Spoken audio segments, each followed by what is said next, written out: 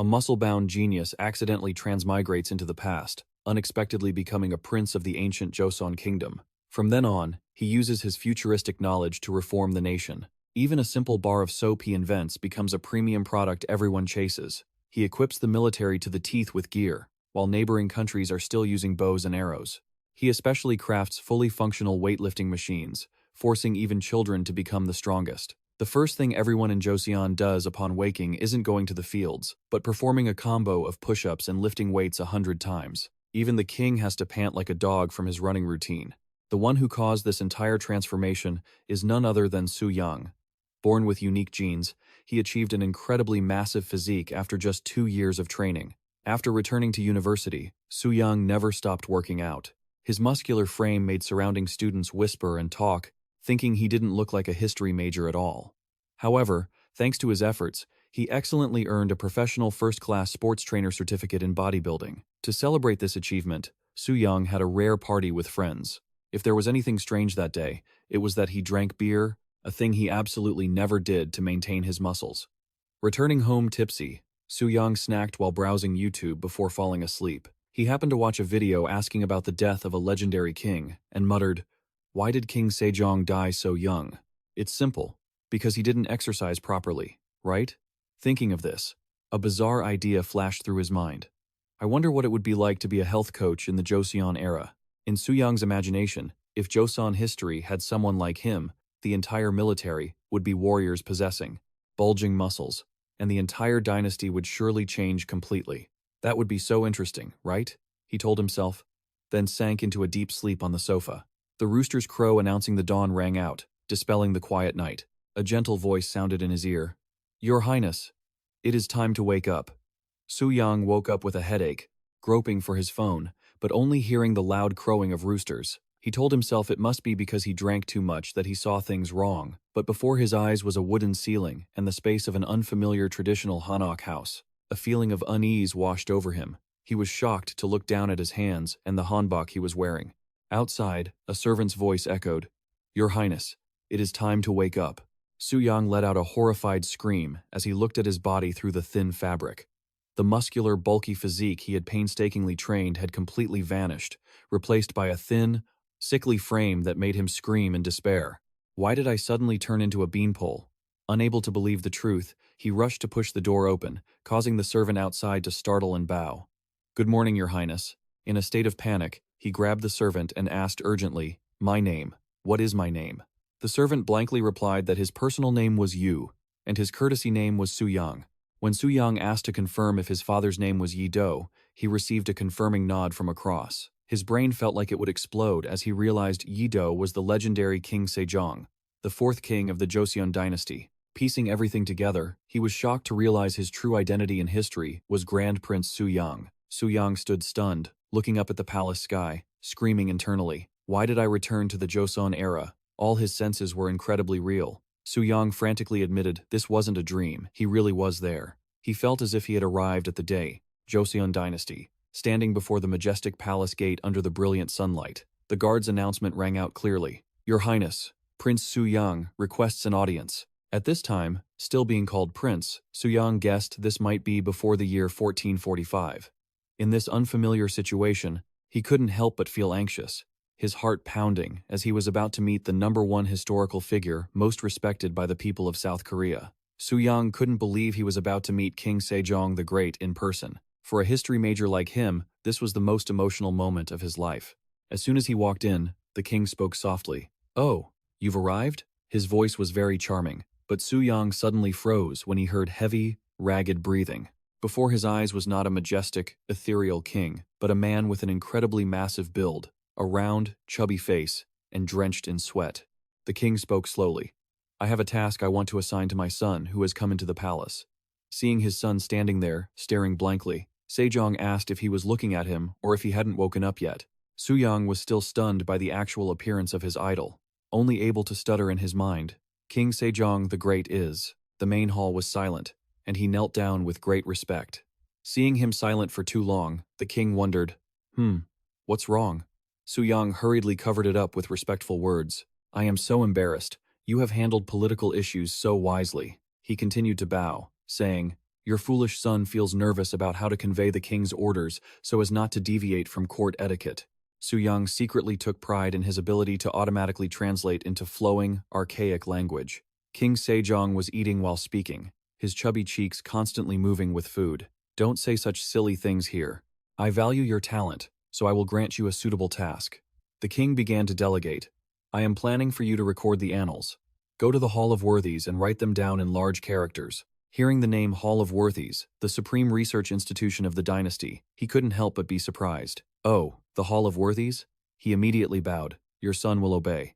Under the clear blue sky, Suyang strode toward the Hall of Worthies to begin his first task. Stepping into the Hall of Worthies, Suyang sat down at the desk amidst the admiration of the surrounding officials. An official approached and respectfully flattered him, saying that if the prince recorded the annals himself, he would be able to admire the lines of text full of the prince's power. Suyang just smiled humbly and replied, You flatter me too much. Compared to me, Prince Anpyeong's calligraphy is much better. Even though he said that, deep down he was incredibly shocked when he realized he not only understood the language, but the writing skills of the original owner of this body were also perfectly preserved just as the original owner had them. Turning the pages of the book, Suyang discovered the characters inside were actually not small at all. Yet, Sejong complained that he couldn't see clearly. With 15 years of experience as a professional trainer, Suyang began to analyze the great king's physical condition from a modern medical perspective. The results were incredibly grim. Sejong is suffering from stage 2 obesity with a BMI exceeding 35. His face is excessively swollen, and sweat is pouring down his forehead. Even though the summer morning air is cool, this is an undeniable sign of diabetes. He knows that if things continue like this, history will repeat itself with the king's death in the near future. Memories of that tragic history flash through his mind. When King Moonjong reigned for a mere 3 years and quickly grew weak, because of his tragic health, the young King Danjong ascended the throne, leading to a bloody purge to seize the crown. Looking at the vision of his own blood-stained sword in the future as the future King Sejong, Suyang calms himself. With a steady hand, he grips his pen, telling himself that at any cost, he must not let things end up like that. Lost in thought, the sound of solemn footsteps startles Suyang. A prince in royal red robes enters and teases him. So, your special task every day is just hunting and mountain climbing? That is Moonjong, the eldest son of Sejong and the future King Moonjong. Suyang hastily stands up to pay his respects. Brother, what brings you here? Moonjong calmly replies that he came to check the books that the king is about to read and tells him to go back to his work. Watching his brother's back as he leaves, Suyang ponders the books that great King Sejong is destined to read. Suyang wonders if his brother realizes the king's condition. He speaks up. Brother, it has been a while since I looked through these documents. Some of them have small print and are hard to read. I feel that ordering them to be transcribed in large print would be very appropriate. This remark leaves Moonjong stunned, his expression turning grave. Suyang feels a pang of guilt, wondering if he was too obvious. Moonjong looks him straight in the eye and asks, Are you aware of the king's presbyopia? Suyang only dares to reply, I was merely guessing. His brother falls deep into thought. He notes that the king has always been proud. But recently, too many changes have occurred in such a short time. Moonjong wonders when the king's illness truly began. He reveals, I felt these symptoms a year ago. However, I see a difference compared to standard presbyopia. I do not think it is just the inability to see things at a close distance. Before leaving, he reminds him that since no one else knows, Suyang must keep his mouth shut. Suyang respectfully sees the crown prince off. Left alone, he sighs in relief that his brother moved on so easily, but by now, the back of his neck is stiff from the intense conversation. Suyang begins to stretch right at his desk. He interlocks his fingers behind his neck, leans forward, and twists his body to release the tension. He groans in relief. Ah, that feels good. This strange behavior leaves the officials at the Hall of Worthies frozen in shock. They whisper among themselves, What is the Grand Prince doing? If his neck is stiff, shouldn't he just massage it? Why is he moving his whole body like that? Suyang looks at them and realizes the truth. So, they don't know how to stretch? He understands that in this era, while there are officials specializing in massage, it is ineffective due to a lack of knowledge about anatomy and muscle groups. Seeing everyone staring at him, Suyang quickly makes up a roundabout excuse. A few days ago, I was riding my horse and tweaked my neck. After my neck went stiff, moving my back this way helps me loosen up. He enthusiastically invites them to join. Come on, it is very effective. Try following my lead. And so, the solemn Hall of Worthies suddenly turns into a gym class. The officials start to imitate Suyang, performing the stretching movements under his guidance. The entire room becomes lively as the officials begin to follow Suyang's lead. The sound of joints popping mingles with exclamations of surprise. Oh, who would have thought that with just a few simple movements, the body could feel this light? The next day, Crown Prince Moonjong watches from outside, also amazed. He notices that the officials no longer need servants to press hard on their necks or massage them like before. This method of moving the shoulders and back makes their bodies feel strangely comfortable. Even necks that had been stiff as stone for so long are beginning to loosen. The modern stretching routine that Suyang passed on quickly spreads throughout the Hall of Worthies, dubbed Kungshin Bang, becoming an effective remedy to soothe all neck pain. Even though he has helped the officials, Suyang's biggest worry remains. He decides to head to the bustling market to find important ingredients. As soon as he appears, the oil shop owner nervously bows. "Oh my, is that not the Grand Prince? Please, come this way, my lord." Suyang gets straight to the point. "I came because I want to buy some oil. It's not like perilla oil or pine nut oil. It's more like sesame oil." After consulting with the owner, he decides to choose rapeseed oil. The shopkeeper eagerly promises, "I can have that for you by the end of the year." Suyang pulls out a silver ingot, hands it to the owner, and orders, "Collect 5 types of the lowest quality oil and bring them to me." This strange request leaves his servant confused. He thinks to himself, at the pharmacy earlier, he bought medicinal ingredients like fish, mint, fern leaves, and angelica. And now he's buying all this low-quality oil. I have absolutely no idea what he is thinking. In reality, Suyang is worried about his own life. He recalls from history that Prince Suyang passed away due to severe dermatitis, an extremely dangerous condition given the primitive medical state of the Joseon era. To preserve his life and avoid returning to the modern world, he tells himself that he must carry out his plan as soon as possible. While deep in calculation, a gentle voice calls out from behind, "I heard you have been visiting that road quite often lately." Suyang turns around and smiles, replying, "That is right, my lady." But his smile freezes instantly, his mind screaming, "Wait, did I just say my lady?" He is shocked to realize he has a wife in this era. The beautiful woman walks toward him, looking at him with a curious, searching gaze. "You have been obsessed with hunting for so long, and now you are searching for these mundane things. I am truly curious about what you are thinking, my husband." This leaves Suyang stunned. His mind is screaming, "My wife?" He is panicked as the shocking truth hits him. That's right. He is married. He tries to regain his composure so he isn't found out. Suyang makes up an intellectual-sounding excuse. "I was reading a book at the Hall of Worthies, which mentioned an item used for bathing during the Song dynasty." He tells himself to act natural, so as not to cause suspicion. His wife simply replies, "Is that so?" As Suyang continues to explain that he thought it was a good idea and decided to try it. In truth, the thing he craves most right now is soap. As a fitness enthusiast in his modern life, he knows full well that if he works out in clothes that haven't been washed properly, he'll be plagued by skin diseases. Even in the Joseon dynasty, if he diligently builds muscle without soap, bacteria will flourish and cause skin conditions many times worse. He recalls the knowledge from his time at Nake Fitness, where the building owner once taught him how to make handmade soap because she didn't trust store-bought brands. The formula is surprisingly simple. Just add a mixture of wood ash water to oil, stir in some herbal powder, and boil it until it's done. This method is perfectly feasible here in Joseon. Hearing Suyang's explanation, his wife remains skeptical. "Even in my wildest dreams, I never imagined that the ingredients used to bathe the body would be oil. If you get oil on yourself, you'll just end up dirty." Suyang quickly insists that records show it can wash away all the grime on one's collar. He plans to run many tests. His wife looks at him and retorts, "People say it removes old stains. So, how good is this object? Really?" Faced with Suyang's silence, she turns her back and walks away, leaving behind one cold remark, "I truly hope it happens exactly as you said." Watching her retreating figure, Suyang wonders blankly if this couple's relationship is actually okay. However, he quickly brushes off the thought to focus on the mixture bubbling away on the stove. Observing the saponification reaction proceeding exactly as expected, Suyang breaks into a satisfied smile. To find the perfect ratio, he knows he'll have to keep experimenting in the coming days.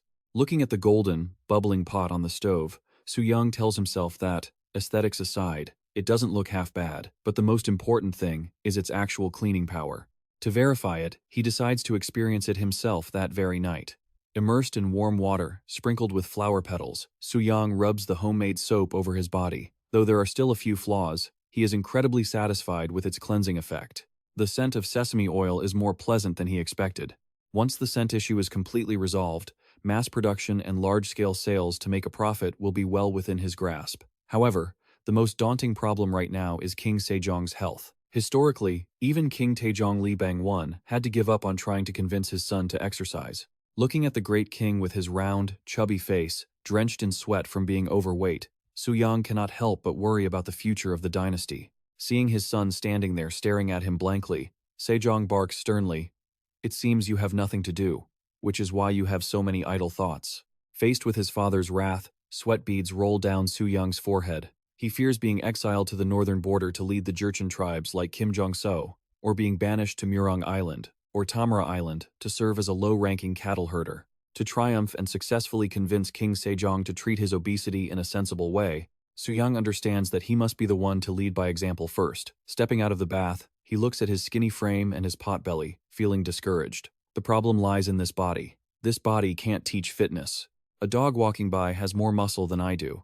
To boost his credibility, he sets an ultimate goal of reaching a total of 400 kilograms, about 670 units, for 3 basic bodybuilding exercises. The image of a warrior possessing perfect, bulging muscles appears as a destination he must reach at all costs. Suyang begins to tense his muscles, posing excitedly right there, leaving the servants staring in confusion, unable to understand what bizarre action the prince is performing. He comes up with a bold idea to turn bodybuilding into a true science. Immediately, Suyang begins drafting a book containing this theory to disseminate it among scholars. He questions himself convincingly. Isn't there the saying of Li Shen Yang Ming? This body was inherited from one's parents, so nourishing and caring for it is the definition of filial piety. The book records the entire process of study and thorough preparation for himself. And its name, a book called Body Assistant, is the culmination of Suyang's efforts to begin his grand plan.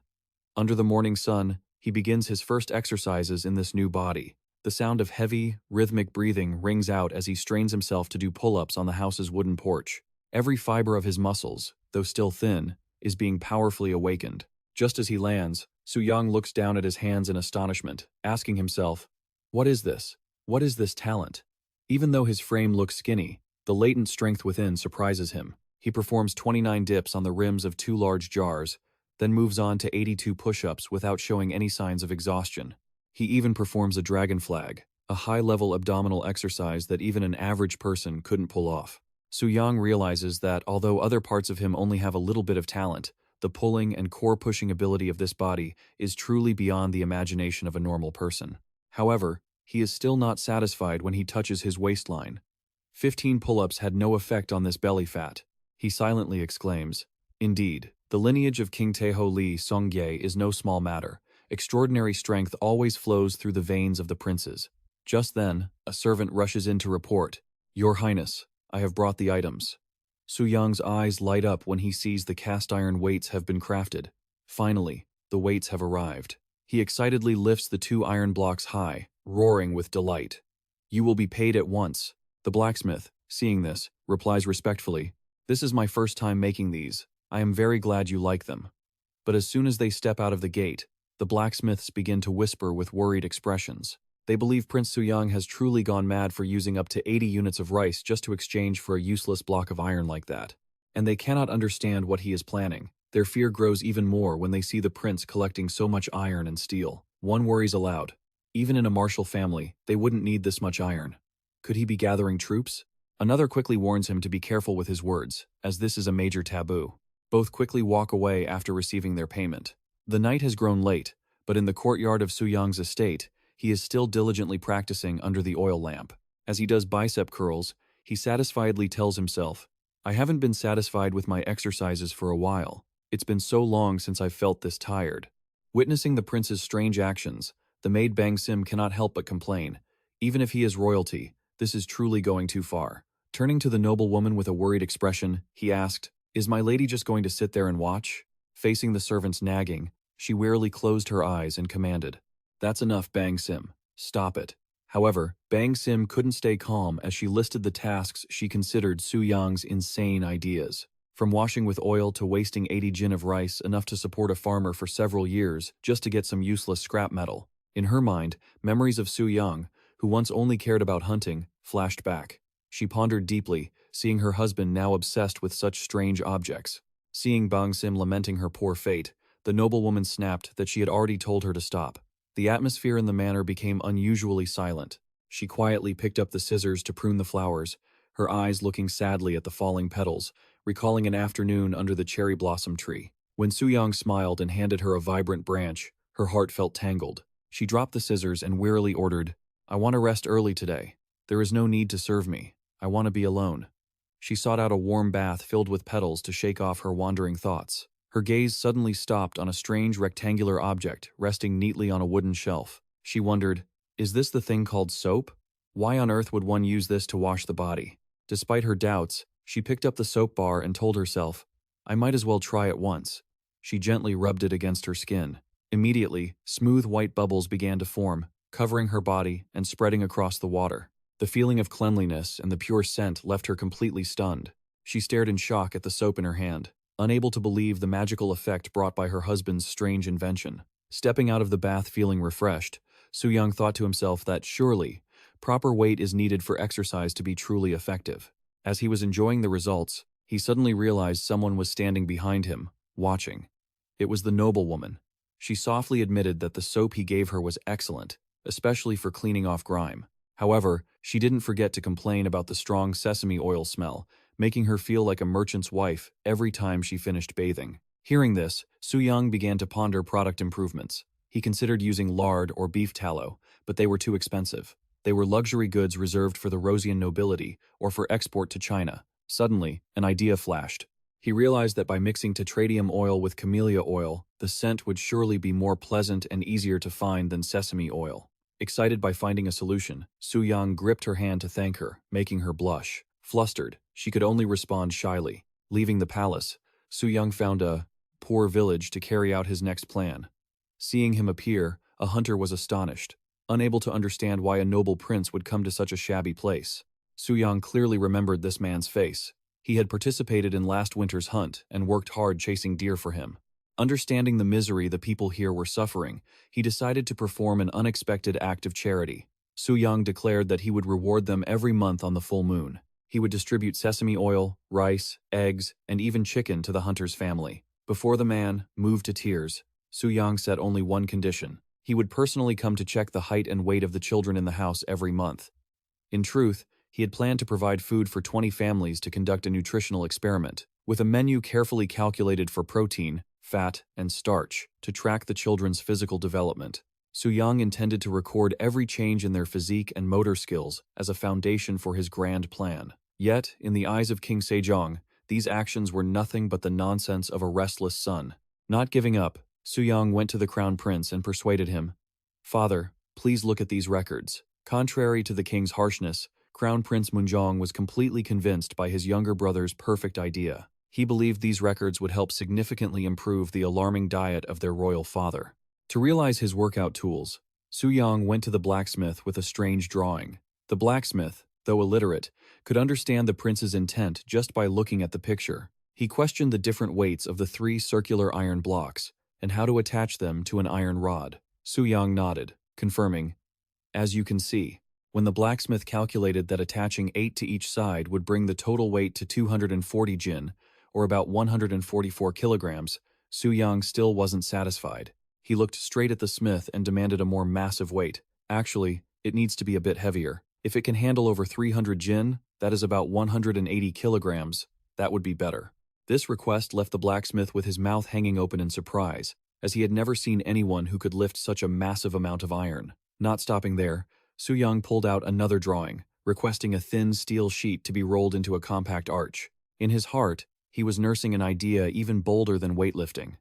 With the technology of this era, could he build guns to completely change the military landscape? Leaving the forge under the brilliant sunset, Suyang strode alongside Ma In-young, his companion, who didn't hesitate to praise the prince's virtuous heart, believing the king would be very happy to know this. Suyang pondered, determined to make the image of Prince Suyang truly outstanding, before finding a way back to his own world. Suddenly, the trainer's instinct within Suyang was triggered. He stared intensely at Ma In-young, who appeared to have a very average physique. But through his professional muscle analysis lens, Suyang was shocked to realize this was a rare talent with excellent shoulders, perfect biceps, and rock-solid abs. Ma In-young humbly admitted he had been called strong since he was a child.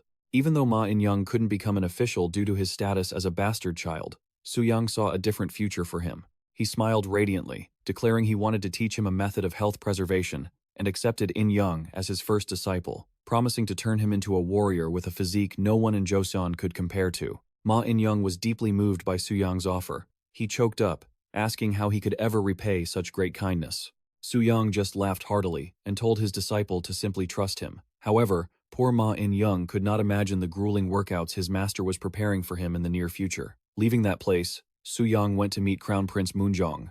Upon seeing his brother, Moonjong immediately noticed a stark change. Suyang's frame seemed thinner, but his upper body was incredibly muscular, and his gaze had become much sharper. Suyang explained that instead of hunting, he had been following a new training regimen that improved his vitality, and he had brought a special gift. He respectfully presented a small box and introduced, "This is soap, Your Highness. I hope you will try it." As soon as he tested it, Moonjong was completely stunned to see all the dirt on his hands washed away with ease. He marveled at what he called a magical object, but he couldn't help but worry. When he learned the ingredients included camellia oil, which was extremely expensive, Suyang immediately explained that the price is only high if one uses pure essential oil. But thanks to his clever mixing formula, each bar of soap now costs less than 2 bags of rice. Seeing the effectiveness and the economy of the product, Crown Prince Moonjong was incredibly excited.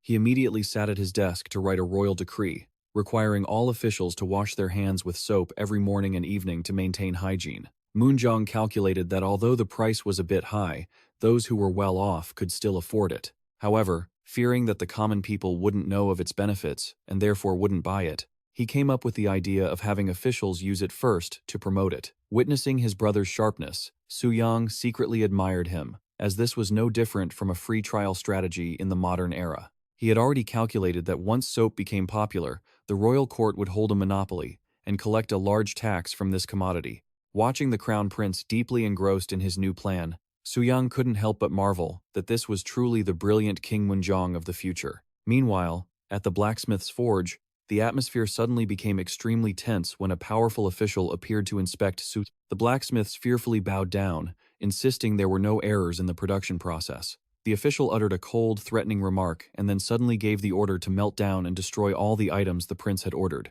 The blacksmith panicked and reported the economic loss and the fast-approaching delivery deadline.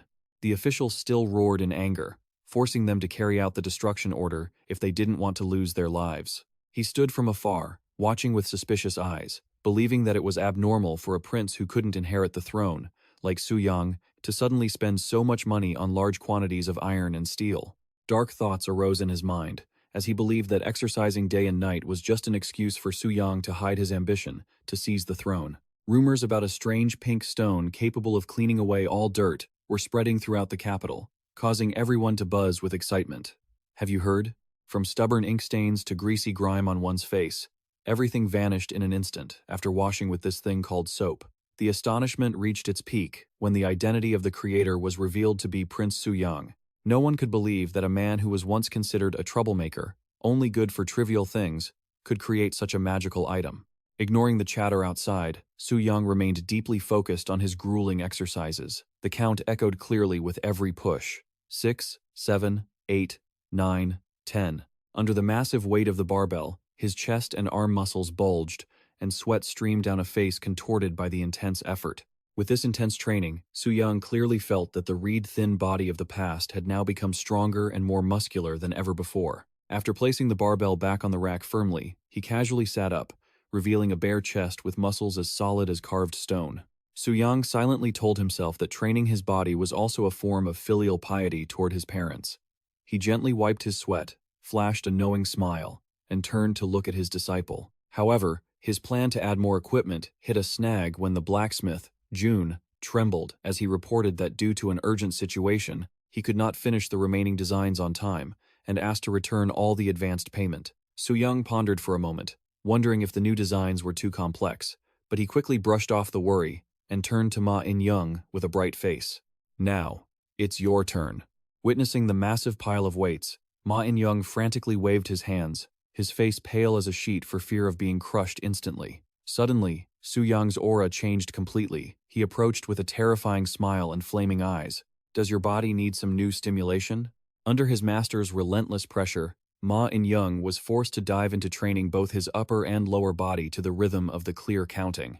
Observing from afar, the lady and the maid, Bang Sim, couldn't help but be shocked at Suyang's magical transformation. From a man who once had a slender frame, his strength and muscles had now increased significantly, even comparable to the legendary General Bong. Hearing the name Bong, Suyang froze slightly. He knew well that he was a famous general under the command of the high official Kim Jong-so. Thinking that he had been learning martial arts since he was young, he came up with an idea to build a specific exercise regimen for the army in the future. Suyang understood clearly that even if he could win with simple martial arts techniques, if he faced a real weapon, he would certainly be defeated. While Ma In-young was screaming miserably because he couldn't take the heat, a loud explosion suddenly shook the space, followed by heavy, frantic pounding on the door, making the lady and the maid, Bang Sim, panicked and fearful. Suyang turned his head in annoyance, not understanding who was daring enough to disturb the prince's residence at this hour. The large gate was kicked open violently, and a group of aggressive soldiers led by an imposing official poured inside. Seeing this disrespectful scene, the lady shouted angrily, "How dare you do this, even though you know this is the house of Prince Suyang?" The official did not flinch, coldly replying that it was because he knew exactly whose house it was that he had to act this way. He ordered the lady and the prince to be separated, and slowly approached, making her tremble with fear. Fury erupted, and the lady let out a scream of terror when the official dared to reach out and touch her. Unable to stand by and watch, Suyang lunged like an arrow, using his extraordinary muscular strength to shove the official away. The man was shocked to his core, unable to believe that a prince who was once weak could easily toss him aside with such dominance. Suyang roared with murderous intent. "Do you dare to mock me with that filthy mouth of yours?" Immediately, the surrounding soldiers drew their swords, creating an atmosphere so tense it was suffocating. The official smirked sinisterly, recalling their meeting from last year's hunting trip to break the thick atmosphere. Suyang recognized his opponent as the high official Lee Suk-chi. He asked in a sharp tone, demanding to know the true purpose of this unwanted visit. With eyes blazing, Suyang warned, "If you dare to lay a hand on my people, I promise I won't sit idly by." Lee Suk-chi shouted, "I accuse the prince of being shameless for acting as if he is unaware of his own crimes." He pointed at the iron weights and claimed that this much iron could be forged into hundreds of sharp weapons. While Suyang was still stunned by the treasonous accusation, the soldiers roughly dragged his attendant away. Lee Suk-chi continued to press him with a sarcastic tone. He brought up how Suyang had never cared about books before, yet had suddenly changed, using that to cast suspicion of a treasonous plot. He even dragged out a tied-up witness, bruised and beaten, to exert pressure. Suyang did not flinch. He firmly retorted that these were baseless fabrications, and that sending troops to the prince's estate was an abuse of the official's authority. Replying to that defiance, Lee Suk-chi just wore a sinister smile, asserting that in the royal court, rumors are sometimes enough to pass for the truth. He threatened that the interrogation of those around the prince would never end until everything was exposed. Watching his subordinates being brutally tortured under the faint moonlight, Suyang began to break into a cold sweat out of anxiety. He realized this was a targeted investigation, and they wouldn't stop, no matter how much he denied it. Deep down, Suyang anxiously wondered if, before he transmigrated into this body, there had been some conflict between the real Prince Suyang and Lee Suk-chi that he wasn't aware of. Suyang closed his eyes tightly, trying to find a way to resolve this dire situation. Just as he was about to step forward, a majestic voice rang out, breaking the suffocating tension. "You, what on earth is happening here?" Every eye turned toward the gate. Crown Prince Moonjong had arrived in person after hearing the malicious rumors about his younger brother. The Crown Prince's sudden presence left the soldiers, and even Lee Suk-chi stunned. Moonjong slowly walked toward the strange training equipment, affirming his belief that this was merely a method of physical training that his brother had prepared. Seeing this, Lee Suk-chi hurriedly intervened, warning the Crown Prince not to get close to someone with treasonous thoughts. This insolent remark made Moonjong stop.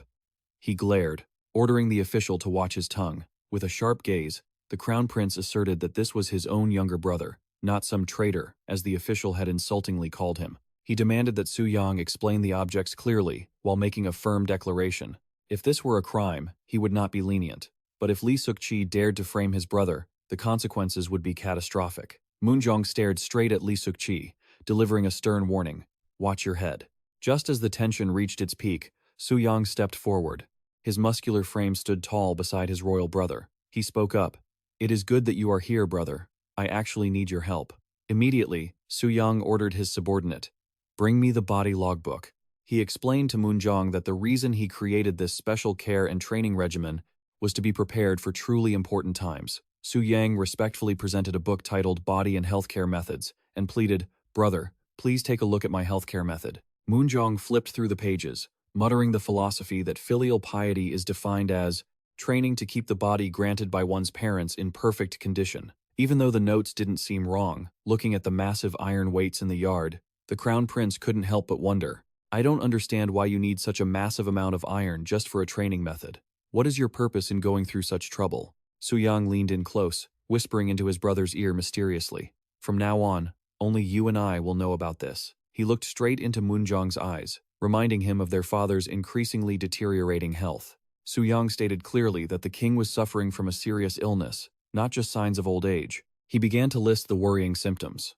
Recently, the king's body temperature had been rising, and even when the weather wasn't hot, he would sweat profusely. Suyang presented a detailed breakdown of King Sejong's vital signs. From weight to body fat, everything was in the red zone. He lowered his voice, making a shocking diagnosis. "I suspect it is Sogan disease." According to Suyang's explanation, this diabetes was caused by an excess accumulation of yang energy. He pointed out that their father was consuming too many nutritious royal meals, but never exercised, leading to no way for the yang energy to escape.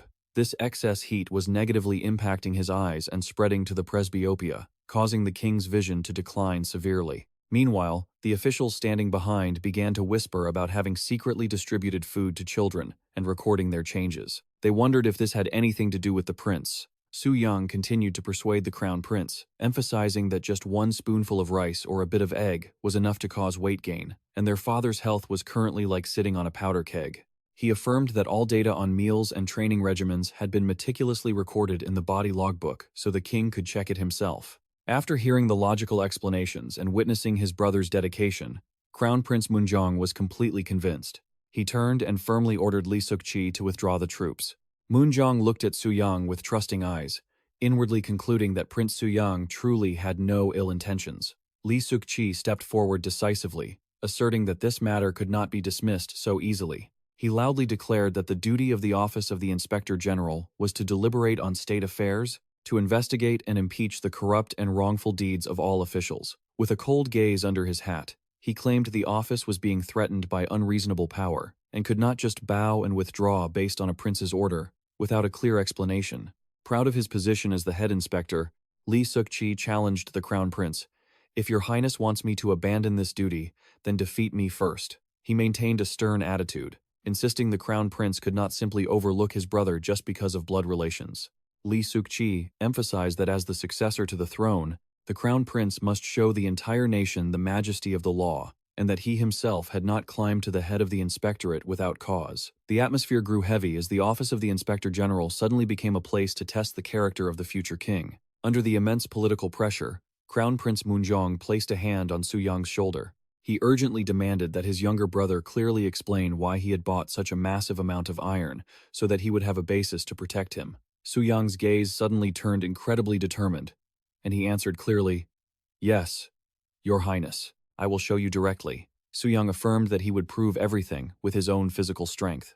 He explained once again that their father's body was accumulating too much yang energy, leading to presbyopia, and only exercise could completely shed that excess energy. Although he knew his father detested physical activity, Suyang believed that if he could demonstrate unprecedented, extraordinary strength, his father would certainly take notice. He took the image of the famous mighty warrior Xiang Yu, with his bulging muscles, as his goal, asserting that if he couldn't convince the ministers with the reality of his strength, then his father would never understand. Hearing this, Crown Prince Moonjong nodded slightly, signaling that he understood his brother's intention. Crown Prince Moonjong announced clearly to the crowd, "Listen up. Prince Suyang has developed physical training methods for the sake of the people's health, and those iron objects are inventions meant for our father." Lee Suk-chi remained full of suspicion, sneering as he asked whether those iron blocks, heavier than a cooking pot, were truly for training or not. Moonjong made an offer. If Prince Suyang could prove the true utility of this pile of iron, the constitutional court must step forward as a witness and clear all charges against his brother. Immediately, a brawny general under Lee Suk-chi's command stepped forward confidently. "Let me compete with him. I have never lost to anyone when it comes to strength." He hurriedly rolled up his sleeves and wore a triumphant smile. He asserted that if the prince's stamina was inferior, then all his previous excuses were just lies. The crowd around them began to whisper as they saw both men preparing for a test of strength never seen before in the middle of the courtyard. Suyang calmly introduced this training method, called a bench press, used to train the strength of the arms, chest, and shoulders. The general lay down on the bench with a disdainful look, thinking that simply lifting the iron block would be easy. He arrogantly told Suyang not to give long-winded explanations and not to worry about him winning. But the moment he started pushing, his face distorted from the pressure, and his veins bulged prominently. The iron barbell began to shake violently, forcing him to use all his strength just to keep it steady. He was shocked to realize this iron block was much heavier than it looked, but because the honor of the constitutional court was in his hands, he gritted his teeth and endured the pain. With one final, extreme effort, he managed to push the barbell up. Lee Suk-chi said satisfied, praising him as a true general, then turned to look at Suyang with a challenging gaze. At that moment, Suyang also lay into position, starting his routine under the assistance of Ma In-young. The general lay there panting, drenched in sweat, but didn't forget to sneer that the prince was just pretending to be strong while still moaning. Munjong and Lee Suk-chi silently observed every one of Suyang's decisive movements. Despite the mockery and the fatigue of his body, Suyang still maintained a steady breathing rhythm. His counting rang out with great vigor. 8. Suyang's eyes burned with determination, every muscle fiber bulging as he performed one more powerful rep. 9. Suyang wiped his hands after the display of overwhelming strength, while the crowd around them showered him with praise. "That was truly amazing, Your Highness." The general, who was still in shock, with veins popping on his face because he couldn't believe that he had been bitterly defeated by someone considered weak, Suyang calmly explained that in physical training, the number of repetitions varies, according to the training goal, and he claimed he could lift up to 175 kilograms in a single rep. This terrifying number made Lee Suk-chi and everyone witnessing it shudder in fear. "What did you say?"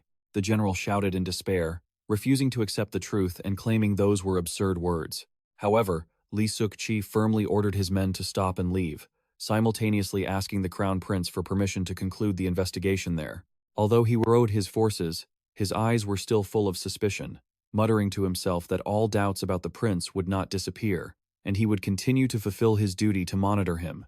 Standing beside his wife and the crown prince, Suyang understood that from now on, he was officially in the constitutional court's crosshairs. When the storm temporarily passed, Suyang felt relieved that the immediate obstacle had been resolved. More importantly, his older brother now knew about King Sejong's condition. Crown Prince Munjong said goodbye and left, not forgetting to promise to help his brother add more content to his training notebook. Suyang smiled as he saw his brother off, feeling proud for having turned a crisis into a wonderful opportunity to approach his father. He turned to gently apologize to his wife for having startled and frightened her. She bowed her head slightly, expressing her remorse for having realized the great significance of her husband's actions too late. Suyang had just told himself he wouldn't let something like that happen again when his legs suddenly gave out, completely drained of strength from overtraining. He collapsed into his wife's arms, making her blush in embarrassment at this sudden, intimate gesture. Seeing the servants and staff staring with wide eyes, his wife flusteredly pushed him away and reminded him not to do such things in broad daylight, as it was very awkward. Suyang felt his head spinning from exhaustion and could only stagger along as his wife urged him to return to their room to rest. Lee Suk-chi and his guards withdrew from the prince's estate as the sunset faded away. A subordinate bowed his head, blaming himself for this failure, but he just replied calmly, "It's all right. It's not as if we didn't gain anything." Among Suyang's pile of iron, he had discovered a thin, unusually hollow tubular object, which looked very much like a 3-shot gun but was strangely elongated. With his sensitivity to unusual items, Lee Suk-chi believed they were certainly created for another purpose. The suspicion that the prince was secretly developing an improved 3-barreled gun began to clear in his mind. Lee Suk-chi recalled the image of Suyang during a hunting competition a year ago. At that time, he appeared like a beast baring its teeth with murderous intent, his face covered in blood, standing in the deep forest. He felt ridiculous about Suyang's excuse of training the body out of filial piety, and asserted that the court would have to keep an even closer eye on him to see what this prince was really hiding behind that dark curtain. 3 months later, as the cherry blossoms bloomed, covering a corner of the palace, Suyang's life still drifted along peacefully until he received news that the smithy had started manufacturing tools again. But a single sentence from his wife left him completely shocked, to the point of freezing in place with his jaw dropping in utter surprise. His wife whispered that she had been feeling unwell lately, so she went to see the royal physician, and it seemed she was pregnant. The dumbbell in Suyang's hand crashed to the floor. He asked in shock, needing to confirm, "She's pregnant?" That moment brought memories of his single life in the modern world, flooding back. Back then, Suyang was mocked by his friends for being nearly 40 and unmarried, unable to understand the burdens of parenthood.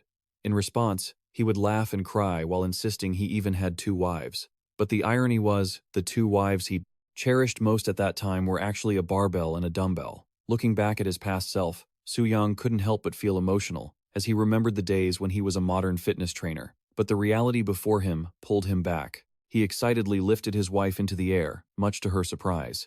Suyang shouted happily to confirm the good news. "You're pregnant, aren't you?" His wife shyly replied, "My prince." While Suyang felt his heart racing in his chest, he told himself he had to report this joyous news to the king immediately. Suyang gently suggested to his wife, "Sooner or later, we should go offer prayers to Buddha together."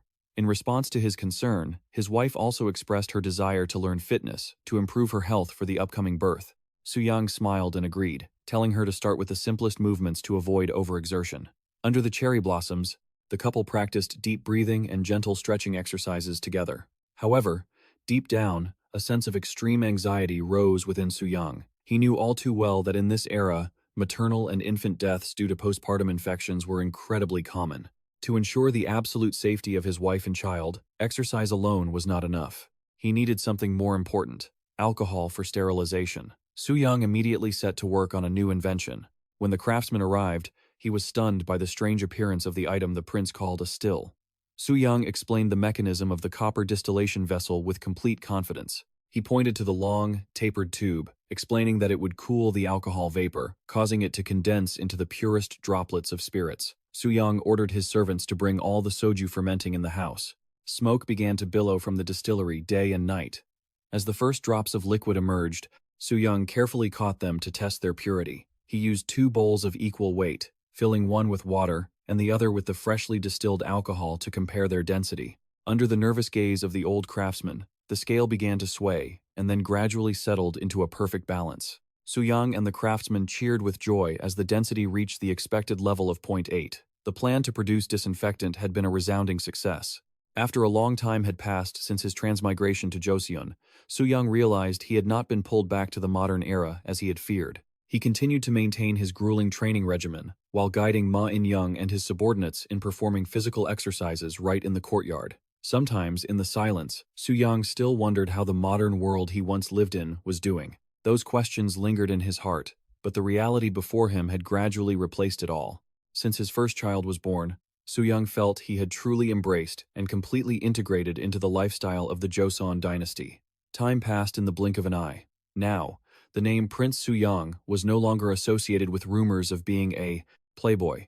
Instead, it was met with respect for the great achievements he had accomplished. During the solemn royal court session, King Sejong, with a radiant face, publicly praised his son. The king affirmed that the soap Suyang had created was not only spreading widely among the people, but had also helped the royal treasury become incredibly wealthy. Furthermore, the king specifically mentioned the strong alcohol Suyang had developed, which had been extremely helpful in healing wounds. Facing the praise of his father and the ministers, Suyang bowed respectfully in response. "This is the honor of the servant, Your Majesty." Though he told himself he still had many shortcomings, his actions were incredibly poised. Sejong laughed heartily and told him not to be overly humble, then immediately rewarded him with 200 taels of silver so Suyang could continue producing soap and recoup the assets he had spent. Amidst the joyous atmosphere, only Lee Suk-chi maintained a cold expression and let out a scoff full of suspicion. However, the truth about the effectiveness of Suyang's inventions was undeniable. Not long after the royal household received the happy news of Suyang's first child, Crown Prince Moonjong was also able to stand up healthily. After just 1 week, thanks to the miraculous sterilizing effect of the alcohol. Witnessing this miracle, King Sejong loudly issued a royal decree. From this day forward, let alcohol be widely used in treating illnesses for children and mothers. Suyang resolutely obeyed the order to the admiration of all the ministers. The officials began to whisper among themselves. They never expected that the prince they once dismissed as a troublesome thorn would have quietly matured and become such an influential figure. The buzzing chatter throughout the main hall signaled Suyang's new standing in the royal court. Yet, Just as the dynasty was at its most prosperous, a horrific event suddenly struck. Cries for help, Your Majesty! Your Majesty! Echoed through the palace in the dark of night. Destiny struck. A sharp, shattering sound echoed in the silence. In March of 1438, King Sejong suddenly collapsed in the hallway of the High Palace. In the ensuing chaos, the guards rushed forward in a panic to support the king's unconscious body and shouted, "Quick! Summon the royal physician at once!" Moonjong poured a cup of wine, his face showing clear signs of sorrow, as he reported that his father's condition was deteriorating. Although the king had regained consciousness shortly after, symptoms like constant thirst and failing eyesight, to the point where he could only see books right in front of him, made him incredibly worried. Suyang asked pensively, "Has His Majesty mentioned these signs before?" He confirmed it in his heart. These were the typical complications of the diabetes his grandfather had suffered from in the modern era. Although he tried to reassure the crown prince that it might just be due to overwork, deep down, Suyang was deeply unsettled. He knew well that according to history, in just one more year, King Sejong the Great would completely lose his sight due to the irreversible complications of this era. Suyang clenched his fists, his eyes burning with determination when he thought of his father's birthday this coming September. He told himself that this was his only chance to change fate and save the great king. Seeing Suyang so focused, Moonjong curiously asked about his younger brother's plan for the upcoming royal banquet. Suyang did not hesitate to introduce the 3 exercise methods. The ultimate powerlifting trio consists of squats, bench presses, and deadlifts. He loudly declared that he would reach a total weight of 1,000 pounds on the day of the upcoming grand ceremony to prove the unparalleled strength of this training method. The number 1,000 pounds left Moonjong stunned, as he considered it completely irrational and unimaginable. He recalled how he once ordered a guard from the Suyang Gun Unit men, who were considered the strongest, to perform these 3 exercises with a weight of only 600 pounds. But they failed miserably. He described the image of the hulking guard straining until his face turned red as a beet, tears streaming down his face. Yet the weights didn't budge even an inch. "Right now, I'm only at 900 pounds, Suyang said while calmly munching on a chicken leg. Moonjong heard this and anxiously tried to stop him, arguing that 1,000 pounds is an impossible task, even if his younger brother tries his absolute best. However, Suyang remained incredibly firm, insisting he would definitely achieve this goal for their mother. Seeing his younger brother's determination, Moonjong softened and agreed. "If that is your wish, I will do my best to help you." Seizing the opportunity, Suyang came up with an idea to elevate his physical assistant book by demanding that his royal brother focus intensely on his academic studies. Moonjong, bewildered, asked, "You're telling me to focus on my studies? Didn't you write that book out of filial piety?" Suyang explained that for the book to truly hold value, it must contain at least the entirety of the 13 classics, and as the author, Moonjong needs to thoroughly research them. While Suyang felt smug about dumping the heavy intellectual labor onto his brother, Moonjong fell into a total crisis upon realizing how sharply the difficulty of his studies had spiked. Nevertheless, for the sake of healing King Sejong, he sighed and accepted. "I will only trust you." "Brother?" Suyang smiled with an ulterior motive, promising that his brother would surely soon experience a balanced body with real muscle. For their mother's health, both raised a toast and chicken legs to celebrate the new plan. However, when night fell, Suyang began to face the insane reality he had just set for himself. Increasing his strength by 100 pounds in 6 months was a massive challenge that even he wasn't sure he could pull off. He told himself that even if he succeeded, if his body were still full of fat, his words would carry no weight in convincing Sejong. As the prince pinched his still thick belly fat, Suyang calculated that he needed to lose about 8 pounds of fat to properly show off his muscles. The best way to burn calories in this era is mountain climbing. Suyang and Ma In-young began grueling cross-terrain runs before the sun had even risen. He placed huge expectations on the potential of this body and poured all his mental energy into a special training framework. Meanwhile, Moonjong was going through equally miserable days. Being forced to go on long hikes and then dive into physical training early in the morning left him so exhausted that he had no energy left to turn pages. His mind was completely blank, even though he wanted to memorize the knowledge. Seeing his royal brother worn out from both studying and training, Suyang appeared behind him with a smile, encouraging him by saying that with someone of his outstanding level, just 1 week of training would be enough. Moonjong looked at Suyang and gave a knowing smile. "I assume you won't be dissatisfied, right, you?" In front of Suyang at that moment was a very sparse tray of food, with cabbage, cucumbers, sesame, and red bean meat, and a tiny bowl of oatmeal. Looking at the nutritionally poor meal, Suyang couldn't help but feel gloomy. Why is it this sparse? He wondered. He told himself that the oatmeal was the only thing there that could fill his stomach. But because of the upcoming ceremony, he had to accept it. Suyang warned himself. On our father's birthday, I must prove my filial piety by showing off a healthy body. It would be truly worrying to show a body full of excess fat determination burning bright. Suyang roared. Until I prove my filial piety, I will eat like this. The lady standing nearby sighed softly. She felt embarrassed for not understanding the grand significance of the royal kitchen, having added salt to the sesame and red bean meat, because she was afraid Suyang wouldn't enjoy it. Hearing this, Suyang was stunned. This sounded absolutely meaningless. He immediately called out to ask if anyone was outside, and then gave a firm order. Clear away all the food you just brought, and bring in something new, quickly. You useless thing. Next time, don't you dare season my food. Although tears were streaming down his face from craving the salt, he remained steadfast, shouting, "No seasoning."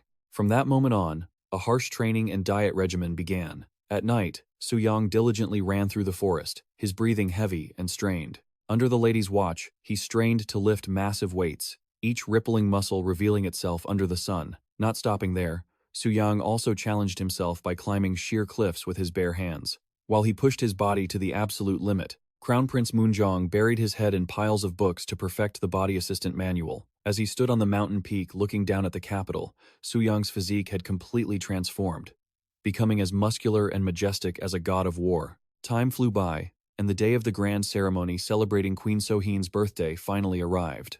The palace was decorated lavishly, with colorful flags and flowers. On the courtyard, knights were performing skillful horse-riding stunts, dramatic acrobatics that left the officials in awe. "Look at that agility," they whispered. Sitting on high, King Sejong, with his round face, and the queen both smiled radiantly, praising the soldiers' horsemanship as having reached a new peak. A true miracle. Amidst the lively atmosphere, Moonjong approached Suyang, who was standing silently in a thick, concealing cloak. He informed him that Suyang's order was the last in the great army, but he couldn't hide his concern.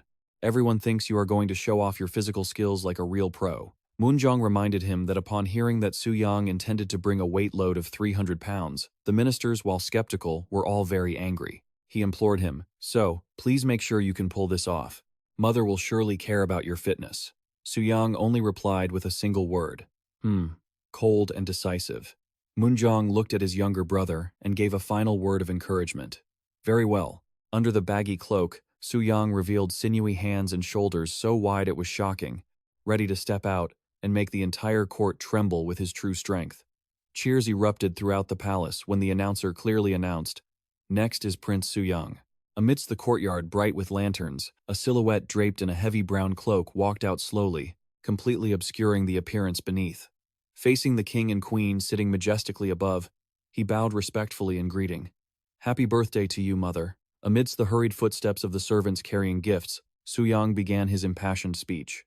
"My existence in this world is entirely due to the grace of His Majesty and the Queen. Because of this, I have dedicated myself to physical conditioning, or to put it another way, I have created a wellness regimen based on physical training." Behind him, Ma In-young struggled to carry a heavy iron barbell. Witnessing this strange sight, King Sejong couldn't help but ask in surprise, "Suyang, you have a giant mass of iron behind you. What on earth are you planning to show me?" Suyang smirked, his eyes burning with determination. "I have simply prepared a small gift to repay the grace of my father." Suyang's calloused hands gripped the iron bar tight, causing Queen Soheen to be deeply moved. "My son, you truly touch my heart." Instantly, Suyang summoned his strength and shouted, "Today, I will showcase the magnificent physique that both of you have bestowed upon me." He decisively threw his cloak aside, revealing a body as muscular and chiseled as a war god right before the eyes of the public. It was the year 1438 at Queen Soheen's birthday ceremony, a moment that would forever change the history of the Joseon dynasty. From that spot, the entire palace was plunged into unprecedented shock. The palace guards whispered incessantly, "This is the first time I've ever seen a body like that. Is this really Prince Suyang?" Ignoring all the stunned gazes, Suyang lay down on the workout bench decisively. "Now, I shall begin." Everyone around them stared in shock at the complex, heavily loaded barbell. What is that? What is he planning to do? Suyang took a deep breath, his massive biceps clenching the bar, ready to perform a earth-shattering feat of strength. Suyang tensed up, his chest muscles rippling and compressing as he lowered the bar toward his chest. Witnessing this, the general standing nearby realized with a shock that the weight this time was much heavier than when he had sparred with him. With a powerful roar, Suyang summoned all his might, pushing the iron bar straight up to the astonishment of all the soldiers. The crowd began to stir. They couldn't believe their eyes and wondered where he could have possibly gained such terrifying strength.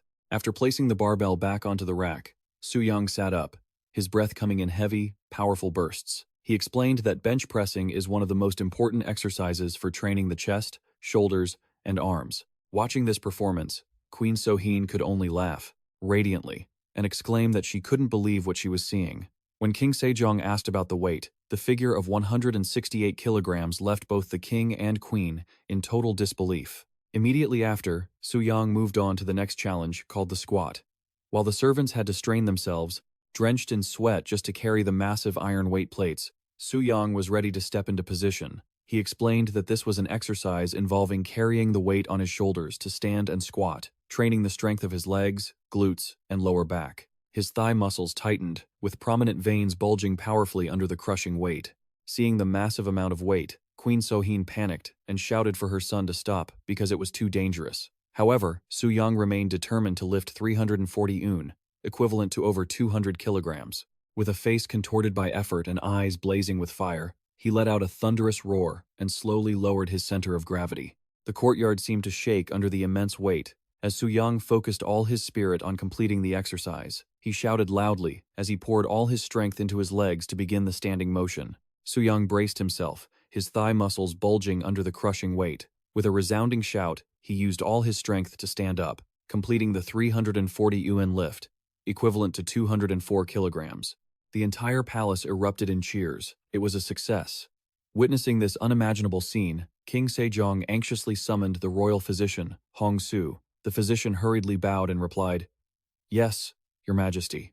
The king couldn't help but ask in amazement if this was truly human strength. The physician could only bow and admit he had never seen such a thing before, but he guessed it had something to do with that strange wellness method. Suyang didn't keep everyone waiting long. He began preparing for the final exercise called the deadlift. He announced clearly, "And I shall use the heaviest equipment for this exercise." Seeing the group of servants struggling to carry even more iron plates, the queen exclaimed in panic, "Is it still not over?" Whispers broke out everywhere again. Everyone thought that using the heaviest equipment was truly absurd. At this moment, Crown Prince Moonjong stepped forward to speak. "I have something to say. I am worried that Yu's back will be injured, so I have found a way to help." He brought out a sturdy leather weight belt and personally helped Suyang put it on to protect his spine. Suyang felt his brother's support. His gaze became icy, and he focused more intensely than ever before. The weight this time reached a terrifying level, 240 kilograms. Suyang braced himself, his hands like iron clamps pulling the bar off the ground. He stated firmly, "Father, Mother, you have given me a body capable of bearing such immense power. From now on, I will strive to take care of my body properly." The barbell was set down, creating a loud thud. The officials below could only stare at each other, whispering that Prince Suyang was truly extraordinary. Because with 400 gun, anyone struggling with that much iron every day could certainly not be an ordinary person. Suyang calculated that if he didn't lose weight, he could easily lift over 240 kilograms. But currently, his body was in a rather heavy state. Thanks to the belt, he felt a bit more comfortable, but he still told himself that this was a truly insane plan. Trying to reach a total of 600 kilograms for 3 main lifts in less than 2 years was an ultimate challenge. With no other way, Suyang decided to use the sumo deadlift technique to optimize his strength. He took a deep breath, his sharp eyes focusing all his spirit on the bar in front of him. His calloused hands gripped the iron tight, and chalk dust flew into the quiet space. The giant iron mass began to shift violently, causing small pebbles to scatter across the wooden floor. The barbell slowly left the ground to the absolute amazement of the officials. They stared with wide, gaping mouths, shouting in surprise. He actually lifted it. Everyone around could not believe their eyes. They were stunned and wondered how. Such a heavy piece of iron could be lifted by the strength of one human. The giant mass of weight hung in the air, and drops of sweat and blood began to ooze from his hands, which were strained to the limit. Amidst the breezy courtyard, Suyang stood tall with his rippling, muscular physique. He completed the historic lift under a sky full of falling leaves. Suyang stood tall in the center of the palace courtyard, His sinewy hands gripped the massive barbell at the peak of his deadlift. The muscles across his body bulged and gleamed under the sunlight. Yet, the price for such strength was his hands, now raw and torn, with fresh blood dripping onto the wooden floor. Witnessing this agonizing sight, Queen Sohin cried out in horror. "Oh heavens!" Suyang murmured, "Mother," before decisively dropping the barbell. A thunderous boom echoed as the massive weight cracked the ground, sending dust and debris swirling through the air. From above, the scene looked as if it had been struck by a massive impact, leaving deep fissures in the stone tiles. The ministers stood, rooted to the spot, their faces turning pale with shock at the unimaginable strength of a prince once considered weak. Queen Sohin trembled, unable to suppress her emotions, and stood up abruptly. Seeing this, King Sejong asked the queen with concern. Ignoring the prying eyes, Suyang strode toward the high pedestal. His muscular physique stood out, every sculpted line defined like a statue.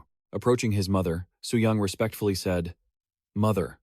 Queen Sohin tremblingly took her son's scarred hands into her own. He explained softly, "My hands are like this because I have been gripping these iron bars every single day for the past 2 years." Looking at his bloodied, calloused hands, she burst into tears. What kind of filial piety is this? In all my life, I have never seen such devotion.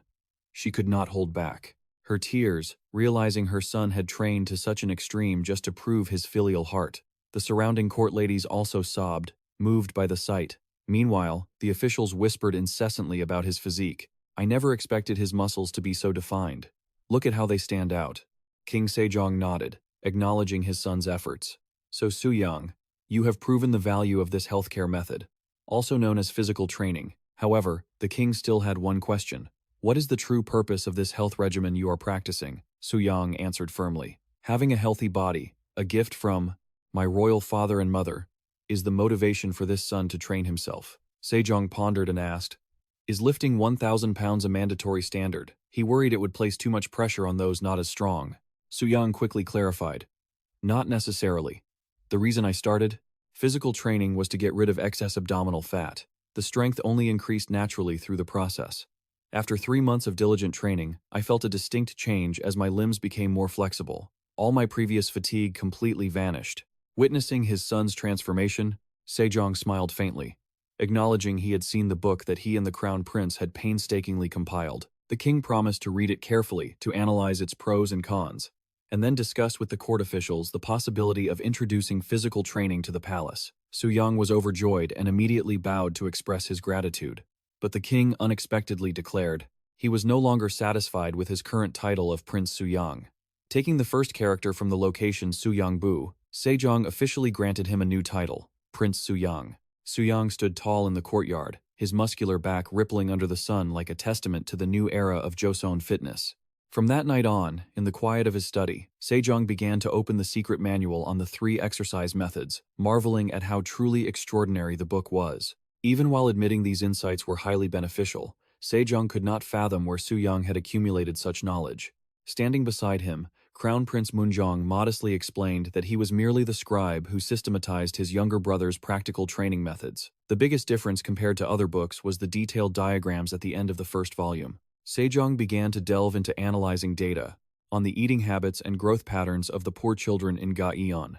He was astonished to realize that his son's method of collecting and analyzing data was just as meticulous and sharp as his own working style. The book clearly recorded, if you cook with 1 liter of rice, an adult can stay full for 10 days, while a child can last for 20.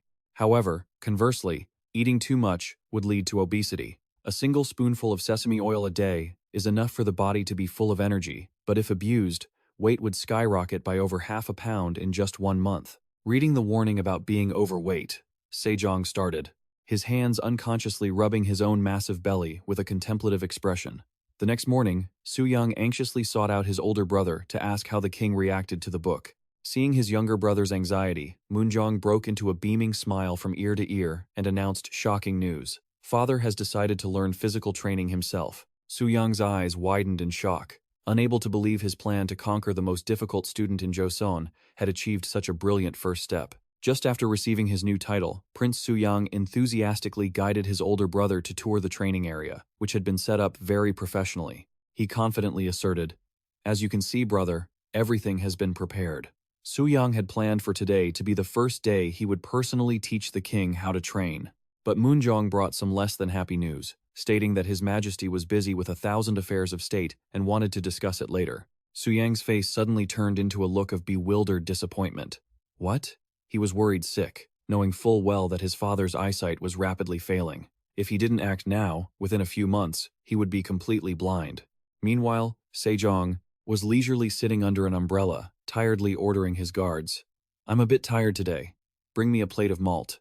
Suyang muttered to himself. Truly, the most difficult thing in the world is getting a student to the gym. He made a bold decision. If King Sejong would not come to him, he would go to the king. Ignoring Moonjong's panicked shouts, Suyang hoisted the iron barbell and rushed straight toward the main palace hall. This act was immediately blocked by a group of guards. They loudly reminded him that there were things in the palace one absolutely must not do. But Suyang suddenly stripped off his outer robe, revealing a rippling, overpowering muscular physique that left the soldiers stunned. He roared defiantly, "If you can force me out, then by all means, try." Suyang knelt in the middle of the path. Despite the soldiers trying to drag him away, he remained determined to wait for the king. Just then, a majestic voice rang out, breaking the chaotic atmosphere. "What is all this noise?" King Sejong appeared with a look of extreme annoyance, shouting, "In broad daylight, what is the meaning of this commotion in the palace? Do you have no sense of decorum?" Seeing King Sejong report clearly, Suyang said, "Father, I have something I wish to discuss with you." The king sighed, saying he had read through the physical training manual and promised to try it when he had time. However, Suyang would not give up. He emphasized that in training, starting today and remaining consistent was crucial. Suyang continued to press him, demanding the king start immediately, making Sejong angry because he felt forced. The king glared and asked, "Do you suspect I am ill, so you must make me exercise right now?" Suyang calmly replied that he had noticed abnormal symptoms and wanted to prioritize prevention over cure. Sejong immediately summoned the royal physician to check him. The trembling physician Jun gave a flattering diagnosis, claiming the king was only sweating from overwork and just needed to drink more water. Sejong looked triumphantly at his son. "Did you hear that? Isn't my health perfectly normal?" In reality, the king had read the diagrams in the book and was already worried about his condition, but his massive ego and laziness made him vehemently reject exercise. Realizing this, Suyang decided to play his trump card. He looked his father straight in the eyes and made a shocking statement. "I believe your illness is actually diabetes." To be more persuasive, Suyang claimed he had tried to induce a state in his own body similar to that of someone suffering from diabetes. This remark left both Sejong and the physician stunned. "What did you say?" Suyang stood silently beside the crown prince, his eyes flashing with terrifying resolve. Moonjong suddenly felt that something was wrong. He was startled to notice a strange change on his younger brother's face. Suyang wondered to himself, as if everything had started at a time he wasn't even aware of. He began to explain that diabetes was a disease where yang energy accumulates and destroys the body, and maltose was what he had used to conduct this insane experiment. Suyang stated that consuming too much sugar would cause temporary diabetes, and as a result, he had to endure horrific symptoms. He recounted being so thirsty he drank a whole bucket of water, and finally, due to extreme exhaustion, his vision went dark and he passed out on the spot. Seeing his father's terrified expression, Suyang delivered a fatal psychological blow. "Aren't these symptoms very similar to yours, father?" In truth, the entire story about experimenting on his own body was a blatant lie based on modern medical knowledge to convince the stubborn king. Even Crown Prince Moonjong broke out in a cold sweat, secretly astonished, not knowing since when his younger brother had become so reckless that he dared to deceive both the crown prince and the king. Faced with irrefutable evidence, Sejong pondered and asked how long it would take for the training to be effective. Suyang firmly stated 6 months, leading the king to issue an ultimatum. If there were no changes after 6 months, he would be charged with treason for deceiving the king. Suyang loudly accepted the order. "I understand, father." That autumn, a grueling training regimen officially began within the palace. Under Suyang's strict supervision, King Sejong was forced to ride horses for physical conditioning amidst the falling autumn leaves. The king, gasping for air, muttered that if he had to run this fast, his body would fall apart. Every time he accidentally hunched over. From exhaustion, Suyang immediately appeared behind him and gave a stern reminder. "Father, you must not hunch over." Sejong grumbled irritably at being corrected by his son at every turn, but Suyang coldly demanded, "Straighten your back, father." After half an hour of non-stop horse riding, Just when the king thought he was free and cheered joyfully that the session had finally ended, Suyang dropped a remark that completely crushed him. He nonchalantly announced that was only the end of the writing portion, and it was time to move on to the official warm-up exercises. Immediately after, King Sejong had to brace himself and lift heavy weights, his legs trembling to the count of 1, 2, 1, 2. Suyang commanded decisively. Suyang continued to push his father with a very strict tone. Speed it up, exhale when exerting force, and inhale when relaxing. Sejong was drenched in sweat, his face distorted by fatigue. As he strained to lift the weights, he shouted, "God, I'm so exhausted." "Fine, I understand." Not letting the king rest, Suyang continued to provide detailed instructions. "Do this about 20 times. Pay attention to your breathing, Your Majesty. Remember to watch the width of your stance, and absolutely do not lean your upper body forward." The clatter of wheels signaled that a rare break had arrived. A minor official approached respectfully. "Your Highness, it is time for your meal." Hearing that, Sejong felt as if he had struck gold. He excitedly ordered the food to be brought in immediately. However, when he looked at the royal tray, his smile froze. Before him was only a bowl of dry brown rice, a small piece of fish, and a few plain vegetable dishes. After taking one bite, Sejong grimaced and exclaimed in shock, "The texture of this rice, what is this? Is this straw-like stuff food for horses?" Anger flared.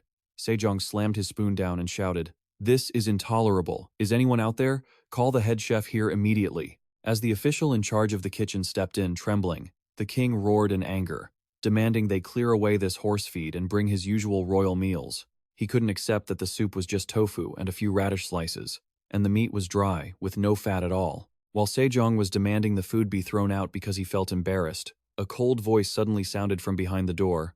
"Do you not like the meal, father?" Sejong jumped in surprise to see Suyang looming there.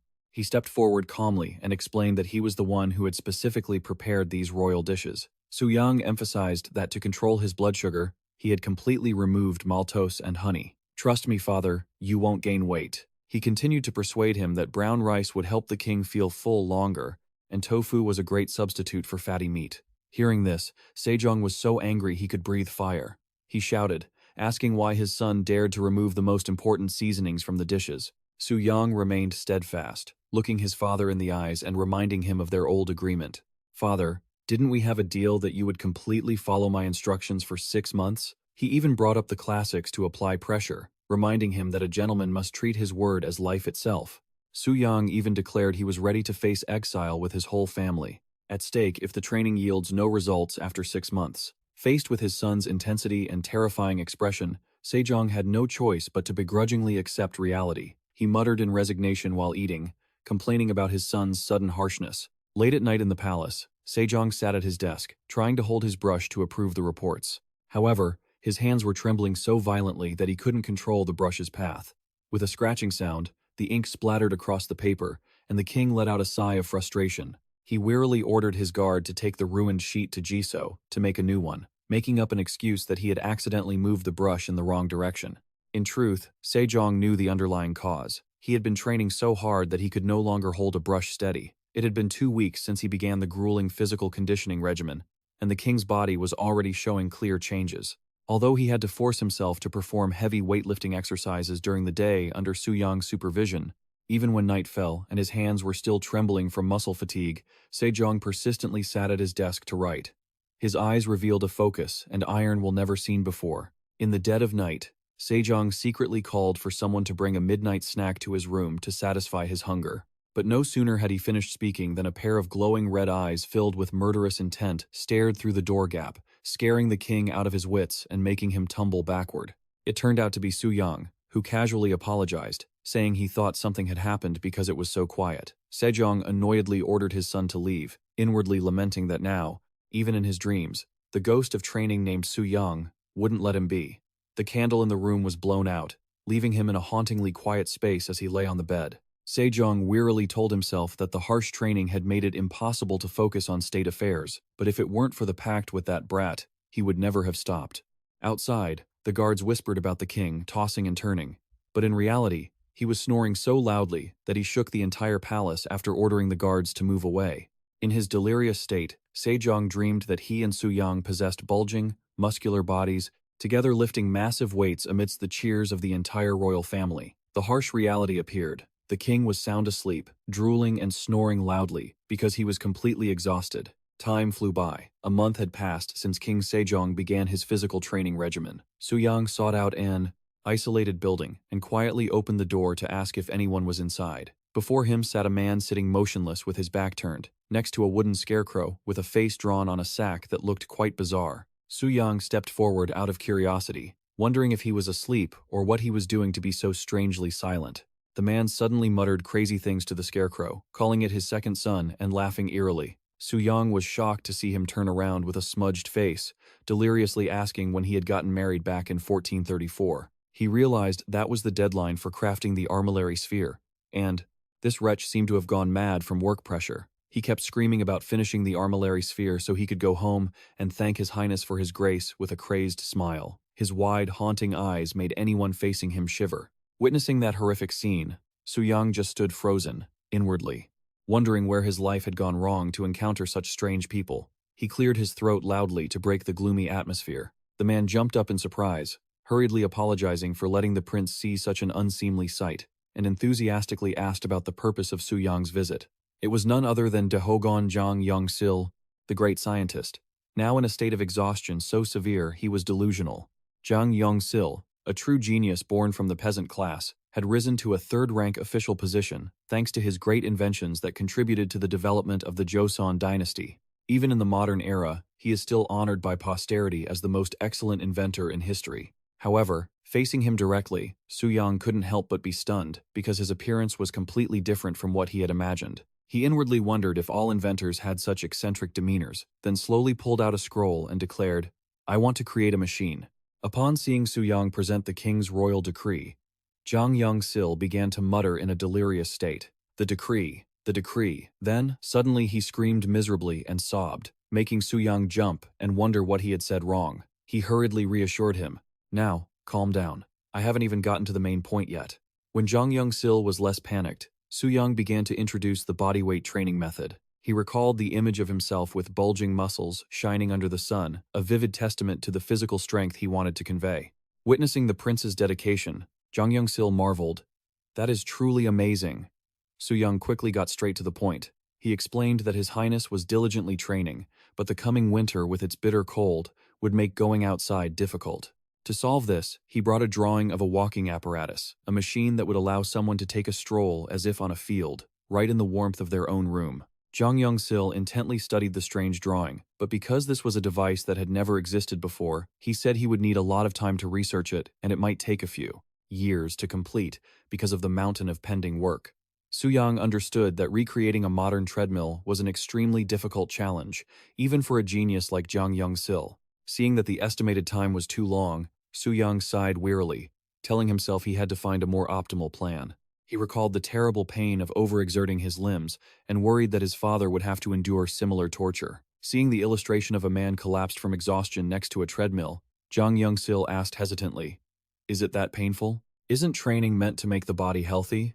Suyang immediately retorted, emphasizing that the higher the intensity, the more the muscles grow. He remembered the times his limbs were in excruciating pain, even to the point of vomiting from overtraining, to the extent that just thinking about it now made him shudder. Jang Young-sil looked at the drawing, and in his heart, he began to feel the fear of the pain that this machine would bring. He forced a smile, intending to refuse, but it seemed there was no way out. Jang Young-sil shrugged and laughed helplessly. Since it's a royal decree, there is no other way but to get it done as quickly as possible. He turned and walked straight inside, not forgetting to tell Prince Suyang to come along so he could design the blueprints immediately. Suyang asked in surprise, "Wait, didn't you just say it would take years to make?" Jang Young-sil explained that if made of wood it would break quickly, while if made of iron plates, the weight would be 10 times heavier. Moving around is going to be incredibly difficult without a healthy body. He quickly began sketching out the machine. It was a giant wooden wheel. Looking at the blueprint, Suyang marveled to himself. He really saw that Jang Young-sil predicted it would take about a month, but Jang Young-sil confidently claimed that if they didn't need fancy decorations, 10 days would be enough. Suyang was stunned. "Just 10 days? I heard you have a ton of other work to do." With his face turning bright red and veins popping out on his neck from the pressure, Jang Young-sil shouted that since the royal decree was such a strict order, he had to give it his absolute best. He laughed with such excitement that Suyang decided to put his full trust in him and leave everything to this genius. Exactly 10 days later, the machine was finished and standing tall in the palace courtyard. Suyang and Crown Prince Moonjong stood there observing it. He introduced it, saying this was called a treadmill. Moonjong felt fortunate, thinking that thanks to this machine, their father could continue his physical training right inside the palace, even in the middle of the freezing winter. However, he still looked uneasy because this was their father's first time using it. Suyang quickly reassured him. "No need to worry, brother. I've already tested it myself.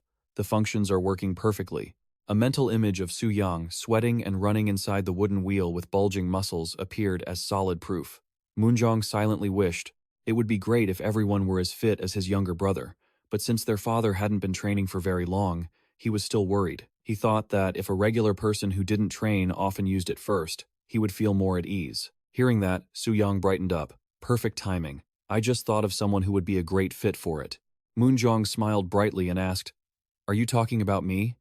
"Don't joke like that." The crown prince grimaced, insisting that he disliked sports just as much as their father, so he didn't know anything about it. But Suyang just whispered, "You, come here," with a calculating smile. Immediately after, Crown Prince Moonjong was shoved into the wooden wheel, running for his life until he was in tears. He shouted in desperation, "Hey, can we stop now? It feels like it's been an hour and a half since I got on this thing." Suyang coldly looked at the timer and the notifications.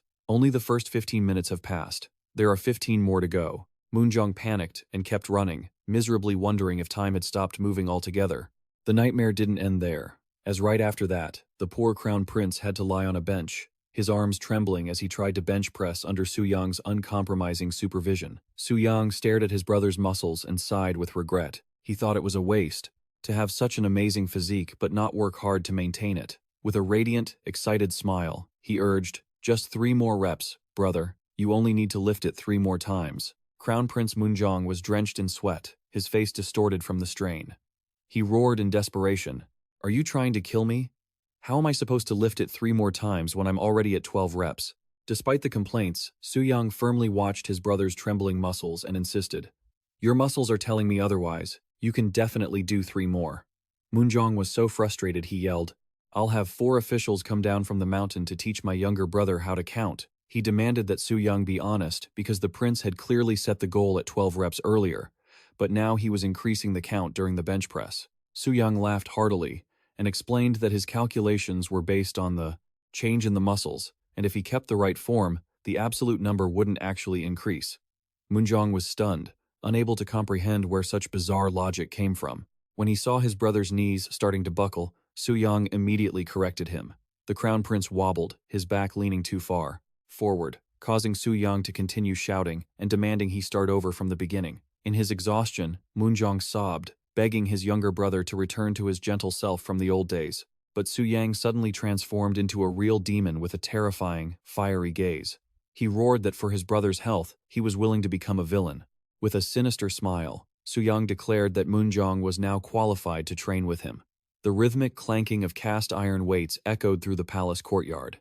Suyang stood with his arms crossed, supervising their father as he diligently ran in the giant wooden wheel and announced, "Only 15 minutes left now." Although King Sejong was out of breath after just a little running at the start, his stamina had improved significantly by now. Even Suyang was amazed to see their father successfully perform 12 bench presses on his first try, silently marveling at the exceptional physique of this royal bloodline. This success was largely due to the efforts of Jang Young-sil, who stood by, observing and taking notes. This genius admitted that with current technology, there was nothing better than this machine for running. He noted that it was all thanks to the prince's strict requirements, forcing him to observe actual physical training to find areas for improvement. Looking at Jang Young-sil's back, Suyang pondered, realizing that beyond the history books, this official was truly a genius with a very different way of thinking. The sound of King Sejong's heavy breathing still echoed steadily as he diligently trained in the wooden wheel under the supervision of the best inventor in Joseon. In the palace, officials began to whisper to each other with worried faces about the king's condition. They noticed that His Majesty was becoming increasingly gaunt and feared he might be suffering from some terminal illness. A high-ranking official explained that despite being exhausted after long hours of rigorous training with Prince Suyang, King Sejong still insisted that state affairs not be neglected. They even claimed that Suyang's mischievous antics were draining the strength of the entire royal family by forcing everyone to memorize new subjects to satisfy the king. an official timidly approached Crown Prince Moonjong, issuing a grave warning that his body was becoming withered and at risk of being replaced if he continued to follow this method. Crown Prince Moonjong immediately brushed it off, asserting that he was only beginning a training regimen to reduce excess fat, just like his younger brother and their father. However, the old official raised a shocking question. But isn't rapid weight loss also a symptom of diabetes? This question left Moonjong stunned, his mind in turmoil, fearing that Suyang's method might actually be harming the royal body instead of bringing health. He decided he could no longer trust it, and had to advise his father to stop the training immediately. Just then, a majestic roar echoed out. "What is all this noise about?" The officials were terrified and collectively knelt to the ground upon seeing a towering figure step out. Before their eyes was no longer an obese, sluggish king. It was King Sejong, completely transformed with sharp, angular features, piercing eyes, and an aura of supreme majesty. The king stood tall in his resplendent royal robes, revealing a physique that had become muscular and toned after a long period of rigorous training under his son's supervision. Suyang stood right behind his father with a look of immense pride, witnessing the greatest king in history speak with powerful authority. I asked, "What is all that noise about?" His majestic footsteps echoed, shattering the chaotic atmosphere. Seeing the intense energy radiating from the great king, the officials could only bow low, trembling as they asked for permission to end the discussion and retreat immediately. When the crowd had dispersed, Sejong turned slightly to his son. "You're here, Suyang?" Although his frame was much leaner and firmer, sweat still glistened on the king's face. Suyang observed him thoughtfully. He knew well that the ministers were secretly spreading malicious rumors that his father's sudden physical change was a sign of decline. Sejong calmly reassured his son that there was no need to worry. According to the records, even though he still sweated profusely, his water intake had begun to decrease instead of increasing as it had before. Suyang shook his head slightly. He judged those symptoms to be signs of dehydration during the training process. He told himself they were only halfway through this challenging 6-month plan.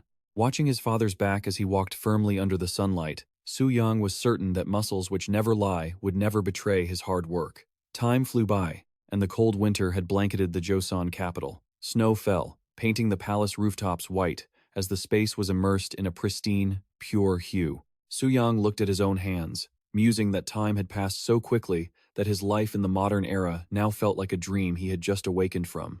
Lost in his thoughts, a voice from behind shattered the silence. "Is that not the Grand Prince?"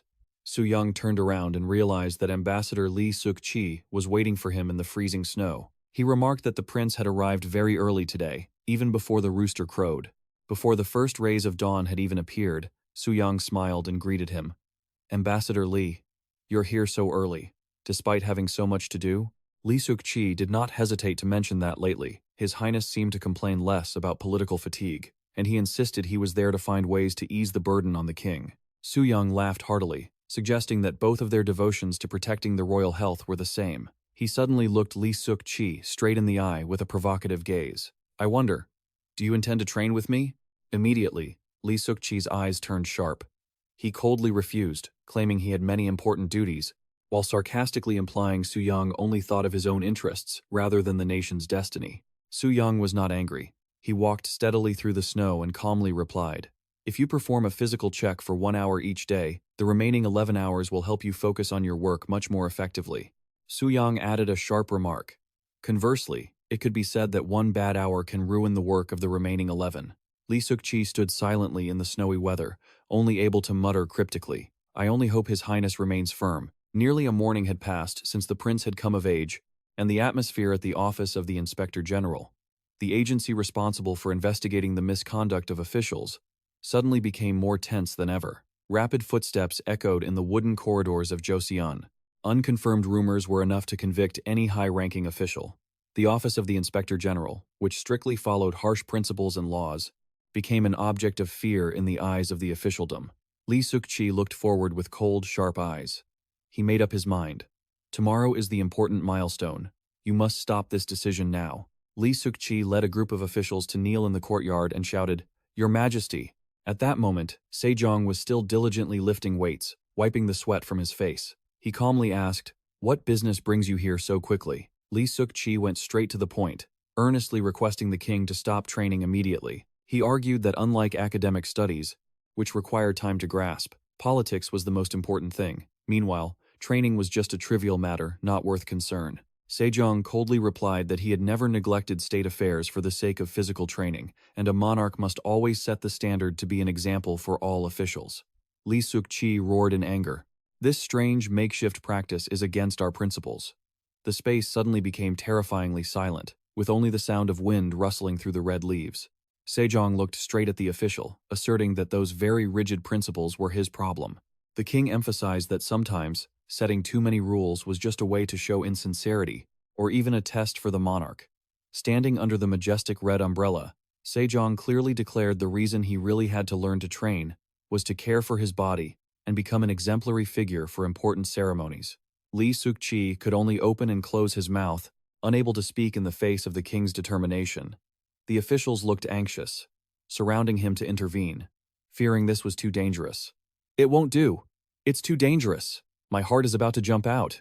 They brought up the laws established by the founder to exert pressure, emphasizing that horse archery was extremely risky and that even young men required at least a year to master it.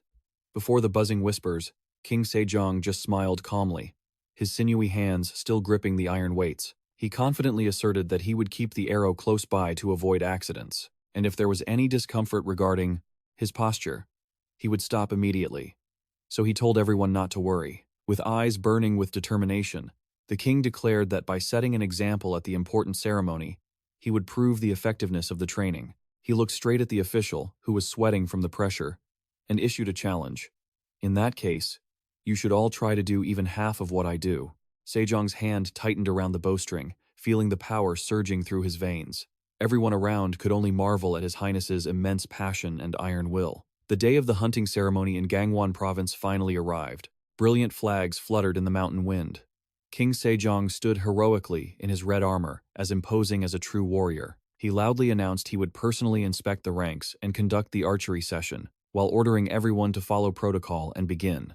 The shouts of, "As you command, Your Majesty," echoed throughout the mountains, as the king spurred his horse to lead the troops forward, witnessing the dizzying change in the king. The officials following him could not help but be stunned. One wonders what made him act so quickly and powerfully. A veteran general admitted that, despite serving in the military for many years, he had never seen such a magnificent sight.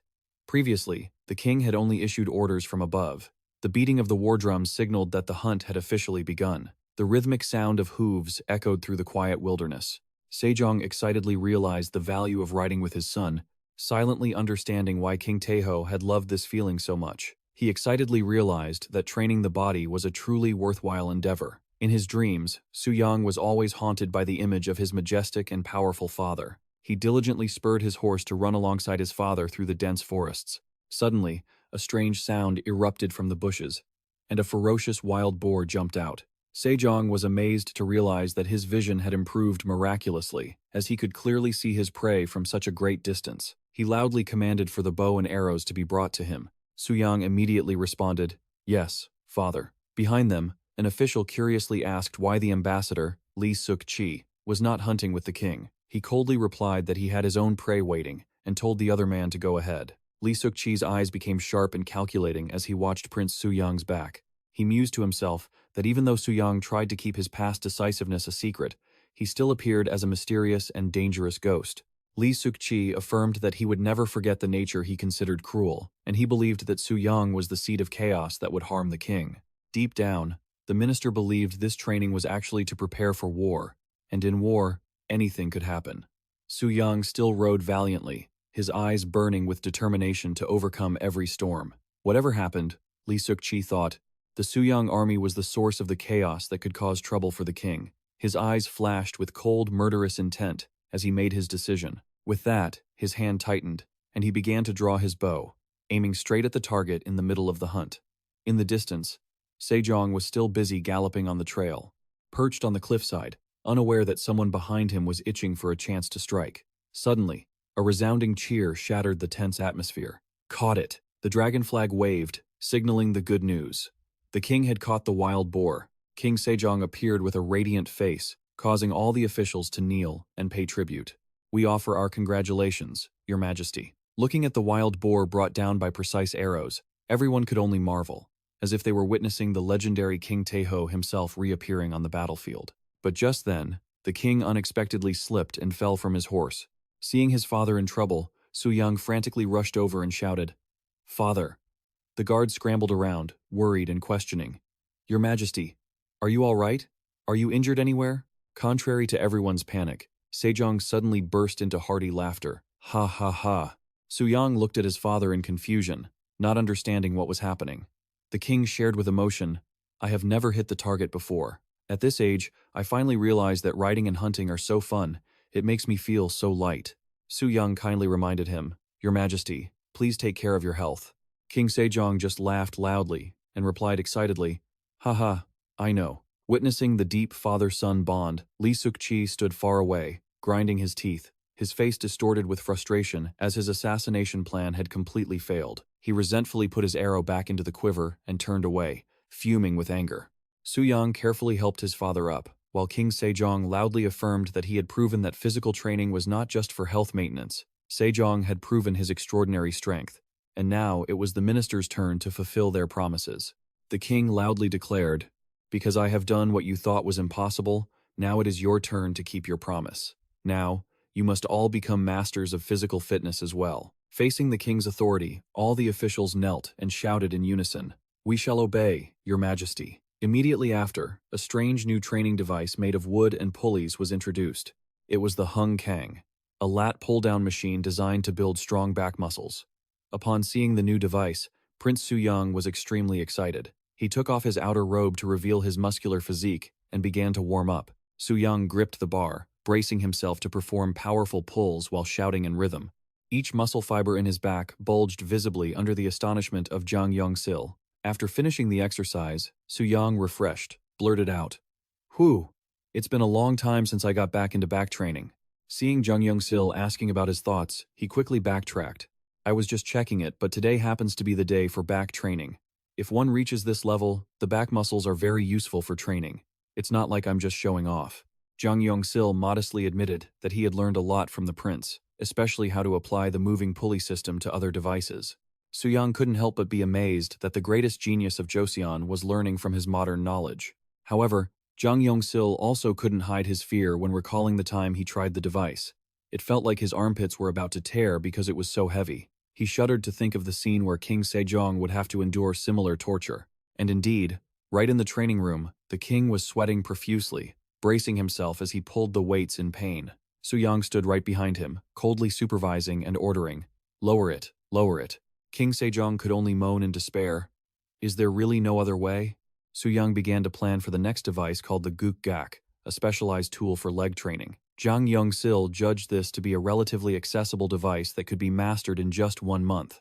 Seeing that the architect had worked hard, Suyang promised to let him rest after completing this order. However, Jang Yong-sil was deeply moved. He affirmed that the king's grace towards someone who was once a slave was deeper than the sea, so he absolutely could not enjoy luxury alone.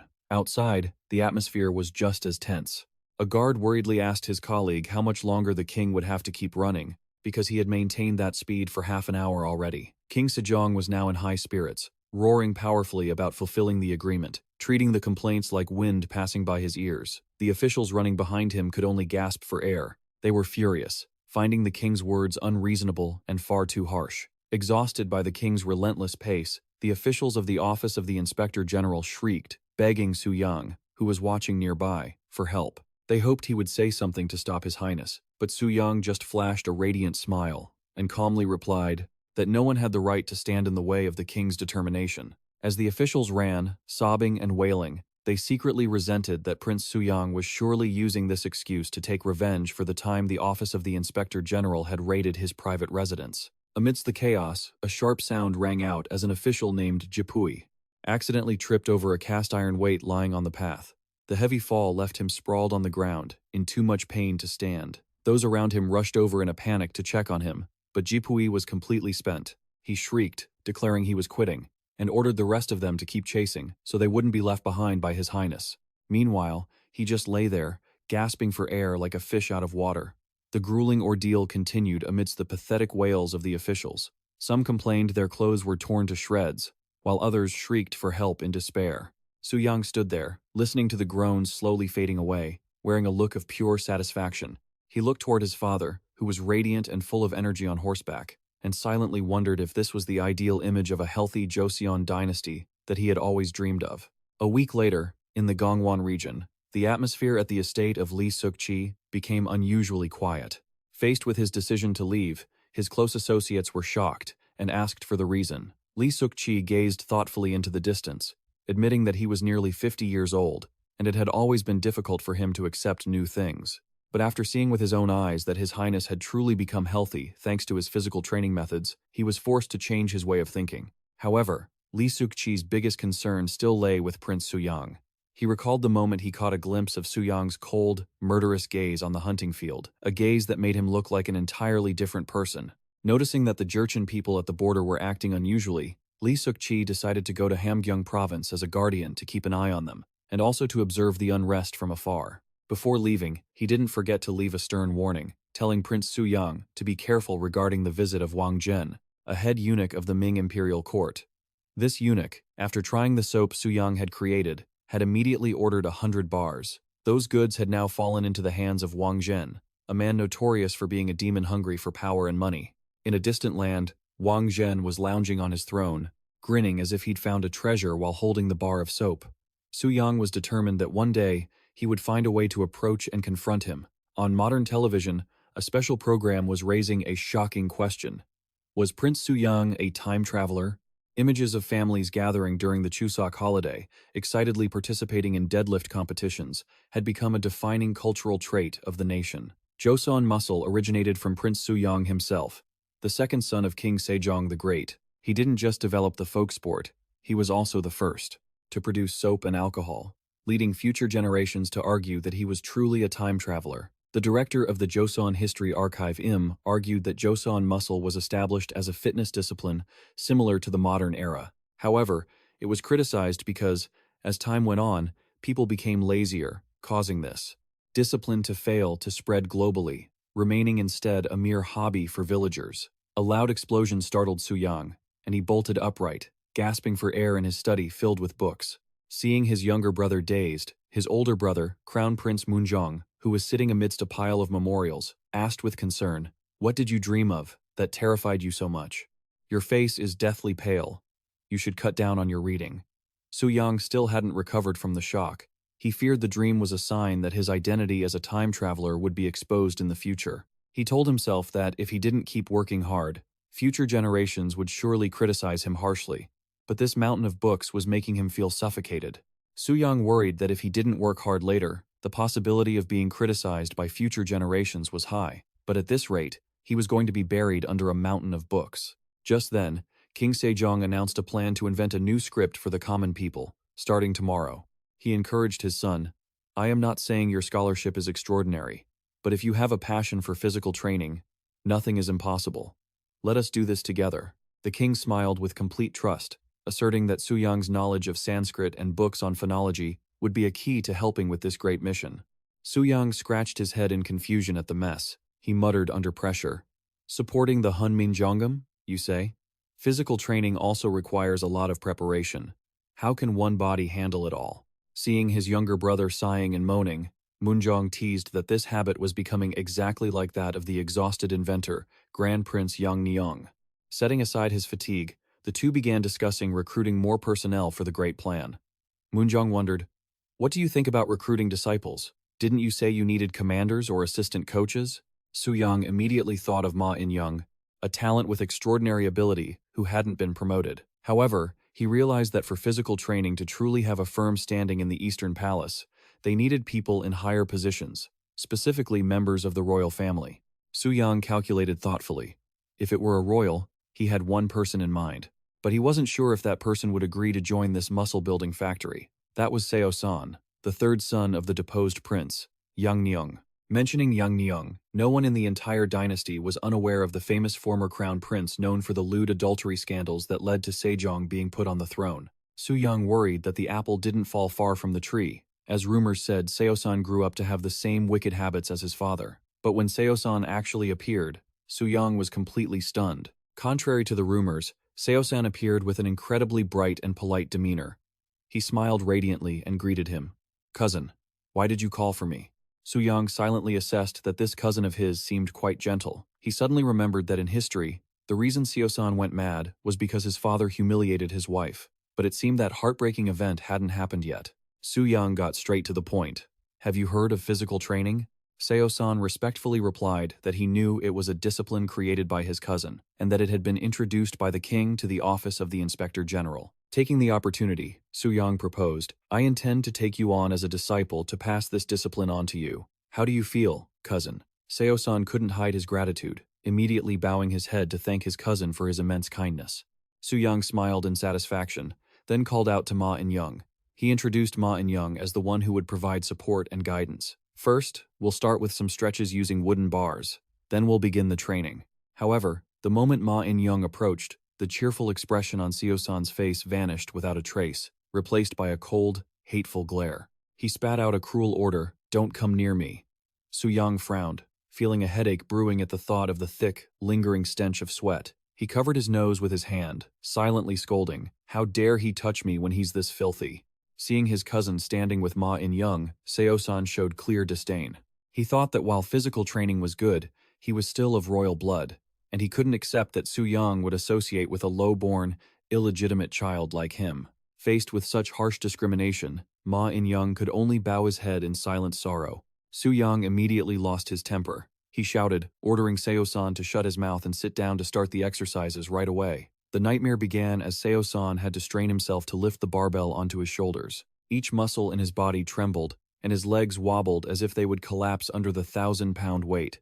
Seosan screamed in despair, as his thighs completely lost all feeling. He couldn't take it anymore. Yet, Suyang stood by coldly, watching. He told him to stop acting out, because even Ma In-young, whether lifting 60 kilos or more, could do it with ease. To prove it, Ma In-young casually hoisted the massive weight with a bright smile on his face. Seosan's face distorted, and he sobbed miserably, begging, cousin, please reduce the weight. I was wrong. I really was. It was true that the answer to all his stubbornness lay in those heavy weights. Seosan collapsed onto the floor, gasping for air, as if he were dying after that horrific torture. Suyang stepped closer, looking straight at his cousin and beginning a firm lecture. He reminded him that because Seosan carried the blood of the deposed, he had surely lived through and endured many injustices. Yet, it was that very injustice that made him treat those of lower status, like Ma In-young, so terribly. Suyang asked in a stern voice why Seosan chose to treat others with the same injustice that the world had once used against him. Suyang placed a hand on Seosan's shoulder in sympathy, but Seosan screamed in agony that if he didn't act this way, he wouldn't be able to survive. Seosan poured out his heart about the pain of always being, compared to his more academically gifted brothers, and even when he tried to participate in state affairs, he was never promoted. He always had to live in constant anxiety, watched his whole life due to groundless suspicions of trying to usurp the throne. The frustration and insecurity made Seosan feel so desperate, he cried like his house was running out of food. However, Suyang remained extremely firm. He asserted that the royal family must never be that weak. With a cold, sharp gaze, he asked if Seosan realized just how terrifying a royal family's wrath could be to commoners. Faced with his cousin's stern teachings, Seosan finally crumbled, choking back tears as he admitted his mistake. Ma In-young, I was wrong. I won't act like that again. Witnessing that sincere repentance, Suyang wore a satisfied smile, while Ma In-young also smiled, graciously accepting the apology. Suyang immediately assigned his task. Learn the 3 UAP, Gonghwa, and Siko fundamental movements from Ma In-young. He set a massive challenge to inspire San's will. If the total of the 3 exercises exceeded 650 kilos, I will consider giving you a physical training position in the palace. Seosan was stunned, unable to believe his ears, and stammered, a physical training position in the palace? You mean me? Suyang nodded in confirmation, reminding him that the king himself had proven the miraculous effects of training on the body, so this was a golden opportunity for Seosan to change his fate. Suyang painted a grand future where anyone entering the palace would have to study physical training alongside the 4 books and 3 classics. He called the position a commander, or lead trainer, which sounded quite impressive. Suyang emphasized, I need a physical training commander who can enter the East Palace. If they aren't considered a teacher to the royal family, what are they? He ignited ambition in Seosan's heart. If he could become a tutor to the royal family, would those around him dare to criticize his background anymore? Seeing a path to redeeming his honor and his family's, Seosan was so moved he shed tears. He forced himself to train under the scorching sun, sweat and tears streaming down his cheeks. Seosan choked out, "Do I really have that chance?" He grabbed his cousin's hand, confessing in shame that because he was so afraid of the judgmental eyes of the world, even until now, he hadn't even finished studying the 13 classics. Suyang smiled warmly, placed a hand on his cousin's shoulder, and affirmed, "Ma In-young and I will help you." He revealed one more piece of good news. The king had approved a new document. This would support Seosan's study of the classics greatly. That new document was named Hunminjeongeum. Under the clear blue sky of the Joseon capital, a new era of culture and education officially began.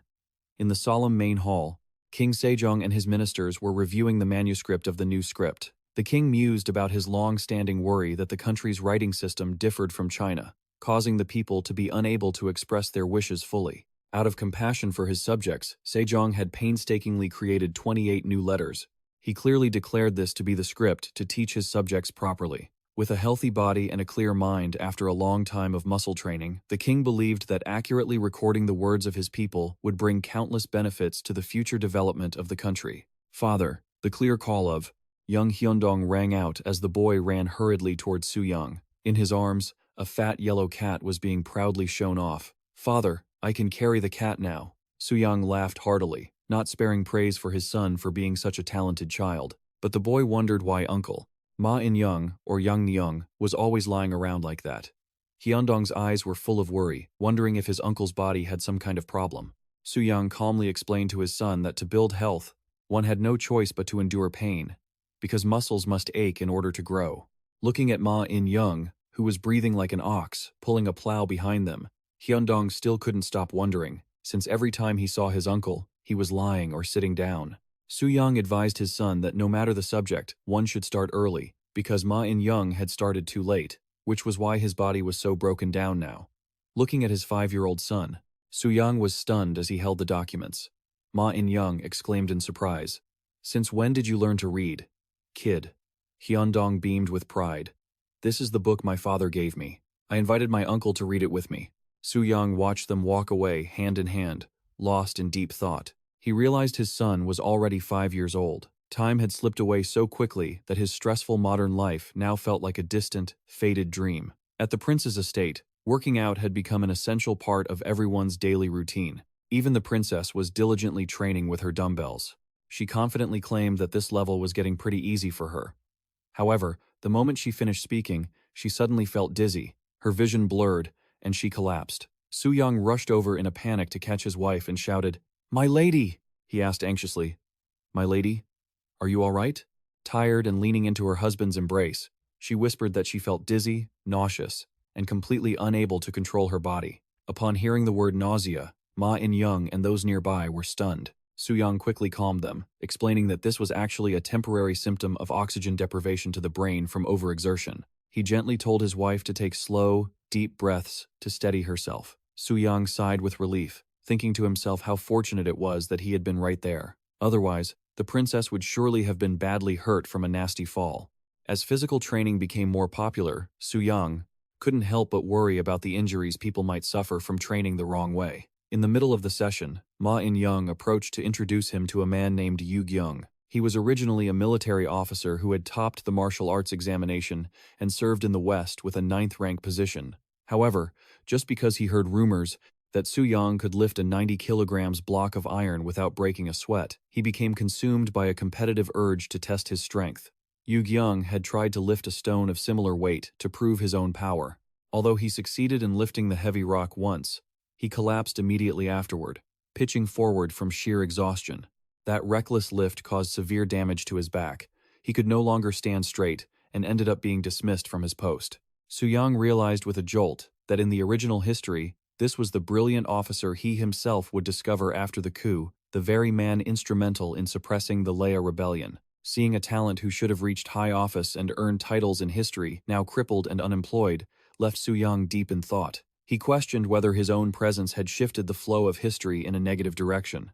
While Suyang continued his pull-up training, San stood by and suggested that since Suyang had already cured the prince, helping someone with such extraordinary potential as Yu Gyung would certainly bring great benefits to the dynasty.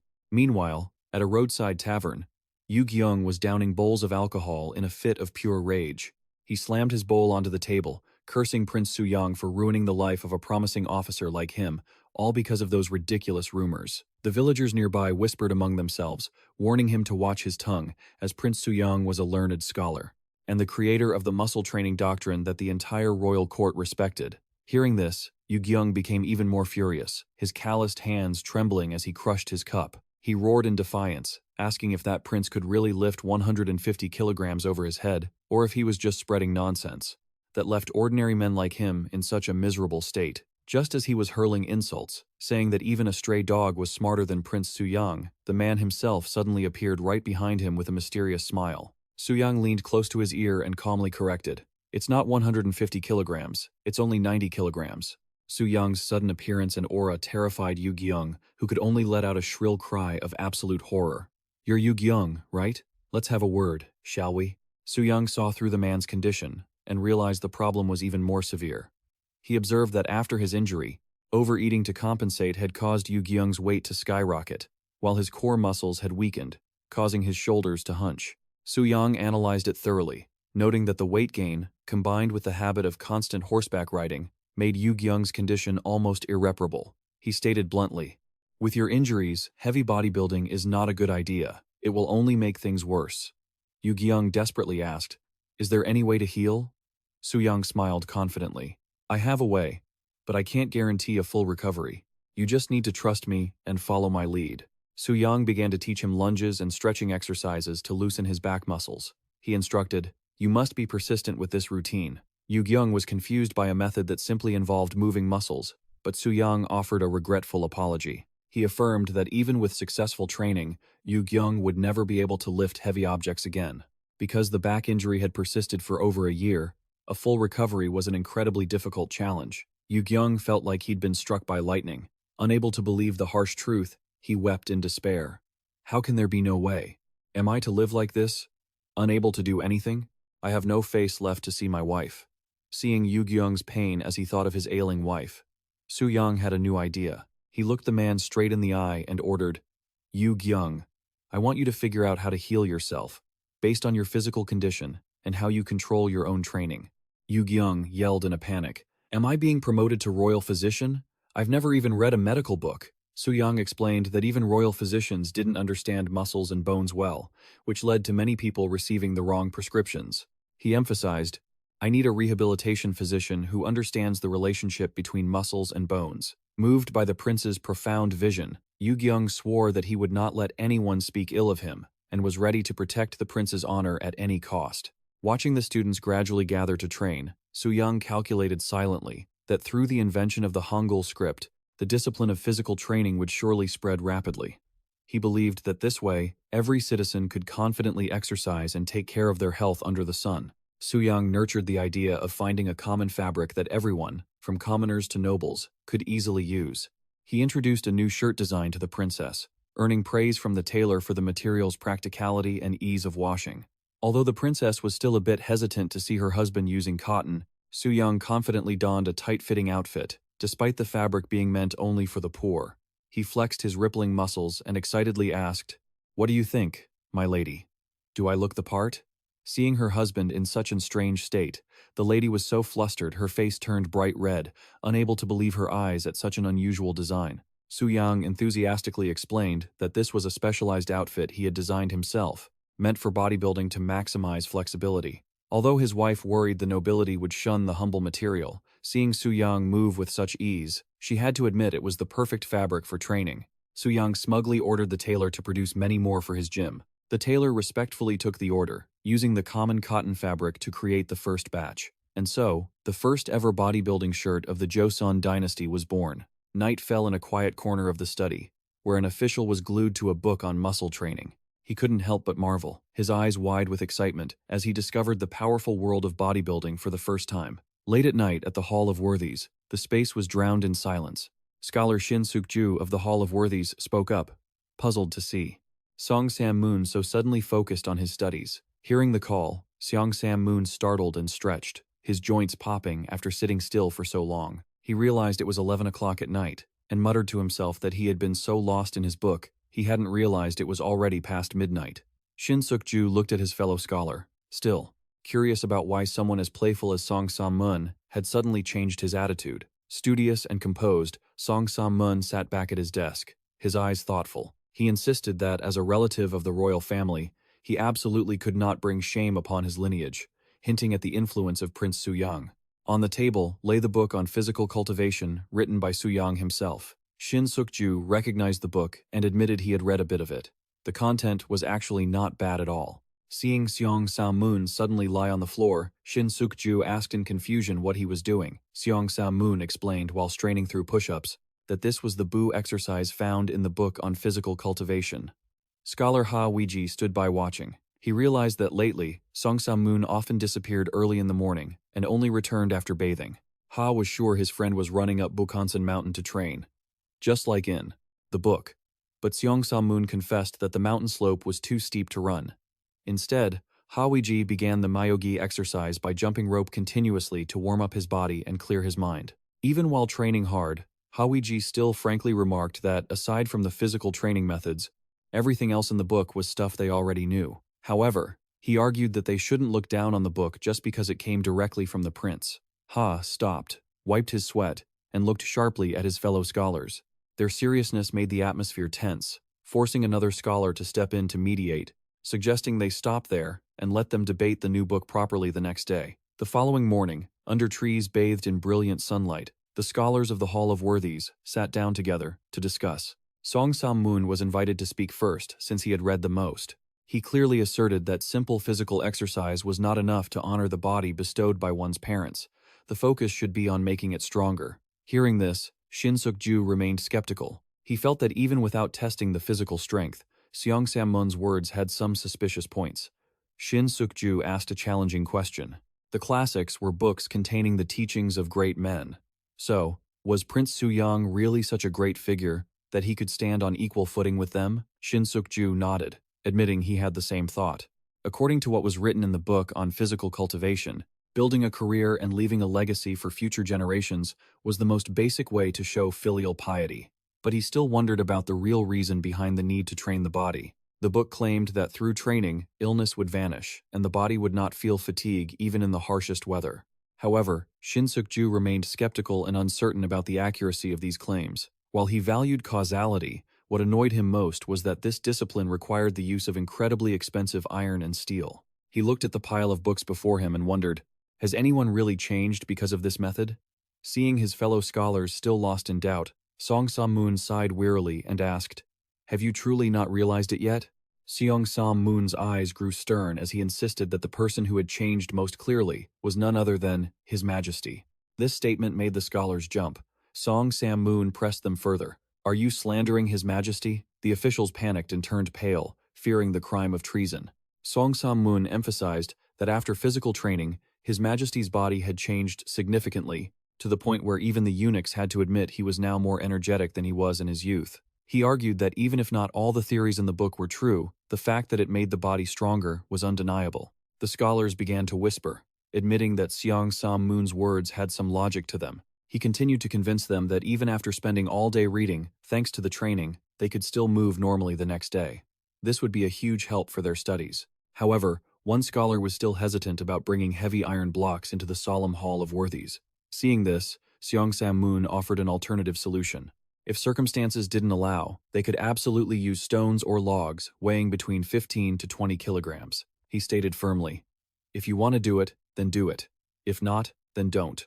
Leaving his fellow scholars to decide for themselves.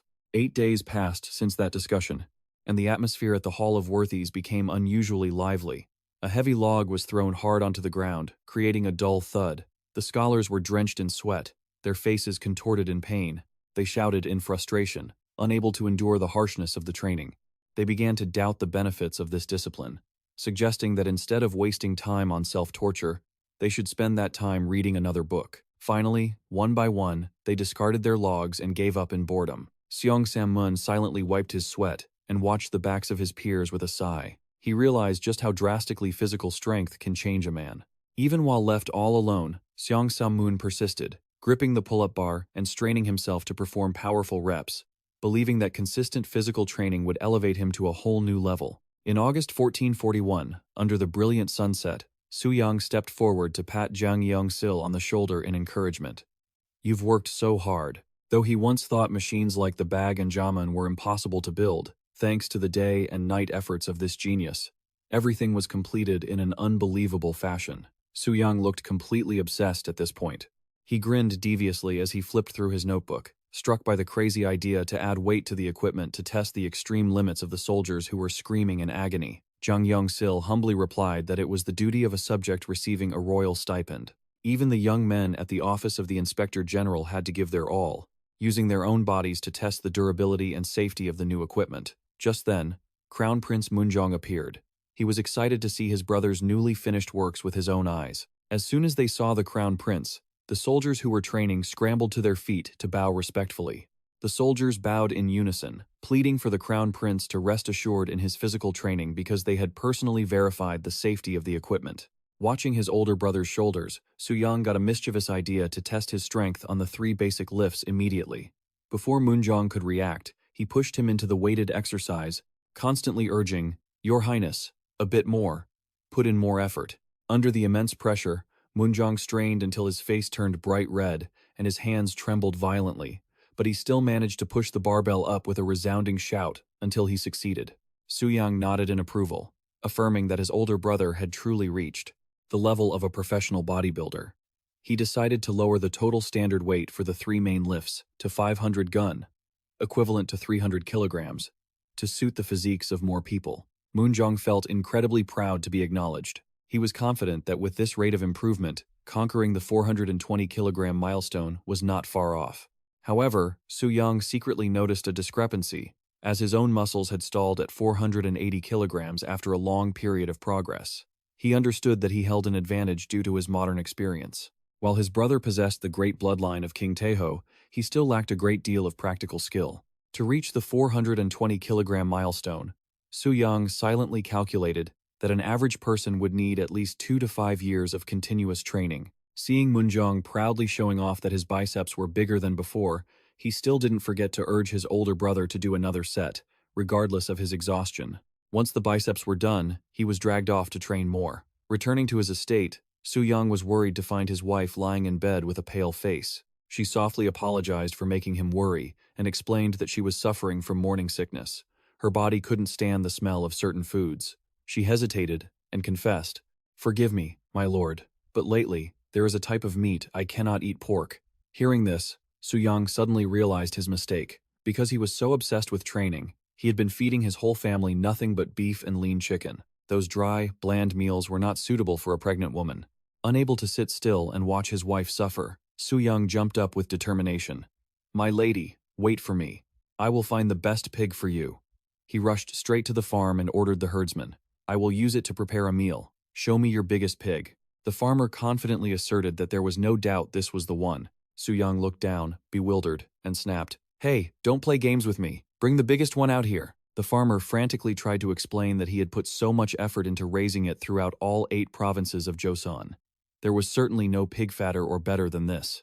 Suyang froze, eyes wide, staring at the masterpiece in front of him. It was just a tiny piglet looking back at him innocently, leaving him to point and exclaim in utter helplessness, "This is really it?" The farmer still insisted that he had put a lot of effort into raising this pig, proudly asking if it didn't look healthy and plump. He even grandly declared that in all 8 provinces of Joseon, one could surely not find a better pig than this. Standing before a tiny black piglet oinking with flowers decorated all around it, Suyang could only freeze, sweat dripping down because he was so stunned. He stammered, asking in frustration, "This is the alpha pig? For real?" Looking at the small, slender animal that was no different from a pet, Suyang told himself he couldn't let this continue. He made a firm resolution to find the most delicious pork by any means necessary to nourish his wife. Meanwhile, at the palace, glowing with lanterns, a major event was taking place. The high official Kim Jong-seo had just returned from the Northern Front and knelt in the palace courtyard, loudly reporting the good news. "Your Majesty, we have defeated the northern enemy and are gradually advancing into the capital." Sitting high above, King Sejong the Great, with a healthy and sharp appearance, offered sincere praise to the general. The king noted that winter was approaching, and the freezing cold would make it impossible for the enemy to move easily. and he did not forget to thank Kim Jong-so for his hard work. The official was deeply moved, bowing to thank the king for his noble grace. The victory banquet took place. In a joyful atmosphere filled with laughter, Suyang proactively stepped closer, held a bottle of wine, and politely asked, "May I pour you a glass on behalf of His Majesty?" Kim Jong-so happily accepted. He said he had heard many rumors about this prince. Looking at Suyang's muscular physique, he complimented him, saying his appearance could rival the greatest generals in the world. Suyang humbly returned the praise, explaining that he trained his muscles not just for archery or swinging a sword. Kim Jong-so stroked his beard and smiled. He revealed that, in fact, the prince had sent a tool to the north that was even more reliable than a bow or sword. Seeing Suyang a bit surprised, the official confirmed that it was alcohol. He recounted how he had doubted it when he first received those jars of strong spirits sent from the capital. But later, he nodded in agreement, nodding like a chicken pecking at grain. The soldiers had used clean cotton cloth soaked in alcohol to wipe wounds, and as a result, the number of soldiers suffering from pus or infection had decreased significantly. Kim Jong-so explained further, that was why Suyang demanded that no easily rusting materials be used in the distillation process. Looking at the shiny copper distillation equipment, Suyang smiled to himself with satisfaction, knowing his invention had brought such wonderful results to the army. However, transporting the alcohol wasn't exactly all good news. Kim Jong-so recounted how soldiers in the north would often sneak drinks to ward off the freezing cold, causing no end of trouble for the army. To handle this, he came up with a devious plan, adding motherwort, a bitter herb, into the alcohol. As a result, no matter how much they craved a drink, the soldiers would spit it out the moment they took a secret sip. The bitter taste was so awful that Kim Jong-so couldn't help but laugh heartily at his own mischief. Just then, Kim Jong-so called over someone named Lee Jin-ok to share a drink. Hearing the name, Suyang was startled. He realized this was the pen name of Lee Jin-ok, the legendary fierce general serving under Kim Jong-so. In Suyang's historical memory, Lee Jin-ok's strength was absolutely peerless. He had achieved great merit in driving back the northern invaders with his powerful sword strikes. Facing Kim Jong-so's praise, Lee Jin-ok kept a stoic expression, humbly replying that he was simply pouring all his strength into serving His Highness. As the two walked away, Suyang's trainer eyes suddenly activated, scanning the general's entire body. He was stunned to see a magnificent physique with muscles as hard as stone and perfect balance across all muscle groups. Suyang secretly marveled that this was the first time since arriving in Joseon that he had seen someone whose physique could rival his own. However, his heart sank as he remembered the blood-soaked pages of history. Lee Jin-ok would later rise up against Suyang when he ascended the throne, only to be killed by his own subordinates. Although the rebellion failed, he remained known to posterity as the strongest figure in Joseon's history in terms of physical strength. Suyang looked at Lee Jin-ok with an intense, complicated gaze that left the general puzzled. "What is it? Didn't the prince come here because you had something to say?" Suyang felt incredibly uncomfortable. Because if history unfolded as recorded, this powerful man would surely die by his hand.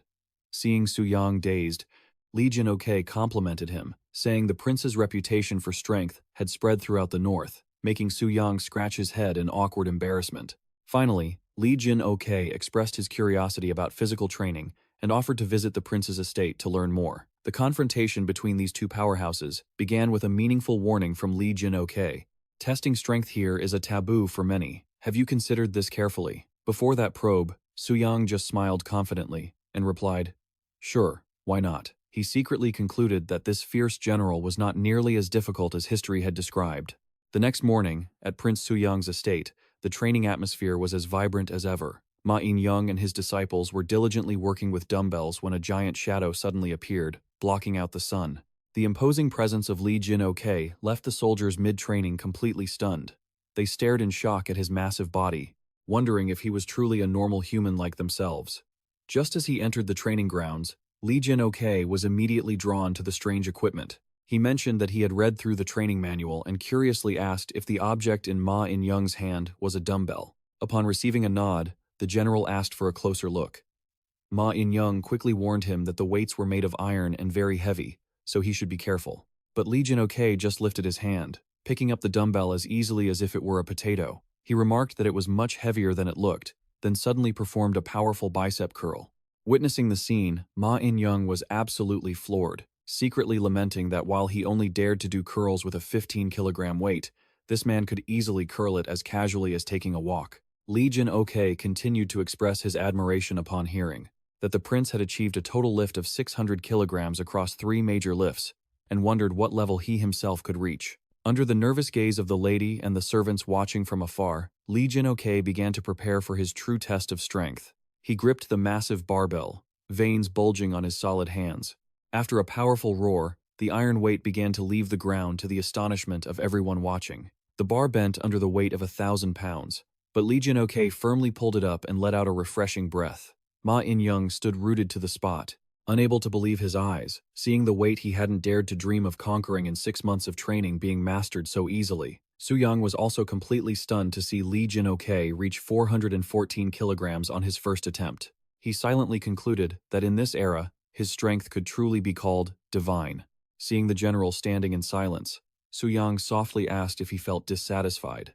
Lee Jin-ok turned around, confirming that he had learned many valuable things about how to train the body. Suyang signaled for Lee Jin-ok to feel free to offer direct feedback, as he understood that a research project he did alone would certainly have its flaws. Before this, King Sejong had stated that Prince Suyang's method for perfecting the body could be widely applied in the military. However, Lee Jin-ok seemed hesitant.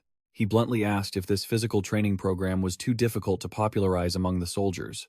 Suyang admitted that the primary goal of this method was to increase muscle mass, but it seemed that muscle groups specialized for using weapons had not yet been properly emphasized. He began to contemplate building a separate training system for those who frequently used swords. Suyang told himself he had heard too many criticisms that muscles or a good physique were just for show.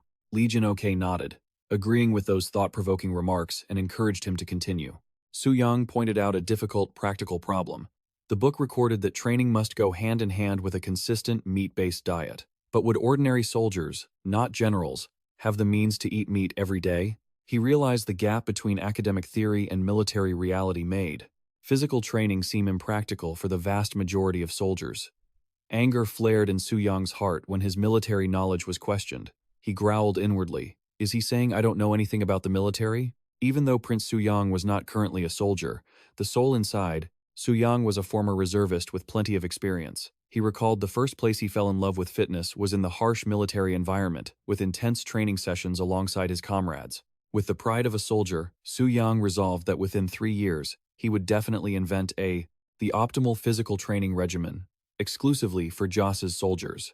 Meanwhile, at the palace, King Sejong is intently reviewing an important letter. Seeing his father looking deep in thought, Crown Prince Munjong approaches and asks, "The king informs me this is a letter from the Ming dynasty.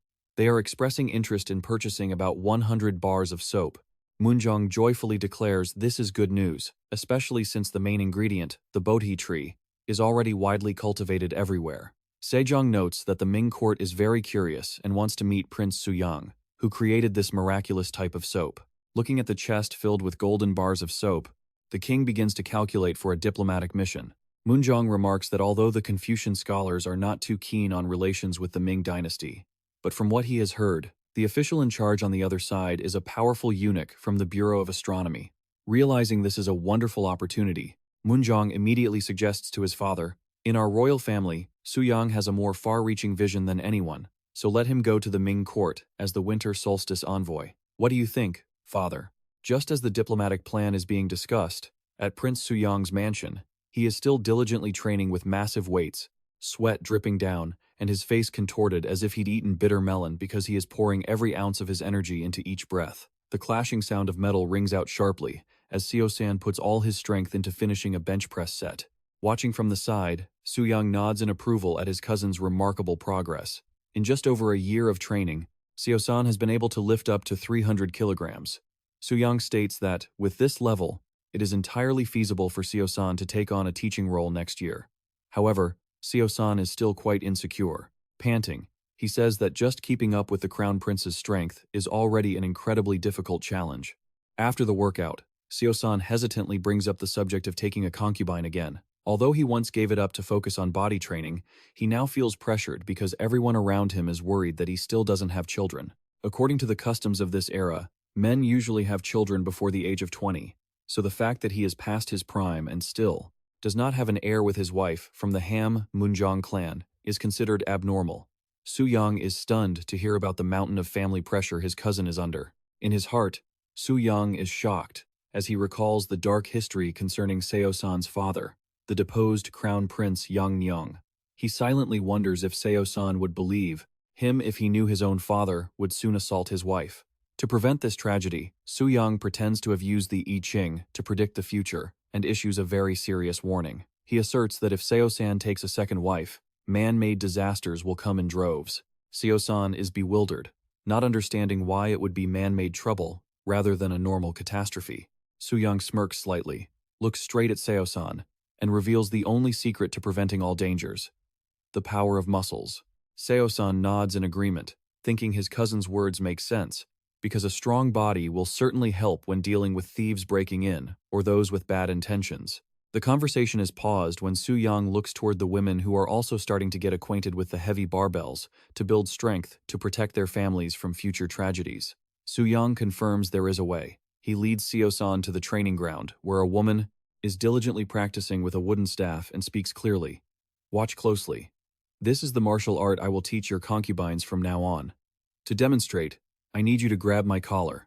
Seeing Seosan still hesitating, Suyang explains that every physical altercation usually starts with grabbing the opponent's collar. Hearing this, Seosan smiles mischievously, moves in to grab his cousin's collar tightly, and jokes that he feels guilty because he has grabbed many people's collars before. However, Seosan's smile quickly fades when Suyang orders him to hold on tight. The martial art I created is for you to be able to do this.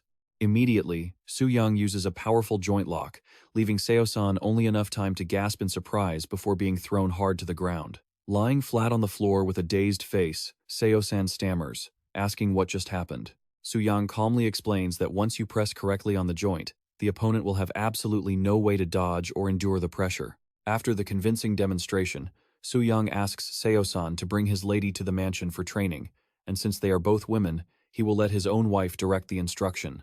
A few days later, at the prince's mansion, Suyang's wife begins teaching the first self-defense techniques to Lady Jun.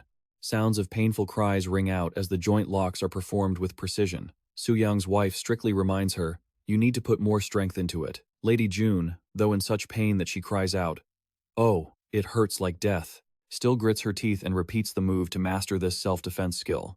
During a break, Suyang's wife kindly asks if her sister-in-law is having any trouble. Lady Jun gratefully replies, "Thanks to your dedicated teaching, everything is going smoothly." Although still a bit puzzled by these strange techniques, she listens as Suyang's wife asserts that they will be very helpful in the future. Lady Jun resolves to learn well to defend herself if a bad person breaks in. Time flies until June of the year 1442. Amidst the brilliant summer weather, a loud, booming call rings out, breaking the silence. The prince receives sudden grave news when a servant runs in, frantic, to report that Grand Prince Yang is in trouble. Suyang, who was reading, freezes. He silently understands that the fateful day has finally arrived. According to the servant, Yang was beaten by someone in his own house, to the point of suffering a serious injury to his left arm and even breaking his teeth. Suyang cannot help but gasp. Huh? Even after learning how to defend himself, Grand Prince Yang was still severely injured?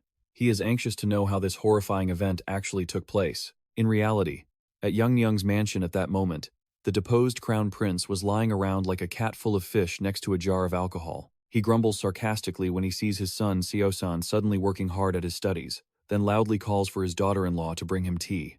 As soon as Lady Jun brings the tea, Yang immediately flies into a rage. He throws the bowl straight at her and shouts, "You only know how to care for your husband, and don't bother paying attention to your father-in-law, right?" He crazily blames her for making him wait too long.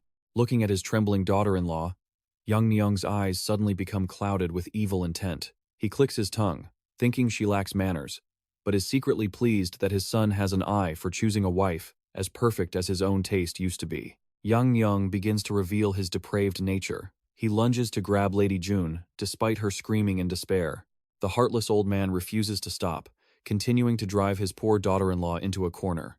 In a panic, Lady Jun screamed, demanding that he stop immediately. Just then, the self-defense techniques Suyang had taught her proved to be miraculously effective. She gathered her strength and delivered a powerful counterattack, sending Yang flying. He was severely injured around his mouth, his teeth shattered. The old man ranted and raved, but just as he was about to lunge at her again, Lady Jun lightning fast executed a powerful joint lock. A sharp, crisp snap echoed through the air. Yang's arm was broken, causing him to widen his eyes in absolute agony. A desperate, harrowing scream echoed throughout the hall. "Save me!" The fire in the fireplace crackled intensely, as if burning the tense atmosphere. In the majestic royal court, King Sejong sat on the throne and asked in a low voice, "Minister, tell me what the Uigyumbu has discovered." The official bowed respectfully, reporting that per His Majesty's orders, they had investigated the incident where Grand Prince Young was beaten and suffered serious injuries. Sejong couldn't help but wonder how concubine June could have possibly beaten Grand Prince Young until his bones broke like that. Responding, Young roared in anger, accusing Suyang and Lady June of teaching the concubine how to beat people. Looking at the lady sobbing on the floor, the old man kept cursing, claiming that if he were an ordinary man, he would have likely kicked the bucket by now. He crazily demanded that His Majesty severely punish those who taught such dangerous things to others. Young resentfully accused Suyang of once treating him as a beloved uncle, but now acting like a complete stranger. Faced with the accusation, Suyang remained calm, asserting that he only taught her how to defend herself. Just then, Sejong interrupted, stating he had heard the entire story from beginning to end without missing a word. The king determined that the method Suyang created was not for beating others, but purely for self-defense. Sejong's gaze became sharp. He turned to ask the officials what they thought and who they believed was at fault. Chief State Councilor Huang Hui spoke slowly. He argued that based on Grand Prince Young's typical behavior, it was highly likely he attempted to assault Lady June, which led to her fighting back. The head of the Ministry of Justice agreed, asserting that Young's actions constituted the crime of attempted assault. Hearing this, Sejong covered his face in shame. What a disgrace. Though he knew his brother's true nature well, the king affirmed that the nation must have laws, and those who commit such crimes will be punished as severely as those committing treason. In the suffocating silence of the royal court, Sejong clearly announced the final verdict, in other words, the death penalty. Lady June knelt on the floor, witnessing the great king deliver the harshest judgment for the one who committed such an unforgivable crime. Sejong sighed deeply, his face clearly showing bitterness. What a disgrace. Although his heart was heavy to maintain the law, the king was forced to order that the concubine be punished with 20 lashes. Carry out the sentence immediately. The clear response echoed, tearing through the silent night. In the courtyard, Lady June was tied to a wooden bench, trembling, waiting for the harsh punishment to descend. The wooden staff swung up into the air. Lady June screamed in panic. "Ah!" But instead of a heavy blow, the guard only lightly tapped the staff against her back in a meaningful way. Seeing Lady June look back in confusion, he cleared his throat, signaling her to understand that this was a performance staged to save her. Lady June quickly caught on and began wailing miserably. Oh heavens! This fake crying immediately infuriated Young, who was standing nearby. The old man shouted furiously, "Hey, you! What are you doing? Hit her harder!" Young roared with killing intent, believing his daughter-in-law needed to be severely punished to learn her lesson. Seeing the guard as useless, he shoved him aside. "Get lost! You're absolutely hopeless!" He snatched the staff and growled, "I'll do it myself." He gathered all his strength, swinging the staff in a wind-tearing arc, aiming a lethal blow at his poor daughter-in-law. But immediately, a powerful hand reached out, catching the wooden staff mid-air, and a deep voice sounded. "Stop! Royal brother!" It was King Sejong. He used the strength he had built from years of training to restrain the crazed old man. Young stared at his younger brother in shock, feeling suspicious because he was certain that, in terms of strength, Sejong could never compare to him in his youth. Young trembled with fear and anger. He screamed, asking how His Majesty could stand by and let such an insolent daughter-in-law treat her father-in-law this way. Sejong coldly ordered him to stop immediately. With a sharp, icy gaze, the king asked if his brother truly wanted to spend the rest of his life in exile. It was only out of pity for their brotherhood that the king had allowed him to stay. But even now, Young continued to commit depraved acts. Despite all the ministers trying to advise him not to keep him here anymore, Sejong had been tolerant, but now everything had reached its limit. The king declared this to be the final act of grace for his brother and ordered the soldiers to immediately place Young under house arrest. Suyang watched the entire incident with a solemn face. As Young was roughly dragged away by guards, he kept screaming the king's name, reproaching him. "How dare you treat me like this?" Sejong stood still, his back clearly showing his exhaustion and disappointment in his brother's stubbornness. When the official reported that they would proceed with the punishment, the king simply replied, "That is enough." He immediately ordered them to untie Lady June, witnessing his wife being saved.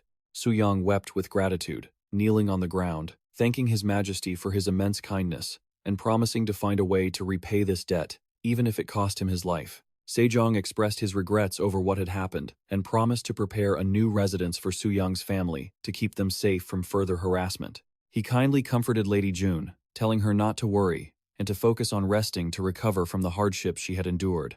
Under the bright full moon, Lady June tearfully thanked the king for his grace. After the house arrest of Grand Prince Yang, the storm finally settled. Not long after, the prince's estate welcomed another great joy when Suyang's second daughter, Yi-hun, was born safely. One day, when everything was peaceful as usual, a mysterious guest visited Suyang's estate for the first time. The man bowed respectfully and introduced himself as Ha, pen name Ha Weiji, from the Ha clan of Jinju. As soon as he saw his face, Suyang immediately recognized him as the scholar he had encountered many times on his way to the Hall of Worthies. He was surprised to remember that Ha Weiji was the one who proposed the Saga Jikchon system to improve studies for officials. But what shocked Suyang even more was how much Ha's physique had changed. So toned that he almost didn't recognize his old acquaintance, who had clearly gone a bit overboard with the muscle gains. Sitting at the tea table, Ha opened up, explaining that when he first began his scholarly path, his physique was incredibly frail. Sitting and reading for long periods made his back ache so much that he could barely sit straight anymore, which forced him to start focusing on physical training. Ha recalled those early days, feeling as if he were on the verge of collapse because it was so grueling, but his body gradually improved significantly. He sincerely expressed, "I have come here to offer my gratitude to the prince." Suyang smiled modestly, waving his hand as he replied, "Gratitude for what? I didn't really teach you anything, you figured it all out yourself." Yet, Ha suddenly made a request that left Suyang wide-eyed with surprise. "May I join you in your physical training, my lord?" Suyang pondered the situation. He knew well that Ha Weiji was one of the 6 most loyal ministers in history. With such exceptional talent, if he were to quit his studies just to lift weights, it would truly be a great loss for the country. Suyang worriedly warned, "I am concerned that someone with your scholarly aptitude might find physical training extremely difficult." In response, Ha remained completely steadfast. He humbly claimed his knowledge was nothing special compared to other brilliant minds. When Suyang asked if he truly wanted to become a professional physical training instructor, Ha Weiji affirmed it firmly. "Of course, I have already informed His Majesty that I will withdraw from the Hall of Worthies." Shortly after, Ha Weiji appeared at the central training ground in new workout gear, filled with intense determination. Standing before Ma In-young and the other disciples, he announced clearly, "My name is Ha Weiji, and I look forward to your guidance." Despite respecting Ha's status as a court official, Ma In-young still bluntly noted that he lacked a great deal of knowledge regarding practical training. Ma In-young crossed his arms and commanded, "Just watch us train and learn from it for now." Ha roared with determination, "Understood. I look forward to your help." Ha slightly pulled up his robe, revealing rock-hard abs and bulging biceps that left everyone stunned. Although a bit shy, he still wanted to show his brothers the results of his long, dedicated effort in eating and lifting. Without keeping everyone waiting, Ha headed straight for the horizontal bar and declared he would start his first pull-up exercise. Seeing the rookie so eager, a disciple standing nearby reminded him not to overdo it, as beginners usually find it hard to execute proper pull-ups. He even used himself as an example, saying that even after half a year of training, he could only manage 3 or 4 reps at most. However, Ha Weiji left them all speechless as he coiled his body and performed a powerful pull. A loud hup echoed out. His body glided upward, as if suspended by invisible wires. The disciples standing below began counting the reps in astonishment. 5, 6, 7, 8. Ha's face contorted from the exertion, but every muscle in his arms and shoulders moved with absolute precision. They marveled at his strong arms and perfectly executed pull-up form. When the count hit 11, Suyang, watching from afar, could only laugh in satisfaction. He concluded that this new brother was truly a rare talent, and this passion would be a fantastic source of motivation for everyone. The blue sky stretched over the capital as Suyang and a royal relative strolled along the wooden bridge. The official excitedly reported that if they extracted oil from bo tree fruit, they could gather up to 12,000 kilograms of oil. He calculated that if they used that oil to make soap and sold it to the Ming dynasty, the royal court would rake in a massive fortune in silver. But Suyang just gave a mysterious smile. He insisted that on this upcoming diplomatic mission to the Ming dynasty, he would bring something far more precious than white silver. To the astonishment of his companion, Suyang looked toward the distant horizon and declared clearly that the most precious thing of all was the future of their country. At the palace, the king spared no praise for Suyang upon hearing that he had cured Yugyung's back pain through physical training methods. Even the king's own diabetes had improved thanks to Suyang's talent, which pleased him immensely. To reward this achievement, he gave Suyang a new mission, to visit Prime Minister Huang Hui, who had just requested to resign due to his increasingly hunched back and failing eyesight. Suyang immediately set out for the minister's private residence.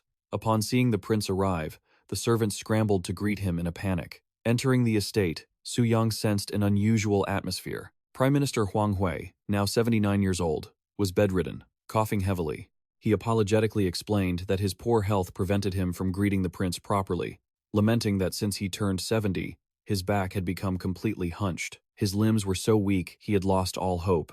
Witnessing this, Suyang was secretly worried because, even with the king's orders, he wasn't sure how to proceed when the patient's body was so worn out.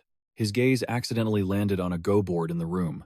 He thought to himself, it's a waste that such a fine go board exists if the prime minister can't sit and play comfortably. Perhaps it was meant for his eldest son, Huang Jin. But when Suyang touched the board, he was shocked to find the wood was still very warm. He was certain that someone had just been playing Go here, even as the prime minister continued to groan about his frail, incurable body. Suyang suddenly smiled confidently and announced, "Instead of curing you, I have a way to help your body maintain its balance." The old prime minister continued to cough violently. He helplessly claimed he had tried his best for this old body, but unfortunately, his sickly constitution could no longer keep up. Lying on the sickbed, Prime Minister Huang Hui coughed laboriously before gasping. "This humble servant cannot pay his respects to your highness, but I will practice this method to keep my body healthy." Suyang smiled outwardly and replied, "I also hope the Prime Minister's health improves," but as soon as he turned to leave, his eyes turned cold. He thought to himself, "Heating a room to preserve one's body is fine, but anything done to excess becomes a poison." Observing the nervous, sweating servant, Suyang was even more certain of his suspicions when he realized even the go board had been warmed, as if someone had just been sitting there playing. After bidding farewell, Suyang immediately went to the palace to see the king. He reported bluntly that the prime minister's condition was not critical, but because of his advanced age, it would be difficult to treat him using his standard physical training methods. Hearing this, the king sighed with regret, remembering 10 years ago. Back then, the prime minister's condition hadn't been this severe. Suyang continued confidently, "If he begins physical training according to my method, he might still be able to handle state affairs for another 10 years. Looking into the void, the king blamed himself, thinking he should have paid more attention to this minister while he was still full of vitality. As the saying goes, 100-year plan is built on people. Changing the subject, the king turned to ask about the training progress of his son's disciples. Suyang replied enthusiastically, "Your Majesty, I have gathered the most skilled disciples, and we are starting to see real results." The scene shifted to young men sweating as they lifted weights, their muscles bulging. The king nodded in satisfaction, then brought up Kim Jong-so. The general had just returned from the north, hoping the border guards could also build such strong physiques. Finally, the king asked about the plans for the upcoming diplomatic mission to the Ming dynasty. Seeing Suyang confirm the route from Beijing down to Henan, then by boat to Hangzhou, the king realized his son's true intention was to travel across half of Ming territory.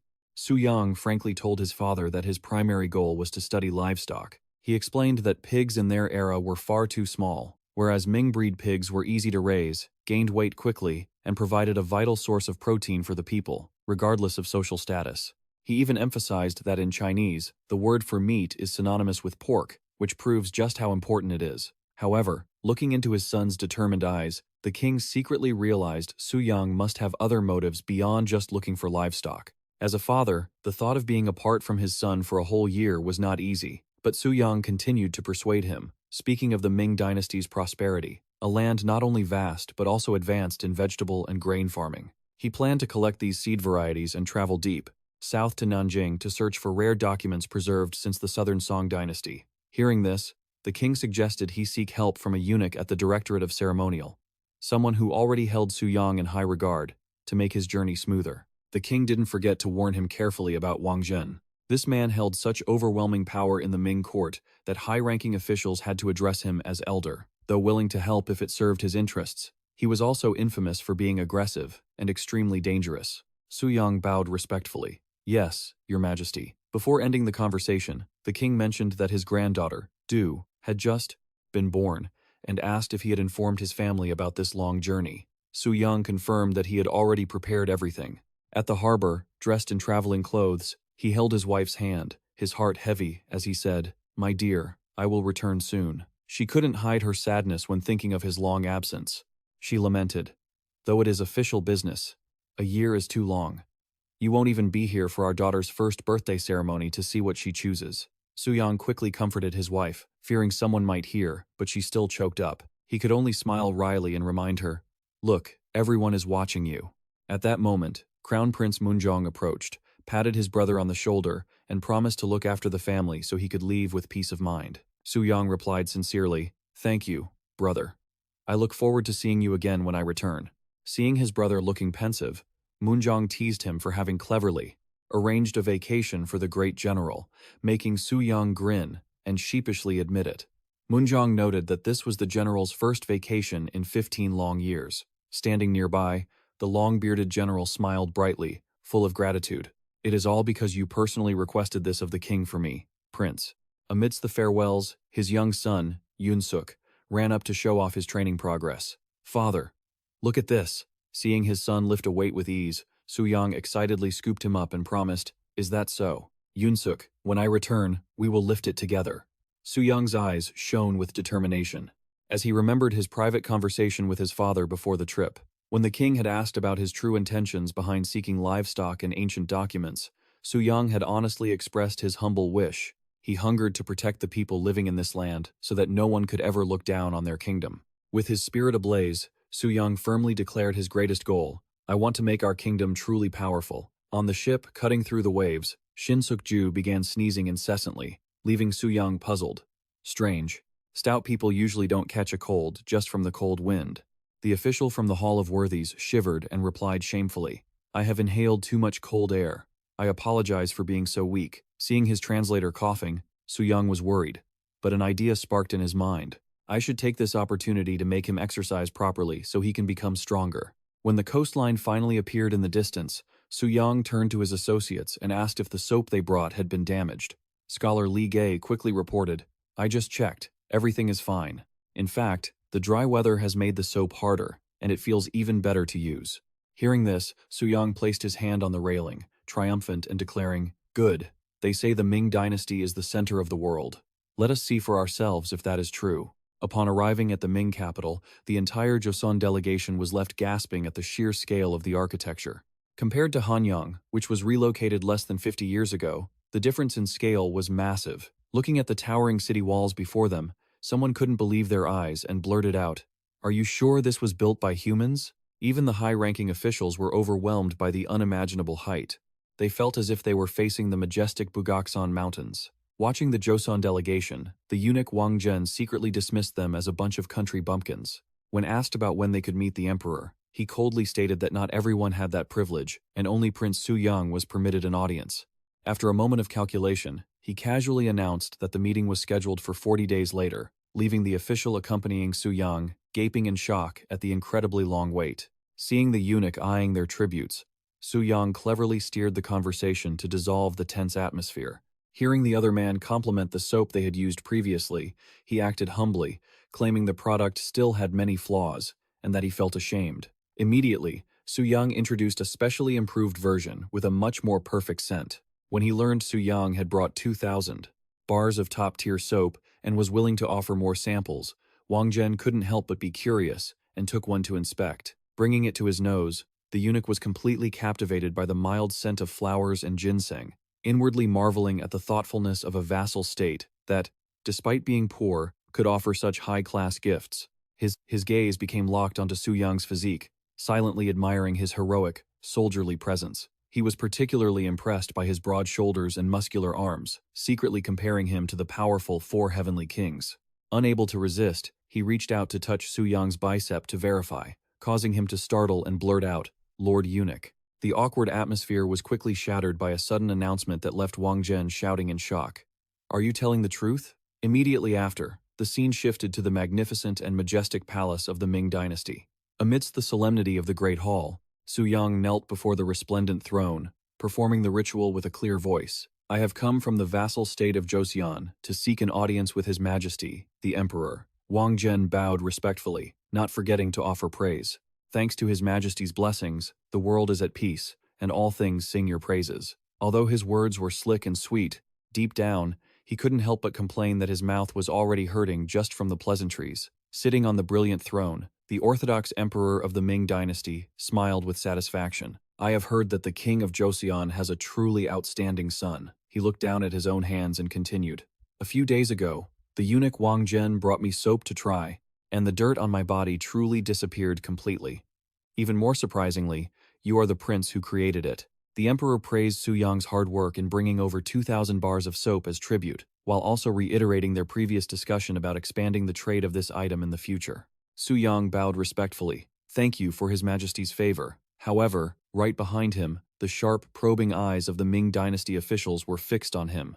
After the emperor granted him leave, Suyang quickly withdrew, but he couldn't stop wondering about the strange atmosphere enveloping the grand hall. The moment he stepped outside, he immediately felt the contemptuous stares from the Ming officials waiting for him. The sound of Suyang's footsteps rang out amidst malicious whispers. Look at those Joseon bastards, they reek of urine. It's dirty even to look at them. Sensing the bitter hostility from those around him, Suyang muttered to himself that this place was truly not easy. While lost in thought, a voice suddenly echoed from behind.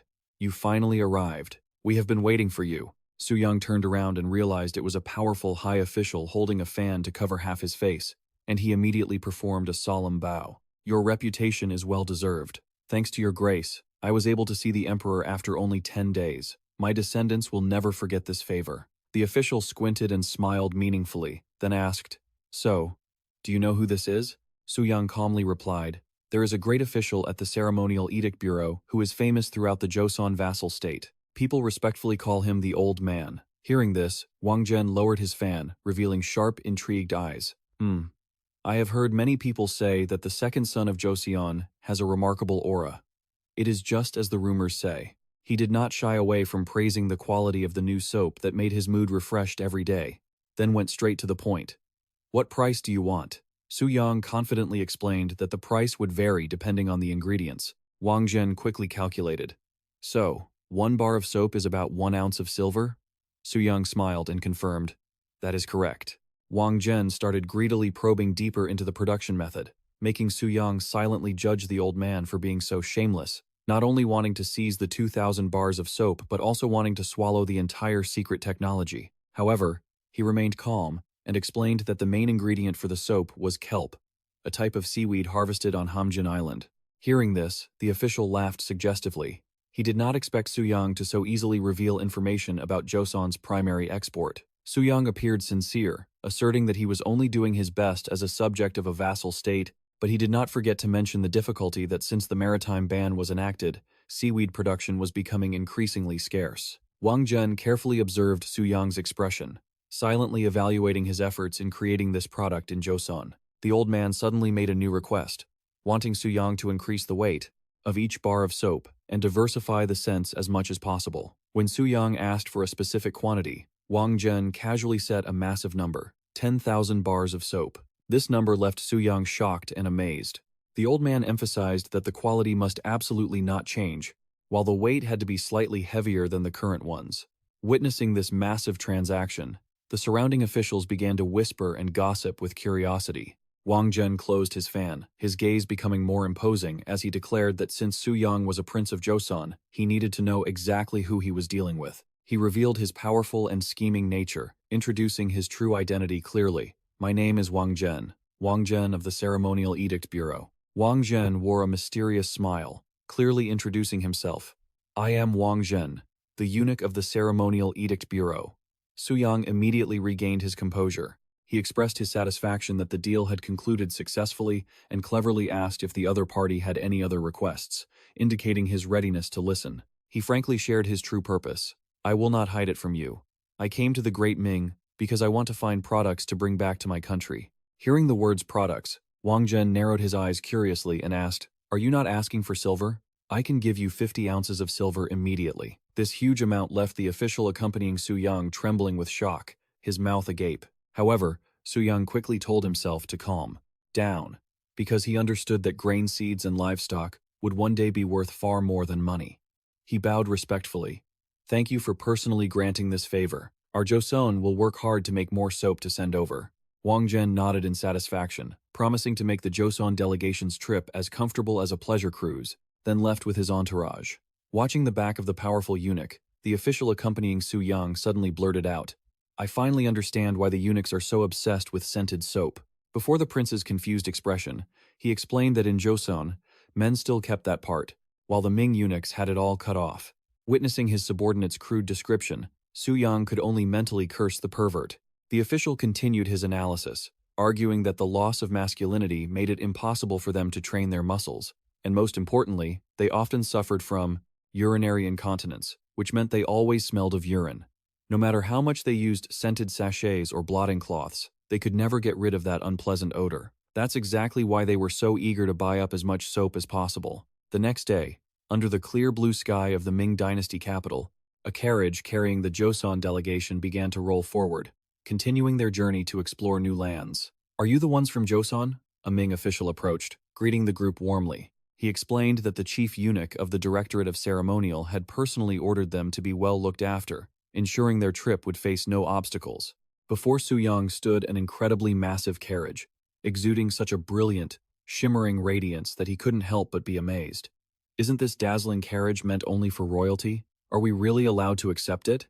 The Ming official smiled, reassuring them that this carriage had twice the interior space of the standard escort vehicles, so they had nothing to worry about. The carriage began to move, and it traveled at such an impressive speed, 150 li per day, that Suyang found it quite fascinating. However, the clouds of dust kicked up by the horse's hooves made the accompanying official cough incessantly. In distress, he pleaded, "Could you please close those windows?" Watching the scene, Suyang silently mused that whether in the Great Ming or Joseon, dirt and dust were much the same. He gave a slight nod in agreement with his subordinate's remark. The man wasn't wrong. Suyang reached out to shut the window tight, thinking to himself, aside from ancient Rome, humanity didn't really have paved roads until the 20th century. Seeing the prince standing in a steady, horse-riding stance in the middle of the shaking carriage floor instead of sitting down, Shin Suk-ju, drenched in sweat, asked curiously, "Your Highness, why are you standing like that instead of sitting?" Yang, with his powerful, bulging biceps, turned and replied sternly, "When you're in a foreign land, don't you miss your parents even more? Physical training is also a way to show filial piety." He continued his iron-willed lecture, "You must not neglect the body your parents gave you for even a single second." Suyang's gaze swept over his subordinates' physique, and he roared, "Look at you, your belly fat is bulging over your belt, and you're still young, yet you already have a triple chin." He bluntly exposed the man's weakness. "On the boat, you were plagued by a cough. Now that you're on land, your knees ache, and you can't walk for long." Suyang's harsh questioning left the other man trembling. "You're panting and drenched in sweat after walking just a little. Don't you think you need to improve your fitness?" Facing the prince's stern lecture, Shin Suk-ju could only collapse, having reached his breaking point. Looking at his subordinate sprawled on the ground, Suyang suddenly flashed an enigmatic smile and declared, "Well, I've prepared something for you." With their destination, Chang'an, still 1,500 li away, Suyang was determined to work a miracle and transform his subordinate's fitness in just 12 short days. He flexed his powerful, bulging muscles, insisting firmly that they would succeed, even as Shin Suk-ju wept in desperate terror. Under the sunset, the agonizing screams of the poor subordinate echoed through the air as he was dragged into the muscular prince's grueling workout regimen. 12 days later, the group finally arrived in Chang'an, completely exhausted. Shin Suk-ju, in particular, looked as haggard as if he had just survived hard labor. They were greeted by local officials with incredibly warm hospitality. Suyang sincerely expressed his gratitude for such a thoughtful welcome, but the Ming official modestly replied that he was only following orders from Chief Eunuch Wang Zhen. Just then, the governor of Chang'an appeared, looking dignified with a long beard. He personally invited the group to dine to wash away the fatigue of their long, difficult journey. A lavish banquet was quickly spread out with exotic dishes the Joseon delegation had never heard of before. Everyone's eyes were drawn to a bowl of noodles with very strange, thick, and curly strands that looked incredibly eye-catching. This was daoxiamian. It was a noodle dish where the dough was sliced directly into the pot using thin metal blades instead of a standard knife, a famous dish originating from the Yuan dynasty. That wasn't all. The next dish brought out was a plate of jellied meat presented so delicately that everyone's mouth began to water. Holding his chopsticks, Suyang tasted the jellied meat and realized it was made of beef. However, after eating it, his expression immediately turned cold. He silently judged that while the pork with noodles tasted excellent, the quality of this beef was absolutely terrible. Suyang felt like he was chewing the meat of a cow that had died of malnutrition. So scrawny, it looked as if it had never been fed properly by a farmer. He shook his head in disappointment to see such a precious ingredient handled so poorly. Seeing the prince looked dissatisfied, the man accompanying them quickly offered a nervous laugh to break the tension and asked everyone how they liked the pork. He was met with nods of agreement from everyone in the group. At the table, they happily enjoyed the local specialties, with one person exclaiming, "I could eat these pork noodles every single day and never get tired of them." Meanwhile, in the capital of Great Ming, Beijing, night fell over the majestic palaces. Inside the mansion of the powerful eunuch, a subordinate knelt respectfully and reported, "News from the governor of Chang'an, sir. They have treated them very well and ask you to convey a message to the emperor." Seeing his master pay so much attention to the foreign delegation, a eunuch standing nearby asked curiously, "Why do you care so much about people from such a small, pathetic country?" Gazing at the shimmering silver ingot in his hand, Wang Zhen mused about his poverty-stricken past. "I didn't have a single ounce of silver back then, yet I became a eunuch. I was once like them, but now that I stand at the pinnacle of power," he claimed nonchalantly, "I can now give away 50 ounces of silver just because I feel like it," and he tossed the silver ingot out the window as if it were worthless, flaunting his immense wealth. His eyes revealed frightening ambition and patience. "I have learned to wait." Leaning back in his chair with the demeanor of someone holding ultimate power, Wang Zhen toyed with the soapbox in his hand, his eyes narrowing calculatingly as he thought about the true value of the Joseon prince. A secondary prince of Joseon, how much is he worth? Is he really just a pig? Suyang exclaimed in surprise while standing before a creature so large it could be compared to a wild boar. Since they had no tusks, he was certain they were pigs, but the size was truly beyond imagination. The farm manager proudly introduced that the pigs they raised reached over 120 kilograms in just 2 years. In the face of the prince's astonishment, he immediately requested, "Cut me a kilogram of really good meat so I can inspect the quality." The sight made even the pig standing nearby widen its eyes in fear. Shin Suk-ju excitedly remarked that if they could bring this pig breed back, they would surely be widely used in Joseon. However, unlike his subordinates who were brimming with excitement, Suyang remained extremely cautious. He explained that importing pigs from the mainland into Joseon required careful calculation, and that they needed to find many more breeds to compare, rather than just bringing them back blindly. Because if they weren't careful, even if the lineage was the same, they would end up useless. The group continued their journey to Luoyang. Looking at the bustling crowds, Suyang remarked that this place was just as crowded as Beijing. Amidst the noise of the market, he secretly marveled at the prosperity of the Ming dynasty, seeing so many people working as independent laborers right within the city. But suddenly, Shin Suk-ju stopped in his tracks, looking bewildered as he heard strange rumors regarding Joseon. What on earth were they talking about? Suyang curiously asked Shin Suk-ju to lean in and listen, only to get an alarming report. Were they selling the prince? It turned out a wandering physician was wildly advertising a type of pill containing ginseng bought from a prince of Joseon, claiming that one just had to take it to be healthy and possess a physique as strong as Prince Suyang. Hearing this, Suyang just let out a playful, "Oh my." He suddenly tore off his official robe to reveal a body chiseled with bulging muscles and laughed heartily. "I've only been on this journey to the Ming dynasty for a month, and there are already rumors like this?"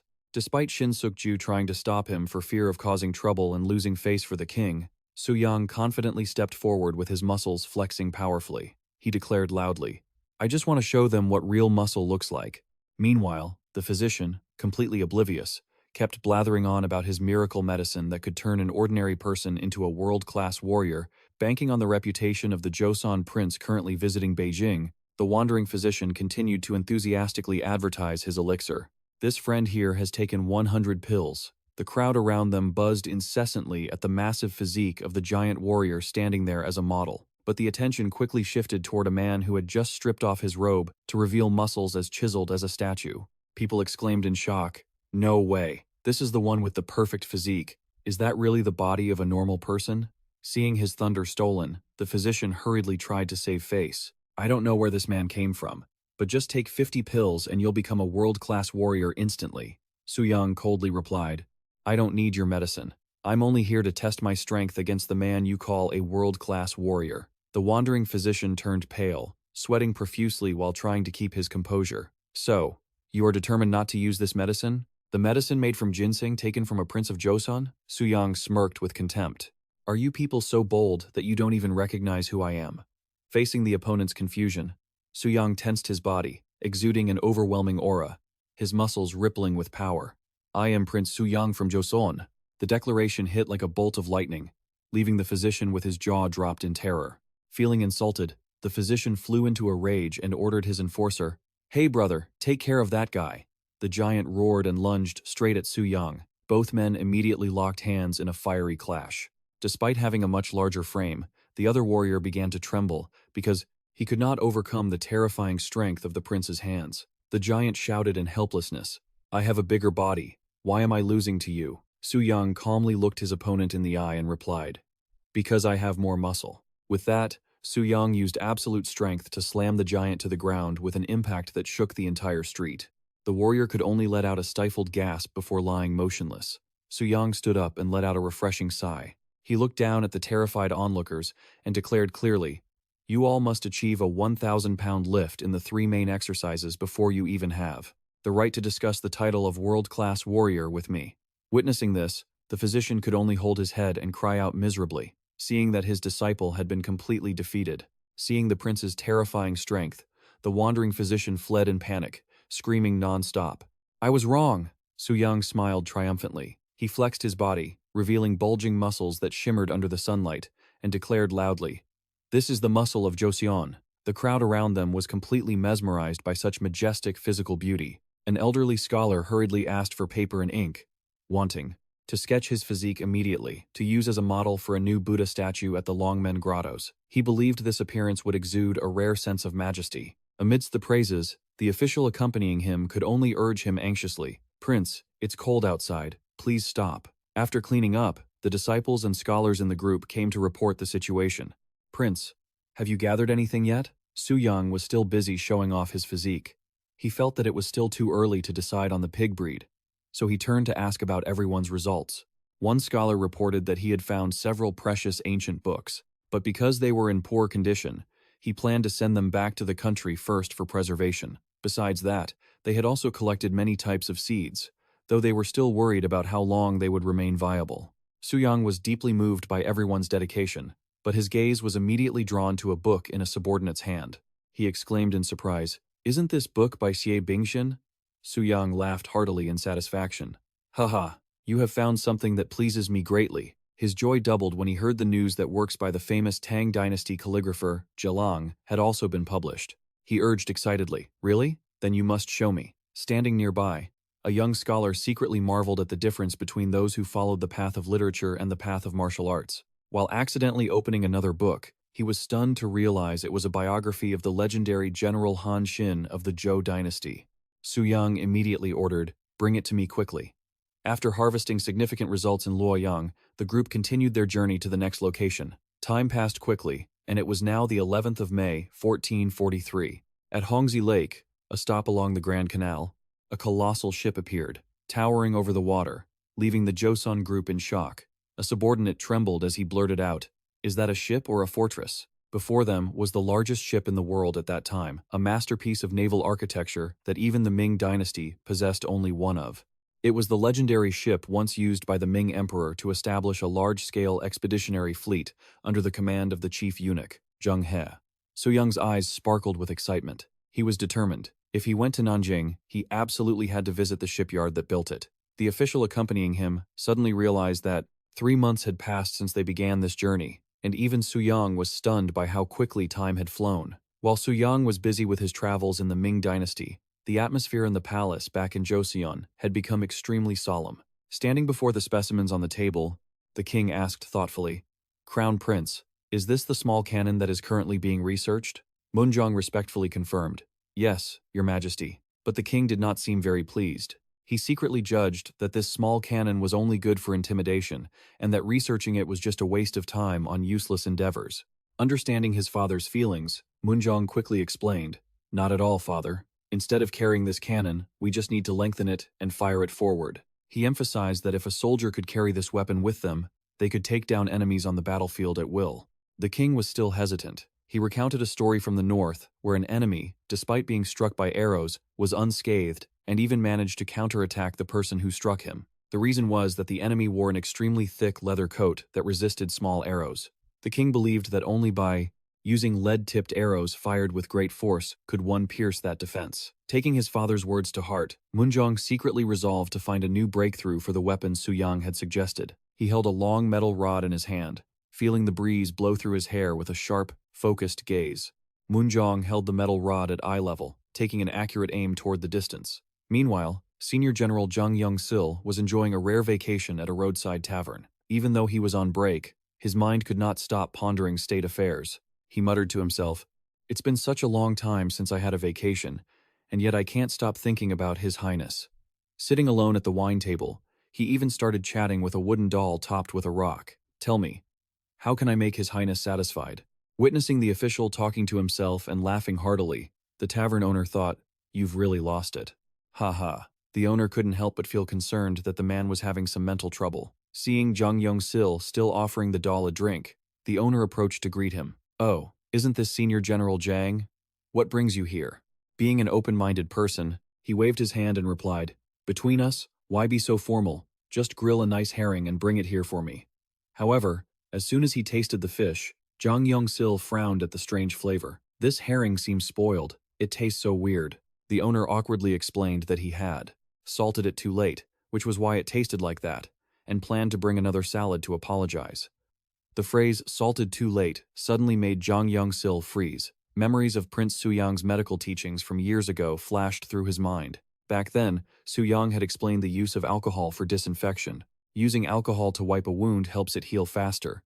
However, if a wound is left for more than 2 days, even using alcohol won't help. The connection between treating wounds and preserving food sparked a brilliant idea in the genius's mind. He hurriedly asked the owner, "How many days has this herring been sitting out?" Upon hearing that the fish had been left in the boat's hold for 2 days before being prepared, Jang Young-sil began calculating a new preservation method. While the fish was still fresh, he immediately sketched out a large-scale maritime strategy. Places where giant ships would use pulley systems and cranes to quickly haul in nets full of fish. Jang Young-sil excitedly directed the operation in his imagination. Some would row the boats, while others would gut the fish and salt them immediately. With this closed-loop process, the fish would be processed right away to keep them as fresh as possible for as long as possible. Returning to the palace, he excitedly introduced a new invention to the king. Improved from the mobile pulley system, a muscle training device called a J-Kion to help soldiers strengthen their backs and lats. Out on the nets, overflowing with catch, the fishermen enthusiastically carried out the new preservation process. One person, quickly scattering salt, asked, "If we salt them right now, will this herring keep for half a month, my lord?" Jang Young-sil smiled and confirmed, "That's right." The fisherman couldn't hide his excitement. He said this was the first time in over 30 years they had such a massive harvest. If normally 100 fish would fill the boat's hold, this time the number exceeded 1,000. Witnessing this brilliant result, Jang Young-sil quietly calculated increasing the storage capacity to match the massive output. He believed that if done well, not only dried fish, but all the people would have the chance to enjoy delicious salted fish. His gaze looked out toward the ocean, thinking how wonderful it would be if they had more large fishing boats to head out into the deep sea. Determined to realize this idea, he told himself he must immediately send a letter to Prince Suyang. Meanwhile, in the capital, a royal decree was suddenly issued. Standing before the estate, the messenger official loudly declared, "Disciples of Prince Suyang, Ma In-young, listen to the decree." The decree stated that the court planned to build a large-scale physical training ground. As the lead disciple of the prince, Ma In-young was tasked with training 20 disciples, all children of the nobility and wealthy families who had just failed the civil service examinations. Hearing the number 20, Ma In-young was so horrified his jaw dropped. He screamed in despair as he received the order to teach them physical training immediately. 1 month later, at the training ground, Ma In-young was exhausted and muttered, "Training with the prince was so much better." Seeing his subordinate looking drained, the accompanying official teased that he finally understood the prince's suffering when he used to teach only him. Ma In-young admitted it, but he was also filled with resentment as he compared them. "When Suyang teaches, the disciples' eyes light up. But when I hold the book to lecture, they don't even spare me a glance." He felt surprised that no one cared about him, even though he was trying his best. Seeing this, the official revealed shocking information. "I heard that those who fail the civil service exam next year will have to go to the Hamjin province. Are those guys not awake yet?" Hearing the words Hamjin province, Ma In-young was startled and asked for confirmation. Ma In-young was devastated when he heard the news that all his disciples would be sent to Hamjin province. Just thinking about that freezing land made him shudder with cold. The image of Prince Suyang with his massive, muscular physique flashed through her mind, accompanied by an intense, urgent demand. "Let's warm up our bodies together." Ma In-young could only scream in helpless despair. Sweat dripped down his face, which was tight with stress. Ma In-young explained to the official that he couldn't bear to see his disciples living such miserable lives. To the question, "So, what are you going to do?" he looked at the weight plates on the ground and stated firmly, "Weightlifting is the answer for those who refuse to study." Shouts of exertion began to echo through the air under the deep blue sky. At the training ground, Ma In-young sternly questioned a disciple who was trembling while lifting weights. "What have you learned all this time? Still can't answer?" Seeing that the other person remained silent, he coldly declared, "That's not good enough," and ordered another weight plate to be added.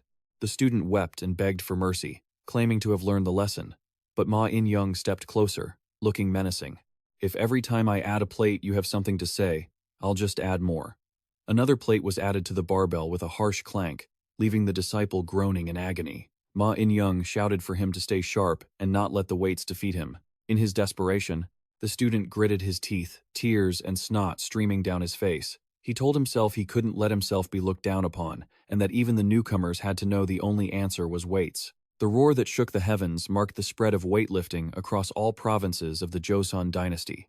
In the 4th lunar month in Nanjing of the Ming dynasty, a bustling atmosphere covered the city streets. Compared to Beijing, it even had the appearance of a true capital city. Walking through the busy market, the official accompanying Suyang couldn't help but exclaim in surprise, "No way, it's only the 4th lunar month and there are already cucumbers?" He silently calculated how, in the time it took to grow cucumbers, one could grow rice instead, and realized that growing other vegetables could be far more profitable than rice. For a nation that prioritized rice production to solve immediate food shortages, this was a huge difference. Joseon was a country, built on land devastated by the invasions of the Japanese and the Red Turban rebels, leaving them no choice but to focus on state-directed food production. However, looking at the abundance here, Suyang dreamed of a future where his own country would progress, with healthy farmers training in fields just like these.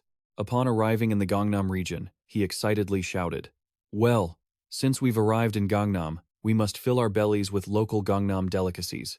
Everyone, follow me." He tossed silver ingots onto the table with a bold gesture and ordered loudly, "I want to eat and drink plenty with this silver. See to it that you bring the best." Seeing the massive amount of silver, the servants could only gape in awe before quickly setting out the finest dishes. First was the fragrant fried carp with the instruction, "Please be careful not to touch the fish's head." Next was a plate of succulent roasted pork, fully deboned so the masters could enjoy it without worry. Not stopping there, a nutritious bowl of sea turtle soup was also brought out to treat the group. After a hearty feast, everyone was so full they let out satisfied burps. The accompanying official exclaimed in contentment, "Ah, this is the true flavor of the Great Ming. There are so many miraculous ingredients." Seeing his companions lying around, stuffed, they marveled that this was the taste of the continent which the commoners of Joseon could hardly imagine. Suyang leaned back comfortably and said, "Man, I'm stuffed." However, his eyes quickly turned serious as he announced the next plan. "There is someone you must meet." In Nanjing, Suyang went to the shipyard and asked loudly, "Is anyone there? I have something to ask." A middle-aged craftsman with a gray beard turned to look at him in surprise. Seeing Suyang's sturdy physique, the old man judged silently. Is this a new porter? With a build like that, he could carry a whole ship." Suyang calmly introduced himself. "I am Prince Suyang, an envoy from Joseon." Realizing he had been disrespectful to royalty, the craftsman hurriedly bowed to apologize. "I almost committed a grave mistake." Setting that aside, Suyang got straight to the point. "I heard you designed the ships used for the voyages of the eunuch Jung Hae." The shipbuilder, named Bang Ju, proudly confirmed it. He reminisced about the golden years, when he witnessed massive ships sailing out one after another. He spoke of the 2,000 Liao ships, with a displacement of up to 280 tons that he had built to protect the exploration fleet. But then, he bitterly admitted that with no more voyages, those great ships became useless. Now, Bang Ju could only make a living building small, shabby merchant boats. He lamented with his head down. "As a man, of course, I want to build giant ships." Seeing that the man still had his passion, Suyang asked if he had ever built any other types of ships. Bang Ju said he had learned a lot from the Fuchuan ships of Fujian, the Guangchuan of Guangdong, and even the Joseon ships of Zhejiang. Suyang looked deep into his eyes and said sternly, "Those are all well and good, but have you ever thought about building a new kind of ship? Are you wasting your talent?" Bang Ju asked in surprise. "Does your highness mean you want me to come to Joseon to build ships?" He braced himself, affirming that building large ships to conquer the ocean was a man's lifelong ideal. Suyang smiled meaningfully and pulled out a blueprint. "Then, take a look at this." Bang Ju took the drawing. At first, he looked skeptical, seeing only one mast and some oars. Isn't this just a small fishing boat? However, as he looked closely at the layered structure and the unique design of the ship in the drawing, he became stunned. Bang Ju pointed to the pulley detail on the blueprint and asked about its function. Suyang calmly explained that this boat had the capacity to catch 4 times as much fish as other boats of the same size. The shipbuilder was shocked to realize that the mechanism of using pulleys to haul fish up required installing an additional sturdy mast. Although he didn't know the exact way to build this entire type of boat yet, Bang Ju was confident he knew how to craft the accompanying tools. He thought to himself that if he could create a small ship with power exceeding that of a large one, it would be incredibly meaningful for a shipbuilder. Suyang smiled encouragingly. "Think it over carefully before we return to Joseon." Before leaving, he didn't forget to add, "And if you agree, come visit us in 10 days. The group's next destination was a farm on the outskirts of Nanjing, where fields of Napa cabbage stretched out as far as the eye could see. Standing in the middle of the lush green vegetable garden, Suyang couldn't help but marvel. The Napa cabbage here was truly something special. The heads were so large, firm, and fresh that he believed that if properly pickled, they would last through the long winter. He secretly realized that these were likely the ancestors of the Napa cabbage future generations would eat. Suyang lifted a heavy cabbage and called out, "Excuse me, sir." Upon seeing the farm owner, Suyang immediately held up a shining silver ingot and spoke clearly. "Let me have the best seeds, and I will offer you a good price." Faced with such generosity from a nobleman from Joseon, the old farm owner bowed repeatedly. "I go, please, my lord. Wait a moment." Afterward, they headed toward the livestock pen to inspect the pigs. Suyang curiously asked about their age. The owner explained that these pigs had only been raised for a little over a year. A well-fed pig here could weigh up to 144 kilograms, whereas back in Joseon, it took 2 whole years for a pig to reach 42 kilograms. Realizing these were the best in terms of size, Suyang immediately asked, "Can you sell me one for 100? This massive figure startled the old owner so much that he waved his hands. "For 100 for one? That's difficult. I'm afraid that's too much." Seeing the man still hesitating, Suyang tossed a handful of sparkling silver and laughed. "If it's not enough, just say so. I have plenty more where that came from." The farm owner happily explained that this black pig breed was called Gimong, and promised to do his best to ensure a ratio of 8 females and 2 males to deliver to the prince by tomorrow. As the fiery sunset began to fade, Suyang stood silently looking at the horizon. He mused that his journey to the Ming dynasty was coming to an end. After his lavish shopping spree, the silver borrowed from eunuch Wang Zhen in his cloth bag was nearly depleted. The silver he had borrowed could easily be earned back through soap exports, but what concerned Suyang were the unpredictable schemes of his rival. Even so, he told himself that this was a mountain he had to climb to build a prosperous Joseon. Just then, a report came in. "Your Highness, the man named Bang Ju has arrived." Seeing the shipbuilder appear right on time, Suyang smiled triumphantly, secretly marveling that talent was flocking to Joseon. At the pier, over 400 precious books were ready to be shipped home. Looking at the massive amount of luggage, the official accompanying him worried about the grueling journey from Beijing to Hanyang, and even wondered how they could ever read all that material. Suyang confidently reassured him, "The Hall of Worthies has plenty of people, so you don't need to worry." Meanwhile, back in Joseon, an official came sprinting into the palace, shouting, "Your Highness, something terrible has happened." King Sejong, who had been resting, suddenly sat up, looking annoyed. He had just been about to break his deadlift record, only to be interrupted by these people. With a stern face, he growled, "If this isn't anything major, don't blame me for what happens." "What is it?" Hearing reports of a commotion in Mungyang, the king wondered if a tiger had appeared. The trembling official explained that the pigs brought from the Ming dynasty had escaped and were wreaking havoc throughout the area. The king initially dismissed it, thinking they were just piglets, but when he heard his subordinate insist they weighed up to 72 kilograms, he was shocked. "What did you say?" At the scene, the chaos was absolute, filled with screams of "Catch it!" The soldiers chased after them, feeling powerless against the terrifying strength of the oversized pigs. An army officer hugged a pig tightly, lamenting to the heavens, unable to understand how they could be so strong. The pigs even became more aggressive when they saw their companions being captured. One pig squealed loudly, seemingly crying for its mate, terrifying the troops. A soldier screamed in horror as he was about to be attacked by a frenzied pig. In the nick of time, a firm hand suddenly grabbed the pig's hind leg, causing it to let out one last desperate cry. Suyang had returned. He clearly declared, "It has been a year since I came to Joseon. If I can't even solve this, what face would I have left?" With unparalleled strength, the prince easily subdued and hoisted the giant pigs onto his shoulders to the amazement of everyone. Looking at the large black pigs rooting around in the dirt, the king couldn't help but marvel. "Ha, look at them. From their fierce nature to their appearance, they're just like wild boars." He grabbed a bundle of dry grass, approached the pig pen, and patted them affectionately. "You've worked hard traveling from such a distant place to Joseon." Seeing a pig come forward to gobble up the food, the king laughed heartily. "Ha ha ha, this one seems very hungry." He was satisfied, noting that with such large and healthy pigs, Joseon would no longer have to worry as much about its food supply. Even the pigs seemed to be subdued by his presence, as if thinking, "This man is very reliable, even if his physique is a bit bulky just like ours." The king excitedly ordered the troops, "Select the strongest one among them for our victory banquet." While walking with his father, Suyang reported on the intellectual treasures he had brought back. "There are publications lost since the Goryeo era that I managed to buy and bring back. However, most were related to products and agriculture. So the Ministry of Works and the Ministry of Taxation would be very busy this time." Seeing his son achieve great things, the king asked kindly, "You've worked hard. Do you have any requests?" Suyang respectfully replied, "Yes. On this trip to the Great Ming, I have truly learned many things." He secretly calculated that if he applied the advanced farming methods of the Ming dynasty to Joseon, food quality would certainly change, helping to thoroughly resolve the issue of malnutrition for the people. However, the most important thing right now was the manpower. Standing before the experts who had followed him across thousands of miles, the king warmly asked, "Do you know where you are staying?" He affirmed firmly, "You have worked hard, traveling all the way from the Great Ming to Joseon. I will certainly arrange separate accommodations for you." Bang Ju and his associates were deeply moved and simultaneously knelt to the ground.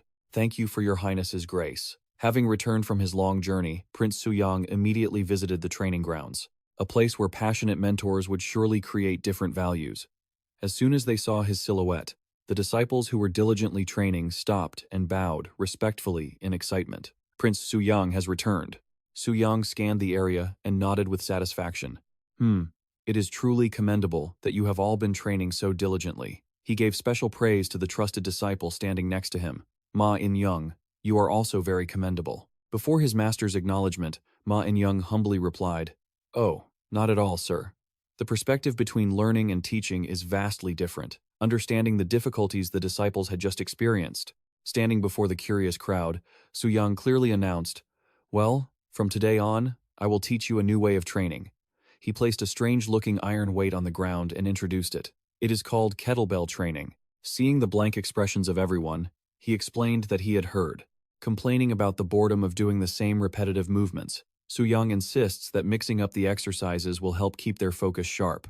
"Watch closely and follow my lead." He starts demonstrating the first exercise, called burpees, a series of rapid-fire movements he claims he invented back in the Ming dynasty. Seeing the new bodyweight exercise, the disciples start whispering excitedly. "It doesn't look like they have to carry anything heavy. I can do 100 too." After finishing 20 burpees, Suyang immediately starts squatting and jumping over a large log placed at waist height 20 times. This is the box jump drill. Not letting himself rest, he immediately grabs a 20-kilogram dumbbell and starts doing 20 consecutive swings. The grueling workout still isn't over, as Suyang forces them to do another 20 bodyweight squats at lightning speed. He instructs his disciples to do this set twice, take a short break, and then go for another 2 rounds. Hearing this, a sweat-drenched disciple asks hopefully, "Is that the end of today's training?"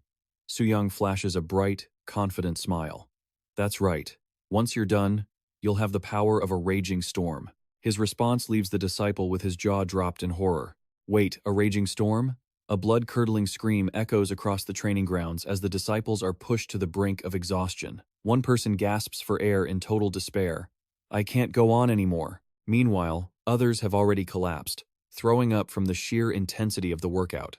Seeing this, Suyang just asks blankly, throwing up, but instead of showing pity, he wears a sinister, terrifying smile and orders, well, finish puking and get right back to it. I went through the same thing, and you're not going to die that easily. The poor disciples can only wail in pain.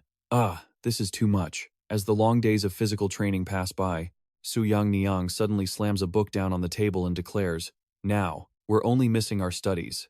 He demands everyone to open their books immediately and focus intensely. He thinks to himself that once physical strength has been drained, studying is the best way to clear one's mind of all distractions. A trembling disciple grips his book, sweating profusely as he complains, "How could we possibly study with our bodies in this state?" Ignoring all the whining, Suyang gives a stern command. Of course you must follow orders. Ma In-young and Seosan, all of them, must study with their whole hearts. This is how they will achieve great success. At the palace library, Crown Prince Munjong is left speechless by the treasures of knowledge his younger brother brought back from the Ming dynasty. He excitedly picks up a book and asks, "Brother, is this the printed version of the works of Wu Yangsun and Chu Suiliang?" Munjong continues to flip through stacks of precious books. He is astonished to realize the collection is far more massive than he imagined. It's not just Chu Suiliang's work. It includes the Juquan Ming by Ouyang Sun and the Jianli Bei by Yan Zhenqing. Looking at the bold, meticulously printed characters, Suyang states with great determination that he is absolutely going to master them. Seeing his brother so passionate about the diplomatic trip, Munjong teases him, suggesting that he probably wants to head out on the road again soon. Suyang replies sincerely, "Of course, Crown Prince. I want to visit Khufu, where the descendants of Confucius are honored." Suyang excitedly tells Munjong that the king is very pleased with the results of his recent mission, so he plans to request permission to head out again next time. Seeing his brother's enthusiastic expression, Munjong curiously asks why. Everyone seems to have changed so much after the trip. He pays special attention to the physique of Vice Minister Shin Suk-ju and notices the complete physical transformation of the official. Suyang smiles meaningfully. He warns that the field trip was incredibly grueling and worries that, with his current physique, his brother wouldn't be able to handle it. Munjong nods in agreement, acknowledging that traveling to a distant country truly requires peak physical condition. Yet, in his heart, he is silently lamenting that his current arm strength is completely incapable of lifting those heavy iron weights. Hawiji and the others stand facing each other, radiating an aura of great power and determination. Suyang teases him, saying it turns out the crown prince still hasn't learned how to swing that dumbbell properly. He laughs, recalling that Munjong was never interested in this art to begin with. Seeing his brother keep teasing him, Munjong snaps, ordering him to stop talking nonsense and get over here. He insists this is an important way to strengthen their brotherly bond. Right after that, on the training ground, a tragic shriek rings out, shattering the peaceful atmosphere. Amidst the dust, Munjong suddenly introduces a newly crafted weapon, a long-barreled, exquisitely designed musket. Munjong explains that this type of gun is designed to be so simple that even an ordinary soldier can easily use it on the battlefield. He assumes a professional aiming stance, his cold, sharp eyes locked onto the target ahead. A thunderous explosion rings out, and the bullet zooms away at incredible speed. Munjong confidently asserts its terrifying power. At close range, the bullet can pierce through sturdy iron armor, and at long range, it still has enough force to tear through an enemy's flesh. Looking at the precise hole in the target, he is satisfied, believing its power is beyond dispute. While Suyang is deep in thought, in a distant place within the Ming dynasty, a mysterious masked figure silently sneaks through the palace gates. An authoritative voice rings out, questioning the status of the spy operating in Joseon. After receiving confirmation that everything is progressing smoothly, the powerful minister Wang Zhen appears, with long hair and magnificent robes, sitting majestically on a high chair. He silently praises the talent of the Joseon prince for being able to create such unique items, like soap. With sharp, calculating eyes, Wang Zhen holds silver ingots in his hands and orders his subordinates to keep a close watch on Suyang. Anything he creates that the Ming dynasty doesn't have yet must be reported immediately. He promises a reward of 5 taels of silver for any information sent back. Wang Zhen emphasizes that the more detailed the blueprints, the more generous the reward. He wears a sinister, greedy smile, his eyes showing his cunning nature as he states a cruel truth. Whether in the Ming dynasty or Joseon, there is nothing more valuable or powerful than silver. To pierce through flesh without having to get within a range of 180 meters, Crown Prince Munjong begins testing different shooting stances. He explains, while maneuvering, "First, place it on your shoulder. I also thought about placing it under my chin. But if we do that, no one would be able to handle the recoil. Finally, he chose a more stable stance. So I figured out a way to fire it by bracing it between the hip and the arm. Seeing this weapon, Suyang could not help but be amazed. It was so similar to the type of hand cannon that only appeared during the reign of King Sejong. Later, he silently marveled at the time-defying invention before his eyes and affirmed, "In my opinion, this type of firearm is essential for both offense and defense." However, Moonjong had a different perspective, believing the original purpose was to design a gun that soldiers could carry and maneuver flexibly. He was concerned because this was a weapon that could not be aimed properly during a surprise enemy attack. To test it, Moonjong loudly declared, "I will fire it myself and then report back to you, brother." Deafening explosions echoed repeatedly, causing the birds in the forest to scatter in panic. Observing the scene, Suyang was stunned by its terrifying destructive power, capable of piercing through both iron plates and wooden boards. "The power of this gun is greater than I thought." Despite the high power, Suyang quickly pointed out critical flaws. Accuracy needed improvement because the projectile missed the target, and furthermore, the aiming method was quite inconvenient. Moonjong agreed, noting that the recoil was too strong. For an average soldier, firing at once could result in a shoulder injury. "I think we shouldn't just reduce the power of the gun, but its size as well." He turned to ask his younger brother for his opinion on finding a more comfortable aiming method. While they were discussing, Suyang suddenly heard a strange noise from the bushes behind them. He narrowed his eyes, full of vigilance. It sounded like rustling. Could he have heard wrong? Seeing his younger brother's strange behavior, Hang asked with concern, Is something the matter?" Suyang quickly regained his composure. "It's nothing, brother."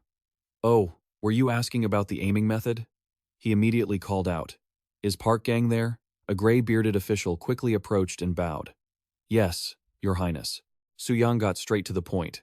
"Didn't you once sketch the Ming Dynasty crossbow and dismantle it many times? Can you recreate the structure of those bows from that time?" Park Gang confidently asserted that he was already improving an old bow and was ready to show the prince the results immediately. To prove his point, Prince Suyang decided to test it himself.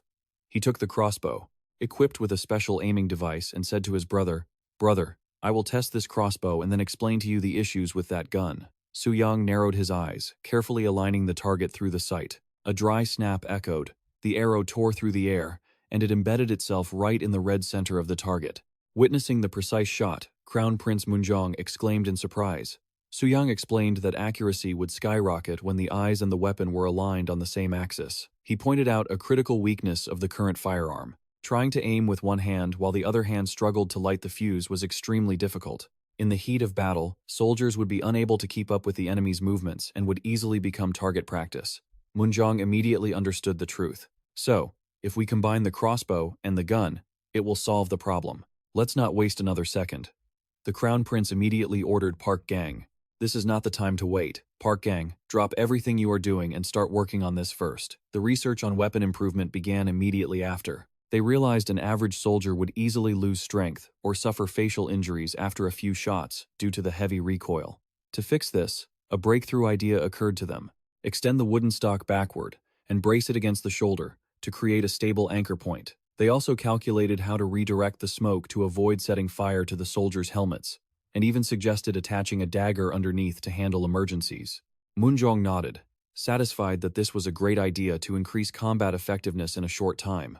3 months later, on the 5th day of the 5th month of the year, 1444, the atmosphere at the palace became more solemn than ever. This was a momentous day as the Crown Prince and Suyang officially debuted the new firearms before a large gathering of military officials. Sitting on the throne, the king silently evaluated the thorough preparation of his two sons. Even though he knew they never did anything in vain, he couldn't help but worry, because firearms were notoriously prone to failure on the battlefield. In the middle of the palace courtyard, Suyang and Moonjong, clad in majestic armor, were ready to perform the demonstration that would change the military fate of Joseon. Prince Suyang loudly commanded, "Prepare the rifles." Receiving the order from the prince, the soldiers immediately responded clearly. The reloading process was carried out urgently and precisely. The soldier poured gunpowder into the barrel and shouted, "Gunpowder!" He used all his strength to shout as he used the wooden rod to compress the powder inside. Immediately after, the bullet was loaded straight into the muzzle with a decisive motion. Watching this, the officials watching were left wondering, what is that man doing? Some even looked annoyed because the gunshot was too loud. One gray-bearded minister watched with disdain, silently judging. At the end of the day, it's useless without combat experience. But Suyang did not care. He raised his hand to signal and roared, "Fire!" The soldier immediately pulled the trigger. A deafening explosion erupted from the muzzle, accompanied by a cloud of white smoke that engulfed a corner of the palace courtyard. As soon as the blast ended, Suyang commanded, "Go and check the target." The soldiers quickly ran toward the target to confirm the results. A cry of amazement rang out. A direct hit. The bullet had pierced right through the red center of the target with perfect accuracy. Witnessing such an incredible result, the minister from before began to whisper. It was hard to believe that such a noisy thing could hit the mark. Another person curiously asked, "In your opinion, where could that be used?" The gray-bearded minister was still in shock and muttered, "Only one shot?" Seeing his colleague's confusion, the official next to him asked, What do you mean?" He explained with a grave expression. "You say only one shot? Usually, at that distance, it would take 10 shots from a gun to hit the target." The show was not over yet. Suyang continued to urge, "Next, prepare the hand cannon." A soldier carried on his shoulder the heavy weapon, a type of heavy artillery with superior firepower and range that had just been developed. "Prepare to fire." The command echoed clearly across the courtyard. Witnessing the massive hand cannon, the officials began to whisper, doubting whether an ordinary person could use a weapon with such special ammunition. A soldier pulled the trigger, a sharp explosion rang out, and immediately there was a report of excitement. 2 shots, both hit the target. Even the most skeptical ones had to admit that at least this hand cannon had its uses. However, malicious gossip continued to surround them. However, it takes time to reload. While a gun fires once, skilled archers can fire 3 times. The officials laughed, mocking the weapon as only suitable for ambushes, firing a single shot, and then running away. Some even jeered that if you have to load gunpowder beforehand, you might as well just wait for the right moment to use it. Facing these conflicting opinions, the king remained silent and turned to Crown Prince Munjong. He remarked that the first rifle, the Bo Chong, could hardly be considered a cannon, and the second, the An Chong, had a firing rate too slow compared to a bow. Crown Prince Munjong bowed his head in thought, wondering how he could effectively use them when his father, the king, insisted guns couldn't replace bows. However, Munjong soon had a persuasive answer for him. "It takes 10 years to become a skilled archer, but these men have only been training for 15 days. The king was stunned and asked, 15 days? You mean to tell me they can reach that skill level after only 15 days? Munjong firmly stated that in 15 days, a recruit wouldn't even know how to hold a bow, because hitting a target accurately with a bow takes 6 whole months of training. Munjong declared clearly, "Therefore, Your Majesty, I have shown you marksmen who have only been training for 15 days until now." He looked straight ahead with confidence and shouted, "Now, I will show you a performance by skilled marksmen." Immediately, a squad of shooters with specialized eye patches stepped forward, resolutely placing their guns to their shoulders, ready to fire. Crown Prince Munjong continued to convince his father of the new weapon's effectiveness. He affirmed that the marksmen standing before them had only been trained for a mere 15 days to this day. He declared that he would let everyone witness an unprecedented, skillful performance from these soldiers. Immediately, a squad with specialized eye patches resolutely brought their guns to their shoulders, performing the professional ready stance on their commander's order. As soon as Munjong's command to fire echoed, white smoke and sparks erupted simultaneously from the soldiers' barrels. The result stunned everyone. 19 shots hit the target out of 60, achieving an accuracy rate of about 30% at a distance of 100 meters. Witnessing this, the officials began to whisper as they realized the reload and preparation speed of the soldiers had become much faster than before. The king could not hide his surprise and laughed in appreciation, unable to believe they could reach this level in such a short time. Munjong respectfully explained that with the Bochong rifle, even an average person only needs 2 months of training to possess power equal to an archer who has trained for many years. Finally, he introduced the last weapon, the cannon known as the Juji Chong, and asked his younger brother if he was ready. Prince Suyang clearly answered and stepped up to a large cannon placed on a wooden-wheeled carriage, making the surrounding officials whisper because its size seemed too small for a standard cannon. To the king's question about the ammunition used, Suyang confidently introduced that the Juji Chong uses lead shot and promised to show everyone its true power. As soon as he finished, a heaven-shaking explosion rang out, the barrel spitting out a powerful blast straight at the target. In the distance, a massive explosion erupted, blasting everything away and creating a towering pillar of fire and smoke before the shocked eyes of all the officials and soldiers present. Witnessing the terrifying destructive power, the ministers could only gasp in amazement. The king was extremely satisfied and lavished praise. Magnificent. With the Bochong rifles and the Jujichong cannons that you have created, never mind the enemy troops. Even if the northern armies that trampled Joseon were to arrive, they would be blown to pieces. Before his father's excitement, Moonjong modestly replied, "It only serves to scare the enemy, Your Majesty." The king looked at Suyang with pride, affirming that his contribution was immense. Meanwhile, in the Ming dynasty, where Wang Zhen resided, the atmosphere was solemn. A subordinate respectfully reported that they had indeed invented such a weapon. He curiously asked if they should order a spy to steal the blueprints, but Wang Zhen immediately dismissed it. He held 2 secret letters in his hands, his eyes showing a cunning look. No, it would be very difficult to replicate accurately from the drawings of a non-expert.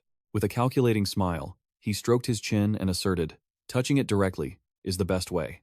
In Joseon, while walking with his son on the palace corridor, the king suddenly expressed his concern.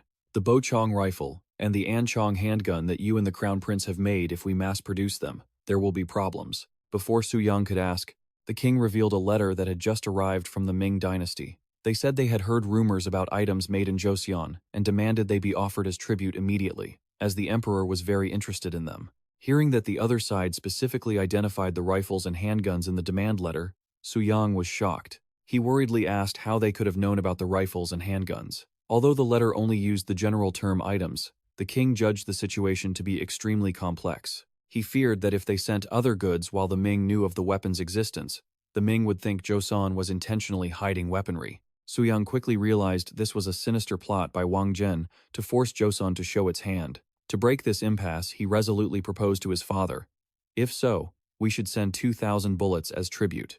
Hearing his son's proposal, the king hesitated. 2,000, that is far too many. I think sending 500 per year is most reasonable. But Suyang remained firm in his plan. He looked his father in the eyes and stated firmly, "No, father, we must send 2,000. News of this massive amount of ammunition quickly reached Wang Zhen in the Forbidden City. He smirked meaningfully. "Oh, 2,000 bullets, you say?" A subordinate standing nearby added, "I heard that the third prince of Joseon will personally bring 500 of them this year." As expected, small border states cannot resist the Great Ming. When asked why the demand letter only wrote vaguely about items, Wang Zhen explained it was a sinister psychological trap. If Joseon sent other items, he would claim they had hidden motives to create pressure, thereby demanding even more tribute. While he valued the intelligence of the Joseon leadership, Wang Zhen had prepared an even more vicious move if they found the tribute demand too difficult. He coldly revealed his true goal. "I will demand the second prince of Joseon as a hostage." His eyes glinted with murderous intent. The old man calculated to himself that if Jose refused, he would not hesitate to use force, leaving them no choice but to submit amidst the flames.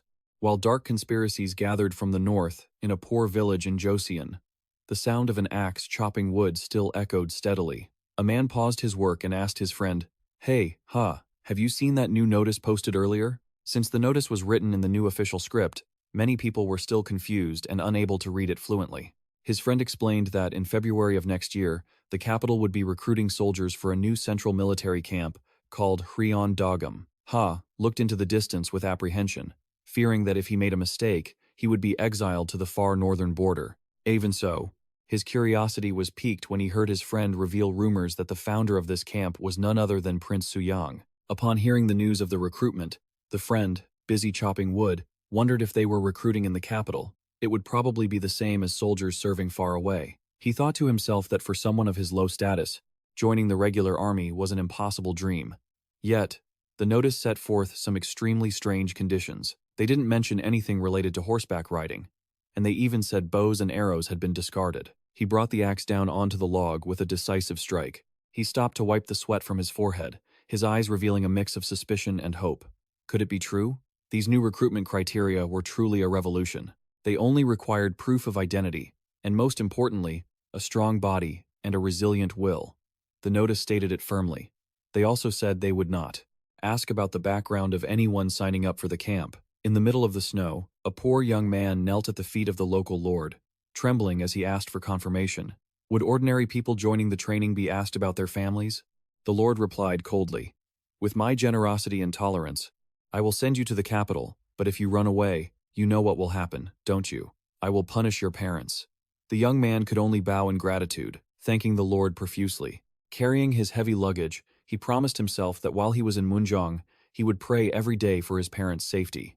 In this way, hundreds of young men from all 8 provinces across the country, regardless of their social standing, gathered together. They carried the strong belief that as long as one had a strong body, one could become a military officer. Everyone was heading toward the capital, where Prince Suyang was waiting. The atmosphere became more bustling than ever as the crowd poured into the capital, where Prince Suyang was waiting. Standing on high and observing, Suyang muttered the number, 1,052 people. He frowned thoughtfully. It seemed the number of people was fewer than he had expected. Standing right behind him, the accompanying official sighed and replied, "That is unavoidable. You see, most of the common people are still confused. They don't even know what military training is actually for." Looking at the crowd whispering below, Suyang felt a sense of sadness that people held such prejudices against military training. He suddenly turned to look at the official trembling behind him and questioned, "But why do you keep hiding behind me?"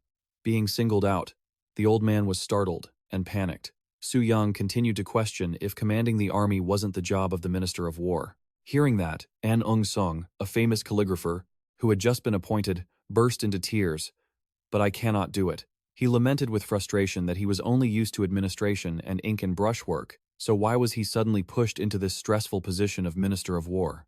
Even though he knew this was the king's decree, because he believed a high-ranking official would command well, An Ung Sung could not help but be terrified. Suyang cleared his throat to regain his composure. "Well then, it seems the number of people is sufficient." He stepped forward onto the balcony and shouted loudly, making the entire courtyard tremble. "Welcome to everyone who has overcome the winter cold to be here. I am Prince Suyang. You will be responsible for recruitment for military training by order of King Sejong." Suyang clearly explained that the Hulian Dogam was an entirely new military force, using training methods and rifles with no precedent. He emphasized that although it was regrettable, not everyone would be chosen. Only those who pass the examination can become members of the Hulian Dogam. The crowd below began to swallow in fear. Suyang suddenly announced, "However, the first test will be quite simple, a running test." He stared intently at the crowd and declared, "You have made it all the way to this capital, so your legs must be very strong." With a powerful gaze, he asserted that the life of an infantryman lies in his legs, and the Hulian Dogam valued that above all else. Suyang concluded firmly, "If your legs aren't strong, you aren't a man." Suyang shouted, "Now I will lead you to the test site. Follow me." He pointed forward and ordered, "From now on, you must run from my position to the Hulian Guan position behind. The goal is to reach the target. Everyone get ready." Seeing the crowd was ready, he roared, "Now." Then, the running race begins. Imagine the enemy is in front of you and run as fast as you can. Immediately, thousands of people rushed forward like a waterfall, dust obscuring the entire area. Amidst the sound of thundering footsteps, a warning echoed, "If you feel exhausted, retreat. Otherwise, you will be trampled." This life-or-death race drained the strength of young men who had never trained, causing them to collapse one after another on the road. The result was grim.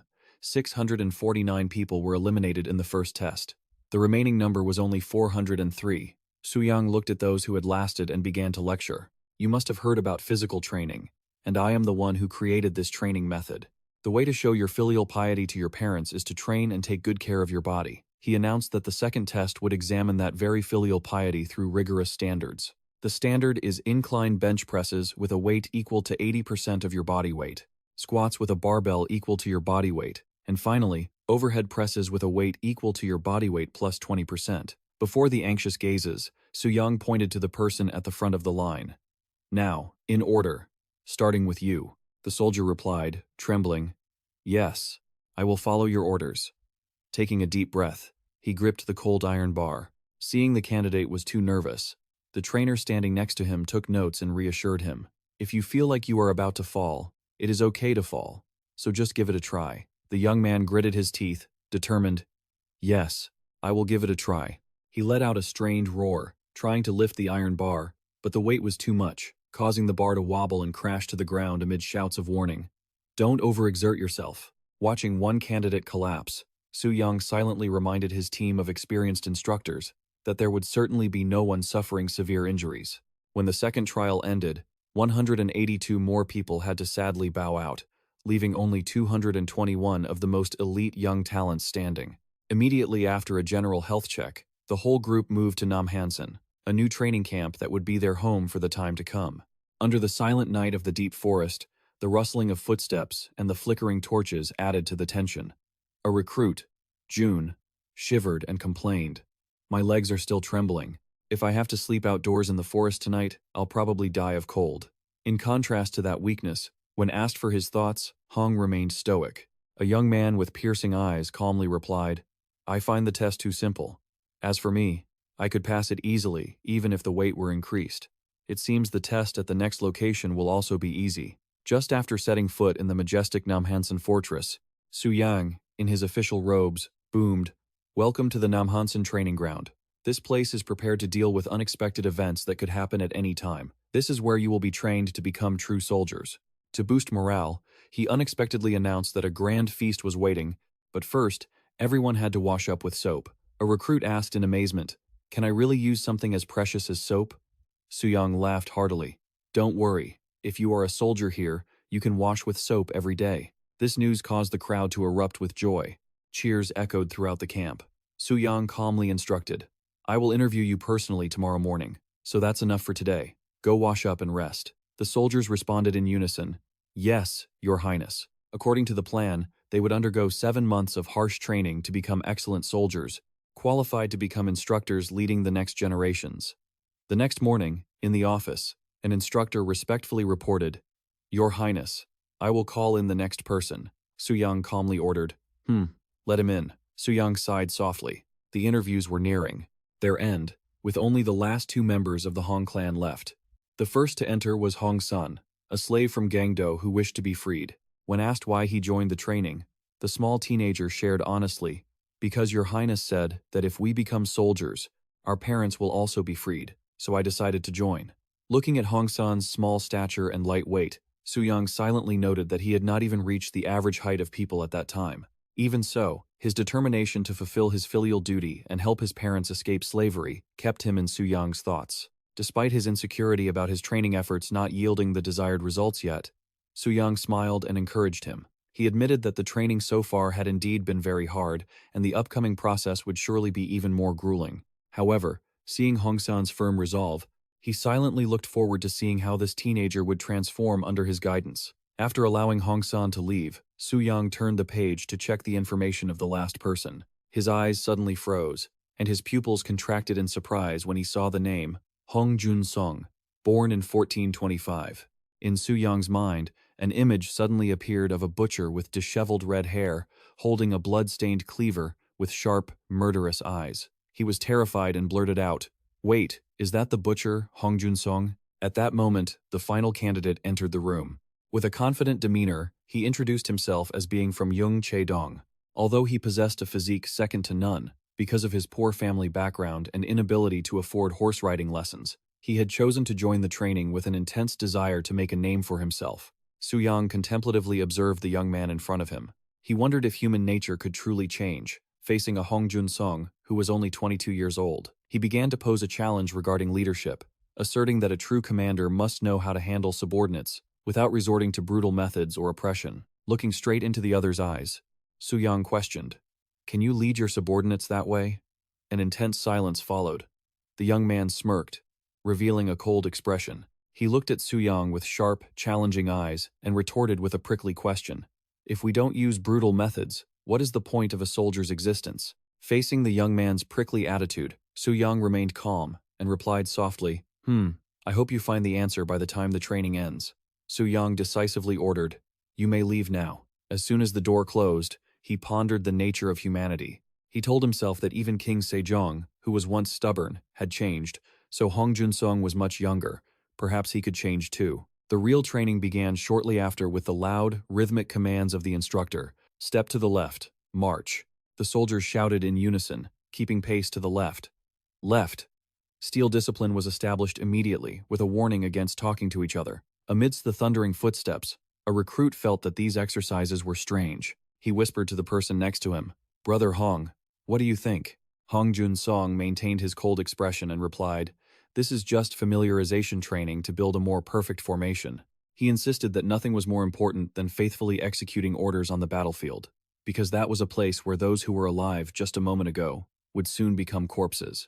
To unify the command structure, Suyang decided that from then on, all military orders would be given using the Hunmin script. Standing in front of the alphabet, Suyang solemnly taught, "You will lead soldiers later, so you must all master this script." The soldiers began to study diligently, struggling to learn how to read and write this new script.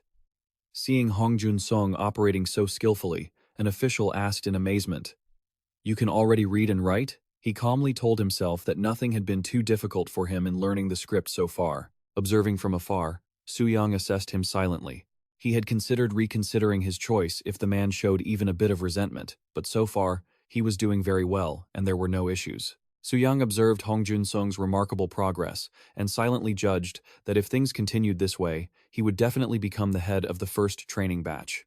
Meanwhile, in the recruit break area, the clacking of chess pieces mixed with sighs of regret. "Ah, I lost again." Seeing Hong San quietly stand up to leave, a friend curiously called out, "San, where are you going instead of staying to play?" The gentle teenager turned back with a smile and explained, "I've never played chess before, so I'm going for a walk to clear my head." The friend kept grumbling about his excessive diligence. "What walk? I'm exhausted. We should be resting. Who knows when we'll get another break?" Hong San just gave a wry smile, acting as if walking was his version of resting. "It's really fine. You guys keep playing. Ha ha." Walking alone through the camp, Hong San fell into a pensive mood, remembering his family's destitute past. He told himself this was the only way he could change his fate. When memories of that day returned, he remembered his father's instructions. "Sell this fabric and add it to the savings you've set aside." Hong San's father had handed him rolls of Osiumpo hemp cloth, a precious fiber, with a painful yet firm message: "Never come back, and don't worry about us." Carrying the weight of his family's hope to escape slavery on his shoulders, Hong San continued walking through the camp as it sank into darkness. His eyes suddenly stopped at a tent, still glowing with light in the distance. He curiously approached, wondering, "Come to think of it, this camp is always lit late into the night. What is everyone doing here?" He peeked inside. Hong San was stunned to hear heavy, ragged breathing. Before him, Prince Suyang was diligently training with massive wooden blocks, his body drenched in sweat, revealing rippling muscles that exuded an overwhelming aura. Realizing someone was spying, Suyang spoke coldly. If you came here out of curiosity, turn back now." Hong San, startled, hurriedly bowed. "My apologies, Your Highness," and rushed away. He told himself he had tried many things during his physical training, but the majestic image of the prince made him turn his head back in admiration. Hong San looked curiously at a row of strange equipment on a wooden rack, wondering, what is that club, 3 times thicker than the others, used for? A man with a burly physique suddenly appeared. Hong San politely asked about his position at court. The man replied clearly, "I am Ma In-young, a court attendant." Seeing the teenager's eyes glued to the strange object, Ma In-young gave a sinister smile and asked, "Curious about it? Then give it a try. I will teach you myself." Hong San felt a chill down his spine as he was dragged into an unexpected challenge. Ma In-young picked up the object and introduced it as a wooden training club. He began demonstrating how to improve grip strength and weapon handling by slowly rotating the wooden bar. It looked simple, but when Hong San held it himself, he could only scream in pain due to its immense weight. He collapsed to the ground, sweating profusely, and gasped, "Who created this? I truly want to see that person's face just once." Ma In-young replied nonchalantly, "Who else?" It was Prince Suyang. At the same time, elsewhere, Suyang suddenly stopped, wondering if someone was talking about him. Back at the camp, Ma In-young explained that training methods vary depending on the weapon they choose later. If he hadn't decided, he should try everything. Hearing that, Hong San immediately waved his hands to refuse the club and shouted, "I'll choose the shield." He naively thought that using a shield wouldn't require rotating a wooden club, but the reality was even harsher when Ma In-young brought out a shield weighing 24 kilograms. Seeing the giant slab of iron, Hong San could only weep and beg, "Please, forgive me. I haven't trained enough yet, so I can't lift that shield." Feeling his life threatened by this grueling training regime, Hong San tried to sneak away. "I'll take my leave now." But just as he moved to lift the curtain to escape, a steel-like hand grabbed the curtain, blocking his path. Ma In-young appeared behind him with a haunting smile. "Where do you think you're going? Since you're here, you have to try it." Hong San stood frozen, tears streaming down in utter helplessness.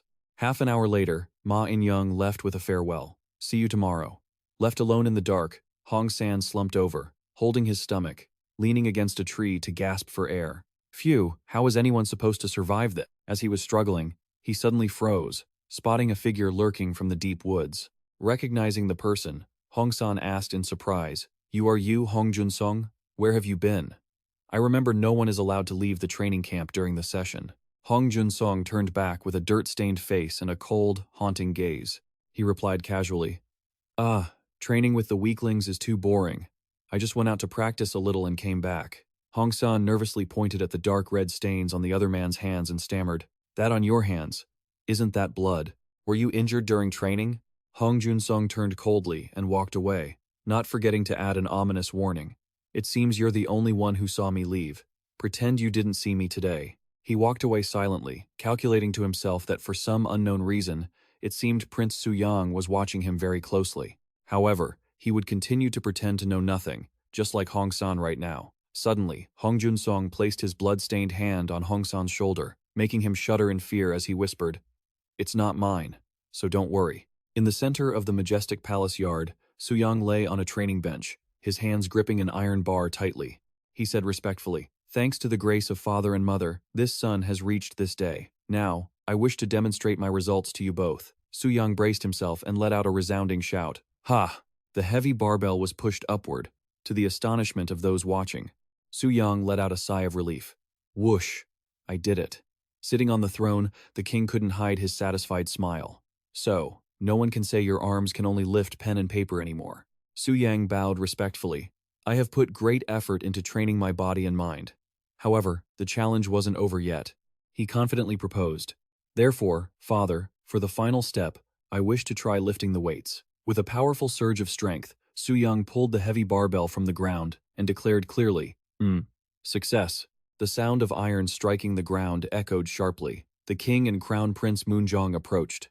He begins to mentally tally the total records. He pats his son on the shoulder with satisfaction. "You started quite late, but you're learning very fast. I'm very pleased," Suyang sincerely expresses. "Thanks to you, two brothers, I will be able to go to the Ming dynasty with a healthy body." Despite the praise, the king still reminds his son not to be complacent, because the journey ahead is still very long.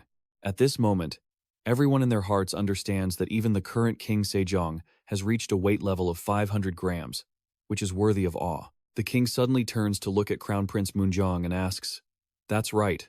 While I'm at it, I also want to know what progress you has made in physical training. I heard you just raised the difficulty level significantly." The question makes Moonjong break out in a cold sweat. He anxiously tells himself that lately, he has been too busy with army training, so he has neglected his own workouts. With a face full of guilt but still radiating the aura of a fitness addict, Moonjong inwardly laments, "Oh no, I've only been training 6 times a week." Under the brilliant sun, the crown prince removes his official robe, revealing bulging, firm back muscles like a bronze statue standing tall in the royal palace. "Every time I see that body, I get so happy." The queen cannot hide her excitement when witnessing the fruits of her son's training. Suyang clearly affirms, "I am always striving to train to show my filial piety." He decides to start the demonstration with a seated overhead press with an incredible weight of 440 gun. Under the deep blue sky, Suyang braces himself to perform a squat. He lets out a powerful shout.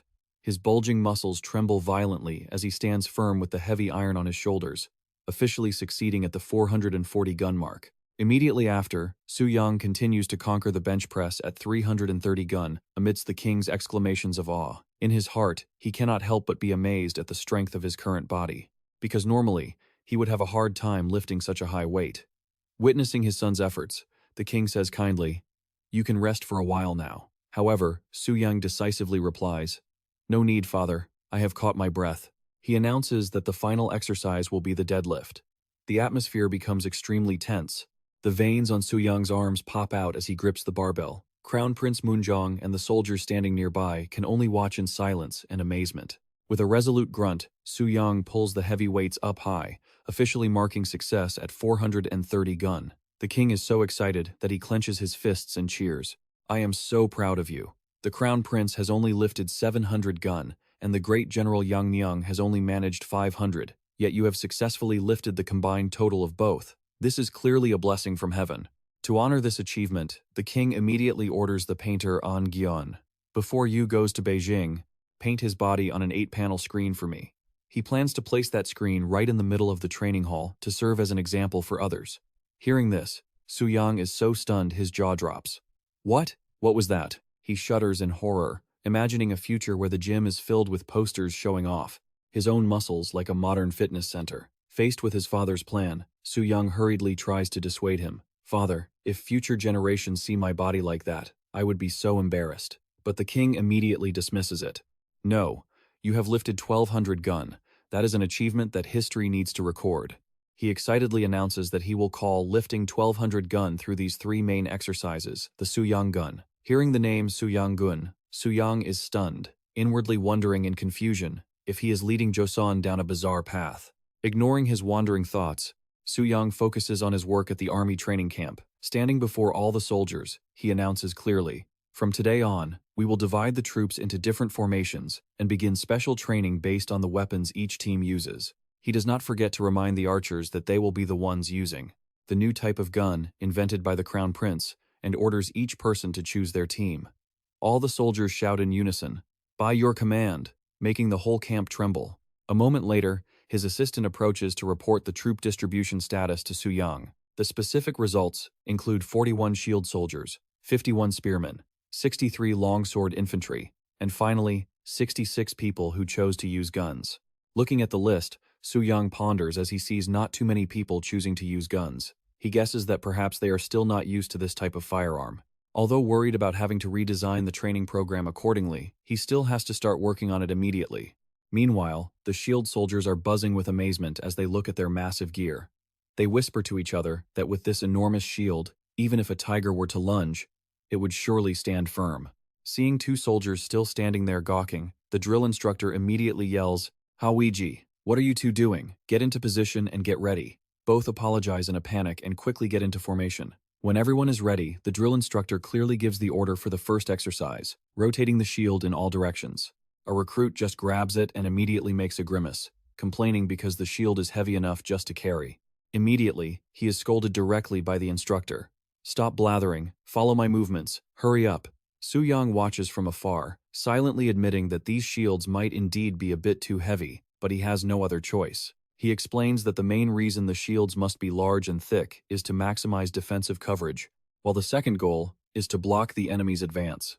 Inside the magnificent palace of the Ming dynasty, the atmosphere becomes gloomy and full of scheming. Standing under the dim light, the emperor gazes pensively into the void, suspicion rising in his mind.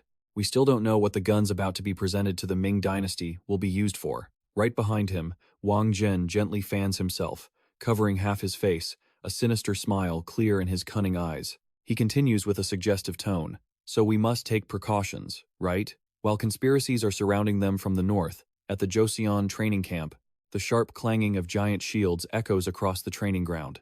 To counter long-range weapons, Suyang understands that only the strongest can become shield soldiers. He stands observing from afar with sharp eyes, carefully analyzing every detail. Because to avoid being pierced by handguns, with an effective range of 30 meters, the weight of the shields must be increased. Looking at the ranks, training diligently, Suyang cannot help but be impressed by the outstanding effort of one recruit. He remarks softly, "That guy is making more and more progress, isn't he?"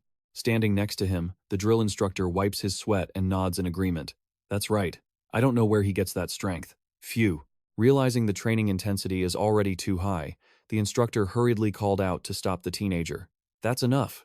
Do you even remember how many times you've spun that shield?" Hearing the call, Hong San startled to a halt, his breathing heavy, sweat streaming down his flushed face from exhaustion. Witnessing this scene, Suyang couldn't help but exclaim, "Huh?" He stared at the small teenager who possessed such incredible willpower, secretly marveling to himself. Even though he was drenched and exhausted, Hong San stood firm, with a gaze so determined that even the prince was taken aback by the hidden strength within that small body.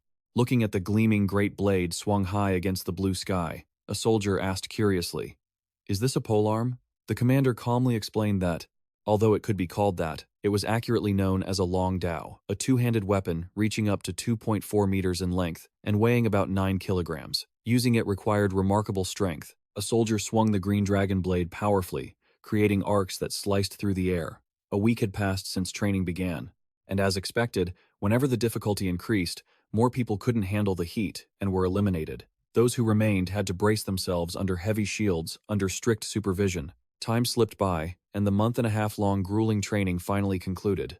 The results were evident on the soldiers' bodies, as everyone now possessed bulging, muscular physiques rivaling those of master physical trainers. During a break, a soldier was wolfing down a large rice ball and remarked that no matter how tiring the training was, eating was the best part. Seeing his comrade eating so ravenously, the man next to him worriedly asked, "Aren't you afraid of getting bloated from eating so much?" He just laughed and replied, "Aren't you the same?" According to strict regulations, soldiers in the shield unit had to carry their massive shields with them everywhere, even while eating. The young soldier chewed his rice and cheekily replied, "What do you mean? I've always been a big eater, and rice is rice, but I just know the pork here is delicious." His comrade nodded in agreement, thinking that even without beef, the pork here was truly top tier, making them wonder when they would get to enjoy such luxury again. Instead of resting, the young soldier stood up firmly, stating he would go get more rice.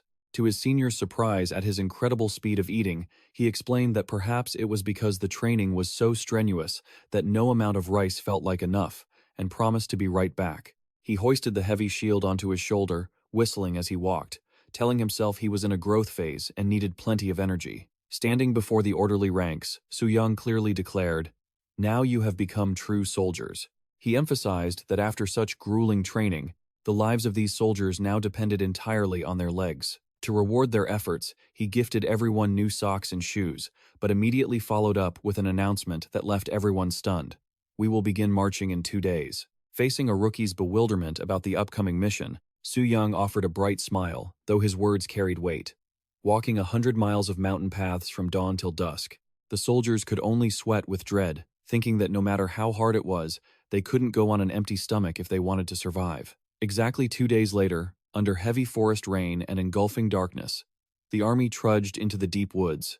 The sound of splashing footsteps mingled with heavy panting. A soldier tiredly confessed he just wanted to run away and go home, but was immediately warned by a comrade that if he quit halfway and encountered the mountain god, he would surely lose his life. Just as morale was dipping, Suyang's voice rang out firmly, "Take a break. We will replenish our energy here." While resting under the canopy, seeing a soldier complain about running out of sugar candy for energy, Suyang immediately offered his water flask. "Here, take a sip of water." He loudly reminded the whole troop, "Everyone, add a little salt when you drink water," while reassuring those who were out of water that they would be fully replenished at the next hill. The commander's attentiveness, meticulousness, and survival knowledge deeply impressed the soldiers. They whispered among themselves that with a leader like him, their combat capability would surely increase tenfold. "All right, let's keep going. Stay in line." Suyang's command rang out again, urging the troops to continue pushing into the white rain. Only 1 month remained until this brutal training officially ended. Suyang's sharp eyes observed every subordinate passing before him. While Hong Jun-sung had been remarkably outstanding with his innate talent from the very beginning, the transformation of Hong Sun was what truly impressed him. Someone once considered weak, he had matured and become so steady before anyone knew it. Observing the troops training hard, Suyang secretly noted that not just Hong Sun or Hong Jun-sung, but it seemed everyone had transformed and changed significantly since the beginning.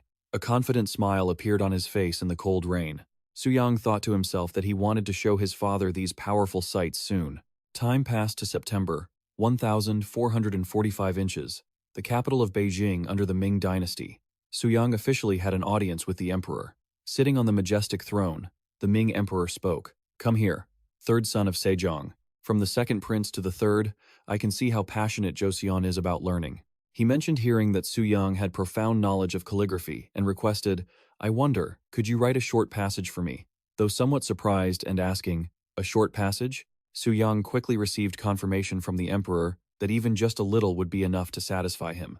Right after, he shifted to a more important issue. "All right, let's talk about the tribute brought here." The emperor looked at the rifle placed solemnly in the box and wondered why it wasn't used in the battle against the Jurchens. Suyang calmly explained, "As a vassal state, we always respect our roots. This is not something that can be used recklessly." He cleverly likened the duty of a vassal state to children honoring their parents. It was the right thing to do. Facing the emperor's skepticism about a weapon untested in battle, Suyang clearly asserted, "However, its power is immense. It can penetrate armor. Furthermore, our strong warriors can train and master it within a month.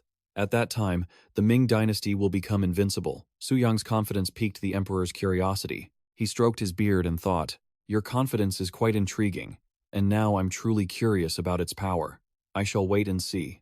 The test was held immediately, right there in the courtyard. A Ming soldier firmly shouldered his musket and took aim.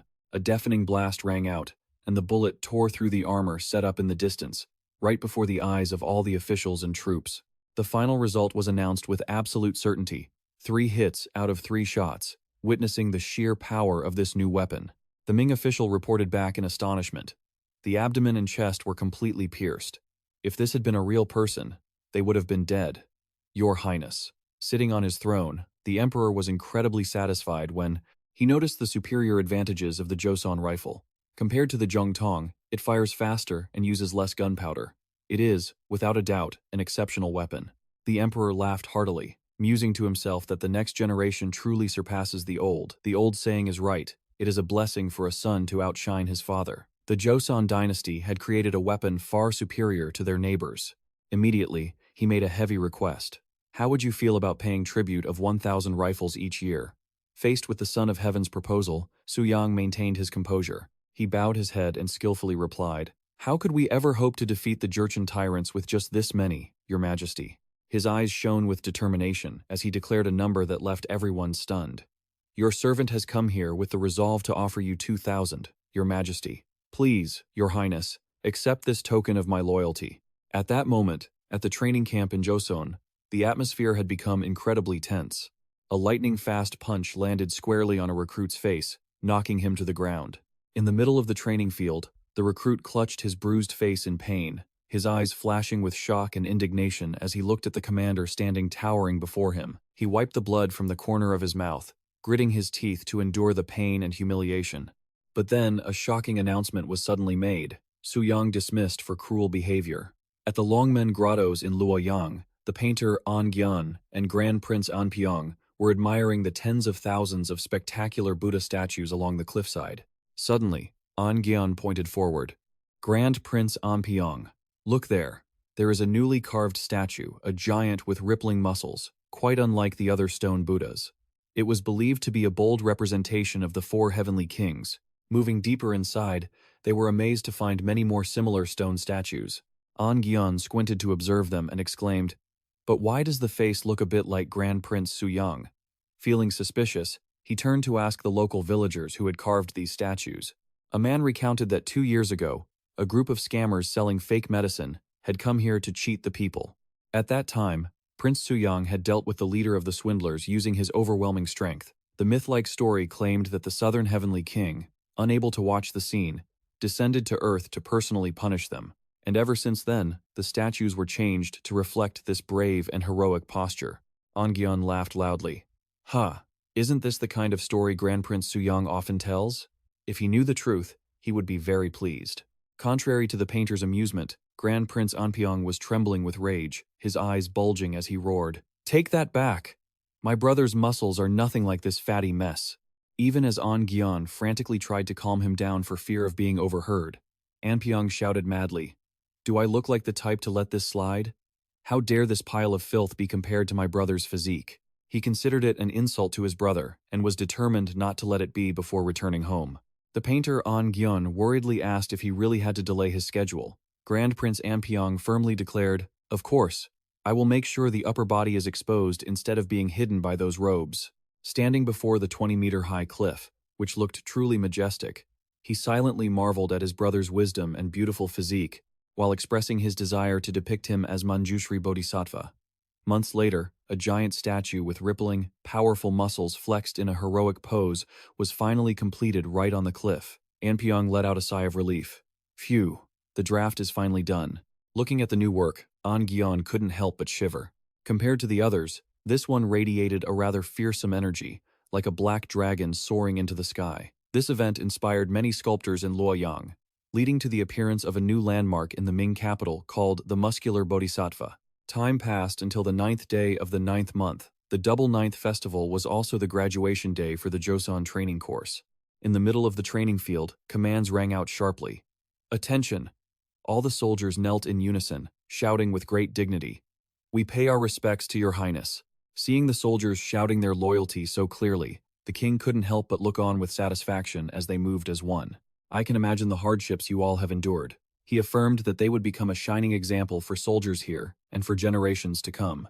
Elite recruits like Hong San and Hong Jun Sung, with steady gazes, swore clearly, "To repay your highness's grace, we will fight until our last breath." The king turned to give instructions. "Crown Prince, step forward and confirm if they have mastered the military tactics." Crown Prince Moonjong respectfully accepted the command. "Yes, father." Immediately, he shouted the order. "Everyone, form the formation." The cry to deploy echoed across the field as the soldiers quickly took their positions with shields and long spears. Following the order to line up, the troops began to move giant wooden blocks to set up a solid defensive formation. A soldier decisively cut the ropes with a blade, sending the giant logs rolling down to test the formation. Amidst the thundering sound of rolling wood, the order to fight rang out sharp and clear.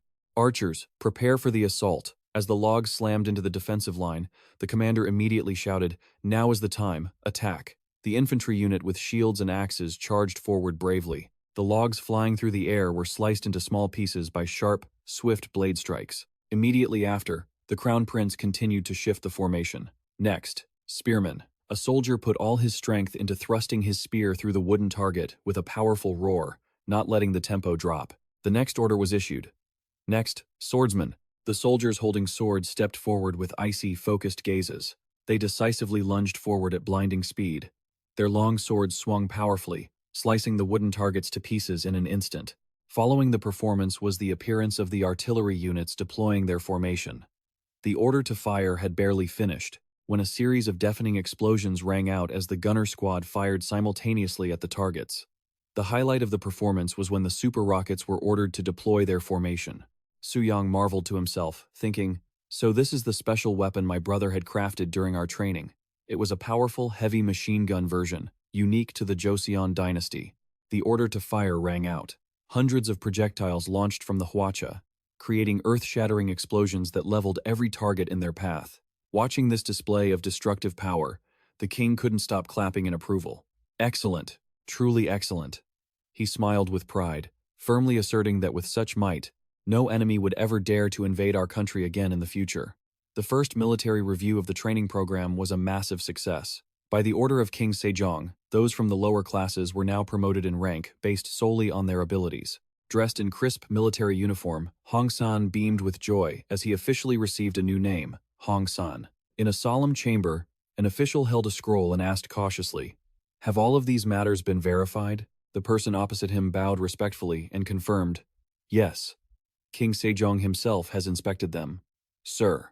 Sitting majestically on a tiger pelt, a powerful general pondered the letter he was reading and muttered, "If the contents of this letter are true, they are truly gifted individuals. Ordinary soldiers would never be capable of such feats."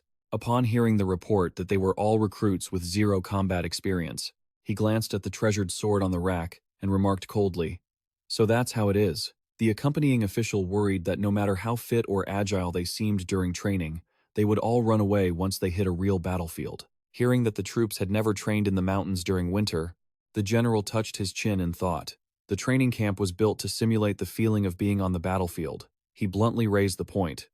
In that case, shouldn't they be gaining more experience for themselves? The official panicked and tried to stop him, warning that winter in the Bakdusan Mountains was extremely dangerous, not only due to the high altitude, but also the swarms of starving tigers. Despite the concerns, the general remained resolute. "I'm not saying all of them. About 30 men will be enough. Once their bodies are forged, they must gain real-world experience." Seeing his subordinate still hesitant, he decisively opened the door to look out at the snowy night and insisted he would send local soldiers with them so they wouldn't get lost or freeze to death. Before the anxious question about having no face to show the prince if anyone lost their life, he remained unshaken while standing in the snow. The general coldly declared, "If that's the case, then this training camp is only so good. I cannot entrust the North to soldiers like that." With the aura of a tiger prowling the border, the famous general of the Joseon dynasty revealed himself with sharp, murderous eyes. On November 1st, at the Hamhyung headquarters, the atmosphere turned somber as the commander's loud voice rang out, "Salute the instructor." The entire unit performed the modern military salute in unison and shouted, "Loyalty." This was the ritual Prince Yi had implemented into the training command to build ironclad discipline. Standing before the orderly ranks, the northern general, Yi Suk, spoke up. "I sincerely welcome you all to the north. I know you have endured arduous training." However, he immediately threw a bucket of cold water on their confidence, asserting that Hamhyung was a brutal land with terrifying cold and rampant bandits. To prove the harshness of the place, Yisok coldly recounted the scars on his body. I fought 3 horse thieves and lost an ear. The knife scar on my back still aches to this day. His sharp, probing eyes scanned them, wondering if these recruits had the stamina to endure similar trials. He emphasized that the most important thing was overcoming the bone-chilling cold of the northern border. Immediately after, the first mission was officially handed down. Now, you will climb to the peak of Bakdanbong Mountain and leave your mark at the summit. Looking toward the snow-covered peak, Yisok ordered them to choose the 30 most agile men to carry out the mission along with 2 guides. The deadline was tomorrow. This was their chance to prove the true capability of the training command soldiers to the difficult general. Amidst the buzzing crowd, a young man in a straw hat stepped forward, trembling as he accepted the guiding duty. Seeing the guide looking frightened, Hong Jun-sung decisively ordered, "You, map out a route so we can all move together." The hunter worriedly tried to dissuade him, fearing that one mistake would lead to disaster, but Hong Jun-sung cut him off sharply. "Is there a rule that says bandits won't come in the winter? A soldier has a duty to follow orders." Even so, the guide kept warning them about the differences between this mountain and those near the capital. He insisted that even seasoned hunters often suffered from frostbite, to the point of losing fingers and toes, and worried whether the army had prepared any measures to deal with such severity.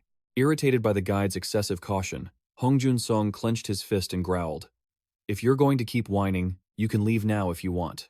Hong San calmly reassured him that the climbing techniques learned from their teacher back in Namhansan Seong would surely be useful. Not wanting to waste more time, Hong Jun-sung gritted his teeth and urged the fully equipped men to move out immediately. The troops marched silently through the village amidst the sarcastic whispers of the locals. They looked at the soldiers' physiques with contempt, skeptical that one man could really control 10 others on the battlefield. Even the sharp-tongued ones maliciously bet on how many fingers or toes the soldiers would have to amputate due to frostbite.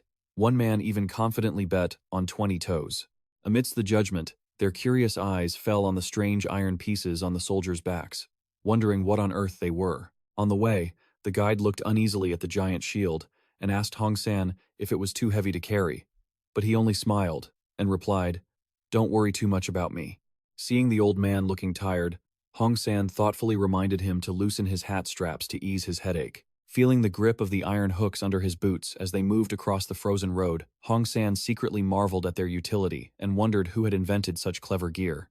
Suddenly, memories of the brutal training days flooded back, where Ma In-young, with his massive frame and overwhelming power, had taught his disciples powerful, practical combat lessons. Back in the present, facing the guide's curiosity about the mastermind behind all these inventions, Hong San replied softly, "It's Prince Suyang. Don't ask any more questions." When night falls over the freezing Mount Parkdanbong, Hong San gave a firm order, "We will set up camp here. Everyone, find a spacious spot and pitch your tents." Witnessing the professionalism of the troops, the guide couldn't help but be amazed, wondering how they could adapt to this bone-chilling cold so quickly. As Hong San lit a fire, he smiled and explained that initially, Prince Suyang intended to have them train on the winter mountain for longer, but due to time constraints, he replaced it with making the whole team practice sleeping on the mountain overnight twice. By the flickering campfire, Hong San began preparing dinner. Seeing the pot of soup boiling, the hunter curiously asked if he was cooking sticky rice. Hong San handed him a bowl of soup and introduced it. "This is the Gayaptang dish I eat at the Hunlian Dogum. Although it doesn't taste very good, it will provide energy for the whole day." Just after tasting a spoonful, the guide exclaimed in surprise at the strange flavor mixed with a distinct fruity scent. He explained in detail that the main ingredients were powdered, smoked, dried pork, combined with dried shiitake mushrooms, enoki mushrooms, and reishi mushrooms, all finely chopped. Just then, a soldier ran over to report, "Instructor Hong San, we have finished setting up the tents." Seeing that everything was in order, Hong San quickly assigned the night watch duties. He calculated that about 6 men would be enough, and strictly instructed, "You, send 2 men to keep watch, and they must carry whistles." The soldier shouted clearly, "Yes, sir," and quickly retreated to carry it out. Late at night, when everyone else had fallen asleep, Hong San sat alone by the campfire to keep warm. Suddenly, Hong Jun-sung quietly approached, surprising Hong San. "Is the campfire okay? It's not your turn to keep watch yet." He sat down nonchalantly and expressed a desire to chat for a bit. Hong San looked at the other man and sincerely advised, I think you should treat the other recruits a bit more gently." However, Hong Jun-sung immediately showed a cold expression. He asserted that, although they were all soldiers, he was still their leader. If he treated them too gently, his subordinates would climb all over him. With cold, sharp eyes, he challenged, "If the instructor has any dissatisfaction with me, just say it directly." Hong San was bewildered and denied it. "What are you talking about? I didn't have any such thoughts." But Hong Jun-sung wouldn't let it go. He growled, "Haven't I always been a thorn in your side? That's why you secretly went to Prince Suyang and told him about me sneaking out of camp." He leaned in close and spat out cruel words. "How can you sleep so soundly after bad-mouthing your comrade behind his back?" While Hong San was stuttering to explain, he firmly cut him off. "Enough. It's time for the guard change." Passing by his comrade, Hong Jun-sung didn't forget to leave behind a bone-chilling threat. "Watch yourself, son. Next time, who knows? I might be the one to stab you in the back first." The next morning, the brilliant sunrise dispelled the darkness on the peak of Mount Parkdanbong. The troops marched enthusiastically and finally touched the milestone of glory on the high summit. A member of the team couldn't help but be amazed. "We've reached the top? I've been hiking quite a bit, but this is the first time I've reached the summit so easily." Looking down at the boots, equipped with iron chains, everyone surely understood that it was the prince's clever equipment that helped them overcome the icy terrain. However, the cheerful atmosphere was quickly extinguished when thick, pitch-black clouds from the northwest began to blanket the entire sky. Suddenly, a pair of murderous, glowing beast eyes appeared from the bushes. Realizing the imminent danger, the commander shouted, "Everyone, descend the mountain immediately. Quickly make torches, even if you have to break down the tents. Being isolated on the mountain like this is too dangerous." Right at that moment, a giant tiger suddenly lunged out from the cliff. Cries of panic erupted. "Instructor!" Young Younghae was behind. Facing the death lunging right at his back, Hong Jun-sung turned in a flash, his eyes sharp, his hands decisively drawing his sword from its sheath. Hong Jun-sung swung his sword, delivering a lightning-fast slash aimed straight at the beast's head. Blood splattered, but the wound seemed to only graze the flesh, making him click his tongue with regret. Too shallow. Just as the tiger was madly preparing to counterattack, Hong San, with a giant shield in his hand, lunged forward like an arrow. He gritted his teeth, pouring all his strength into his shoulders to prepare to face the next attack. A heavy blow from the tiger slammed into the shield, creating a thunderous noise. Hong San groaned as he braced himself against the terrifying strength of the king of the jungle. Although his shoes were equipped with sturdy iron chains to grip the terrain, the thin layer of ice beneath his feet suddenly shattered, causing him to lose his balance completely. In the moment of chaos, right at the edge of the cliff, neither Hong San nor Hong Jun-sung could react in time as the ground beneath them collapsed, causing both of them to fall freely into the deep abyss, amidst the horrified screams of their comrades. Darkness swallowed everything, leaving only desperate calls echoing through the mountains and forests. Suyang ordered the soldiers to immediately assume the number 8 position of his personal training regimen. He demanded they perform the lying leg twist 31 times, causing the soldiers to gasp in horror. 31 times. Seeing his subordinates showing signs of laziness, Suyang roared, "Start from number 1. You lazy bums, start working your muscles." The chants of 1, 2, 3, 4 rang out amidst the utter misery of the soldiers. Suyang coldly demanded that everyone hold the position and declared, "Until you do the pose correctly, I won't count anymore." The soldiers were shaking to the point of losing all feeling. One person inwardly groaned as their legs began to lose control from exhaustion. Under the strict supervision of the muscle-obsessed prince, the counting continued to ring out heavily. 16:22. Finally, a shout of 31 rang out as if they had exhausted their last breath upon reaching the target number. The atmosphere suddenly fell into silence after the final count. Suyang wore a meaningful smile and suddenly asked, "Who counted 31? The question made the soldiers' faces pale, as a bad premonition dawned on them. He stepped closer, eyes smiling threateningly. How many times must it be repeated to reach the final number? Facing the silence caused by fear, Suyang roared madly, pressing his face close to his subordinate. "Not answering, are you? I asked how many times." The soldiers could only weep in despair and scream the answer. 62, sir." Immediately, Suyang issued a cruel punishment. Position number 8 of the personal trainer's gymnastics. Begin the 62 lying leg twists. Screams echoed throughout the camp, as they faced the nightmare of having their training volume doubled. Returning to the harsh reality on the snowy mountain, a soldier was panting with exhaustion. Struggling to get up amidst the blinding white snow after that fateful fall, Hong San woke with a start, shocked to realize he had somehow survived the terrifying drop. Beside him, Hong Jun-song lay buried in the snow, muttering in his delirium about the prince's grueling drills. Get up, 16 times. I know, I can do it. Hong San quickly shook him.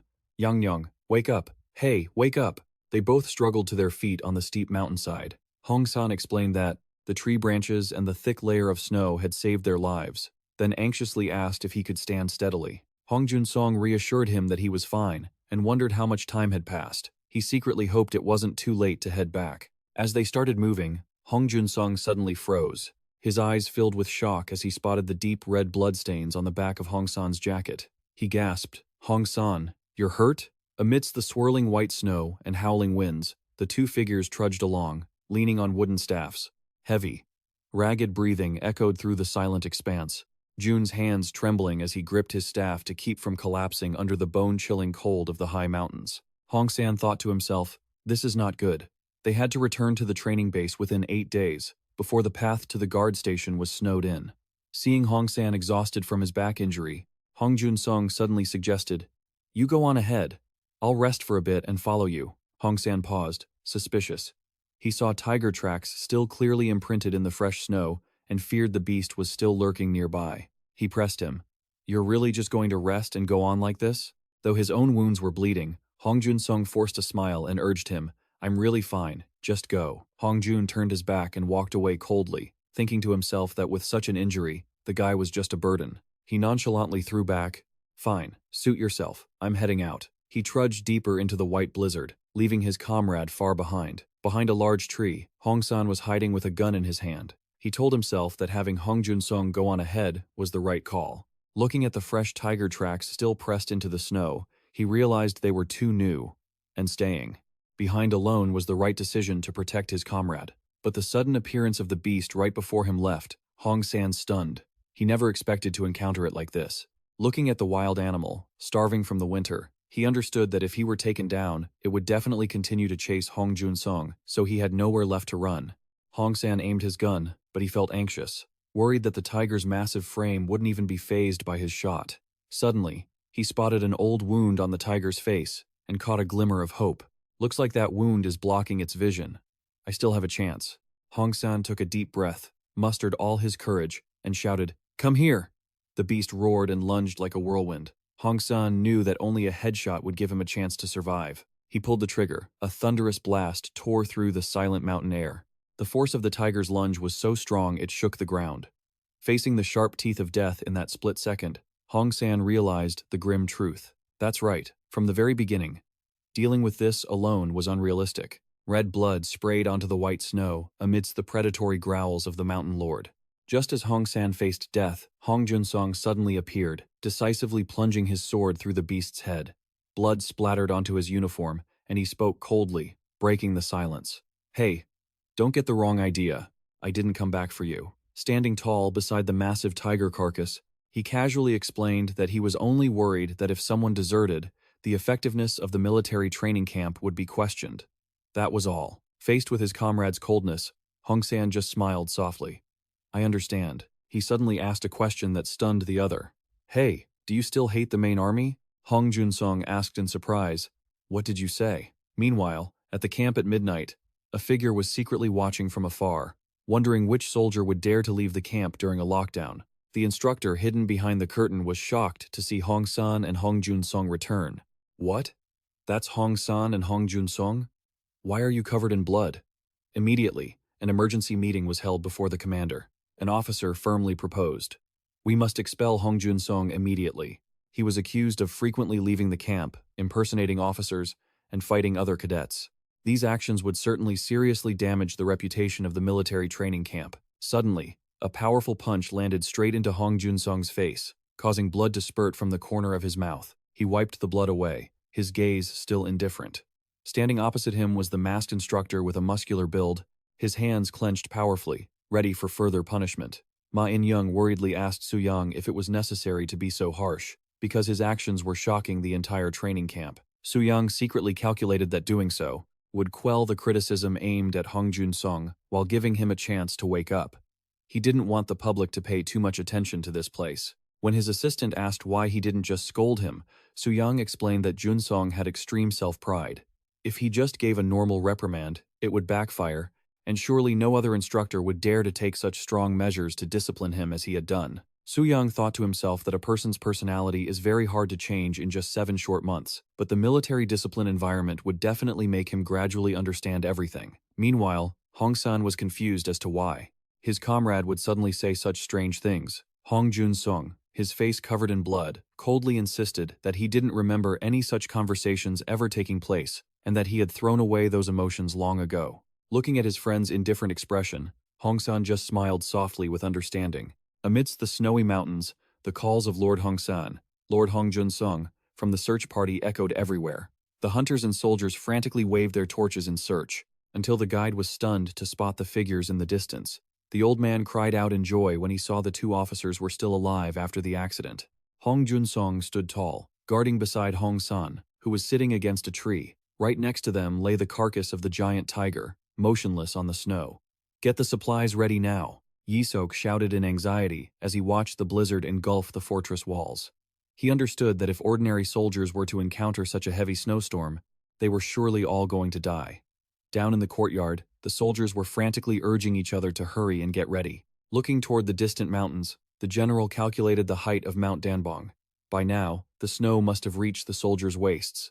Even if he sent a rescue team immediately, he feared their meaningless deaths would be entirely his responsibility. He couldn't just stand by while his men were in danger. Lee Jin-ok decisively stepped into his stirrups to prepare for departure. "Quickly round up the cavalry, who are agile and used to mountain life," Lee Jin-ok roared once he was settled on his black horse. He ordered that, at any cost, they must bring the 30 men back safely. As soon as he reached the castle gate, he loudly commanded it to be opened so they could depart. The heavy gate creaked and slowly opened before them. Yet, the moment the entrance was revealed, Lee Jin-ok suddenly froze and gasped. "Huh?" Amidst the wind and snow whistling through the gate, an unbelievable sight appeared that left him completely speechless. "You people," Lee Jin-ok uttered in utter astonishment as he saw the unit slowly marching toward the gate through the white snow. Leading them was Hong Jun-sung, with a calm demeanor, followed by Hong San and the other soldiers, who all looked exhausted but maintained a disciplined formation. Seeing their commander, the entire unit simultaneously saluted with solemn military precision. Lee Jin-ok was drenched in sweat.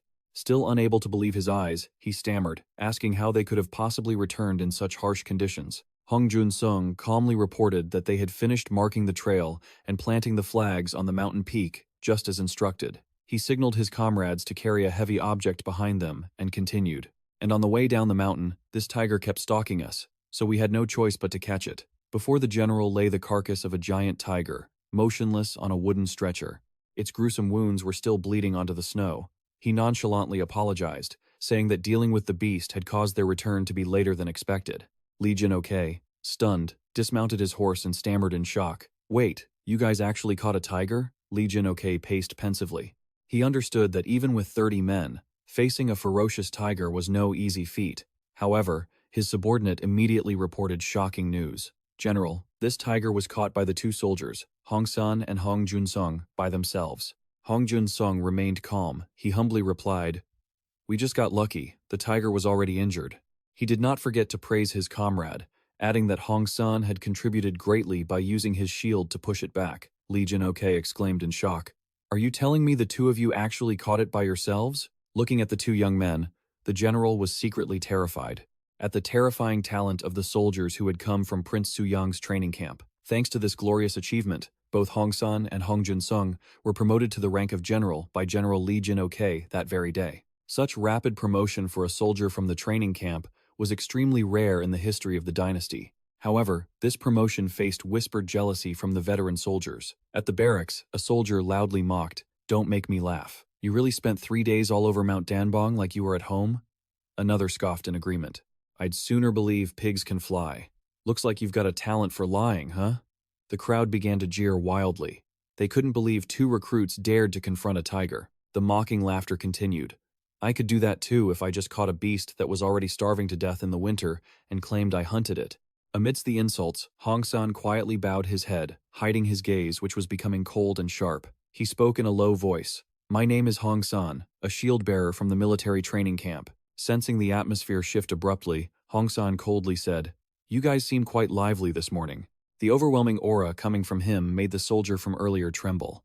Goosebumps rose all over his body out of fear, even though his opponent had only lowered his voice. Hong San crossed his arms majestically and declared, "I will start training you all now. Don't worry, it's not that hard." Even so, the stubborn soldiers continued to tease him, assuming he had just killed time there and gotten lucky. The soldiers kept pushing. "I agree. What's so special about the military training camp that makes catching a tiger that easy?" They stared intently at Hong San's face, smiling smugly, thinking they had called his bluff. Suddenly, Hong San reached for his shoulder and decisively ripped his uniform apart.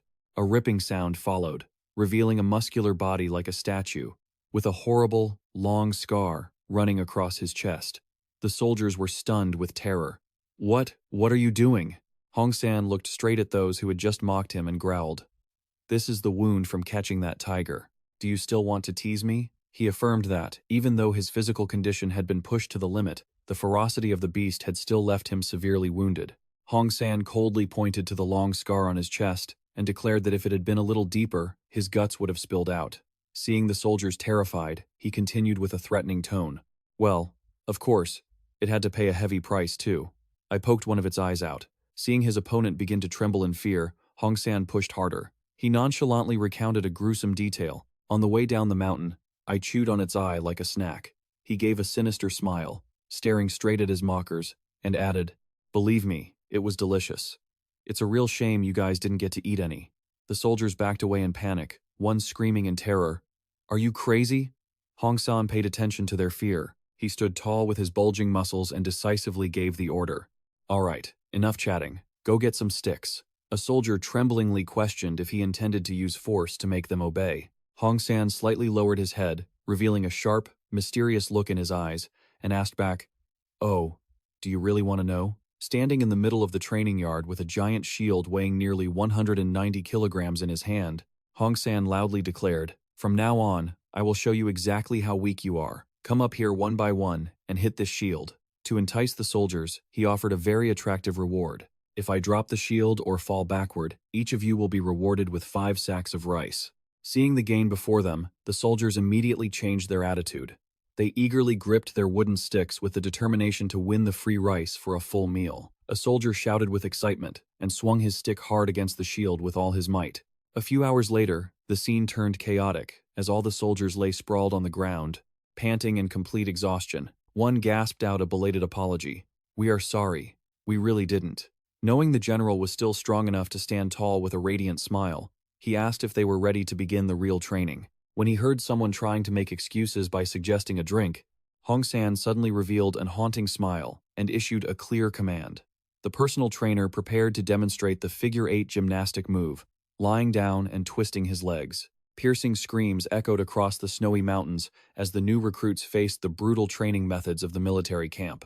Meanwhile, in the capital of Hanyang, Grand Prince Ampyong had officially returned from his mission to the Ming dynasty. Thanks to Joseon gifting cannons to the infantry, the king was overjoyed that the annual tribute of horses had been significantly reduced to just 2,000. He smiled radiantly, feeling deeply satisfied. Wonderful. As soon as he saw his brother, Ampyong warmly greeted him. "Is that you, Yang Nyang?" Suyang also happily returned the greeting. Seeing the clear transformation in his younger brother, Suyang couldn't help but marvel. "Your physique looks much better, doesn't it?" When asked about the trip, Ampyong excitedly recounted discussing lessons on conduct and physical training with the descendants of Confucius. He smiled mischievously. They were surprised that the concept of filial piety could be expanded that far. Taking the opportunity, Ampyong presented Suyang with a special gift he had meticulously prepared. Suyang curiously unrolled the scroll and realized, "Oh? Is this a description of the Longmen Grottos?"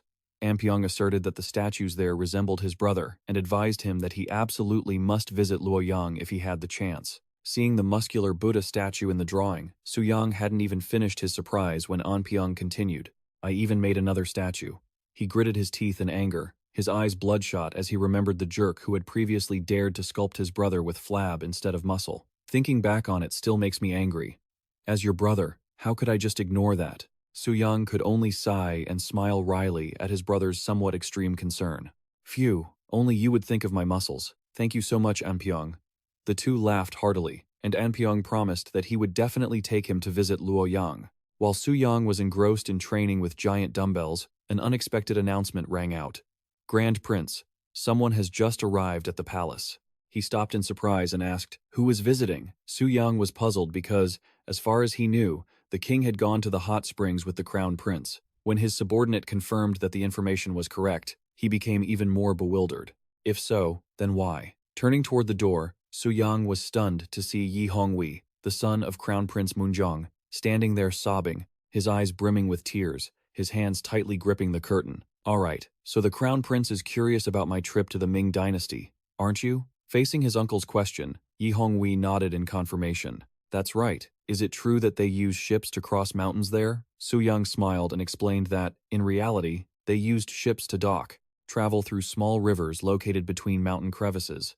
Seeing the boy still curious about how they created such a wonder, Suyang explained that the Grand Canal was actually built by Emperor Yang of Sui. He continued to tell him about the cruelty behind the great project that connected the Yellow River and the Yangtze River to link the two regions. He exploited resources so thoroughly that many people broke their own arms and legs just to avoid being taken for hard labor. The story was at its climax when it was interrupted by the appearance of Ha Weiji, a scholar of the Hall of Worthies.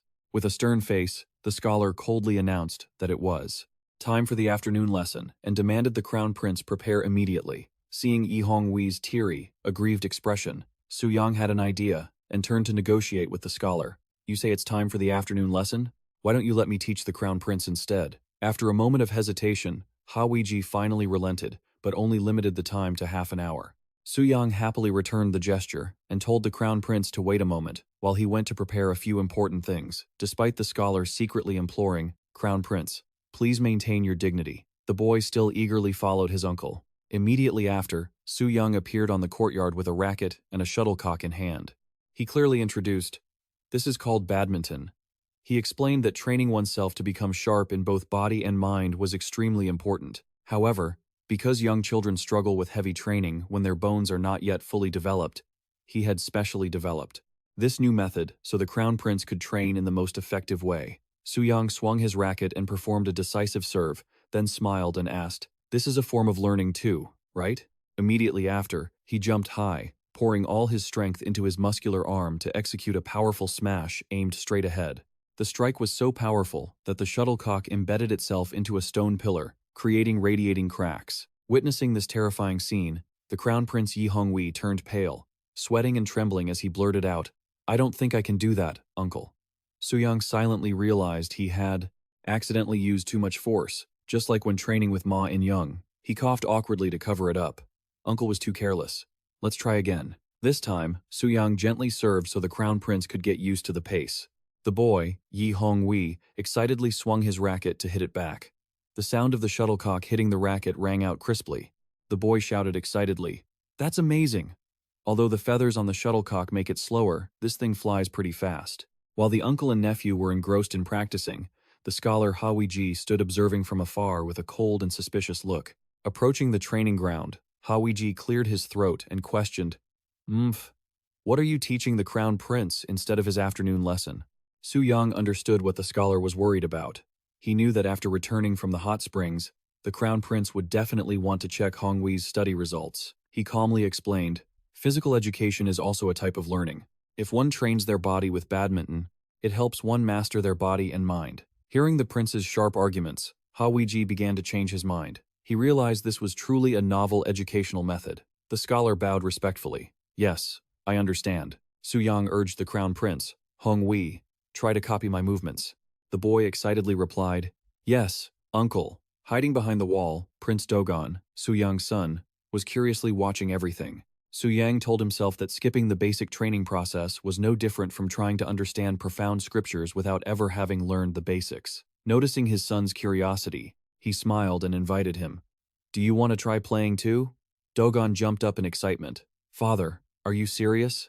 The shuttlecock began to fly through the bright sky. The match was extremely lively between the two young princes. While the crown prince Hongwei moved nimbly, Dogon was not far behind with his decisive shots. The scores were announced quickly. Prince Sejong scored 9 points, and Prince Dogon scored 11. Seeing this, the scholar Ha Weiji approached with a serious expression and reminded him, "Your Highness, I believe that is enough for today. Please, return to the palace."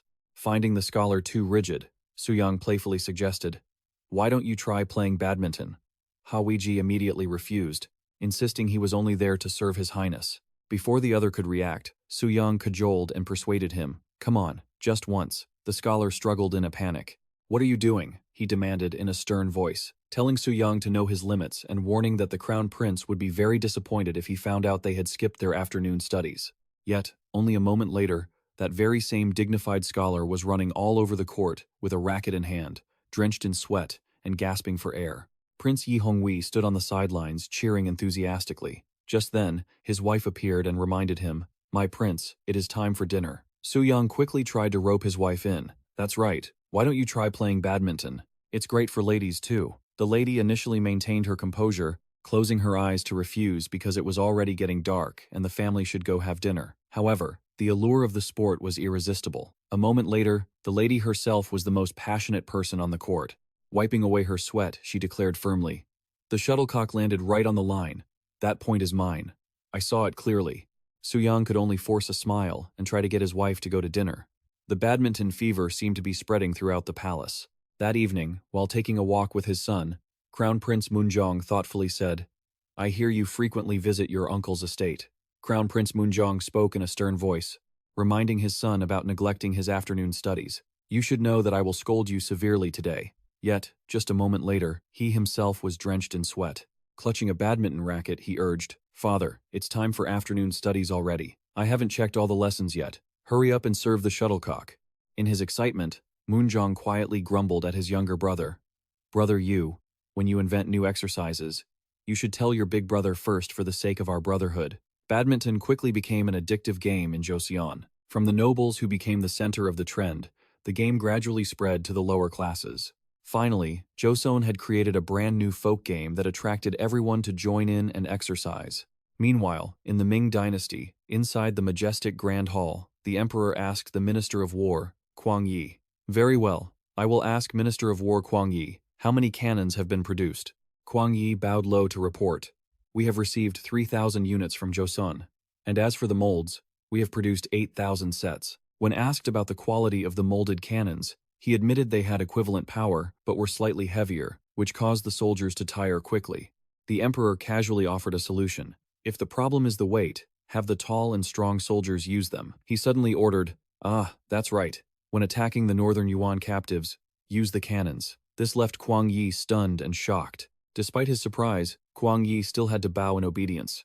"As you command, Your Majesty, I will have more produced." The mention of captives made the eunuch Wang Zhen exclaim in astonishment. "What? Your Majesty, did you just say captives?" The emperor, with a sharp, murderous glint in his eyes, affirmed firmly, "That's right. I will use this opportunity to wipe out those northern Yuan dregs once and for all."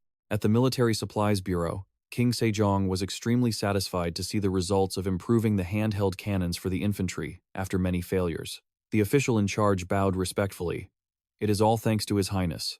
Without His Highness's initiatives, I could not have succeeded." Suyang, standing nearby, was left bewildered, wondering to himself, "What initiatives?"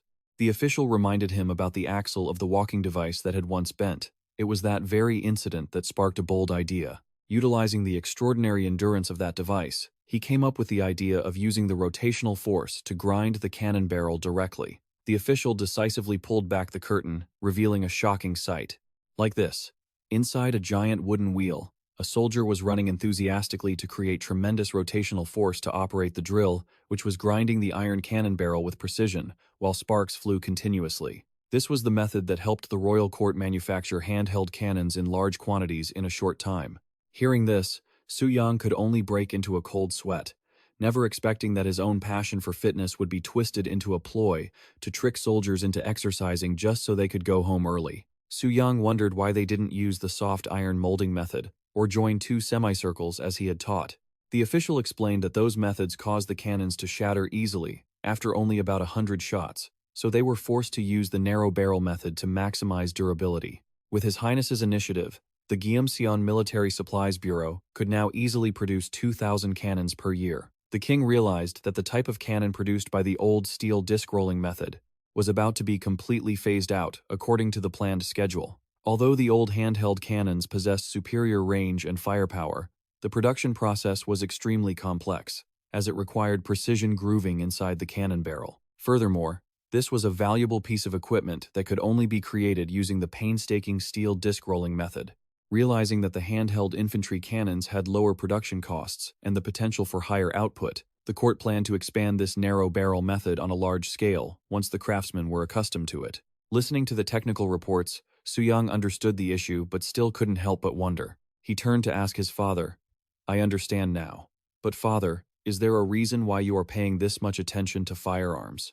King Sejong pondered for a long while before heavily revealing the truth. At the beginning of this year, the Ming dynasty sent an imperial decree to us. This news left Suyang stunned. The king continued, explaining that the contents of the decree stated that the Ming dynasty was about to punish the Yuan forces in the north and wanted Joseon to cooperate in sending troops.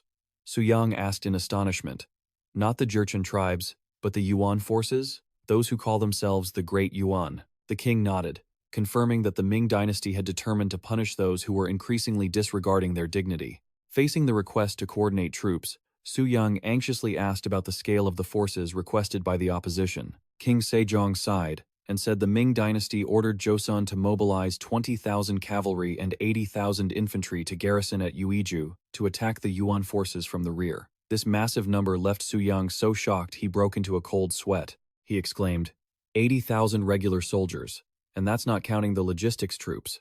If we station 200,000 soldiers at Uiju, the country will run out of people. The king placed a hand on his son's shoulder, deeply troubled. He explained that he had decided to invite those well-versed in military strategy to discuss the matter, and required him to participate as well. Suyang bowed his head to accept the order. "Yes, father," he replied. Yet a profound sense of anxiety welled up within him, for he realized this was truly a terrible time for such a move. In the main hall, the atmosphere became more chaotic than ever, due to the heated arguments of the ministers. One official slammed the table in anger. Clearly, the figure of 500,000 is an exaggeration. Even the Ming dynasty, could they possibly dispatch 500,000 men? Another official was equally furious. And what about the 80,000 regular troops? To reach that number, we would have to send out every single soldier, leaving the border defenses completely empty.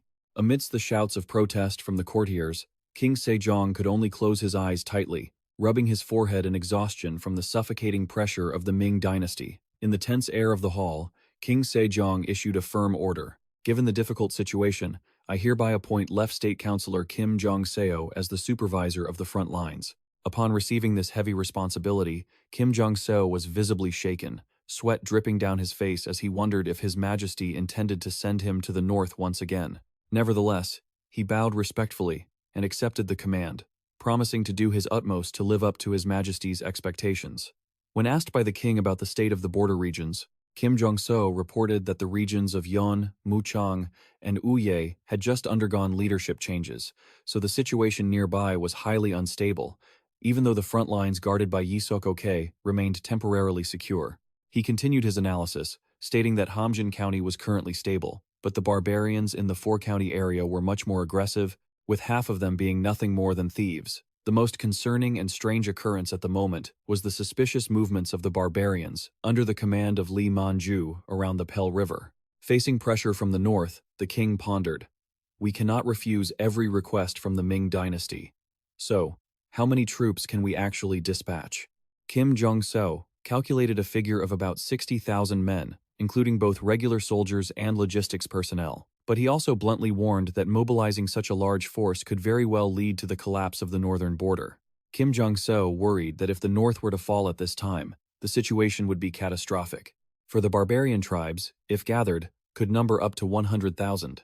If Joseon sent troops to support the Ming, they would surely seize the opportunity to occupy Oju. And if that happened, the prosperous Pyongyang region would soon become a wasteland. The image of crows with red eyes clutching blood-stained badges in the dark of night served as a chilling warning of the impending tragedy. Just as the court was locked in a stalemate over the troop dilemma, Prince Suyang unexpectedly stood up and spoke clearly. "Father, I have an idea." Meanwhile, in the Forbidden City, the Ming Emperor sat with an arrogant expression, recounting history about how the uncivilized land of Joseon had suffered great losses to the northern Mongols during the Goryeo period. The report from Joseon was read aloud in the main hall, stating that since the Ming dynasty had declared they would no longer tolerate the Mongols and were about to strike, the vassal state would offer full support. Hearing this, The Ming Emperor stroked his beard and asked the Minister of War, Kwang Yi, for his thoughts on the possibility of the opposition sending 60,000 troops. The official bowed, admitting that with Joseon's current capacity, that was the absolute limit of their effort. The emperor nodded, allowing the rest of the letter to be read. The content emphasized that due to the activities of the barbarians, including Li Manju, who were in a precarious state, Joseon needed to pacify this area to secure the rear for the emperor's campaign. Upon hearing the name Li Manju, the emperor's eyes immediately became sharp and vigilant. He growled, "Who?" Minister Kwang explained that he was the Jurchen tribal chief who had just risen to power.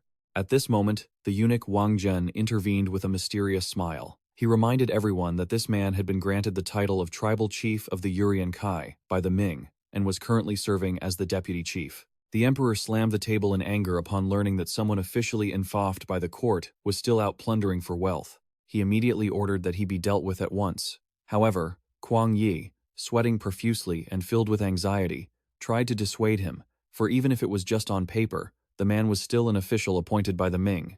The Minister of War worried that if His Majesty ordered Joseon to suppress him, other Jurchen tribes might revolt, leading to internal strife. Before the emperor's hesitation, Wang Zhen nonchalantly remarked that the Minister of War was worrying a bit too much. He offered a plan. If those Jurchens dared to resist, the Ming could simply pretend not to notice. Furthermore, he emphasized that there was another reason they should allow Joseon to carry out this suppression. Responding to the emperor's curiosity, Wang Zhen repeated the calculations that Prince Suyang had expressed earlier. Suyang insisted that Joseon's support for the war against the northern Mongols depended entirely on the request to suppress Li Manju. He wanted to use this opportunity not only to clear up the chaotic north, but also to test the real combat capabilities of the soldiers in the training camp and the effectiveness of hand cannons for infantry when facing the Jurchens in actual battle. Wang Zhen smirked with a cunning look. He asserted that this was the best way to confront the northern Mongols, without the Ming having to get their own hands dirty. Although the Yongle Emperor had succeeded in suppressing the Mongols in the north, the Ming still could not completely expel the nomads from their territory. Finally, they had to allow the Mongols to trade goods through the tribute system, which later became known as the horse markets. Here, the Ming purchased horses to limit the military power of their opponents, while the Mongols exchanged horses for daily necessities. However, strange things began to happen at this market. A Ming merchant pressed, "Just last year, you bought a horse worse than this one for 40 taels of silver." The nomad immediately dismissed it. "Don't joke around. Who would spend 40 taels just to buy a horse?" Sensing the tension, he furtively pulled out a handful of wool and pleaded, "I have some wool left over. Could you turn a blind eye?" Immediately, the Ming official shoved the merchant's hand away and roared in anger, "You scoundrel! Who do you think I am? How dare you try to bribe me?" This sudden change shocked the nomad. "Huh? You always accept it normally. Why are you so difficult this time?" Before he could understand what was happening, the Ming soldiers leveled their weapons and surrounded him from behind. The official coldly threatened, "Don't you dare try anything, or you'll have your head blown off." The nomad turned pale with terror. "This is insane. I had no idea he would fly into such a rage." He had no choice but to concede, but still tried to salvage the situation. "Fine, have it your way. But you still have to pay for the iron pots we brought, right?" The Ming official continued his arrogant demeanor, driving prices down until the merchant lamented, "If I have to sell at such a loss, how am I supposed to survive? Don't you see that prices are rising?" His only reply was disdain. "Iron prices are the same everywhere. We have no choice, and you lot should take a good look at yourselves." Looking at the iron pots scattered on the ground, a customer from the Oirat tribe named Aklak whispered to his comrade about a rumor he'd heard from an officer. "Joseon is buying up huge amounts of iron." Aklak squinted, deeply suspicious. "A small country like Joseon, how could they possibly influence the market? We have to investigate this." The scene shifts to the north, at the camp of Esentai, the supreme leader of the Oirat tribe. Aklak knelt before his master, trembling as he reported the news. "I dare not face you, but the Ming have unilaterally violated the tradition of the horse market and are oppressing our people." "Is it because of Joseon?" Esentai, the leader of the Oirat, growled in suspicion. He slammed his hand onto the table in anger and roared, "What kind of ridiculous excuse is that? Joseon is a descendant of Goryeo, a country that only knows how to flatter us." Faced with his master's fury, the subordinate standing nearby could only advise him, "Please, stay calm, sir." After a moment of thought, Esentai regained his composure and made a decision. "Fine. Perhaps we should send an envoy to Joseon. He calculated viciously that if Joseon killed or expelled the envoy, it would surely be a conspiracy between them and the Ming. Conversely, if they welcomed the envoy, it would be a sign that the relationship between Joseon and the Ming was truly strained. A few days later, in the capital of Hanyang, the Oirat envoy loudly read the secret letter before King Sejong and his ministers. Our Oirat tribe are the descendants of the Great Yuan, and Joseon has also proven itself worthy as the descendant of the Goryeo dynasty. He continued to dwell on their old ties. Our predecessor dynasties married into each other, so why shouldn't we forge those ties once again now? Hearing the words forge ties, Prince Suyang gritted his teeth, his hands clenching in fury. He roared internally, "Forge ties? What are you talking about?" The painful memories of the Yuan dynasty, having only just been driven out of the Korean peninsula less than a century ago, came flooding back. He bitterly recalled how every year, hundreds of young ladies were dragged away by them, thousands of civilians were taken as slaves, and forced conscription caused countless people to die unjustly in a foreign land. Suyang bitterly wondered if that offer to forge ties was just a ploy to turn his country into slaves once again. Meanwhile, the envoy was still calmly explaining that the Ming dynasty was restricting the iron trade, causing the Oirat people to suffer from hunger and survive by using leather bags to cook their food. He concluded with their true purpose. In short, they wanted to expand trade with them. Standing next to Suyang, an old minister trembled with resentment. He silently cursed, wanting to rip apart the filthy mouth of that envoy, because those scumbags had once snatched away his 4 daughters, leaving them as lost souls in a strange land. Witnessing the envoy's arrogance, the old minister couldn't suppress his rage and shouted, "We must strike that piece of trash dead right here and now. Only then will my hatred be eased." Prince Suyang quickly held him back and calmed him down. "Stay calm. Recklessly killing the envoy will only bring trouble." His eyes turned toward the throne with absolute faith that his father must have his own plans, so he whispered to himself, "Everyone, just be patient and wait." Despite the opposition of his ministers, King Sejong calmly and clearly announced that he would gift them 1,000 rolls of cotton and 50 iron pots. This decision left Suyang and the ministers so shocked they couldn't believe their ears. The old minister fell to his knees, weeping and begging, "Please, Your Majesty, do not grant rewards to those cruel devils." In contrast to the stifling atmosphere of the Joseon court, the Oirat envoy wore a sly, triumphant smile. He marveled at this unexpected generosity, and believed that Isentai would be extremely pleased. After the audience, Suyang sought out his father to confirm his suspicions. "Father, is the reason you gave them gifts what I think it is?" King Sejong contemplatively admitted, "If I didn't do that, they would soon realize that Joseon is secretly cooperating with the Ming." Suyang immediately understood that this diplomatic mission was actually a dangerous probe from the north. The king noted that although they had bought some more time, sooner or later the enemy would discover the truth. To proactively seize the opportunity, the king firmly asserted, "Before that happens, we must urgently suppress Limanju." The scene quickly shifted to Ganggae, the northern border region of Joseon, where large banners were fluttering in the wind.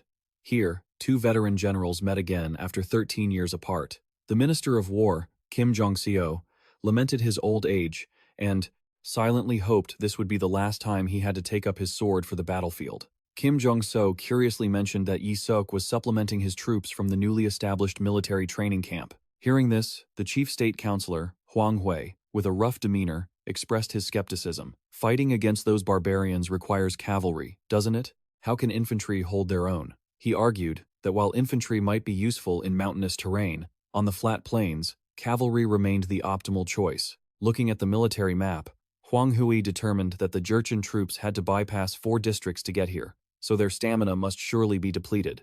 He let out a hearty laugh at the strange situation of having to immediately plunge into another campaign right after finishing one. Hwang Hui looked into the distance and muttered, "That guy is truly a spoiled noble." Seeing his friend's attitude, Kim Jong-seo softly asked about the relationship between the 2 brothers, but Hwang Hui bluntly replied that he didn't like that narrow-minded kid.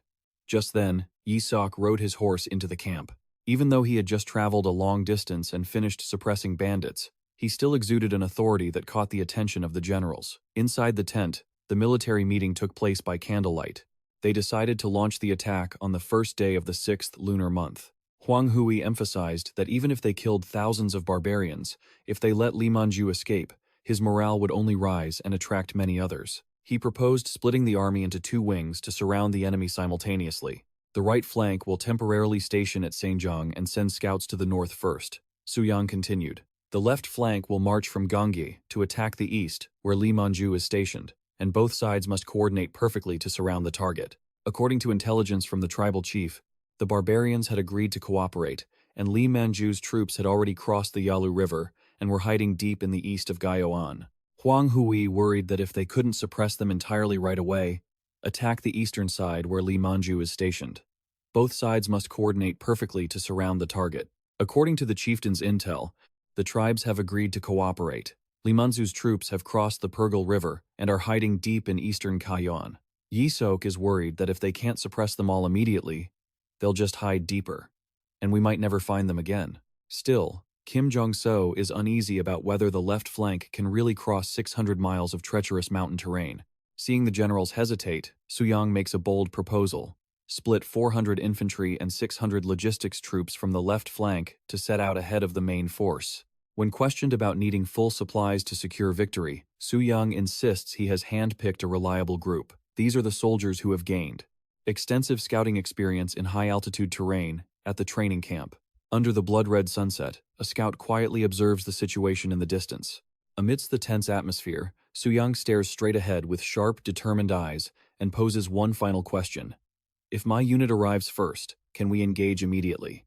On the first day of the 6th lunar month, the three Joseon armies officially mobilized with a roar, like a press conference announcing their advance against the Lee Man-ju. Leading the Central Army is General Kim Jong-so with 8,000 troops and 3,600 logistic soldiers. The right flank, commanded by General Yi Sok, moves forward with 5,000 cavalry and 2,500 logistics troops. Meanwhile, General Yi Sok leads the left flank, consisting of 4,000 infantry and 1,400 logistics troops, and has begun marching through the snowy mountains. News of the movement quickly reaches Lee Man-ju. A subordinate rushes in, breathless. "Sir, reports say the Joseon troops have just departed from you." Lee Man-ju asks in shock. "Departed? You mean they've already crossed the river?" Upon receiving a nod of confirmation, he sinks into deep thought. The news arrived 4 days ago. By now, they must have covered significant ground. He is stunned to realize the scale of this attack is greater than he imagined, as a cavalry unit heads toward Nizong. One team departed from you, while another column is marching from the Joseon border. Lee Man-ju gasps. "What?" He thinks to himself, in the past, even when they pillaged or killed, Joseon never mobilized such a large force to deal with him. Gazing into the void, he bitterly faces a harsh truth. "It seems the Ming dynasty has abandoned us." His subordinate asks in panic, "What? Then shouldn't we run immediately?" Lee Man-ju roars in fury.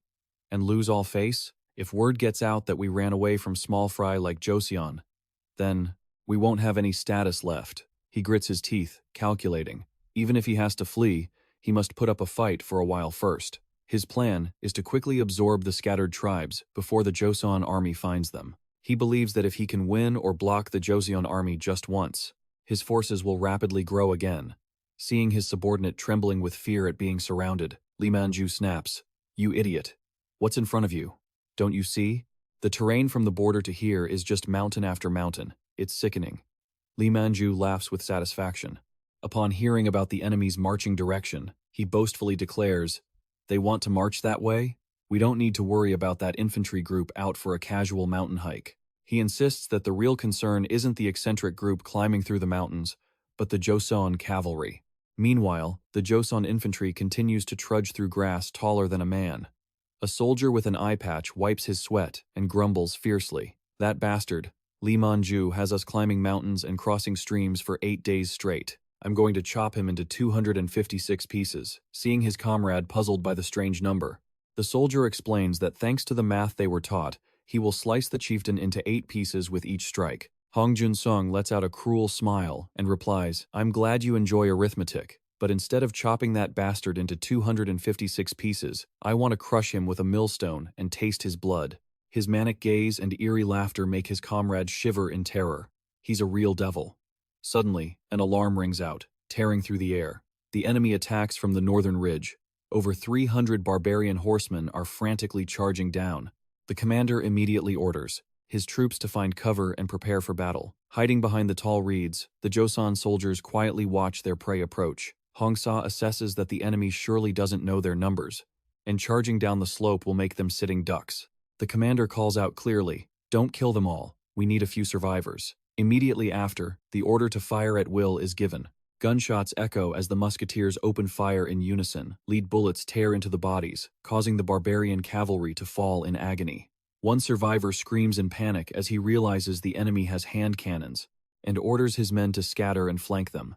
Standing at the front, the Joseon commander barks coldly. "Idiots! Our hand cannons can eliminate you from 300 paces away." He declares that their only target is the arch-nemesis Lee Man-ju, and promises to spare them if they lead the way. However, the barbarian leader just sneers with contempt. He waves his blade, ordering his men to behead the Joseon soldiers, and laughs loudly. "Ha ha ha, hand cannons with a 300 pace range? What a joke." The barbarian leader's threat is cut short as a single gunshot rings out. A bullet strikes his head, killing him instantly as his subordinates watch in horror. Seeing that terrifying power, one surviving barbarian quickly kneels and begs, "I will guide you. We have no reason to plunder anyone who isn't our arch-enemy." Lee Man-ju. After securing a guide, the Joseon commander carefully calculates the route. He learns the main road takes 3 days, and the mountain path takes 4, but Lee Man-ju is highly vigilant. He understands that the main road will immediately give them away. Hearing that the fastest soldiers could cross the mountain path in just 2 days, he immediately orders the most agile men to assemble. The guide sweats profusely while smiling obsequiously. That road isn't easy to walk on, but for such an invincible army, it's just a stroll to stretch their legs. The commander shouts firmly, "Good, just keep going." On the mountain path for 2 more days, and we'll reach Lee Man-ju's headquarters. Meanwhile, Yi-seok's right flank is struggling hard through the muddy marshlands. The sound of horses neighing echoes as they stumble through murky water. A soldier reports anxiously, "Sir, another horse has broken its leg." Yi-seok ponders, realizing the army cannot move quickly in these conditions, but he reassures his men that there is no need to rush, believing that, even if Lee Man-ju tries to flee, he will be hindered by the same mud and won't be able to move fast, just like them. Yi-seok silently mocks the situation, thinking the left flank probably isn't doing any better. He believed that such pointless self-torture wasn't perseverance, it was simply stubborn stupidity to the very end. Later, in the Sifeng mountain range of northwestern Xizang, the Joseon army was exhausted and worn out. Seeing his men groaning, as if on the brink of death, the commander promised to provide 5 more measures of rice per person to boost morale. Even though their schedule was delayed, he decided to stop and wait for the right flank to regroup, believing the enemy wasn't guarding strictly and wouldn't discover them anytime soon. But suddenly, a soldier came running in a panic with urgent news. "We have a big problem.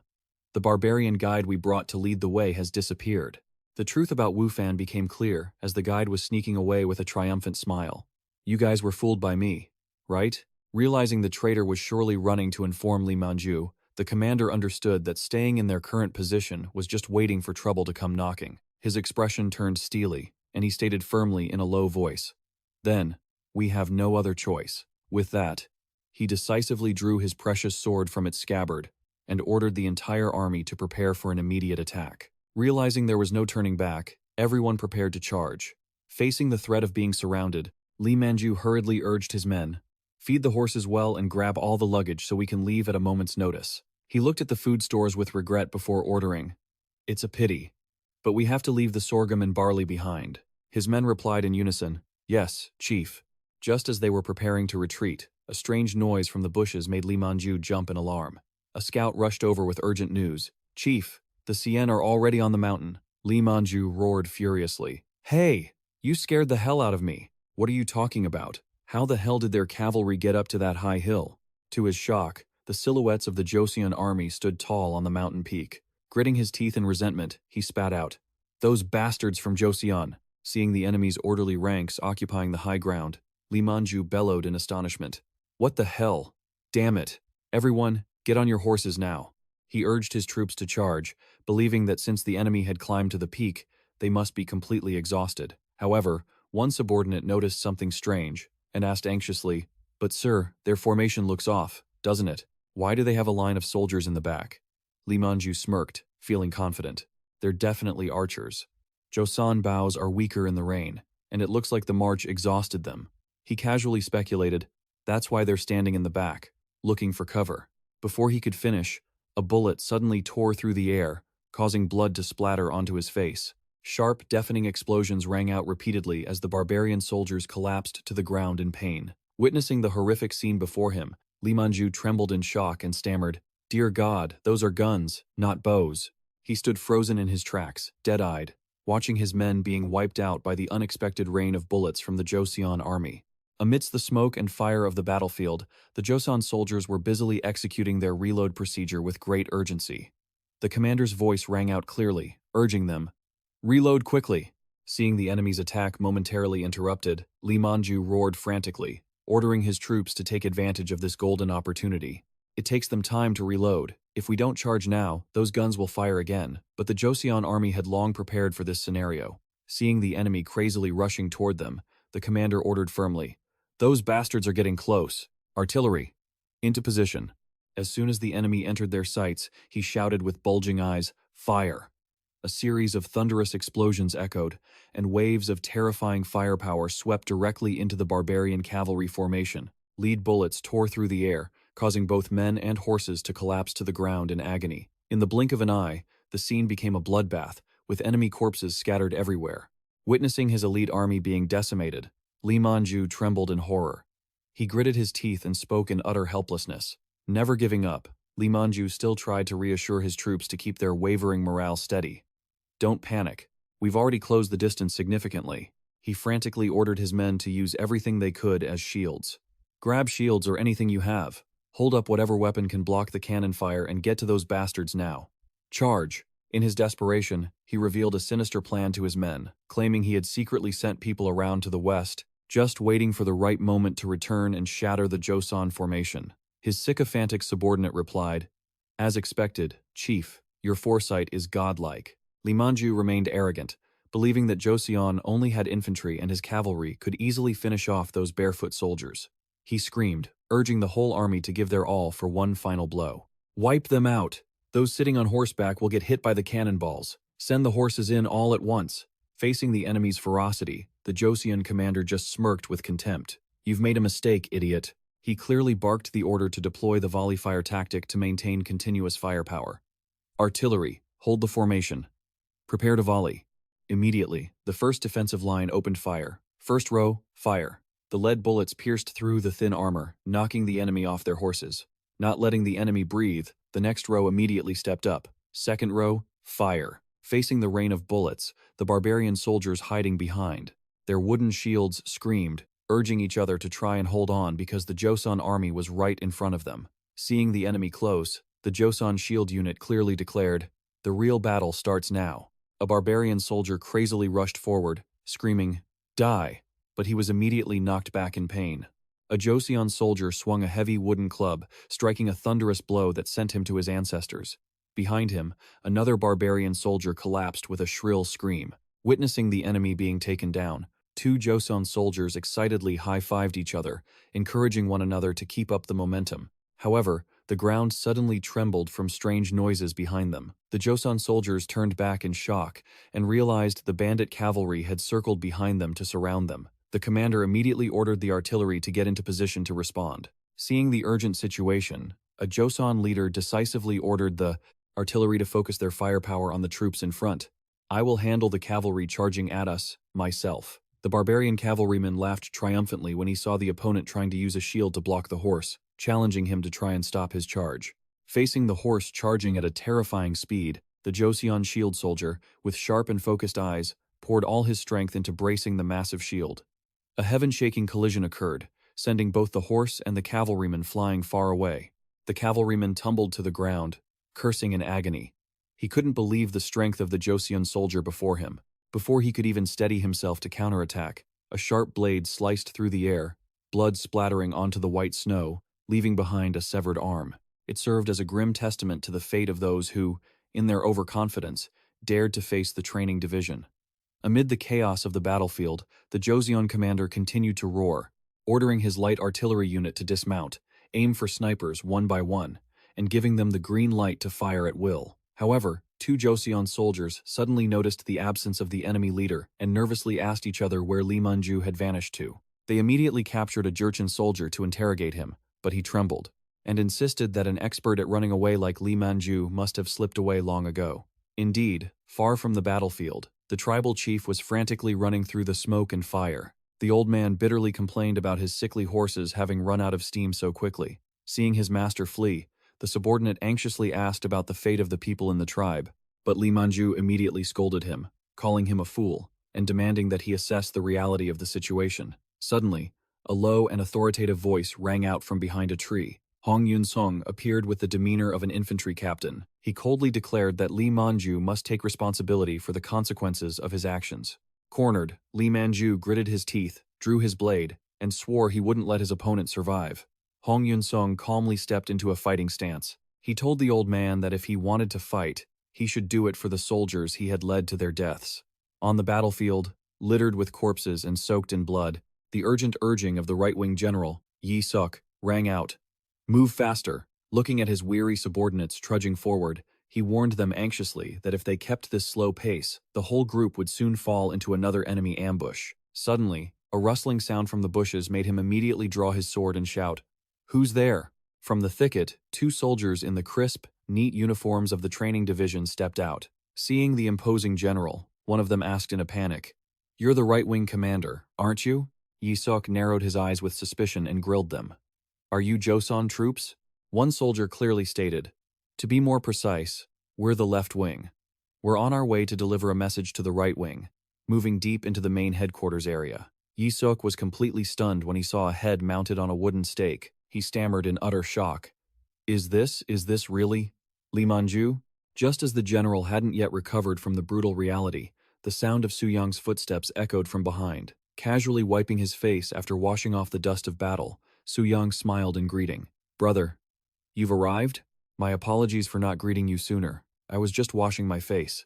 Suyang calmly explained his swift victory. He believed that because Li Manju had poured all his troops into dealing with Yi Suk's right wing, the left wing had found the golden opportunity to finish off the target. Hearing this, the right-wing general could only remain silent, a mix of envy and astonishment bubbling within, as he realized that while he was still struggling against a few hundred enemies, Suyang's infantry unit had already handled the notorious tribal chief themselves. Although he wasn't thrilled, Yi Suk still had to force out some praise. "Your contribution is truly remarkable." However, looking around the battlefield and seeing no sign of the war horses, he curiously asked about the horses the Jurchen army had used. Suyang nonchalantly replied that since the left wing had no cavalry, keeping them was both a hindrance and a hassle, so he had ordered his troops to concentrate fire and wipe out all the horses at the start of the battle. Yi Suk gasped in shock, especially when he witnessed the soldiers excitedly enjoying grilled meat. Suyang, while devouring a piece of meat, laughed and said,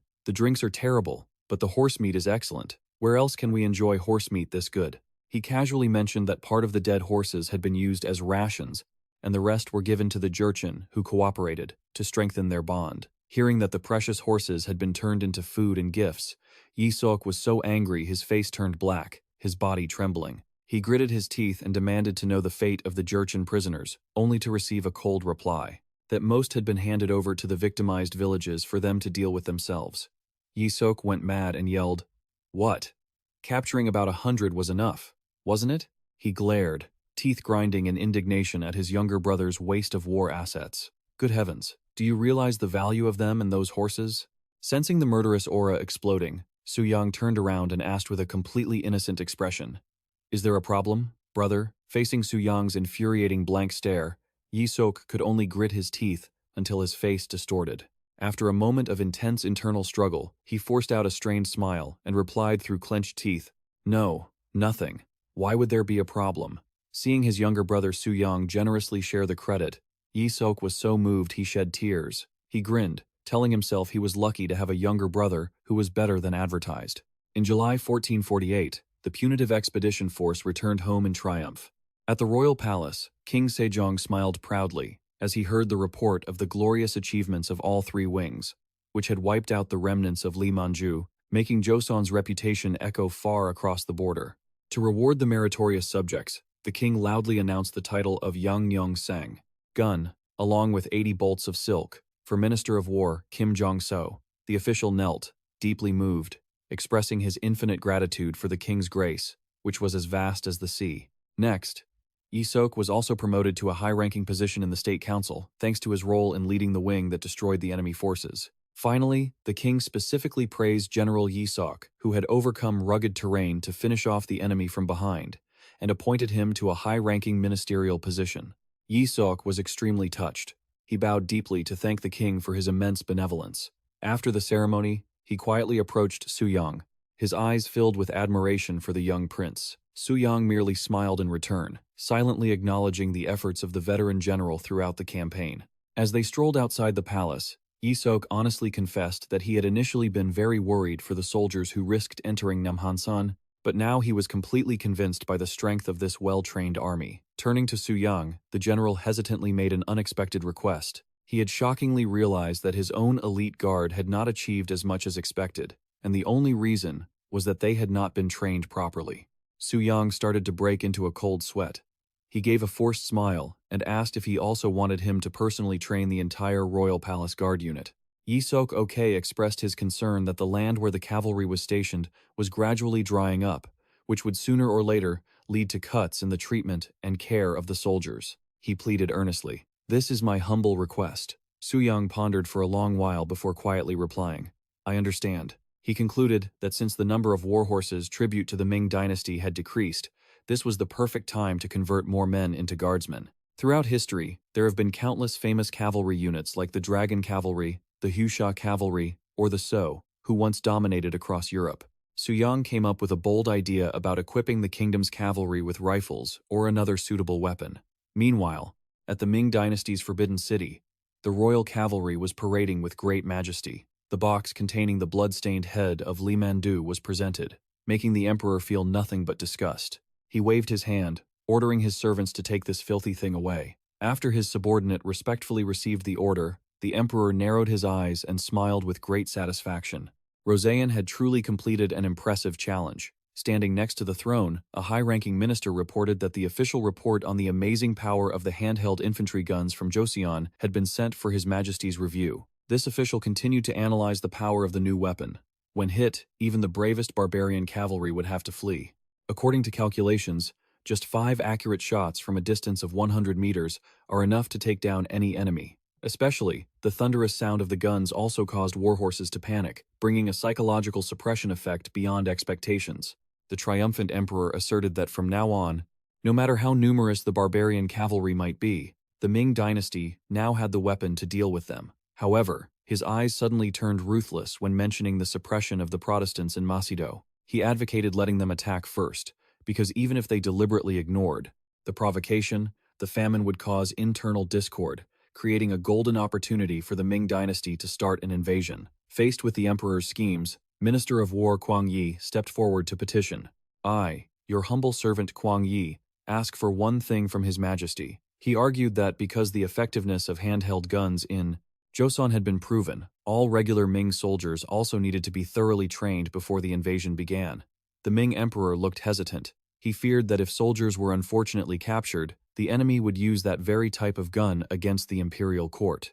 Just then, the powerful eunuch spoke up to support Kwang Yi's proposal, stating that the Minister of War's words were very reasonable. To resolve the emperor's worry, he suggested that each soldier only needed to fire 10 rounds to get used to the noise of the guns. Hearing the number 10, Kwang Yi was shocked, sweat streaming down his face, full of suspicion. He secretly wondered if 10 rounds were really enough for training. Hawiji, that evil eunuch, was plotting to skim off the surplus gunpowder for his own purposes. While conspiracies were surrounding the Ming dynasty at the Karakoram settlement in northern Yuan, Isin was also beginning his own new schemes. Isin roared in anger. "Those damn Joseon people! I will cut off their heads and impale them on horse manure piles. How dare they trick me!" He swung his sword, smashing the furniture in the tent, then turned and pointed the cold blade straight at the neck of the trembling messenger. "And you, do you want your head to be used as decoration too?" Essen gritted his teeth, reiterating the original order to meet the Great Khan to propose an alliance, yet his subordinate brought back a pile of cotton and useless pottery that only took up space. The messenger trembled, sweat pouring down, explaining that when he visited, he saw that Joseon didn't seem friendly with the Ming dynasty at all. A subordinate standing nearby hurriedly intervened. "Calm down." Essen stared fiercely at his subordinate, casually threatening him. "He's going to die. What do you mean by that? Have I ever killed someone unintentionally?" He lowered his sword, but his eyes were still full of murderous intent. "Messenger, I will determine your punishment based on your performance in this battle." He growled a warning. "If you make one more mistake, your blood will stain the earth before the Joseon people even know it." The messenger knelt, clearly vowing, I will pay for my sin with their blood. SN pondered, looking into the distance, realizing that King Sejong of Joseon was making extremely insidious plans. After allying with the Ming to take down Li Mandu, their next goal was surely to target his tribe. Essen's eyes revealed cruelty. There's no way I'll leave them alone. All of you, pull yourselves together and go. With the demeanor of a northern tiger, Essen tightened his grip on his sword and loudly declared, I will go to meet the Great Khan. He asserted that, to deal with the threat from Joseon, his tribe had to join the Golden Horde of Kublai Khan, the powerful descendants of Genghis Khan. Inside a luxurious tent, the Khan was leisurely enjoying fruit with beautiful women. He coldly confirmed that he had not yet received any new news. Essen, standing nearby, made a sarcastic remark. He would also love to see the Khan defeat those Ming dogs, but if just wishing could make it true, the Ming emperor would have been torn to pieces 1,000 times over. Essen expressed his concern, as they were currently completely in the dark about the iron rod that the Ming army was using to fight them. Hearing the words iron rod, the Khan froze with curiosity. Essen revealed a strange weapon that the enemy had been using for several years to dominate the steppe tribes. To clarify his questions, Essen ordered his subordinate, Messenger, draw what you saw. Immediately, a detailed drawing of a matchlock gun appeared before the two leaders. The Khan observed it closely and asked about the rope woven from straw used to light the fire on the weapon.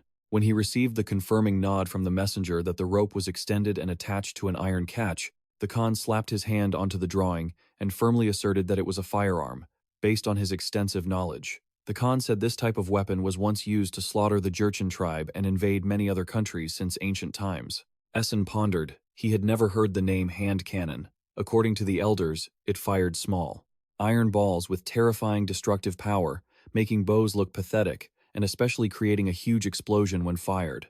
In previous wars with the Song dynasty, its thunderous explosion caused warhorses to panic to the point of collapsing and losing control. Essen could not help but wonder how a small cannon could create such powerful sound. The Khan explained that the voice of one person is weak, but thousands of people screaming together will shake the entire steppe, and 1,000 cannons firing at once would be like thunder crashing right beside the horses. Essen suddenly had the idea of waiting for strong winds or rain before launching an attack. But the Khan laughed, explaining that was exactly why the Ming army often hid behind their city walls during bad weather to protect their weapons. When Essen suggested covering the horses' ears to block out the noise, the Khan immediately dismissed it, saying it would prevent them from hearing commands and turn the ranks into a chaotic mess. A maidservant, walking silently while carrying a wooden tray, couldn't help but complain inwardly. That damn explosion. I feel like my lungs are about to burst too. At that very moment, the pile of bamboo in the furnace suddenly let out loud pops, sending sparks flying everywhere. Seeing the chaos, Aklak shouted furiously, "You idiot! Don't you know that putting wet bamboo in the furnace will make it explode?" While the servants were panicking, Essentai stood watching with a look of astonishment. It seemed he had just realized something incredibly important. Looking at the burning bamboo, Essen whispered to himself, "That's it. Why didn't I think of this sooner?" He recalled historical anecdotes about the troops of Kublai Khan wanting to punish the Tran dynasty of Dai Viet. They were once besieged by mysterious explosions from bamboo in a deep mountain region. Essen turned to ask the Khan with a suspicious look, "Bamboo, is there a type of plant that explodes when burned?" After receiving a certain confirmation, Essen's eyes lit up with calculation.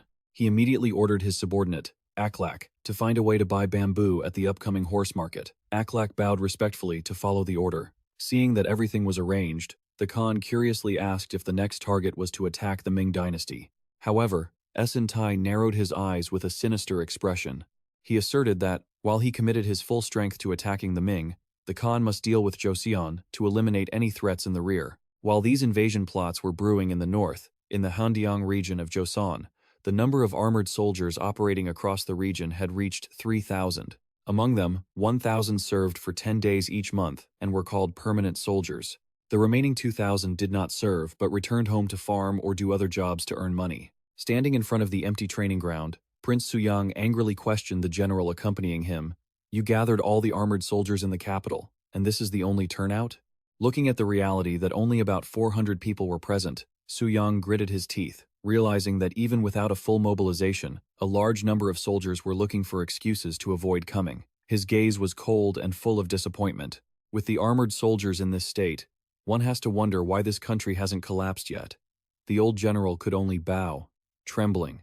I am very sorry for the performance of the armored soldiers, Your Highness. Suyang could not suppress his rage at the lackadaisical attitude of the soldiers. He stepped firmly in front of a soldier and growled, "Draw your sword!" The soldier stammered in panic. "What? My sword, sir?" Seeing him hesitate, Suyang lost patience, pushed his hand aside, and gripped the hilt himself. The soldier only managed to cry out in despair, "Wait, Your Highness, wait a moment, I'm not ready yet." A swish sound echoed as the sword was drawn from its sheath, but Suyang was completely stunned to see the short, shabby weapon in his hand. He exclaimed in shock, "How many years old is this antique? Is it from the Three Kingdoms era?" Looking at the pathetic blade, he insisted based on what he knew. A standard blade must be at least 1.5 chi long, which is equivalent to nearly 52 centimeters. Suyang held the sword close to the soldier's face and demanded, "Where did you find this kitchen knife?" The soldier trembled, sweating profusely, and bowed his head to confess, "Actually, it's a long kitchen knife from my house, sir." The answer left Suyang and the general standing nearby speechless. He roared in disbelief. "A kitchen knife!"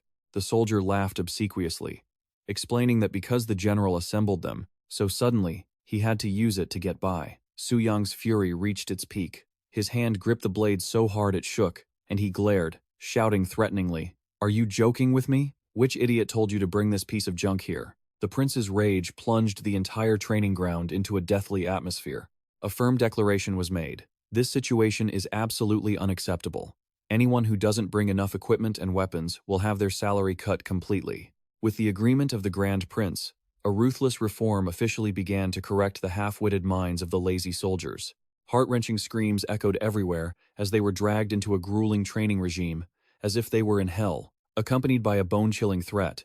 Those who can't keep up shouldn't dream of escaping death. The next day, on the white sand at Incheon port, a line of Joseon cavalry moved forward silently. As he rode his horse, Suyang turned to ask the Minister of War about the identity of the barbarians waiting ahead. The official explained that they were northern tribes who held a grudge against the Jurchen. They came here to show gratitude after the recent victory. Although this was the king's order to show them the military might of the nation, Suyang couldn't help but feel worried.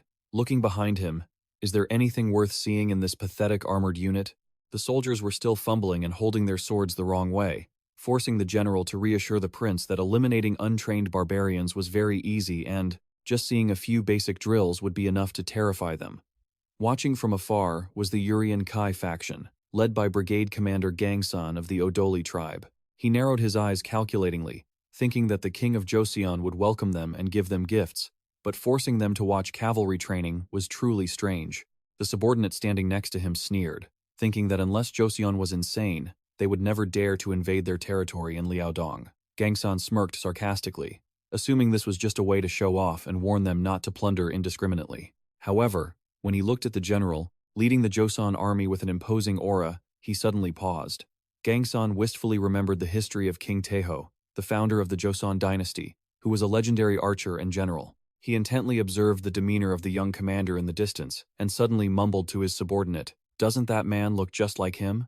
A flash of doubt appeared on the face of the tribe's brigade commander. He said to himself, "Just wait and see, the truth will soon be revealed."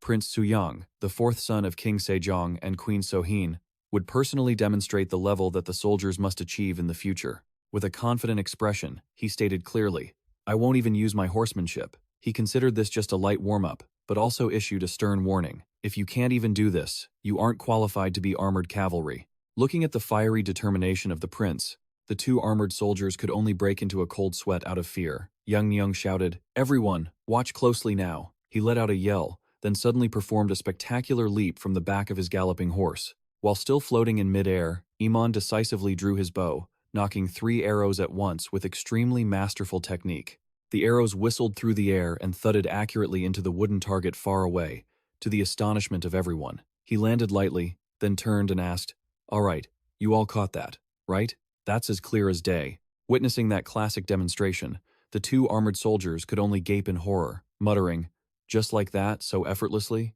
Jan smirked triumphantly and issued a threat. "If you fail after that, don't even dream of getting paid." The official assessment began in order, but the reality was incredibly harsh. As soon as they tried, the armored soldiers tumbled to the ground, crying out in pain. Ugh, man. Watching this pathetic scene from afar, Suyang couldn't help but feel disappointed. He thought to himself, Why are they even worse than I was when I was a kid?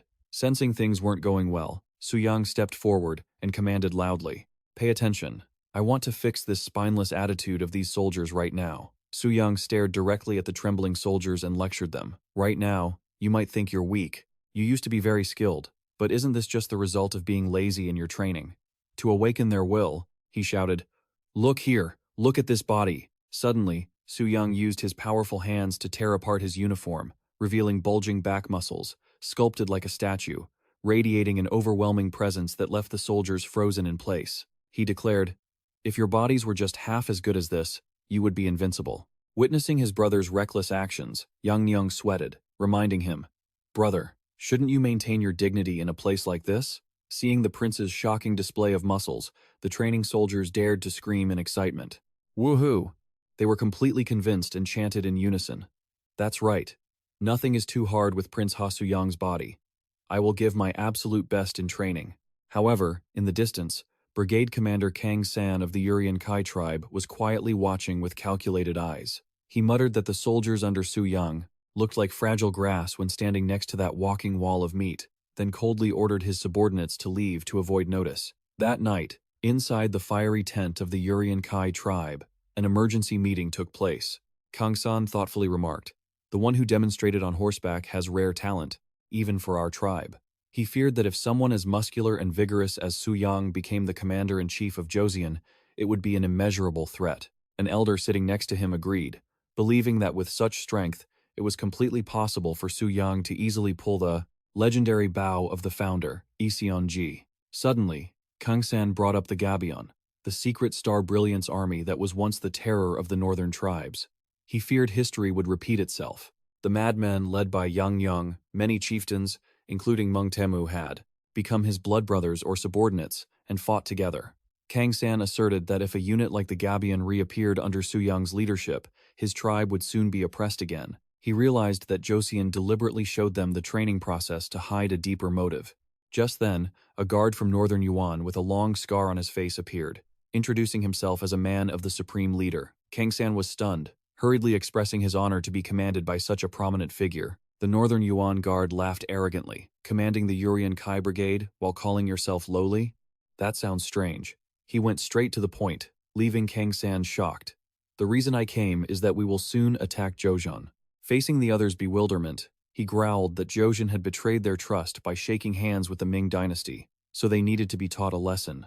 With 40,000 troops currently available, he demanded that Kang San contribute 5,000 elite soldiers and perform espionage duties. He ordered Kang San to monitor and report in detail every change in the regime, defense drills, and every move of the Joseon military. Throughout the briefing, Kang San bowed his head, accepting the Northern Yuan Guard's orders. "I will follow your orders, sir." He had heard reports that the Joseon court had just mobilized 20,000 troops to capture Li Manzhou, but due to internal strife and forced marches, many had fallen behind. Failing the objective, Kang San asserted that it was his tribe that had led them, which was why the king of Joseon invited them. The Northern Yuan leader was skeptical, not believing Joseon could catch Li Manzhou with such a patched-together army. He revealed the truth.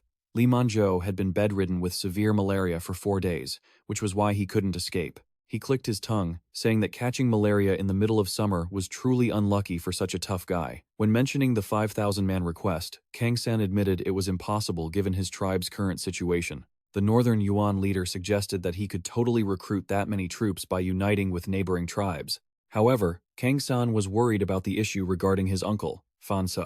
The leader realized Fan Se had just passed away, and Kang San hadn't even been able to bring his subordinates under control yet. Kang San admitted he felt humiliated, even though he desperately wanted to chase them down immediately. The reality was too difficult.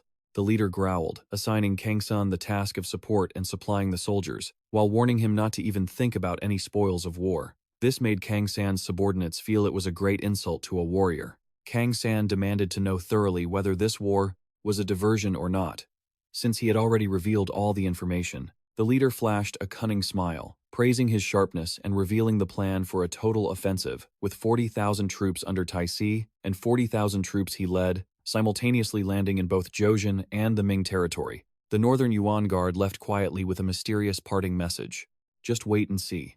Watching the others back, Kang San's subordinates were resentful at being oppressed by those bastards once again. Kang San's eyes widened suddenly. He decisively ordered his subordinates to ready their horses immediately, as they needed to reach Joseon at once to report this urgent news. At the Joseon Palace, Kang San knelt before the throne, reporting that the Northern Yuan guards had visited and coerced his tribe into supporting their plan to invade the Ming dynasty. Faced with the king's suspicion about his agreement to join, Kang San earnestly begged for forgiveness, explaining that he had to bow before the Northern Yuan just to survive. Suyang, standing nearby, heard this and grew deeply worried. He understood that if they disobeyed, the enemy would carry out a full-scale genocide in Joseon, just as they did in Western Sha. Thinking of the humiliation Joseon had previously endured, Jia gritted his teeth in frustration. "Damn it," he spat out. "This era truly gives us no peace." Kang San warned anxiously that if the various tribes gathered under the Northern Yuan's banner, a massive uprising would inevitably erupt. Kim Jong-so also expressed his concern, noting that if their morale soared like that, even the most battle-hardened Ming generals would face immense difficulty in suppressing them. Hearing this, King Sejong looked calmly into the man's heart. "The reason you are telling us this," the king stated, "is because you want us to fight them, to protect your people." Caught off guard, Kang San implored His Highness to understand his position. Just as the king of Joseon must manage his country, he pleaded, "I, too, am only acting for the survival of my tribe." Realizing the value of the intel, the king decided to temporarily accept the proposal and ordered Kang San to return and pretend to agree to the Northern Yuan's demands, acting as eyes and ears for Joseon. Immediately after, he summoned the key figures Crown Prince Moonjong, Grand Prince Suyang, and Kim Jong-so to the Grand Hall to discuss matters of state. The atmosphere became extremely tense as the king noted that if the Northern Yuan had started pulling together those ruthless tribes, this war would not end easily. He sat in deep thought, questioning whether the enemy had found a way to neutralize the Ming army's power. Even if it were not a crushing victory, the king believed they had surely prepared a devastating blow, perhaps even a way to nullify the power of the infantry's hand cannons. He mused that the enemy might attack during a storm, but a wise general would never rely solely on the weather. For the king, a powerful, disciplined army had always been the constant factor in dealing with any crisis. He decisively ordered Grand Prince Suyang to prioritize training the armored units on both the Pyongan and Hamgyong fronts immediately. At the same time, he entrusted a vital task to Minister Kim Jong-so. The king clearly issued his final order: re-examine all the military supplies for the campaign and set off for Shenyang immediately. Soon after, in the remote borderlands, the ground began to tremble violently from the thunder of horse hooves. Amidst the swirling dust and jagged mountain passes, a massive cavalry force, fueled by intense momentum, was madly charging forward, ready for a perilous expedition. Isun, standing atop his horse, looked down majestically at the tens of thousands of soldiers brimming with fighting spirit. He roared, "Listen well. Everyone gathered here holds a grudge against the Ming dynasty." The soldiers shouted in fury, some wanting to tear the emperor apart, others bitter over the extreme discrimination they had faced. Essen continued to stoke their national pride. "The Ming have forgotten what our ancestors achieved. They treat us like mere horse-riding servants of the steppe." He reminded them of their past glory, when their ancestors brought down the Liao and Jin dynasties to seize the Central Plains, then roared, "Can we do it again? Our first target is one of the Ming's border gates." At Datong, Isun decisively drew his shining sword from its scabbard and bellowed with strength, "I will lead the vanguard." With cold, sharp eyes, he declared that the Eastern army was also ready to invade Joseon, and their ultimate goal was to topple the Ming dynasty together. Cheers echoed across the steppe.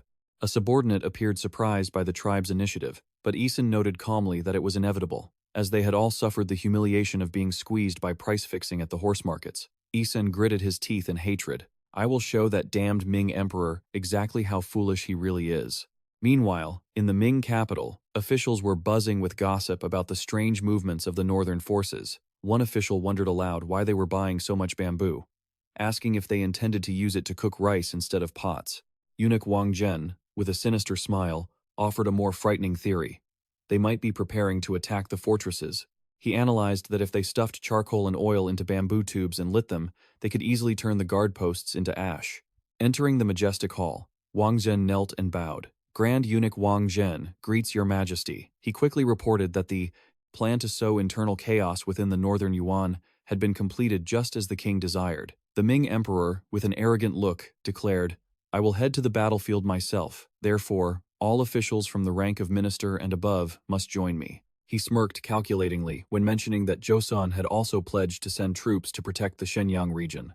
It seems they are afraid I might lose, the Ming emperor said, filled with suspicion. Only 1 week remained until the day Suyang was to depart for the front line according to the Ming emperor's decree. Standing in the training yard, an accompanying official could not hide his surprise to see the Grand Prince, deciding to appear in person on the dangerous battlefield. Suyang calmly reassured him that he only intended to sit quietly in the command tent and observe the situation. However, a young general approached him with a grave expression.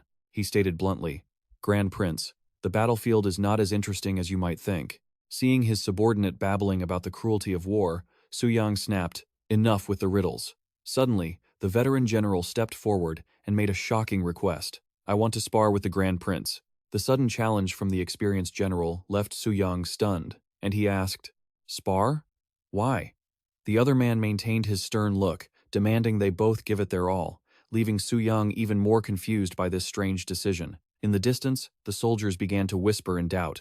They believed that even though the general looked to be over 50, he was a legendary warrior who had struck down countless tribal chiefs, so a prince like Suyang surely had no chance of winning. The troops joked that the general would surely have to go easy. Otherwise, the prince wouldn't be able to stand for more than 10 strikes. Faced with the pressure of the gossip and his opponent's piercing gaze, Suyang gradually regained his focus. The general said in a low voice, reminding him that in these turbulent times, the situation was becoming increasingly chaotic, and no one could foresee what unexpected events might occur. With eyes burning with determination, Suyang gripped the wooden sword tightly, steeling himself for the fateful duel that would prove his worth before embarking on the perilous expedition ahead. Yisok suddenly lunged forward with a powerful thrust. Suyang swiftly parried the attack with his wooden sword, creating a rapid series of clashing sounds.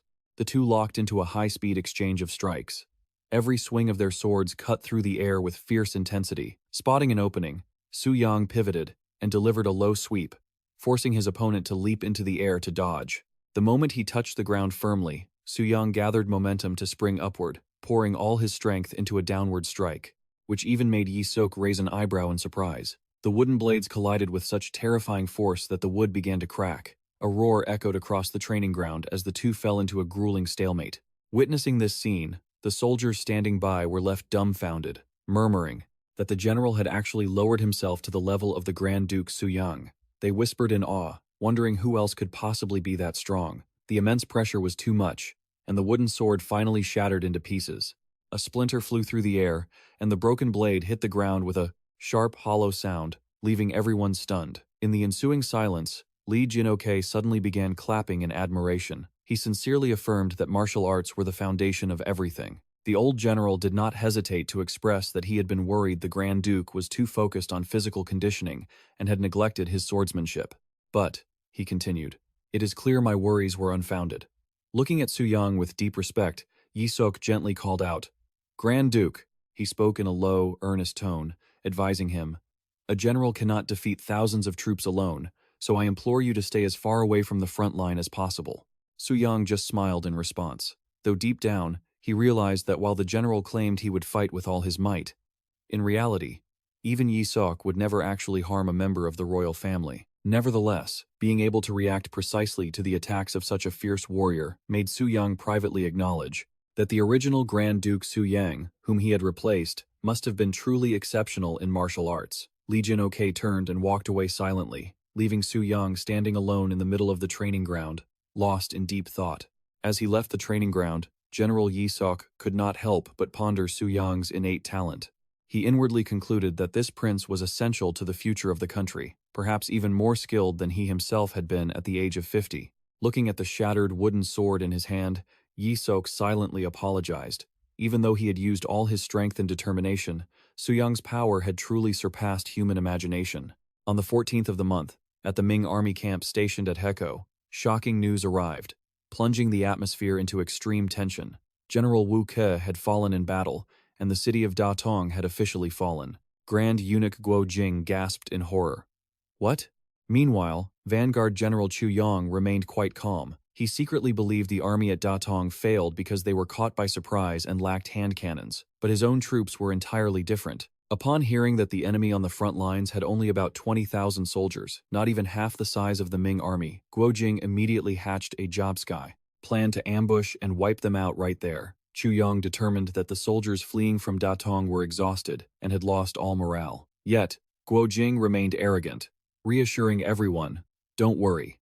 As soon as we fire our cannons, the enemy's horses will panic, and their morale will crumble." He believed that if they could just hold out until the emperor arrived with the main army, they could turn the tide. Suddenly, an alarm pierced the air. The enemy was attacking. Chu Yong immediately drew his sword and ordered the troops to prepare their muskets and hand cannons for battle. Contrary to the dignified stance of their leaders, the Ming soldiers appeared incredibly flustered and terrified. Holding a gun in his hands, one soldier trembled and asked his comrade, "We're supposed to put the gunpowder in, right?"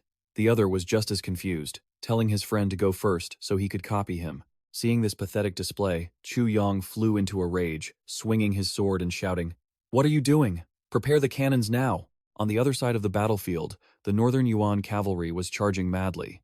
Their leader ordered the troops to simultaneously fire arrows to force the Ming army to waste their cannon ammo from a distance. Raining arrows descended upon the camp, causing the Ming soldiers to scream in panic. "They're firing arrows!" Amidst the hail of arrows and bullets, a commander screamed orders for his subordinates to find cover quickly. In the depths of his panic, a Ming soldier squeezed his eyes shut, trembling as he raised his gun to his shoulder and prepared to fire at the urging of his comrades. A loud bang rang out, and the lead bullet flew true, striking Bu Yan right in the chest. A Northern Yuan warrior let out a grunt, but instead of falling, Bu Yan just bowed his head to look at the wound before nonchalantly pulling the bullet out of his armor. He scoffed. When they shouted fire cannons, they meant these toys? Are you kidding me? Are you still daydreaming in broad daylight? The Ming soldiers screamed in terror as they saw the enemy kept coming. They scrambled, urging each other to hurry and pour the gunpowder into the touch hole and pull the trigger. In his desperation, one soldier realized something was wrong, but it was too late. The gun in his hand suddenly exploded right in his face, causing him to howl in agony. Malfunctions and explosions occurred repeatedly throughout the Ming ranks. One soldier yelled, "The hand cannon! It blew up!" His neighbor, equally terrified, asked, "What? Your cannon exploded?" Explosions rang out everywhere. The casualties were so severe that the commander had to give the order. "Infantry with cannons, fall back, retreat." Taking advantage of the enemy's chaos, the Northern Yuan cavalry charged valiantly, smashing through the defensive barriers. The sound of the enemy's screams as they charged grew desperate when the northern blades began tearing through the Ming formation. Essen Tai, standing on high ground, roared with might. "Don't show mercy, kill them all." He surveyed the battlefield, wondering about the movements of the enemy archers in the rear. Suddenly, his eyes lit up as he spotted two noble-looking figures hiding behind a protective barrier. Realizing these were the leaders of the enemy army, Eason decisively ordered, "That one is a general. Capture him and drag him here in chains." Faced with the ferocity of the Northern Yuan cavalry, the Ming emperor and eunuch Wang Zhen could only stand frozen in place, their faces pale with terror. Time passed to the 8th of May, 1449.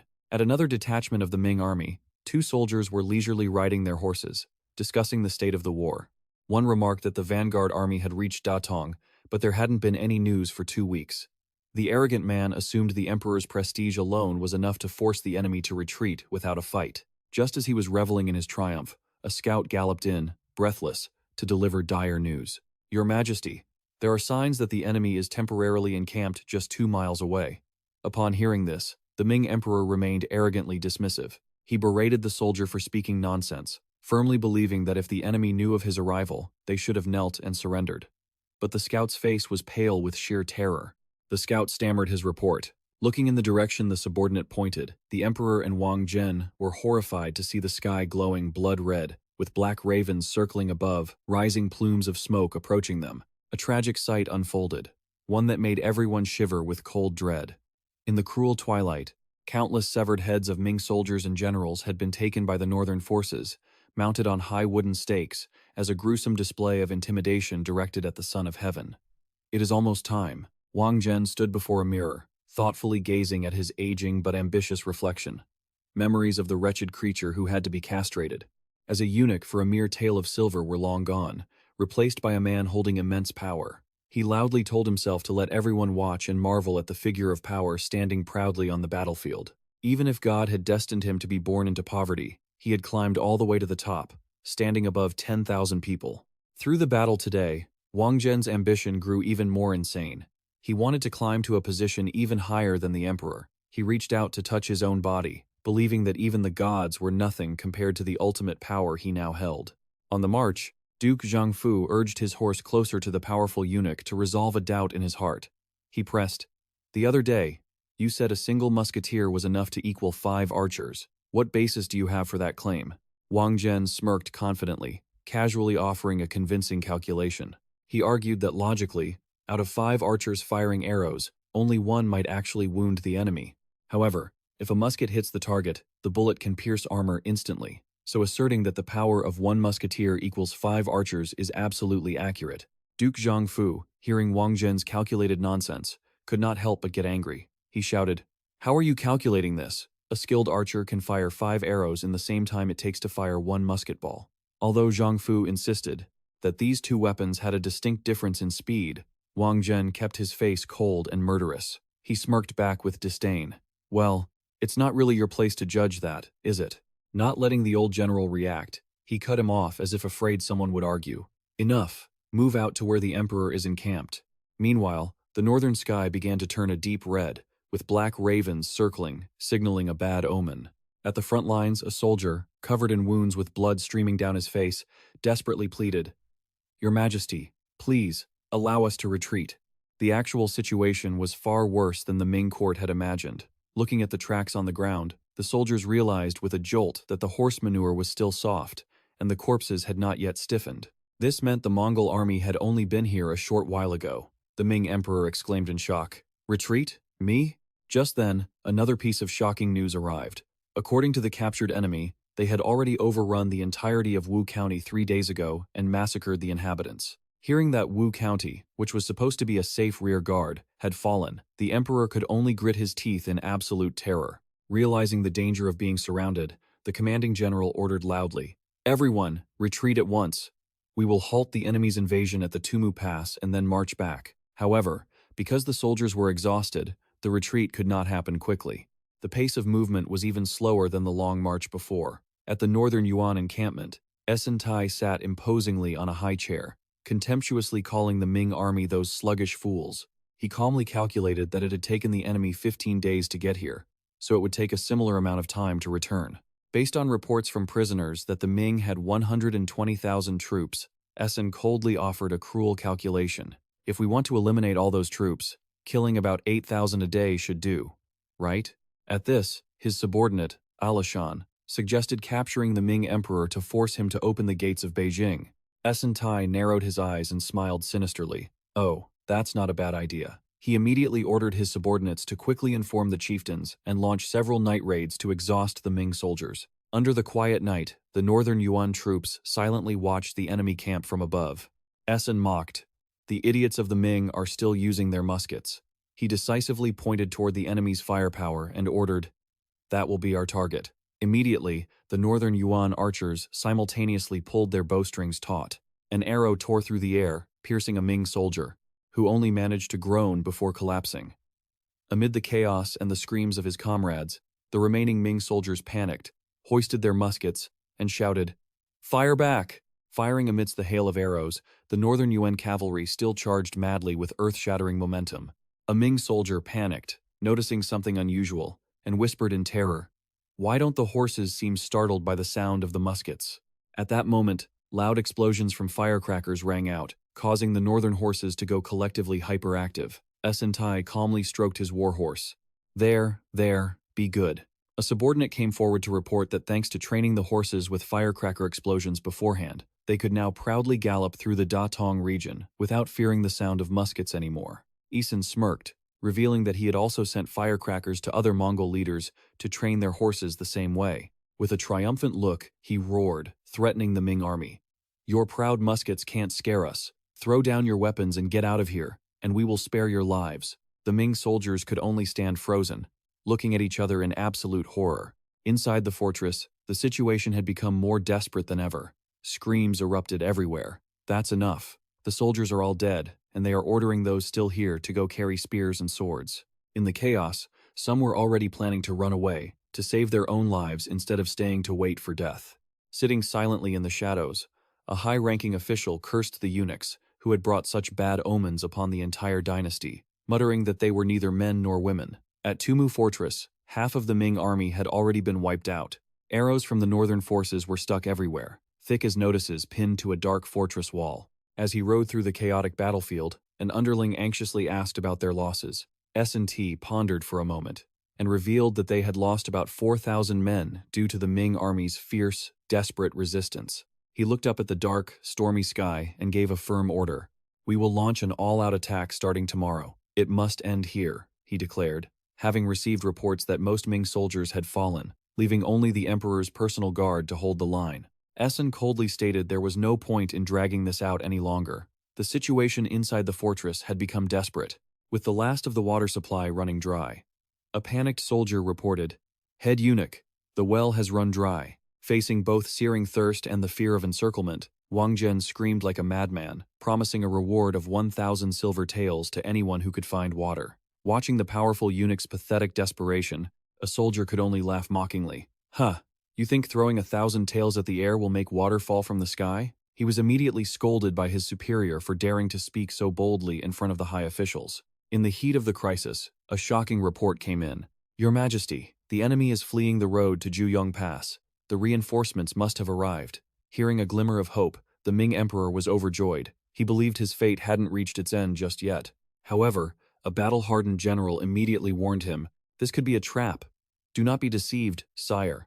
There is no way reinforcements could have arrived this quickly." Despite the warning, another official insisted the Imperial Guard had appeared and was driving back the enemy, urging the emperor to quickly move to Juyong Pass to ensure his survival. The general remained adamant that this was clearly a trap set by the Mongols to lure them out of the fortress.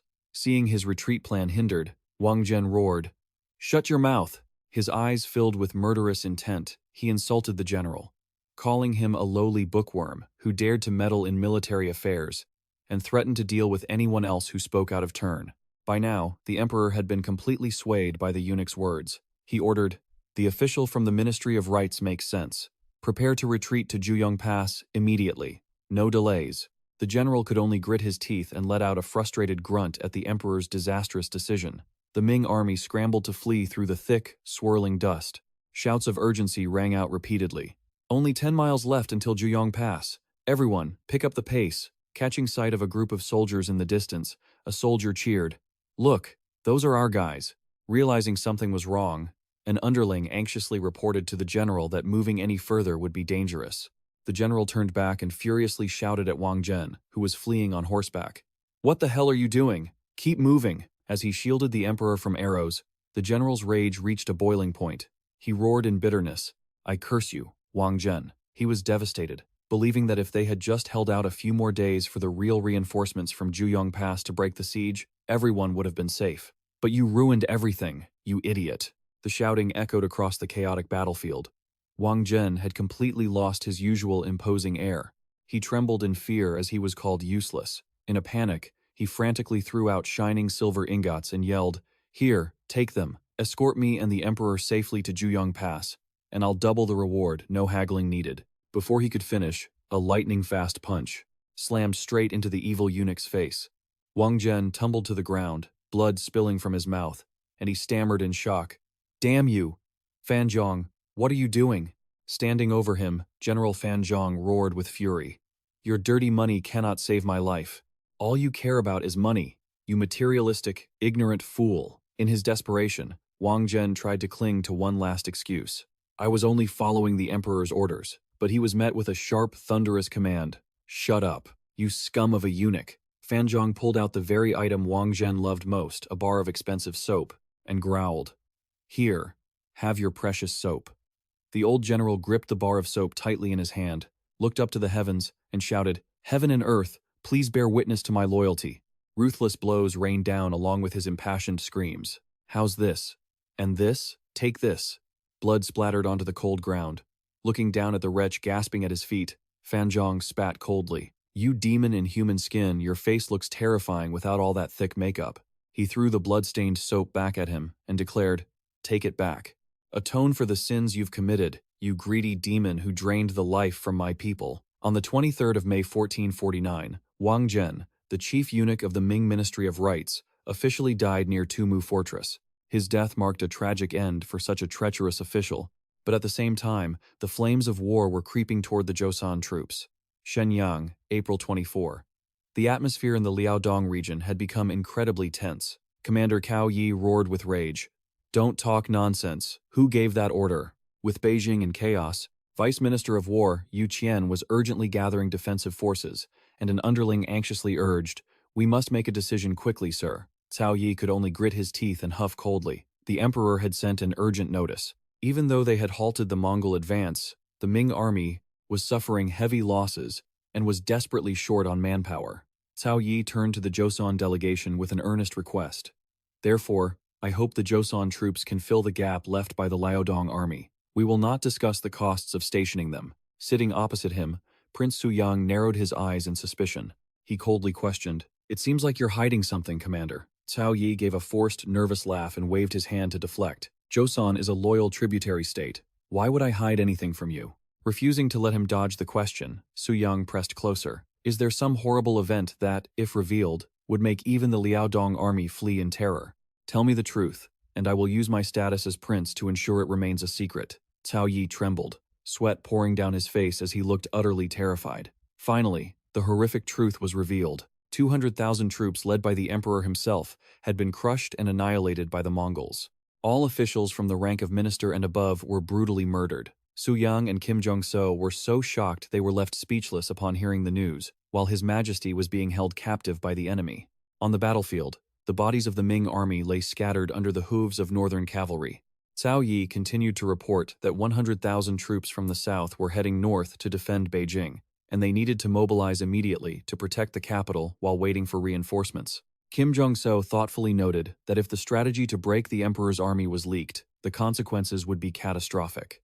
Cao Yi anxiously asked, "Does Joseon have enough strength to hold the Shenyang region, considering it takes 10 days for news to reach Liaodong?" He emphasized that if they didn't act immediately, even the Jurchen tribes would turn their backs on them. Kim Jong-so firmly insisted that they must use their regular soldiers to wipe out the Mongols. Cao Yi shouted in alarm, "They are the fierce enemies who just defeated the emperor's army.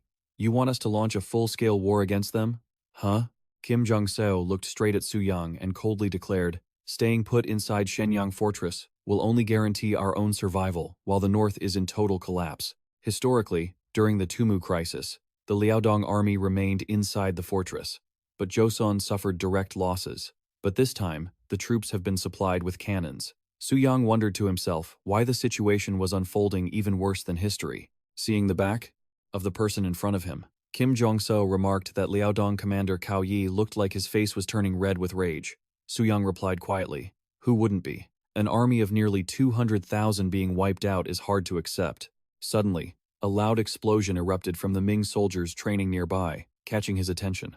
Suyang approached a soldier and requested, "Excuse me, let me borrow that cannon. Is it a handheld type?"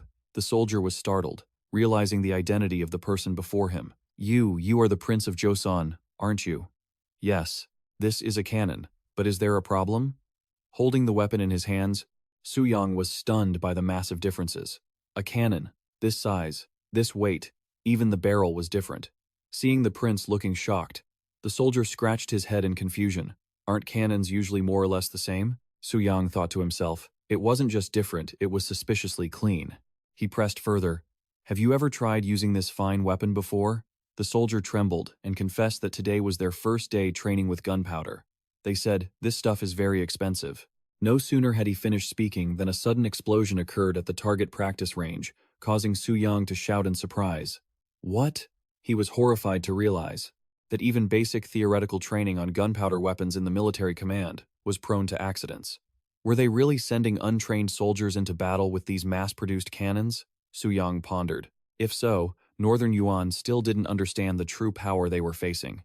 At Taisan Khan's camp in the northeast of Kaiping, Liao Dong, a subordinate, was reporting on the war situation. According to the report, the Western Army had crushed the vanguard and was attacking the main Ming force. Taisan Khan sat regally on his throne, calculating that since Joseon was much weaker than the Ming dynasty, 30,000 of our troops should be enough. He nodded. "I see. It's worth a try."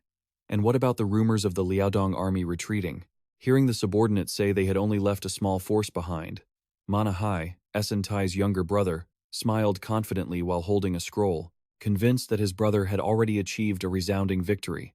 Just as the Liaodong army was preparing to withdraw, a soldier rushed into the tent, breathless. Urgent report, Khan. The Joseon army is currently leaving the fortress and moving north. Taisan Khan was surprised, wondering if they intended to abandon the Ming capital, leaving their fortresses to enter the open battlefield. Manhwa smirked triumphantly, pointed at the map, and suggested a surprise attack on the Gwangshan Pass to intercept the Joseon army from the south. The Khan declared loudly that the upcoming battle would take place around the city of Teeling.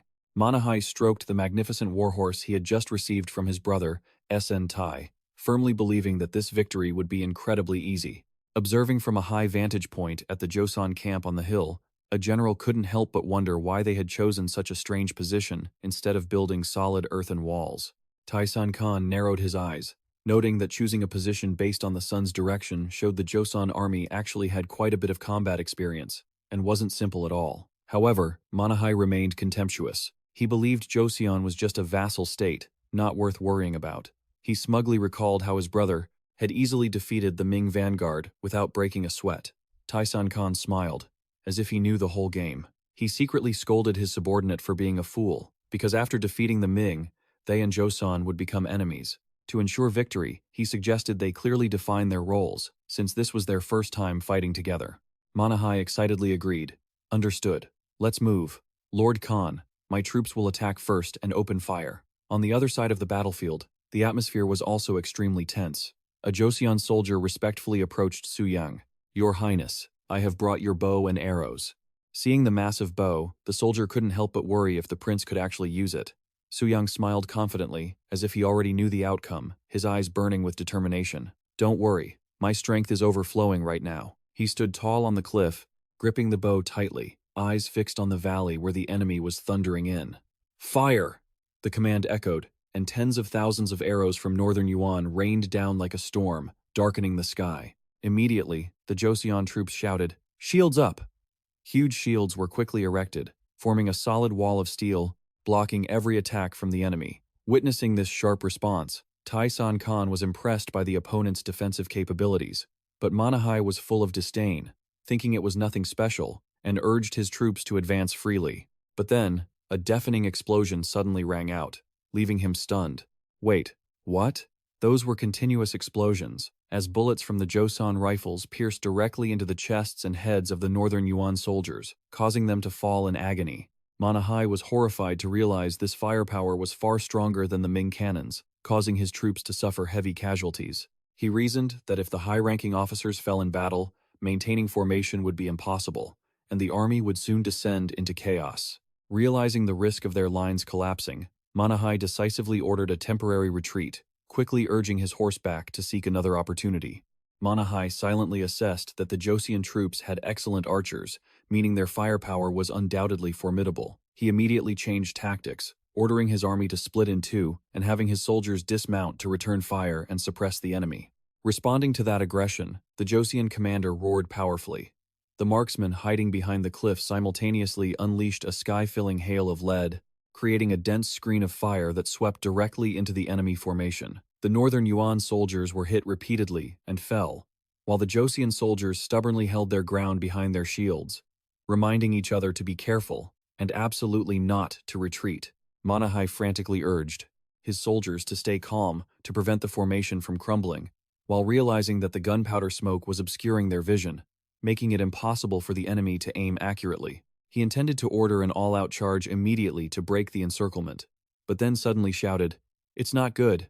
Something's wrong. The whole army fall back." It turned out the Kagan's mighty heavy cavalry was thundering forward with overwhelming momentum. Taisan Khan roared decisively, "After the Joseons fire 2 volleys, we will charge straight into their formation."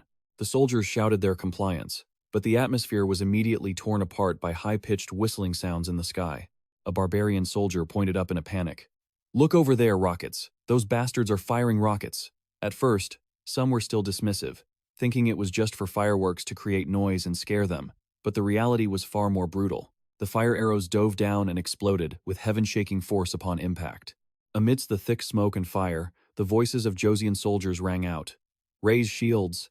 The successive explosions caught the barbarian army off guard. One man screamed in pain from a severe arm injury, while others realized the terrifying truth. They had stuffed explosives into the rockets, and the shields they were hiding behind had already begun to crack. Taisan Khan gritted his teeth in fury and muttered to himself, "Those bastards rely too much on artillery." He believed that ultimately, once they entered the enemy's ranks, everything would rely on melee combat, where his cavalry had the advantage. With eyes burning with murderous intent, he bellowed the order to charge. From high up in the trees, a Joseon scout immediately detected the movement and raised the alarm. "They've changed formation. They're starting to throw their lives away." On the ground below, the units quickly deployed according to the established plan. The commander's voice rang out clearly. Longsword troops, move up and form ranks." At the same time, the artillery squad received critical instructions. After firing one volley, retreat to the trenches behind when the signal is given. Deep trenches had been dug out like a deadly trap. The thunder of horse hooves grew closer, and scout reports flooded in. What's the scale of the enemy's charge? About 500 heavy cavalry, split into two groups, front and back. The synchronized drumming of the Northern Army's hooves shook the ground violently, making one soldier anxiously ask if they should send their own cavalry out to meet them. Standing at the front of the defensive line, a Joseon soldier trembled as he gripped his wooden shield, secretly fearing the infantry would be trampled to death by the power of the heavy cavalry. But his comrade beside him reassured him in time. "No, I trust the Grand Duke. He had this trap dug for a reason. If the Grand Duke wasn't confident in victory, he wouldn't be leading the army." Amidst the whistling wind on the hilltop, absolute trust in their commander helped them regain their calm. Just as the silhouette of the enemy army appeared in view, a shout rang out. "Those bastards are coming. Artillery, fire at will." The dark muzzles simultaneously spat fire, raining a shower of bullets toward the enemy. The hail of lead from the Joseon rifles poured down, causing the Northern Yuan cavalry to collapse in agony. The barbarian leader screamed frantically, "Keep pushing your horses, forget those who have fallen." He aggressively threatened to tear the Joseons apart, but then he stood frozen in horror upon seeing the unthinkable scene ahead. What the hell is this? The entire massive cavalry force suddenly plunged into a deep, expertly camouflaged pit. Pitiful screams echoed through the air. In the pit, the barbarian troops panicked and cried out, "Stop! Stop! There's mud here! There's mud! Stop!" They were stuck fast in the muddy mire, looking at each other helplessly. How are we supposed to cross this? Taking advantage of the enemy's chaos, the Joseon commander clearly ordered, "Artillery! Fire at will now!" Deafening explosions rang out as lead bullets wiped out those trying to flee. Manhwa went pale with terror, stammering, "This can't be." But the remaining leader tried to reassure him, "Don't panic. Splitting the army in two was the plan for this exact situation, wasn't it?" To cross the mud pit, the Northern Yuan army frantically carried out their new plan. They roared, covering the mud to maintain their speed, bringing items like food rations and straw, anything that could cover the ground. Large bundles of straw were thrown down to create a path for the horses. The Northern Yuan leader decisively drew his precious sword, eyes burning with murderous intent as he roared, "You dare use cheap tricks? I'll crush your skulls under my horse's hooves." On the other side of the battle line, a Joseon scout reported breathlessly, "General, the enemy is laying down straw and food to cross the mud." The soldiers began to sweat bullets from the tension. They estimated that the cavalry in charging formation would only need 1 day to reach them. The Joseon general clearly gave the order, "We will also send out our cavalry, attack the enemy's flank, and prepare the firing positions." The rocket batteries were ignited and ready to fire. With eyes sharp and cold, filled with determination, the commander shouted, "All right, everyone, prepare for melee." The thunder of hooves sounded like a drum roll as the Northern cavalry frantically charged straight into the Joseon formation. The Joseon soldiers gritted their teeth, putting all their strength into bracing their massive shields against the earth-shattering collision. Amidst the chaotic battlefield, the commander's voice rang out clearly, encouraging everyone, "Well done, hold on a little longer." The infantry ranks stood firm, determined not to let a single gap allow the enemy to break through. However, the power of the heavy cavalry was terrifying. A Northern Yuan commander swung his blade, cutting down a Joseon soldier, and smirked with utter contempt. "Living in this heat must be nice, huh?" He looked at the soldiers struggling to defend themselves with murderous eyes, silently mocking the cowardice of those who only knew how to hide behind steel. "Now it's your turn," he roared crazily and began a brutal assault. Sharp blades swung up, as miserable cries echoed through the air when the Joseon soldiers fell one after another. The melee combat became extremely intense. The Northern Army is fighting tooth and nail to tear through the defenses with lethal strikes, catching many off guard. Despite the heavy losses, General Joseon bellows an order to hold the line. With a face caked in dust and grit, he urges his soldiers to hold their ground at all costs. We must hold until those bastards are lured deep enough. But just then, a sudden, unexpected attack strikes from above, hitting the commander square in the head and leaving him severely wounded. The general's desperate cry echoes as the scene turns into a massacre. "Wake up, General!" The urgent call rings out through the darkness. Dum Byum-soo snaps his eyes open, drenched in sweat as he hears the prodding voice. "How are you feeling?" "General Dum, can you hear me? You have to wake up." The battlefield outside is absolute chaos. The metallic clashing of weapons mingles with the agonizing screams of soldiers. Through the smoke and dust, a powerful figure leaps into the air with a commanding shout. A sharp, brilliant strike leaves behind a trail of deadly, glowing energy. Hong Jun-sung stands tall beside him, barking loudly. "Dum Byum-soo, are you really fainting after getting up like that?" Struggling to stand, Byum-soo replies weakly, "Of course not. I was just a little startled." Realizing the other is alert, Jun-sung coldly orders, "Then suit up and get back to the fight. We have to kill these invaders to survive." Both men grip their weapons tightly, their eyes burning with determination as they face the charging enemy. The commander's voice booms across the trenches, warning that the order to fire in formation could come at any moment. "Defend the trenches with your lives. Do not break the formation." On a high cliff, Prince Suyang, dressed in majestic red armor, watches the carnage with a massive bow in his hand. Seeing his position is too dangerous, a soldier anxiously tries to stop him. "Your Highness, please step back. You could be hit by a stray arrow here." Suyang's hands grip the bow so hard they tremble. He says in a low, firm voice, "My soldiers are dying. How can I possibly retreat?" His eyes are sharp and filled with killing intent. "Give me an arrow. Hand me an arrow. I'll show those bastards the meaning of war myself." On the battlefield, the Northern cavalry starts to lose patience with the Joseon army's resistance. "Damn it, I'm sick of these Joseon bastards. They're so arrogant despite having only a few cheap tricks." But no sooner had he spoken than a massive object tears through the air, piercing the soldier next to him with terrifying force. Witnessing his comrade fall right before his eyes, the other soldier trembles in horror. Is that a spear? He looks frantically toward the rocky hill and screams, "Someone is throwing spears from that hill over there." Realizing the prince's position is being targeted, a Joseon soldier shouts in alarm, "Your Highness, 3 cavalrymen are charging up the hill." The 3 wild northern cavalrymen gallop recklessly up the rocky slope. Seeing Suyang's majestic armor, one of them declares, "Judging by his clothes, that bastard is a high-ranking general." He roars to encourage his comrades. "Whoever takes his head will earn the greatest honor today." But suddenly, a streak of dark energy flashes past a bullet, or a massive arrow pierces a cavalryman's throat, knocking him off his horse. The soldier behind him only lets out a single sound of sheer terror. Now, the Northern Army realizes the horrific truth. That wasn't a spear, it was an arrow. Standing tall on the summit like a war god, Wang Zhen grips a massive longbow with a span wider than a man's height, a weapon intended only for legendary warriors of extraordinary strength. Enraged by the loss of his comrade, a northern soldier charges forward with his blade. "You bastard!" Suyang shifts into a cold, composed stance. He pulls the bowstring taut and releases. The arrow tears through the wind with unstoppable force, piercing the cavalryman's sturdy iron armor and making him collapse in agonizing screams. Amidst the smoke and wailing, the sound of war horns signals the attack across the field. Seeing their chance, the Joseon commander bellows the order to fire in formation. The entire army responds in unison as soldiers urge each other on. "We must fire in formation, everyone. Dive into the trenches and take cover." The infantry quickly hides behind shields and in bunkers, ready for a wave of total firepower to clear the battlefield in a single breath. The Joseon soldiers quickly jump into the trenches to take cover as planned. A general receives an urgent report. "General, the fire carts are ready." He immediately commands, "Hold your fire until the next horn sounds." Seeing the Joseon army retreat into the trenches, the northern leader sneers with disdain. Look at them scurrying into holes, knowing they're going to lose. A bunch of dirty sewer rats. However, another general feels uneasy, realizing, it's strange, that's a coordinated action. But his greed for victory soon overrides his caution.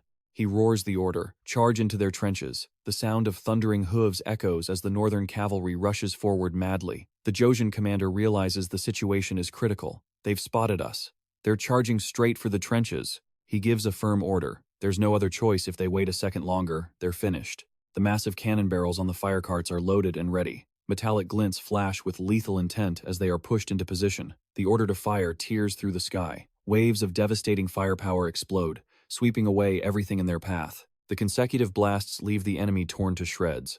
Desperate screams echo amidst a sea of fire. Thick smoke and dust engulf the battlefield. A northern leader stands frozen on the cliff, watching the horrific sight in shock. It can't be, there's really no way out. He stands rooted to the spot, sweat pouring down his face, which is twisted in terror. His mind is filled only with shock and utter despair. This is impossible. The earth-shattering explosions leave the entire valley submerged in smoke, fire, and agonized screams. Standing on the high cliff, the northern leader looks down at the tragic scene in horror. Trembling, he refuses to believe his eyes and mutters, "No way, this is absurd." Amidst the chaos, the Joseon general's voice still rings out, stern and urgent. "Fire, keep firing." After consecutive volleys clear the enemy formation, he realizes the targets have been mostly wiped out, and smoke has obscured his view, so he decisively orders a ceasefire. Looking at the piles of enemy corpses littering the ground, the general loudly commands the entire army. "That's enough. Everyone, reform the ranks immediately." Receiving the clear, firm response from his soldiers, he thinks to himself that the rest will be handled by the prince, all while harboring a lingering sense of unease. Please, be careful. Cornered and witnessing his elite troops being wiped out, the Northern Yuan leader gritted his teeth in sheer rage. He roared until his throat felt like it would burst. You are the one who must die." He madly spurred his horse, charging straight at Suyang in a suicide attack. Facing the enemy charging at breakneck speed, Suyang calmly raised his great bow to aim. With a shout, he firmly released the string. "Die already. You're the one who needs to go down," the Northern Yuan commander screamed crazily as he lunged toward Suyang. Responding to that ferocity, Suyang poured all his strength into his powerful arms, pulled the great bow to its limit, and let the arrow fly. The massive arrow tore through the air with terrifying force, aimed straight at the enemy's head, leaving him only enough time to widen his eyes in horror. A dull thud echoed as the arrow pierced its target, instantly knocking the enemy general off his horse. Watching from afar, Suyang silently lowered his bow amidst the thick smoke and dust. Witnessing the enemy general fall, the entire Joseon army erupted in joy. Cheers thundered across the battlefield. An excited soldier shouted, "Prince Suyang took down the enemy general. We've wiped out their vanguard." Taesan Khan gritted his teeth in frustration. Damn it. A subordinate quickly proposed a plan. With the enemy general dead, they only needed to finish off the remaining stragglers. He assumed that since both sides were locked in close-quarters combat, the Joseon army wouldn't dare use their cannons, making this the perfect moment for a counterattack. Taesan Khan firmly ordered them to take out the cavalry quickly before they could reorganize. The close-quarters battle became incredibly brutal. A Joseon soldier swung his sword to cut down a fleeing enemy and shouted, "Where do you think you're going?" Realizing the situation was turning against him, Taesan Khan, though bitter, had to loudly command, "This is hopeless, retreat." Seeing the Khan about to flee, a subordinate nervously tried to stop him, fearing the Jurchen tribes would look down on their tribe's strength. Taesan Khan flew into a rage and snapped, "You idiot! We must retreat before their infantry arrives. Are you worried about what happens if we get hit by cannons while crossing the river?" Observing the enemy ranks beginning to crumble, the Joseon commander loudly ordered the artillery unit, "They're running! Light the divine fire cannons now." He decisively waved his hand to signal the strike. The divine fire cannons exploded amidst the enemy formation, creating earth-shattering columns of fire. Screams of agony rose as Northern UN soldiers were blown away amidst the sea of fire. Witnessing the Joseon's terrifying firepower, Taesan Khan turned pale with fear. He madly spurred his horse to escape and screamed, "Those Joseon people are firing again. They've gone insane again. Hurry, run for your lives." Amidst the smoke and dust, the Special Forces unit quickly coordinated with the Jurchen tribe to tighten the encirclement. Looking at the stabilizing battlefield, the Joseon generals couldn't help but admire. It's all thanks to the prince's strategy that our losses were kept to a minimum. However, they were still shaken, recalling the moment the enemy general made his desperate charge at Suyang. Suddenly, the dead general's warhorse went wild. Its eyes rolled back, and it charged straight at the prince, with murderous intent. The old general shouted in alarm, "Has this horse gone mad? Prince, get out of the way!" The beast hissed with fury, rearing violently in its frenzy. Instead of dodging, Suyang bravely lunged forward, using his powerful arms to grab the horse's head right in midair. A massive collision occurred. Suyang gritted his teeth, holding his ground against the creature's immense strength. He silently wondered, Are you angry because your master died? Moreover, it was much larger than a normal horse. Despite the horse's wild thrashing and neighing, Suyang poured all his strength into his rippling muscles to suppress it. Amidst cries of shock, "Oh my God, the prince!" He executed a thunderous throw, firmly slamming the beast to the ground with a dull thud like a heavy staff hitting the earth. Facing the beast's mad strength, Suyang gritted his teeth and thought, "You're certainly strong, but I absolutely will not lose to you." He channeled all his energy into his powerful arms, tensing every muscle, and roared as he prepared for the decisive throw. With a thunderous slam, Suyang tossed the massive horse to the ground. Seeing the prince's reckless actions, the soldiers panicked and cried out, "Prince, that's too dangerous." Not giving the beast a chance to retaliate, he immediately lunged to pin it down and firmly declared, "It's time to end this. Your master has already gone to meet his maker." Suyang leaned his face close to the horse and roared a threat, "Surrender, now."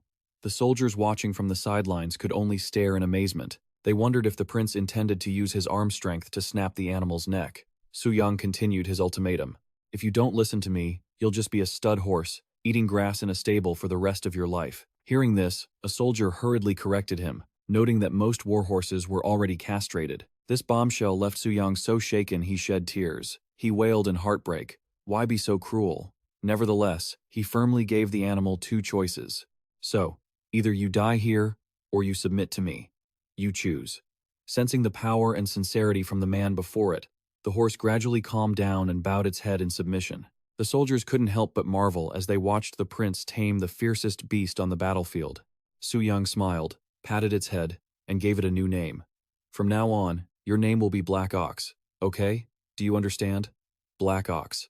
He gently rubbed the solid, muscular body of the horse and instructed everyone to quickly clean up the battlefield after the battle at Cheolryong. The outcome of the battle brought an overwhelming victory for the Joseon dynasty. Out of the 28,000 troops that participated, Joseon had 1,400 killed and about 4,700 wounded. In contrast, the Northern Yuan army, with a scale of over 30,000, was almost completely wiped out, with over 20,000 corpses left on the battlefield. Before the Battle of Cheolryong completely ended, the Northern Yuan army had already begun to turn and retreat. Witnessing this scene, the enemy commander urged his subordinates to quickly decide on their next course of action. He feared that if they continued to hesitate, after this battle concluded, both the Northern Yuan army and the Joseon court would turn their backs and corner his tribe. With a look of panic, Taisan Khan realized the situation was hanging by a thread. He loudly declared that this was the moment to pursue the Khan and seek everyone's opinion. He insisted that if the special forces couldn't take his head, they would have to take action themselves to save their own lives. There was no time to hesitate. Returning to the Joseon army side, Suyang approached the great general and smiled with full confidence.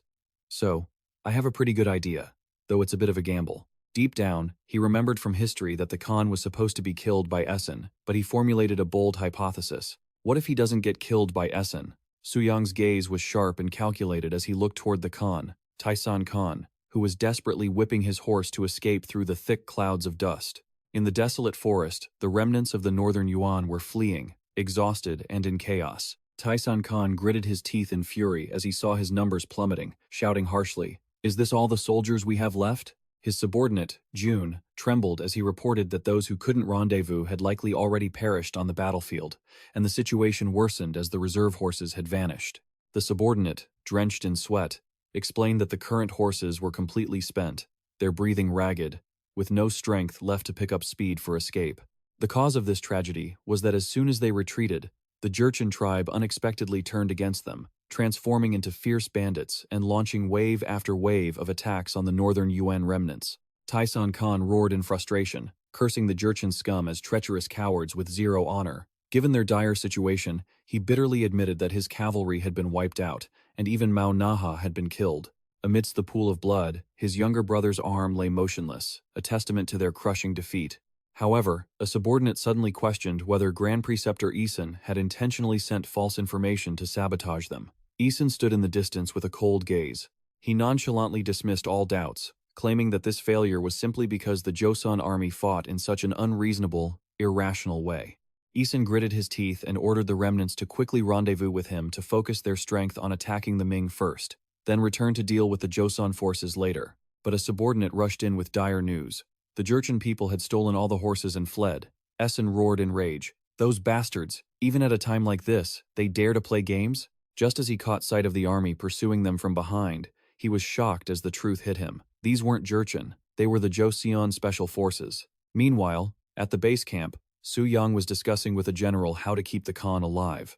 Addressing the prince's question, the general explained that no matter how ambitious Essen was, he could never become their true leader. Because he didn't belong to the golden lineage, he wasn't recognized. Therefore, Suyang firmly asserted, "We must make use of the Khan." Just then, a soldier hurried in to report. "The special forces have cornered the Khan in the forest, my lord." Hearing of the success, the general excitedly invited Suyang to join in the capture. Suyang smiled brightly and agreed. "Of course, I've only just tamed this one. I need to ride it more." Seeing the prince so excited about his new horse, the general curiously asked why he didn't use his extraordinary strength to intimidate the Khan during the capture. The general explained that whenever the people saw Suyang, they were reminded of King Taeho. Even though the great king had long since passed, his prestige still echoed throughout the region. They even recognized that the legendary bow the prince carried was his. Suyang replied humbly, "Comparing me to King Taeho? I may have the build, but in every other aspect, I cannot compare to him." The general reassured him that he was selling himself short. The important thing was that everyone truly viewed him as a peerless hero. Black Bull stood nearby, only able to sigh in frustration at his master's excessive, genuine humility. The seasoned general pondered and suggested, "If the prince can subdue the Khan with your bare hands, the others will surrender, and we can easily dictate terms to our advantage." Receiving their orders, the soldiers hiding in the forest clearly committed. "We will do our utmost to clear the way for you, my lord." Across the way, the northern Yuan remnants were falling into despair. A subordinate urged Tai-Sun Khan, "My lord, you must find a way out. It's a forest, so they can't fire their cannons. But if we leave this place, the shells will rain down like a storm." Gritting his teeth in preparation for the final stand, the Khan decisively drew his precious sword from its sheath. However, he soon realized something unusual about the Imperial Army's actions when he saw Suyang standing alone, waiting as if he had foreseen everything. In the clearing, Suyang roared with provocation, "You who humiliated the Golden Family, show yourself.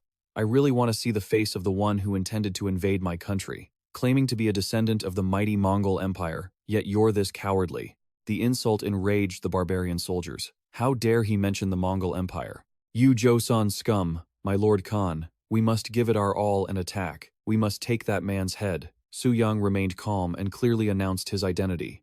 "I am the descendant of King Taeho, the one who killed the northern Yuan general Mao Naha, and the second son of the Joseon royal court, Prince Suyang." He firmly issued an ultimatum. "I'll give you half an hour. Get out here. Face me like a man." The shouts for Prince Suyang echoed throughout the mountains, making the enemy hiding in the bushes even more panicked, not daring to breathe. Seeing the opponent still hiding, Suyang continued his biting sarcasm. "Or are you not a man? Just hiding there to listen, were you castrated, perhaps?" He laughed out loud and decisively rolled up his sleeves, revealing his bulging arm muscles, and loudly challenged them. "No need for weapons, fight me one-on-one. I heard you people like wrestling, don't you? I'd really love to test my strength against you. Can't take this humiliation anymore." A subordinate screamed, ready to risk his life, while Tai-Sun Khan slowly stepped out and growled, "I have a question for you, second son of the Joseon court. If I defeat you, what do we get?" Tai-Sun Khan growled from within the brush. Suyang calmly offered some very attractive terms. He would acknowledge him as a true man, a legitimate descendant of the Golden Family, while also gifting everyone a horse and allowing them to retreat safely to Guangshun Pass. Faced with the other's suspicion, Suyang smirked. "A Joseon gentleman never breaks his word. How could I possibly lie?" He decisively ordered the Khan to come out personally, or he would annihilate all the remaining troops immediately. While waiting, Suyang quietly asked his subordinate if he thought the Khan would come out. The general believed that to preserve his remaining forces, the Khan would surely agree. He curiously asked about the origin of Buk, a wrestling style that uses endurance and strength to crush the opponent. Suyang recounted that when he first thought of this method, he and Mael Bang tried it out for fun. He explained that since Buk only required making the opponent fall to win, one could use clever tactics. But Nasurin was a pure test of strength, with no loopholes to exploit. Finally, Tai-Sun Khan decisively stepped forward to engage. He roared, "I've finally found you, their leader." Suyang smiled and replied, "I've been waiting for a while now. I was getting impatient." Both stood face to face in the clearing, preparing for a fated showdown. Tai-Sun Khan stripped off his armor, revealing his powerful, muscular build, and shouted, "You are just a descendant of the Koryo people, yet you dare to criticize our mighty Mongol empire?" Suyang did not flinch. He mocked the humiliation of the man who had just been soundly defeated by Joseon. The northern Yuan soldiers frantically cheered, urging the Khan to crush the spine of the pompous Joseon prince to prove their terrifying power. Suyang clenched his steel-like hands together in a powerful collision. Amidst the astonishment of the soldiers on both sides, Suyang suddenly ripped his robe apart, revealing a sculpted muscular physique that exuded an overwhelming aura. With eyes burning with killing intent, he clearly declared, "Let's end this fight." Tyson Khan roared and charged straight at Suyang with all his might. Their massive frames collided, creating a powerful tremor in the clearing. However, Suyang stood as firm as a rock. He sneered with contempt. "You call this strength?" Finished with his words, he snatched the opponent's shoulder in a flash, locking off all escape routes for the Khan. With unrivaled strength, Suyang lifted the massive body of his opponent above his head and shouted, "Hiya!" He clearly declared, "This is professional wrestling technique. Watch me." A storm throw. A thunderous slam was executed, sending Tyson Khan flying and crashing hard into the ground with a choked groan. Looking at the opponent lying on the ground, Suyang coldly challenged him. "Get up. Khan, show me the full extent of your power." He continued to insult him. "Do you want to be dragged back to Joseon like this? It'll save you the trouble of walking." Burning with resentment at the humiliation, Tyson Khan gritted his teeth and stood up amidst the frantic cheers of the northern Yuan soldiers. He rushed forward madly, but was immediately grabbed by the throat by Suyang with one hand. A powerful chokeslam was delivered, slamming the Khan back into the dirt once more, making the ground shake.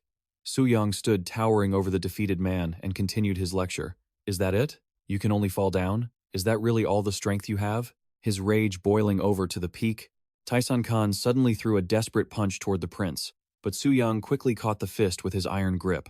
His aura suddenly turned dark and emitted a fierce red killing intent. He roared in fury. "You dare use your fists? You've broken the rules yourself. Are you that afraid of me?"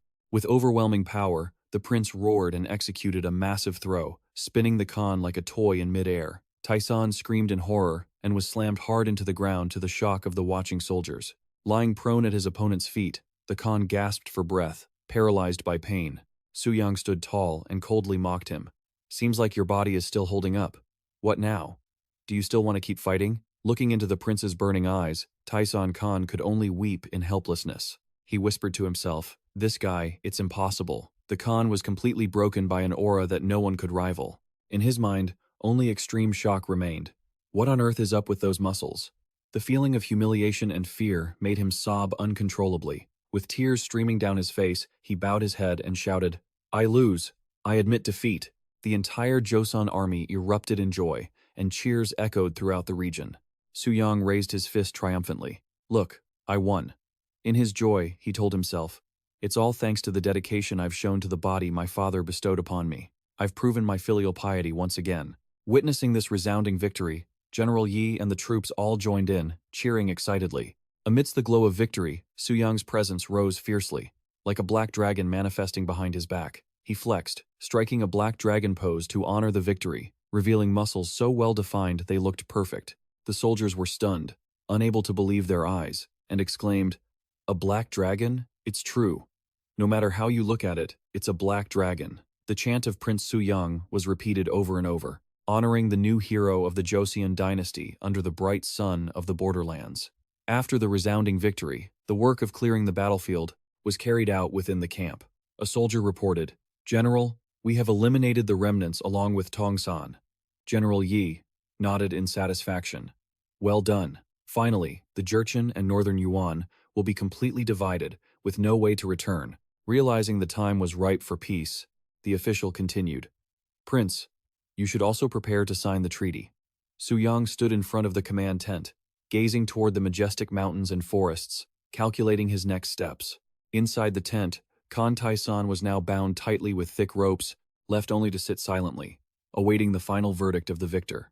Suyang entered the place where the Khan was held, his deep gaze fixed on the bound loser. He spoke with hidden meaning, "Perhaps I shouldn't kill you so easily." Seeing the doubt on the other man's face, he continued to play on his psychology. "Actually, you want to live, right? Who would want to die?" Khan Tyson said bitterly, "Even if you let me live, you'll just take me back to Joseon.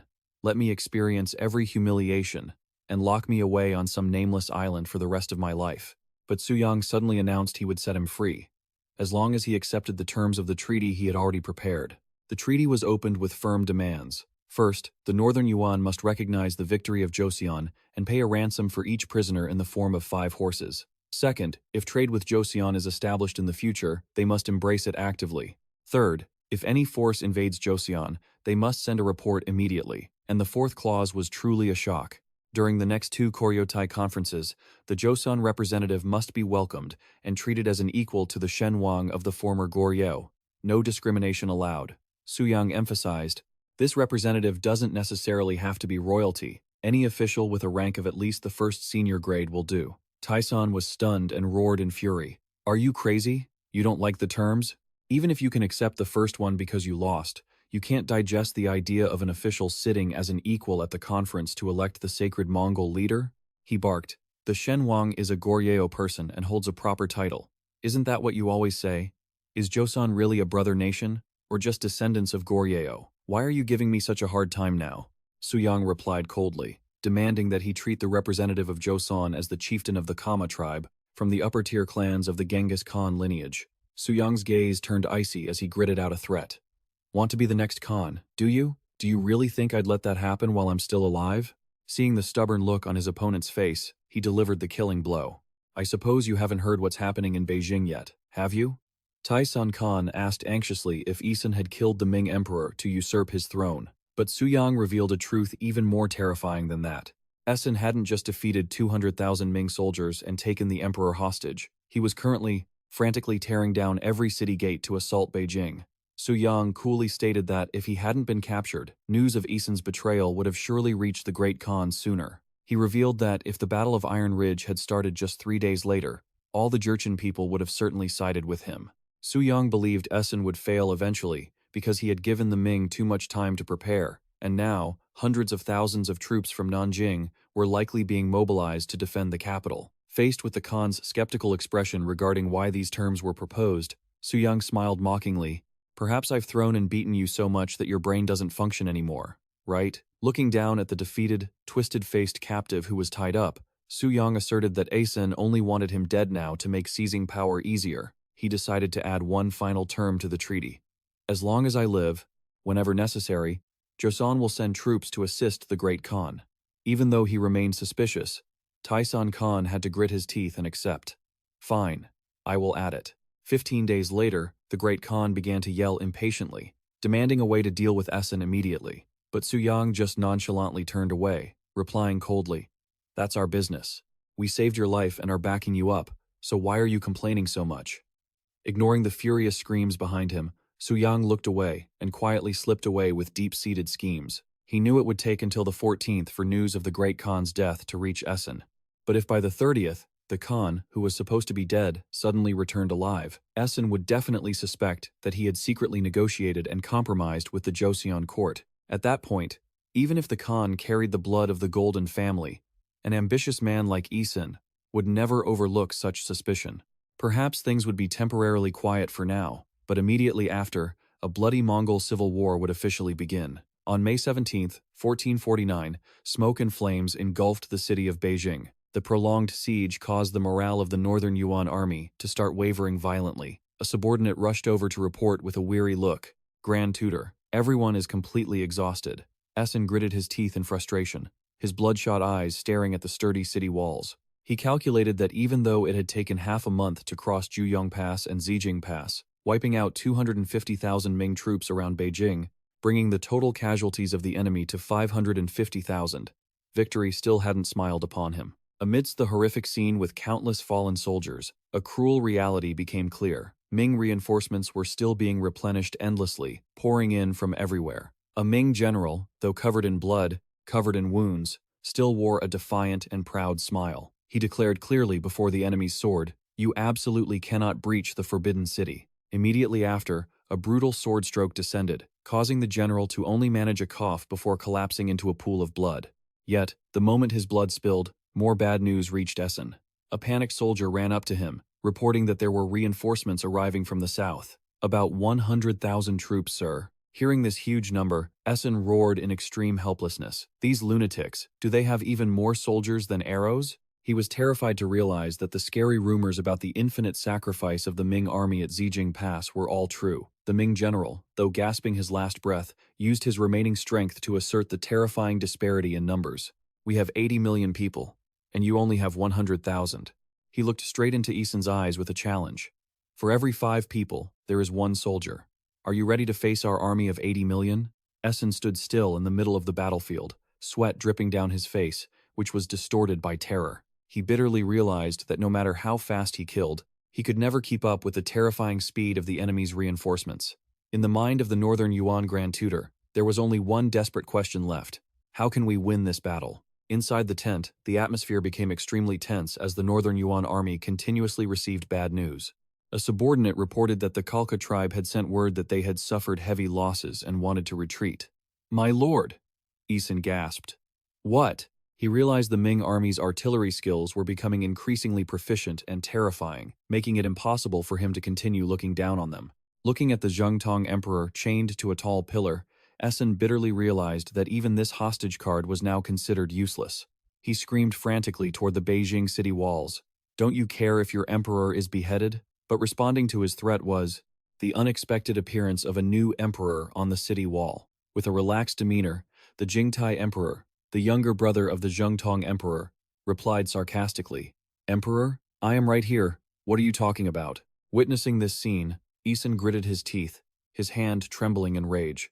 He realized that the Ming army had decisively installed a new emperor to replace the old one, causing all his schemes to use a hostage as leverage to vanish into thin air. Seeing the disadvantageous situation, a trusted subordinate advised him to quickly find a justifiable reason to retreat, to avoid a full-scale counterattack from the Ming while their morale was high.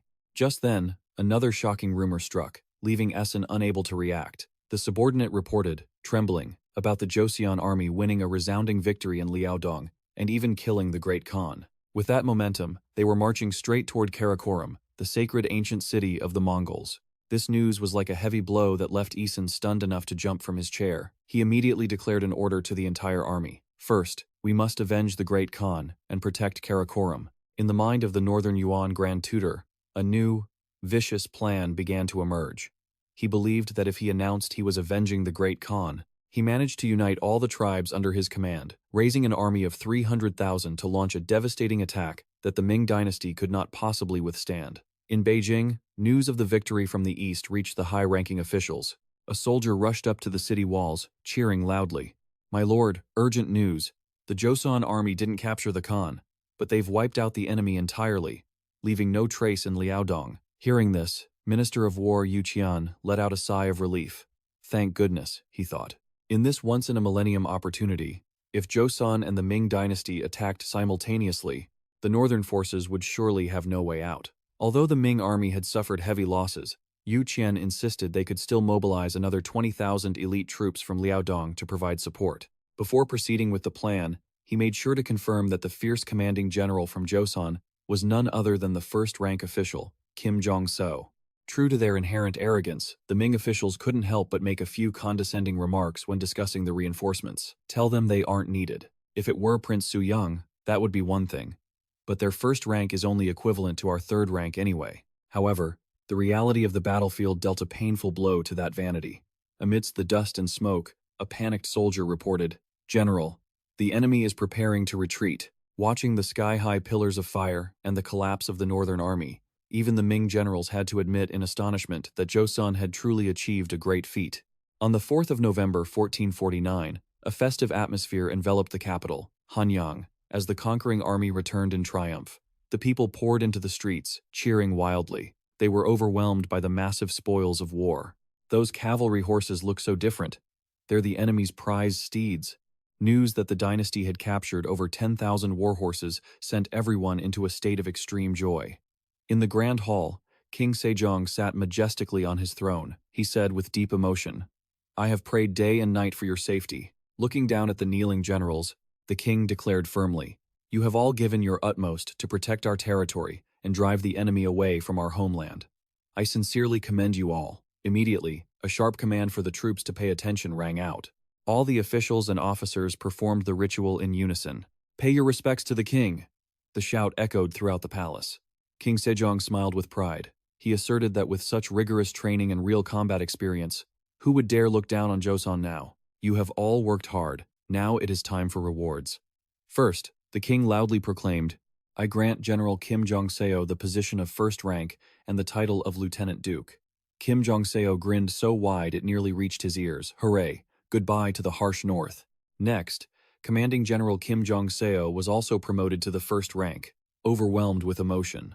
However, when it came to Yi Seok, the king's voice dropped as he announced that he would remain in his current position, as he had both achievements and failures. Deep down, the king understood that Yi Seok had to take responsibility for letting the Khan escape. Even though he was very loyal, the laws of the land could not be ignored.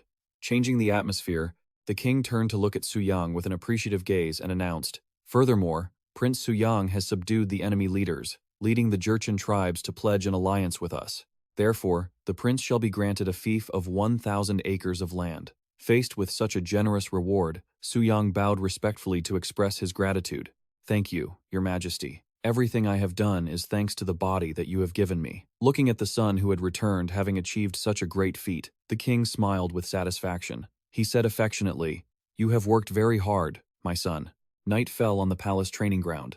While everyone else had retired to rest, Suyang was still diligently helping Crown Prince Moonjong with his heavy weightlifting exercises. Seeing his royal brother drenched in sweat and looking exhausted, Suyang kindly advised him, "Your Highness, it seems you've pushed yourself too far.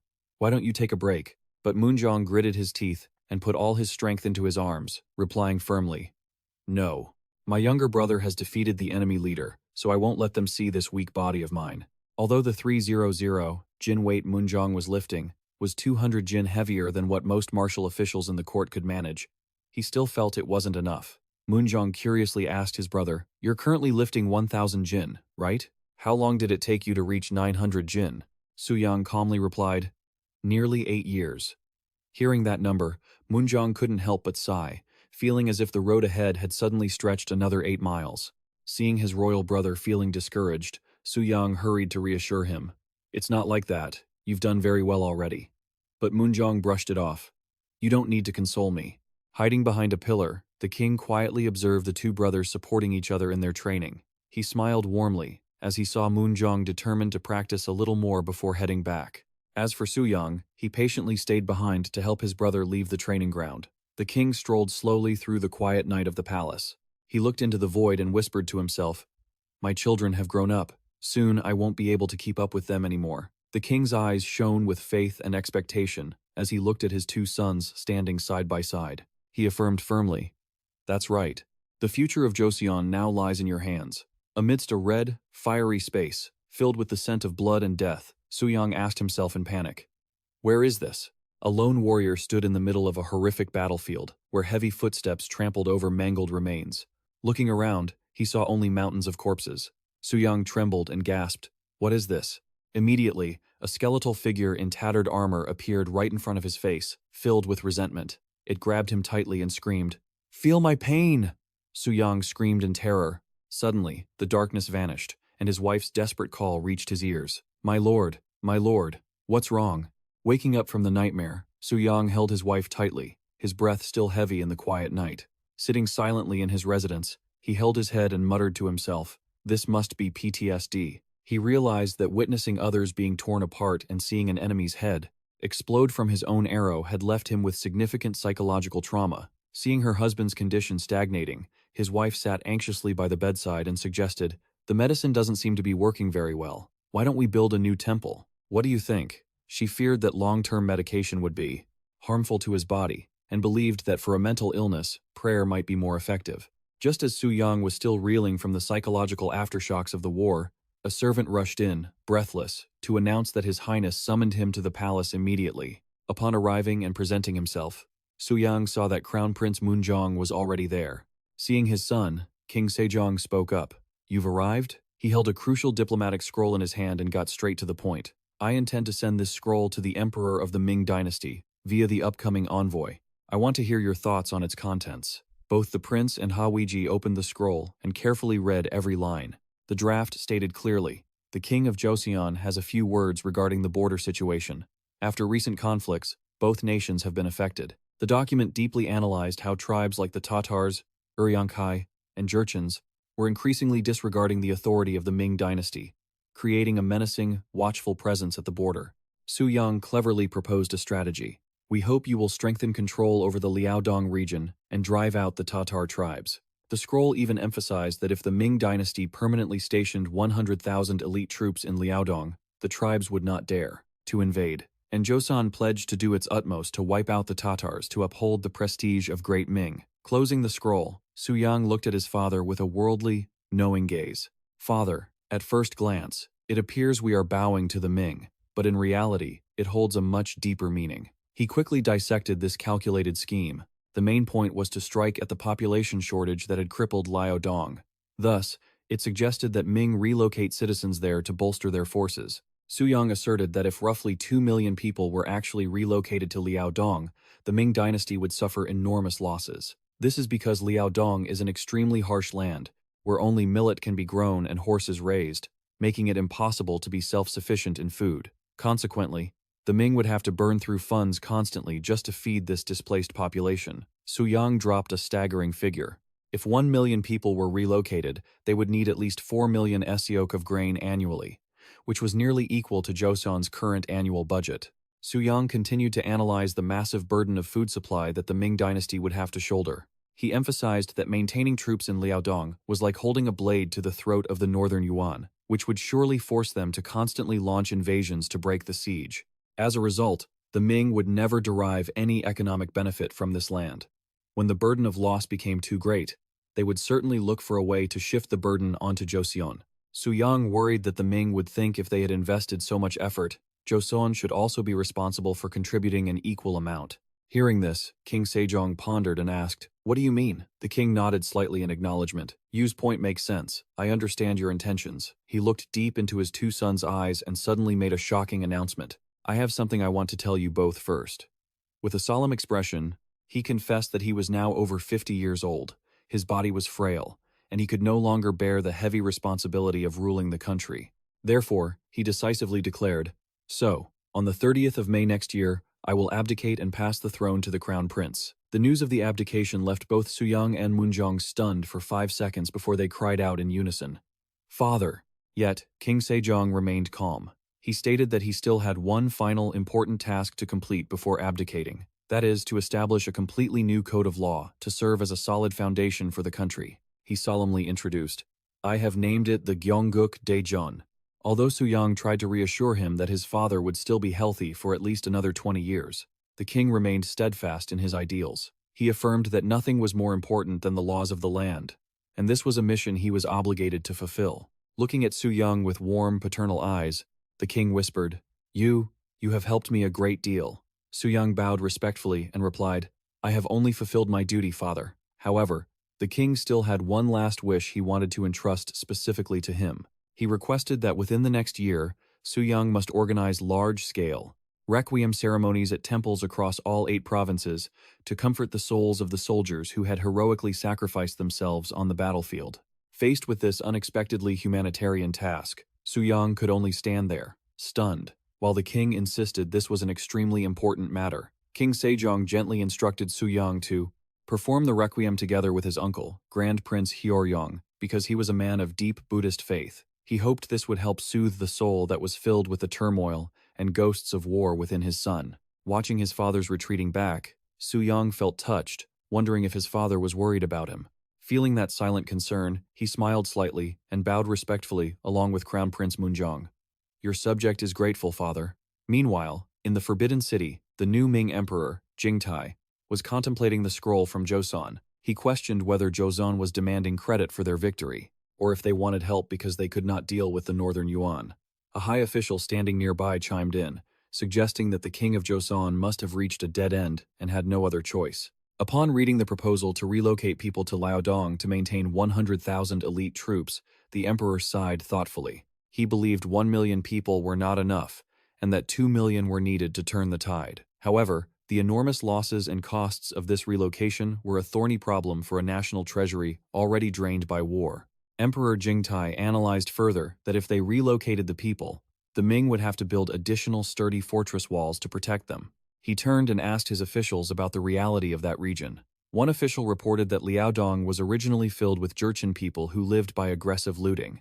Although Yi Songge had once managed to control them, the area was now nothing but a site of bloody conflict. From there, the elder official offered a truly sinister plan. Therefore, strengthening Liaodong and pushing all responsibility onto Joseon is reasonable. The elder proposed that the Ming dynasty should grant the Joseon dynasty full administrative rights over the territory from 80 li east of Tieling. The elder's eyes revealed his cunning nature as he asserted that Joseon would have to confront the Jurchens and many northern tribes, and then they would exhaust themselves. Hearing this borrowed sword tactic to deplete Joseon's forces, Emperor Jingtai smirked with satisfaction. He decisively ordered his subordinates to prepare a scroll to send to Joseon. May 1st, 1450. A monumental event took place in the Joseon dynasty as the fourth king, King Munjong, officially ascended the throne. At a moment when everyone was joyful and celebrating, there was one person who stood out, completely devoid of happiness. It was the elder official standing trembling among the ranks of the officials, his face filled with resignation. He whimpered and complained, "How am I supposed to manage when just standing is a struggle now?" Prince Hyoryong, 88 this year, had tried to resign many times, but King Munjong would never grant it. Seeing his colleague suffering so much, the official next to him whispered a suggestion. "Why don't you try asking the retired king again?" The next day, Hyoryong asked the retired king, Sejong the Great, to let him resign, but it was all in vain. Scene shifts to a lush, green forest. Suyang is hard at work doing a bizarre fitness routine, with his nephew acting as a living weight on his back. Prince Hyoryong winces and complains, "Treating your uncle like a gym weight, that's just elder abuse, you know." Suyang keeps walking vigorously and counters, "Isn't it time you took care of your own health too, uncle?" Seeing his uncle looking displeased, Suyang cheekily replies, "Come on, kid, if I stay this fit, one day my abs might even be strong enough to deflect a sword." Prince Hyoryong is left speechless at his nephew's extreme overconfidence. That's going a bit too far. When Suyang tells his uncle about people using sticks to hit their own stomachs to build muscle, the prince just stares at him, full of doubt. He remarks softly, "It seems your mind has finally found some peace." He really had a fun time visiting famous temples. He donated a new millstone to the temple because they often used them to make tofu, and he kept the old one to use as a weight, a move he considers totally logical. Suyang keeps training, telling himself that, because the weight is light, he has to do many, many repetitions to see results. Standing before an imposing Buddha statue, Prince Hyoryong asks, "Suyang, what do you think of this statue?" Suyang observes it closely and is suddenly shocked to spot an imperfection. The statue is cracked. "Uncle!" His obsession with muscles and perfection flares up. He rips his robe open to reveal his powerful physique and bellows in frustration, "I can't stand this. Call someone to make a new Buddha statue for me immediately." So, the best stone carvers are summoned to create even more magnificent Buddha statues. Suyang himself stands shirtless as a model, declaring loudly, "And for the 4 heavenly kings, you must let me be the model." Looking at the result statues of the 4 heavenly kings with bulging, powerful muscles, unlike the usual depictions, Suyang is incredibly satisfied. That's it. This is how the 4 heavenly kings should look. Now, my mind is finally at ease. Time flies by, and soon it's April. On their pilgrimage, Suyang asks his uncle worriedly, "I heard my older brother has fallen ill."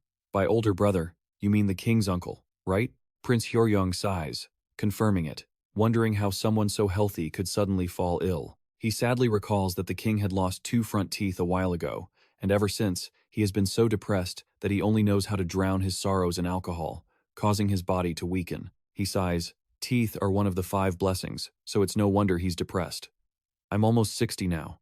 If all my teeth fall out, I don't know what I'll do." Seeing his uncle's anxiety, Suyang smiles to reassure him. "I'm actually quite good at reading faces, you know. You have a gentle face and full features, which means you have excellent health, and your philtrum is straight, which means you'll be blessed until the end." However, he suddenly leans in close, examines his uncle's ears intently, and drops a bombshell.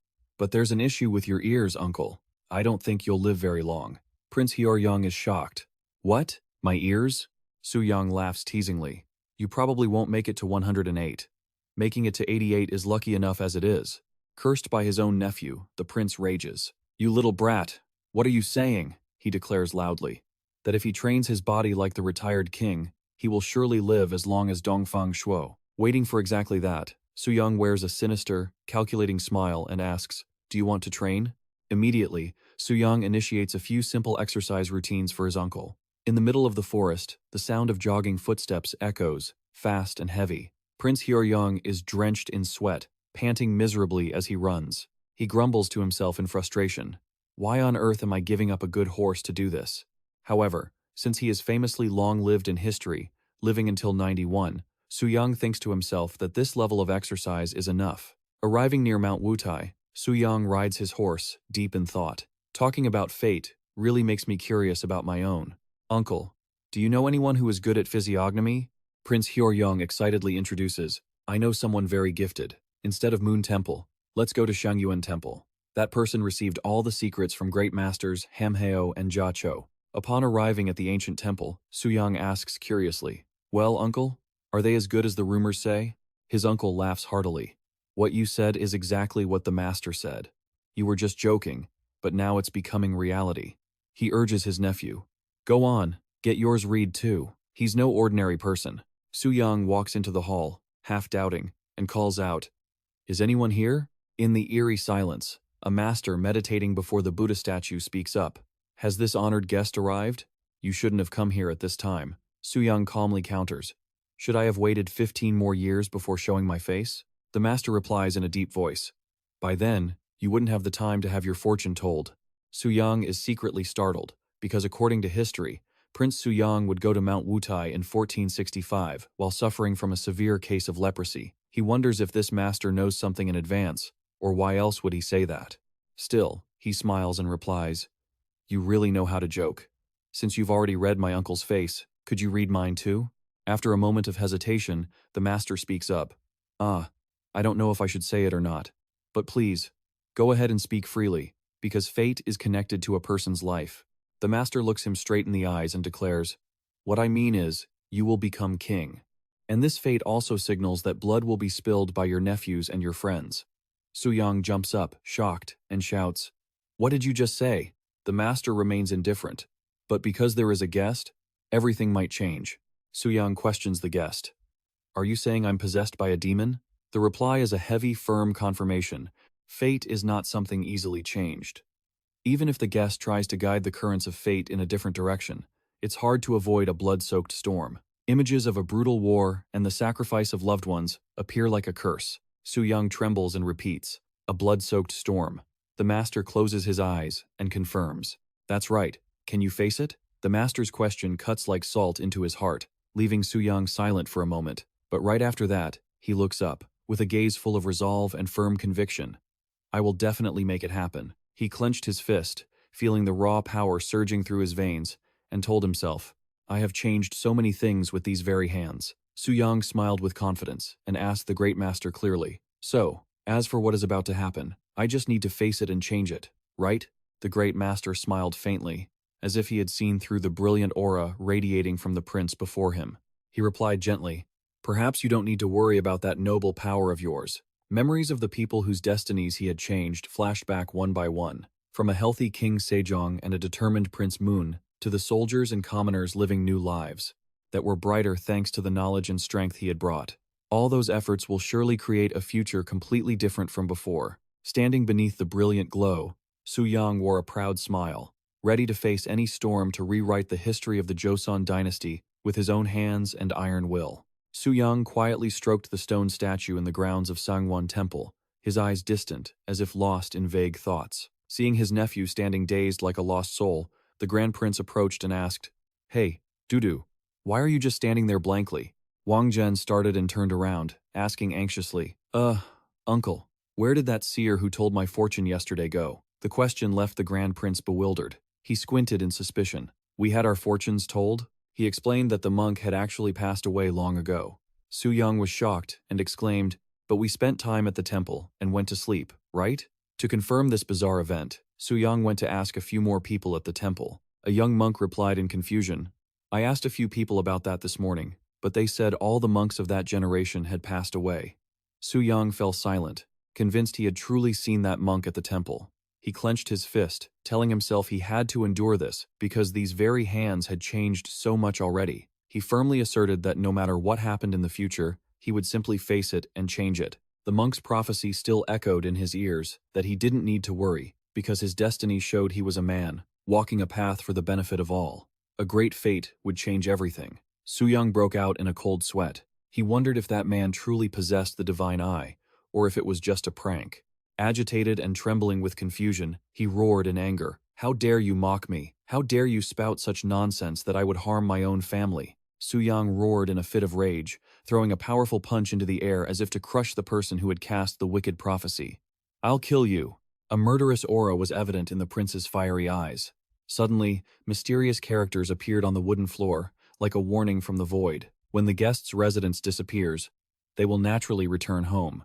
Suyang stood frozen in the dim shrine, sweating profusely, wondering, What is this? An extreme fear regarding his own existence crossed his mind. Was he about to die and be sent back to the modern world?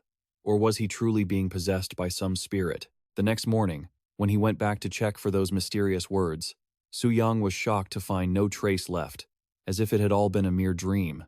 While deep in thought beside his uncle on the stone steps, a servant rushed over and called out loudly, "Grand Prince." He respectfully reported that the chieftain of the Jurchen was seeking an audience with him. The story flashes back to a few months ago, early May 1450, at the south of Teeling Mountain, where the atmosphere in the villages was becoming extremely tense due to migration policies. A Jurchen chieftain screamed in fury at the imperial court's demand, suddenly forced to relocate. "What kind of nonsense is this?" A Joseon official standing opposite him calmly repeated the conditions for the transfer. Was it not said that 2 siak of grain and 2 bolts of fabric would be provided to each person? The chieftain still refused to submit, roaring, "Do you think that's enough to feed anyone?" Not letting the other side push further, the Joseon soldier decisively pulled out his rifle, loaded it with a sharp click, and threatened, "Do you want to taste the flavor of this matchlock gun?" The power of Joseon's firearms, already proven in bloody battles, made the Jurchen chieftain instantly turn pale and tremble. "All right, I understand. I will move elsewhere." He could only plead to have the deadline extended until the end of the year to begin moving, while staring down the black muzzle pointed straight at his face. Under the harsh migration policy, the Jurchen people could not help but lament that the food supply was too little. Another pleaded, "Please, wait until I finish the harvest and fatten the horses." But the Joseon soldier, holding the gun steady, replied coldly, "That is your problem," he clearly threatened. "If you are still here next year, just wait and see what happens." Witnessing the rigidity of the imperial troops, the Jurchen chieftain could only stand still, with his face drenched in sweat from anxiety. In the quiet of the night at the camp, the Jurchen leaders were discussing the situation of their tribe. One wondered, "Beijing is in chaos, so why are there troops here in such large numbers?" The one opposite explained that they were not troops from Beijing, but units requisitioned from the south.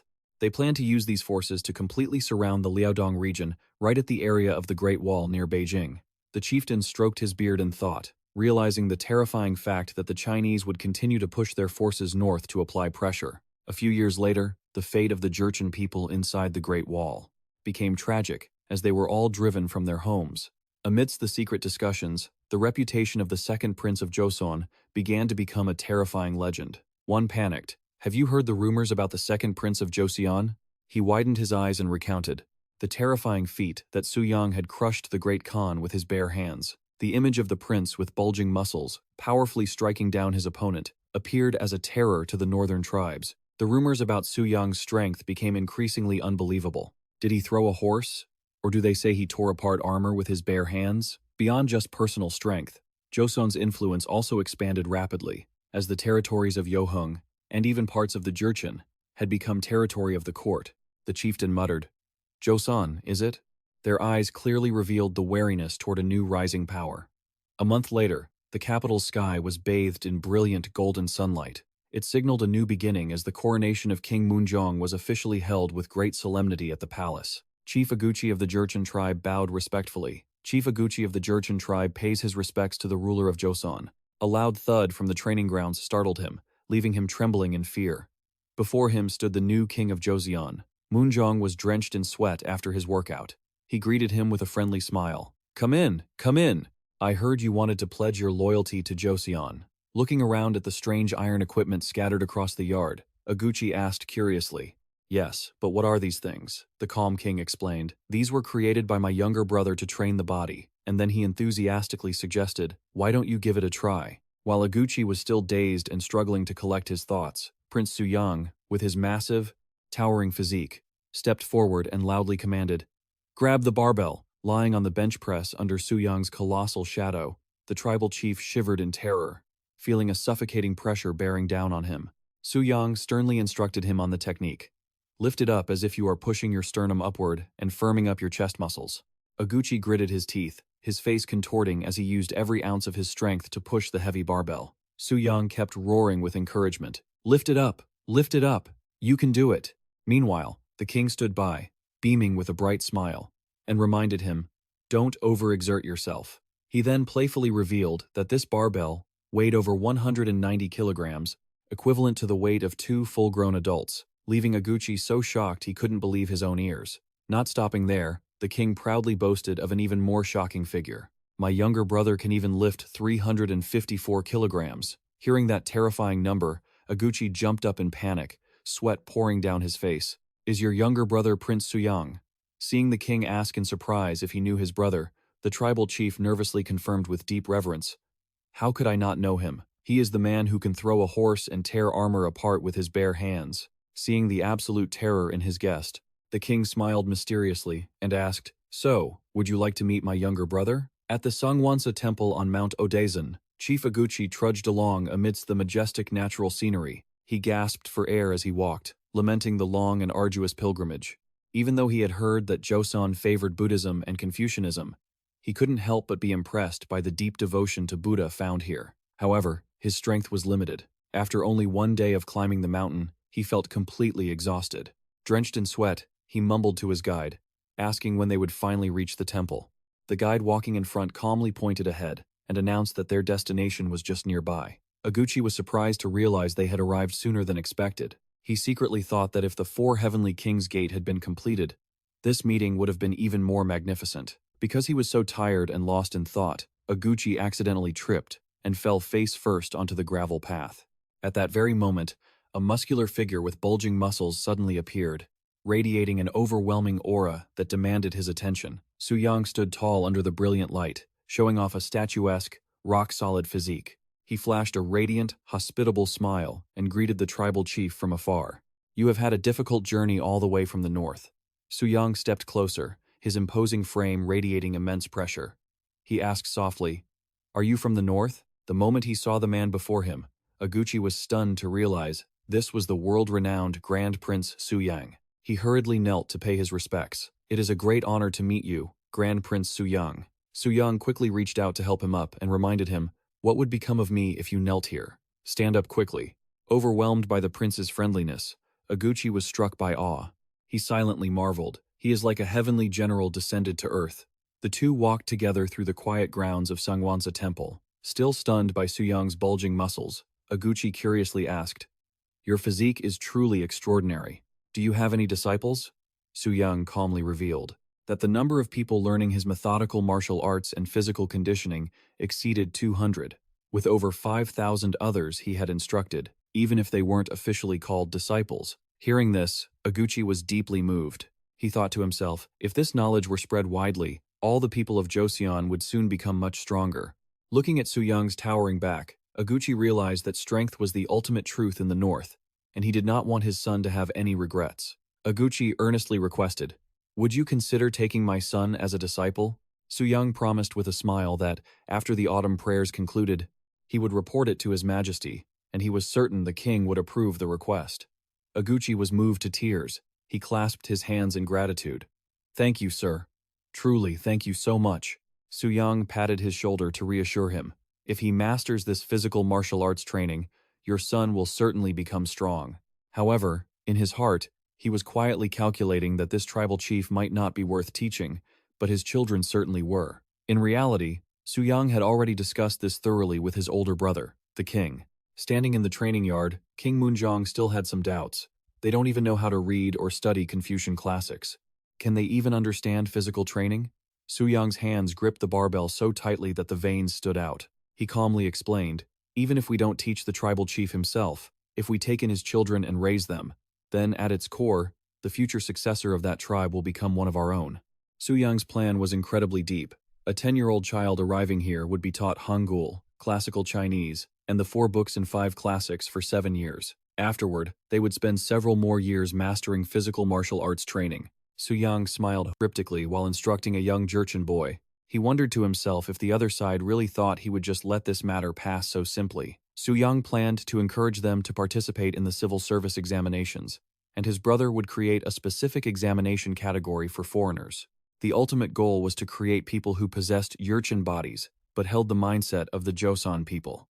Returning to the present, Oguchi squinted curiously and asked, "May I ask you something? There is a rumor that you defeated the Jurchen Khan in the north." Suyang nonchalantly confirmed that he had indeed crushed him. He excitedly recounted the victory. "I threw him over my shoulder and slammed him down, then grabbed his neck and smashed him into the ground again.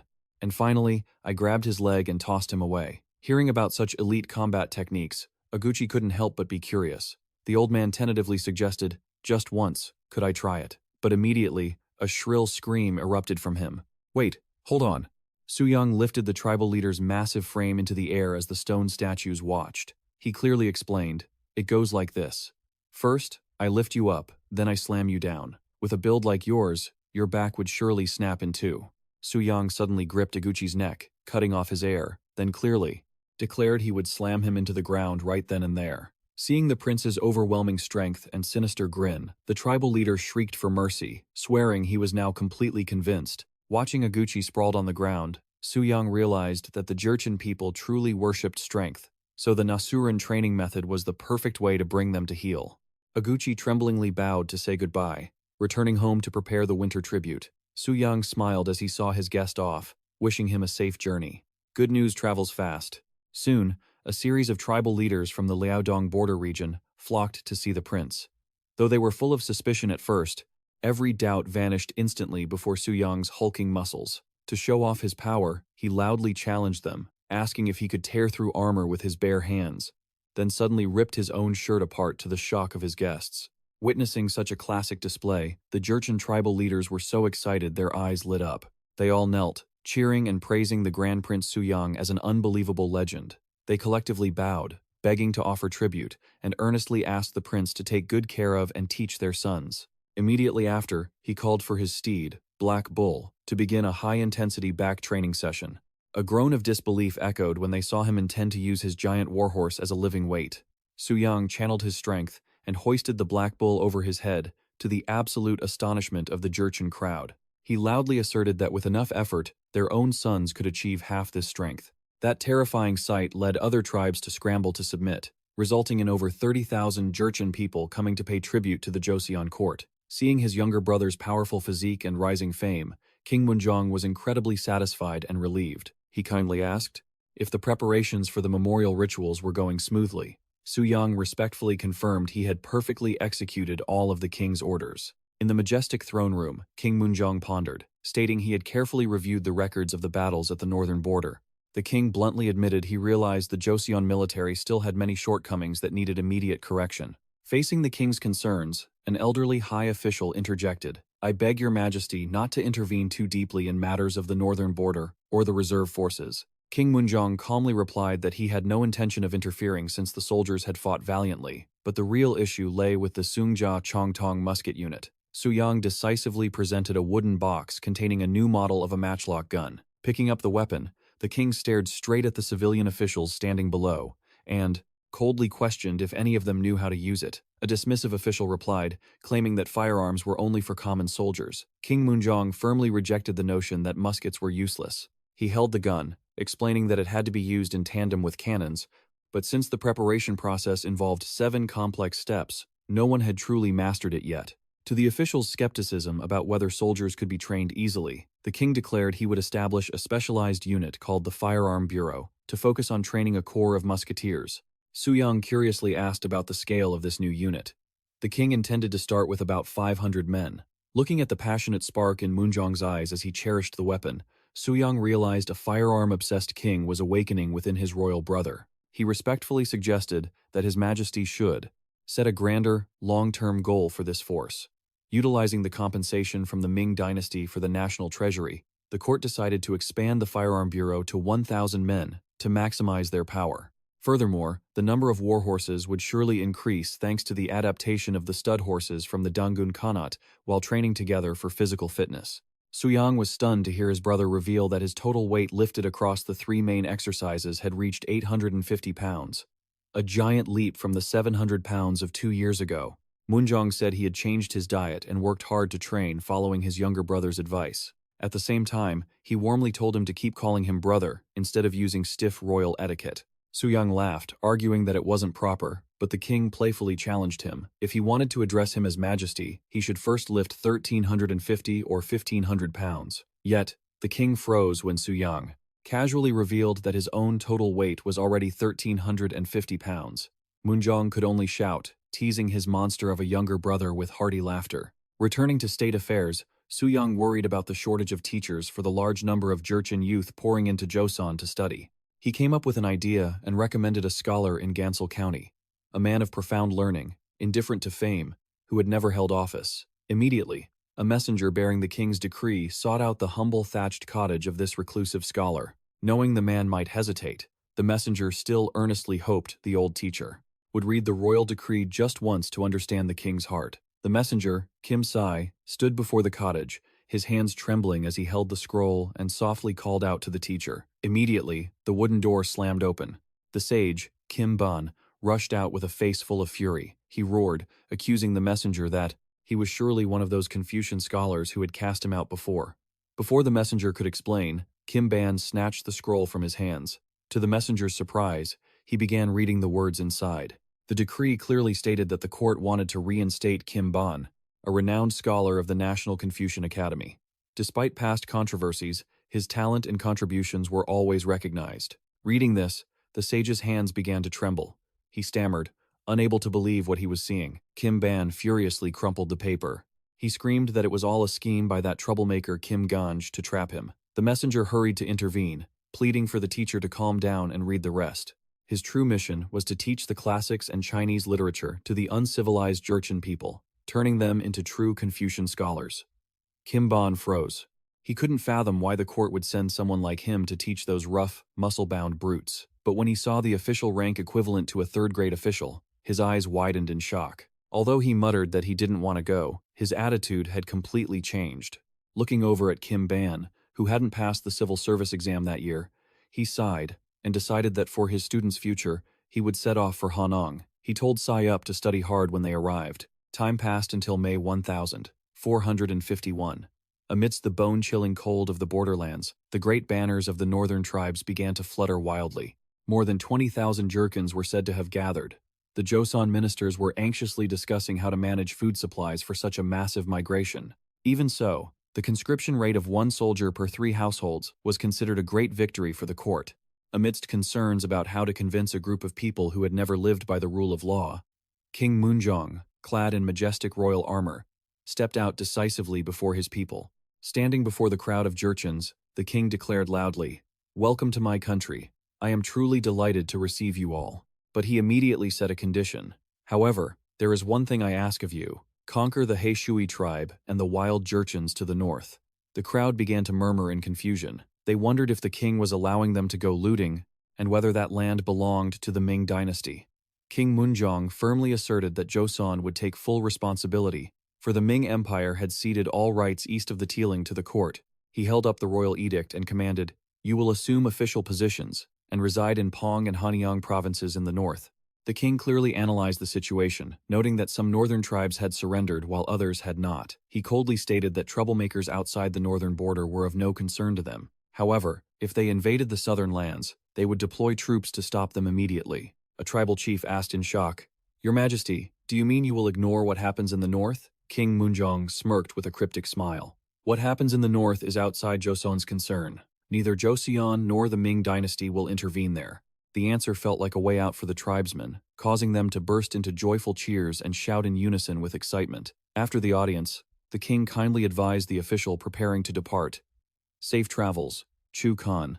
The official bowed respectfully. "Thank you, Your Majesty. Come with me to visit the academy for the Jurchen children." Before Suyang's invitation, the wise scholar Kim Ban boastfully thought that teaching these children would be no different from educating the commoners before. But Suyang looked at him with troubled eyes, worriedly thinking, do they think this will be easy? These children were truly dangerous. In his mind, he envisioned the bloody violence of the Jurchens. He understood that if even half of them didn't commit serious crimes, it would be a blessing.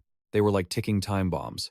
And the ultimate mission was to perfectly hone those who would become the future tribal leaders. The training plan was drawn up to be incredibly rigorous, from making them lift weights of 800 pounds for 3 main exercises to practicing elite archery and horsemanship. Most importantly, they had to assimilate their cultural identity with Joseon. Seeing Kim Ban still distractedly birdwatching with a smug look, Suyang sighed in frustration, seeing him lost in his own world while the important work was pending. He shook his head and told himself, well, let's just focus on teaching them literacy for now. The two stopped in front of a majestic building. Suyang announced loudly that they had arrived. He excitedly pointed at the sign. Prince Anpyeong personally wrote this sign for the Hall of Cultivating Talent for us. Kim Ban couldn't help but marvel at the massive facilities. He remarked that this place looked no different from a miniature royal academy. Suyang asserted that it had to be that way to show the greatness of the country to the Jurchen children. Stepping into the training courtyard filled with equipment, he announced that he had summoned several people to assist and encouraged them as they were diligently training. You must have been training very hard, haven't you? A young man confidently flexed his bulging arm muscles. Though I haven't reached the maximum level yet, I feel I'm making great progress. Kim Sejong, standing nearby, patted his comrade's firm bicep while complaining that since holding an official position, he no longer had much time to train. Suyang immediately asked about his deadlift numbers, but the official could only smile sheepishly, saying that pushing such weight was not easy at all. When asked about his favorite lifting technique between sumo and conventional, Kim Sejong firmly stated that sumo was good, but the conventional style was still the best. Master, looking at how Shin Suk-ju had quickly been promoted to principal, the wise scholar Kim Ban couldn't help but remark that this rapid advancement made someone like him feel ashamed.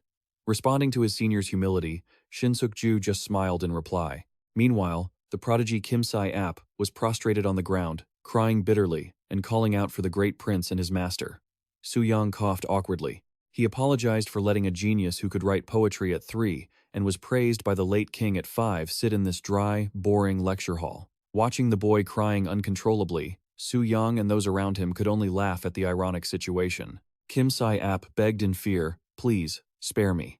Suyang gently approached, placing a hand on his shoulder and comforting him affectionately. It's okay, it's really okay. But in the very next second, his face suddenly became incredibly menacing with a sinister smile. He whispered a sincere piece of advice in the boy's ear. If you can't avoid it, learn to enjoy it.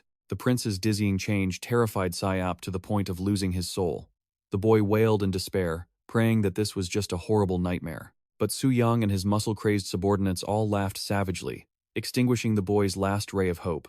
This was reality. Kim Ban saw that his student was too panicked and stepped forward to reassure him that he would be there with him, so there was no need to worry. Sejong sobbed, trying to regain his courage to accept his fate. Just then, a servant rushed over to report, Your Highness, they have arrived.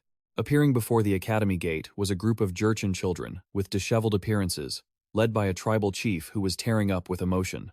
Suyang warmly welcomed them, doing a great job. However, a tricky problem arose immediately. The Jurchen children rarely bathed, making their body odor incredibly pungent and unpleasant. Amidst the fresh mountain air, this distinct smell hit everyone's noses, causing Suyang's subordinates to grimace and cover their faces, unable to endure it. Especially since everyone here was used to clean sulfur soap, this stench felt even more pronounced than ever. Even so, Suyang kept a hospitable smile and offered encouragement. You kids have worked so hard traveling such a long way to get here. Suyang playfully suggested. How about you all soak in some hot water first to warm up? While the kids were still bewildered, a stubborn-looking Jurchen boy suddenly stepped forward. The boy put his hands on his hips, looked up at Suyang with sharp eyes, and clearly asked, Hey, mister, who was the one who defeated the Mongol Khan? Suyang used a long bamboo pole as a carrying pole to lift several Jurchen children sitting in cloth bundles into the air. The kids cheered with excitement at their new acquaintance's extraordinary strength. That's amazing, look at that. Suyang smiled and promised, After you've bathed, I'll play juggling with you all. The group of children replied in unison, filled with excitement outside the gate of the Bowtie Academy. The scene inside the bathhouse became incredibly lively, with resounding laughter. The Joseon women were busy scrubbing the Jurchen children in hot tubs full of white soapy foam.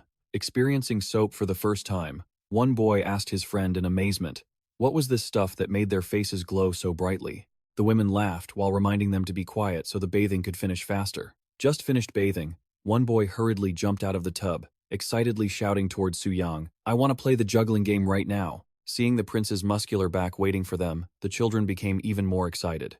A woman panicked and grabbed the boy who was about to run out naked, reminding him to put on his clothes first. Suyang turned back and gave a challenging smile. Fine, but don't cry if you get scared later. Suyang lifted a boy up and used his extraordinary strength to toss him high into the sky. The boy shouted with excitement amidst the brilliant golden sunlight. Below, 4 soldiers had already stretched out a large cloth, focusing intensely to catch the falling boy. The boy landed softly in the middle of the cloth amidst the cheers of the other children. That's amazing. This is so much fun. The Jurchen children cheered excitedly as they were tossed into the air. Suyang laughed heartily and declared loudly, ha ha, this is exactly how I crush those like Tai San Khan. Witnessing this powerful display of play, the young official just stood frozen, sweating profusely as he stared at the prince's incredible strength. The old man stammered in horror. Is he even human at this point? Not stopping there, Suyang loaded the children into baskets and carried them on his shoulders, running all over the courtyard. He excitedly shared his bizarre training philosophy. With this method, I can serve both my father and mother at the same time. That means my filial piety will be doubled. The official standing next to him could only remain speechless, hands trembling as he held the cloth before the prince's muscular display of filial piety. Looking at Suyang with admiring eyes, a Jurchen boy looked up and asked, when can I become like you? Suyang smiled and replied, you will begin real training at age 16 when your bones have fully developed. Until then, listen well to what your teachers say. The boy answered clearly, yes sir, carrying the dream of a powerful physique in the future. Night gradually fell over the Bowtie Academy, but the harsh training regime still hadn't stopped. Inside the dining hall, the children stared at their meal with disappointment. They began to whine. What is this? There's no seasoning at all. It's so bland and dry. In front of them were only plates of plain boiled chicken breast, completely devoid of any fat. Suyang urged, eat plenty of meat to improve those weak bodies of yours. It's mandatory. A boy thought in shock. Weak? When I realized this mister's standard of strength, it's truly beyond imagination. Before the children could even swallow their meat, Suyang roared, all right, now let's go for a light 10-mile run. The children sprang up like springs, beginning their ordeal amidst a cloud of dust. A boy ran while crying, tears and snot streaming down his face miserably. But I haven't finished eating yet. After exhausting their strength on the training ground, they were dragged straight to the classroom to study the classics. In the quiet space, only the sound of heavy panting remained. A boy lay exhausted on the table, wondering in despair. We just ran 10 miles and now we have to read books? Is this even possible? Sayap looked blankly at the Analects in his hand, wondering why this book was unusually short. When he heard a classmate explain that the book had been divided into 4 parts so students could focus intensely for 1 hour, he was still stunned. Just as Sayap tried to pour all his mind into the classic lines, the call for physical training suddenly sounded, making him let out a desperate sigh because his flow of study was interrupted. While the Jurchen children eagerly rushed out to the courtyard as if attending a festival, Sayap wept helplessly because he had finally just started to get into the rhythm of reading on the training ground. Intense badminton matches continued under everyone's observation. The sound of the shuttlecock being struck echoed powerfully. The shuttlecocks flew in tricky patterns at terrifying speeds aimed straight at the opponent. The old scholar Kim Ban swung his racket while laughing delightedly. He couldn't stop praising the skills of the Jurchen boy opposite him. It was truly excellent. Sitting hunched in a corner, Sayap looked lethargically at the lively scene and wondered if this method of combining study and exercise was actually effective. As night fell and enveloped the academy, a powerful hand suddenly placed a martial arts uniform in front of Sayap and ordered him to put it on immediately to follow him. Suyang announced loudly that he would conduct a test on what Sayap had learned today. The boy panicked, arguing that he had only studied for 2 hours all day, so how could he memorize that huge amount of knowledge? However, Suyang coldly declared that if he made any mistakes, it would directly affect his physical training progress. Then, he began to explain the 3-part training regime, starting with targeting the chest, abdominal, and triceps muscle groups, before moving on to training the entire back and biceps. Suyang clearly announced, since today is the first day, you will lift 40 kilograms for 3 sets. He emphasized that this exercise would focus on the shoulders and lower body, then added with a sinister smile, that is, provided you don't make any mistakes. Hearing that terrifying number, Kim Sa-ip could only stare in horror. What? Night fell at the academy while Kim Ban was diligently reading. When Zilu asked about politics, the children of concubines, were also reciting in unison. Sayap watched from afar, unable to help but wonder in shock. Wait, have they memorized all of that already? But what shocked him even more was realizing that he had also memorized the entire content without even noticing. Sayap gripped his lapels, his eyes sparkling with astonishment. Even he remembered it clearly. Things at the academy were gradually getting on track when a major incident began to unfold at the capital. The old minister, Huang Hui, now nearly 90 years old, was kneeling at the feet of King Munjong, begging, "I am Huang Hui, and now that I am near the end of my life, I ask your majesty to forgive the grave sin I committed against the late king." Seeing the old minister so emotional, the king kindly helped him stand up, worried about his health. Huang Hui wiped his tears and recalled the past. "Your majesty, do you remember when you were still the crown prince, that I brought my illegitimate son, Huang Jung-sung, into the palace?" Memories from 11 years ago surfaced vividly. In the majestic great hall, gleaming gold bars were scattered across the floor. The late King Sejong roared in a fit of rage, pointing a finger at Huang Jung-seng's face and shouting, "Culprit Huang Jung-seng, speak quickly, where did the rest of the gold go?" Facing the king's fury, the sinner could only tremble and stutter, unable to form words. Back in the present, Huang Hui's face turned pale, his lips trembling in extreme terror as the ghost of the past returned to haunt him. "What is this?" The late King Sejong roared with indignation in front of the officials. "Where is the rest of the gold?" Witnessing this horrifying scene, the old minister Huang Hui went pale, his whole body trembling, unable to speak. "What is this about?" Below the royal steps, his son, Huang Jung-sung, was kneeling among the scattered gold, accused of daring to steal a golden cup and countless treasures from the Eastern Palace. The late king shouted, interrogating him, "Do you admit your crimes?" In a panic, the culprit cried and denied it. "No, I didn't do it alone." He suddenly turned to accuse the very brother standing next to his father. "Older brother, you too. I only took what my younger brother gave me." Witnessing the unexpected turn of events, the late king was stunned. "What?" Upon hearing that his son, Huang Jung-seng, was also involved, Huang Hui screamed in despair. No, it couldn't be. To protect the family's reputation, the old minister Huang Hui frantically disowned his own flesh and blood. "That child is not of the Huang family. He is just the son of some servant." He screamed in the middle of the great hall, insisting that he had only taken him in out of compassion and raised him all this time. His screams echoed amid the shock of everyone present, abandoning the son who was completely collapsing at his feet. Returning to the present, King Munjong mused, repeating the name, Du Jung-sang. He remembered this person had served in the Eastern Palace and thought he had been executed long ago. He looked directly at Huang Hui and questioned, "Are you saying he is your own illegitimate son?" The old minister bowed his head, admitting the bitter truth he had hidden for so many years. An official standing nearby sternly reminded him that this was a crime of deceiving the monarch. King Munjong coldly declared, "Huang Hui cannot avoid punishment for the crime of deceiving the king." King Munjong pensively recalled a conversation at the Seonggyungguan a few days ago with his younger brother, Suyang. At that time, Suyang had asked a question that made him reflect. "Brother, which law do you think is the most unjust?" He compared illegitimate children to orchids in a pot. No matter the circumstances, they always turn toward the light, and he affirmed that their loyalty was no different from that of legitimate children. Munjong sighed as he thought of Ma Eon, an exceptionally talented person under his brother's command, but one who shared the fate of being shunned because of his illegitimate status. Although he knew the orchid was a symbol of a gentleman, human greed was bottomless. He understood that if both legitimate and illegitimate children were allowed to become officials, envy and complaints from legitimate children would surely erupt violently. He placed his hand on the old minister Huang Hui's shoulder. He comforted him, telling him not to worry too much. Deep down, Munjong silently admired the foresight of his late father, King Sejong, even if at times it was truly regrettable. Huang Hui knelt at the king's feet, choked with emotion, as he recounted the law established by King Taejong to maintain national order. Now, nearing death, he cried and begged, "I confess all my sins. I beg your majesty to abolish the cruel discrimination against illegitimate children." Munjong's gaze became resolute. He replied softly, "Very well." Immediately, a stern order was issued, stripping Huang Hui of all his positions.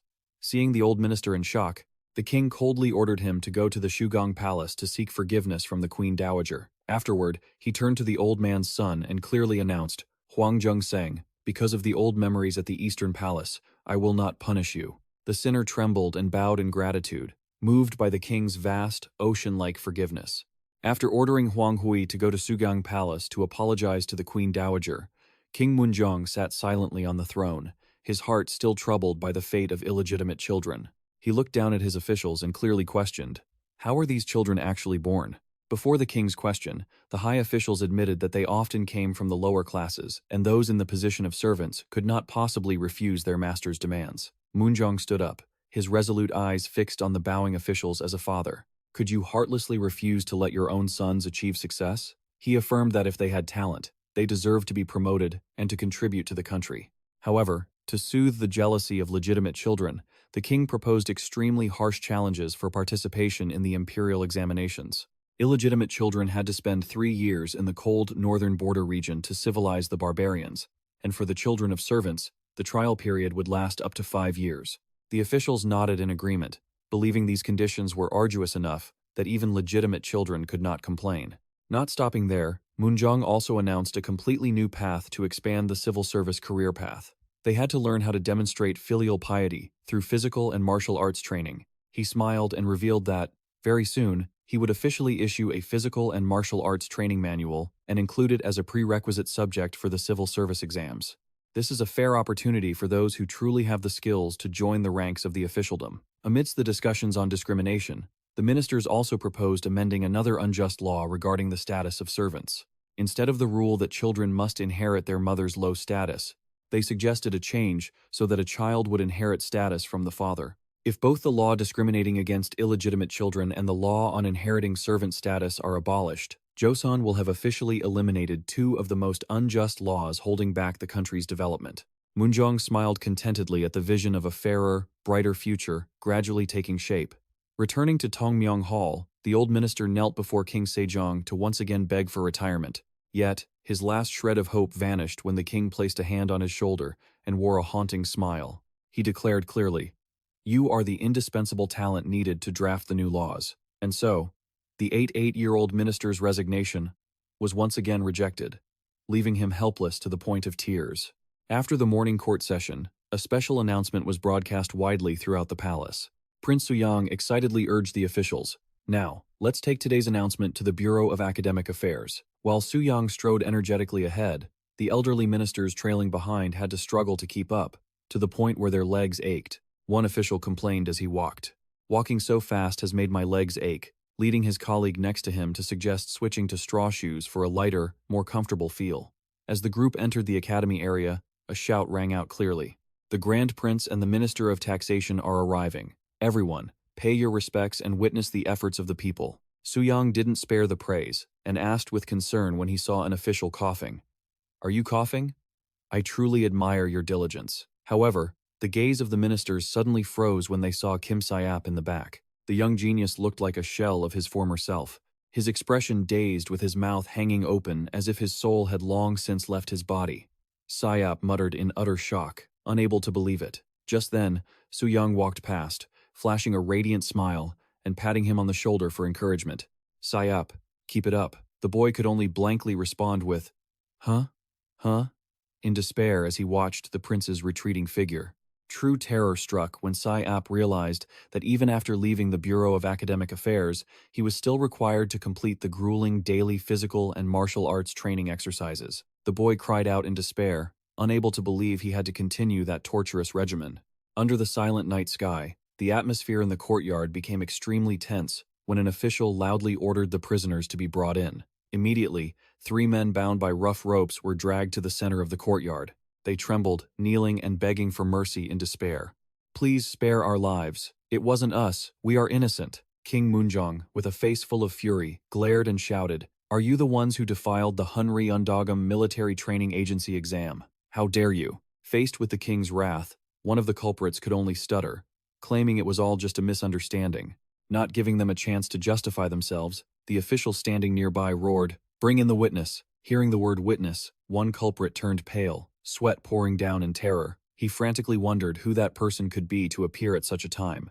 From the shadows, a man with a hulking, muscular build walked heavily into the courtyard. Every heavy step of the strange witness made the ground seem to shake, radiating a suffocating pressure that terrified the culprits. Under the witness of King Munjong, the man, a former scholar from Yumak district, stepped forward with an overwhelming presence. The king ordered clearly, former scholar of Yumak, report in detail everything that has happened until now. Seeing this man appear, the bound culprits could only grit their teeth in desperation. You bastard! The witness's eyes were as sharp as razor blades, ready to expose every dark truth to the light.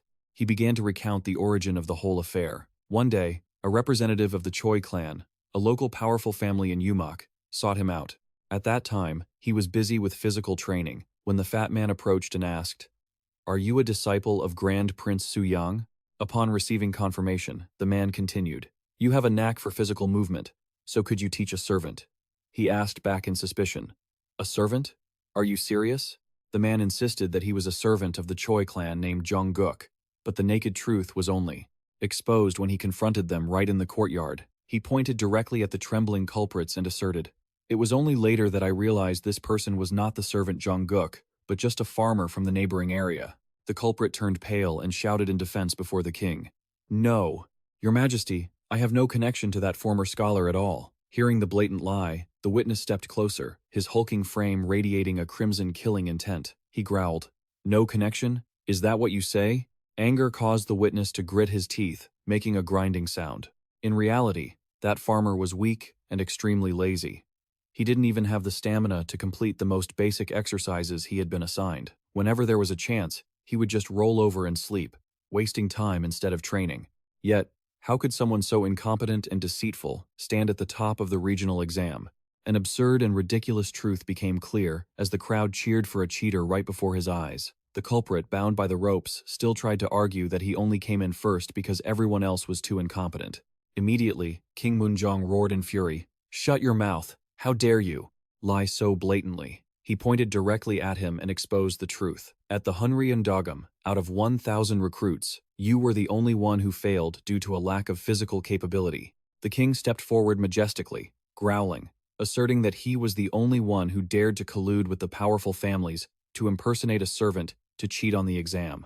Faced with the king's wrath, all three culprits trembled and kowtowed, begging, "Your Majesty, please spare our lives." But King Munjong's anger did not subside. He shouted in extreme outrage, "How dare you disgrace the Hunrian Dogum? I will not let this slide so easily." 1 month later at Suya Palace, the atmosphere had grown peaceful, filled with the gentle trickle of water in the royal garden. During a meal with Suyang and the Grand King, King Munjong thoughtfully revealed, "Everyone thinks I increased salaries to support the census investigation after that incident, but in truth, it was a stepping stone to stop misconduct through the slave matrilineal law." Hearing this, Suyang was so shocked he dropped his food. He gasped, "What?" Watching his younger brother's reaction, the king smiled smugly, thinking to himself that, if even Suyang didn't know, he had hidden his plan well. The Grand King also nodded in approval. It was truly a brilliant move. The story flashed back to the reign of King Sejong, when the slave matrilineal law was first enacted. Back then, female slaves would often have children with free men and try to send their offspring to live in other households, causing the number of slaves owned by the royal court to drop significantly. Conversely, those wanting to increase their private slave count even incited servants to attack free women, causing unimaginable social chaos. Faced with this reality, the ministers knelt in unison, desperately begging the sovereign to use his wisdom to intervene and restore order. In the end, King Sejong had no choice but to enforce the slave matrilineal law to maintain stability. But if this continues, Munjong calmly poured wine and explained, "With an official census registry for slaves, all abuse will be discovered and strictly punished." Suyang listened intently, then asked, "So, what do you intend to do with those who break the law?" A concise and stern answer followed, "Exile. They will be punished by being forced to relocate to the far northern regions. There, the land they cultivate will be managed and supported by those illegitimate children." Munjong affirmed that once the situation stabilized, the court would officially implement the Hopa ID card system, a plan that even King Sejong could not fully realize back then. Seeing this system for identity, recognition, and strict migration control, Suyang was stunned. He couldn't help but marvel at the terrifying political vision of his brother. Suyang felt his head spinning, whispering to himself in shock, "Just how smart are these people? It's truly unpredictable." He bitterly realized he was only suited for lifting weights and training his muscles, and couldn't match these genius minds. Sitting dejectedly in his palanquin on the way back, Suyang could only hang his head in frustration. When the palanquin stopped at the gates of the training academy, a servant's voice rang out. "Your Highness, we have arrived." He told himself he would pour all his heart into educating his disciples to forget the political pressures. But just as he stepped inside, a shrill alarm tore through the air. "Catch him! Don't let him escape!" Wang Zhen hadn't even grasped what was happening when a warhorse suddenly reared up, performing an incredible leap that cleared the high fence. Witnessing the beast flying through the air right before his eyes, Suyang and the soldiers could only stand frozen in terror. He broke into a cold sweat, staring at the horse's silhouette, and gasped, "What in the world is this?" On the back of the rampaging horse was a young Jurchen boy with an excited smile.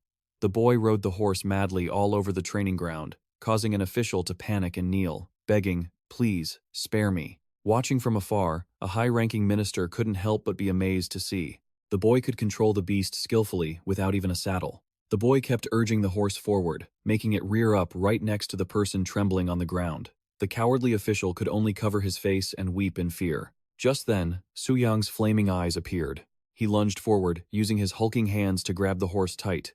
With terrifying strength, he restrained the beast on the spot, causing the boy on its back to stammer in confusion. "Huh?" Suyang's hands squeezed the horse's legs so hard his veins bulged. He stood there like a guardian deity, while the official remained prostrate on the ground in terror. Suyang radiated a threatening dark aura, his eyes blazing with severity. He roared, "Get off the horse!" Immediately, the person in front of him could only stutter in sheer terror. Hearing the commotion, the old sage Kim Ban came running in a panic, shouting, "Your Highness!" Old Kim Ban looked at the chaotic scene and collapsed to his knees, asking in tears, "What has happened here?" It turned out that recently, the Jurchen children had started expressing a strong desire for physical training. Kim Ban could only helplessly watch the children fiercely punching, kicking, and practicing martial arts around him. The Jurchen kids had begun to rebel because they were bored to death with their studies. They threw their scriptures on the ground and suddenly stole horses to run away. The sage Kim Ban could only stand frozen as the children galloped past him. The sound of hooves trampled even the newly planted fields. An accident even occurred when soldiers were trampled by the horses, lying scattered on the ground in pain.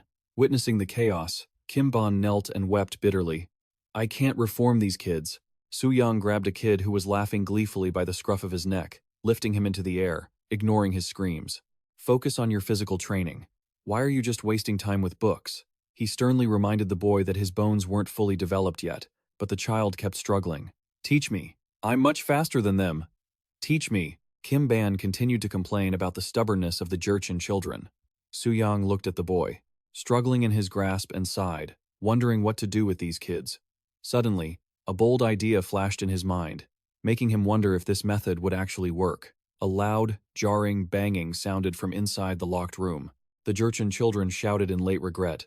"We were wrong. Please, let us out." Standing outside, Suyang, with his massive, towering back, pondered deeply. He rubbed his forehead and sighed, realizing these future talents were under too much academic pressure. He muttered with concern, "It seems they need something to boost their spirits."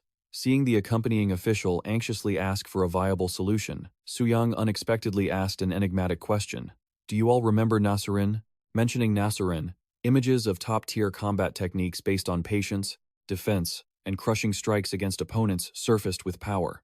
Ma Ilion exclaimed excitedly, remembering, "Isn't that the technique that taught the great warrior Han a lesson?" Actually, Nasserin is a traditional acrobatic performance where men in bizarre masks show off their sculpted, muscular physiques. The official and his subordinates asked in confusion, "Wait, are you saying this is all just a performance?"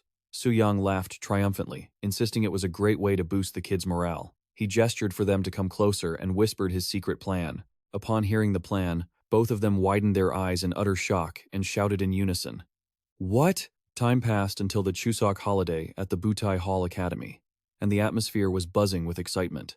A clear announcement echoed through the air. His Majesty, the King Emeritus, and Grand Prince Hyoryong have arrived. Seeing the careful preparations, King Sejong smiled with satisfaction, noting that the event seemed well organized. He approached the Jurchen children and kindly asked how their studies had been going. The children bowed obediently, but one boy muttered indifferently that his studies were interesting, even though he was secretly bored out of his mind. King Sejong gently patted the Jurchen child on the head. He warmly said, "Things don't seem to be going too well, do they? But that's natural. Everyone feels that way at your age." He excitedly announced that Suyang would be performing Nasurin today, so everyone should have fun.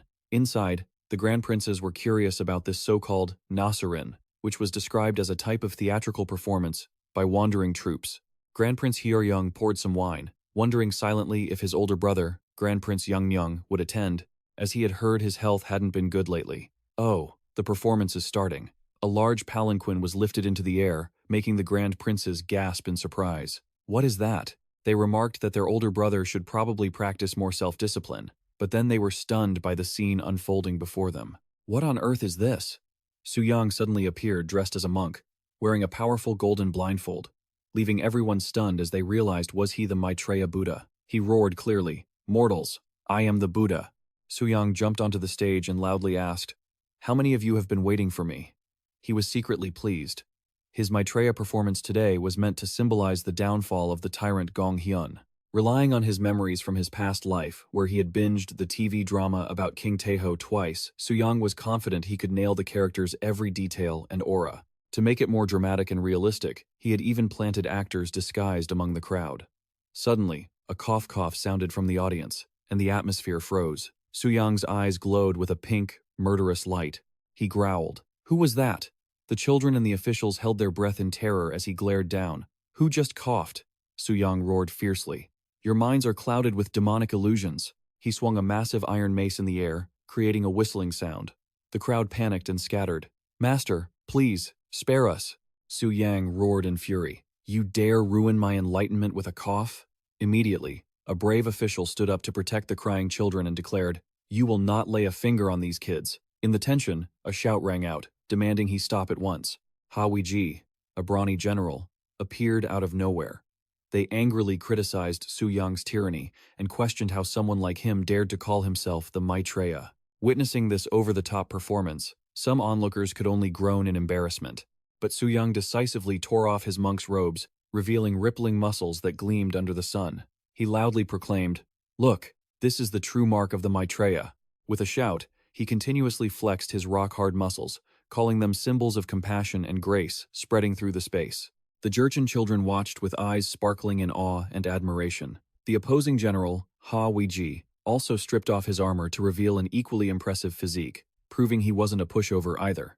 Watching from afar, Grand Prince Hyeoryong could only fold his hands and pray at his nephew's excessive muscle-flexing display. Suyang stepped onto the mat, cleared his throat, and turned to ask the official below if he was indeed Park Pang-yeon. He asked curiously if that was the official who had traveled all the way from the distant capital to judge this match. When he received a stiff, confirming nod from Park Pang-yeon, Suyang excitedly announced he would leave all the judging to him.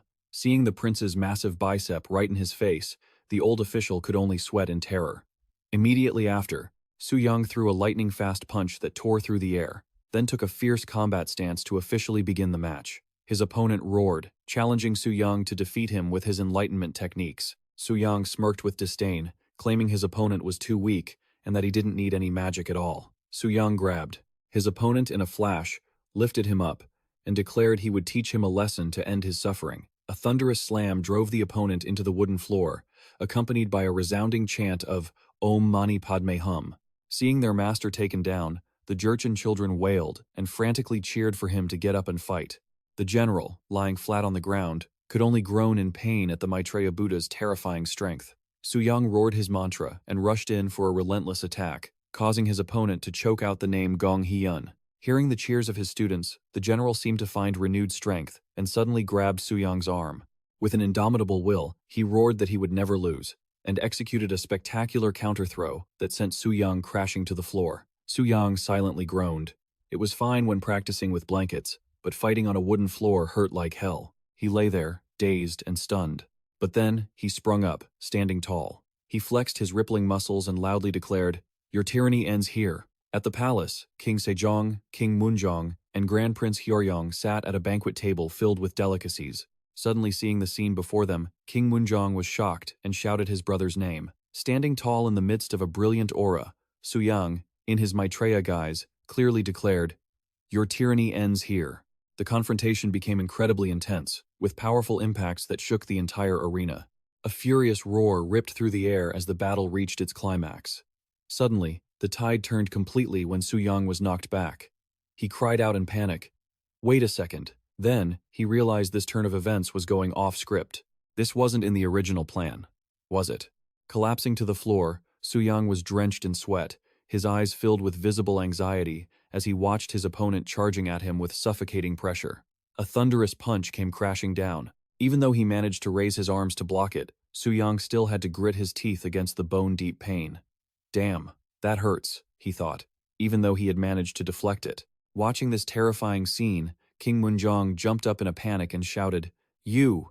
The Nujin children also held their breath as they watched. A young boy asked in confusion if they had truly defeated that monster yet. Both were pressed against the ground, gasping for air from exhaustion. The general smirked triumphantly. "You are far too naive." Suyang was secretly amazed by his opponent's strength, but he didn't waver. Focusing all his power into his massive back muscles, he braced himself and unleashed a thunderous push to break the hold, declaring clearly that his back strength alone was more than enough. Suyang, playing the role of Gung Ye, was backed into the corner of the ring, groaning as he was completely overwhelmed. General Wang Jian roared, while unleashing his attacks. "Getting weaker, are you, Gung Ye? I will shatter your strength." He delivered a thunderous kick straight to Suyang's chest and shouted, "Take this, Gung Ye." The powerful blow sent Suyang flying, and he collapsed onto the floor in pain. Lying flat on the ground, Suyang wailed with resentment. "Playing dirty, North Kyung HQ? What the hell are you doing?" The judge panicked, fumbling around as he announced that a substitution was allowed. The Nujin children below cheered and roared with excitement. "Master, punish him. Win, win." Immediately, another mighty warrior with a powerful physique stepped onto the ring. It was General Nyung-san of the Black Army. Suyang calculated internally that he needed to stall for time to recover his stamina. He pointed an accusing finger and scolded, "You traitor! How dare you join hands with Wang Jian to betray me?" Nyung-san didn't flinch, roaring back, "Calling me a traitor is a waste of breath, you monster." The crowd cheered wildly at the tense confrontation, continuously urging them forward. "Do it. Great job." Amidst the drama, the long-bearded official watched the match quietly, with deep, contemplative eyes. Nyung-san charged forward, challenging him, "Come and get me." Suyang didn't back down, roaring back as he lunged at his opponent. An earth-shattering collision occurred when the two locked together. In the midst of the struggle, Nyung-san whispered in his ear, "Let's end this here." Suyang softly replied, confirming he understood. Immediately, Nyung-san poured his strength into his powerful arms, let out a mighty roar, and surged forward to wrap his arms around Suyang. He performed a thunderous throw, decisively lifting and slamming the Buddha Maitreya onto the ring floor. The arena erupted in cheers, as the referee, Park Kung HQ, clearly announced that the tyrant Gung Ye had been defeated. Ending the era of brutal rule, General Wang Jian stood tall and triumphant to the wild cheers of the Nujin children. However, Suyang was still completely immersed in his role. He stumbled to his feet, surrounded by a dark aura, his eyes filled with murderous intent. He roared, "You miserable bastards! I am Maitreya, the one and only Maitreya in this world." With explosive power, he grabbed his opponent and performed an earth-shaking throw that made the ground tremble. The performance began to spiral out of control as Suyang wildly attacked everyone around him in a fit of rage. The judge, Park Kung Hui, rushed over in a panic. "Great Prince, please, calm yourself," he stammered, reminding him of the rules that Nasurin only allowed one throw and one strike, but Suyang immediately grabbed him by the collar and dragged him close. With a twisted, terrifying smile, he roared, "Shut your mouth. How dare you use that tone to speak to Maitreya?" The old official trembled in fear, realizing that the prince's eyes truly looked insane right now. According to the script, the tyrant Gung Ye had to rise most powerfully before meeting his end. Hawiji, the mighty General Wang Jian, and Nyung-san looked at each other, nodded with determination, and simultaneously poured all their strength into a decisive strike. The chant, "It's over, Gung Ye," echoed throughout the arena like a final judgment for the dictator, completely extinguishing the tyranny of the fake Buddha. After the dramatic performance, Suyang appeared in the classroom with a bruise on his face, but he still maintained a stern demeanor before his students. He asked the Nujin children clearly, "Did you observe carefully?" The children answered in unison, "Yes, sir." With eyes full of admiration for their master, he explained that Nasurin was not just stories about heroes, but also a place to showcase the beauty of the body and compete in top-tier skills. Suyang lectured in a low voice. Today's topic was the final moments of Gung Ye, but you will never understand its profound meaning if you don't study seriously. A young Nujin boy asked naively, Is Gungye that crazy monk? Suyang calmly explained that if they worked hard to learn the things they currently hated, they would grow to love Nasurin even more in the future. Although the boy still pouted and complained that he hated studying, Suyang patiently convinced him that even the masters here had mastered the 4 books and 5 classics. He asserted that only after finishing their studies could they officially begin physical and martial arts training. The boy eagerly pressed on. Even so, I want to learn quickly. How much longer do I have to study? Suyang flashed a bright smile and announced clearly, until you are 16, that is. 5 years from now, you can begin physical training. Will you all study hard? The children shouted in unison. Yes, full of determination.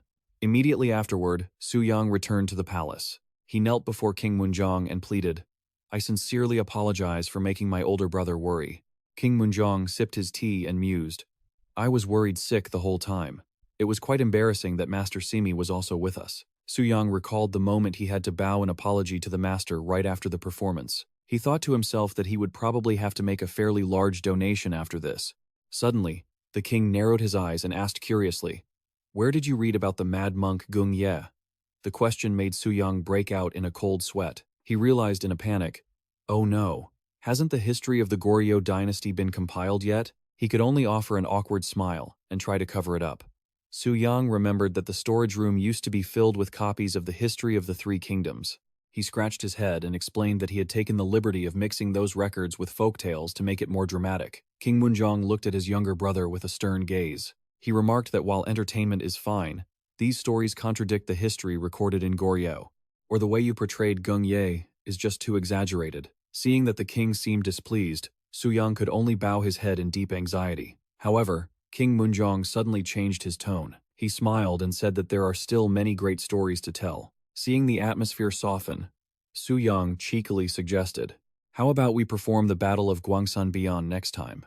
The next morning at the royal court, an official loudly read a memorial report stating that Grand Prince Suyang had organized a festival at the Boitai Pavilion during the Chuseok holiday. The content emphasized that the prince had dressed up as the rebel Gung Ye, the man who once claimed to be the Buddha Maitreya, to deceive the people. The report continued, listing how he had performed the Nasurin technique quite excessively in front of the king emeritus and the ministers. Sitting majestically on the throne with a scroll in his hand, King Munjong said in a deep voice, Grand Prince Suyang, step forward.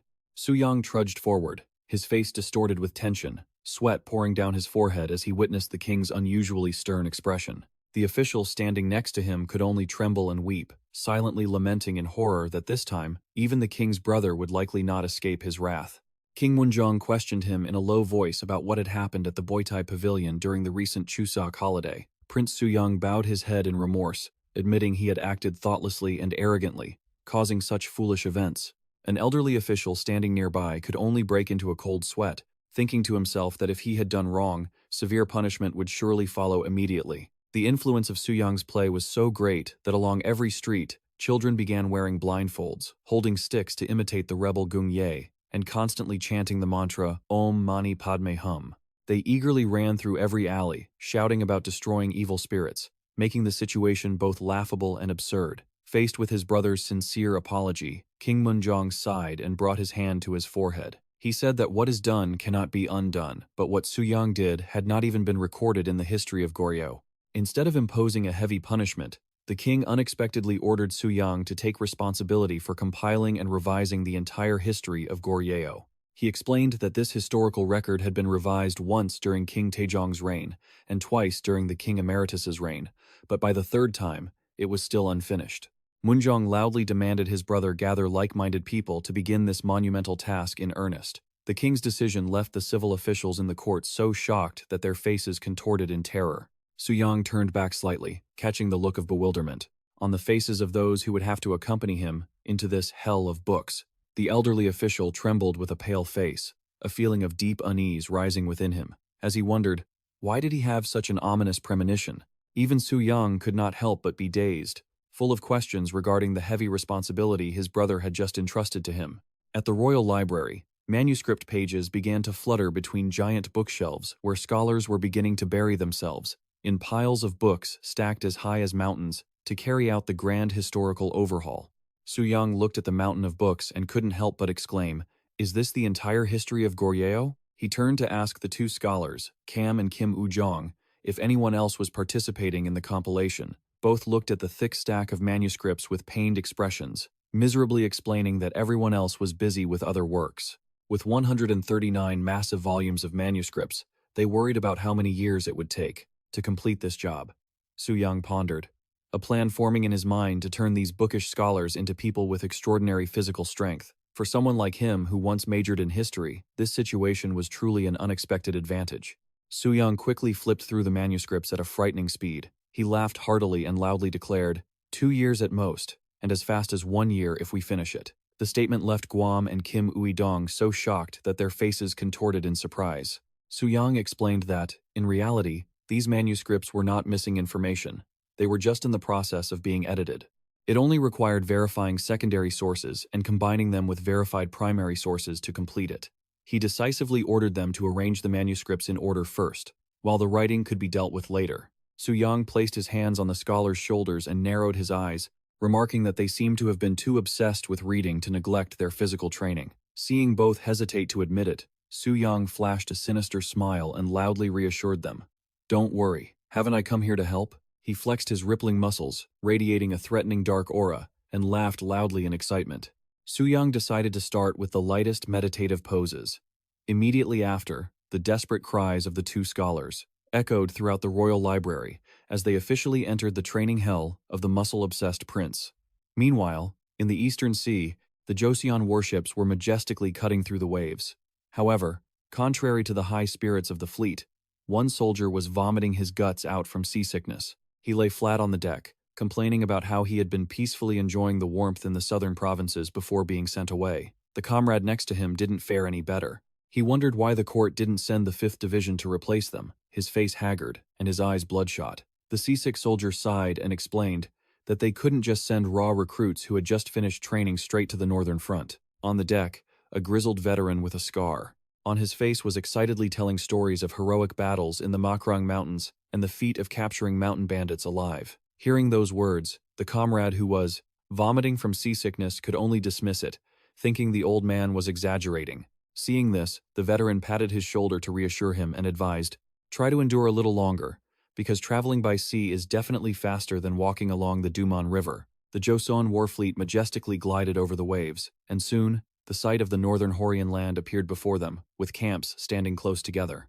As soon as he set foot on land, a royal official in a purple robe loudly read the king's edict in front of the chieftain Aguchi. Thanks to his absolute loyalty, Aguchi was officially appointed as a 6th-rank military officer of the military training squad, with the duty of guarding the Horian region and strictly obeying the king's orders. Receiving the precious scroll, the Jurchen chieftain couldn't help but feel overwhelmed and deeply moved. He respectfully pledged to give his all to carry out the emperor's command. The Joseon official pointed toward the long line of wagons behind him and announced that these were the supplies gifted by the emperor for the chieftain to use wisely. There were 9 carts in total, packed with food, various pots and pans, and even cattle for farming. Seeing that Aguchi was still bewildered, the official patted his shoulder, advising him to start farming to become self-sufficient, and promised before leaving that the imperial court would continue to send more supplies every 2 months. He didn't forget to remind Aguchi to carefully organize everything step by step. Faced with such unimaginably generosity from Joseon, Aguchi was stunned, wondering why they were providing so much support. He hurriedly checked the list and was shocked to see 400 iron pots, which made the subordinate counting them on the ground shout out loud, asserting that he knew what they were when the chieftain doubted him. Holding a shiny iron pot in his hand, Aguchi couldn't help but admire its excellent quality. He was certain that with such durability, these items could last for 10 years without breaking. He couldn't help but exclaim, the pots gifted by the Ming dynasty would break after only 2 years. Not only the pots, but the quantity of tribute weapons was also incredibly abundant. When a subordinate reported there were 40 bundles of arrowheads, Aguchi immediately corrected him with pride, stating there were actually 50. He then grew curious about a strange white object. Is this thing edible? Thinking it was, he immediately grimaced and spat it out repeatedly because of its disgusting taste. What on earth is this flavor? Or is it some strange medicine that the Joseon people usually use? Just then, a group of Joseon construction workers entered the camp and asked who was in charge so they could start building houses per the imperial court's orders. Aguchi proudly introduced himself. I am Aguchi, a 6th-rank military official of the military training detachment. Seeing the workers whispering to each other, he began to worry. wondering if this 6th rank title was too low. However, the workers immediately bowed respectfully to the military official and earnestly requested additional manpower to chop wood and prepare materials for the construction. Oguchi sighed with relief. He excitedly asserted that there was no shortage of men here and immediately ordered his subordinates to gather the strongest ones to help. He personally directed the Jurchen soldiers to help the construction workers chop and carry large logs from the forest. Seeing the respect everyone had for him, Oguchi smiled with satisfaction. He realized this official position held real power, not just a hollow title. A few weeks later, at the construction site, Oguchi came to inspect and ask if everything was going smoothly. The head builder reported that the wood had dried and was very sturdy, so the house was being built very solidly, and told him to rest assured. Suddenly, a piercing scream shattered the peaceful atmosphere. Everyone fled in a panic. The cries of, "It's the Mountain Lord, rang out in terror. From the shadows, a giant tiger with a majestic and murderous aura slowly emerged. The giant tiger, also known as the Mountain Lord, suddenly appeared at the site with arrows deeply embedded in its back, severely wounded. Oguchi and his subordinates panicked and fled, not understanding why the king of the mountain was being hunted all the way to this place. While everyone was scrambling to find a hiding spot, a Joseon soldier standing behind appeared extremely excited. He flexed his bulging muscles, loudly declaring that today would be the day the team enjoyed tiger meat. Just a while later, Oguchi was sitting, sipping on the fragrant grilled meat, while the soldier next to him asked if there was any soap left. Seeing the bewildered 6th rank official, the soldier scratched his head and explained that the soap they brought had run out. It turned out Oguchi had mistaken the pure white soap bar for a type of tonic and had eaten it, forcing the soldier to hurriedly clarify that it was actually for bathing. Oguchi was so shocked his eyes widened when he learned that a tiny piece of soap was worth as much as 3 bushels of rice. The soldier excitedly jumped into the bathing stream and didn't forget to invite Oguchi to experience this wonderful feeling. A few days later, after a sweaty work session, the chieftain decided to try using the soap to clean his body. He was startled to see the water change color as the long accumulated dirt was washed away, but soon after, he felt incredibly refreshed with a clean and radiant appearance. The clear stream was suddenly burdened as Oguchi and the Joseon soldiers vied to scrub themselves, enjoying an unprecedented sense of cleanliness thanks to the special soap. A month later, a Joseon official brought important news to the Jurchen camp, causing a stir among the crowd. Because the people here were illiterate, he kindly opened the letter sent from the academy and read it aloud. "Mother, father, I am still doing very well here." Hearing the child's greetings, the Jurchen couple couldn't hold back tears of emotion and pride. In the letter, the boy said that because he was not yet 16, he could not start real physical and martial arts training. Instead, every day he and his friends practiced badminton, or watched the masters meditate to train their temperament.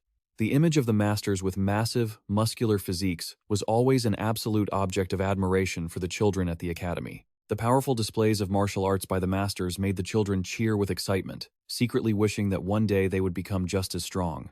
But their ambition was even greater than that.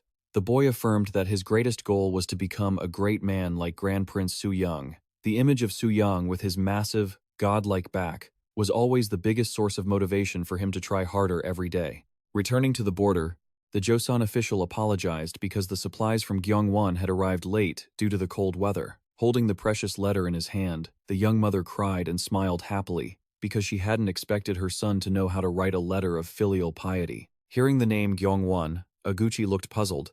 The official explained that it was an administrative area located behind dangerous mountain ranges, and getting there would take 3 days of riding along the trail from Hworyong. Realizing that the tribe's need for soap was increasing, Oguchi understood that they couldn't just passively wait for aid from Joseon forever. He hesitated, stepped closer to the official, and made a bold proposal. "Excuse me, can we go there directly to trade for supplies?" The Joseon official laughed heartily at Oguchi's request. He nodded in agreement. "Of course, but you must not cause any trouble. All right?" Immediately after, the scene shifted to the bustling Gyeongwon administrative area. The voices of merchants echoed everywhere. "Come here, take your pick. Bargaining is allowed too." At a trading post, 2 customers were scrutinizing a leopard skin with critical expressions. They complained that the hide had far too many arrow holes. The Jurchen merchant hurried to lower the price. "This one is half price, and the other one is 3/5." The merchant muttered to himself, cursing that whether they were Joseon or Ming, they all knew how to squeeze him dry. However, the Joseon official unexpectedly countered with a price that made the merchant's eyes widen.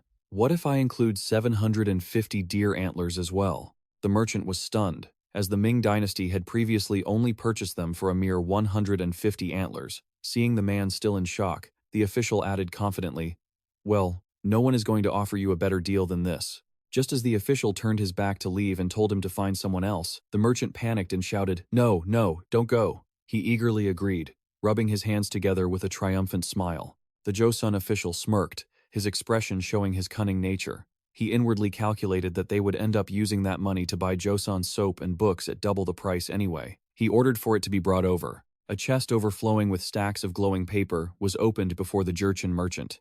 The merchant asked in confusion, "What is this?" The official explained that these were edicts issued by His Majesty himself. He could use them at the government office to receive rice or exchange them for other goods at nearby shops. The Jurchen merchant held the stacks of paper in his hands. Although he was still skeptical about using these scraps of paper for transactions, he still trudged toward the government office to verify the truth. Looking at the silhouette of the strictly guarding Joseon soldiers, Oguchi and his fellow tribesmen couldn't help but feel uneasy. They silently wondered why there were so many soldiers. Was this protection, or was it a secret plan to purge them if trouble arose? Rumors about a settlement of 300 households being completely wiped out previously only made the atmosphere feel heavier. In the midst of their restless mood, a drunken man suddenly tumbled to the ground, reeking of alcohol. Oguchi could only sigh, in frustration as he saw the man's sword broken in two, while the drunkard kept rambling that the weapon had been damaged beforehand, not by him. Faced with the annoyance of his tribesmen, Oguchi clutched his head in fatigue, silently praying for relief. Meanwhile, in another area near Oguchi's village, a hunt was taking place, lively amidst the mountains and forests. A young hunter shouted in regret as his prey escaped. He hurriedly pointed and urged his teammates to quickly chase the deer leaping over the rugged cliffs. Accompanying the hunting party was an old Jurchen man, but due to his age and frailty, he had to sit down on the grass, panting, and told the young ones to leave him be and go catch the deer. The young hunter snapped at him in frustration, not understanding why the old man insisted on following only to be a burden, and firmly ordered him to return to the tribe. When he was left alone, the old man quietly observed his surroundings. He whispered to himself that he must check this place, because the terrain and the paths here felt incredibly familiar, like a distant memory resurfacing. The old man walked slowly, his feet crunching on the dry grass. When he found the exact spot, his eyes suddenly widened, his breath coming in short gasps from the excitement.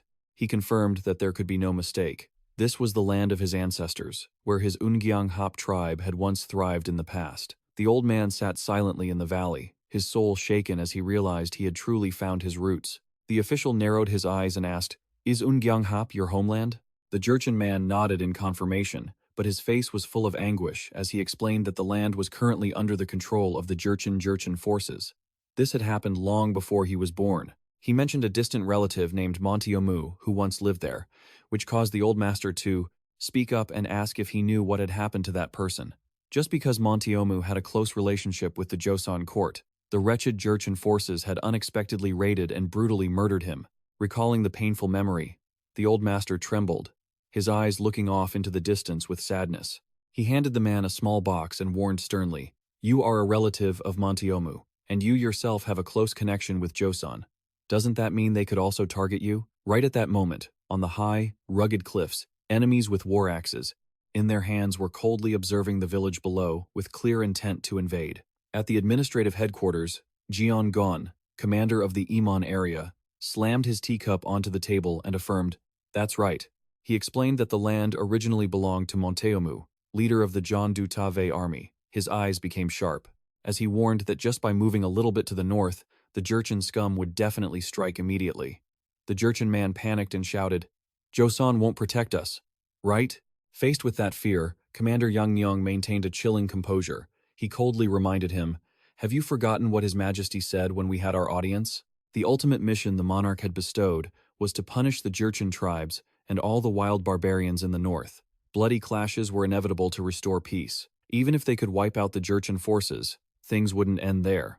Oguchi broke into a cold sweat, thinking about the prospect of thousands of Jurchen soldiers lurking on the cliffs. He feared that if they gathered under the banner of avenging their kin, the number could reach up to 6,000. Amidst his mental instability, Commander Iman unexpectedly revealed that the court had a specific purpose for letting him guard Horian. Oguchi exclaimed in shock, "What did you say?" The commander explained that because Monteomu's son could not avenge his father, as a relative, Oguchi was the most suitable person to fulfill that wish. Iman asserted that Joseon would not intervene directly, but committed to providing legal protection for his tribe. Only then did Iguchi realize that being granted an official rank and receiving endless grace all this time were part of the monarch's calculations. He couldn't help but shiver, wondering just how far King Moonjong had seen to strengthen their faith. The commander announced that the king had dispatched 1,000 more elite troops from the military training camp to be ready to confront the Jurchen army. The most battle-hardened army of Joseon, with muskets on their shoulders, was marching firmly, exuding an aura that overwhelmed the enemy. Yenon asked coldly, "Is this still not enough?" Looking at the terrifying military power before him, Iguchi trembled and gripped the table, a fierce belief rising in his heart. He silently affirmed that swearing allegiance to Joseon was the wisest decision of his life. Meanwhile, at the Hall of Worthies, the work of compiling the history of Goryeo was unfolding with great tension. Holding the draft in his hand, the royal scholar narrowed his eyes and asked his colleague, "Are you truly intending to compile it this way?" He believed that even though King Sejong was once obsessed with the ladies and neglected state affairs, since he established the Royal Academy and laid the foundation for Confucianism, his contributions could not be entirely denied. Kim and-guk looked over with a worried expression. But the problem was, at the Hall of Worthies, while burying his head in a pile of Goryeo history drafts, a scholar anxiously asked if Suyang could really focus like this. He calmly replied, "Don't worry." Looking at the lines about Moonjong, the king who once shook the Goryeo court, the scholars wondered if this character was being overemphasized.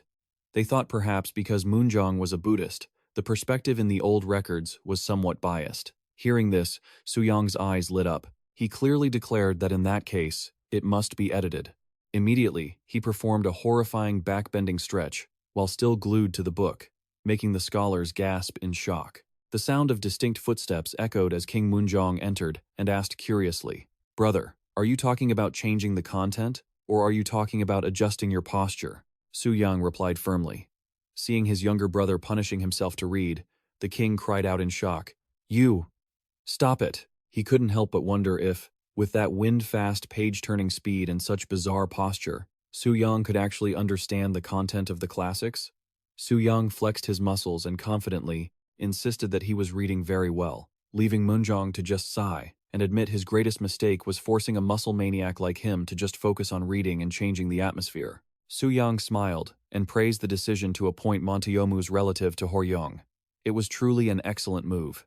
Moonjong modestly replied that it was nothing compared to the great strategies of their father. Thanks to the seeds Suyang brought back, the crops everywhere were flourishing, and grain production was constantly increasing. Not only that, iron production also made significant strides, helping to equip the army with more formidable weaponry.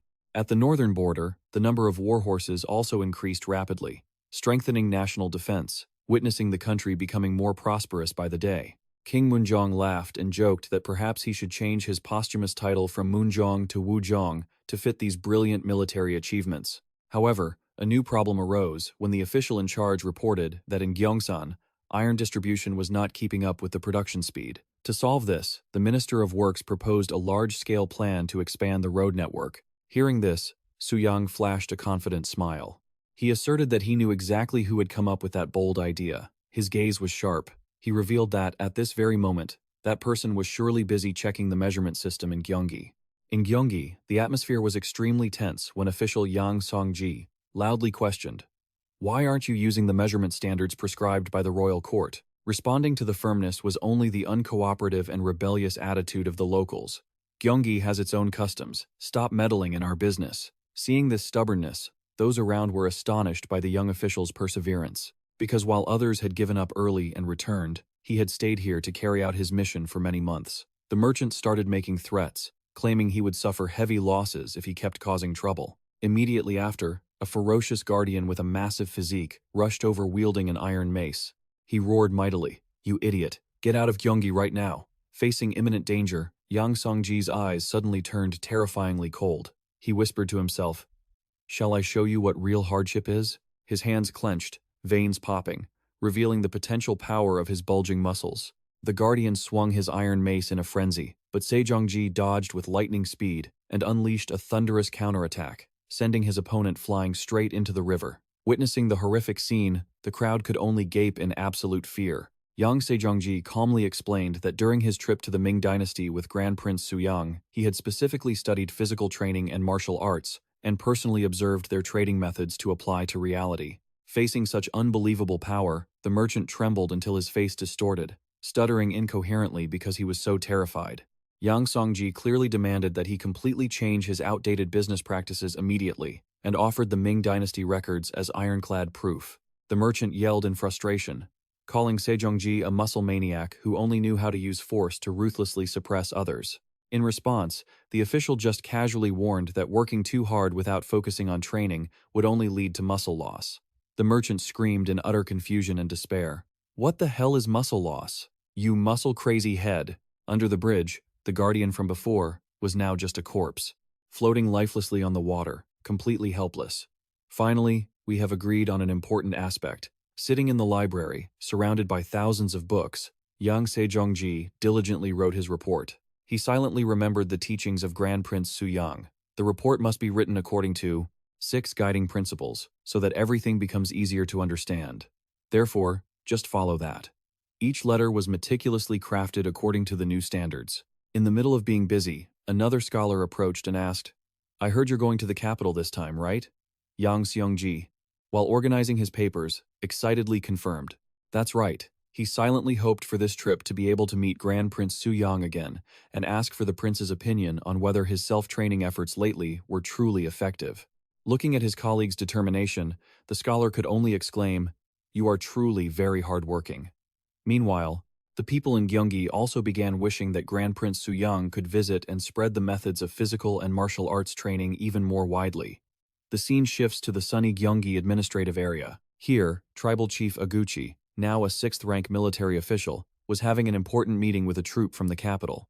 A young general with a dignified bearing performed a respectful greeting.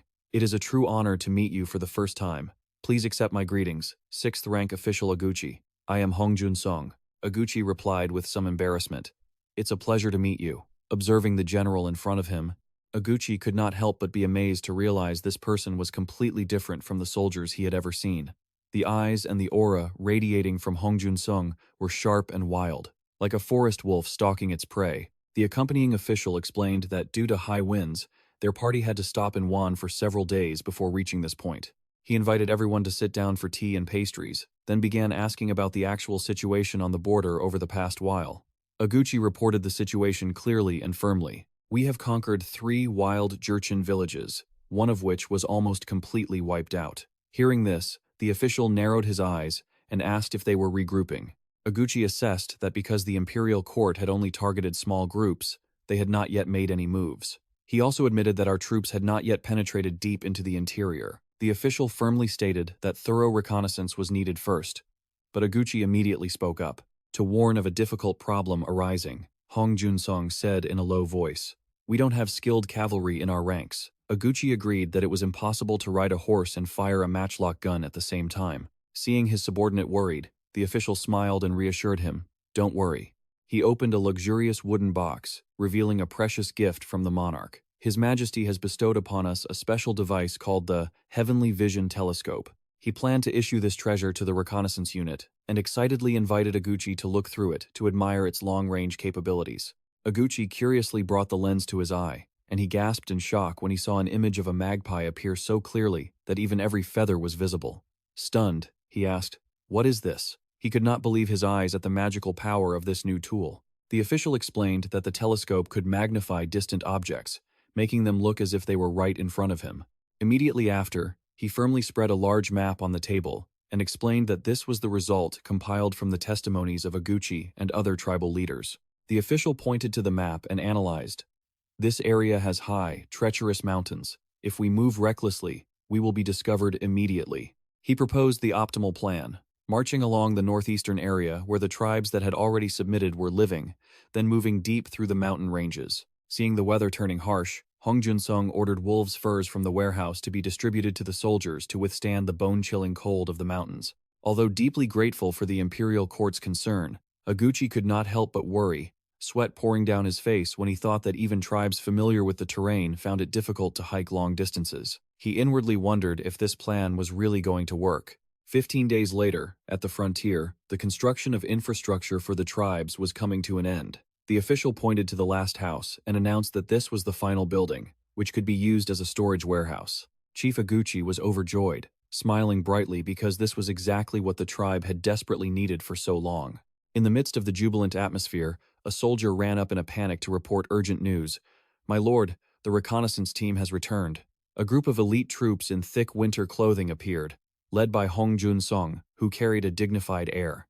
As they marched into the camp, looking at the decisive steps and the overwhelming aura of the leader, Aguchi could not help but shudder in fear. He realized with a shock that his previous assessment was completely wrong. This man did not carry the spirit of a mere wolf, but was a mountain lord, a master of the forest, both powerful and terrifying. Hong Jun-sung stood tall and reported coldly, "We have gathered information near the Gaoyang fortress and have returned." His eyes became somber, and his hands tightened around the items he carried as he announced the team's casualties. "We lost 2 men." Hearing this, Aguchi was stunned. He calculated in his head in amazement. They had traveled a distance of more than 70 miles across treacherous mountains and forests in just 15 days.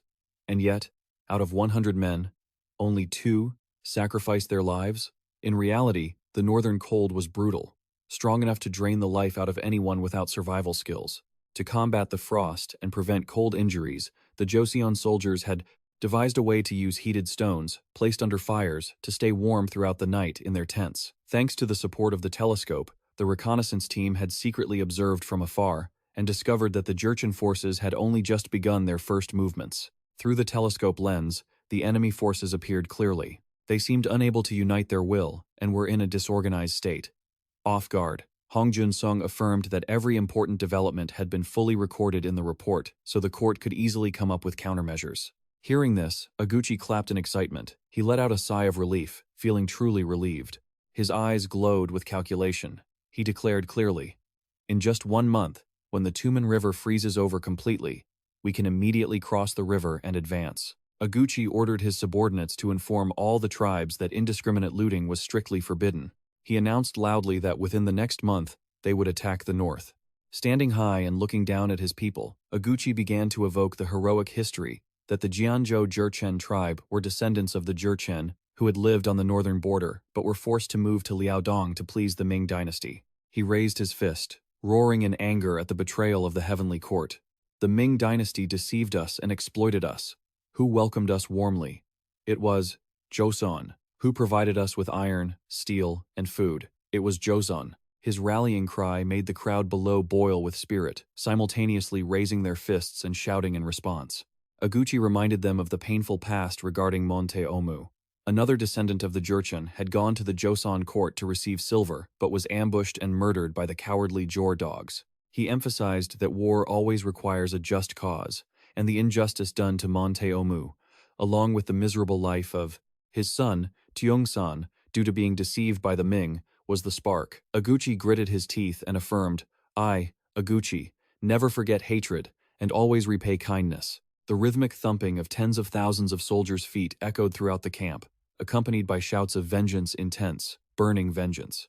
Witnessing the soaring morale of the Manchu troops, the official standing behind him slightly curled his lips, pleased, and whispered to himself, "Excellent." To pour more oil on the fire, the official loudly called the name of the 6th rank official, Yi Hu Gang. Stepping forward, the official moved into the middle of the crowd of Jurchen warriors. The truth was laid bare. Yi Hu Gang's grandfather was Yi Ran, a cousin of Monte Omu, who had also been brutally murdered by the Jurchen forces. The crowd roared madly, "Kill those bastards! Kill them all!" The official was pleased, knowing that highlighting that the descendants of the border hero Yi Ran were serving Joseon would only make the soldiers more determined.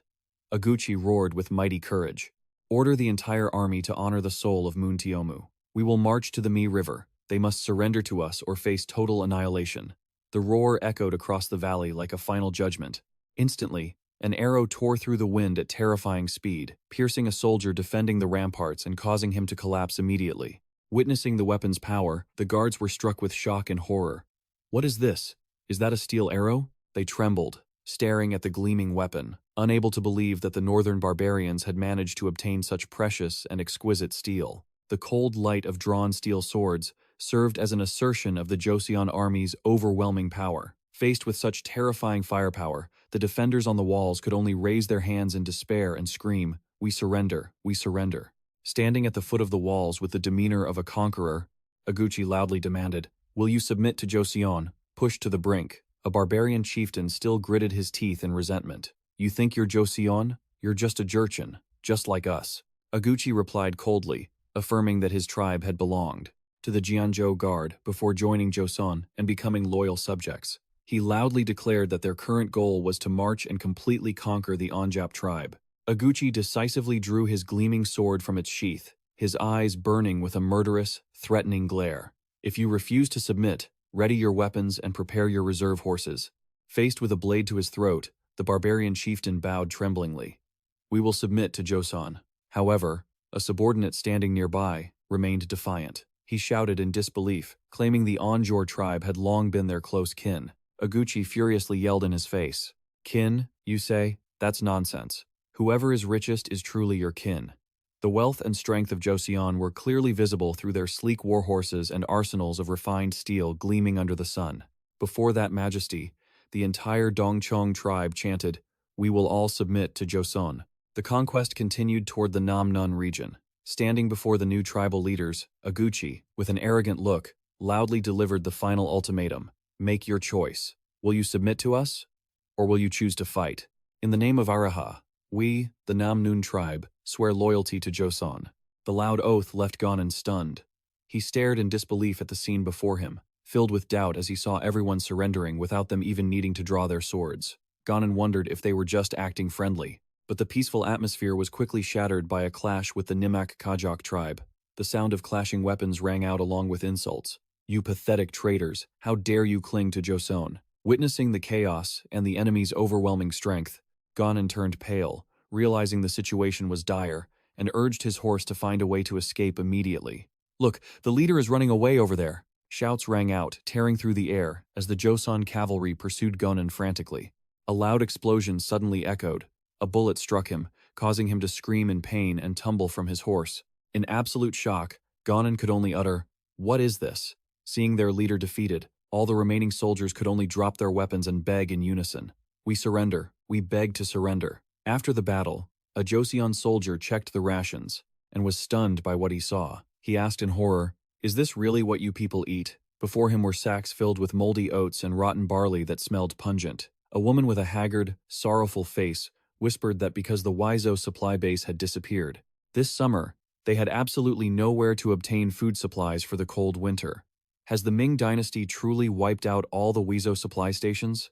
To the question full of astonishment from his superior, the general nodded, confirming that all gathered testimony pointed to that harsh truth, while the rear was in ruins. In the region near Goyang, Chieftain Jidanji was secretly hoarding a large amount of food and refused to distribute it to anyone. This selfish act pushed the soldiers from the 6 newly surrendered tribes into extreme starvation. When finally supplied, they devoured food at twice the rate of normal people, as if they had been starved for centuries. This situation caused the Joseon army's supply of necessities to quickly deplete.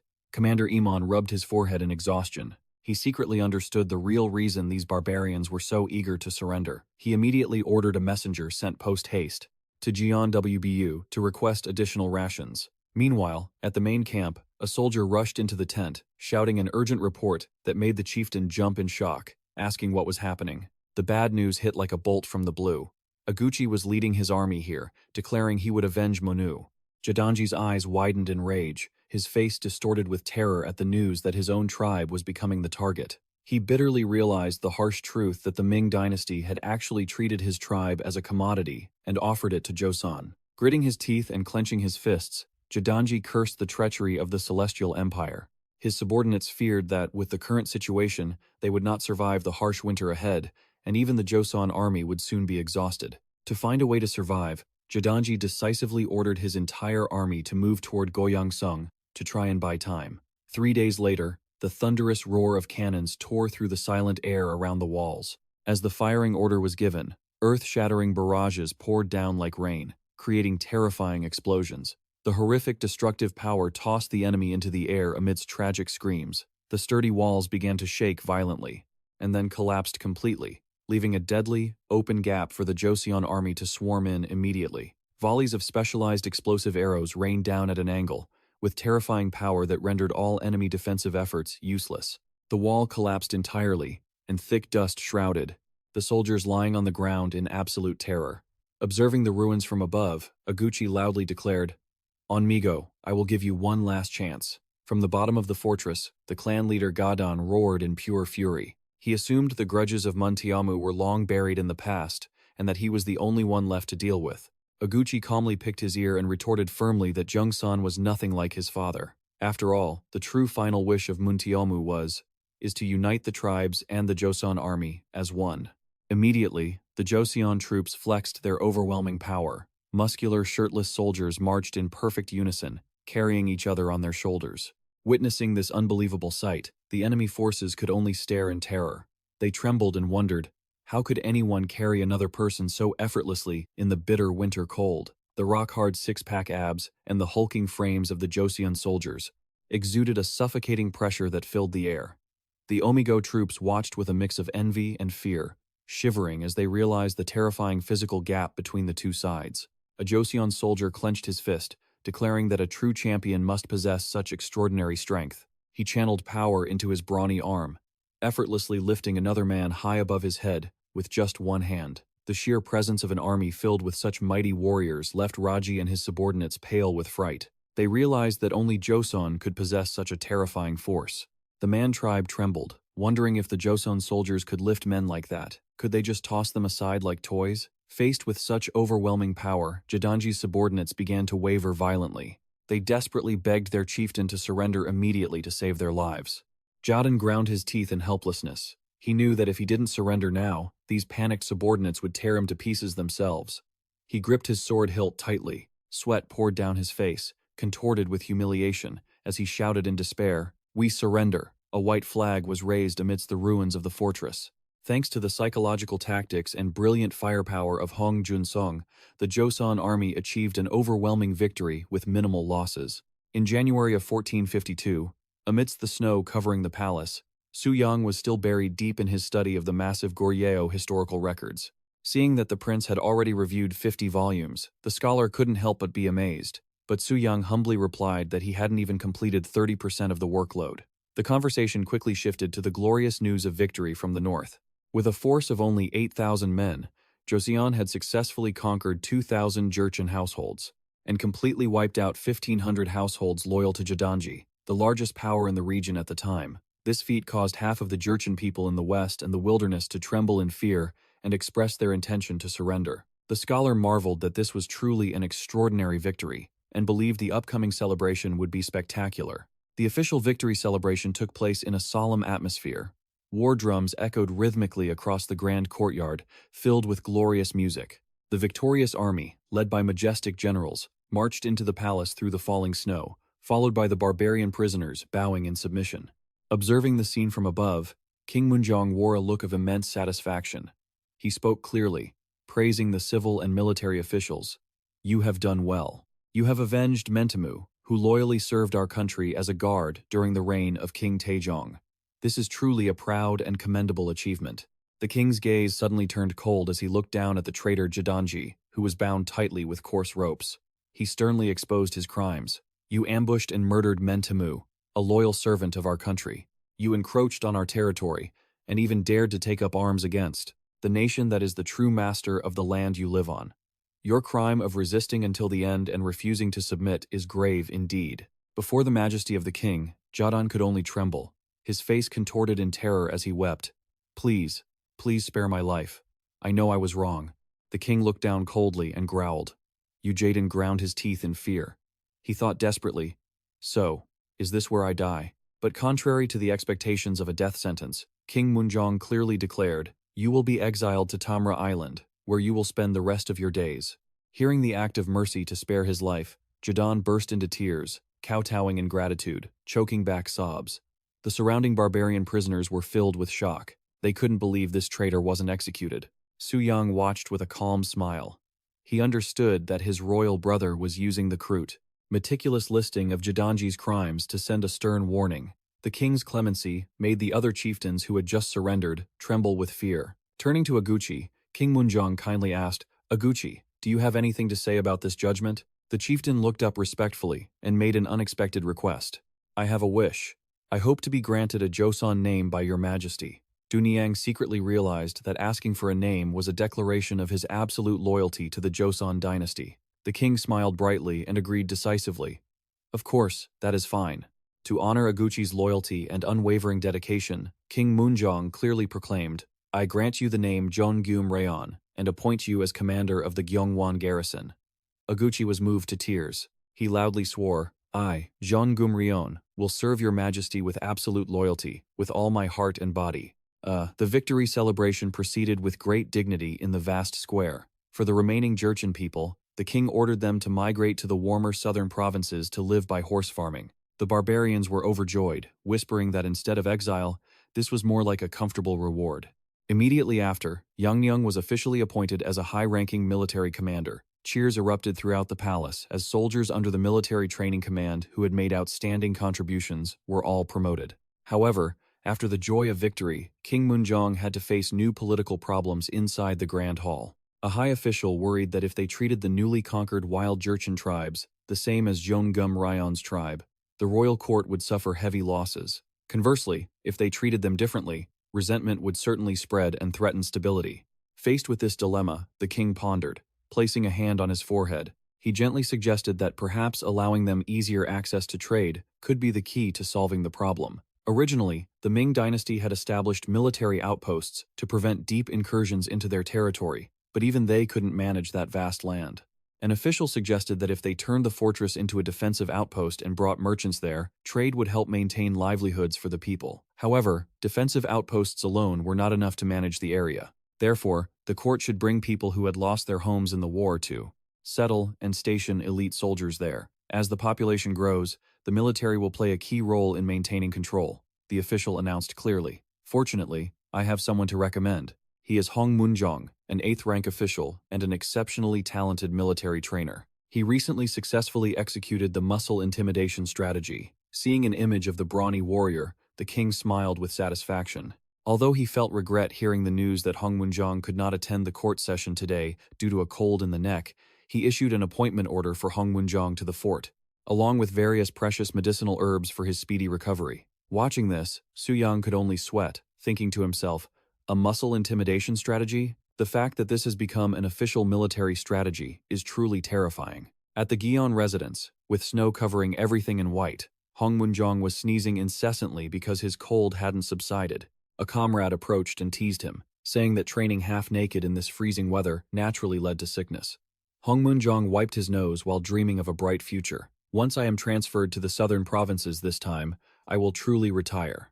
I will settle in a quiet place, train the reserves, collect my salary, get married, have children, and live a peaceful life. But that was just a distant, hollow dream for a soldier like him. At the Boitai Academy, the atmosphere grew warm as the clan leader, Jeong Giteong, was reunited with his son. The boy cheered with joy upon seeing his father, and the father couldn't help but be amazed at his son's remarkable growth. Oh my God, have you grown this much? Jeong Giteong was so moved he shed tears. He knelt down, bowed to Master Kim Ban, and earnestly begged him to continue taking care of the children. Although Kim Ban hurriedly stopped him and told him to treat him as a friend, the clan leader still maintained his proper etiquette. No, a student is not allowed to step on his teacher's shadow. Please, master, don't do that. Juni Hong was still diligently training. His powerful punches made the wooden pillar shake violently. He quietly concluded that establishing a physical training regimen not only improved health but was also teaching the Jurchen children about filial piety. However, he also wondered if filial piety would become meaningless if people weren't well fed and kept warm. Behind him, Kim Sayup was struggling to lift weights amidst the laughter of his comrades regarding the 800-pound weight. Suddenly, Suyang stopped when he noticed the gaunt and tired look on Sayup and the other scholars. A bad premonition hit him, causing him to exclaim in shock. Don't tell me, Suyang secretly wondered if Sayup was neglecting the special feast day tradition, because even he always considered it a sacred ritual.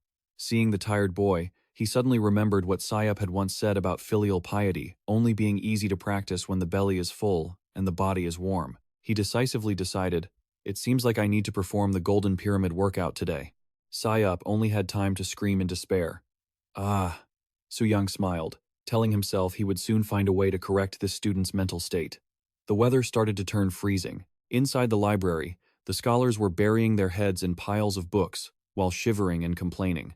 It's truly freezing today. This wind makes the cold even more piercing. Yet, in that freezing space, Suyang was radiating intense heat. A scholar was amazed, realizing they might be feeling cold and losing heat faster than usual for a different reason. Before their eyes, Suyang was diligently lifting a massive barbell, heat rising from his muscular body like a portable heater in the middle of the room. King Moonjong entered and couldn't help but be surprised to see his younger brother pouring all his focus into lifting weights instead of proofreading historical records. He remarked, "Instead of focusing your energy on rewriting history, you are pouring it all into lifting these heavy iron blocks?" Suyang enthusiastically replied, "Ah, brother, when did you arrive? To prevent muscle loss, perseverance is the most important key." After settling into his seat with the scholars, the king pondered and went straight to the point. "Since you are editing the Goryeo history, I have a matter to ask. Our country needs a strategic outpost in the north, and I am thinking of restoring something from the past." He narrowed his eyes and asked if there were any records left about the Jin dynasty founded by the Jurchen people. Suyang thoughtfully explained that in the early Joseon period, they barely knew of the kingdom's existence. Goryeo also rarely mentioned it. He cited, "According to the records of Cho Sung-ro, a highly respected minister from the previous dynasty, Balhae possessed vast territories, but was eventually completely destroyed by the Khitans." He continued about the migration of history. When the last crown prince, Dae Gwanghaeon, led tens of thousands of refugees down south to Goryeo, and the king of Goryeo granted them the surname Wang to show respect. Suyang turned to the king and noted that at that time, the reception of refugees happened so urgently that they could hardly leave behind any accurate files. King Moonjong decided to send someone to replace the work of compiling historical records so that Suyang could be free to carry out the new mission. He smiled and instructed, "Go to Gyeonggi and look for the remaining records about Dae Gwanghyun." Suyang respectfully received the order. "I understand, Your Majesty," but inside, he was forming his own scheme. Then perhaps I should take Sai-up with me and take this opportunity to correct the boy's mental state once and for all. However, before departing, Suyang told himself the most important thing right now was to organize a proper special feast day. In the dining room, the scholars were sullenly eating with miserable expressions. One person worriedly muttered about how avoiding meat would affect muscle growth, while another feared losing muscle mass. Suddenly, Suyang rushed in and roared with fury, "Since when did I teach you to eat like this?" Faced with the confusion of a scholar, who thought they should eat lightly to live simply, Suyang shouted sternly, "Haven't I emphasized this many times already? Avoiding meat for more than 3 months will harm the body even for the most erudite scholars." He declared clearly that what they needed now wasn't dieting, but nourishing their bodies well to have the health to study. Plates of fragrant, succulent boiled pork were immediately served lavishly on the table. Suyang enthusiastically explained that occasionally pampering oneself with nutrient-rich food would help relax both the body and mind, creating momentum for further progress in physical preparation. With an incredibly generous demeanor, he declared clearly, "Therefore, remember that today's special feast day is on me." The entire academy erupted in joy, with cheers of gratitude for the meal echoing through the air. Suyang diligently went from table to table, reminding the students not to forget to add fiber by wrapping their meat with fresh greens to ensure a balanced diet. Suyang spared no praise for the supplier's skill. "Choi Bi-jong, your provisions are truly top tier." In reality, just 9 years ago, those in the butchery profession were still shunned by society like criminals, but thanks to reforms and an increase in their numbers, they were now treated with much more respect. To perfect the dish, Suyang stated clearly that pepper and spices were the soul of any meat dish. He performed a masterful sprinkle of pepper, leaving everyone around him in awe of the luxury of such a rare spice, which was as valuable as pure silver. Looking at the heaping plates of meat, Suyang silently felt lucky that he possessed a significant fortune, allowing him to treat everyone to such a feast. He announced to the crowd amidst the party, "All right, enjoy yourselves today, but from tomorrow on, you must return to training hard." Immediately after, he turned to deliver some shocking news to his young student. "Sai-up, you will accompany me to Gon for about a month." Sai-up was so stunned he nearly dropped the plate in his hands. He stammered to ask for the reason, only to be told that the officials there had been training their bodies for the past year, and this was a golden opportunity for him to observe and learn. Even though Sai-up tried to decline, saying he could learn enough at the training hall, all his efforts were meaningless against the prince's determination. Suyang gripped Sai-up's shoulder to reassure him. "Don't be so tense. It won't be that difficult. Just go with a relaxed mindset." However, Suyang's beaming smile and fiery, excited eyes at that moment looked nothing less than a demon enticing its prey, making Sayup tremble and wonder whether this trip would really be as comfortable as the prince claimed. Meanwhile, in the distant Duman River region, the bone-chilling winter cold had blanketed the snowy mountain ranges. The sound of ice cracking under the horses' hooves signaled that a harsh winter had arrived. The soldiers anxiously checked on the health of Hong Jun-sung, worrying that in such freezing weather, his cold would be unlikely to subside quickly. Fortunately, Hong Jun-sung was resting right next to a warm heating wall to recover his strength. The soldiers chatted about the Jurchen people's miraculous ability to adapt. They remarked that this group was good at everything except farming. To fish in midwinter, the Jurchen had created a way to heat stones and place them on the ice to drill holes with ease. In fact, it was a Jurchen who discovered the fertile black soil in the Tumen Mountains, a place everyone commonly called AG. Meanwhile, the special administrator, Li Jiantrang, was trekking through the snowy mountains. He wondered why the Majesty had urgently summoned him at this time. The chieftain Hosein of the Hunchun region explained that while they were digging for black soil on the other side of the river, they had accidentally discovered something extremely strange. Li Jiantrang looked skeptical, because the ground at this time should have been frozen solid, making it impossible to use a shovel. Hosein explained they had to burn wood to melt the ice before digging, revealing a giant stone slab buried deep underground. At first, the old chieftain only thought it was an ordinary rock, but Li Jiantrang, after observing closely, noticed intentional carvings made with iron chisels on the stone's surface. He speculated that this place might have been the remains of an ancient structure. Hosein pointed toward other digging pits and said they had found similar stones everywhere. Li Jiantrang immediately lifted his telescope to observe the entire valley from above. Through the lens, he was stunned to realize that those rolling hills were actually not natural hills. Based on the linear arrangement and the scale of the mounds, Li Jiantrang mused, confirming that this was the site of a massive ancient fortress. He firmly instructed Hosein, "I will report this to Hanang immediately. While waiting, clear this area thoroughly." Hearing that he would be handsomely rewarded for this discovery, the old chieftain was overjoyed, rubbing his hands in delight. A few days later, at the Hall of Worthies in the capital, Suyang was hard at work with piles of documents when he noticed someone approaching. A young official in an elegant blue court robe respectfully announced, "By the king's decree, I have come to assist you in the historical revision." The young official clearly introduced himself. "My name is Seong Sam-moon, and I currently serve as a royal lecturer."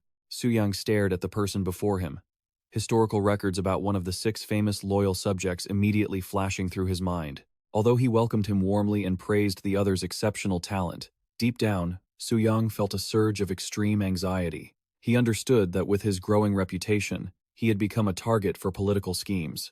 According to the flow of history, he and Seong Sam-moon would later become bitter political rivals. Suyang looked at the young official silently, wondering what the dispatch of this person really meant. Seong Sam-moon looked at the piles of books, stacked high like mountains with a pressured expression, swallowing nervously.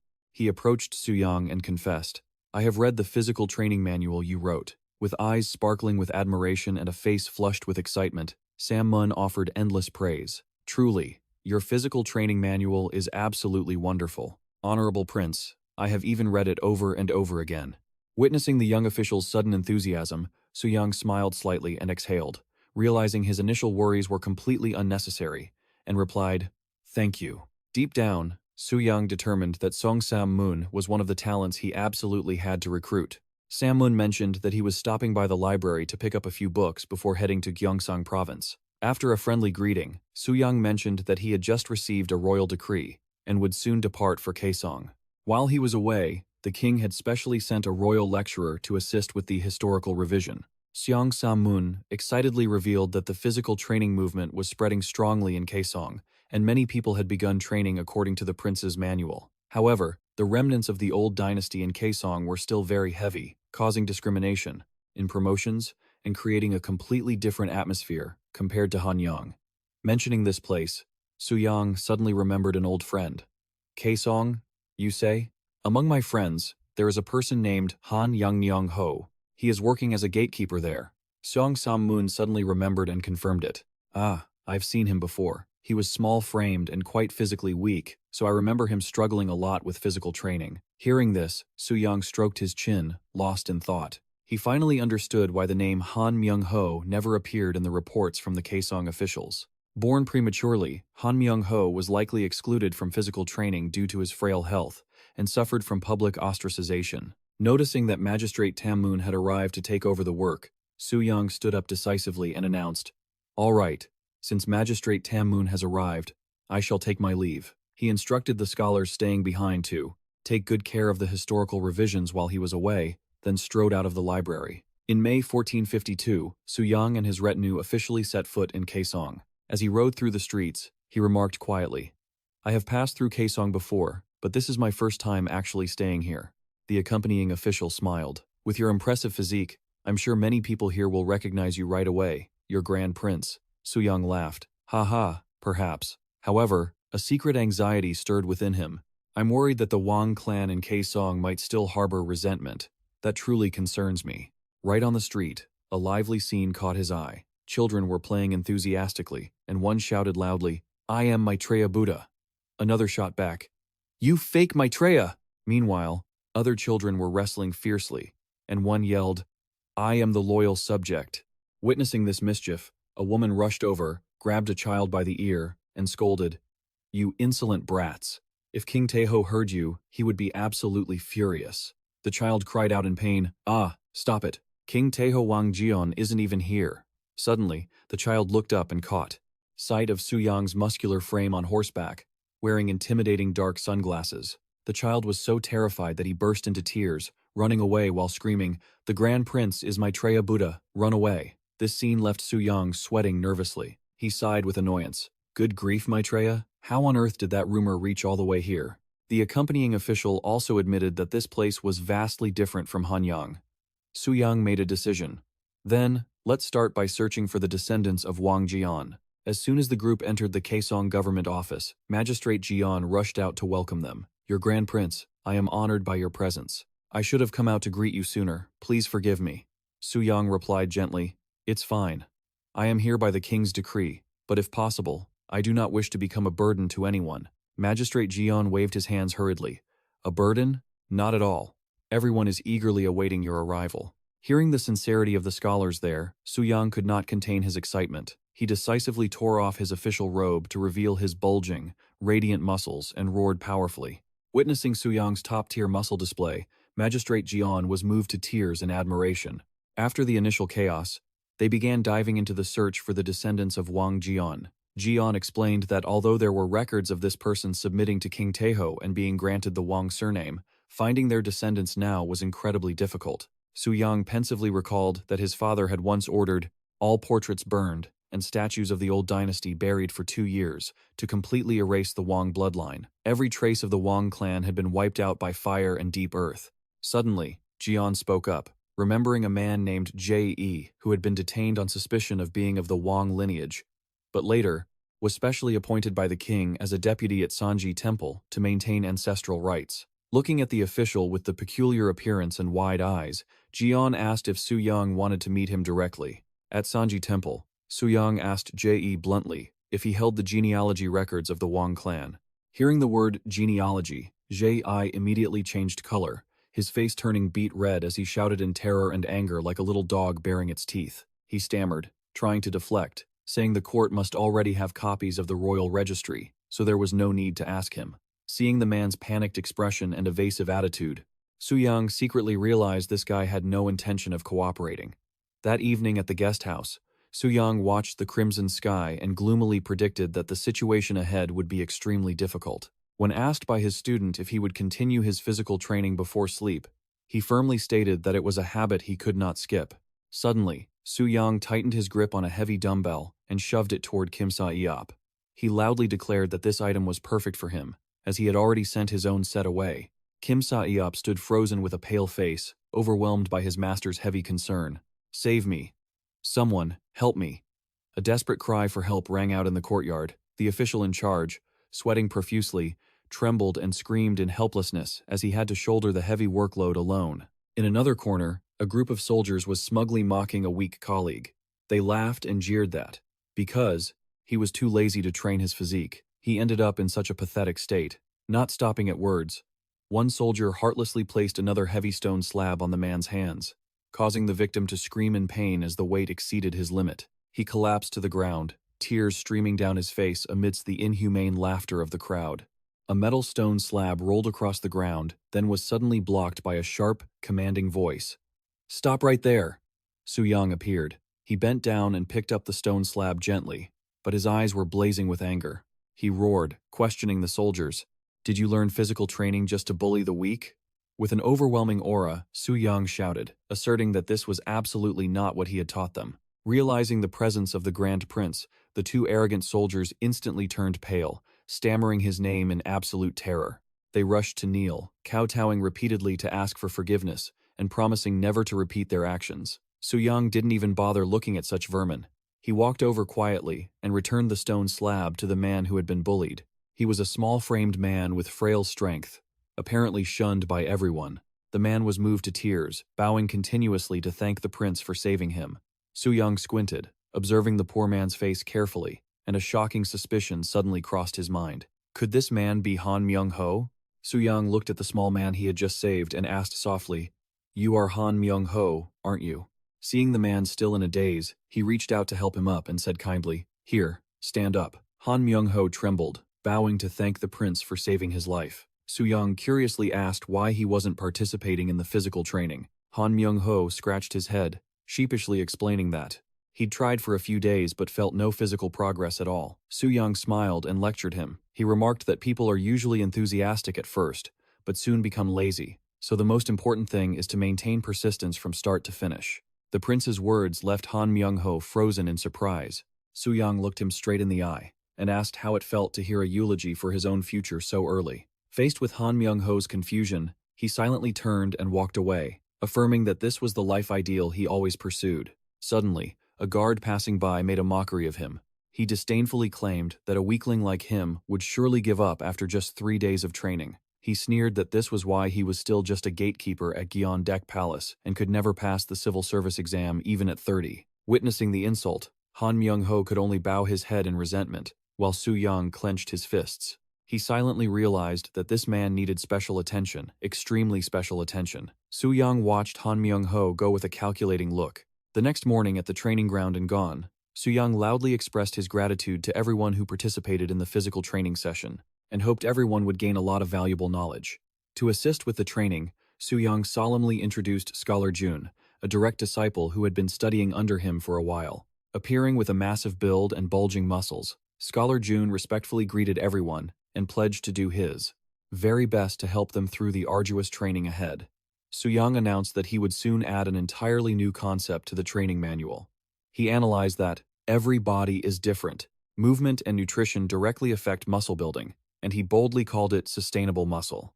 This type of muscle is only gained through proper nutrition, with eggs and meat, helping the body get sick less often and supporting a better daily lifestyle. With a bright, confident smile, Suyang channeled his strength into a powerful weight lift, radiating a brilliant aura that left everyone around him stunned in admiration. Han Myung-ho, with his cunning nature, immediately came up with a mysterious excuse. "I once heard monks say that drinking mercury can keep the body from rotting." He squinted and asked if that was what the prince was referring to. Suyang sighed inwardly. He knew well that this guy was always good at finding clever excuses to avoid training by relying on medicine. He firmly stated, "When I build this body, I only think of the king while I train, and simply eat plenty of quality meat." Suyang glared at Han Myung-ho and emphasized, "I don't touch any of that nonsense medicine." Faced with the prince's authority, he could only tremble and agree. Right after that, Suyang loudly gave the order. "All right, let's start the physical preparation session." Watching from afar, King Sejong curiously asked why the prince was paying such special attention to those two. Suyang explained that the younger one had studied at the learning hall for a year and showed promise, while the older one was being cast out by the group. Hearing this, King Sejong immediately realized, "Ah, you mean Han Myung-ho?" King Sejong sighed and said he had tried to convince Han Myung-ho many times back in Kaesong, but eventually gave up because the man had absolutely no persistence. In contrast to that pathetic state, a young disciple was performing a weight lift with incredibly skilled technique. King Sejong couldn't help but admire him. "Oh, there isn't a single wasted movement in that deadlift. And that back has a perfect curve, a beautiful posture." Even after receiving the compliment, the young man modestly scratched his head, admitting he hadn't yet reached that level, then decisively focused on his breathing to continue the set. Meanwhile, Han Myung-ho was struggling miserably with the heavy iron. He gritted his teeth, his face turning bright red as he strained to yank the bar, causing his body to fall backward with a thud. Seeing the terrible technique, King Sejong hurried to remind him, "No, don't use a jerky motion, keep it smooth." Han Myung-ho panted as if he were out of breath, complaining that he had reached his limit. Suyang stepped closer and asked about his training time, only to get an answer from the young man that he had only been training for about 7 months. According to historical records, Han Myung-ho was born prematurely, so his constitution was extremely weak. Contrary to rumors of a weak constitution from being premature, Han Myung-ho was actually a man who led a quite active lifestyle, with an excellent tolerance for alcohol and great horse riding skills. However, observing him, Suyang secretly doubted. 7 months? Surely something isn't right. Under the professional eye of a muscle fanatic, he noticed Han Myung-ho's physique resembled someone who spent all day buried in books with a forward-leaning neck, rounded shoulders, a potbelly, and spindly limbs. Han Myung-ho argued miserably, "It's just that every time I train, my body gets sore, so I have to take a day off." Suyang immediately retorted, "And then you train again when the pain stops, right?" Suyang suddenly roared in his face, making Han Myung-ho scream in terror. The prince sternly lectured, "Pain is normal." Not letting the other give any excuses, he grabbed the barbell and ordered, "I'll hold the bar with my hands. You move along with me." Han Myung-ho could only scream for mercy in despair as he was forced by Suyang into a grueling training posture. The rhythm of 1, 2, 3, 4 echoed throughout the training ground, accompanied by the prince's bone-chilling threats. "Hold it! I told you to hold it!" Han Myung-ho collapsed to the ground, crying out in total exhaustion. But Suyang wouldn't let him off yet. He picked up 2 massive weights and declared loudly, "We're not done yet. Next is chest muscles." The old man could only call to the heavens in panic, while the prince emphasized that increasing total muscle mass was the most important thing. At this moment, Suyang flexed his bulging chest muscles and stated firmly, "Once your muscles grow, people will start looking at you with different eyes." To boost his morale, he made a very tempting offer. "If you can fully keep up with my physical training routine for 3 days, I will drink wine with you." Hearing about drinking wine with the Grand Prince, Han Myung-ho's eyes immediately lit up with excitement. He loudly declared that he would give his all to return the prince's grace. 3 days later, Han Myung-ho sat at the banquet table with a haggard, exhausted face, as if his entire body had been beaten to a pulp. Suyang calmly reassured him that this was proof he had trained correctly, then urged him to eat plenty. The protein-rich ginseng chicken soup he prepared to go with the drinks.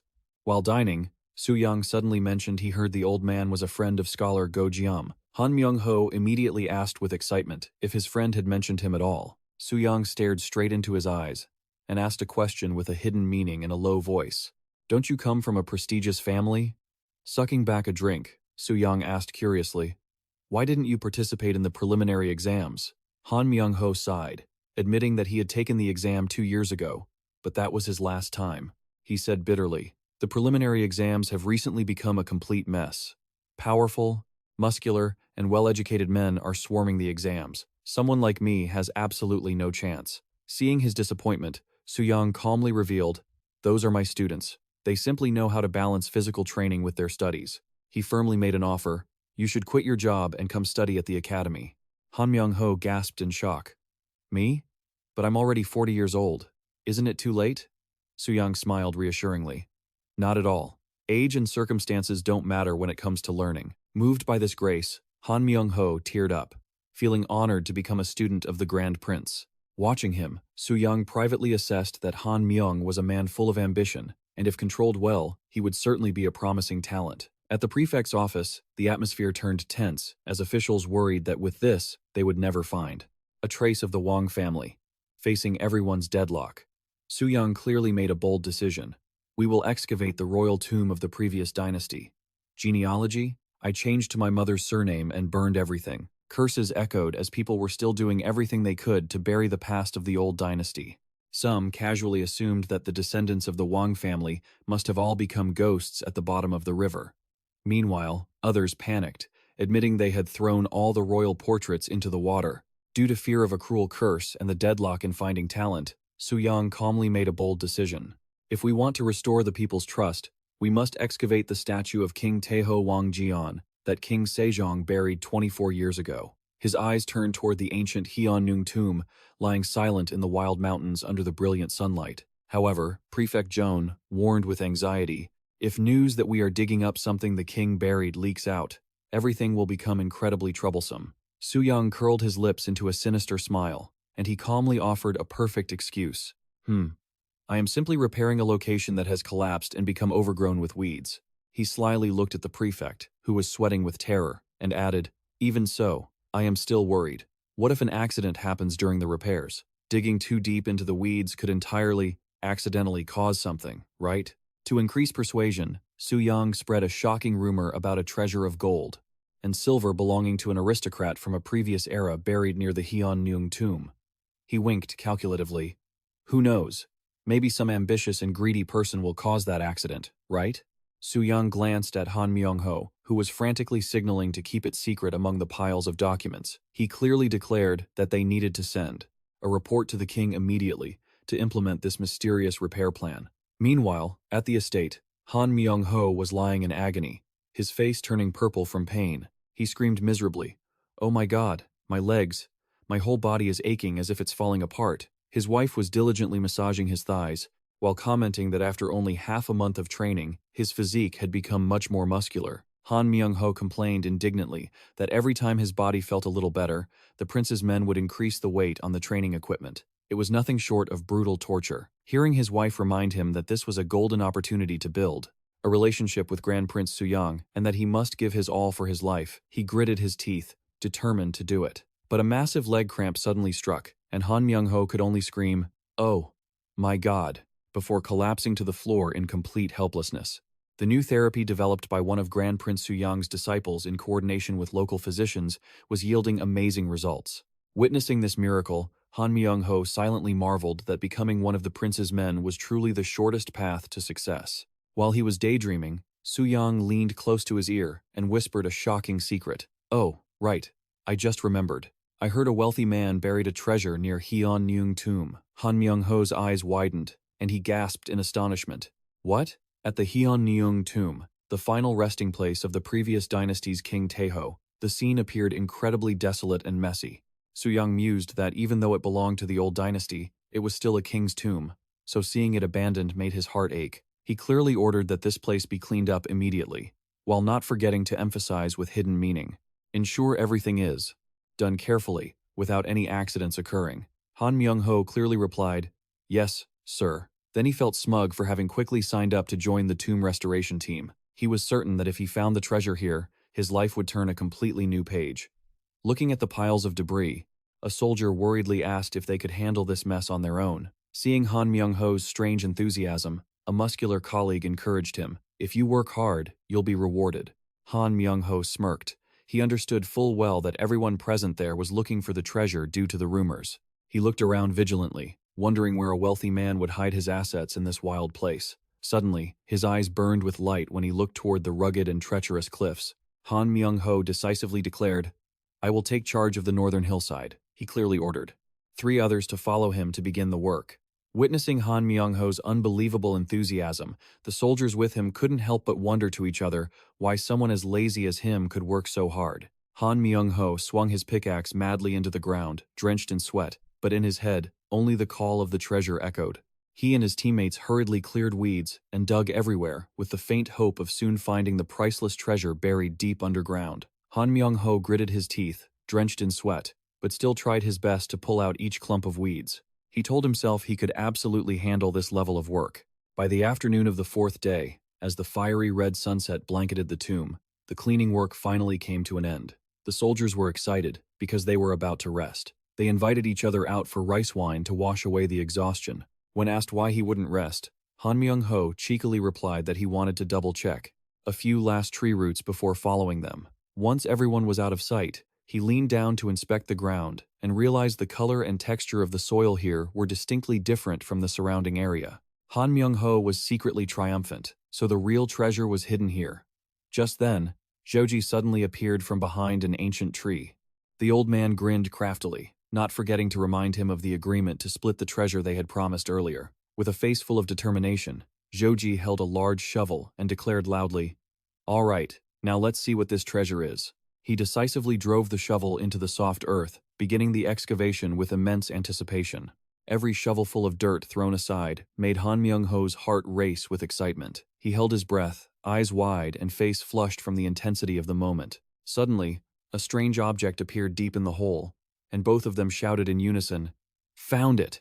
However, instead of chests of gold and silver, what emerged was the head of an ancient statue buried deep underground. Joji was shocked and asked what on earth that was. Han Myung-ho could only urge him to hurry up and pull it out first. Under the glow of the full moon in the middle of the night, both of them labored to pull the treasure from the deep hole. A faint heave-ho echoed through the silent space.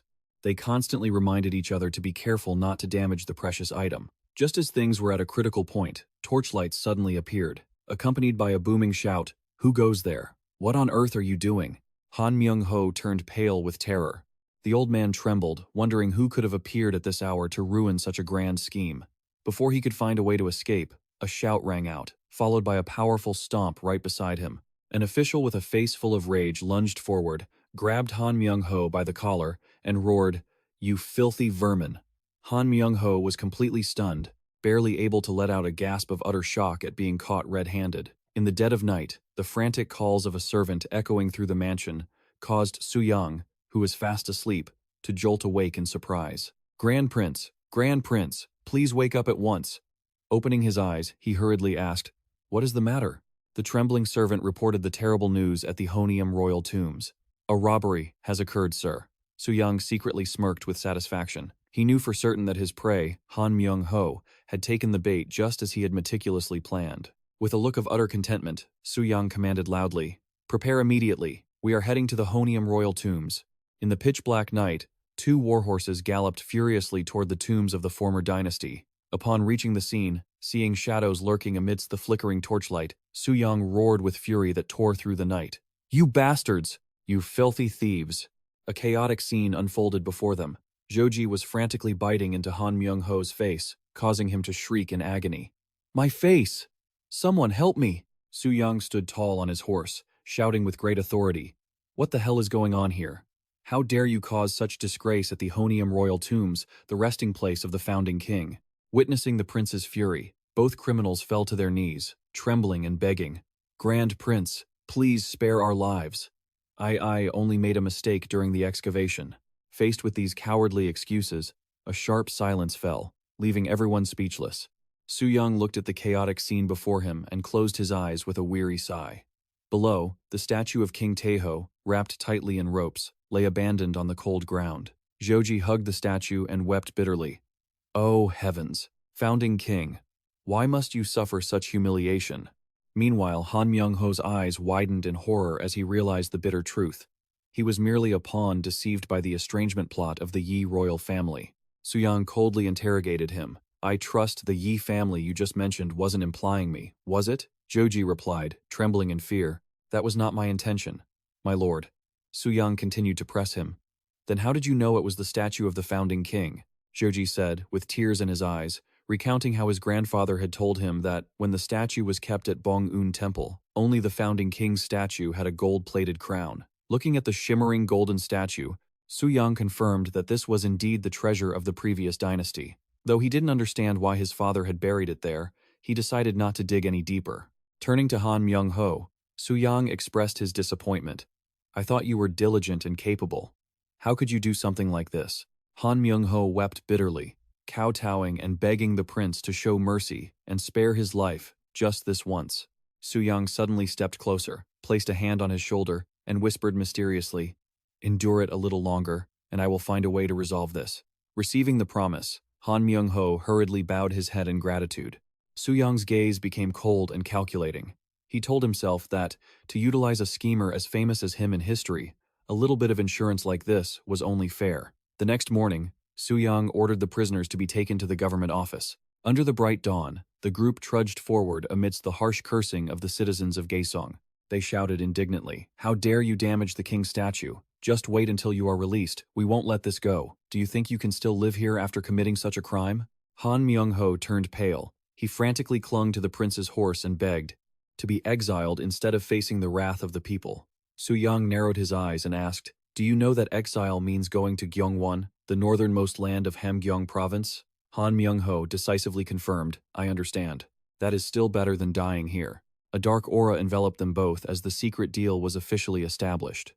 A few days later, at the government office, a surprise occurred. Joji arrived with heavy sacks and loudly declared, "Compared to the favors my ancestors have received, this is nothing." He rubbed his hands with satisfaction, suggesting the court use this gold to repair the cracks on the founding king's statue that had just been damaged. Looking at the pile of shimmering gold, Suyang couldn't help but exclaim, "This amount is more than enough for the repairs." Joji humbly explained that this was wealth he had secretly accumulated over a long time. He hesitantly made an important request. The founding king's statue was originally a symbol used to start the Lantern Festival through a solemn ceremony.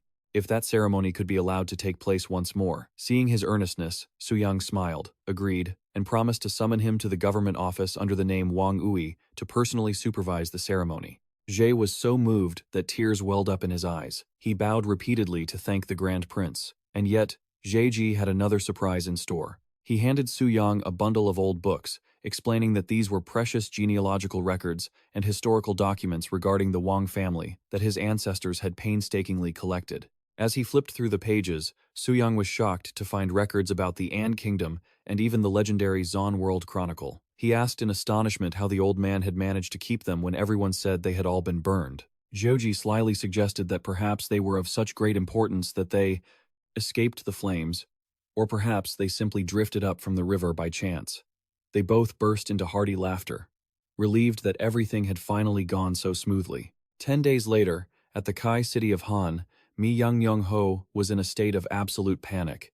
He wandered deep in the forest, sweating profusely and blaming himself for accidentally digging up the statue that the King Emeritus had ordered to be buried. He despaired, wondering what on earth he had done. Surely, he would be exiled or face the harshest of punishments. Despite his fear of the King Emeritus's wrath, he secretly hoped that Grand Prince Suyang would not be disappointed in him. Just then, an urgent summons from the imperial palace arrived, demanding that Mi Young-Ho appear in Hanyang immediately. Walking through the bustling capital, he could not help but tremble, fearing the real reason behind this meeting. When he arrived at the palace gate, a guard informed him that he had arrived a bit early and asked him to wait, as the King Emeritus would be there soon. While he waited timidly, an old man with a long white beard suddenly appeared and called his name. "You are Mi Young-Ho of the Han family in Andu, aren't you?" As he dazedly asked for the man's identity, he was shocked to realize the person before him was the renowned Chief State Counselor, Huang Hui. He hurriedly bowed in total awe. Huang Hui gripped his hand, narrowed his eyes, and remarked, "You have a very good face. If you can cast aside the worries in your heart, you will become truly exceptional." However, the atmosphere suddenly turned gloomy as Huang Hui wore a mysterious smile and dropped a bombshell. "I know everything. You will soon follow in my footsteps." Mi Young-Ho shivered in terror at the thought of working himself to death, just like the great official before him. Huang Hui leaned in close, his sharp gaze filled with pressure as he questioned, "I heard you have caused a terrible incident. Are you ready to face the consequences?" Mi Young-Ho stood frozen in place, his face pale with horror at the threatening warning. Huang Hui growled, "You have caused a terrible incident. Are you ready to face the consequences?" Mi Young-Ho trembled, sweat pouring down his face, terrified by the suffocating pressure from the old statesman. Just then, King Emeritus Sejong suddenly appeared and smiled. "Have you already started greeting Chief State Counselor Huang Hui? Sorry to have kept you waiting so long." Mi Young-Ho was flustered, kneeling down to perform a full bow. "Your humble servant greets the King Emeritus." The king gently reassured him that he had already heard the whole story from Grand Prince Suyang, so he did not need to worry too much. Mi Young-Ho was so moved he burst into tears, kowtowing to beg for forgiveness for having damaged the king's honor. The king advised him that instead of tormenting himself, he should focus on helping the new king win the hearts of the people in Kai City. But Mi Young-Ho turned pale with fear, thinking he could not continue living there because all the officials from Kai City would surely recognize him and give him no peace. Seeing through his worry, the king offered a shocking solution. "Then, change your body so that no one can recognize you anymore." Mi Young-Ho, dazed, felt his thin body and wondered how that could possibly be done. The king declared clearly that while there would be no punishment, for the next 3 years, he was required to participate in physical training and martial arts at the training hall. He asserted that once his body was filled with muscle, even his closest friends would never be able to recognize him. Mi Young-Ho could only bow and comply. "This humble servant accepts your majesty's command." The old man cried in total despair, realizing that he would seemingly never escape this grueling physical training. Afterward, Suyang officially returned to Hanyang along with the precious historical documents he had collected. Meanwhile, his brother also began to push forward with plans to develop the north based on the materials regarding the kingdom they had just discovered. At the Grand Hall, an elderly official pensively pointed at the map and stated that the most viable area for development within our territory was Donggyong Longyuan Prefecture. According to recent reports from Qingyuan, the Hosina chieftain of the Hunchun region had accidentally discovered the ruins of an ancient fortress. King Munjong nodded, confirming he had also received this news as they were trying to find the Black Land using a special method. He emphasized that this meant the next step was to pinpoint the exact location of Shangjing Longquan Prefecture. The king turned to ask his brother, based on the records that Grand Prince Suyang had compiled, wasn't there a large lake nearby? Suyang smiled and explained that Shangjing was modeled after Chang'an, the former capital of the Tang dynasty, complete with outer walls, inner walls, and a palace complex. He added that he had heard there was a river running along the west side of this fortress. King Munjong pensively looked at the map. He feared that if those massive ruins were left abandoned, they would easily become an ideal gathering place for bandits or rebels. He decisively issued an order. Let Hosina, you have rendered great service, officially submit to our kingdom, and then map out the small towns along the northern border in detail. The king's hands clenched. He firmly marked the map and declared, and let us move to bring all the Jurchen people under our rule. Before the king's fiery determination, Suyang and the ministers knelt in unison, shouting, "We obey." The political atmosphere that had just calmed down was suddenly filled with hearty sounds. This feels great. Under the brilliant sunlight, Suyang was flexing his rippling muscles, radiating heat as he performed weightlifting exercises. He excitedly shared that, indeed, training at home felt completely different. At the same time, King Munjong was also busily performing heavy weight lifts right beside him. He smiled, admitting that working out with his younger brother after such a long time was truly interesting. Suyang wiped his sweat and pondered. He understood that not many people had the courage to volunteering to head north to the harsh frontier. Munjong smiled and reminded Suyang not to forget the plans they had worked so hard to prepare together. While Suyang was hard at work training with heavy iron blocks, reports came in that over 80 petitions from illegitimate and secondary sons requesting a change in status had been submitted. With furs and supplies from the north constantly pouring into the south, these people saw an opportunity to change their lives by volunteering to develop the north for rewards. Suyang mused that he had been so busy lately editing the history of Goryeo and dealing with city planning that he had neglected internal affairs. Seeing his younger brother struggling, Munjong patted his shoulder, advising him to take a break after finishing his records and look around. Suyang revealed he had found the right person to send north. It was a 40-year-old man, a fast learner who could lift up to 750 pounds in 3 combined exercises. Although he wasn't an illegitimate son, he had a half-brother, much younger than him, and for his brother's future, he had volunteered for the frontier. Impressed by his attitude, Suyang appointed him as the magistrate of Jeojeong County. At a diner, the man, Hong Udong, was devouring a large piece of meat and loudly demanded another bowl of rice. His younger brother, Hong Judong, worriedly reminded him that he had already eaten 10 servings, but was immediately scolded by Udong for his disrespectful way of addressing him. Udong growled that he was his second older brother and demanded the proper title be used during official matters. Still not satisfied, Udong turned to the terrified shopkeeper and asked if there were any rice cakes left.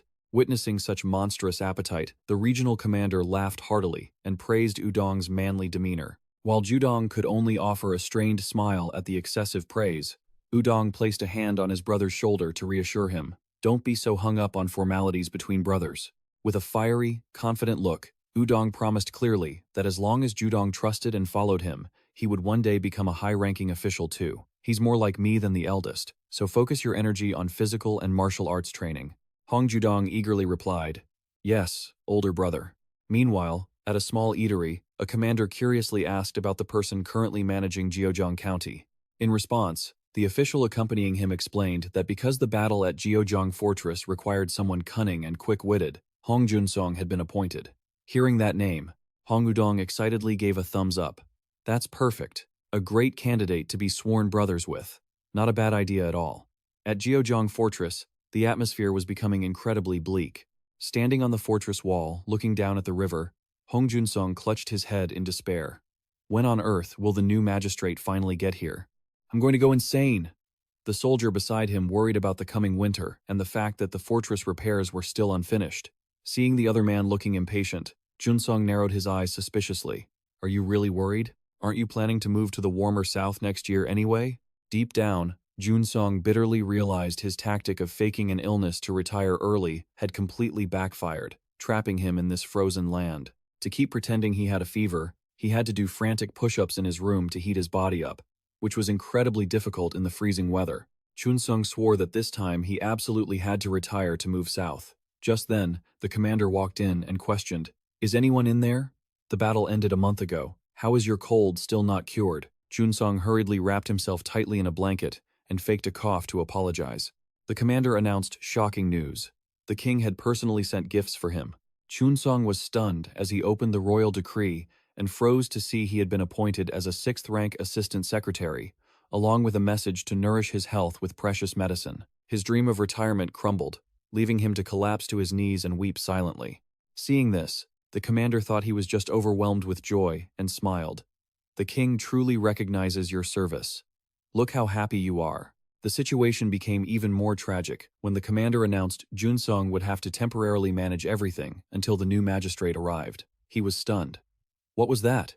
While handing over the precious medicine, the commander urged him to drink it quickly to regain his strength. Faced with the king's overwhelming concern, Hong Junsong could only look up at the sky and scream in utter despair. "No. I wish you all a safe journey to Jeojang." Before saying goodbye, Hong Judong didn't forget to advise his brother. "Older brother, stone and rice are much more expensive here. You should use the supplies stored at the local office, but the fur coats are a better price here, so you should buy one before heading north." Hearing that, Hong Udong laughed confidently. "I've trained my body using the physical preparation method. The winter cold is nothing to me." Judong was still worried, reminding him that the northern cold was much harsher than Hanyang. Udong kept walking, laughing heartily. "Haha, if you train your body using the physical preparation method, you can overcome anything." Judong could only sigh helplessly at his brother's stubbornness. Both of them finally arrived at Jeojang Fortress. An announcement rang out that the new magistrate had arrived, but what met their eyes was a desolate, strangely empty scene. Judong asked in confusion, "Is this really Jeojang County? Where has everyone gone?" Udong narrowed his eyes, concluding, "It seems something went wrong." Suddenly, a piercing scream tore through the air. "Look out! It's collapsing!" A massive stone wall crashed down right where a soldier was running away. The soldier could only gasp in sheer terror as death stared him in the face. At the split second between life and death, Hong Udong lunged like a whirlwind, using his Herculean shoulders to hold up the massive block of stone that was falling. He asked calmly, "Are you all right?" The soldier had narrowly escaped death. Trembling, he replied, "Yes." He fell to his knees, repeatedly bowing to his savior. Just then, Hong Junsong rushed over, shouting for the magistrate. Udong mused at the rubble, thinking if he had arrived just a moment later, the consequences would have been catastrophic. Hong Junsong bowed in apology for not being able to welcome him properly. Faced with the collapsing debris, Hong Junsong hurriedly urged everyone to move to a safer place. He led the two Hong brothers to a small room and apologetically explained, "This is just a temporary office. I apologize for the inconvenience." With a face worn out from exhaustion, he introduced himself as Hong Junsong, the man temporarily managing everything here as an assistant secretary.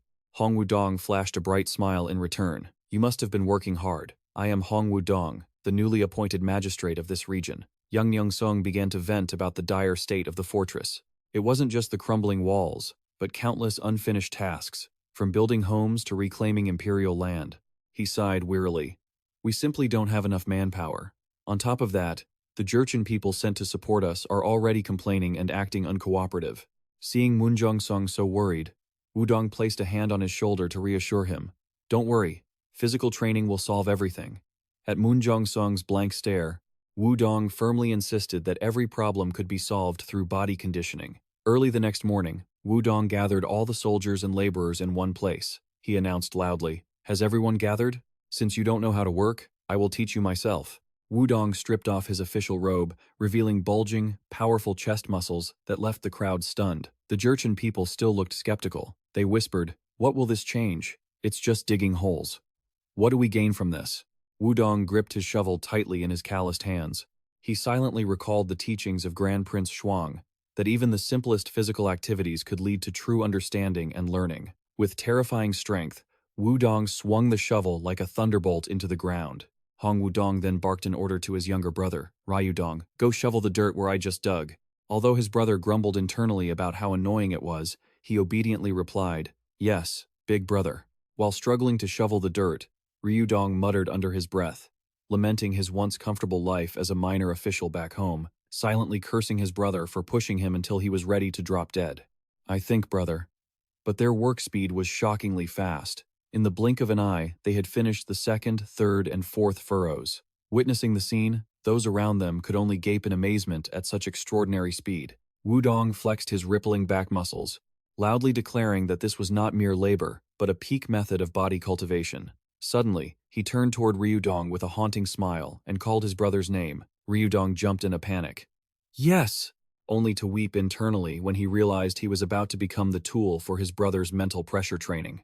Wudong nonchalantly hoisted Ryudong onto his shoulders to perform powerful squats, making the boy feel as if his soul was about to leave his body. Watching this training session, an official recognized it as the same technique the secretary's assistant used during the winter drills. Hong Jun-sung observed with a stern expression.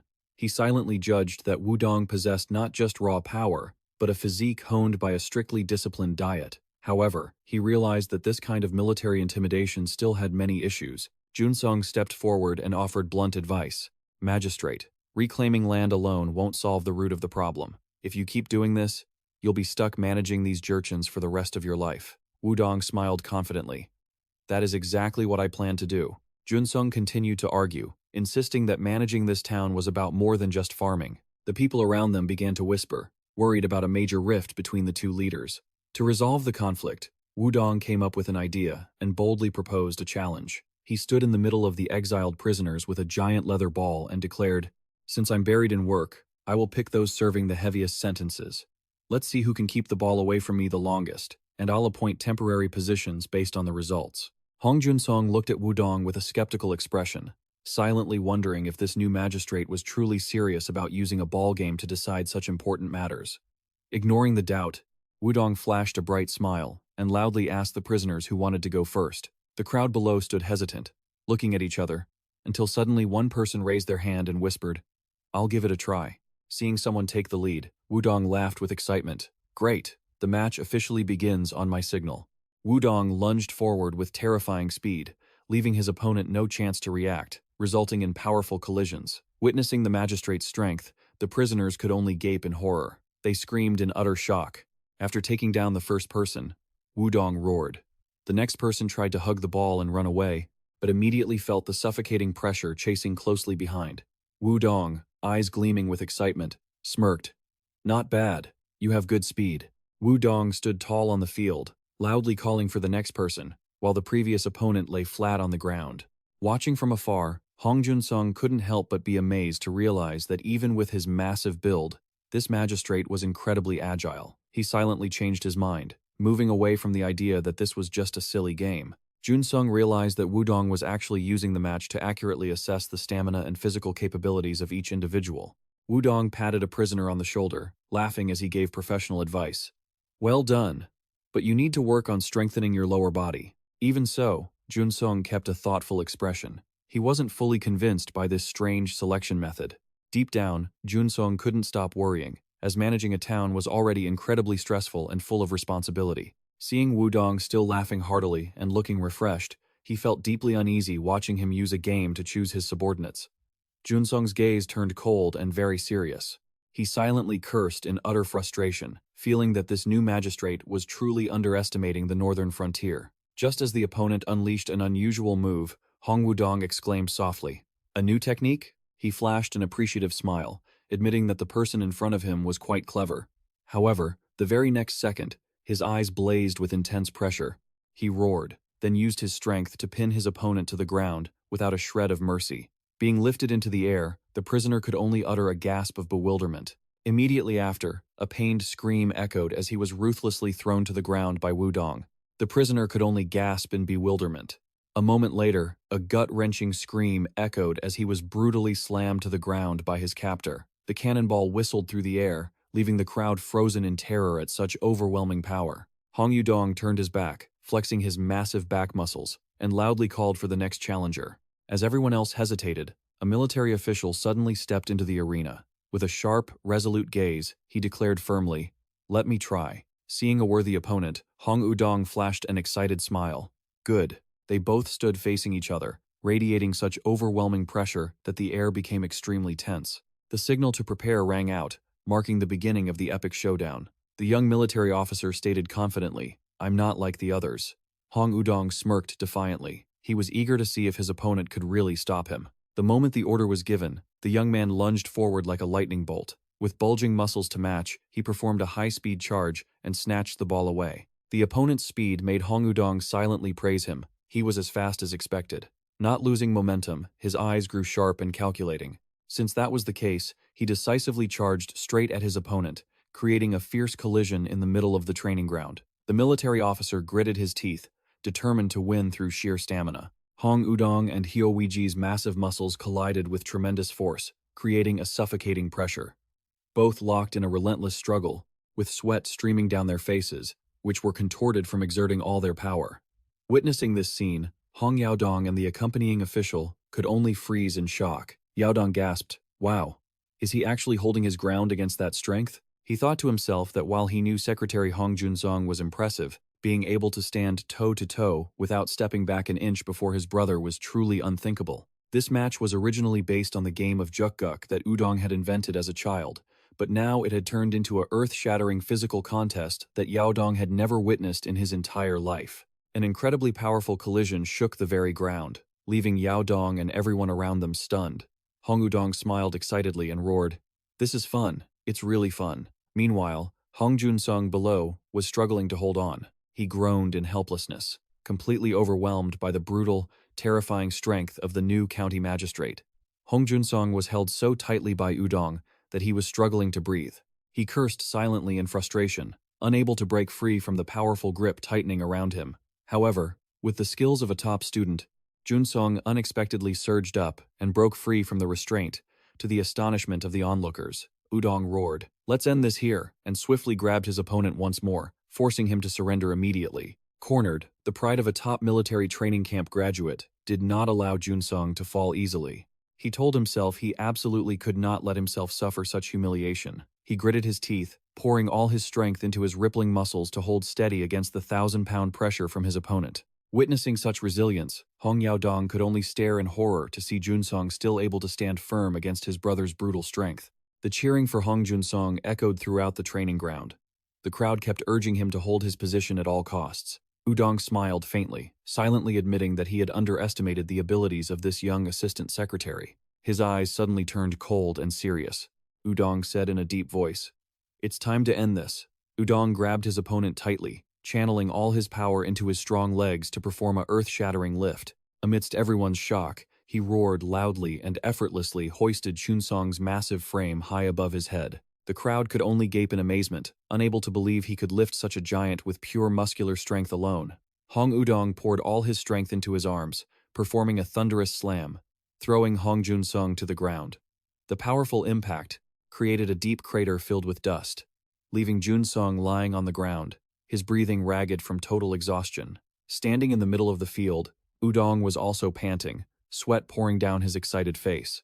Realizing he could no longer resist, Junsong weakly raised his hand to signal his surrender in total helplessness. The official match ended as night fell, covering the fortress by the rushing river. That evening, a grand feast was held to strengthen unity. Udong announced loudly, "You must all be exhausted, right? Tonight, fill your bellies with horse meat." Looking at the sizzling, fragrant grilled meat, a soldier curiously asked the magistrate why he wasn't eating. Udong smiled brightly, raised his teacup, and explained that he only drank grain tea during his muscle-toning phase. Hearing this, Junsong couldn't help but be amazed, silently admiring the county magistrate's self-discipline.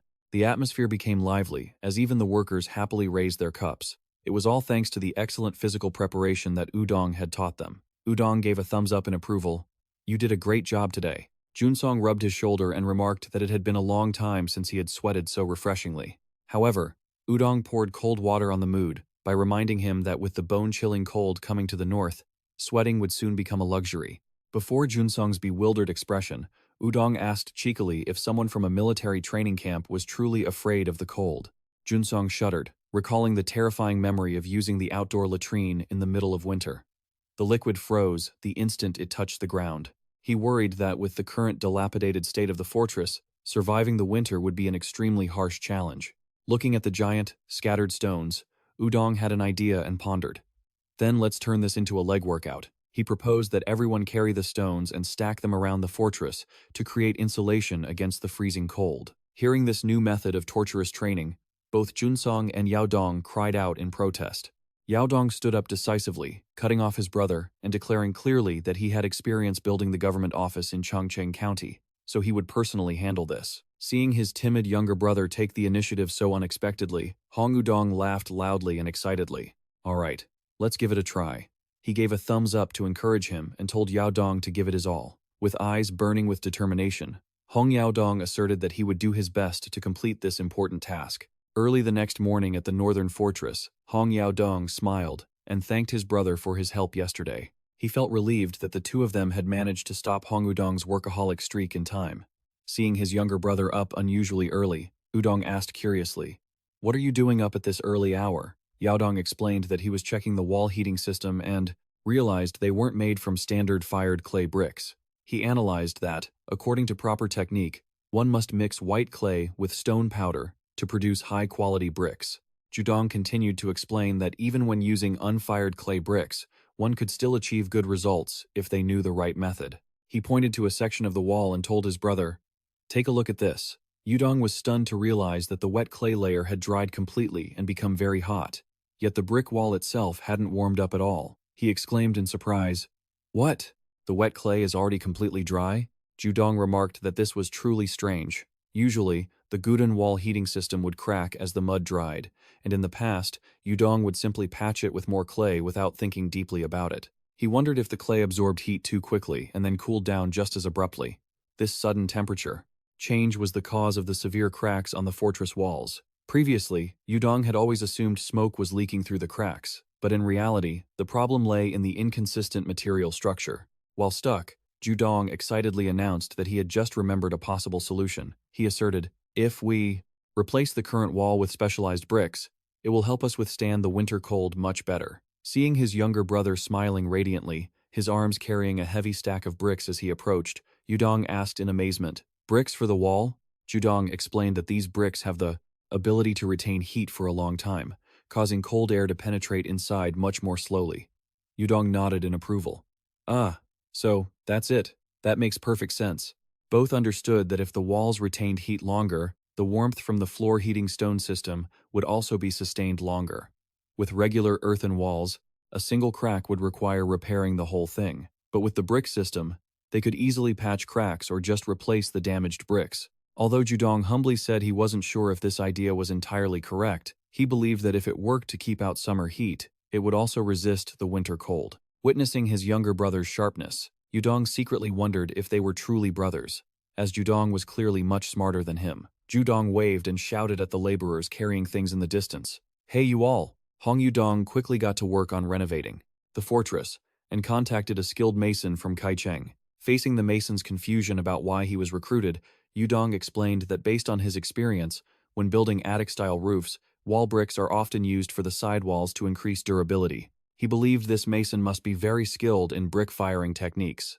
Yudong was extremely satisfied and ordered the mason to prepare a large batch of bricks, but the true scale of this request left the mason feeling anxious. With a confident expression, Yudong casually gave a staggering number. "I think about 5,000 bricks should be enough."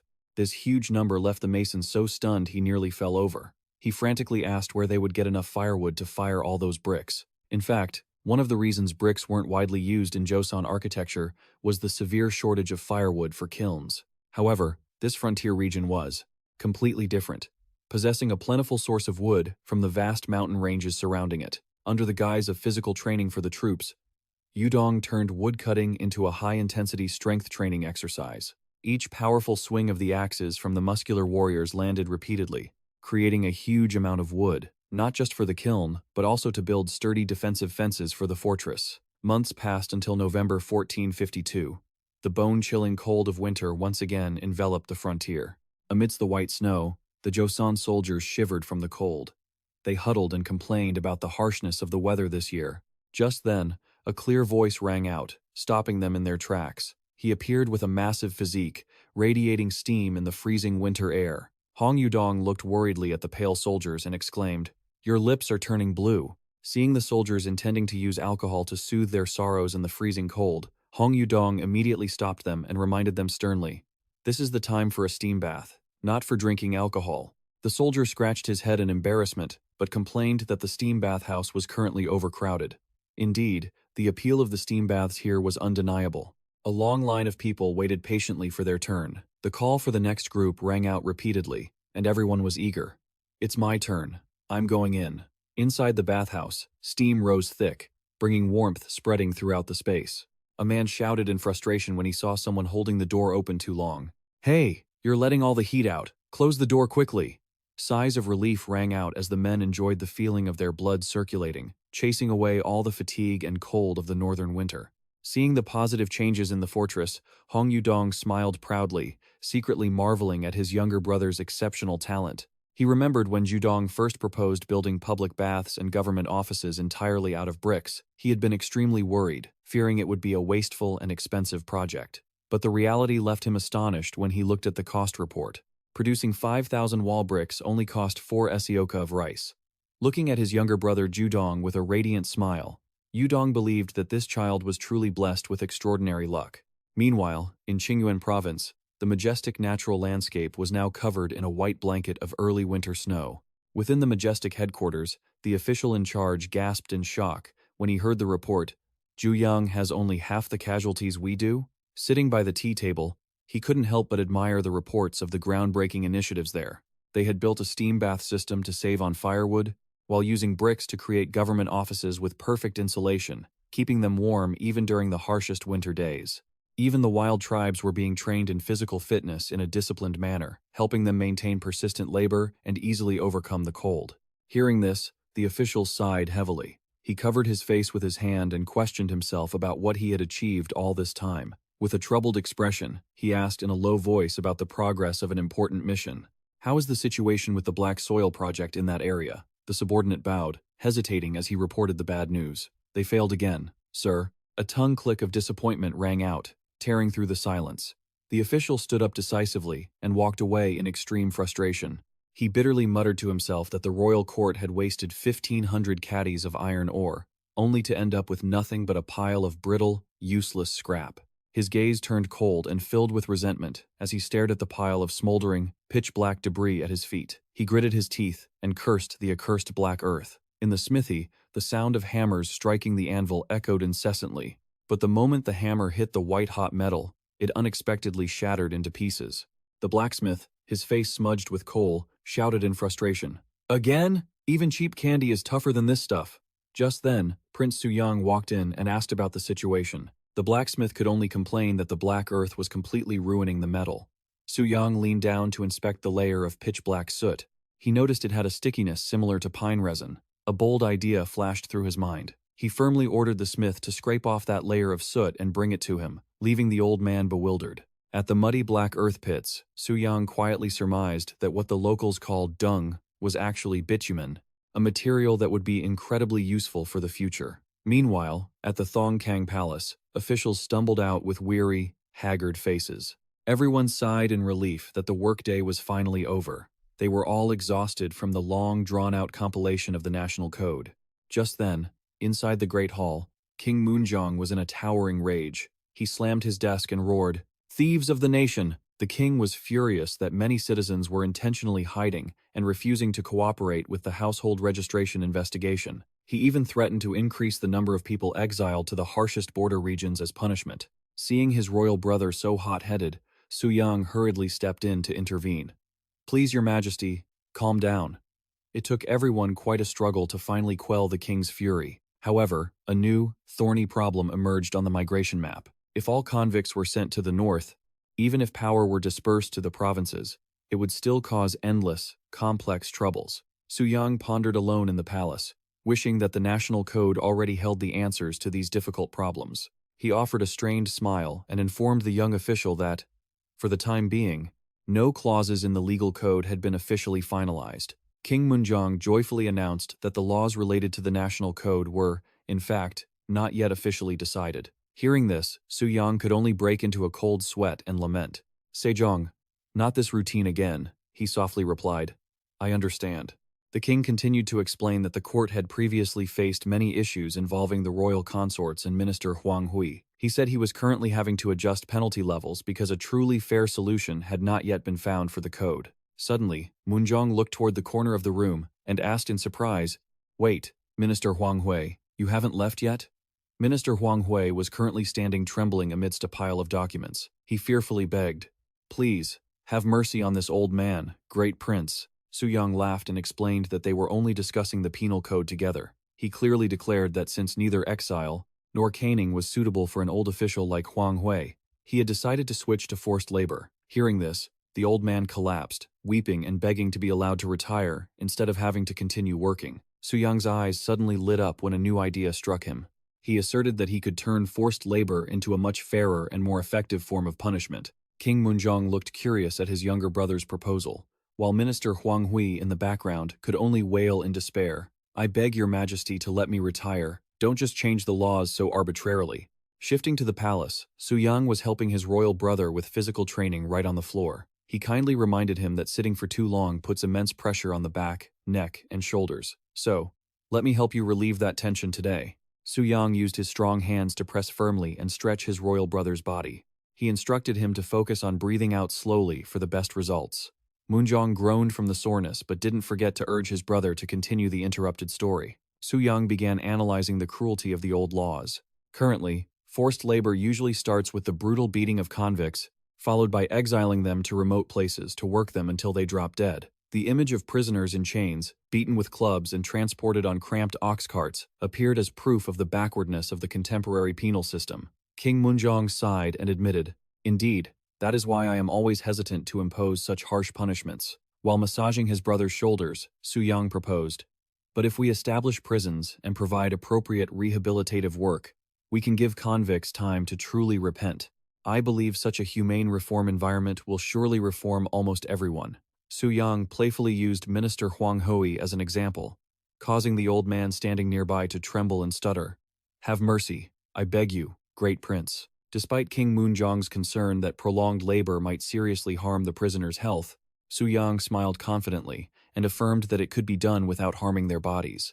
He clearly reiterated, Brother, remember the walking wheel we developed earlier? Instead of making convicts undergo arduous journeys of exile, Suyang proposed letting them walk on this giant wheel right in place. He analyzed that this would help them avoid muddy paths and harsh, freezing weather, and this could be considered a great act of mercy by the royal court. Sensing the insight in every word his brother spoke, King Moonjong closed his eyes to enjoy the relaxation and said emotionally, Your words and your care have truly lifted a mountain of burdens from my heart. As the most capable younger brother, the king decided to call this form of punishment confinement and assign officials to manage it directly. He realized that instead of having to struggle to keep track of every exiled convict as before, periodic reports would now be enough to control the situation.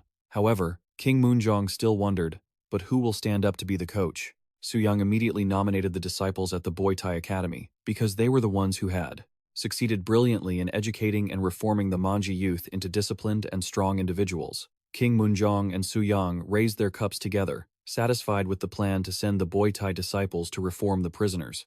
Moonjong silently appreciated his brother's thoughtfulness, then suddenly reminded him, That's enough work. Start thinking about a wife for your nephew. It was suggested that it was time to hold a coming-of-age ceremony and start planning the future for Suyang's eldest son, Hui Dong. At 16, Hui Dong had grown into a remarkably mature young man. In truth, there had been marriage proposals sent to the palace before, but Suyang had been struggling. Dealing with the lingering psychological scars of the war, his wife had skillfully declined them, letting the matters fade into the past. The first family to actively reach out and propose an alliance was the left state councilor, Hanwak. Meeting with Hanwak again, Suyang tactfully explained that the 3-year delay was due to his unstable state of mind, which made it impossible to carry out a proper marriage ceremony. When Suyang suggested sending his wife over to reconnect the bond, Hanwak looked visibly flustered. He gave a strained smile, making the excuse that his daughter still wanted to focus on her studies. Suyang quietly understood that because Hanwak's pro-Ming faction had completely collapsed, he no longer had the status to stand on equal footing with him. If he still held power, he surely would have forced his daughter to marry 14-year-old Hu Dong to become the crown princess long ago. Just as the conversation was unfolding, a call of father suddenly caught Suyang's attention. Hu Dong walked into the courtyard carrying a scroll, hurriedly apologizing for not realizing a distinguished guest was present. Suyang smiled and introduced him. Say hello to your future father-in-law and perform the proper greetings. Hu Dong bowed respectfully to the left state counselor. Seeing Hai Dong's physique, Hanwak couldn't help but marvel. He's only 16, and he already has such a robust build? Suyang gave a humble smile, replying that his son hadn't even begun serious physical training yet, then asked what the boy needed. Hu Dong respectfully presented a rubbing taken from an ancient stone stele, wondering if it belonged to the great master Muok. As soon as he saw the rubbing, Suyang gasped, "The great king's legacy." He was stunned to realize this might be one of the legendary Sansubi steles of the ancient King X. Drawing on the knowledge he gained while compiling the history of Goryeo, Suyang confirmed that this stele seemed to have existed for about 900 years. Hu Dong was filled with admiration, marveling that his father's profound knowledge was truly unrivaled. Suyang affectionately patted his son's shoulder and encouraged him to keep striving in his studies, as new discoveries were always waiting to be found. Watching Hu Dong walk away, Hanwak was stunned to see that the boy not only had an extraordinary physique but was also exceptional in academics. Suyang suddenly revealed a secret that left Hanwak shocked. The boy used to be as weak as a snail. He explained that he had applied some physical conditioning exercises disguised as children's games like hula hooping and jump rope, and the results were truly impressive. Suyang affirmed that these exercises weren't just effective for children, but also very beneficial for women. He excitedly suggested, "By the way, why don't we organize a friendly shuttlecock match so the ladies can get to know each other?" Hanwak could only stare blankly at the prince's unexpected idea. A few days later, the exhibition match officially took place to break the distance between the two families. A thunderous smash tore through the air, creating immense pressure that shook the entire court. Hanwak and everyone present stood frozen in utter shock at the power of that shot. Witnessing that terrifying strength, Hanwak's wife nervously wondered, "What on earth did I just witness?" Standing opposite her was Suyang's wife, her eyes blazing with intensity and an aura of formidable pressure surrounding her body. She gripped her racket tightly, radiating the presence of a true warrior, leaving her opponent terrified to realize that a woman could deliver such a terrifying blow. Going back a few days, Left State Councilor Hanwak had called his daughter, Suk Deok, to break some major news. He stated firmly, "Suk Deok, I've locked in the engagement for you with Suyang's son." Hearing this, Suk Deok couldn't help but be shocked and blushed shyly. Hanwak continued, "Also, Prince Suyang's wife wants to meet you once. She will come to our manor in a few days along with your second sister-in-law." Hanwak warned her sternly, "If you miss this opportunity, the marriage might fall through, so be very careful." Suk Deok worried silently.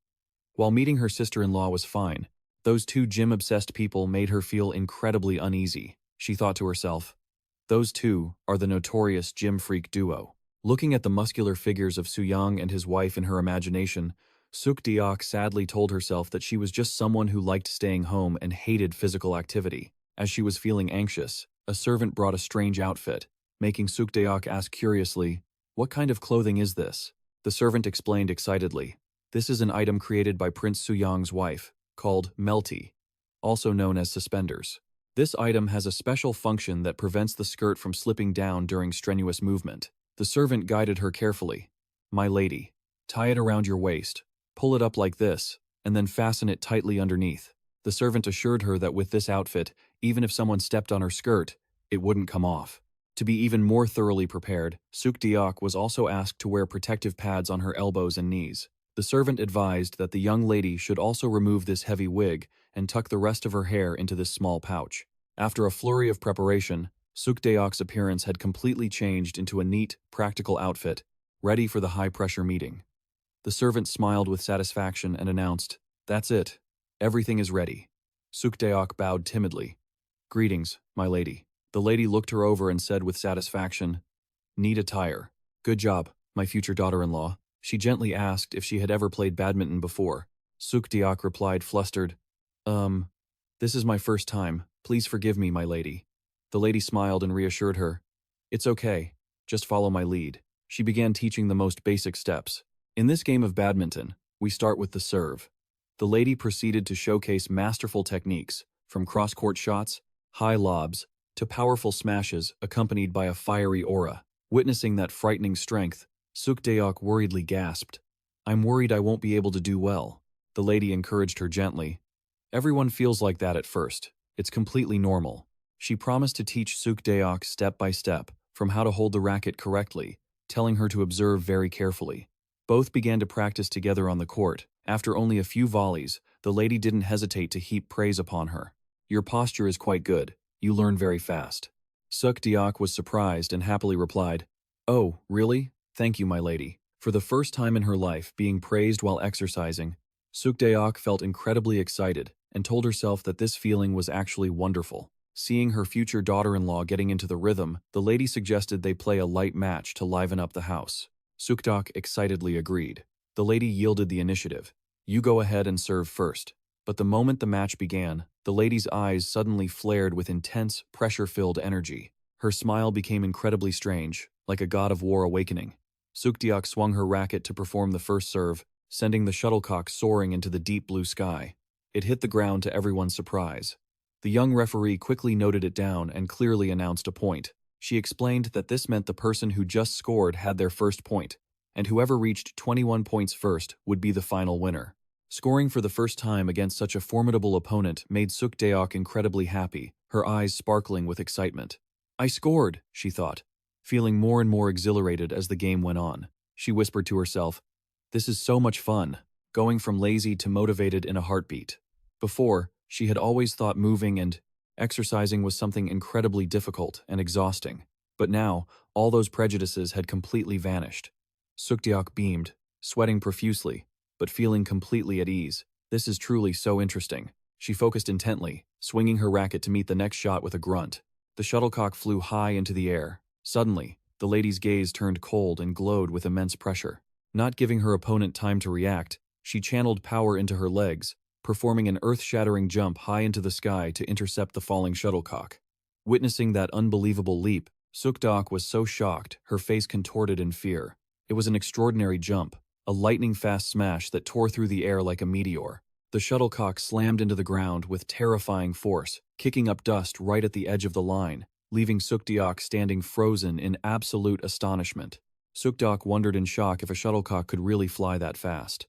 Contrary to her panic, the lady remained calm and praised her skills as quite impressive.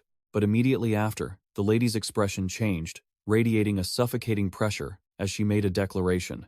"Now it's time for me to really cut loose." Sukdeok could only cry internally, realizing that the whole time, her opponent had just been going easy on her. The match continued at a frantic pace, and the score quickly rose to 5-3 in the lady's favor after a powerful shot. Sukdeok tried her best to fight back, but the score gap just kept widening, to 5-6 as she struggled to save difficult shots. The lady continuously unleashed thunderous strikes, causing the score to jump to 5-9, then 5-12, leaving her opponent helpless. Sukdeok gritted her teeth in disbelief. What kind of housewife plays badminton like a superhero? Despite being drenched in sweat, Sukdeok still tried to concentrate on catching the next shot from the lady. The lady narrowed her eyes sternly, reminding Sukdeok to prepare herself to receive the final shot. With an unyielding will, Sukdeok clearly declared that she could do it too, and decided to perform a powerful smash. But at that very moment of explosive effort, a sharp pain suddenly struck her ankle, causing her to lose her footing and collapse to the floor. Suddenly, sharp pain flared in her ankle, and Sukdeok wondered in shock why she had to get injured at this moment. Though she screamed in her heart that she didn't want to give up, she gritted her teeth, determined that she could do it. With extraordinary effort, Sukdeok poured all her strength into jumping into the air to catch the shuttlecock. A high-ranking official watching from the sidelines could only gape in amazement at the young girl's recklessness. A crisp clashing sound rang out as the racket hit the shuttlecock mid-air. Sukdeok rejoiced in her heart. "I did it." But the joy hadn't lasted long before another excruciating pain shot through her wrist, making her scream in agony. Sukdeok's eyes widened in shock as she realized that after her ankle, her wrist was also seriously injured. Her energy was completely drained, and she lost her balance and tumbled onto the dusty ground. Sukdeok lay on the ground, crying out in pain. She panted, looking up at the sky with lifeless eyes, and whispered in horror, "Is life in this family supposed to be this brutal?" Standing across the net, the lady maintained an elegant demeanor, but her hand gripped her racket handle with great power, coldly looking down at her future daughter-in-law collapsing at her feet. Seeing Sukdeok fall, Suyang couldn't help but worryingly ask his wife, "Did the poor girl faint? Did you push her too hard?" The lady quickly clarified that she hadn't gone too far. It was just that the child had truly never exercised intensely before. Suyang was still full of concern. What if she refuses to marry into our family because of this? The lady pondered for a long time, images of Sukdeok's determined eyes on the court flashing in her mind, and she silently concluded that the girl wasn't bothered by this challenge at all. She smiled faintly and asserted firmly, "That girl, I must bring her into our family no matter what." Seeing his wife's determination and enthusiasm, Suyang could only laugh in relief. Turns out I was the one worrying for nothing. Haha, with a wife this amazing, what is there to worry about? Time flew by, and soon it was the day of Hundong's coming-of-age ceremony. In a solemn space, the high official was tying the boy's hair, unable to help but admire him. The boy is as stiff as a rock. I nearly fell over tying his hair. Suyang looked at his son with a gaze full of pride and emotion. "My little boy, when did you grow up so much?" He softly asked if he was ready and received a determined answer from Hundong. "Yes, I am ready." This coming-of-age ceremony was personally presided over by King Munjong, but Hundong's courtesy name was specially chosen by the retired King Sejong. King Munjong declared loudly before all the officials, "Now, Lord Dogyun has reached adulthood and completed the capping ceremony. Your name shall be Gyeong, and your courtesy name shall be Myeon." He kindly instructed him to follow the example of Grand Prince Suyang, to dedicate himself to the kingdom, continue his studies, and always act according to what is right. Hundong respectfully accepted the order. "Your subject shall obey your majesty's command." With the radiant smile of a young official, a lucky day in April was chosen to prepare for the next grand events. Just a few days after the coming-of-age ceremony, a grand wedding was held in a very solemn atmosphere. Amidst the brilliant palace courtyard, Hundong and Sukdeok performed the traditional rituals before the witnesses of both families.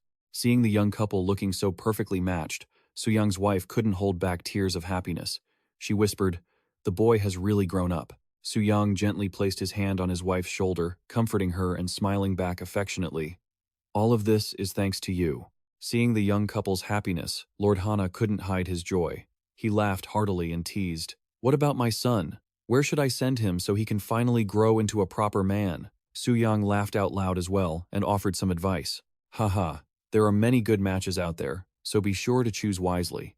Standing together under the falling petals, Huidong and Sukdeok looked like a perfect match, opening a promising new chapter for the royal estate as the young couple performed their rites. Suyang nodded with satisfaction. Seeing the new daughter-in-law brought him true peace of mind. He silently recalled that in the old timeline, this daughter-in-law was supposed to become the powerful Queen Mother Insu. Looking at Sukdeok's gentle appearance, Suyang secretly hoped she wouldn't feel afraid of life in the royal estate after the shuttlecock incident earlier. He kindly instructed the young couple, "Physical training will make your bodies stronger and improve your daily lives. Don't think of it as suffering." Sukdeok bowed respectfully, feeling relieved that her father-in-law was so kind and understanding. However, she suddenly looked up at him and hesitated. "However, I have a request I would like to make to you, father. I want to master the entire training manual." Hearing his daughter-in-law's determination, Suyang and his wife were both surprised and then burst into delighted laughter. He praised her. Your spirit is truly commendable." But Suyang lowered his voice, announcing a difficult problem. "Since I was born a man, I only understand the male body well. Currently, there is absolutely no physical training manual written specifically for women." He emphasized that all the standards and exercises recorded until now were only for men. Suyang explained that his wife had always learned directly from him step by step. Seeing the path ahead, Sukdeok told her father-in-law with full determination, "But if there is a path, there must be a way to follow it. I heard that at first, you also practiced on your own to create this physical training method. I want to grasp those basics myself." Facing his daughter-in-law's resolve, Suyang smiled and agreed. "Very well, give it a try yourself." Suyang silently made a vow. "All right, I will write a guide specifically for women." But the reality was harsher than he imagined. From inside the room, Sukdeok's shrill scream rang out, tearing through the air. His wife was ruthlessly forcing their daughter-in-law to stretch, scolding her sternly, "Why are you as stiff as a log? If you remain this rigid, then forget about training." His wife warned that if her body wasn't flexible, Sukdeok might injure her back even when just picking up ordinary objects. Sukdeok was in so much pain she burst into tears, feeling as if her legs were about to split in two. His wife demanded she exhale and relax her muscles. but the only response was the girl's agonizing scream. Witnessing this torturous scene, the servants were trembling with fear. As for Suyang, he was sweating bullets, wondering if he really should have created a training manual for women. Just then, a guard rushed over, breathlessly announcing that the king was summoning him immediately. Suyang thought to himself that he still had to finish the manual. The king surely wouldn't call him to the palace for anything too important. But the moment he arrived, he was stunned to hear news that Tsushima Island was demanding an increase in the number of merchant ships. Suyang was shocked, wondering, wasn't the number fixed at 50 ships under the Gihei Treaty?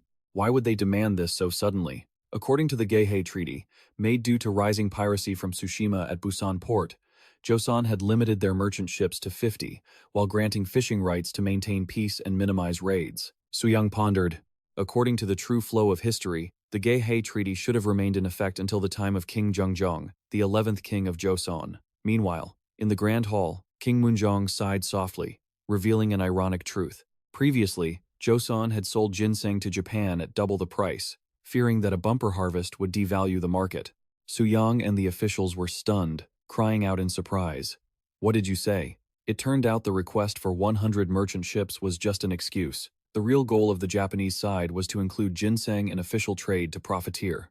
Suyang concluded that Tsushima was really just a middleman, and surely there was some force in the Japanese mainland starving for Joseon ginseng. That person was likely Aochi Hiro, the head of the Aochi clan, who had once arrogantly demanded control of the Gihei province, claiming his ancestors had lived there. King Munjong admitted a harsh reality with frustration. I don't even have a map of Japan. How am I supposed to fight them? Hearing this, Suyang was startled. Shin Suk-ju should have been the one to map Japan during his mission, but because he had let that scholar go to the Ming dynasty, the plan had gone up in smoke. An official roared in anger.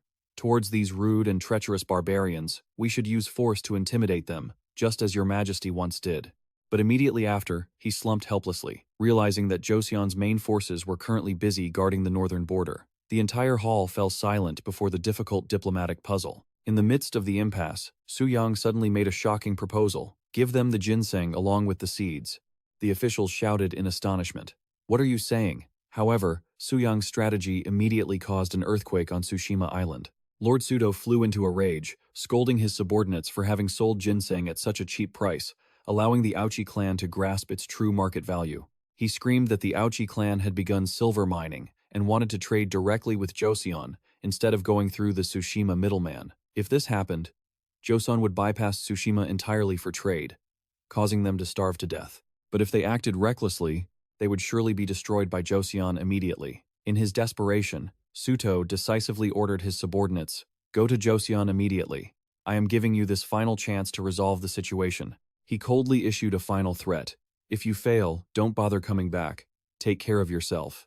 In the eastern hills, now known as Busan, 2 horsemen were walking along a tree-lined path. Among them was the interpreter Shin Suk-ju, who had just impressed the local official with his sturdy build and incredibly skillful horsemanship. At the magistrate's office, the official Dong Cheo spoke up to clear up the misunderstandings regarding the trade. There seems to be a misunderstanding here. That ginseng was not sold by the royal court, but was found in the north. Realizing the situation had many complications, he decisively ordered the young man, someone will explain this to you more clearly. Now, go with Shin Suk-ju to Hanyang immediately. As night fell, the young man stepped into a massive mansion with a look of amazement. What a grand mansion this is. Who exactly is this northern general who wants to see me? As he stepped through the wooden gates, he was stunned to see a group of strangers with the distinctive attire and hairstyles of the northern tribes. Unable to mask his prejudice, he blurted out, Wait, why? Why are these Jurchens here?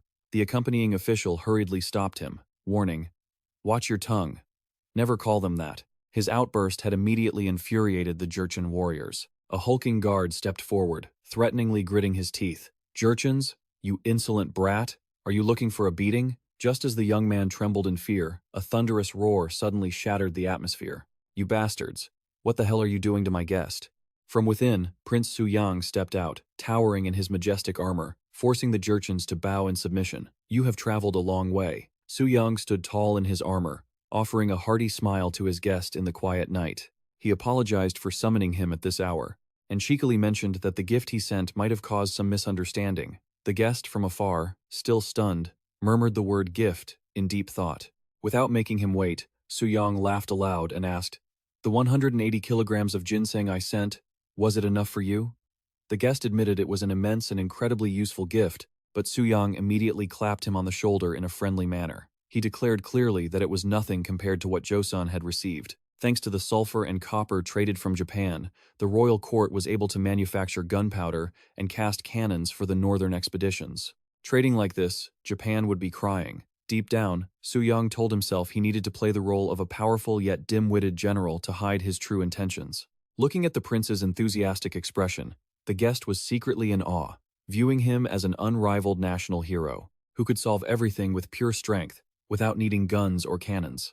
Suyang continued to analyze the war situation. He admitted that although he had conquered some Jurchen tribes, their numbers were still overwhelming. Furthermore, facing the Mongols had exhausted their military supplies, forcing him to secretly sell that ginseng to cover costs without informing the court. Suddenly, the accompanying official revealed that in Japan, the Mongols were often called Mukuri. Hearing this name, the guest gasped, shouting, "Mukuri!" He couldn't believe the Mukuri, who had crushed the Kamakura shogunate, were now facing Joseon. Suyang's eyes suddenly became cold and menacing. He spoke in a low voice about how he had once captured the Khan of the Jurchens alive, but let him escape secretly in the night. He gritted his teeth in regret, stating he should have killed him on the spot. Hearing about the incident with the Jurchen Khan, the guest from Tsushima was so shocked his eyes widened. He stammered, "Did something like that really happen?" Suyang sighed, pretending to be dejected, and replied, "We have suffered heavy losses because of that." The guest curiously asked what the prince meant, then began to tearfully recount his own hardships. The profits from ginseng were so great that others grew jealous. They constantly attacked, to loot and seize our harvest. The old man choked up, revealing that other powers were even eager to eliminate Tsushima just to trade directly with Joseon. Images of masked assassins slaughtering civilians, leaving bodies scattered across a desolate village, haunted him. The guest trembled, thinking to himself, "At this rate, we'll either be wiped out or starve to death." He knelt to the floor, kowtowing and begging, "Please, please save us." Seeing the prey had completely fallen for the trap just as planned, Suyang wore a sinister, calculated smile, thinking, "Hooked." Immediately, he changed to a kind tone, reaching out to help him up and reassuring him, "You have truly suffered. Stand up now." Suyang clapped his hands and declared, "I just had a wonderful idea." He placed a small pot of ginseng on the table and suggested, "I will personally meet your general and hand over the ginseng seeds. Why don't you try growing them yourselves?" Before the stunned guest, Suyang affirmed that he would personally join the diplomatic mission to Japan to deliver all the ginseng to the general, while officially establishing that trade with Tsushima would continue as usual. Hearing a glimmer of hope for his entire tribe, the guest from Tsushima sobbed with happiness, continuously thanking the prince with overwhelming emotion. Suyang smiled and waved his hand, telling him not to worry. The guest remained bowed to the floor, wondering how he could ever repay such a monumental favor. Suyang smirked with hidden meaning. He clearly replied, "No need, no need. It's too early to thank me now." At Nanzenji Temple in Kyoto, Japan, Hosokawa Katsumoto sought out his father-in-law, Yamana Mochitoyo. He urged father-in-law, stop pretending to be a monk and come out to discuss the fate of the world. Katsumoto revealed that the war situation was extremely tense as both the Ming dynasty and Joseon were facing the Mukuri forces. Even the Ming had suffered defeats, and Joseon was struggling to hold its ground. Katsumoto asked in astonishment, "Are you saying that even the powerful Ming needs Joseon's help?" Katsumoto confirmed it and said that to prepare supplies for the war, Joseon was sending both ginseng plants and seeds. Hearing this, Yamana Mochitoyo was stunned. He couldn't believe Joseon was willing to offer its national treasure, even the seeds, to trade for Japanese copper and sulfur. Katsumoto announced one more shocking piece of news. The legendary general of Joseon, Grand Prince Suyang, would be participating in this diplomatic mission. He decided then and there, "We leave at once. I want to see that general's face." Yamana Mochitoyo's eyes burned with determination. He lowered his voice, "I must meet that man in person." In October 1453, at a Joseon port, the atmosphere was bustling with ships preparing to set sail. Buckets of black soil brought from the south were being transported, leaving the workers wondering about the use of this foul-smelling substance. A worker explained that this bitumen had been tested successfully in the south. It helped prevent sea worms from boring into the ship's hull, significantly extending the lifespan of the vessels.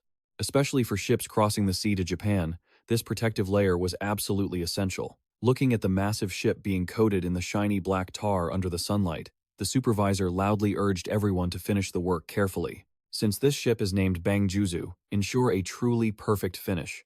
The head shipwright shouted loudly, brimming with excitement. A month later, Suyang stood at the docks, gazing at the white sails catching the wind, feeling a wave of nostalgia. The last time we went to the Ming Dynasty was 10 years ago. Perhaps we'll create another miracle in 12 days. The general was handling diplomacy like he was racing in a Formula One car. Seeing his brother looked worried about his health, Prince Anpyeong quickly reassured him. No, my body is feeling stronger than ever now. Just then, Suyang noticed a high monk approaching and exclaimed, Great Master, you've arrived. It was Great Master Sinmi, whom Anpyeong had personally sent a palanquin to fetch for the delegation. The master smiled faintly, grateful for the opportunity to connect with the Japanese Buddhist community. Suyang had always felt guilty about the Nasuran performance incident during the Mid-Autumn Festival last year, which had offended the religious community, so he saw this as a golden opportunity to make amends. Suyang beamed. Amitabha, the master's heart is as vast as the ocean. Surely you have long since forgotten that matter. On this diplomatic mission, Anpyeong would serve as the deputy envoy, while Suyang took on the heavy responsibility of chief envoy. Anpyeong smiled brightly, asserting that there would never be a more glorious diplomatic mission than this. Brother. Suyang's eyes blazed with determination as he replied, Indeed. I am also very much looking forward to this journey, Suyang declared brightly. Even while on a diplomatic mission, we must not neglect our muscle training. I've ordered all the dumbbells to be moved onto the ship. Witnessing this excessive fanaticism, Prince Anpyeong could only sigh. Are you a person or a gym machine, Your Highness? Great Master Sinmi, standing nearby, could only press his palms together and chant, Amitabha, but immediately, a cry of protest erupted. No, absolutely not, Suyang asked in astonishment. Huh? It's fine. It turned out he had missed one important detail. The Jurchen soldiers might have had experience sailing on small rivers, but they had never faced the vast, open ocean. A soldier screamed in terror, I'm not getting on that ship. I'd rather swim across myself. Suyang approached to ask what was happening and received a desperate reply. I heard that we will have to continue riding on the sea even after we reach Japan. At this rate, we'll wither away and die. Seeing this, Suyang excitedly reassured them, Don't worry, I will speak to the Japanese officials so you can travel by land as soon as we dock. An official asked in panic, Can you really do that? With a sinister smile, Suyang declared loudly, Don't worry, it's a small matter. Japan does as I decide. The official could only gape in shock. Forcing a massive delegation of 600 people to travel by land was, in reality, an act of extreme disrespect and unreasonableness. However, Suyang thought to himself that if he were playing the role of a crude and reckless general, this plan was absolutely perfect. He laughed and hugged the official tightly, making him cry out to the heavens, while Young Neong advised everyone to stay calm because his brother always knew what he was doing. Suyang barked the order, All right, weigh anchor. The majestic Joseon fleet sliced through the waves to head out to sea. Half a month later in Nagato, Japan, the appearance of the fleet caused a commotion. The local people whispered and gossiped. What is that black, demonic-looking ship? Run away before it swallows us whole. Amidst the crowd, the local Lord Yamana Sozin, with his signature bald head, observed silently. He smirked calculatingly when he saw the delegation bypass Tsushima Island to head straight here. Sozin told himself he would infiltrate the Joseon delegation to observe them closely over the next few days. As soon as the fleet docked, the Japanese people couldn't help but be stunned to see the Joseon delegation arrive. They exclaimed in amazement, What is this? Is the gate too small? No, it's because he is too big. Sitting majestically on a giant black stallion, Suyang looked down and thought, What the hell are these dwarves doing? The welcoming official respectfully held the reins and reminded him, Please dismount carefully, my lord. Suyang laughed loudly in reply. Haha, you're the one who should be careful. He jumped off decisively, creating a shockwave that kicked up a cloud of dust, then announced loudly. Suyang stood tall, radiating an overwhelming presence as he introduced himself. I am Grand Prince Suyang, the chief envoy of the Joseon diplomatic delegation. Facing him, Uchi Norihiro stuttered, introducing himself as a representative of the Aochi clan. Just as the atmosphere grew tense, the excited cheers of the Jurchen soldiers rang out. We're on land. Japan didn't sink. We didn't drown. Brothers. They frantically rode their horses and jumped off the ships, screaming in joy because they had finally escaped the drifting at sea that they thought would be the death of them. The appearance of the Jurchen warriors in animal skin clothing caused the locals to gossip. Are they Jurchen? Look at the animal skins they're wearing. Joseon must be very wealthy to use them as guards like that. I want a piece of that fur too. The honored guests have arrived. Aochi Norihiro invited cordially. The banquet is prepared. Please join us. Suyang excitedly agreed, but he immediately noticed the monks standing in the distance. He heard they were high monks from famous temples in Kyoto who had gathered to welcome the delegation. Among them was Great Master Soen from Nanzenji Temple. Suyang was inwardly amazed to realize this was a legendary figure from the pre-Sengoku era he had heard of. It was Yamana Sozen, a man who had become a monk to yield power to his son, but was still secretly controlling all state affairs from behind the curtains. Suyang judged that his presence must have deep political motives, which was exactly why he had prepared a suitable counterweight. With a calm smile, Suyang declared, "What a fated meeting. We also have with us a virtuous high monk, Great Master Sinmi." The Great Master, with his long white beard and majestic staff, slowly stepped off the boat for all to see. Upon meeting, Master Sinmi left the Japanese monks stunned when he began speaking in fluent Sanskrit. "It is an honor to meet you through the introduction of the Grand Prince. Since we all speak Sanskrit, we will not need an interpreter." Master Sozen was stunned, stuttering, unable to understand what was happening before the immense erudition of the monk from Joseon. Hawiji and the high monks exchanged greetings with absolute respect. Watching this scene, Suyang was secretly triumphant. He knew that if he hadn't brought Master Sinmi, these people would surely have found a way to plant someone to spy on him through the translation process. Nice try, Suyang thought to himself as he entered the banquet. But the formal atmosphere turned into horror when a Japanese woman with a chalk-white face and blackened teeth approached to serve the wine. Both Suyang and Ampyeong were startled, their faces contorted with fear as they waved their hands in refusal. Firmly, they said, "We will pour the wine ourselves." Even as the woman pleaded with a puzzled expression, the two princes adamantly pushed her away. "No need, I'm fine." The woman stubbornly moved closer, with a haunting smile and blackened teeth. "Please, let me serve you for my own sake." Faced with such a terrifying sight, Suyang and Ampyeong shouted in unison, desperate. "No, thank you. Just stand over there." Seeing the tense situation, the host hurriedly pivoted to introducing a special dish. "Since you are from Joseon, we have specially prepared mountain whale hot pot for you to enjoy." In reality, due to the public ban on eating meat since the 7th century, the Japanese often called wild boar mountain whale to bypass the law. Wild boar turned into whale, quite a clever trick. Suyang curiously observed the meat in his bowl and realized it was definitely wild boar prepared specifically for the delegation. However, as soon as he put a spoonful in his mouth, his face immediately paled, turning blue with horror. This smell. Did they not drain the blood properly before cooking it? Young Nyung, sitting nearby, felt just as nauseated.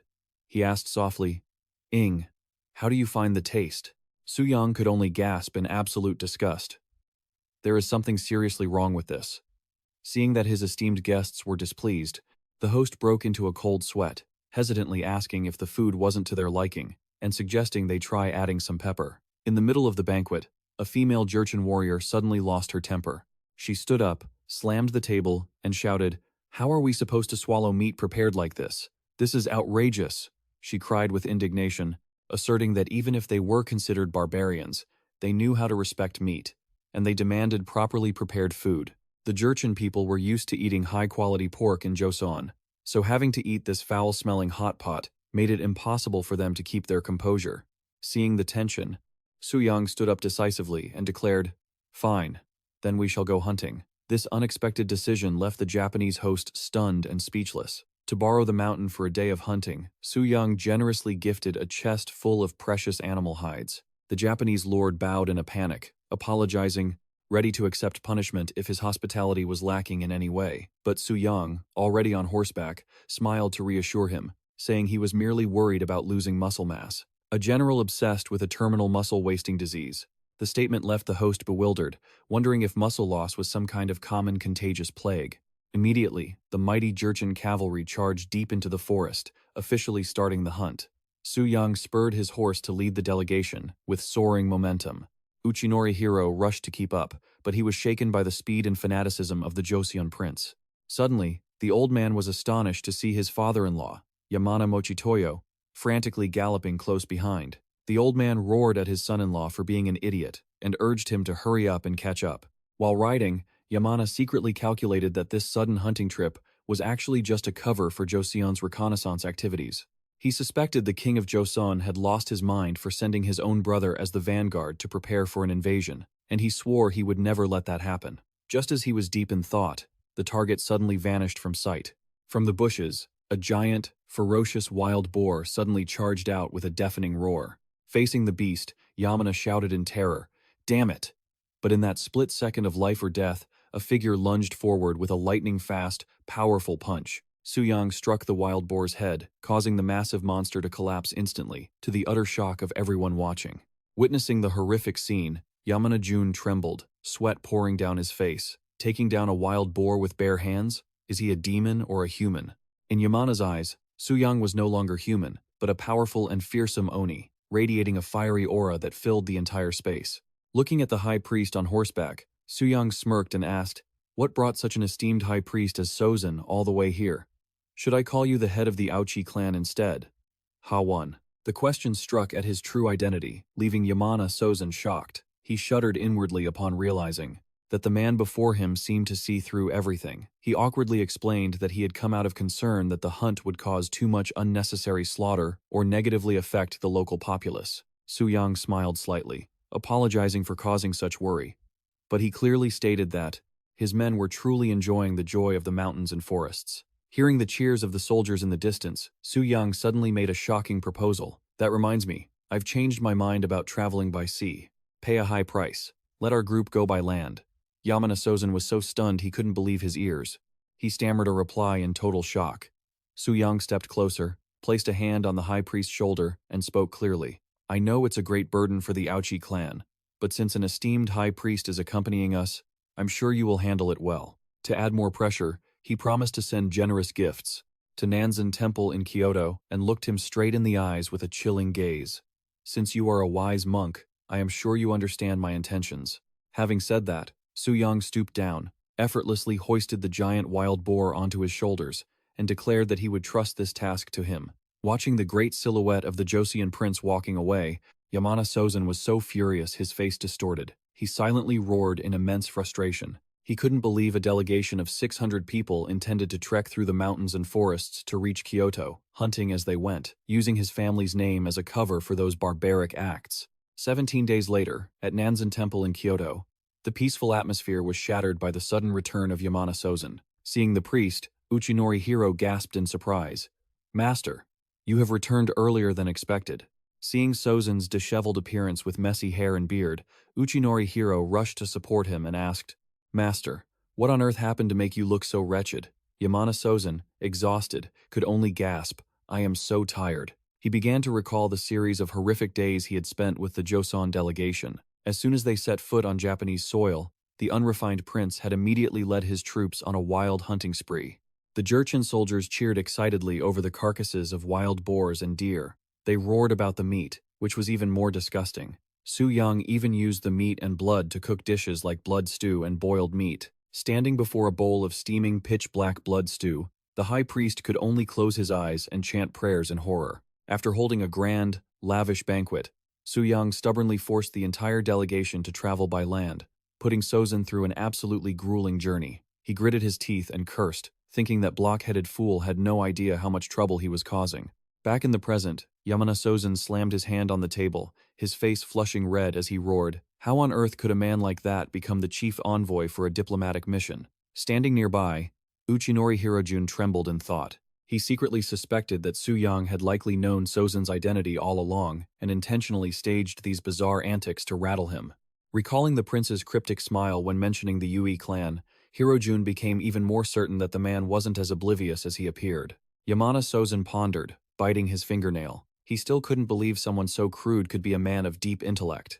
His memory drifted back 7 days prior, when he had sneakily spied on the Joseon delegation's residence to uncover Suyang's true motives. Hiding behind a wall, Sozin was so shocked he froze at the sight before him in the courtyard. Suyang was standing on one leg atop a stone pillar, lifting a massive stone dumbbell high above his head with muscles rippling like forged steel. Despite the insane weight, the prince nonchalantly commanded his subordinate, "This weight still isn't quite right. Bring me another weight plate."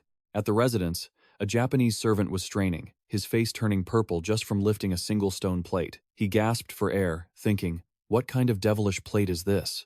It's heavy as lead."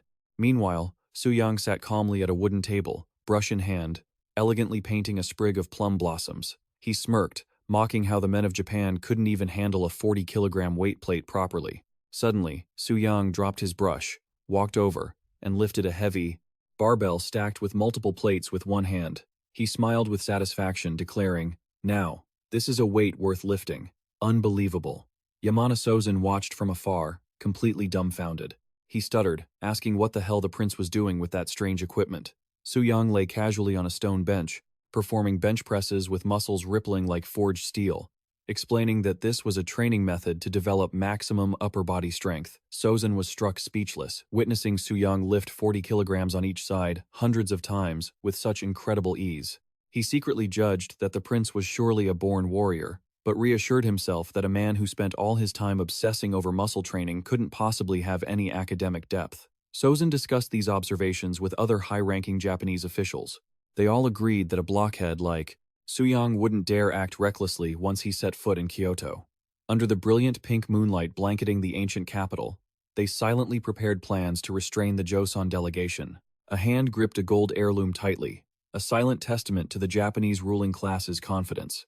A few days later, at the Imperial Palace, the welcoming ceremony for the Joseon diplomatic delegation was held in a strictly solemn atmosphere. Standing before the main hall, Hosokawa Katsumoto, the shogun's supreme advisor, clearly announced his name and welcomed the envoys. Suyang and Prince Anpyeong, in their vibrant red, official robes, performed their greeting rituals as the chief and deputy envoys of the delegation. Suddenly, Suyang noticed the presence of the familiar high-ranking monk among the welcoming party. He flashed a radiant smile and exclaimed in surprise, "Oh, is that you, Great Master? You move fast, you even came all the way here to wait for us." Suyang laughed triumphantly, not forgetting to offer deep thanks to Sozin. "Because of your dedicated guidance, our delegation had such a comfortable journey by land." Witnessing the sheer smugness of the two Joseon princes, Yamana Sozin was furious, his face turning beet red. He gritted his teeth and replied bitterly that the prince was far too kind. The welcoming official kindly invited the Joseon delegation into the banquet hall, saying, "Please, make yourselves comfortable. The shogun will be here shortly. While you wait, please rest after your long journey." The feast was delicious, but the atmosphere was turbulent. Amid the quiet space, with tables already set with tea, snacks, and lavish sashimi, the sound of a sliding door suddenly shattered the calm. Suyang raised an eyebrow, his gaze fixing on the person who had just entered, wondering, is that kid who just appeared before the delegation Ashikaga Yoshimasa? The young shogun, considered by history to be incompetent for igniting the war, yet someone with a profound influence on Japanese culture. Prince Anpyeong and the officials immediately bowed respectfully. "We pay our respects to the Sei Tai shogun of Japan." Yoshimasa wore a radiant smile, looking straight at Suyang as he praised him. "Welcome, my lords. You are famous for being a god of war. The aura you radiate is truly impressive." Suyang humbly returned the gesture. "You are too kind." But internally, he observed and judged. "This kid is only 17? Yoshimasa revealed excitedly. "Actually, I was watching you all from afar as the delegation was approaching." The young shogun's eyes suddenly sparkled, filled with excitement, as he remembered the image of the powerful horses galloping thunderously. He didn't hesitate to reveal his true intent. "Your horse immediately caught my eye." The image of that majestic, imposing black warhorse appeared as clearly as a masterpiece in the young shogun's mind. Faced with Yoshimasa's excessive and somewhat out-of-place enthusiasm, Prince Anpyeong gasped in shock. What was that? The young shogun stepped closer to Suyang. His eyes sparkling with admiration, he pleaded, "I truly want to paint a portrait of your horse. Would that be possible?" Suyang froze, his face hardening in stunned disbelief at this impossible request. He inwardly fumed. "We're here for diplomacy, and he wants to paint a horse? Is this guy crazy? What kind of disrespectful behavior is this? You want to paint my horse?" Suyang repeated the young shogun's bizarre request, witnessing Yoshimasa's total lack of decorum. Hosokawa Katsumoto could only break into a cold sweat, silently cursing his superior's lack of manners for casting aside state affairs to pursue a personal hobby. In the awkward atmosphere, Prince Anpyeong quickly stepped in to save the situation. He smiled, observing that the shogun must be very knowledgeable about art and architecture. Prince Anpyeong confidently asserted that he also had some skills in calligraphy and art, believing they would get along well. Seeing an escape route, Katsumoto happily chimed in, saying he had heard that the deputy envoy of Joseon was extremely knowledgeable about art as well. He immediately suggested that the two of them should discuss art privately to get to know each other better. Suyang immediately seized the opening. He declared clearly that he would leave the boring state affairs to the officials to handle, and went off to see the horse with Yoshimasa. Upon hearing the prince mention the name Black Ox, the young general excitedly revealed that there was an incredibly interesting story behind that name. Meanwhile, in the main hall, the Joseon official began opening the treasure chest and loudly suggested, "Let's discuss the wild ginseng." As the rare ginseng sprouts were revealed, the Japanese officials couldn't help but marvel at how fresh they were. Even after a long journey across the sea, Hosokawa Katsumoto was secretly smug. He thought to himself, "Let that playboy general continue his fun. I will personally take control of this entire ginseng trade." Shortly after, a cultivation technique workshop was held for the Japanese scholars. The Joseon official warned in a stern voice that ginseng was an incredibly finicky herb and couldn't just be planted anywhere. He began explaining the complex process. First, you must peel the outer layer of the ginseng seed, then dry it thoroughly. Next, use your finger to create a precise hole where the ginseng once grew and sow the seed there. A Japanese scholar anxiously asked about the success rate of this method. The Joseon official held up one finger and coldly declared, "Only about a 10% chance. Japan, prepare yourselves and start praying." The number was so unbelievably low that the entire group of Japanese officials could only gasp in horror, shouting in total shock. Faced with the Japanese officials' skepticism regarding the low success rate, they whispered worriedly, "Isn't 1 in 10 way too low? This sounds like a losing battle." To maintain his long-standing image as a rough-around-the-edges general, Suyang thought he shouldn't be the one to explain directly. So, he let Yiguk Gam, who was extremely eloquent, handle it. Holding a ginseng root in his hand, Yiguk Gam declared, "Typically, a ginseng root like this will yield about 60 seeds." The Japanese official was stunned, carefully observing the treasure with a bewildered expression, muttering that he had to inspect it thoroughly. Yiguk Gam wore a sly, persuasive smile. "You only need 6 seeds to succeed. That's already a huge profit, isn't it?" Suyang calculated that he would only teach them the most basic planting techniques without revealing any real tips or detailed methods. Hearing this, the Japanese official broke into a cold sweat, nodding in agreement. "That sounds reasonable enough. I guess we'll just have to try our luck." Suyang looked deep into his opponent's eyes with utter confidence. He understood that they would definitely rack their brains trying to figure out how to grow the ginseng to get rich from this windfall. The negotiation temporarily closed as opinions on ginseng distribution remained sharply divided. One official suggested, "It seems this won't be resolved in a day. Let's end today's discussion here." Suyang firmly agreed. Very well. However, he understood that the one making the final decision wasn't this group of officials, but Shogun Ashikaga Yoshimasa. Meanwhile, at the temple, Yoshimasa was diligently painting the majestic form of the Black Ox under the guidance of Prince Anpyeong. Thanks to the company of a master of the arts like Anpyeong, the young shogun couldn't help but marvel, exclaiming, "Oh!" Prince Anpyeong smiled smugly. He knew that it was only a matter of time before Yoshimasa sided with the Joseon delegation. 3 days later, under a crescent moon hanging over the Japanese fortress, an unexpected event caused quite a stir.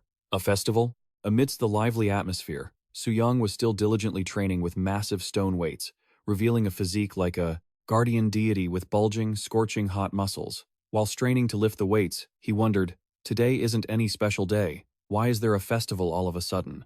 At Longan Temple, while we were discussing your paintings, I happened to mention the Black Ox and your legendary exploits, brother. The result is that he insisted on holding a festival because he was so eager to see your martial arts with his own eyes. Suyang grumbled while huffing and puffing through his reps. Ugh, organizing a festival is both expensive and a hassle. What on earth does he want to see me do so abruptly? Finally, the day of the festival arrived. A grand procession entered the capital amidst the warm welcome of the Japanese people. The crowd cheered excitedly. "It's the great prince from Joseon. He's the brave general who crushed the brutal Jurchen and Mongol savages." Gold coins suddenly flew from every direction like rain. Suyang thought to himself in shock. "I've heard of the custom of throwing money during the emperor's procession, but this is something else entirely. Money is raining down like this. What am I supposed to do?" Anpyeong laughed heartily at the sight. "Haha, consider it a blessing from heaven. Just enjoy it." Suyang struggled to dodge, the coins flying straight at his face while complaining, "I'd rather skip this money rain, especially since it's our own money." Finally, the delegation reached Longan Temple in Kyoto. Standing before the temple gate, Shogun Yoshimasa spread his arms, welcoming them warmly. "Welcome, gentlemen. You must be exhausted after such a long journey." Yoshimasa excitedly declared, "I have heard so much about your extraordinary strength. I have prepared many special things just for you. Please, enjoy yourselves to the fullest." Suyang broke into a cold sweat, turned to whisper to Anpyeong, "What on earth did you tell him?" Anpyeong smiled and replied mischievously, I only told him about the incident with the black ox horse. That was the classic moment when the owner of the black ox passed away, and it charged furiously at Suyang. Instantly, he used his powerful hands to grab the beast and throw it to the ground with great force. The story of how Suyang gripped the horse's neck until it surrendered, moved by his extraordinary strength and voluntarily following him, had spread everywhere. Suyang was secretly pleased that his plan to build an image as a rough, muscle-crazed warrior had succeeded perfectly. Suddenly, a ground-shaking stomp made the earth tremble. On the opposite side, the Japanese loudly declared that they were no slouches when it came to strength. Before the Joseon delegation were the Rikishi, the sumo wrestling masters personally trained by the lords. Looking at the giants performing the powerful belly-slapping ritual, Suyang realized these were the famous sumo wrestlers the Japanese often talked about. Suyang observed carefully and evaluated that while the sumo wrestlers had significant muscle mass, they mostly increased their body size through gluttonous eating and high-intensity training. He guessed they wanted him to demonstrate his strength through a sumo match, but for someone completely clueless about the rules like him, winning fairly was impossible. Suyang firmly declined this unfair offer. He smiled and proposed a different challenge. "It's a pity. I don't know much about the rules of sumo. Instead, let's try moving that massive palanquin, the one that's supposed to take a whole crowd to budge." Suyang firmly grabbed the palanquin's poles. He stripped off his outer robe, revealing a muscular physique, as chiseled and solid as a statue. He challenged them to let him handle it alone, no team needed. Witnessing Prince Suyang's Herculean build, stripped of any excess fat, the Rikishi were struck with awe and dread. They couldn't believe a human body could be sculpted so perfectly. Shogun Yoshimasa shouted in excitement at the display of pure muscular beauty, then boomed his command. "Well done, wrestlers. Show us your strength." Facing the towering palanquin, the sumo wrestlers braced themselves, pouring all their strength into the attempt. One wrestler stepped forward, his face turning bright red as he gritted his teeth, roaring in pain as he struggled to push the 1,000-pound wooden block. Even after burning through his entire reserve of strength, sweat pouring down, and his breath coming in ragged gasps, he was completely powerless and collapsed to the ground in utter frustration. The other wrestlers fared no better. They began to sink into despair as they realized the palanquin remained as immovable as a mountain of stone. One gasped, admitting that moving this thing was impossible, clearly beyond the limits of human strength. Amidst the confused crowd, Suyang walked forward silently, catching the wrestler lying on the ground completely off guard. He spoke calmly, "Step aside. Let me see just how heavy this thing is." With his master-level training, Suyang quickly realized that pushing from behind was a massive mechanical disadvantage. Instead, he firmly wrapped the thick ropes around his powerful chest to harness his entire body's strength. Suyang stood tall before the massive palanquin, his rippling muscles gleaming under the sunlight like a god of strength. He focused intensely, channeling all his power into his legs, and silently vowed to move this massive structure using only the raw strength of his lower body. Suyang dropped into a squat, lowering his center of gravity and pouring all his will into his powerful legs. He commanded himself under his breath. Every muscle focus, everything here. A thunderous roar shattered. The silence as the prince unleashed world-shaking power. Gasps of shock rippled through the crowd. "It's moving! How can he do that just by bracing himself?" The giant palanquin began to roll steadily, moved by the extraordinary strength of one man, leaving everyone in a state of shock. "My God, he's moving a palanquin that takes dozens of men just to nudge." Chants of Grand Prince Suyang began to resonate through the air, amidst eyes that couldn't believe what they were seeing. With every heavy step against the stone, Suyang told himself, "Once you take the first step, the body will follow." A rush of exhilaration and pride filled him. He smiled through the sweat. "This feeling of achievement is fueling my strength." Fearing for the prince's safety, Kazuo rushed over to stop him. "Stop! That's enough! You'll hurt yourself." Suyang halted and declared loudly to all the people, "Look closely. This is the perfect body that my father bestowed upon me, and one I have honed to its absolute limit." A divine dragon-shaped aura manifested behind him, majestic and imposing, leaving the Japanese people in stunned reverence. "Look at that physique, it's like a dragon has come back to life." Suyang roared, "All right, let the festival begin." Cheers thundered across the capital of Kyoto, accompanied by fireworks and falling confetti. Having just received the exquisite painting from Prince Anpyeong, Shogun Yoshimasa asked in awe, "Are you really going to gift this painting to me?" Anpyeong smiled charmingly, confirming it with confidence, playfully adding that if any other beautiful scenery appeared, he would be more than happy to paint it as well. Watching Yoshimasa's smug expression as he admired the painting, which looked so vivid it was as if the scenery of Chang'an were right before his eyes, Suyang smirked inwardly. He realized his royal brother truly knew how to put on a show, especially since just earlier he had called the painting worthless and wanted to burn it. Yet now he was showing it off like a priceless treasure. Noticing the shogun was in a state of high excitement, Suyang told himself this was the perfect moment to start the negotiations. Suyang lowered his voice and spoke. "Shogun, I have a request for you regarding the Uchi clan." Seeing Yoshimasa's curious expression, Suyang began to expose the absurdity of the Uchi clan, claiming to be descendants of the crown prince of the B dynasty, to demand territory within Joseon, firmly asserting that the B dynasty had collapsed 800 years ago. Such a demand was clearly ridiculous.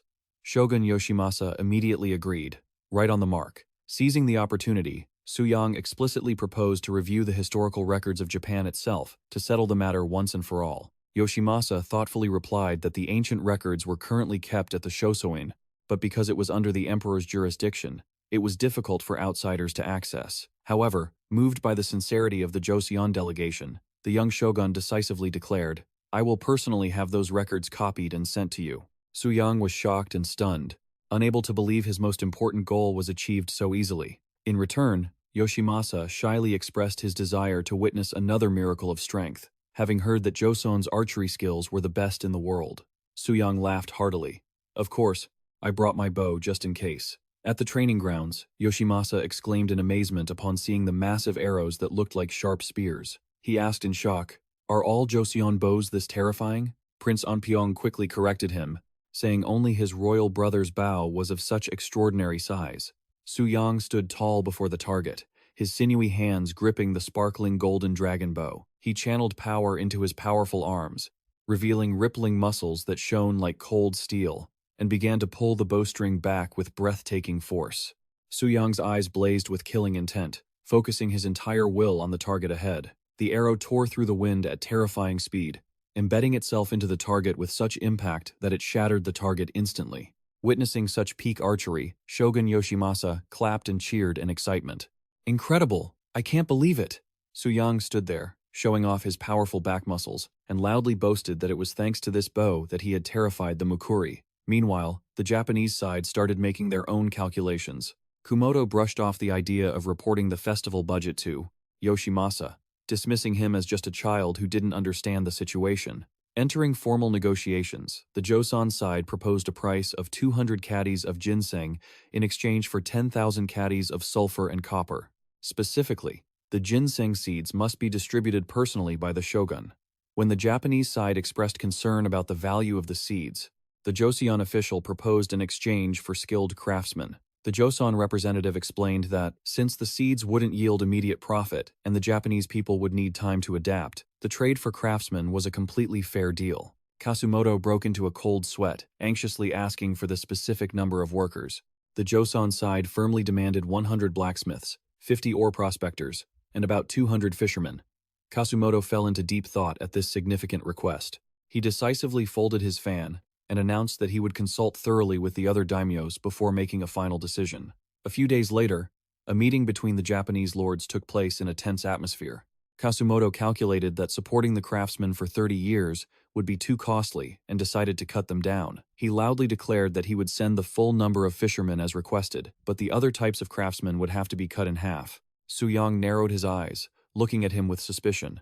Secretly realizing the old man's cunning, Suyang clenched his fists, silently grinding his teeth in indignation as he realized the true face of the Japanese officials. On the surface, they acted friendly, but behind their backs, they were scheming to profit from Joseon. He told himself that with the muscle-crazed general persona he was playing, it was hard to use logic to refute Kasumoto's deceit. Just as Suyang was flustered, not knowing what to do, Shogun Yoshimasa suddenly cleared his throat, cutting in. He declared clearly, "No people, no seeds. If you don't send enough, you get nothing." Yoshimasa firmly ordered that the seeds would be distributed according to the number of people sent, and requested that this order be conveyed clearly to the lords. The young shogun's sudden decision left all the Japanese officials shocked, to the point where they cried out in total disbelief.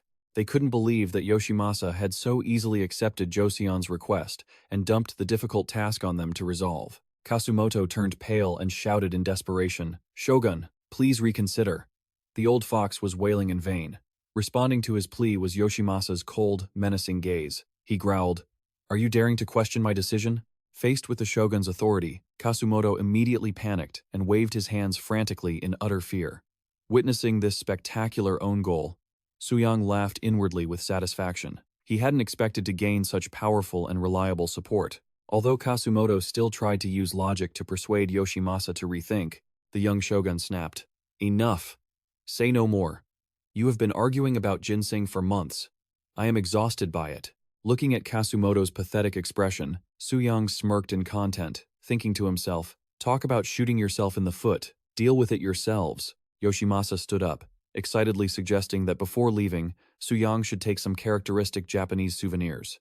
He smiled and signaled, "Follow me." Kasumoto could only reach out his hand in despair, choked up, protesting that things couldn't just end so abruptly. He begged the shogun to listen to his advice. But Yoshimasa had already turned his back and walked away with the Joseon delegation. Looking down from above, Kasumoto's desperate wailing echoed throughout the mansion in total helplessness. Yoshimasa led Suyang and Anpyeong into a room filled with piles of books. He explained that because he feared the content might be altered by someone, he had specifically ordered the court calligraphers to hand copy an entirely new version. Yoshimasa confidently asserted the authenticity of these documents and solemnly introduced them. "This is the Nihon Shoki that you requested." As he flipped through the pages, Suyang marveled, because in the modern era, such classified materials would never be revealed to outsiders. But thanks to Prince Anpyeong's charm, the Japanese scholars had been completely won over and poured all their effort into creating flawless copies without a single error. Suyang secretly concluded, "Actually, I've already taken a look. It seems the Uchi clan is indeed a descendant of the B dynasty." Hearing this, Yoshimasa curiously asked if that was really the truth. Yoshimasa smiled, saying that whether Joseon wanted to reward the Uchi clan or not was entirely up to Suyang's decision. He suggested that upon returning, the delegation should compare the historical records to accurately assess the territory and true influence of the Uchi before making a final judgment. Suyang smiled appreciatively. "Thank you for your generosity. This trip has been wonderful." The diplomatic mission in Japan officially concluded, amidst the snowy scenery of Kyoto. During the festival, the Joseon warriors had showcased their masterful horseback riding skills, earning great admiration from the Japanese people. But as soon as they received the order to board the ships, they showed clear signs of terror.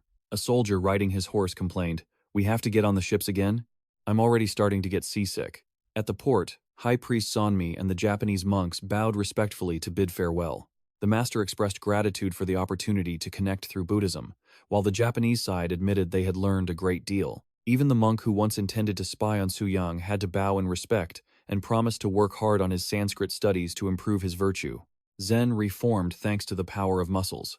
Suyang and his brother sat on their horses, quietly observing the meaningful farewell before officially leaving the land of the rising Sunday. Watching the silhouette of the country fade away, Suyang fell into deep thought about Japan's dark future, where the brutal Onin War was about to break out, making the ginseng seeds he gifted perhaps just a passing breeze. Time passed quickly, and by the 15th day of the first lunar month in 1454, a festive atmosphere covered the Joseon capital amidst the falling snow. Having just returned from his successful diplomatic mission, Suyang immediately went to the palace for an audience. King Munjong approached him excitedly. He spared no praise and teased his younger brother for having enjoyed the festival in Japan to the point of pulling the carriage himself. Suyang smiled, but inside he couldn't help but feel anxious. He understood clearly that the Japanese shogun's weakness would soon lead to chaos. But what surprised him most was that his royal brother had also seen those signs of instability early on. While they were discussing, the king suddenly pointed into the distance and mentioned the man he had sent to Jurchen earlier, the man who had bravely gone north to rescue his half-brother from slavery. Suyang clearly confirmed, "Yes, that is correct." Suyang silently understood that his brother's concerns were well-founded. Although his trip and Prince Anpyeong's trip brought many results, there were still plenty of whispers and suspicions in the court regarding their true motives in Japan. Right then, a high-ranking official recently appointed as Minister of War, Hwan, stepped forward to pay his respects. With a stern look on his face, he frankly expressed his dissatisfaction, arguing that the delegation should have brought back warriors and sharp Japanese blades, not just mere craftsmen. No sooner had he returned than he was put on the spot. Suyang felt quite troubled. Minister of War Huan continued to voice his skepticism regarding the value of the Japanese craftsmen. He emphasized that Japanese and Joseon swords were completely different in terms of shape and forging methods, so these artisans would surely struggle to produce quality weapons at first. Seeing his concern, King Munjong smiled calmly and replied, "Your worry is well-founded, but it is precisely that difference that gives them value." With a firm command, he ordered, "Bring it here." A guard respectfully presented a Japanese sword. The king slowly drew the blade from its scabbard, the cold steel flashing brightly. He explained, "It is because they lack high-quality iron that the Japanese must forge swords this way." Suddenly, King Munjong swung the sword, delivering a blow that tore through the air with terrifying power. Witnessing the king's decisive action, the government officials were so terrified they clutched their heads and trembled. The king further explained that Japanese swords use a forged iron core wrapped in a layer of hard steel. The sword struck its target with a resounding impact, leaving the Minister of War wide-eyed, his jaw dropping in extreme shock, as the object before him was sliced clean in two. King Munjong asserted that it was because of the lack of good iron, that Japanese blacksmiths had to combine soft and hard iron to forge the blade. He noted that if these artisans, who had mastered this method, were provided with superior steel, they could create weapons to rival legendary blades. Hearing this, Huan suddenly woke up to the truth. He was shocked to realize that for so long, he had severely underestimated the meticulousness and dedication of the Japanese craftsmen. He knelt down and kowtowed to apologize. "This subject, Zhou Gukwan, was truly ignorant for failing to see your majesty's profound vision." The king smiled benevolently. "It is fine."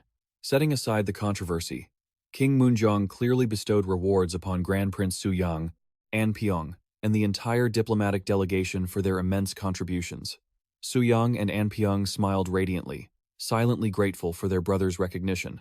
Suyang breathed a sigh of relief, thinking to himself, "Work is done. Time to go write the gym for women." But King Munjong suddenly looked deep into his eyes and said in a low voice, Regarding that matter, you are the one who negotiated directly with the Jurchens and are also a very capable leader." Amidst the snow falling over the palace, the king firmly issued a challenging new mission. "I want you to go to Harbin." "What? The Jurchens? Why so suddenly?" Suyang exclaimed in shock at the startling news. In June 1454, on the dreamy Songhua River, he and Yi Sok-ok were sailing downriver on their mission. Although Yi Sok-ok was Kim Jong-so's successor in the north, he was considered too rigid and not very sharp with strategy. Watching his subordinate working busily, Suyang praised him slightly. "You are quite skilled in strategy. Hurry up and finish this." But in his heart, he couldn't help but regret. "I should have dealt with him from the start, to be sure." Looking at the piles of chests on the boat, Suyang sighed. "Is all of this mail sent by the Jurchen Khan? I didn't expect him to be so persistent." Memories of the previous year surfaced, when the Jurchen leader, who seemed to have died after being captured, suddenly returned from the dead. His appearance caused a fierce civil war between the northern tribes. They constantly blamed each other for the disastrous defeat, screaming and hurling insults at one another right in their tents. "Finish your sentence, or get lost. I have nothing left to say to you." Under pressure from the Ming troops stationed there after the Joseon withdrawal, even the most arrogant had to remain silent when mocked. "Huh? As if you've ever faced Suyang before." 5 years later, the sturdy fortress wall separating the Ming and Jurchen territories was officially completed. Suyang laughed gleefully as he read a letter. "Are you trembling with fear already?" Suyang smirked, and the Jurchen leader was silenced. In reality, the Ming dynasty's national treasury was also exhausted, and they were preparing to withdraw troops from the region. On the fortress walls, the Ming officials mused, "Even Wang Zhen's treasury is nearly empty, so it's only a matter of time before we pull back our troops to preserve national strength." A Ming official breathed a sigh of relief, as no one wanted to go to the harsh Liaodong region. But thanks to So Yu-jong, who was in the emperor's bad graces and stuck there, they were slightly less worried. He warned not to be too greedy, and that he would report everything to the emperor soon. Sitting on the boat, Suyang smirked, full of calculation. He understood that once the Ming army withdrew, the conflict between the Jurchens and the Mongols would surely erupt violently again. He tapped the side of the boat rhythmically and whispered to himself, "Watching a fire from afar is always interesting." Suyang's eyes burned with a sinister look. He wore a cruel smile and clearly asked himself, but instead of just standing by and watching, Should I pour a little more oil on the flames? The boat docked, and a clear announcement echoed. We have arrived. Suyang stepped firmly onto the wooden pier and nodded slightly. Well done. Casting his gaze toward the bustling fortress appearing in the distance, the prince marveled. So this is Harbin? As they entered, Li Mangon and Lig quickly came to greet them. Grand Prince, you have arrived. Let's prepare for the banquet. Suyang smiled radiantly, not hesitating to praise Li Mangon for doing an extremely excellent job establishing this place within just 3 months after completing his mission in Gyeongwon. Responding to the praise, the humble official suggested there was still much to be done. Upon learning that Li had just arrived from Gyeongsang province, he was confident that the elder's rich field experience would be of great help to the development here. The whole group moved into the imposing military camp. Limon explained thoroughly that because the Jurchens refused to integrate with the commoners, they were arranged to live separately on the west side of the fortress. He also invited the prince to visit that area in the afternoon. As soon as Suyang passed through the gate, the loud shouts of the soldiers echoed in unison, tearing through the air. Welcome, Grand Prince! Witnessing the fiery spirit and the orderliness of the troops, Suyang smiled and silently assessed. With such steel-like discipline, surely no one would dare to be lazy. Continuing the inspection, Suyang stopped at the 6th Artillery Unit, a group trained since the year of the Xinwei. Seeing a soldier working diligently on the war machines, he asked curiously, "Are you checking the breech-loading cannons?" The soldier confirmed clearly and stated, "With the mobile carriage system, this type of cannon can be fired from anywhere, and it promises to be extremely useful." In reality, this was a step up from the previous handheld fire lances, which had many issues with mobility and range. However, while observing in person, Suyang quickly realized a technical flaw. However, constant firing tends to misalign the barrel or the chamber, causing gas leaks. Observing the breech-loading guns, Suyang silently assessed that this gear was still flawed but far better than those crude matchlocks. Seeing stacks of wooden crates, he curiously asked about their purpose. A soldier explained those were containers for explosive shells, and emphasized that storage must be handled with extreme care, because if they get damp, the shells will misfire and fail to explode. While inspecting, an official with a pale face rushed over to apologize for not greeting the prince sooner. Noticing something was wrong, Suyang asked anxiously, "Your face is deathly pale. Did you get spooked again?" He quickly ordered everyone inside to discuss things thoroughly. Inside the office, the official reported the contents of secret letters just received, detailing plans to marry off his sister to Tai Sun. His true motive is to legitimize his bloodline to become the successor to the Khan throne, from there taking over as regent and manipulating all of Mongolia. Suyang pondered, recalling history. Tai Sun should have been assassinated by Essen long ago, but in this timeline, both sides possess their own forces. However, the situation is extremely unfavorable as Tai Sun's current army is not even half the size of Essen's. Suyang exclaimed in shock. "Huh, why is it so small?" The official explained that although the troop numbers look similar, in reality, very few are willing to die for Tai Sun, so sending reinforcements is the only solution. The old man warned that if left alone, all of Mongolia would fall into Essen's hands and directly threaten the safety of Joseon. Suyang clutched his head in stress. He understood that moving troops across the Songhua River would make the supply line for gunpowder extremely difficult and easily alert the Mongol army. But then a spark flashed in his eyes, and he stated clearly, "Don't worry, the Mongols are rotting from within." Suyang decided that instead of watching, he would directly intervene with a bold plan. Suyang declared clearly, "Summon Tai Sun and arrange the marriage with Isen's sister." This crazy plan shocked the officials, who shouted, "What? Are you serious?" Suyang has lost his mind. He explained that no matter what Tai Sun chooses, he will face disadvantages, but the key lies in an attached condition, forcing Essen to destroy Harbin. Suyang pointed at the map and analyzed, "If we fight in Mongolia, with the supply lines cut off, Joseon would suffer heavy losses." He smirked cunningly and concluded, "Therefore, we will lure them here. The battle will take place right on this very land." Suyang asserted that if Yexian is defeated, his power will collapse, and the legitimacy of Tuotuo Buhua will certainly increase. Moving toward the west of the fortress, Suyang and the escorting official rode horses while observing the Haishi Jurchen people diligently helping to build the fence. Faced with his question about whether they had truly surrendered or not, the official explained that while not quite, they definitely didn't side with Yexian and were very cautiously observing after hearing about his glorious achievements. A Jurchen worker was suddenly stunned when recognizing the legendary black horse approaching. The cry, "Great Prince Suyang is here," echoed throughout the camp, causing everyone to scramble out in amazement. Suyang warmly called everyone out, while a worker curiously asked if anything was wrong. He excitedly showed off strange items found while digging in the dirt to build the fence, and desperately asked the prince to take a look. Holding the small statue in his palm, Suyang recognized it immediately. Oh, this is the 1,000-armed Guanyin statue. Suyang, a master of antiquities, knows everything. He marveled at the intricacy of the statue and affirmed it was crafted with extreme detail and great devotion. Seeing that the item they found had value, other workers rushed over, all eagerly holding out their items and hoping the prince would examine them. Suyang could only smile awkwardly, gesturing for everyone to calm down and come one by one. He observed the flat terrain here and silently judged that finding so many Buddhist relics held a very important significance. Suyang realized that this place was highly likely a site of an ancient temple from the distant Balhae Kingdom era. He approached a strange mound and discovered the head of a giant Buddha statue lying deep under the grass. He affirmed that the nomadic tribes of the early Jin dynasty could not have such sophisticated craftsmanship, so the Balhae relics must absolutely not be confused with Jurchen ruins. Especially, he noticed that most Jurchen people were devout Buddhists.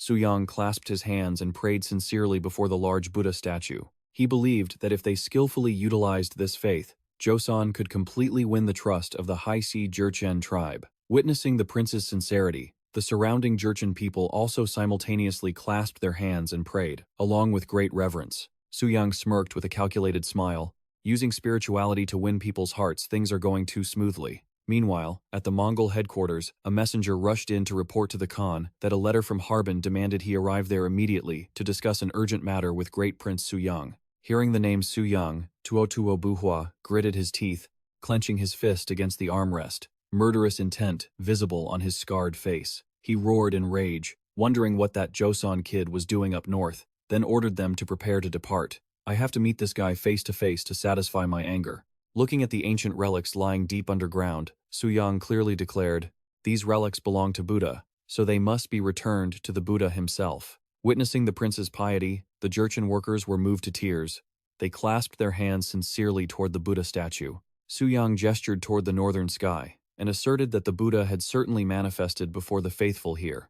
In this remote northern land, we should build a temple right here to honor his presence. The scene of the prince standing tall before the giant Buddha head, amidst the vast mountains and forests, left the barbarian people in awe. They all cheered in deep emotion at such a profound destiny. The news of building a temple suddenly made the official in charge panic. Drenched in sweat, he asked back in shock, "What? Building a temple already? Why so fast?" Suyang calmly explained that the relics just excavated actually belonged to a memorial temple of the ancient Balhae kingdom. He smirked with a cunning look as he broke down his strategy. If we build a temple here to honor their ancestors' spirit tablets, we can easily win the hearts of the Hulun tribes. He silently concluded that with this many artifacts, building a temple was completely worth it, and there is no better gift for the Jurchen people, who have always revered Buddhism. The official pondered for a moment before nodding in agreement. You must have your reasons, Grand Prince. We will immediately request support and begin construction. He then curiously asked if the prince had already thought of a name for the new temple. Without hesitation, Suyang tore off his clothes, revealing his powerful physique with bulging, radiant muscles, and roared heroically, I shall name it Black Dragon Temple. Sounds tough, right? Looking at his enthusiastic expression, the official was speechless, silently wondering if it was because the prince's body looked like a black dragon that he chose such a name. Suyang laughed loudly and explained that since this is where the Songhua River flows into the majestic Black Dragon River, the name is perfectly fitting. Seeing the prince beaming with joy, the official could only rub his temples and sigh helplessly. Well, you can name it whatever you want, I suppose.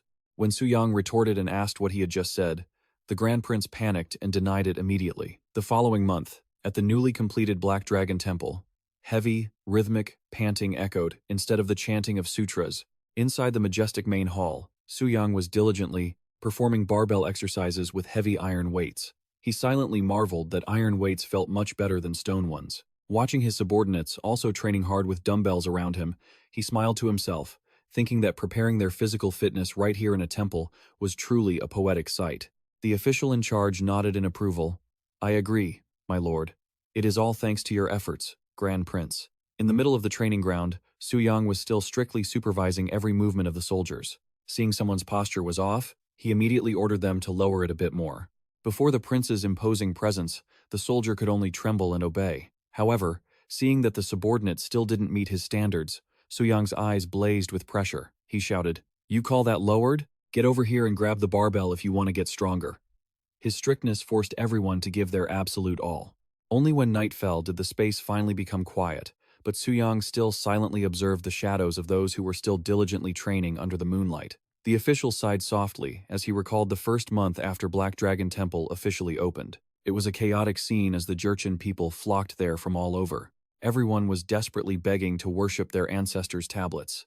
He remembered that it was as crowded as a concert back then. The temple was about to burst at the seams, but things eventually stabilized, and he marveled in silence. It was all thanks to the prestige of the Black Dragon. Seeing Suyang still brimming with energy, the official told himself that at least now they wouldn't have to worry about internal stability when Essen Taisi entered the upcoming battle. He pondered. Speaking of which, he must be sending a response soon. As predicted, Togto Ibuka finally appeared. The moment he stepped into the mansion, he let out a sneer of contempt. What a pathetic place to reside.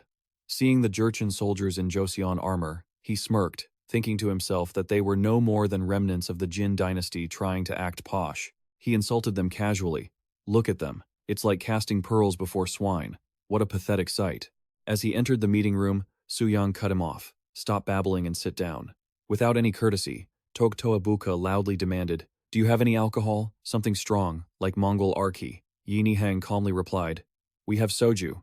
Looking at his opponent, Suyang couldn't help but feel shocked, wondering, what happened to this guy? Standing before him was no longer the heroic Khan of the past, but a man who couldn't even stand steadily. His speech was slurred, and he was chugging alcohol like an addict. Suyang silently watched Togto Ibuka drinking in desperation. The liquor spilled all over his thick beard. He silently realized that the other man's condition was far worse than he had imagined. His hands were shaking uncontrollably, and it was obvious he had lost a massive amount of muscle mass. Suyang stared at Togto Ibuka, judging that the once mighty Khan had now completely become a drunkard. His man-god image had officially gone down the drain. He slammed his cup onto the table and roared in frustration. "After all the letters and explanations I sent you, you didn't even bother to send me any support?" Suyang remained calm and asked sharply, "Are you really planning to be known as a coward who fears Joseon?" Having his pride wounded, Togto Ibuka pointed at the prince's face and shouted, "What the hell? Do you even understand my situation right now?" He began to talk about the cruelty of Essen, saying that he was selectively purging the weaker members of the royal bloodline. Even the remaining 100,000 soldiers under his command were relatives of those Essen had brutally murdered. Faced with the other man's desperation, Suyang gave some cold, blunt advice. Just surrender and marry Issen's sister. The shocking words caused Togto Ibuka to spit out his drink in astonishment. He screamed frantically, "What is this crazy bastard talking about?" The shout was so loud that the guards outside were startled. Togto Ibuka lost control. He berated him, "Are you even a prince, talking such nonsense? Or is it because you know you'll never take the throne that you speak such venomous words?" He slammed his fist on the table, veins bulging on his face as he roared, "If I fall, Joseon will be invaded immediately." Facing the rage, Suyang coldly asserted that he understood that well. He ordered him to surrender, but with a condition. "Tell him that Joseon has established a base in Harbin and is gathering the Jurchen people, so you will only marry after he drives Joseon out of there." Togto Ibuka was stunned. He stammered, bewildered, unable to grasp this strategy. Just then, a servant brought in a bowl of hot soup and announced that the food was ready. Suyang signaled for her to bring it in and introduced it to the Khan. "Try this. It'll help you wake up a bit. You look absolutely pathetic right now." Togto Ibuka stared at the steaming bowl of meat soup, his breath still ragged amidst the dangerous schemes that had just been laid out. Togto Ibuka slurped down the hot soup and let out a satisfied grunt. "Man, this soup is strong." His face flushed red from the heat as he gritted his teeth and cursed. "That bastard Essen," he pondered, realizing Essen wouldn't attack easily just because of such conditions, and the Khan began to reminisce about the past. After learning that Isen Taiji had collected a large supply of firearms and gunpowder, the Khan's army raided his camp, having previously sent soldiers to seize Isen's weapons. They cheered upon finding the secret arsenal. "Found it! It's right here!" They frantically hauled the heavy guns, urging each other to retreat quickly before Essen could return. However, this act pushed Essen to his breaking point. His eyes blazed with a murderous red glow in the darkness, radiating a suffocating pressure. Grabbing his sword, Isen roared in pure hatred. "You Khan's bastards!" he shrieked, consumed by blind rage. "I'll kill every last one of you." In the chaos, a hand quickly sparked a matchlock musket, A shot was about to ring out, and the soldier facing it could only hold his breath in sheer terror. From a distance, the official in charge rushed over, screaming in desperation, "No! Stop immediately!" He tried to lunge forward to stop the hand pulling the trigger, but it seemed too late. His face turned ashen as he managed one last plea, "Do not fire." "You filthy Ming scum!" Eason roared in fury, pointing at the official kneeling on the ground. He kept barking, "How dare you stand in my way? Do you want to be wiped off the map?" The Ming official, pale with fright, waved his hands to stop him. "You mustn't. The gunpowder has clumped up from being stored too long. If you fire now, it'll blow up right in your face." Meanwhile, at the Joseon camp, Suyang calmly analyzed the situation for Togtoabuka. They might possess the weapons, but their gunpowder is completely useless now. He smirked, wondering if the Khan truly thought they dared to attack blindly against the overwhelming firepower of Joseon. Suyang asserted that no matter how dry Mongolia was, gunpowder stored for over 5 years could never withstand even a hint of moisture. Suyang curiously asked about the fate of the Ming prisoner, and received his answer. Togtoabuka explained that despite their hatred, they still needed the prisoner's knowledge of firearms to maintain the army. In a drunken stupor, the Khan declared decisively, "Fine, I'll go along with your plan. Taiji has given up, and life is just too depressing." He bitterly mocked himself, thinking that whether he died following the orders of a muscle-headed idiot or drank himself to death, the outcome would be the same. Watching the Khan retch from overdrinking, Suyang could only stand frozen, sighing in frustration. In January 1455, a momentous Kurultai meeting was convened at Hwaryum. Stepping into the headquarters, Eason couldn't help but frown in anger. "What the hell is this?" Essen muttered, deeply confused. He couldn't believe Togtoabuka had brazenly summoned a meeting right at his base, even showing off the cannons and firearms they had stolen earlier. Observing the pile of weapons, Eason narrowed his eyes in suspicion, silently assessing. It didn't look like a trap, but something was very strange. Essen asked loudly, "What business do you have calling me here?" Togtoabuka sat lethargically on his chair and suddenly made a shocking announcement. "I will accept your proposal." This news stunned the entire council. Whispering broke out all over the tent. "Are you really accepting this marriage? Do you understand what this implies?" The council watched the drama unfold with wide eyes and open mouths. Essen observed in silence, sensing the Khan wasn't talking nonsense. But immediately after, Togtoabuka coldly added, "But I have one condition." Joseon had built a massive fortress in Harbin, right in the middle of the mighty Heilongjiang River. Faced with the news that the Joseon army could repel any attack, Essen gritted his teeth in fury. He growled, "Is that the truth?" Immediately, he loudly ordered his men to drag those who had just fled into the main tent for a confrontation. The appearance of the Jurchen people caused quite a stir of contempt among the Mongolian officials. They couldn't understand how this scum dared to show their faces here. Essen glared and shouted, "Why are these bastards here?" The Jurchen people panicked and knelt, crying and begging. "Great Grandmaster Eason, please punish those Joseon bastards." Before Eason's confused gaze, the leader began to recount that they had been hired by the Joseon army as porters at the Heilongjiang River. One night, while the whole team was camping by the river, a horrific incident suddenly occurred. A thunderous explosion, like a lightning strike, startled them awake in the dead of night. Looking around, a giant pillar of fire was soaring into the sky, incinerating the entire area. They quickly realized it was the Joseon army's gunpowder depot that had just exploded in a tragic accident. Eason listened in silence, his eyes deepening with thought, then coldly demanded, "So what happened after that?" The Jurchen man shrieked in resentment. He told them the Joseon army had immediately blamed them for the arson and tortured them brutally, even though they were completely innocent. Essen slowly approached, staring at those weeping and begging with deep suspicion. He smirked sinisterly and exposed the absurdity. "Really? You were tortured, yet you managed to run away here without a scratch?" Essen's eyes flashed with murderous intent. He growled, "Do you think I'm an idiot?" Eason sat majestically on his throne, his sharp gaze looking down at the muskets placed on the floor, and asked, "What kind of game are you playing, huh?" Just as expected, his cunning nature made him reluctant to trust anyone. Meanwhile, at the Joseon headquarters, Suyang calmly analyzed with Togtoabuka, "Even without the gunpowder issue, that sly fox won't be easy to trick. He will only believe you if you provide the exact amount of supplies and intelligence about this area." Togtoabuka, in a drunken haze, slammed the table and shouted, "You muscle-headed fool! Do you want me to claim I personally went scouting? Should I, Hawiji, say I learned everything while drinking with the Joseon soldiers?" Suyang smiled confidently and replied, "Of course not." He gave a slight order to his subordinates, "Bring them in." The door swung open, and a Jurchen man with a long scar on his face trudged in. The moment he saw the Khan, he gritted his teeth in resentment and screamed, "Togtoabuka, you dirty traitor." Without a moment's hesitation, he lunged forward, throwing a thunderous punch aimed straight at the drunk Khan's face. But even in his drunken state, Togtoabuka was quick as a flash, catching his opponent's fist. With terrifying strength, he slammed the barbarian down onto the wooden floor, making the ground seem to shake. He roared powerfully, "Even if I am a drunkard, I'm not so weak that I'd be taken down by you villagers. What good does it do you to kill a Khan who has to beg for mercy from Joseon?" Suyang stepped forward, his eyes bright with calculation.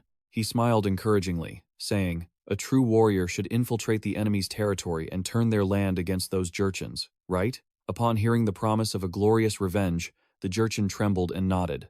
"Yes, I will endure everything for the greater good." Watching the barbarian hurry away, Togtobuha, still stunned, asked, "What was that all about?" Suyang calmly explained that the man's ancestors had been wiped out by Genghis Khan and driven from the Jin territory all the way to the north of Gaoyi. So, his deep-seated hatred for the descendants of the Khan was immense. He smirked sinisterly, planning to use the Jurchen to trap the Oirat. A perfect strategy. The Jurchen slammed his head against the floor, shouting with determination, "If there is even a hint of falsehood in my words, please kill me right here." He recounted that it was the monks at Black Dragon Temple who saved their lives when the Joseon guards were careless. And now, he only craved revenge against Joseon like a true warrior. Essen pondered while observing, calculating silently. If this man's story was true, this was a once-in-a-lifetime opportunity to attack. He decisively ordered his subordinates, "Send 5 men to the Joseon fortress to scout and redraw their defensive layout." In Essen's mind, a sinister plan was already forming. To conquer and cut off all of Joseon's gunpowder supply to use it against them. At the Mongol main camp, Togtobuha raised his cup excitedly. "All right, it's a deal." He promised to send 3,000 elite troops of his own and mobilize additional forces from the Tumet tribe to join the battle. Taking a smug sip of wine, the Khan entrusted all remaining matters to the Grand Preceptor, Isin. Meanwhile, at the Harbin fortress, the Joseon soldiers guarding the walls felt a strangely quiet atmosphere. From deep within the forest, Isin's spies were secretly observing the fortress. One gasped in astonishment.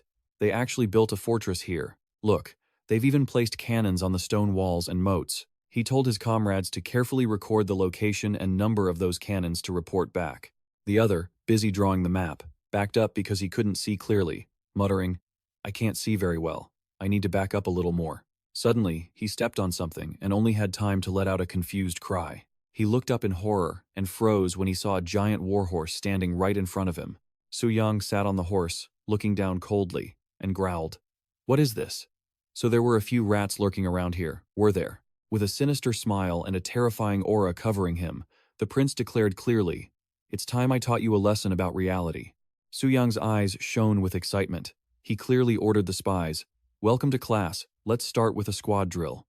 Desperate screams of, "Help me!" echoed through the mountains in sheer desperation. Sneezing in the middle of the snow-covered mountains, Suyang couldn't hold back a massive sneeze. The accompanying official laughed and teased, "Those with sturdy builds usually handle the cold very well, but it seems your highness is an exception." Suyang wiped his nose lightly, explaining that because of constant training, his body had very little fat, just muscle and skin, which was why he was easily susceptible to the cold. The official laughed and reassured him, "Just a little more, your highness. We are almost there." The Liaodong fortress appeared before them. This was also Suyang's first time meeting the new military governor of the Liaodong region. Just as they stepped into the headquarters, a tense atmosphere erupted as the governor, in his red official robes, slammed his hand onto the table, screaming in terror, "Oi rat!" The governor was terrified upon hearing the enemy's name. When he received a nod of confirmation from his subordinate, he turned pale and asked again in total shock. The soldier reported that the Oirat forces were targeting Harbin, and it seemed a huge crisis was about to break out, so he had to inform him immediately. The governor trembled, frantically biting his nails in sheer fear. He secretly worried that the chaotic scenes from last time would repeat themselves. He panicked and asked about the enemy's current strength. But as soon as he heard his subordinate mention the battle at Teeling, he jumped up, grabbed the man's collar, and roared, "War, you say?" In his panic, he ordered his soldiers to immediately bring all reports on the Oirat army and determine their exact numbers. The guards just looked at each other, worried and confused. They wondered, hadn't the reinforcements withdrawn? 6 months ago, after completing the Great Wall? Overwhelmed, the governor roared clearly. If necessary, we will mobilize even the farmers to fight.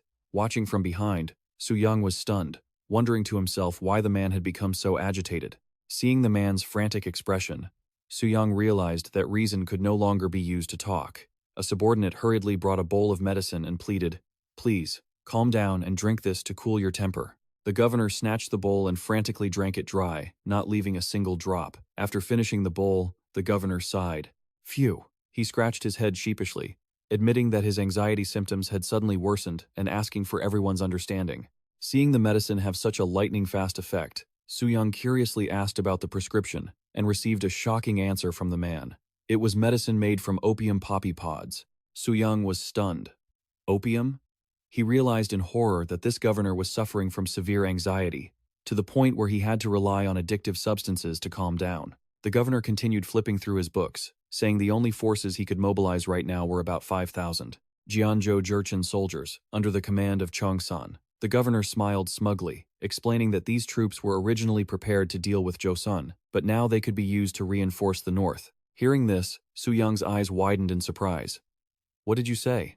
He cursed in his head. What a madman.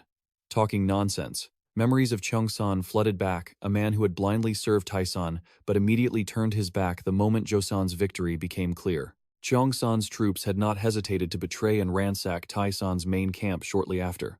Watching the governor still laughing smugly at his own intelligence, Suyang could only hold his head in frustration. He knew Cheongsan was a two-faced snake. The man had stabbed both Taesan and Joseon in the back, no better than a bat, ready to switch sides for profit. Suyang's eyes suddenly lit up with calculation. He changed his attitude, patted the governor on the shoulder, and laughed in praise.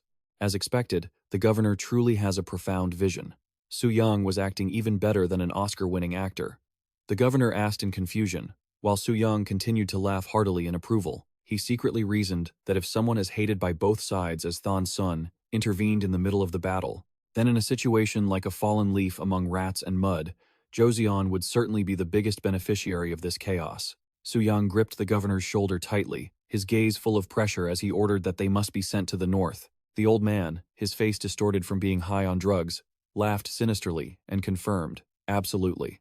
Right after that, the march began through the treacherous Rocky Mountains. The guard shouted loudly, "Stop right there! The prisoners have escaped!" The prisoners ran frantically, but in reality, they were undergoing an ordeal even more terrifying than death.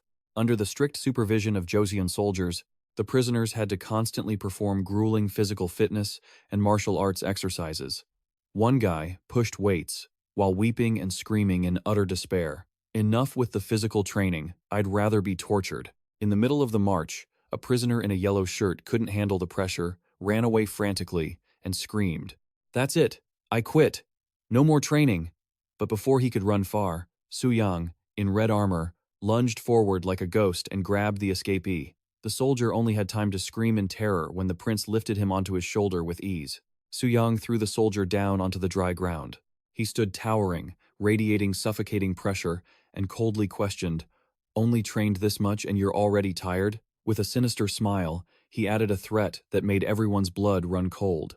"Or do you want to get a taste of being tortured in the restroom instead?" Hearing that, the prisoners fled for their lives in terror. They shouted in unison, "No, sir," while silently cursing this prince as a true monster. At the fortress, Suyang Nihang continued to monitor the brutal training. He ordered clearly, 300 squats, no complaining, or you're dead."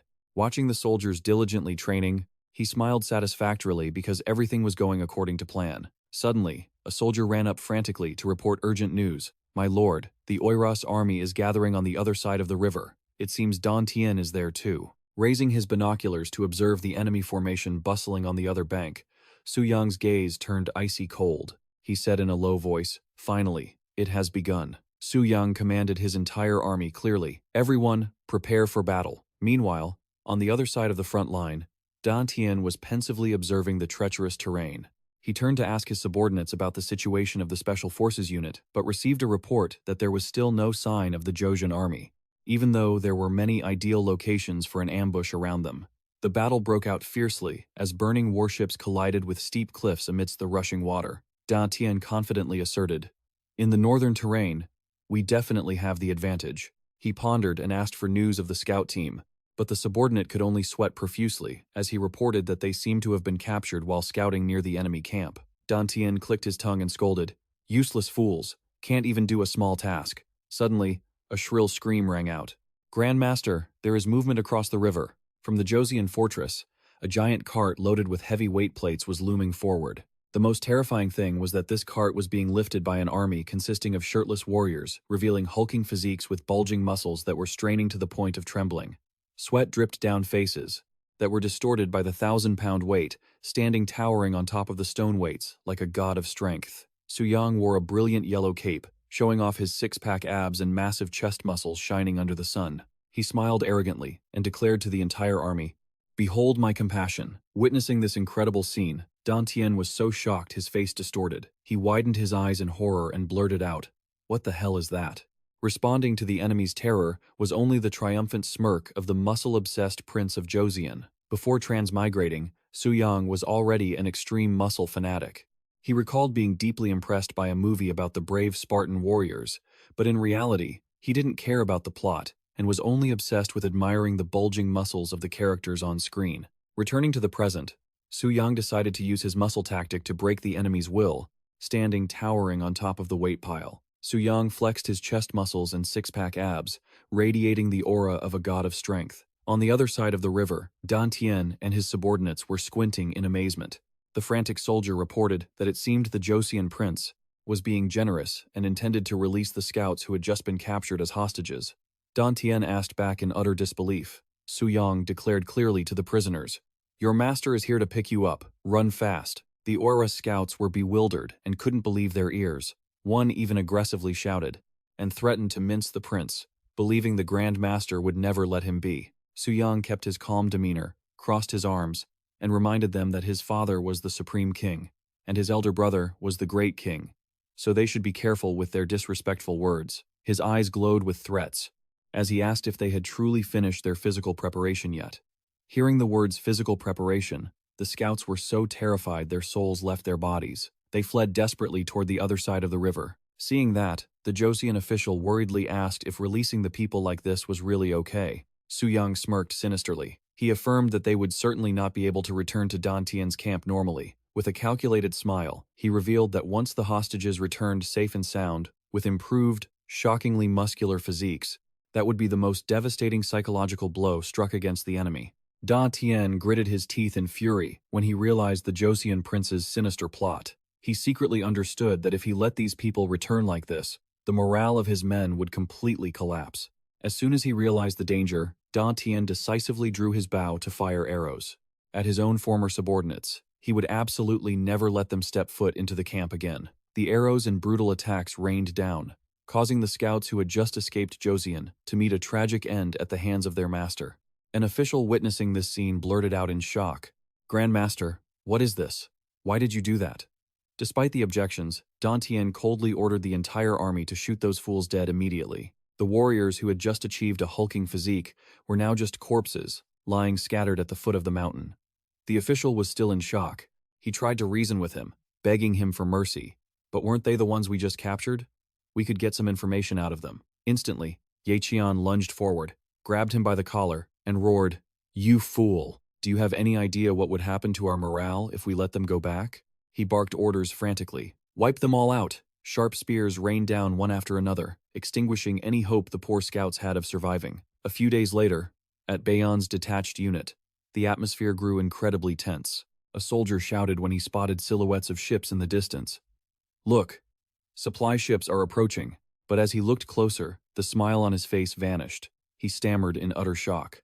"Wait, why are the supply ships on fire?" Before their eyes, the supply ships were engulfed in fierce flames, burning away all hope of provisions in the middle of the rough sea. "Put out the fire! Quickly! Extinguish the flames now!" Panicked, shouting erupted amidst the burning vessel. Thick black smoke suffocated the soldiers. One man coughed violently and screamed in despair, "It's too late!" Before they could even recover, another horrific explosion rocked the ship. Cries of ambush, "The enemy is firing," tore through the air as thousands of flaming arrows rained down, turning the supply fleet into giant torches in the middle of the ocean. In the face of imminent death, the order to abandon ship was given. The soldiers jumped into the icy water to escape, struggling against the rough waves. The last survivors finally crawled onto the gravelly shore. A Joseon soldier, shivering from the bone-chilling cold, gasped for air and urged him, "It's too cold, Inspector. Please, change your clothes. Hurry." While everyone was still in a state of shock, Bayan approached with his hulking frame and asked, "Is everyone okay? Are there any casualties?" A subordinate reported breathlessly that 4 men had fallen, but fortunately, the rest were safe. Bayan silently stripped off his soaking clothes, revealing sculpted, rippling muscles that exuded an overwhelming presence. He squinted, observing the wreckage from the attack, and discovered a crucial detail. "There are many small boxes here." He immediately ordered the deputy inspector standing nearby, "Check them." As he approached the intact wooden crates, the official in the red robe opened a lid out of curiosity and gasped, wondering if this was really gunpowder. He carefully scooped up a handful of gray powder and brought it to his nose to confirm the ingredients. After a close inspection, the deputy inspector sprinkled some powder on the deck to test its flammability. A booming explosion followed, and a massive pillar of smoke soared into the blue sky, proving the incredible power of the material. The official declared loudly, "This is top-tier stuff, genuine gunpowder." As he held up a wooden tag he had found, Bayan asked curiously, "What do these pieces of wood say?" The deputy inspector read them quickly and explained calmly, "It's just an instruction manual, nothing out of the ordinary." Realizing this was an invaluable prize, Bayan smirked triumphantly and gave a clear order to the entire army. "Excellent. Take it all back." Cheers from the soldiers echoed throughout the port as they eagerly loaded the crates of gunpowder onto the only remaining ship. The official in the red robe silently observed the seized cargo. On the wooden pieces were codes that only those well-versed in Hanja could understand. At first glance, it looked like a string of meaningless characters, written disjointedly, the characters for person, stand, and sun. But when combined, they formed the character for fake. It meant it was a counterfeit. Watching the soldiers struggling to load the crates, he chuckled to himself with cunning malice. Out of 60 boxes, only 3 actually contained gunpowder, but I have no obligation to inform those idiots. Let them taste the wrath of Joseon. 3 days later, a caravan of wagons trudged into a deep, treacherous gorge. From high above, the Mongol commander, with his signature mustache and braided hair, was intently observing every movement below. His subordinate suggested excitedly, "With such a large force, an ambush like last time is a guaranteed win." However, the commander narrowed his eyes, full of suspicion. He muttered to himself, "Humph, those cunning Joseon bastards. That's just a decoy caravan." The eyes of the Joseon driver remained eerily calm amidst the rattling of wagon wheels over the gravel. From atop the steep cliff, the Joseon ambush force was already in position, coldly looking down at their prey as they walked right into the trap. A clear voice rang out from high above, asserting, "That's not a regular caravan, that's the vanguard, and it's a trap." The Mongol commander squinted at the convoy moving through the valley. He pondered, "If we rush the ambush, we'll get flanked by reinforcements immediately." He decisively made the call to wait a bit longer, to find a more ripe opportunity. 10 days later, at the same spot on the high cliff, he noted with satisfaction that the Joseon army's vigilance had finally waned. He smirked calculatedly. "It seems it's time." A subordinate approached and proposed a perfect ambush position to Bayan, right up ahead. He analyzed that the ridge next to the main road was the ideal place to stage a feigned retreat, while also serving as a perfect hiding spot to ambush the enemy's entire main force. Bayan smiled wickedly and ordered, "Good. Move out." However, all of the Mongol army's movements were already under the control of the Joseon side. From the opposite cliff, a young official was intently observing every movement through a telescope, remarking, "It seems they're starting to lose patience." Through the circular lens, the image of the enemy cavalry, eagerly charging straight into the prepared trap, became clear. The young official, glowing with confidence, declared, "They are charging right into the position we set up, just as I predicted." Seeing his colleague looking so excited, the official sitting next to him asked curiously if this was really so satisfying. The young official suddenly burst into tears, feeling overwhelmed. He lamented to himself about how exhausting it was to work alongside someone with such an unpredictable personality as his older brother, Suyang. He wiped his tears and introduced the telescope in his hand, claiming that after using it a few times, he had managed to figure out the principles to replicate it. He even cheekily suggested, "If you want a high-quality scope, just swear your loyalty to Joseon. It's easy." This left the other official bewildered, thinking it was slightly unethical. Suddenly, the cry of enemy spotted on the ridge ahead tore through the air. The young official immediately turned serious and gave a clear order for the entire army to focus intently from this moment on.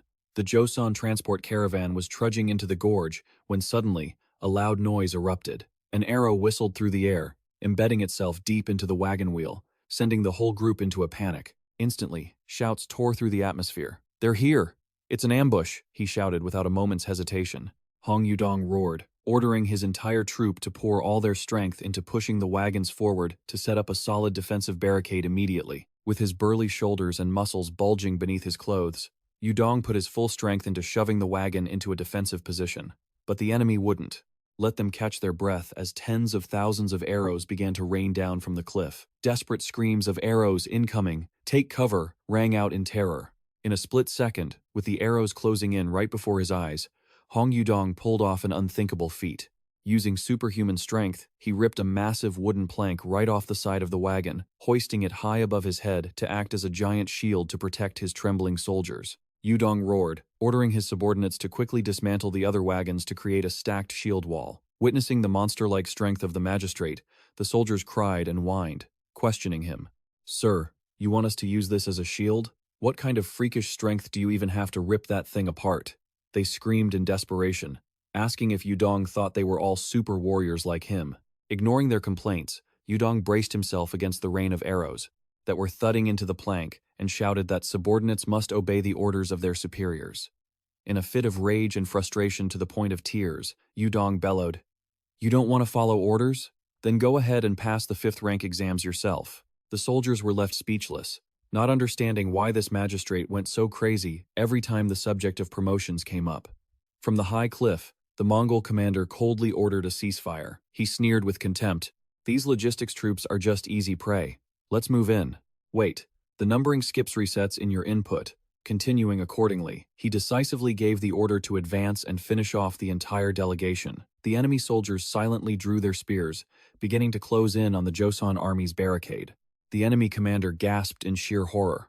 Wait a minute, he realized the Joseon supply wagons were not as simple as they looked. A pitch-black cannon barrel suddenly emerged from the side of the wagon, unleashing thunderous fire, making him scream in desperation. "It's a cannon! Fall back, now!" A deafening explosion sent the Mongol cavalry flying into the air amidst blood-curdling screams, as Commander Park Dong-sun gritted his teeth, watching the smoke-filled scene. Yet, the enemy leader stubbornly roared, "Do not retreat! Prepare to attack!" Terrifying, Commander Park Dong-seon gritted his teeth, watching the smoke-filled scene. But the enemy leader stubbornly roared, "Do not retreat! Prepare to attack!"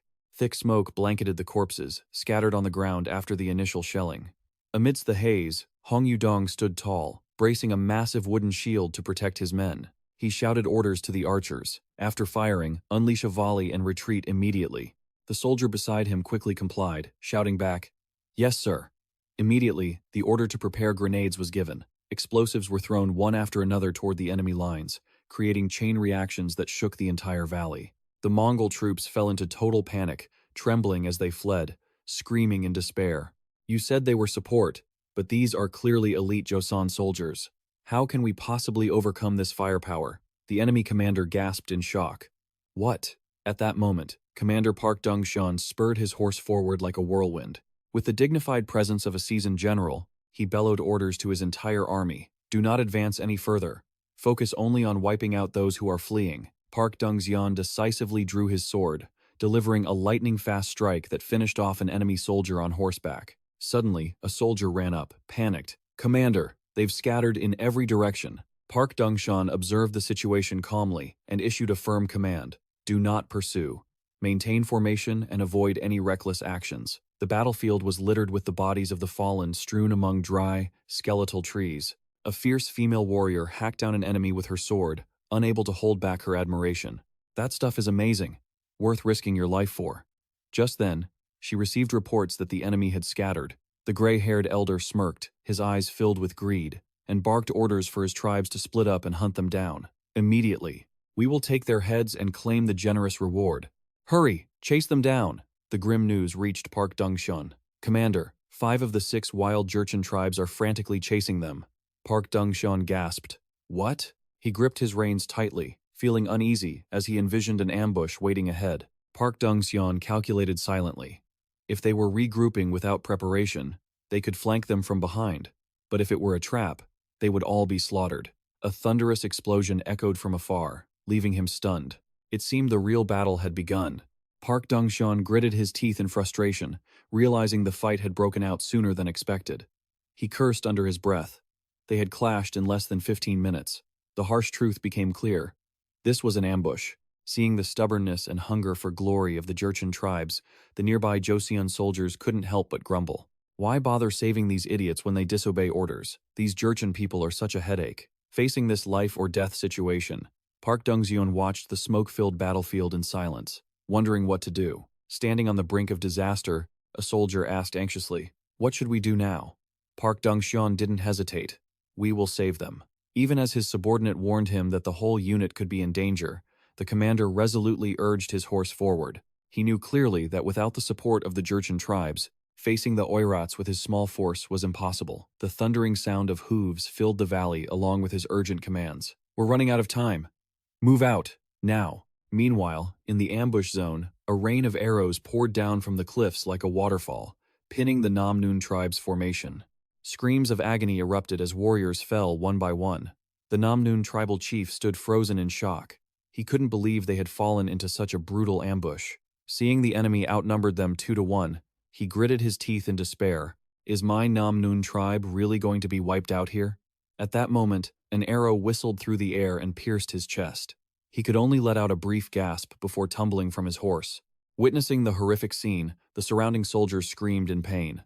The chief's trembling hands touched the arrow, embedded deep in his armor. Cries of lamentation filled the entire battlefield.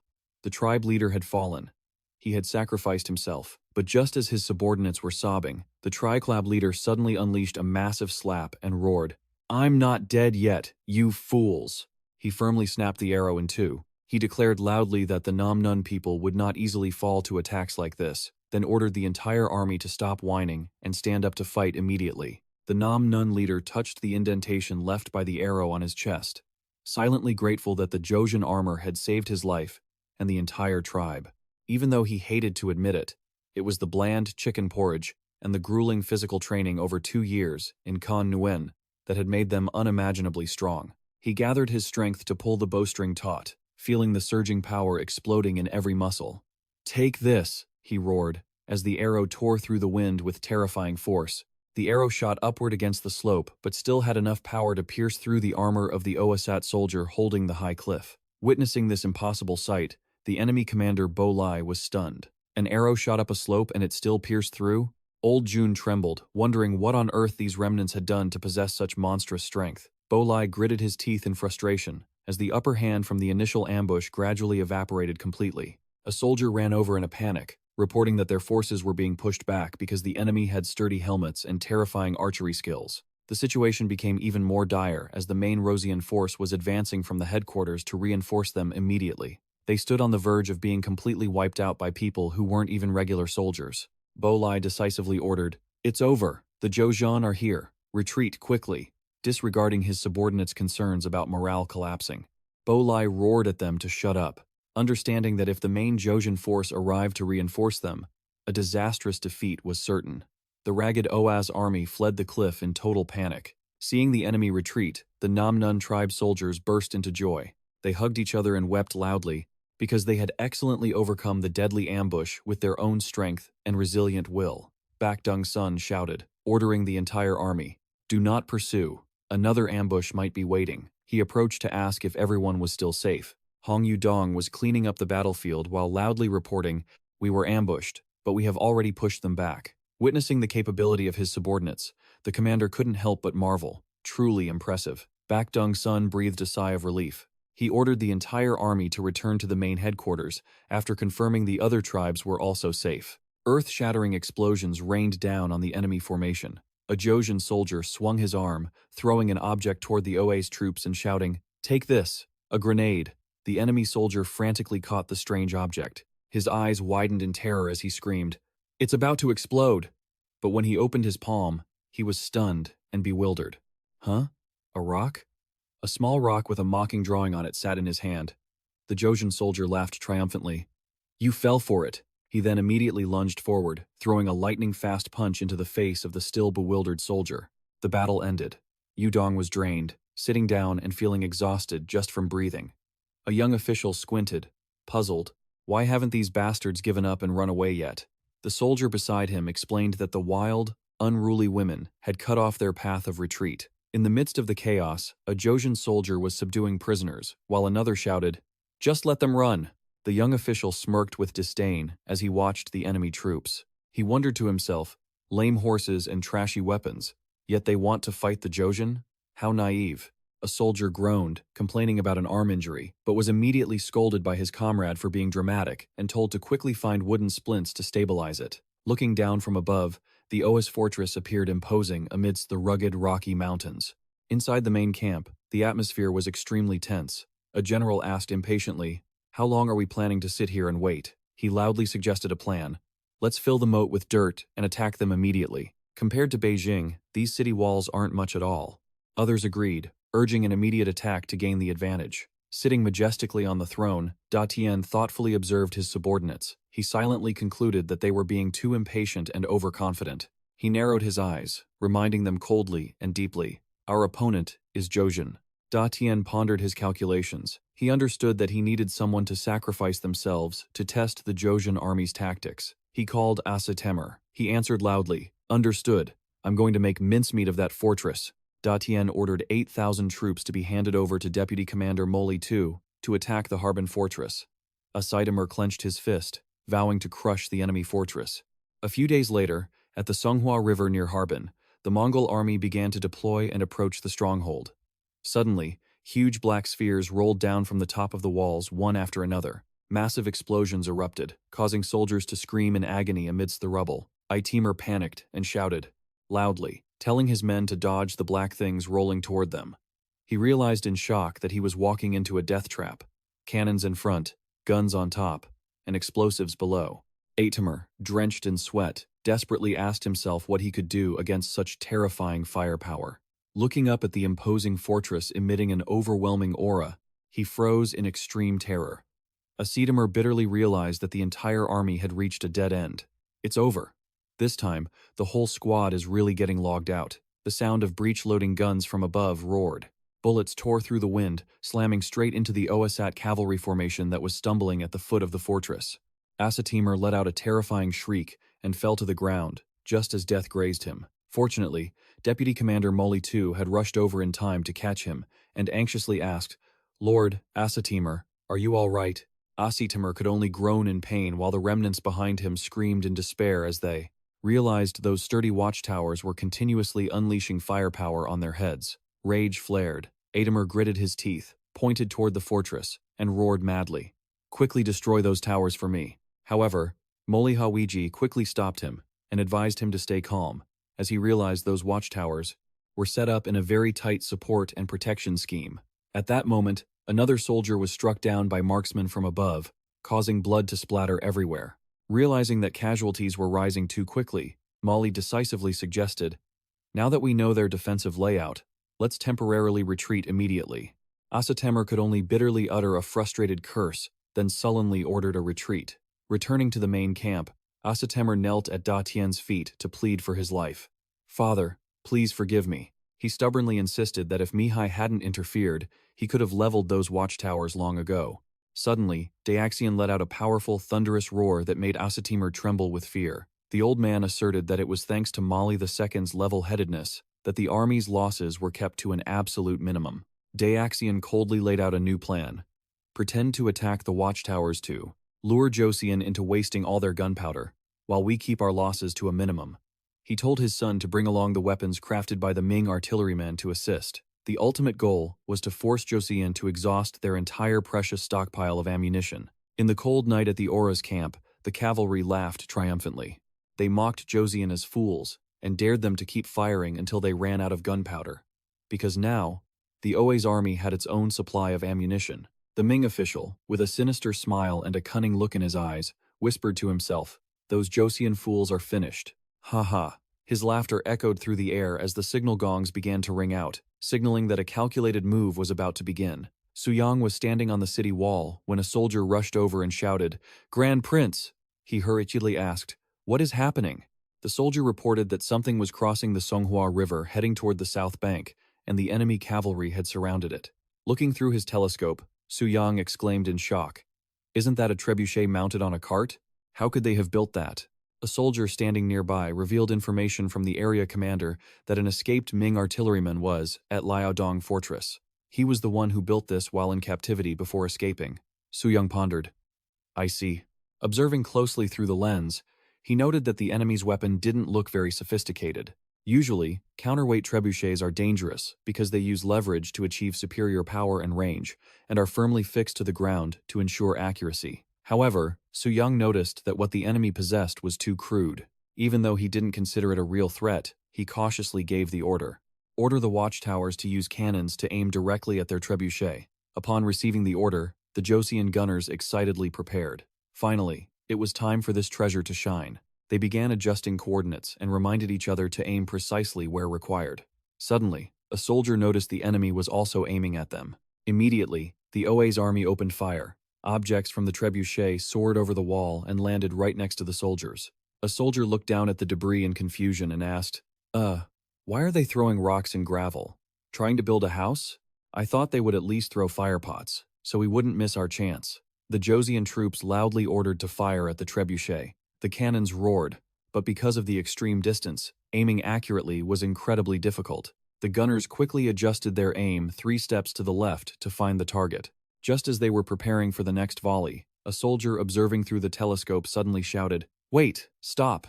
Their trebuchet is moving again." From the other side, giant objects were launched again, flying straight toward the fortress at a terrifying speed. Witnessing the strange objects flying in, the Joseon soldier couldn't help but ask, "Why are they throwing straw mats while fighting?" But as soon as he looked closely at the liquid leaking out, he realized in horror that it was oil. The soldier's face turned pale with terror as he realized the truth. The oil-soaked mats burst into fierce flames as soon as they hit the ground. When had the Oiras prepared a team of archers with flaming arrows in their hands? A desperate scream rang out. When did they do that? Thousands of flaming arrows poured down like rain, turning the fortress into a sea of fire. The soldier only had time to scream in despair, "Fire attack! It's a fire attack!" The flames quickly engulfed the watchtower, and black smoke billowed high. Amidst the chaos, a firm order rang out. "Bring the cannons out and throw them down. Leave the watchtower immediately." The soldiers frantically carried equipment to throw over the wall to save it, released emergency ropes, and evacuated quickly. "Hurry, before the gunpowder explodes." The soldiers scrambled down the ropes to the ground. Right behind them, a thunderous explosion flattened the watchtower in an instant. Watching the watchtower collapse, Suyang gasped. "They threw oil-soaked mats?" The official beside him gritted his teeth and stated, "It seems this was their plan from the very beginning." He worriedly reported that the thick smoke and fire were completely obscuring vision, making accurate aiming extremely difficult, even though the gunpowder store was still intact. Suyang bitterly cursed as he realized they had lost 2 crucial watchtowers. Suddenly, he discovered the enemy was starting a new attack and roared, "The siege ladders are here! Time to send them packing!" Suyang clearly ordered his entire army, "Don't save the gunpowder anymore." The Oiras soldiers madly climbed the ladders onto the wall amidst the smoldering fires. "Where are the rocket launchers?" "Aim directly at those climbing the wall and their archers." He decisively urged his horse and shouted, "Cavalry, mount up and follow me." The soldiers, though coughing from the smoke, shouted back in unison. As soon as the order to fire was given, volleys of cannonballs and rockets poured down from the wall like a storm. The terrifying, destructive power created a series of explosions, knocking the enemy off the ladders amidst screams. Fire. As soon as the steel-cold command ended, the Joseon muskets fired in unison, raining lead down on the enemy.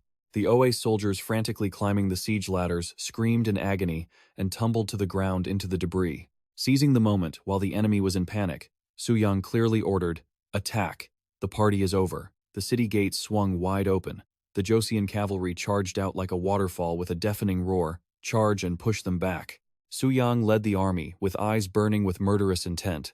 He roared, "Wipe out their main force for me." The Joseon cavalry charged straight into the enemy archer formation, their gleaming swords swinging, finishing off the enemy in an instant. Amidst the chaotic battle, Suyang suddenly stopped when he spotted an important target. He narrowed his eyes and mused to himself. Based on that luxurious armor, he must be an enemy commander. That was Asatemur, who was frantically urging his horse to flee and screaming in desperate panic. "Help! Will someone save me from this madman? I won't let the prey escape." Suyang roared. That bastard, and frantically urged his horse to pursue. Closing in on the enemy, Suyang glared and roared. How dare you attack? Before the prince's terrifying display of power, Ademir could only let out a gasp of pure horror. A blinding light flashed from the royal blade. Suyang delivered a thunderous strike that tore through the air. In an instant, the enemy commander, stripped of any chance to resist, crashed to the ground, losing his life right on the spot. Witnessing the horrific scene, Lieutenant Molly too cried out in shock. The panicked remnants reported that their left flank had completely collapsed, forcing Molly too to give a painful order. Retreat! Pull back immediately. The Oirus army fled the battlefield in total disgrace. On the ramparts, cheers of victory erupted everywhere. The general took his head.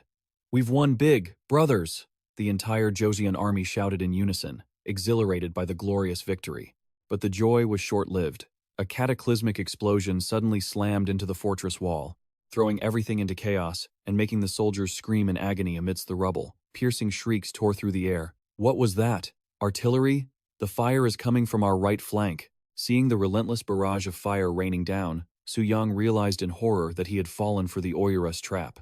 He wondered if the enemy had intentionally used the trebuchets as a distraction, waiting for the exact moment the Joseon cavalry charged to launch an all-out artillery assault. Not wasting another second, Suyang barked orders to his artillery crew. Where is the artillery? Fire back. Don't let them get the upper hand.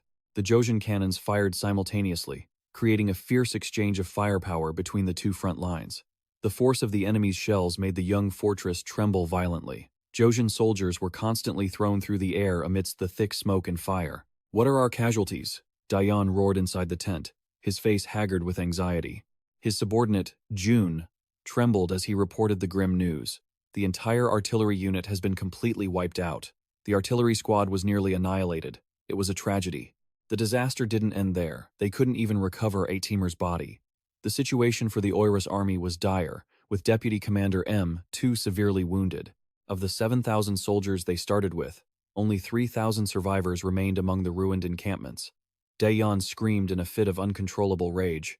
A Joseon general took my son's head. What the hell have you people been doing? He glared, demanding to know why the cannons. Their last glimmer of hope had suddenly malfunctioned and exploded. The subordinate wept, begging for mercy, explaining that they had loaded the ammunition exactly as the gunner instructed. But by the fourth reload, the slow-burning fuse had melted the lead and grease, completely destroying the barrels. Looking at the code scroll in his hand, Dayan realized in horror that the encryption was fake. They had been led by the nose. He gritted his teeth and ordered, "Bring that gunner to me." The subordinate broke into a cold sweat and reported in fear, He fled a long time ago, sir." Dayan gasped in disbelief. "What?" He sat slumped on his throne, suddenly realizing that even Bayan's army had likely been completely wiped out. Dayan felt as though Joseon had played him for a total fool. Suddenly, he broke into a sinister smile and coldly asserted, "Tai-san is working with Joseon to mess with me? Very well." Dayan firmly ordered, "Pass the order to retreat, and get word to Bayan as well." An official expressed concern. "If we let the defecting tribes win now, the Oirus army will become a laughingstock for the whole world." Dayan laughed maniacally. He believed that a bunch of remnants from the Jin dynasty and unknown sheep herders could never achieve anything great. But his eyes suddenly turned cold and suspicious, unless they are just playing dumb to deceive me. Deep in the treacherous mountain pass, the cavalry unit trudged forward, accompanied by a call. "Lord Thon's son, another attack from the defecting tribes has wiped out 500 of our best warriors." Thon's son gasped in shock. "Another ambush? Give the old man a break." He looked anxiously at his exhausted army, wondering how long they intended to chase them when they were already nearly out of their territory. Seeing the dire situation, the accompanying official advised, "Maybe we should head back to Liaodong and surrender to Seiyu right now?" Thonson immediately flew into a rage. "Do you know how many horses I lost just to get out of there? You want me to go back? Are you insane?" He resolved that they only needed to travel another 300 miles north to reach Harbin, the capital of the Great Jin Empire, and ordered the entire army to push through until they arrived. A few days later, a spear suddenly whistled through the air, embedding itself in the ground right in front of Thonson's horse, followed by a booming voice, "Stop! No further!" High on the treacherous cliff, the Joseon archers had already set up, ready to fire. Thonson nervously raised his hands to signal, "Wait, we didn't come here to fight. Let us speak with a Joseon officer." He broke out into a cold sweat, wondering why the Joseon army was even in this place. Just then, a soldier ran up in a panic to report the grim news. "Leader, the defecting tribes are pursuing us from behind." Thonson's eyes widened in terror. "What? They're here already?" The situation reached a breaking point, as the Haishi Jurchen army had also completely surrounded them from above. Thonson's men were in despair, crying out because there was no way out, desperately asking him what they should do now. While Thonson stood drenched in sweat, his face distorted with fear, a Joseon official suddenly appeared behind them and coldly asked, "Are you looking for an officer?" As soon as he saw the man before him, Thonson realized he was an old acquaintance. "Wait, is that old friend Aguchi? Why do you look so different now?" The official, with a stern face, declared, "The name granted to me by His Majesty is Jongjung Ron." Jongjung Ron glared, questioning Thonson's motives for blatantly encroaching on Joseon territory. Thonson quickly changed his tone, flashing a fawning smile. "Come on, aren't we old friends? We left Liaodong and headed north just to reclaim the land our ancestors once occupied." Seeing the other man remained unmoved, he immediately made a promising offer. "I want to join Joseon. To prove my sincerity, I will gift you 5,000 war horses." Hearing this, Jongjung Ron flew into a rage, pointing his finger at the man's face and roaring, "How dare you? You are nothing but thieves like vermin encroaching on our land." The official clearly declared that although he wanted to destroy the old man immediately, he would grant him one final act of mercy. Thonson could only stare in terror at the threatening ultimatum. He was panicked and completely at a loss. "If you don't turn back within the next 2 hours, we will attack." The stern ultimatum echoed through the treacherous mountain pass. Thonson's subordinates were panicked beyond measure, realizing they were completely surrounded from both sides. They screamed in despair, "Leader, what are your orders?" Thonson gritted his teeth, his hands clutching his lapels in total helplessness. Seeing Dong Taejong Ryeon standing tall before him, he understood that any further resistance was futile. With no way out, Thonson raised his hands and shouted, "I surrender. I will go down to Joseon to atone for all my sins." Dong Taejong Ryeon smirked, smiling with satisfaction at his enemy's submission. Thus, Thonson officially became a prisoner of Joseon, marking a glorious victory as the Battle of Harbin finally came to an end. Time passed until May 1455 inches, Joseon, and a mournful atmosphere enveloped the Gwanghwamun area. Amidst the swirling incense smoke, thousands of people dressed in white mourning clothes had gathered early. Suyang, with his broad, commanding back, moved silently through the crowd, and he spoke softly. "Good thing you know the way, or we would have been lost." The person accompanying him, Bui Ngui, recounted that throughout his life, his father had only called him here about 3 times. Seeing the massive throng of people arriving even though it was barely dawn, Suyang couldn't help but marvel at the immense turnout. An old minister replied thoughtfully, "Isn't it obvious? This is the funeral of the second state councillor, Huang Hui." The altar was arranged solemnly with full offerings. Incense smoke drifted before screens covered in farewell messages for the great minister who had dedicated his whole life to the dynasty. Amidst the sorrowful atmosphere of the ceremony, a military official who was wiping away tears suddenly froze when he spotted a familiar face. He gasped in surprise. "Wait, could you be Hanmi Young Ho?"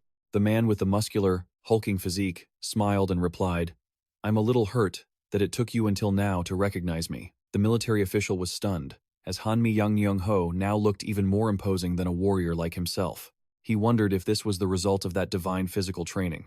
An elder standing nearby nodded in acknowledgement that his physique had indeed changed drastically. Hanmi Young Ho replied playfully, "You flatter me. I still have much to learn." With his muscles so large they practically blocked out the sun, he secretly felt grateful for the prophecy of Prince Suyang that once he got ripped, no one would recognize him anymore. And that was indeed the truth.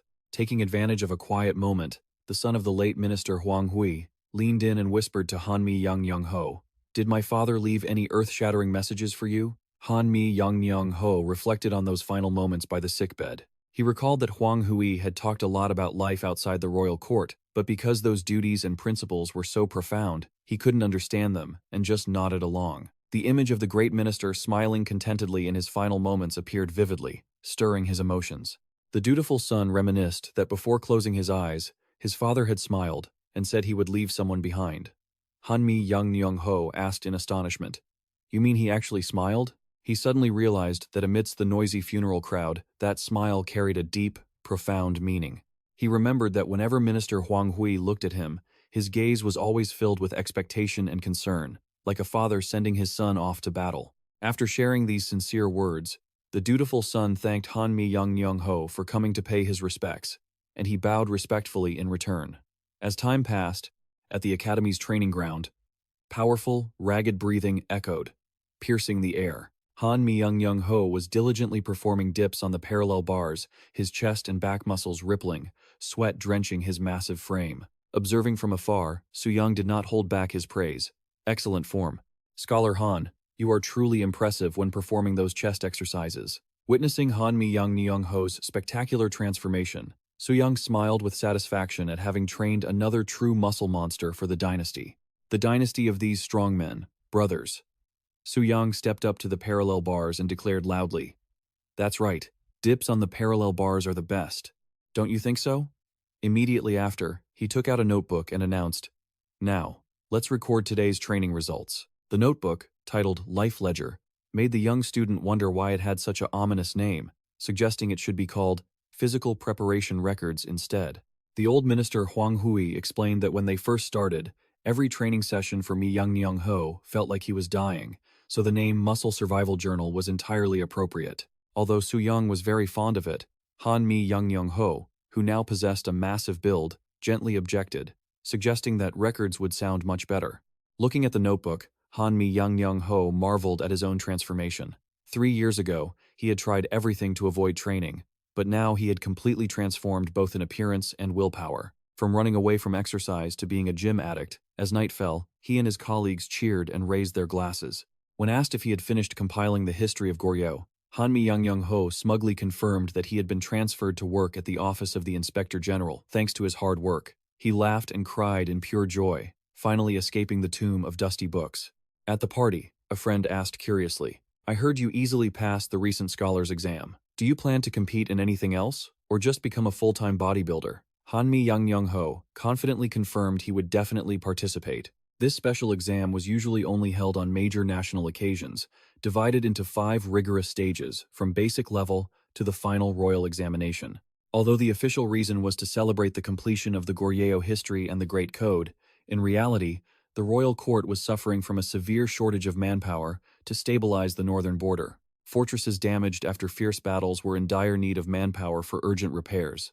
Mentioning places like Jurchen and Harbin that lacked men, the friend started to share more rumors, but was suddenly interrupted by Han Mi-young-ho, who slammed the table and shouted, "Hey, stop discussing such unpleasant things." Seeing his friend change so much, the colleague just laughed and teased that he used to be the quickest to catch wind of scandalous gossip. Han Mi-young-ho fell silent, his mind flashing back to the terrifying memories of his past mistakes and incidents. He clenched his fist with a determined gaze, telling himself that he must absolutely not make any more mistakes. The quiet capital at night was blanketed with new schemes for the future. Stepping out of the tavern with unsteady steps, Han Mi-young-ho leaned precariously on the shoulder of his companion. Seeing that he couldn't stand straight, the scholar accompanying him asked with concern, "Are you okay?" Mi-young-ho waved his hand, his mouth slurring. I'm fine. I'm so sober I can't even walk straight." His friend teased him with a smirk. "Your drinking capacity still hasn't improved, no matter how much physical training you do." Han Mi-young-ho hiccuped, explaining that he had just suddenly remembered Wang Yuji, a descendant of King Taeho. He recalled records in the Yote Goryeo annals about how the Guang family had built their massive fortune through maritime trade. At the mention of trade, Han Mi-young-ho's eyes sparkled with ambition. Seeing his friend's fiery expression, the scholar smirked. "So now you're interested in money again?" Han Mi-young-ho scratched his head awkwardly. "Well, I mean, who isn't interested in money?" His friend continued to provoke him, suggesting that even the previous dynasty had traded with the Arabs for such immense profit. Han Mi-young-ho was stunned, murmuring in surprise, "You mean the Arabs?" Although this wasn't officially recorded in Goryeo history, the scholar insisted that all the information was locked firmly in his head. Seeing the cheerful mood, his friend excitedly suggested, "How about one more drink?" Han Mi-young-ho smiled triumphantly. "Deal. Let's have another to get in the mood for business." Although his desires for wealth and power were temporarily suppressed by his grueling physical training, deep in his heart, Han Mi-young-ho's ambition never faded. He remained diligent, keeping up his routine from lifting heavy weights to powerful pull-ups that built his bulging muscles. At the same time, Mi-young-ho poured all his focus into his studies, preparing thoroughly for the junior and senior literary exams. Standing before the honor roll, tension hung in the air as the sound of lamentations from those who failed filled the space. Yet, Han Myung-ho stood tall, his face full of determination. Finally, Han Myung-ho achieved the result he had longed for. His face beamed, his eyes shining with sheer joy as he saw his name on the list. From afar, Kim Sa-op ran over, shouting, "Brother! Brother!" Han Myung-ho laughed loudly and announced, "Sa-op, my name is on the honor roll. Isn't it glorious?" The young genius burst into tears, touched and silently marveling that he had finally overcome this immense pressure. He recounted with admiration that the questions regarding the newly built prison in Pyongyang had appeared on the exam exactly as Han Myung-ho had predicted. Now, their only remaining goal was the final royal examination. They both smiled confidently, promising clearly that they would pass together and serve the country. Han Myung-ho was full of hope, confidently asserting, "I feel that this time I will certainly earn a position in the court. I have a very good feeling about this." However, the moment he stepped into the examination hall, his expression suddenly changed, turning pale with terror. Amidst the solemn courtyard, confused whispers erupted. "What is that? Why are there 3 exam topics?"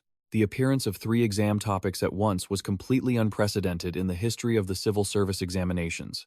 A giant scroll was lowered from above, revealing 3 bold Chinese characters that were full of challenge: Ming, Hua, and Daya. The chief examiner announced clearly, "Choose one of the 3 topics and begin your essay."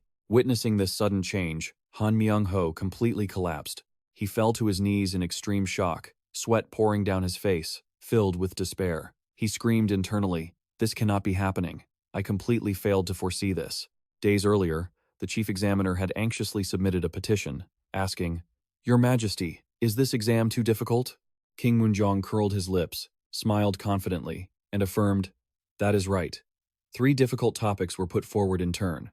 First, diplomacy with the Ming dynasty. Second, pacifying and assimilating the tribes in the northern border regions.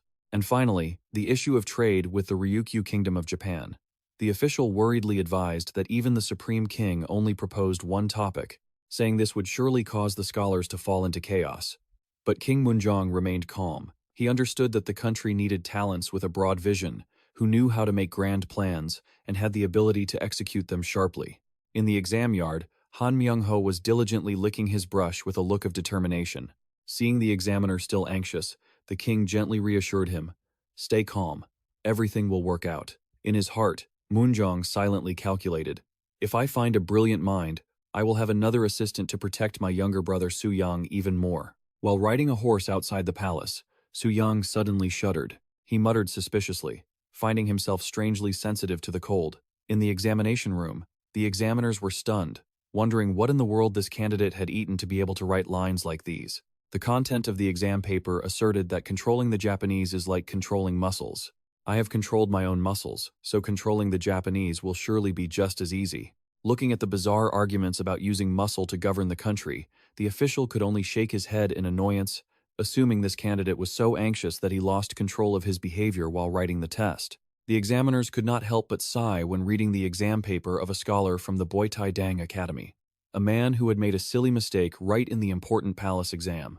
Looking at the strange lines, they could only stare at each other in confusion and wonder, what on earth is this? Finally, a list of the 11 most excellent candidates was selected to be presented to King Munjong. A high official worriedly reported that among them was a person who had submitted an exam paper that was completely off topic. But because the arguments were so sharp and cohesive, he wanted to ask for guidance from His Majesty. King Munjong curiously asked which off-topic paper it was. The official then presented the draft titled Han Myung-ho. The king's gaze froze when he read this familiar name. He immediately inquired about the writer's background. He remembered that this was the person who had been recommended by the late Supreme King Sejong to work at the Boitaidang Academy, and even the late Great Minister Huang Hui had held him in special regard during his final years. In his essay, Han Myung-ho had provided a completely different perspective to answer the diplomatic questions. He analyzed that, in the previous dynasty, multilateral trade had led to chaos and the collapse of the country. Although the founding King Taeho had rectified the country by suspending trade, that had unintentionally created an opportunity for the Japanese to profit through dirty tactics. Instead of arguing along the usual paths, Han Myung-ho clearly proposed that Joseon should actively reach further, bypassing neighboring countries to establish direct trade relations with the Arab world to seek new prosperity. King Munjong was stunned and wondered, Arabia? It sounds strange but quite compelling. He suddenly laughed heartily at Han Myung-ho's bold and interesting idea. The king affirmed that this person not only brought entertainment, but that his arguments were actually very accurate. Along with the excellent essays on the Ming dynasty by Lim Wun and on the northern tribes by Kim Sai, King Munjong decisively decided to recruit all three into the ranks of talent to serve the great cause of the royal court. This was the trio that would shake up the court. King Munjong smiled with satisfaction at the excellent essays. He ordered his subordinate, "Keep Han Myung-ho's paper for me. I want to read it again." While the capital was busy with the exam results, in the Pyongyang prison in March 1455, an official with a broad back was sitting deep in thought at his desk. That was Dong Bom-su, who was responsible for managing this area. Bom-su read the letter and laughed heartily, looking so satisfied that an official standing next to him could not help but worry. "Again? You are a high-ranking official now. Is this behavior appropriate?" The letter from Prince Suyang told of the arduous journey after arriving in Harbin. To prepare for the upcoming battle, the army had to leave Gogang with Yao Dong to head to the distant north. Amidst the bone-chilling cold of the snow-capped mountains, the soldiers could only shiver and complain about a new, arduous battle waiting ahead. Suyang's threatening lines made Bom-su jump. "I will catch many prisoners and send them to you. Prepare your mind." He stammered to himself. "Are you trying to drag me into the mess with you?" Suddenly, a shout of, "Stop right there!" pierced the quiet atmosphere of the prison. A commotion was unfolding as a prisoner was madly running to find a way to escape. Deputy Warden Seong Sam-moon shouted in panic, "Catch him!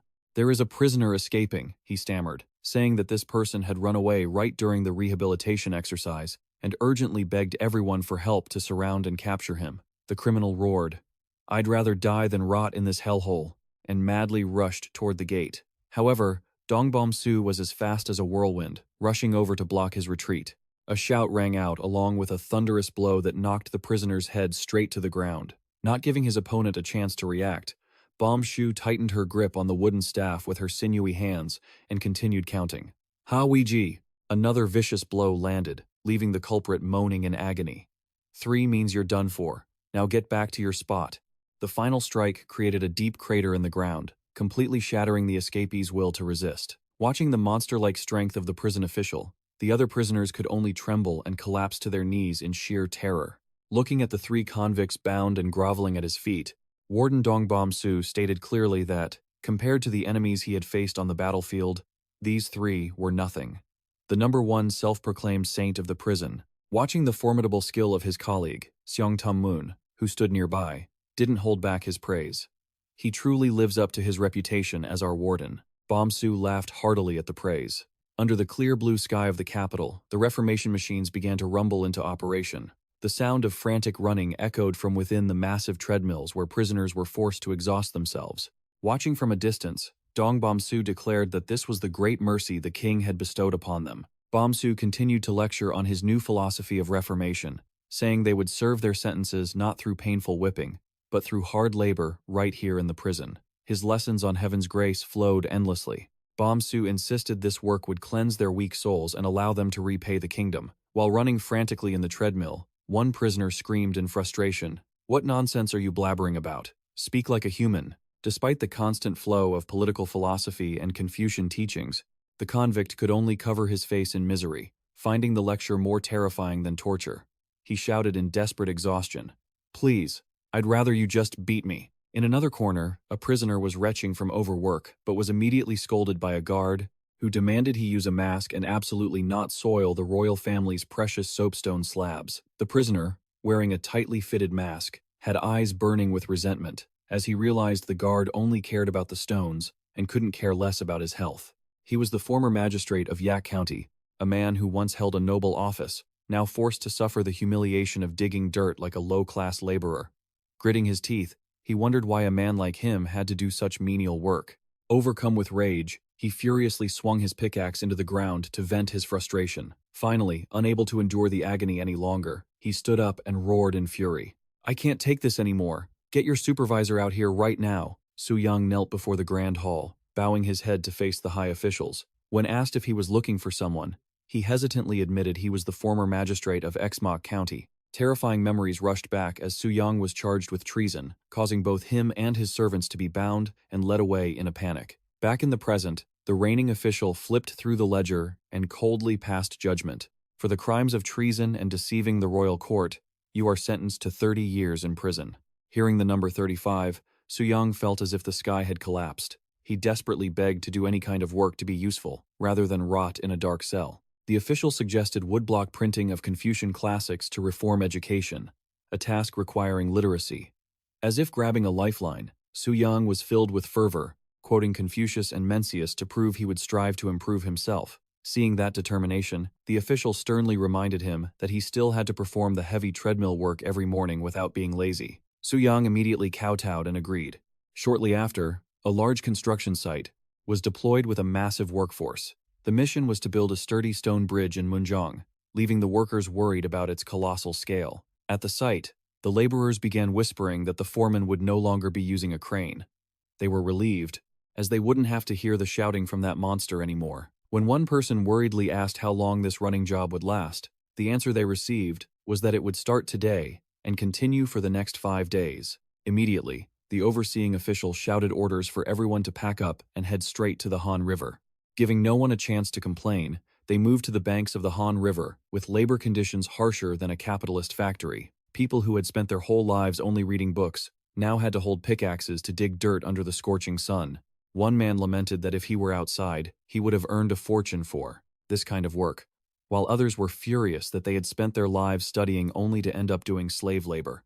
Just then, Suyang appeared in a bright red outfit, exuding intense energy. He gripped his pickaxe firmly and roared threateningly. Who was muttering over there? His overwhelming presence made the workers freeze in fear. Wasting no time, Suyang plunged into work with terrifying strength.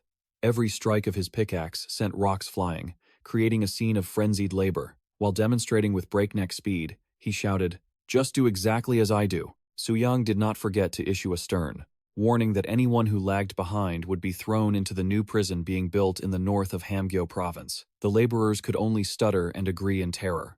They were completely desperate, realizing they had to keep up with someone who didn't have the word rest in his dictionary. As night fell, the construction site remained tense under Suyang's supervision. Seeing a pile of scattered crates, the official in the deep blue robe frowned and asked, "What is all this?" The merchant in the green robe hurriedly rubbed his hands, smiling obsequiously, explaining that these were just some summer clothes and small gifts to help the prison guards. He threw open the chest, revealing sparkling gold and jewels, but the official coldly ordered him to take it all away. The firm response left the merchant standing there stunned. The official sternly asserted that their salaries and supplies for the prisoners were all gifts from the king. The merchant broke into a cold sweat and sighed, not knowing how he would carry all these heavy goods back. Seeing 2 guards eagerly offer to help, he was about to thank them profusely when the official glared at him with a warning. "You, and anyone who dares to accept even a single piece from you, could end your life in this prison as a convict." The sharp threat terrified the merchant, who shouted for them to stop and promised to have his slaves move it away later. The merchant ran for his life, not forgetting to leave a hurried farewell. In an era where corruption was rampant, that official was the only one who remained incorruptible, causing criminals from all over the country to be transferred here. He stood with his arms crossed, watching everything thoughtfully, until a piercing scream rang out from afar. Inside the house, a man anxiously asked the woman in pain if she was sure she was okay. The woman smiled weakly, replying that she was fine, because if she didn't get moving now, she wouldn't accomplish anything today. The man watched with concern, urging her not to overexert herself, especially since she was no longer alone. She placed a hand gently on her belly, feeling the tiny life slowly forming, then headed toward the training grounds. The daughter-in-law greeted her politely. "Mother, I'm here." Seeing her, the mother-in-law immediately asked with concern if she was feeling all right. The young woman hesitated, admitting that since getting pregnant, she felt her weight increasing noticeably. The older woman reassured her, "That's perfectly natural," and immediately issued an order. "Now, let's start gently with some squats." The daughter-in-law could only whisper her obedience in surprise, but she wasn't done yet. She continued, instructing her, "Try holding a 5-kilogram dumbbell in each hand while you squat." Even though she was pregnant, the young woman obediently followed her mother-in-law's lead. The mother-in-law didn't just sit by. She gripped a barbell, declaring with fiery intensity that she would train alongside her daughter-in-law and urged them both to give it their all. Her eyes were sharp, and her muscular arms lifted the massive weight, making the very air feel electric. A pregnant woman acting like a water buffalo, it was truly unbelievable. Watching her mother-in-law's powerful back, the daughter-in-law couldn't help but choke up. She told herself that she had given everything she had over the past 2 years since joining this family. Memories of 2 years ago rushed back with a sob, beginning with a shrill scream and the sound of a staff hitting the dry earth. Back then, she had collapsed, her breath hitching from exhaustion. Her mother-in-law stood towering over her, coldly shouting, "Stand up at once." In desperation, she could only whisper that she couldn't go on. But faced with the woman's terrifying strictness, she wailed through her tears. "This workout is going to send me to meet my ancestors."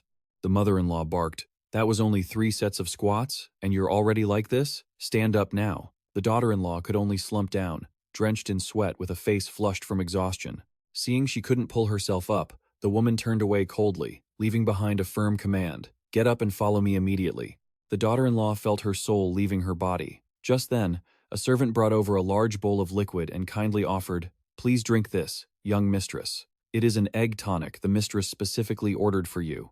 Looking at the ancient protein shake, the exhausted woman picked it up and drank it all to regain her strength. The male servant also encouraged her, "Hang in there, mistress. When I first started, I could only lift 100 kilograms, but now I can lift up to 150. After speaking, he scratched his head awkwardly, regretting his big mouth, as he was actually still struggling to maintain that weight. This family was famous for being refined, uninterested in fame or fortune, and aiming only to be known for their scholarship. They had once wanted to be seen as gentle, composed scholars with artistic souls, but now, the reality was so harsh that no one in the house could look at a bowl without wanting to cry due to the grueling diet and training regimen. Sitting alone in the yard, the daughter-in-law choked back tears, feeling as though her heart were shattering under the pressure of this insane training. Everything changed when the man from Busan arrived. Under the fiery sunset, Suyang walked into the estate with an authoritative air and bulging muscles. Seeing her husband home, his wife hurried to welcome him. "You're home? You must be exhausted after such a long day." Looking at her husband, she couldn't help but reflect on the past. Previously, he was a frail scholar who knew only books and poetry, but since returning from Busan, he had transformed into a completely different person. This dizzying change in his physique and personality left even the longtime servants unable to recognize their once refined master. Suyang looked at his daughter-in-law and asked meaningfully, "Do you feel that way?" He used a branch to draw on the ground, pointing out that she had spent most of her life reading books while lacking physical activity. With a serious expression, he analyzed that this had reduced her muscle mass. He even bluntly noted that her hormone levels were at an alarming low, and her body's energy was worse than a letter M. Hearing those sharp remarks, the daughter-in-law was stunned, her face filled with shock. She choked out a self-reproach, "My body is so useless." Seeing her break down, Suyang quickly reassured her, "No, that's not true at all. Definitely not." He understood that when one trains without seeing immediate results, while enduring pain, it's natural to feel discouraged. He gently advised her not to be in such a hurry and to take things slowly. As Suyang placed a hand on her shoulder to encourage her, she felt the incredible strength and stability in his touch. She looked up at him with eyes full of admiration and asked, "And what about you, father?" Suyang declared confidently, "I will always be here to support you in your training." Moved by her father-in-law's care, the daughter-in-law teared up. "Father, I am truly happy that you have returned." She resolved from that day forward to train even harder. Seeing the fire of determination in her eyes, Suyang smiled with satisfaction. That's right, that's the spirit. Since then, she had become as close to stone dumbbells as she once was to tea tables, just like him. Outside, her husband's worried voice rang out, suggesting they should stop his wife before she hurt herself. The husband held his wife's hand, gently saying, "Oh, my beloved wife." Looking at her, he smiled and remarked that she hadn't changed at all. The wife answered shyly that she was still working hard at her training, though it never seemed like enough. He laughed heartily, recalling the days when she was just learning basic concepts, and now she could explain principles more persuasively than he could. Hawiji stood in the middle of the courtyard, sharing a rare moment of peace amidst the family's grueling training rhythm. "Your Majesty, what brings you here?" The officials panicked upon seeing the king's unexpected presence at the site, prepared for the official selection exams. To the subordinate's surprise, the king smiled kindly, asserting that he had come only to visit and encourage everyone. Turning to the woman standing nearby, the king asked to confirm her identity. "You are Dunyang's wife, and you have entered this exam, haven't you?" The wife hurriedly bowed respectfully. "Yes, Your Majesty." The king gently took her hands, expressing his deep sympathy. "You've been away from home for so long. You must have suffered a great deal." The wife could only offer a vague, yes, to brush it off. But the king's sharp gaze suddenly shifted. He gave a cold huff and stated, "Yet, Your hands are telling a completely different story." Before her bewildered expression, he exposed that, while she was trying to act weak and exhausted, those calloused hands of hers looked like they wrestled with heavy stone weights every single day. The wife bowed her head, trembling in confession. "I deeply apologize," she said, inwardly regretting that after being encouraged by her husband, she had thrown herself into a grueling training regimen with heavy weights, only to start slacking off later. She couldn't believe the king could detect the changes in her physique so quickly. Just then, Suyang appeared and asserted that without thorough physical preparation through training, people fall easily. He revealed a shocking truth. Had he not trained, he would have died from diabetes 10 years ago. Suyang admitted that when he first started, he wanted to give up many times and was just as lazy as she was now. He emphasized that the most important thing is not how much weight you can lift in the big 3 exercises, but that the true essence of training lies in restoring and maintaining a fully healthy body. As he spoke, Suyang flexed his bulging arm muscles to prove his point, making one recall the time a year ago when he was so weak that he couldn't even eat meat and survived only on barley water. Looking at the delicious bowl of chicken in front of her, the daughter-in-law smiled happily. For now, she could eat comfortably without having to battle her own health like before. Seeing this, Suyang kindly suggested that with the experience she had gained, she should write a handbook for physical training specifically for women.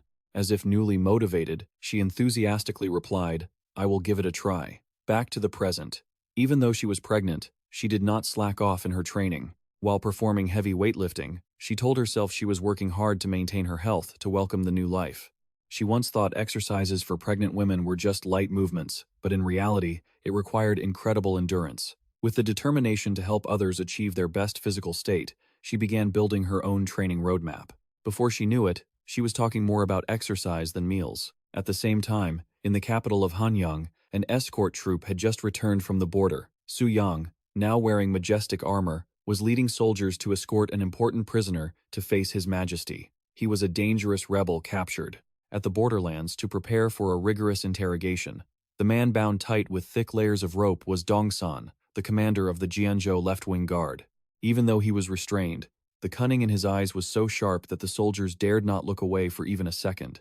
Standing on the high palace steps, the king commanded with authority, "Dongsan, lift your head and confess all your crimes."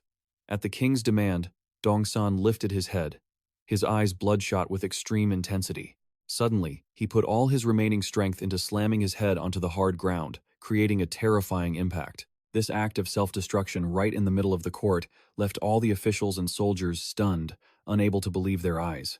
They surely never thought they'd live to see someone so foolish. The guards shouted in panic, "What the hell is he doing? Is he trying to kill himself?" Standing behind, Suyang was also shaken by the prisoner's recklessness. He frowned, watching Dongsan's head slumped on the floor, wondering what on earth this man was plotting. Dongsan lay slumped on the ground, his forehead badly injured from the terrifying impact, leaving the surrounding soldiers in shock. In his agony, he whispered, "I have." He shouted in remorse, "I have committed a grave sin. I profited by acting as a spy between Joseon and the Khanate." Faced with this repentance, the king demanded Dongsan look up and asked if this was genuine. Dongsan trembled, swearing he wished to repent and vowed never to act foolishly again. Immediately, the king decided to send a letter to Great Khan Choro to request amnesty for the people of his tribe. Witnessing this, an official worried about the financial burden of providing for such a large group of people. But he also reasoned that if they truly abandoned the other side, this price was still cheap. Suyang stood by, silently assessing, thinking that the king was likely calculating how to secure the most favorable deal. The king sternly reiterated that Dongsan had been caught in an ambush when violating territory, according to reports from local commanders. Dongsan and his accomplices could only kowtow, begging for their lives, pleading that they knew nothing of war. Seeing through their fear of their tribe being wiped out, the king coldly declared that if they didn't know, they must learn. He ordered their children to be sent to school, to learn the language and military command protocols to turn them into real soldiers.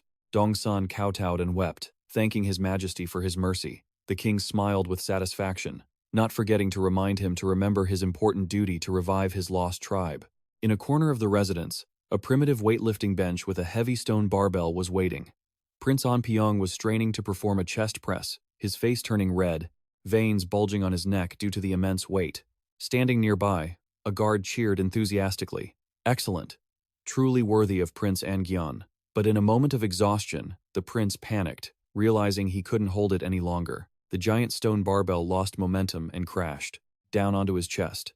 To the horror of everyone watching, the guard rushed over in a panic and asked, "Prince, are you all right?" He lay pinned under the crushing weight, groaning as if he were about to meet his ancestors. After struggling to get up, Prince Yang looked at the pile of weights on the floor with a look of disappointment. He muttered to himself that, instead of his previous record of over 1,500 pounds, now he had only managed over 1,200 pounds, and even his stomach was giving him trouble. He turned to Suyang with concern and asked, "How do you think my body is doing now?" Suyang calmly observed and remarked that his body fat was still at a minimum and his muscles hadn't wasted away much, but right after, he suddenly barked, "Wrong!" Suyang looked around anxiously and shouted, "Prince Seohan, where is Prince Seohan? I have been looking for him too." A subordinate replied with a hesitant, confused expression. "Yes, actually, Prince Seohan is." In a quiet room, Prince Seohan sat listlessly with a bitter face. Seeing his relative, he choked out, "Cousin, you should have come to see me as soon as I returned. Please, forgive me." Seeing how haggard Seohan looked, Suyang couldn't help but feel a pang of sympathy, scolding him softly, "What is this? Are you living on nothing but fresh air?" Seohan just sighed and replied that he had lost his appetite completely. Jia sternly reminded him, "You need to eat properly if you want to keep your muscles." The accompanying official also chimed in anxiously, "I heard his condition is quite critical." He revealed that a month ago, Sohan's skin had turned sallow, and his breath smelled sickly sweet. More concerningly, despite his failing health, Sohan kept downing alcohol like it was water. After hearing this, Suyang asked, "If that's the case, shouldn't you be visiting your uncle instead of staying here?" Saohan lowered his head, whispered Gu Hyung's name, and began to recount what happened. It all started when he suggested physical training to prepare his body. He was immediately met with a barrage of cane strikes from his uncle.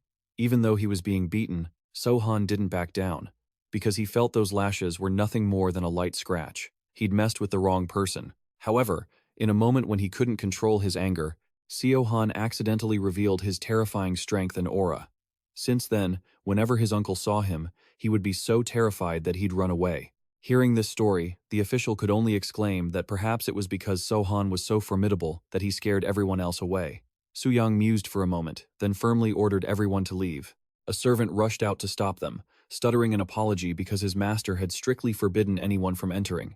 Hearing this, Sohan smirked, wondering if his uncle had been bad-mouthing him. Upon seeing the Grand Prince, the servant cried out in panic. Ignoring the protest, Suyang and Sohan marched straight into the palace.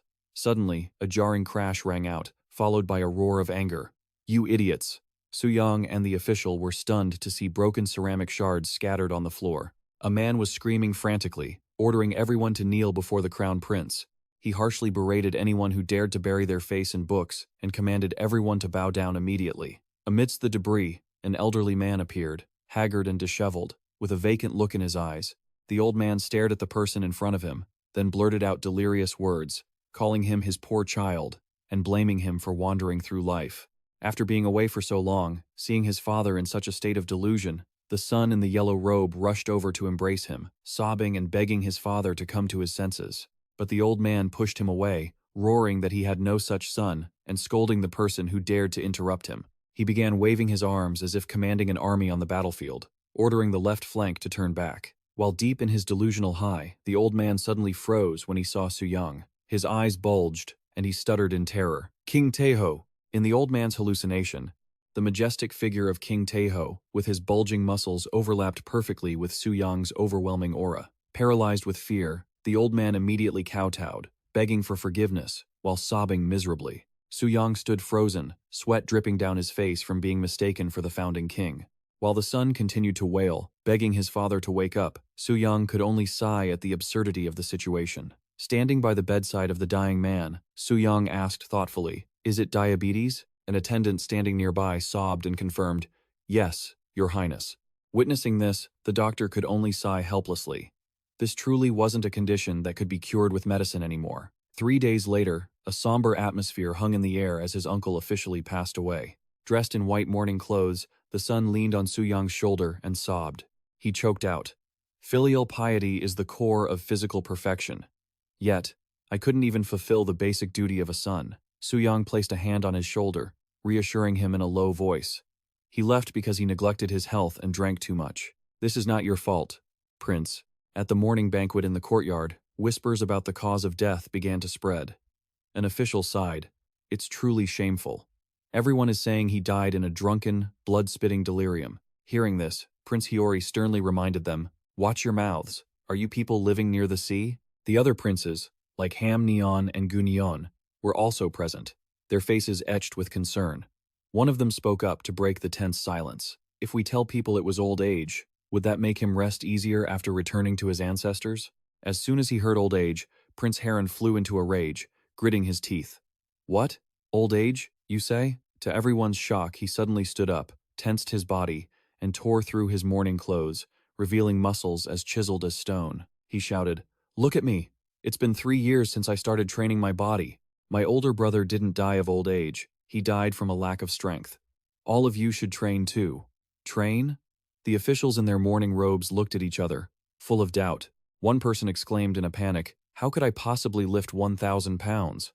But immediately, the long-bearded official asserted that the issue was not the weight, but that perseverance was the key factor. Looking over at the training area, an officer was diligently lifting a giant stone weight. He calmly stated that he only lifted 500 pounds a day to maintain his strength, the kind of other people's children you'd run away from just to keep up. Witnessing that scene, the officials couldn't help but marvel at the incredible results the general had achieved, while also clicking their tongues in dismay at seeing others still trembling weakly. While drinking water, an official intended to ask about it later, but his gaze suddenly turned sharp and full of determination. He slammed his bowl onto the table and shouted, demanding an answer right now. This decisiveness made the person next to him jump in terror. Without a second's hesitation, he turned towards Suyang, who was standing below, and yelled, Your uncles are very curious about this body training method." Hearing the unexpected request, Suyang and his companion were stunned, speechless. The official even boldly declared that he would bring his entire family over for training, leaving Suyang's jaw hanging in shock at their zeal, as if they were preparing for battle. Immediately after, a full-scale training ground was set up with all sorts of primitive but effective equipment. From heavy stone weights to a giant wooden wheel for running, everything created an atmosphere of intense heat. Suyang stroked his beard, observing, silently marveling at the intrigue of these special training devices. Suyang smiled confidently, telling himself he was already well accustomed to such grueling training intensity. While others were still panting, drenched in sweat from exhaustion, another elder appeared incredibly excited. He easily hoisted 2 large stone weights over his head and laughed gleefully. "This isn't hard at all." Seeing everyone's iron spirit, Suyang nodded with satisfaction, glad their resolve was as hard as stone. When someone asked if they should go further, he firmly gave the order. "First, everyone start by running a lap around here. 1, 2. The counting echoed dryly across the training ground. The scholar officials, used only to holding brushes, now lay sprawled on the ground, breathing raggedly from exhaustion. Meanwhile, one uncle was still full of energy, performing pull-ups while laughing joyfully. This is what makes it fun. Seeing the current weight wasn't enough for him, the old man turned to ask, "Hey you, don't you have anything heavier?" Witnessing such recklessness, Suyang yelled in a panic, trying to stop him for fear he would tear his muscles if he kept training with such crazy intensity. As the deep red sunset covered the ancient roofs, Suyang looked at the person opposite him and remarked, "I see you're the only one left standing." The only reply was a moan of pain, as if every muscle were being torn apart. Regardless of everyone's collapse, Suyang casually declared that starting tomorrow, he would bring even more people here to train. The hopeless cries heralded a future filled with sweat and tears for the other members of the clan. After just 1 day, rumors about this training purgatory began to spread everywhere, making anyone who heard them shudder in fear. Realizing he couldn't be everywhere at once to coach them, Suyang began to recalculate his schedule. He decided to create a specific timetable, with each group consisting of only 1 or 2 people to ensure maximum training efficiency without becoming overloaded. Seeing Suyang's dedication and concern for them, the uncle was so moved he was choked up. But immediately after, Suyang revealed a plotting face with a sinister smile. He silently calculated that he wouldn't leave anyone out from the uncles and cousins to the ladies of the house.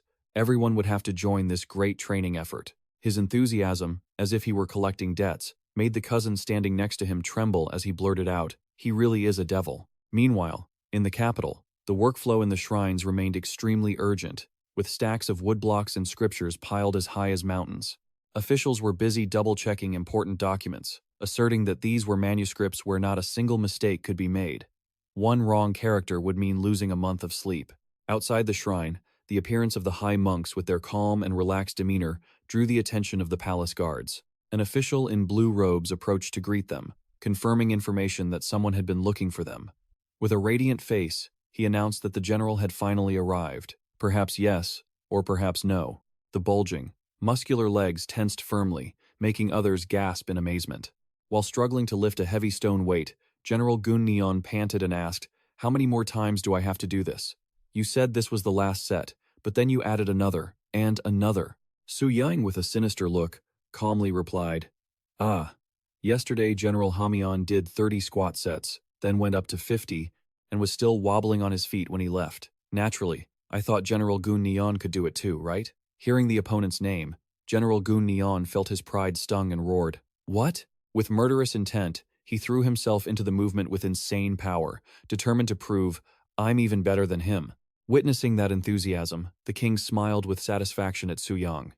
"At least I'm glad my uncles are enjoying this. You are doing very well." However, the king also realized an issue, and placed his hand on the table, pondering, "But all of them coming to your house every time like this must be very inconvenient." Suyang could only sigh and admit, "To be honest, Your Majesty, my house is becoming a public meeting point. They come when they like and leave when they want." The king stroked his chin, calculating. I know a very suitable place," he slowly asked. "Have you heard of the orphanage?" It was an area under the management of the charity hospital, appearing dilapidated, old, and full of dust. This was where orphans were gathered and cared for, with a large courtyard full of carts and scattered boxes. The female instructor loudly declared to the crowd, "We will begin by selecting about 40 elementary medical trainees. As a test group, let them change into these outfits." The court ladies looked at the costumes in their hands in confusion. One asked, "Change clothes? Aren't we going to learn medicine?" The other was also full of suspicion. "Isn't the ready body area where the general lifts those heavy stone weights?" Seeing their hesitation, the instructor reassured them, "You won't be seeing patients right away. This is just to prepare for the physical activities during training." However, the sinister smile on her face made the court ladies shudder, silently feeling that their future looked even bleaker than a lost cause.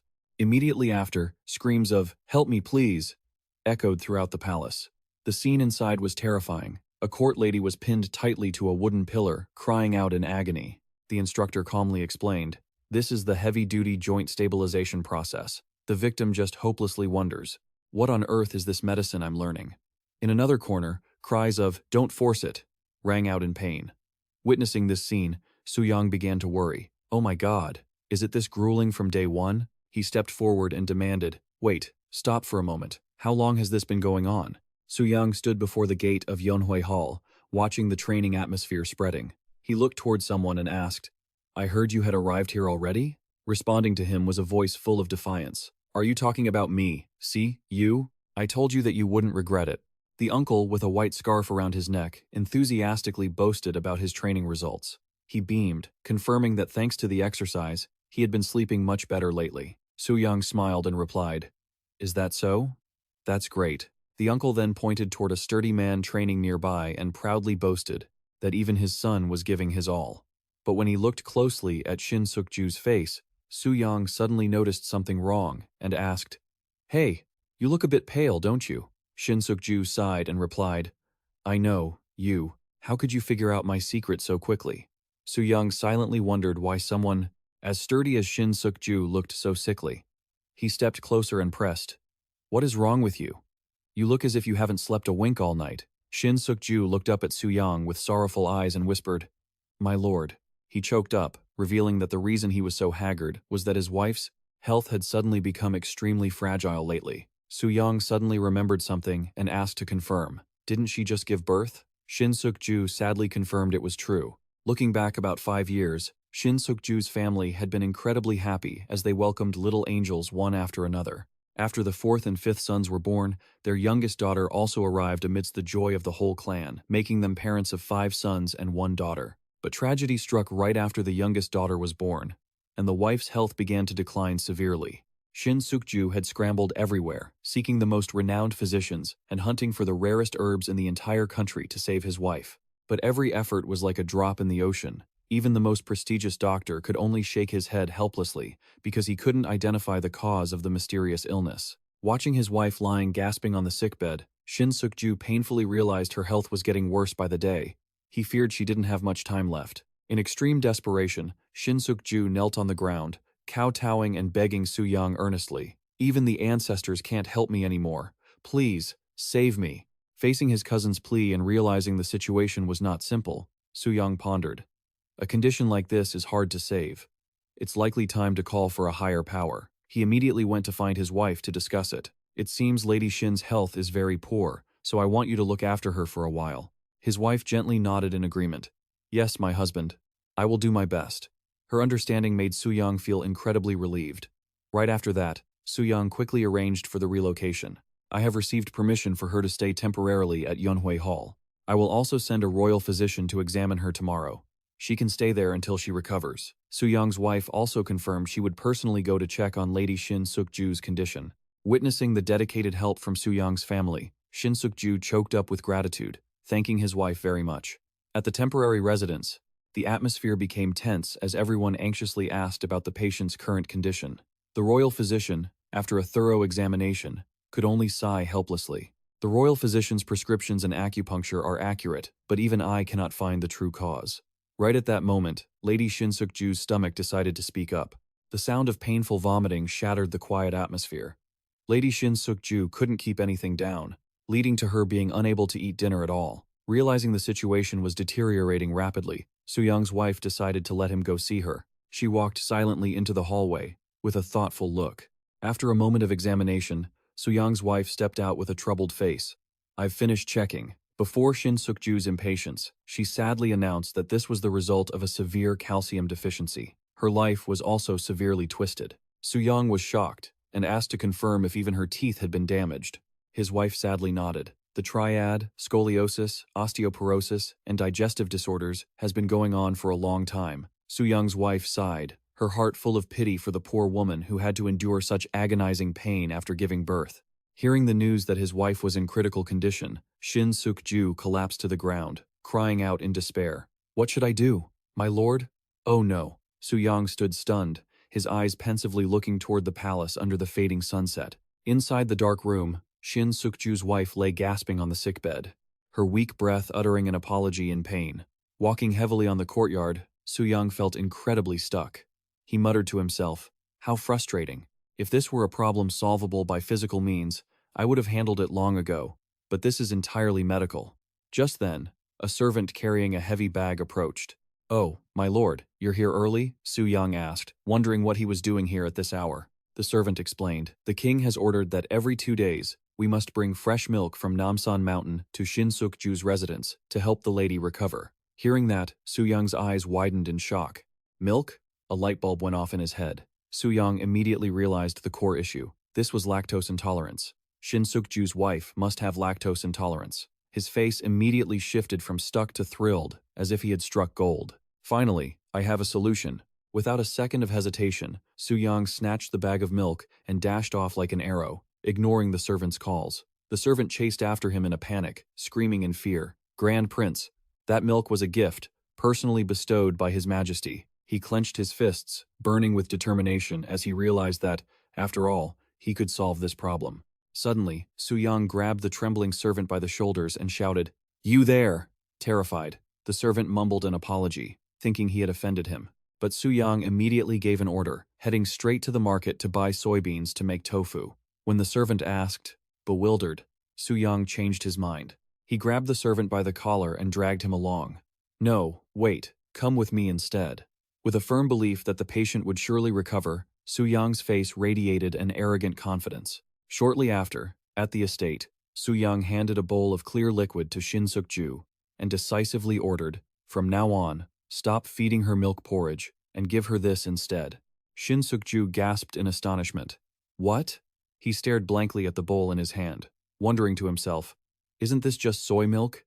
And how could something like this nourish the body?" Seeing that skepticism, Suyang just smiled, as if he had just hidden a trove of secret manuals inside that bowl. Suyang struggled with how to explain lactose intolerance to people of this era. He confidently asserted that in this land of Joseon, nobody consumed as much protein as he did. He then explained that consuming too much at once would cause bloating and diarrhea. Suddenly, an idea struck him. He emphasized that milk porridge also contained milk, The culprit was silently upsetting her stomach day and night. Shin Suk-ju listened, still full of skepticism. Not yet understanding why he had to replace milk with the extract from soybeans, Suyang gave a confident thumbs up, insisting this was the easiest food to digest he had ever known, and told Shin Suk-ju to trust him. Shin Suk-ju could only hesitantly nod and take the bowl of soy milk. A few days later, at the training grounds, Suyang was busy guiding his uncle through his workout, reminding him not to arch his back while lifting weights. Just then, Shin Suk-ju rushed over, his face beaming as he shared the good news that his wife no longer had diarrhea today.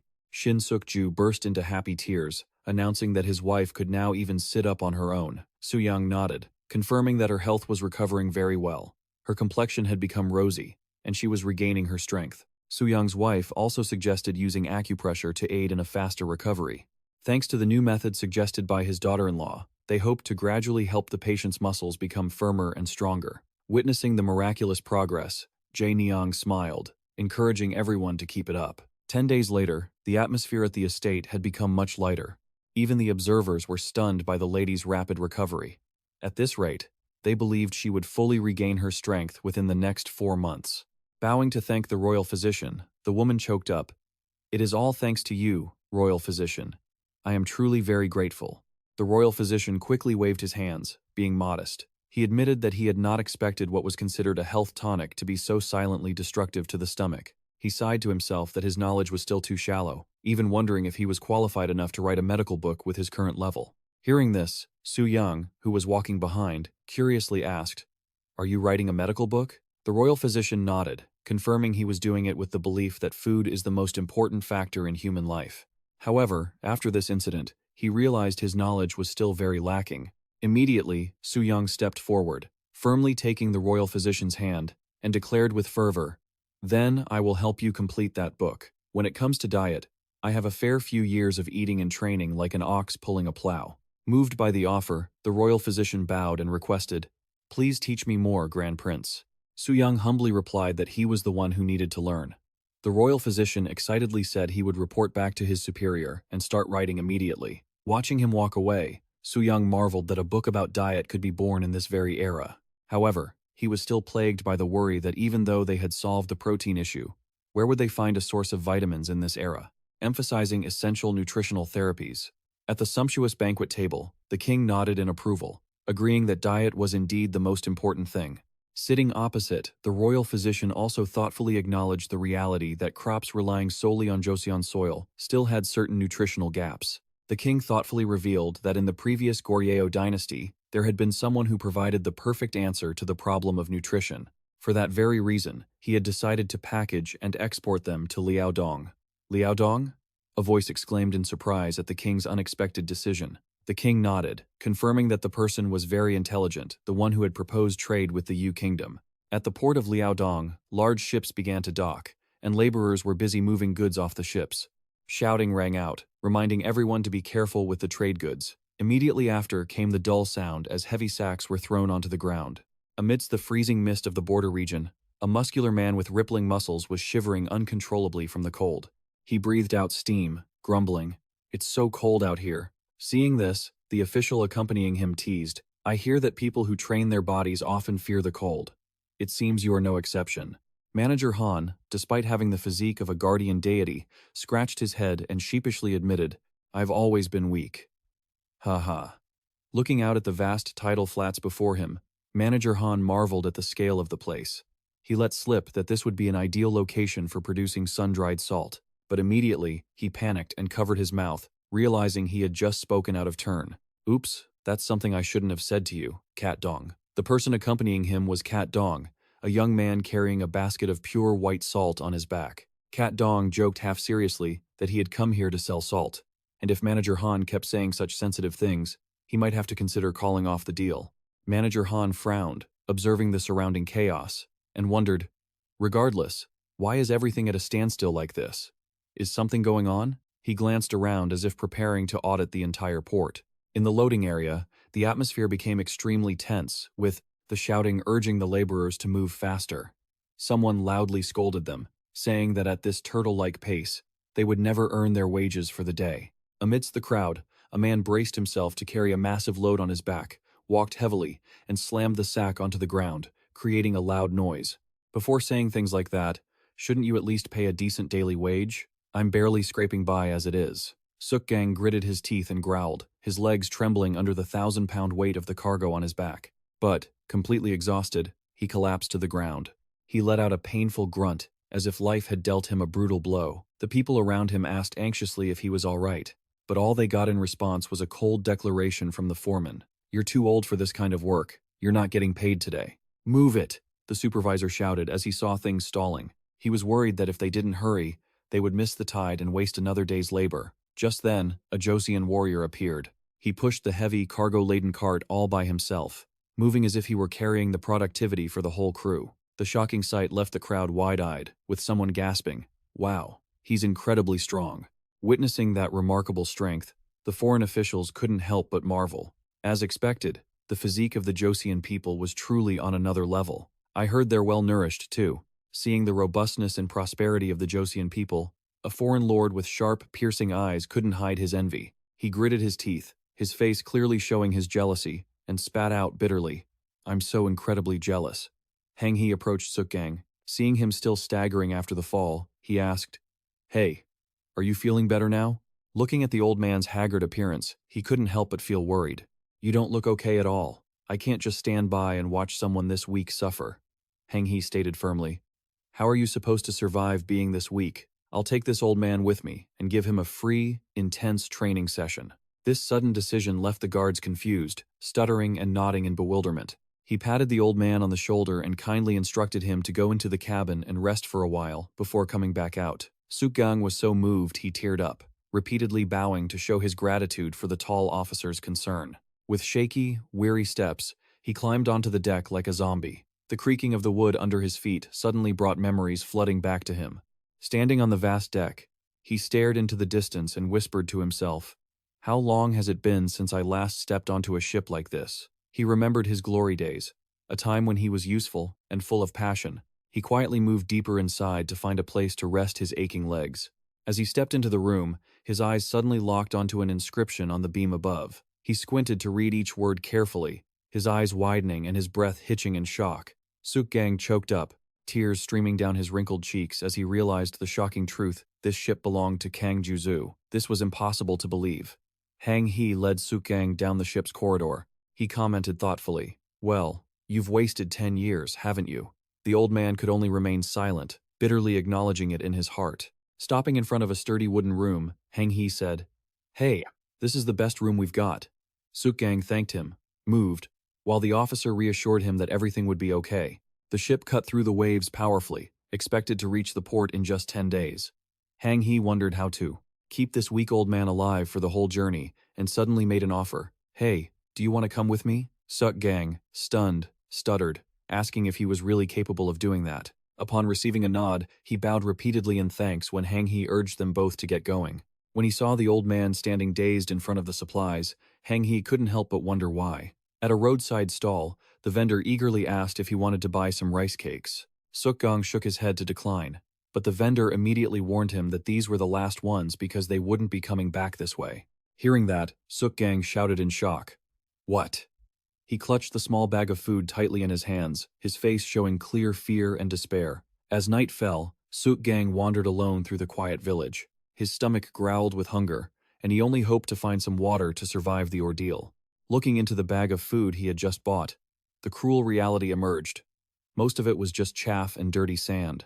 Even though it was technically 2 units, after a quick check, there wasn't much left, making survival extremely difficult. It was all because the Liaodong commander kept cutting the people's rations, citing construction costs as the excuse. Meanwhile, the barbarians who surrendered were promised a life of wealth and prosperity, standing in sharp contrast to the poverty of the laborers. The old man walked silently, his heavy footsteps echoing in the quiet night, in a world where people were treated like merchandise to be bought, sold, and enslaved. The memory of the cruel human trafficker was still a terrifying nightmare. In the silence of the night, a secret meeting was taking place inside a wooden house with like-minded people. Is everyone here, or is someone still hiding and sleeping in? Someone spoke up to break the tense atmosphere, receiving unanimous confirmation from all members present. Sitting by the wine table, a person curiously asked if Sukgang was a Joseon. He shook his head. explaining that he was originally from the Liaodong region, but this ship had an uncanny resemblance to the warships that used to sail to the Yu Kingdom. Suk-gang's eyes became sharp as he revealed a earth-shattering secret. Captain Kang Ju-zu was my father's superior. This information shocked everyone, as they had all assumed the legendary captain was living in seclusion in the capital, Hanyang. Someone added that he had handed over all his business to his son and disappeared without a trace. Suk-gang suddenly slammed his hand on the table, roaring in frustration. Such high-quality gear left to rot in storage is a waste. He couldn't bear to watch amateurs ruin a masterpiece of the ocean.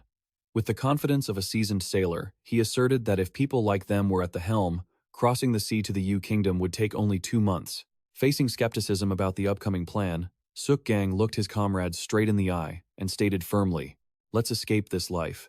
Let's just pack up and run away ourselves because we can't stay here anymore." He planned to build a new ship as soon as the winter waves calmed down, because it's better to risk everything to find a way to live than to slowly starve to death.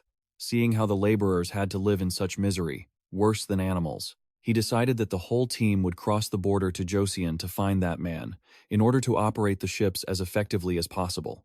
Great idea. Brilliant. The shipbuilders in Liaodong were fired up, cheering for the plan. One elderly man promised that his son-in-law was highly skilled and would make sure he provided full support. Meanwhile, another guaranteed there was no need to worry about raw materials. Everyone was convinced they could build a ship in the blink of an eye to pull off their grand escape. "Let's set sail for Joseon." The resounding cry marked the start of their journey to find a new life across the sea. Meanwhile, Suyang was submerged in the icy water, inwardly groaning as the workload at the Yunhui Bureau continued to pile up like a mountain. It all started because the king had laughed heartily and declared that, to trade with the kingdom of Wu, the royal court would need people with expert diving skills. Suyang could only blame his own big mouth for accidentally creating more work for himself, forcing him to personally handle the underwater training. Without delay, Suyang began teaching survival swimming techniques to Ma Yangnyang, an officer from the military training bureau. Watching him thrash about like a fish on dry land, Ma Yangnyang secretly doubted how useful this could possibly be, and wondered if it would really help. Suyang nonchalantly replied that he didn't really think about it, as long as he didn't have to return to the freezing north. He secretly mused that Han Myung-ho was probably struggling with the cold in Liaodong, relying on his own wits to survive. Upon hearing the mention of the north, Ma Yangnyang shuddered, insisting he would never return there and feeling incredibly lucky to have been recalled here. However, Ma Yangnyang suddenly felt uneasy. He bit his nails, anxiously asking why Suyang was suddenly teaching him these skills. Seeing his subordinate's suspicion, Suyang coolly retorted, "So, do you want to go back to Liaodong?" Ma Yangnyang panicked and frantically waved him off. Just then, a soldier rushed in with urgent news. Suyang asked in a stern voice, "What is it?" The soldier trembled as he reported that a group of refugees had been found at the port of Byeokgando. In the middle of the deep blue sea, a large ship with white sails sailed proudly toward Joseon. An order from the palace was immediately issued. "His Majesty commands you to enter the palace at once." Standing on the ship's railing, the elderly man was stunned, throwing his hands up in shock, his face frozen in disbelief. Amidst the unexpected reception from the royal court, at the majestic main hall, an official hurriedly reported the appearance of strange ships along the coast of Gangwon province. However, the report from the naval commander contained bizarre details, claiming that the people on the boats didn't look human, but rather like white ghosts. The king listened thoughtfully, his curiosity piqued by these unusual events. Through a telescope, soldiers spotted at least 20 strange ships trailing each other in a line along the coastline. The king suspected this was related to the refugees from Liaodong and ordered his subordinates to investigate personally. The official reported that there were a total of 157 people, and strangely, not a single one of them was a Joseon citizen. When the king asked about the leader of this group, the official immediately prepared for the audience. Han admitted he had the same thought and had brought the man known as the captain. He suggested the king interrogate him personally to clarify everything. An elderly man with a weary look, wearing simple white robes, was escorted by soldiers into the middle of the royal court. Seeing the king's majesty, the old man knelt down, trembling.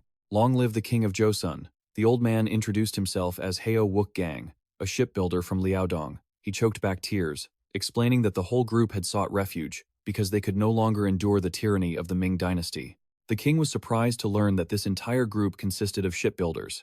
Wook-gang bitterly recounted how, in Liaodong, everything they owned was taken, even their very lives, to serve the Ming's southern campaigns. leaving the people of the north in utter misery. Because of this, they decided to build a boat together, gambling their lives with the heavens to find a way to Joseon. Han and the ministers looked at each other anxiously. One clicked his tongue. Liaodong, with all those swamps and marshes, that is no simple task. Meanwhile, So Yudong seemed to be in a state of panic, unable to make a clear judgment at this moment. From high on the throne, the king fixed a sharp gaze on the old man, Heo Wook-gang, and asked, "But how did you manage to cross the sea and slip past everyone to reach Byok-gondo undetected?" Heo Wook-gang calmly replied, "Even those younger and stronger struggled. So I simply did what I have done my entire life. I have traveled every ocean in this world." Upon hearing this, Suyang was so stunned that he let out a gasp of amazement. The king continued to press him. "With that skill, you could have returned to your homeland. Why choose Joseon?" Wook-gang replied, choked with emotion, "I had no choice but to come to Joseon. After all, this is my true country. I came because it pained me to see what was happening." Suyang mused to himself. "With ships this good, how could we let them go to waste?" His eyes suddenly lit up with excitement, and he cheered inwardly. "This treasure literally sailed to our doorstep. I'd be a fool not to take it." The king declared loudly before the court that with road construction nearly finished, it was now time to focus on the seas. Just then, So Yudong stared at the old man in shock and blurted out, "Wait, is it you?" He couldn't hold back his emotion, stammering, "Master, it really is you, Master." Seo Yudong rushed forward, grabbing Wook-gang's hands, tears streaming down his face. "Master, it's me." The old man stared blankly at his former student, unable to believe his eyes at the change in him. So Yudong immediately knelt before the king, declaring loudly, "Your Majesty, I have found him. He is the one who taught me everything about shipbuilding." Wook-gang also bowed his head, pledging, "I will become the greatest shipbuilder to serve you." The king smiled with satisfaction. "Excellent. We will need those ships to reach the kingdom of Wu." Suyang was as excited as if he'd won the lottery twice over, envisioning a new era of trade. A long-bearded minister also excitedly added, "If you have anything to teach, I would be very willing to learn." Suyang smiled and replied, "I look forward to our cooperation." The king then issued a royal decree. "Then let these master shipbuilders and their families settle in the northwest. And for the migrant workers from the south, let them go along as well." Hearing this decision, Suyang and another official gasped in alarm. "Wait a minute. Isn't that area basically part of the northern province?" Suyang felt the back of his neck go cold, whispering to himself that there was no way he could manage both things at the same time. From training naval troops to overseeing shipbuilding, he shouted in frustration, "Why am I always the one stuck with extra work?" Leaving the royal hall, Suyang Niang grumbled incessantly about his new tasks. The king had just ordered him to compile essential knowledge on food for the royal family's health, and at the same time, tasked him with teaching the soldiers how to swim. The more he thought about it, the more his head spun. He gritted his teeth, feeling the weight of his endless responsibilities, even having to teach the troops. Just then, an old man approached him, hesitating as he asked about the situation. The old man began describing the person he was looking for. "Do you know an official who is small in stature but has a mustache that looks exactly like a giant sewer rat?" Hearing this, Suyang paused, reflecting on the bizarre yet strangely familiar description. An image of a man with a distinct rat-like face immediately popped into his head. It was none other than Han Myung-ho. He confirmed the identity, causing the old man to thank him joyfully before bowing and hurrying off, leaving Suyang looking confused as he watched the old man's back as he rushed off to find Han Myung-ho. Suyang could only sigh, like a side character already accustomed to such scenes. In another corner of the palace, a heated argument was unfolding, making the atmosphere incredibly tense. A man roared in anger, "What did you just say?" Opposite him, the rat-faced man, Han Myung-ho, calmly retorted that he was a useless fool. Han Myung-ho added a biting insult, saying that in the past, people didn't even have a word for useless, they just used the other man's name as the definition instead. The verbal lash left the other man purple with rage, his teeth grinding in fury. "You dare run your mouth like that?" The warrior let out a roar of rage and threw a heavy punch straight at Han Myung-ho's face. The sudden blow sent the rat-faced man crashing to the ground. Han Myung-ho clutched his swelling face in pain, gritting his teeth as he challenged, "You bastard, you were the one who started this."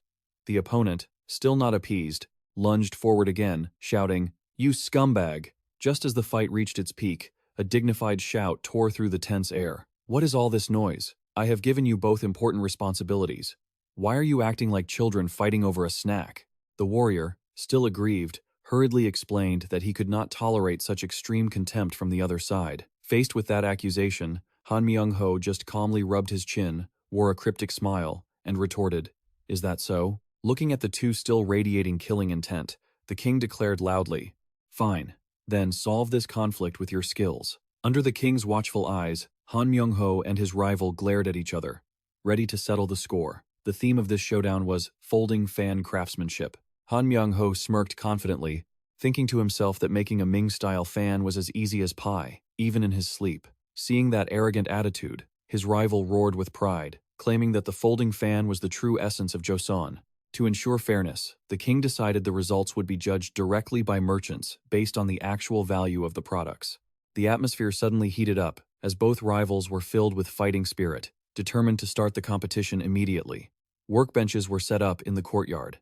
The competition between Joseon and the Ming dynasty officially began to the suspense of the crowd. All eyes were fixed on the two artisans, wondering whose product would reach a higher level of refinement. As soon as the start signal was given, Han Myung-ho focused intensely, his hands moving gracefully to process the highest quality bamboo in Joseon. On the opposite side, his rival was no slouch, beginning the bamboo shaving process with meticulous care and astonishing speed. Every slat was carved with such delicacy that when opened, the fan would have the brilliant and soft beauty of a blooming flower. The crowd buzzed with excitement when they saw the Joseon side begin a difficult technique, painting directly onto the fan face immediately after finishing the frame. Under his skillful brush, the image of a pure lotus flower appeared, beautiful and radiant, as if it had just blossomed on the stark white fan. Han Myung-ho began to focus on decorating his fan with incredible precision. He prepared glowing coals and heated a small iron rod, which left those around him curious enough to step closer to get a better look. To their questions, he calmly explained that he was using a heated iron rod directly on the bamboo ribs. The lines of a majestic dragon gradually emerged right on the dry bamboo surface, an extremely difficult technique that left everyone watching in awe.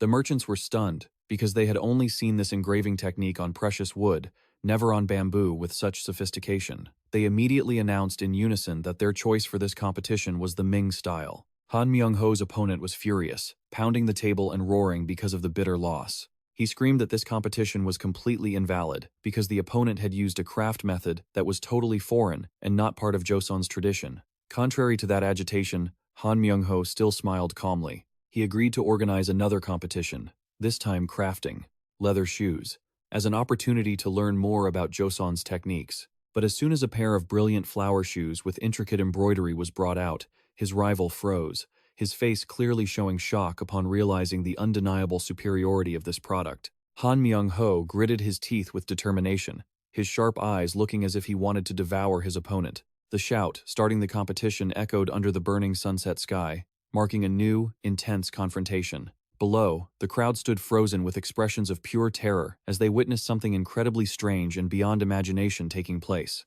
Looking at the pile of shattered debris on the ground, everyone was confused, not understanding what was happening.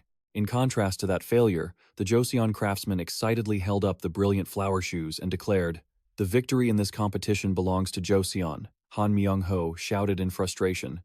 "This is bizarre. Playing like this is cheating. It's not fair." He continued to mock his opponent, saying he couldn't even shape the shoes properly. Neither would yield, and the two immediately challenged each other to a blacksmithing duel, making the atmosphere even tenser. Witnessing the two obsessed, competitive troublemakers, the official could only helplessly rub his temples as night fell. The next morning, the official in the pink robe wearily complained about having to stay up almost the entire night to monitor the events. He admitted that the Ming goods usually had higher sophistication, but that was making the royal court extremely anxious. They feared that once these migrant craftsmen left without strict oversight, items with foreign styles would be produced secretly and sold rampantly on the market. Political concerns began to weigh heavily when they realized that if a Ming envoy passed by and spotted products with their country's signature style being sold, it would be an unfathomable diplomatic disaster for Joseon. To resolve this, a new plan was devised to have the migrant craftsmen work under the direct supervision of Joseon artisans. A clear hierarchy was established, with Joseon artisans at the top. Next were the Ming craftsmen, and finally, supporting laborers to control the entire production process.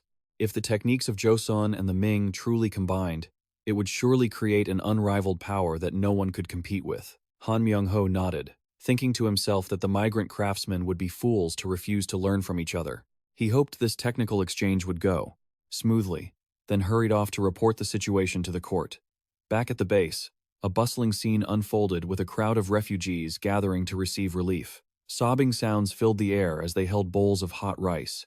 It was real rice, no tricks this time. A woman was busy cooking large pots of porridge, while the refugees kept bowing to thank the court for finally being able to eat a full meal after so many long, hungry days. Suyang observed thoughtfully. He asked anxiously if providing food rations to the people of the Liaodong region was going smoothly. An old man sighed and replied that they weren't farmers by trade, so they could only live off what little was given to them. Right beside them, the royal physician was carefully checking a patient's pulse and noticed a disturbing sign. The energy flow in the man's lungs was blocked and couldn't circulate. The physician suggested a remedy. Eating raw carp would help. As soon as he heard eating raw, Suyang's face changed instantly. He shouted in panic, "Raw carp? Absolutely not." In his mind, he immediately saw images of the terrifying parasites that cause liver flukes if food isn't cooked properly. He vehemently opposed this prescription and insisted that if the people were allowed to get liver flukes, it would be a disaster. Therefore, the fish must be boiled or cooked into soup to ensure safety, especially for pregnant women. Suyang explained further that if boiling it didn't improve the situation, it was best to switch to a different herbal medicine. He instructed the royal physician to record the method carefully. It had to be boiled thoroughly with plenty of red beans. The royal physician nodded, accepting the advice, and promised to immediately add a chapter about parasites to his medical book. Suyang looked into the distance with a determined gaze, promising himself he would protect the health of the Joseon people at any cost. In the water, a large carp suddenly leaped out with a bewildered expression, as if even it were amazed by this modern medical knowledge. "Oh, my arms. Oh, my back." Groans of pain echoed across the training ground as the soldiers began to feel their bodies giving out, looking at the exhausted crowd. Someone wondered if soaking in such cold water was okay, fearing that the moment they went in, their souls would fly off to their ancestors. But Suyang casually replied that the water had been much warmer lately. The physician standing nearby sighed softly. He wore a mask over his face and admitted that his prescriptions could only help up to a certain point. Seeing this, Suyang stepped forward with a confident expression. "Wait, what's that?" He tensed his muscles, crossed his arms over his chest with pride, and declared loudly, "This is my specialty." Immediately after, screams tore through the peaceful atmosphere of the palace. Inside the training yard, Suyang was personally performing brutal muscle-stretching exercises. He used his strength to pin a soldier's leg to the ground and shouted, "Hey kid, hold on a little longer." The pathetic wailing continued, making anyone who heard it shudder at the sight of such a horrifying spectacle. Ha Weiji, an official standing outside, couldn't help but be shocked, wondering, is that medical treatment or torture? The other person could only click their tongue in lament. Joseon is truly ruthless. The soldiers looked at each other, confused about what was happening to their bodies. Suyang smiled and explained, "Keep pushing the muscles to the absolute limit like this, and illness won't have a chance to invade." Continued from above, illness won't have a chance to invade. King Sejong was there, thoughtfully discussing how everyone was too busy and needed an official in charge of music, and the name Han Myung-ho was mentioned once again. Han Myung-ho appeared with his characteristic calculating look. An old man approached Suyang, bowing repeatedly, and remarked that in his personal opinion, Han Myung-ho looked much better than before. Suyang smiled with satisfaction and continued walking through the palace corridors. Suddenly, a squad of guards shouted in unison, "Great Prince!" They immediately knelt before him, leaving Suyang quite surprised. A soldier declared loudly, "It is a great honor for us to escort you to the royal office in Hanyang." Suyang was taken aback by this sudden grand display. He wondered why everything had become so boisterous. An official reported that a high-ranking official, along with 100 soldiers and 1,000 horses, was on the way to the capital. Suyang suspected, is this a ceremony to welcome an envoy? But the official said they had arrived 10 days earlier than expected. The leader of this group was the Ming Special Envoy, Yu Feng. Watching the magnificent Yu Feng and his delegation enter, Suyang silently exclaimed at how they traveled as fast as the wind. He pondered. Their arrival 10 days early was certainly not just a routine diplomatic matter. When Suyang asked if they were arriving that very day, the official denied it but insisted that things were happening right at that moment. Witnessing the massive delegation parading through the streets, Suyang firmly decided he would personally go into the palace to meet them. He told himself that things never go according to plan, and he needed to find out what their true purpose was. In the majestic hall, the king sat on the throne, preparing to welcome the Ming delegation that had just set foot in the palace. A high official reported anxiously that although the refugees hadn't arrived long ago, perhaps the Ming delegation's purpose this time wasn't about them. However, what really troubled him was that these migrant craftsmen held too many of the Ming's extremely valuable secret techniques. An official from the pro-Ming faction hesitated, suggesting it would be best to send them back to their country to avoid trouble. Another official standing nearby silently despised that cowardly spirit and said the Liaodong commander wouldn't care about a few missing people. The king wondered to himself, if it wasn't because of the refugees, then what was there? What was the true intention of the Ming dynasty when they sent the envoy to Joseon? After reflecting, he muttered that perhaps he had been too hasty and decided to keep them there temporarily until everything was clarified. During the welcome banquet, Ming Special Envoy Yu Feng raised his wine cup and smiled. I hear the Joseon royal family values etiquette, but you are actually more liberal than I thought. Prince Gunian responded cheerfully, haha, indeed. Such a long journey must have been very tiring for you. Even though the atmosphere seemed friendly, Suyang, standing afar, kept looking at the envoy with a probing gaze.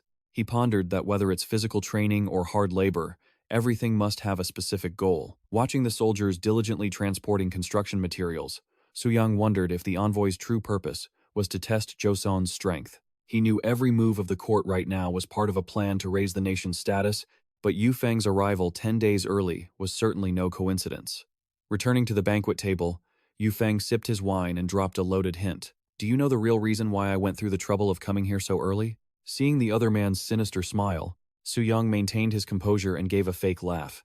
Haha, what are you talking about?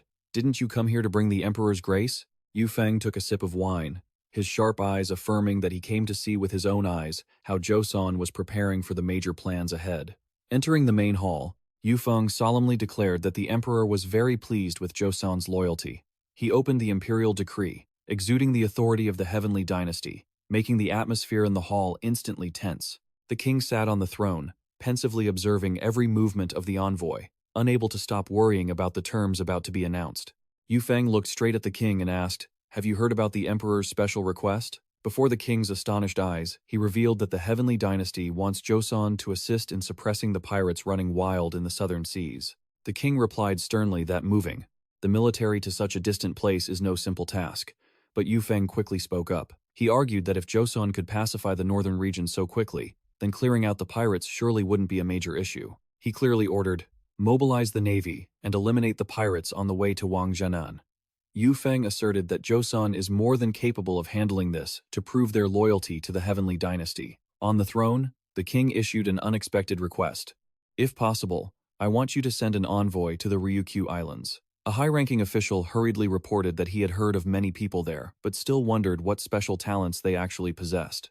Standing below, Suyang realized with a deep thought that the game had shifted, but the cost to erase the debt would certainly hurt the royal treasury's pocketbook. Maritime history resurfaced with images of Guangdong as a main starting point of the Maritime Silk Road, where brave warriors showcased incredible swimming strength to conquer the ocean. Returning to reality, the special envoy revealed that a very long time ago, a Joseon ship had drifted to the shores of Ryukyu. Suyang was stunned to realize that this trade route was not just a legend. The envoy reassured him. Everyone should not worry too much because he would send a message to the king of Ryukyu to consider the ports around the Guangdong region. News that a Ryukyu envoy was on his way to Joseon caused the entire court to stir. There is nothing to worry about in Ryukyu. A confident statement rang out in the hall. A bolder plan was proposed, allowing Joseon to build a fortress right on the island of Taiwan to control these waters. On the map, the strategic island appeared as a vital link, to turn this place into a hub for overseas trade. Despite concerns that the island was only inhabited by savages, the king dismissed them. He affirmed that instead of a wild wasteland, Taiwan is the bridge for the nation's destiny, and the court is working hard to find the most perfect solution. The king flashed an ambitious smile. He analyzed that if fortresses could be established in Ryukyu, Guangdong, Fujian, and even Taiwan, then prosperity would soon come to the nation. Suyang intended to speak about the true origin of this island in history, but he stopped and decided to remain silent. He thought to himself, with this grand vision, His Majesty will certainly be overjoyed. The king firmly concluded, very good, marking the beginning of a promising era of conquering the seas. On the 14th, in the eastern seas, the large ship glided between white-capped waves. On deck, shouting echoed, you slowpokes, pull the sails quickly, before the wind blows away your energy. The atmosphere on the ship suddenly became tense as the old man, Haeosok, grew furious, roaring at his subordinates. Do you want us all to die? At this rate, we won't get anywhere. In the midst of the chaos, Suyang appeared, gripping the old man's arm to suppress his loss of composure. He smiled with authority. Old man, at your age, you should learn to behave properly.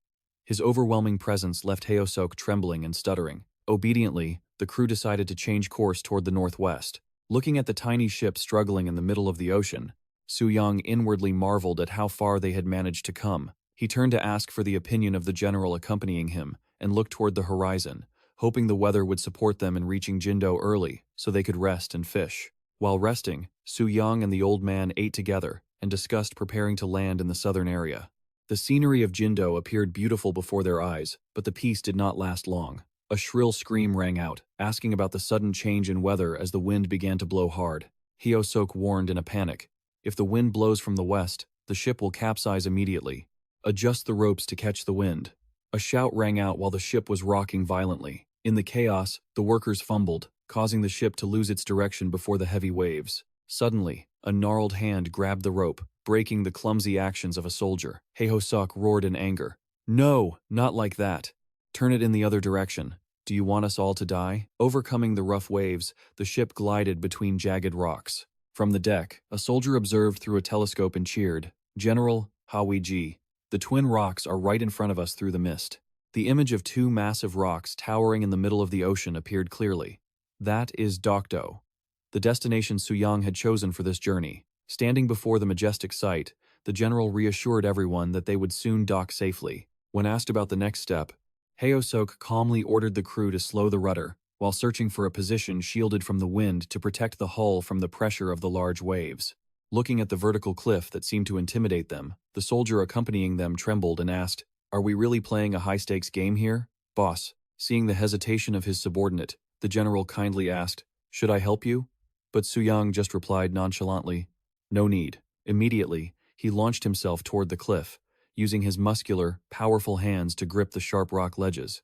With each steady step and extraordinary physical strength, Suyang began the journey to conquer the towering peak to explore this entire Dokdo Island. In the 32nd year of King Sejong's reign, following the king's orders, Suyang officially set foot on the island and erected a majestic stone stele.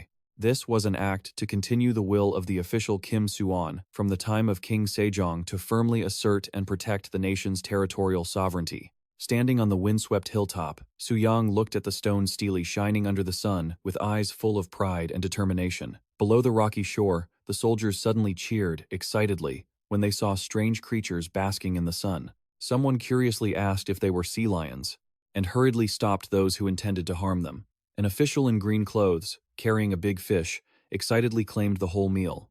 "No, all of them are mine. You have arrived too, haven't you?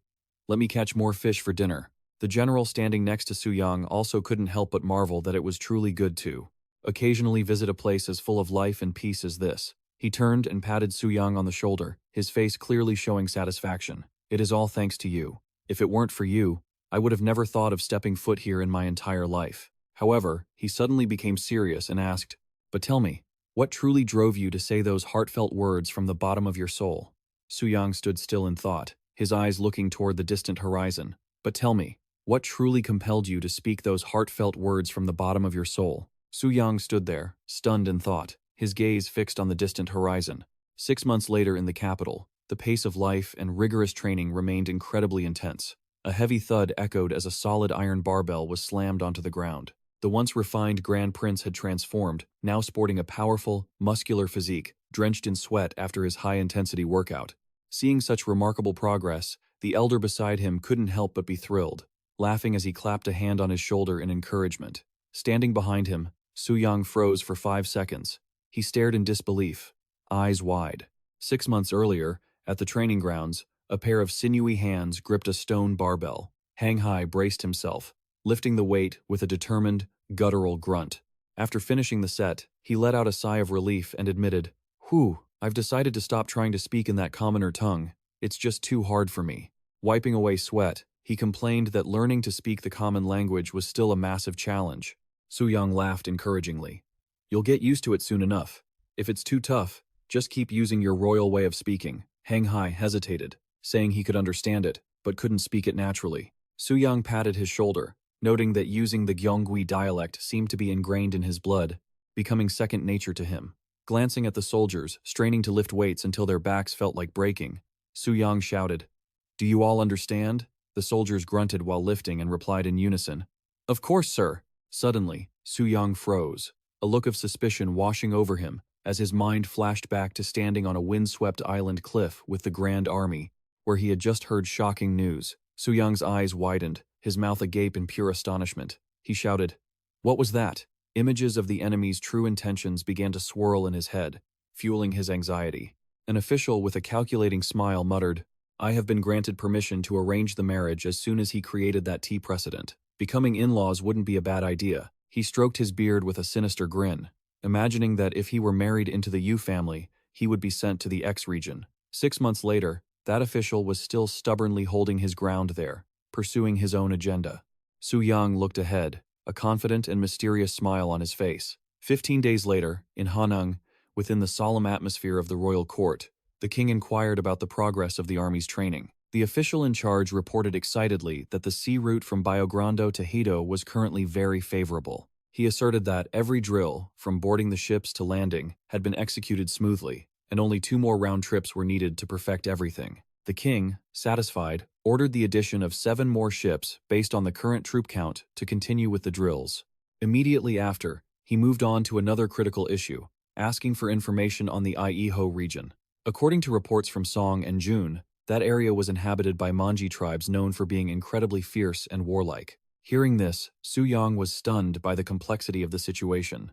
The official anxiously warned that if they weren't careful, Joseon could face a full-scale war before they could even finish building the port. He suggested the court reconsider and proceed according to Suyang's original plan. Witnessing this, Suyang suddenly broke into a cold sweat, realizing that things were spiraling far beyond his expectations. He panicked internally, seeing that the court intended to mobilize over 100,000 troops just to face a small tribe of fewer than 10,000 people. Looking at the cold, sharp weapons appearing in his mind, Suyang whispered to himself that everyone seemed to be heading in the wrong direction. Just then, Kangju stepped forward to report a story he had heard from an old man who once lived in Iho. Suyang recalled something, and listened intently to the official's every word.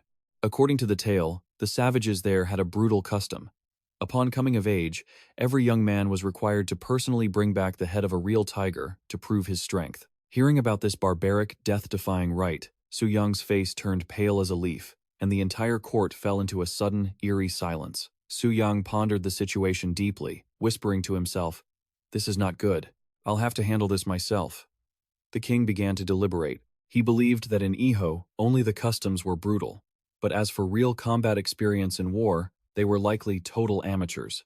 With a cold, sharp gaze, the king commanded the army to advance. He believed that, if the enemy were merely hunting warriors, with antiquated customs, the thing to do was teach them the harsh reality of modern warfare. Witnessing his brother's transformation, Suyang marveled to himself. His perspective on the world is starting to become just as domineering as mine.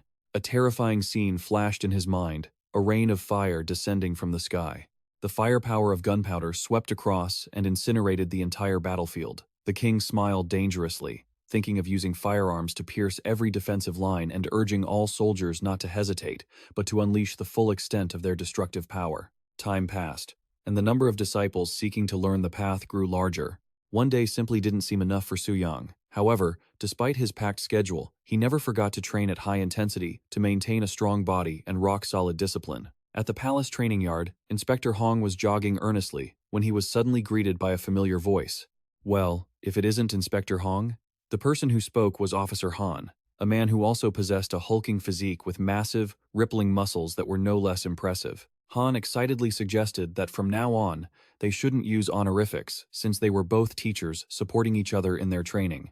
After a few polite inquiries about how busy things had been lately, Han immediately issued a challenge, wanting to test how much the other's skills and strength had improved. Without a second of hesitation, they threw themselves into a grueling physical exercise with a massive, heavy wooden beam. Hong stood behind, constantly shouting, forcing Han to push harder and absolutely not stop, not even for a beat. Facing his comrade's struggle and his face contorted in agony, Hong continued to strictly correct his posture, He barked at him, asking why Han was engaging his shoulder muscles the wrong way, making Han cry out in pain. Han smirked, teasing, "Isn't this how you do it?"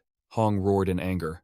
"No, I never do that. Look at it again." Under the deep red sunset, Han remarked that Hana was better than the northern border. Hearing news that His Majesty was recruiting people to go south to the islands, Hong firmly stated that Han wouldn't have to go there. The sound of the stone pulley echoed dryly, and everyone agreed that the warm south was still better than the cold north. As soon as Suyang appeared, someone rushed over to report, "Inspector, there you are." Facing Suyang's confused look, an official formally presented the king's secret decree and requested that he read it for himself. The order clearly stated that more reinforcements were needed to support the vice commander on Daewoo Island.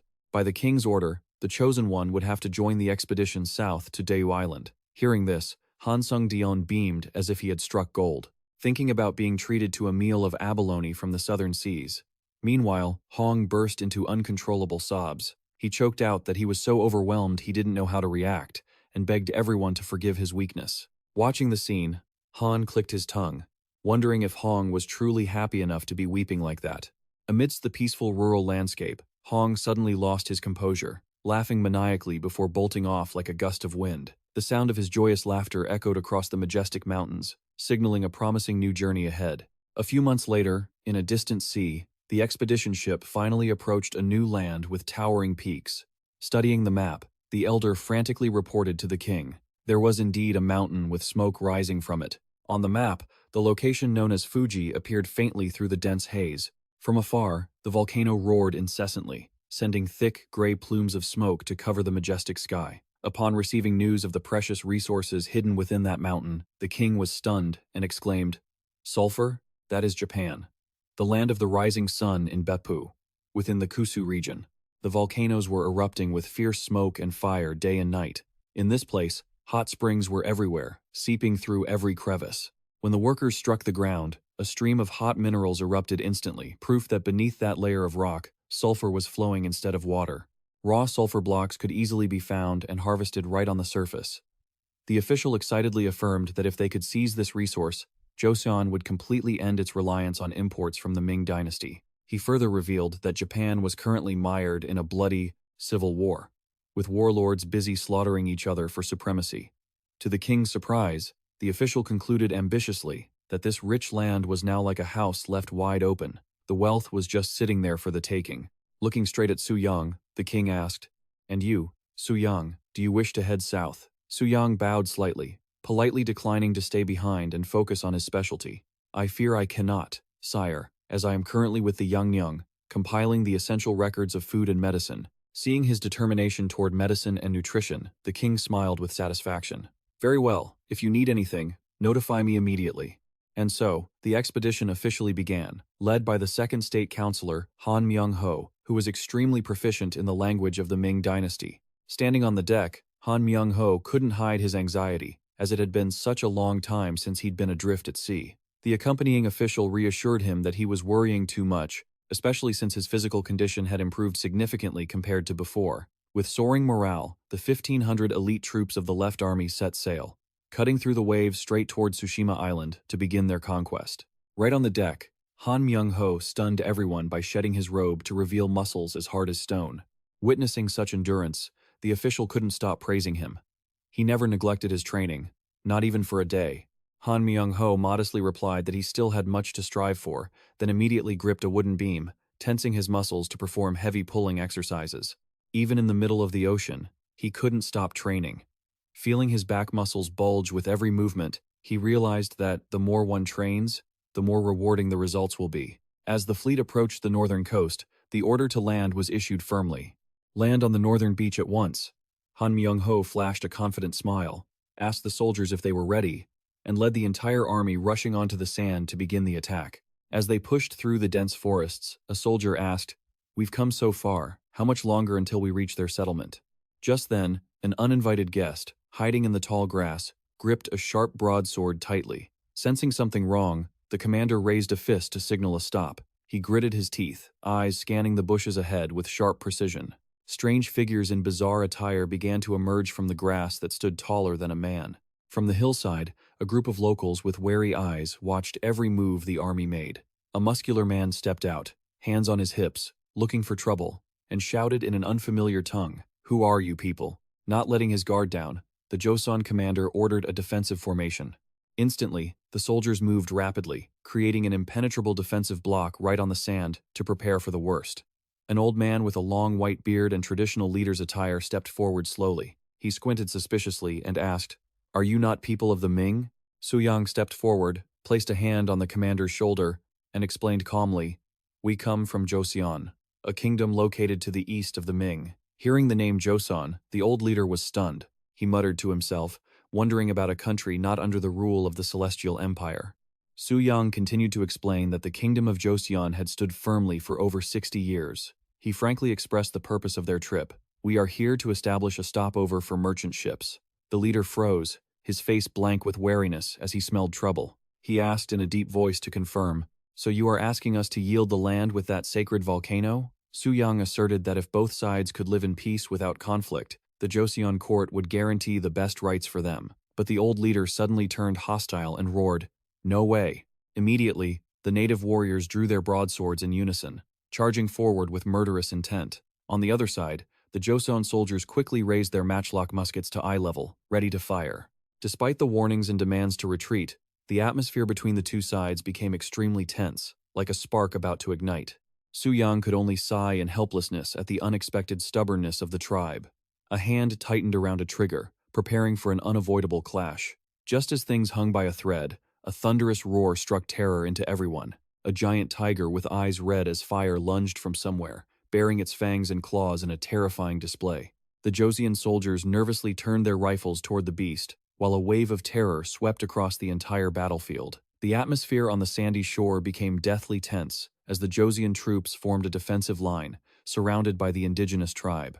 A soldier reported with concern that their left flank was exposed and asked for orders. However, the official accompanying Suyang tried to remain calm. He blocked the order to fire, insisting that they could resolve this through dialogue. He silently told himself that if they resorted to force now, the situation would only get worse. Stepping forward to negotiate, the official gently asked about the tribe's true situation, inquiring, "What is your people's actual condition?" The old chieftain looked visibly distressed and began to share their hardships, explaining that they belonged to the Kolin tribe, just one of many living in the area. He pointed to a complex hierarchy, noting that the Kolin tribe alone consisted of dozens of families, and there were over 200 other tribes present on this island. Seeing the massive scale of the tribes, the official began to worry that persuading them all to give up their land was impossible. Realizing that dragging this out would lead nowhere, he pondered, "We will be at a disadvantage if this continues. We must act before more people gather." Just then, Suyang's overwhelming aura flared up right behind him, causing the official to panic.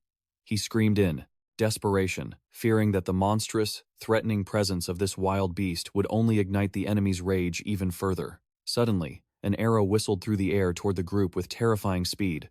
A frantic shout of, "My lord!" rang out as the arrow missed the official by a hair's breadth. In the nick of time, a soldier lunged forward, using a wooden shield to block the lethal attack. The official was so terrified that he let out a shrill cry and collapsed to the ground. Just as the soldier anxiously asked if he was okay, the official finally recovered and replied shakily, I'm fine." Realizing the situation could no longer be saved with words, a Joseon officer shouted the order to fire warning shots at everyone. Volleys of bullets slammed into the ground right at the feet of the indigenous people, creating deafening explosions and thick clouds of dust. The Kolin tribespeople screamed in shock and disbelief. "What is this?" The old chieftain stared tremblingly at the strange weapons spewing fire, unable to believe his eyes that a piece of wood could hold such terrifying power. The indigenous warriors panicked and scattered, shouts of "Run! Get away!" echoing across the beach. On the warship approaching the shore, the commander clearly declared that the battle had officially begun. Immediately, the Shenji rocket launchers were pushed into position, ready to unleash their immense firepower on command. As the order to fire was given, a thunderous explosion erupted, engulfing the entire coastline in a giant fireball. The agonized screams were drowned out by the rain of fire falling from the sky. Witnessing the horrific scene, the indigenous people could only stand in stunned silence, trembling as they believed this was a punishment from the gods for daring to resist. Suyang stood there, beads of sweat rolling down, offering a wry smile as he marveled at the brutal firepower the king had provided, which was completely contrary to the official's dream of resolving things through artistic dialogue. The Kolan tribe ultimately had to surrender unconditionally, yielding this pristine land to the overwhelming military force. Thick black smoke still rose from the scene, marking the end of the brief resistance. Suyang stepped forward to shake the old chieftain's hand, establishing a new peace treaty. This land was officially named Sa Village, and the Joseon settlement here began to be called West Peace. Suyang stood before the newly erected stone monument, head held high, confidently declaring that he would clean up this trash within a year. When he heard the chieftains say they would assist him, he also received a warning about the Coal Mountain, also known as Van Sming Mountain, which did not belong to the Kolan territory.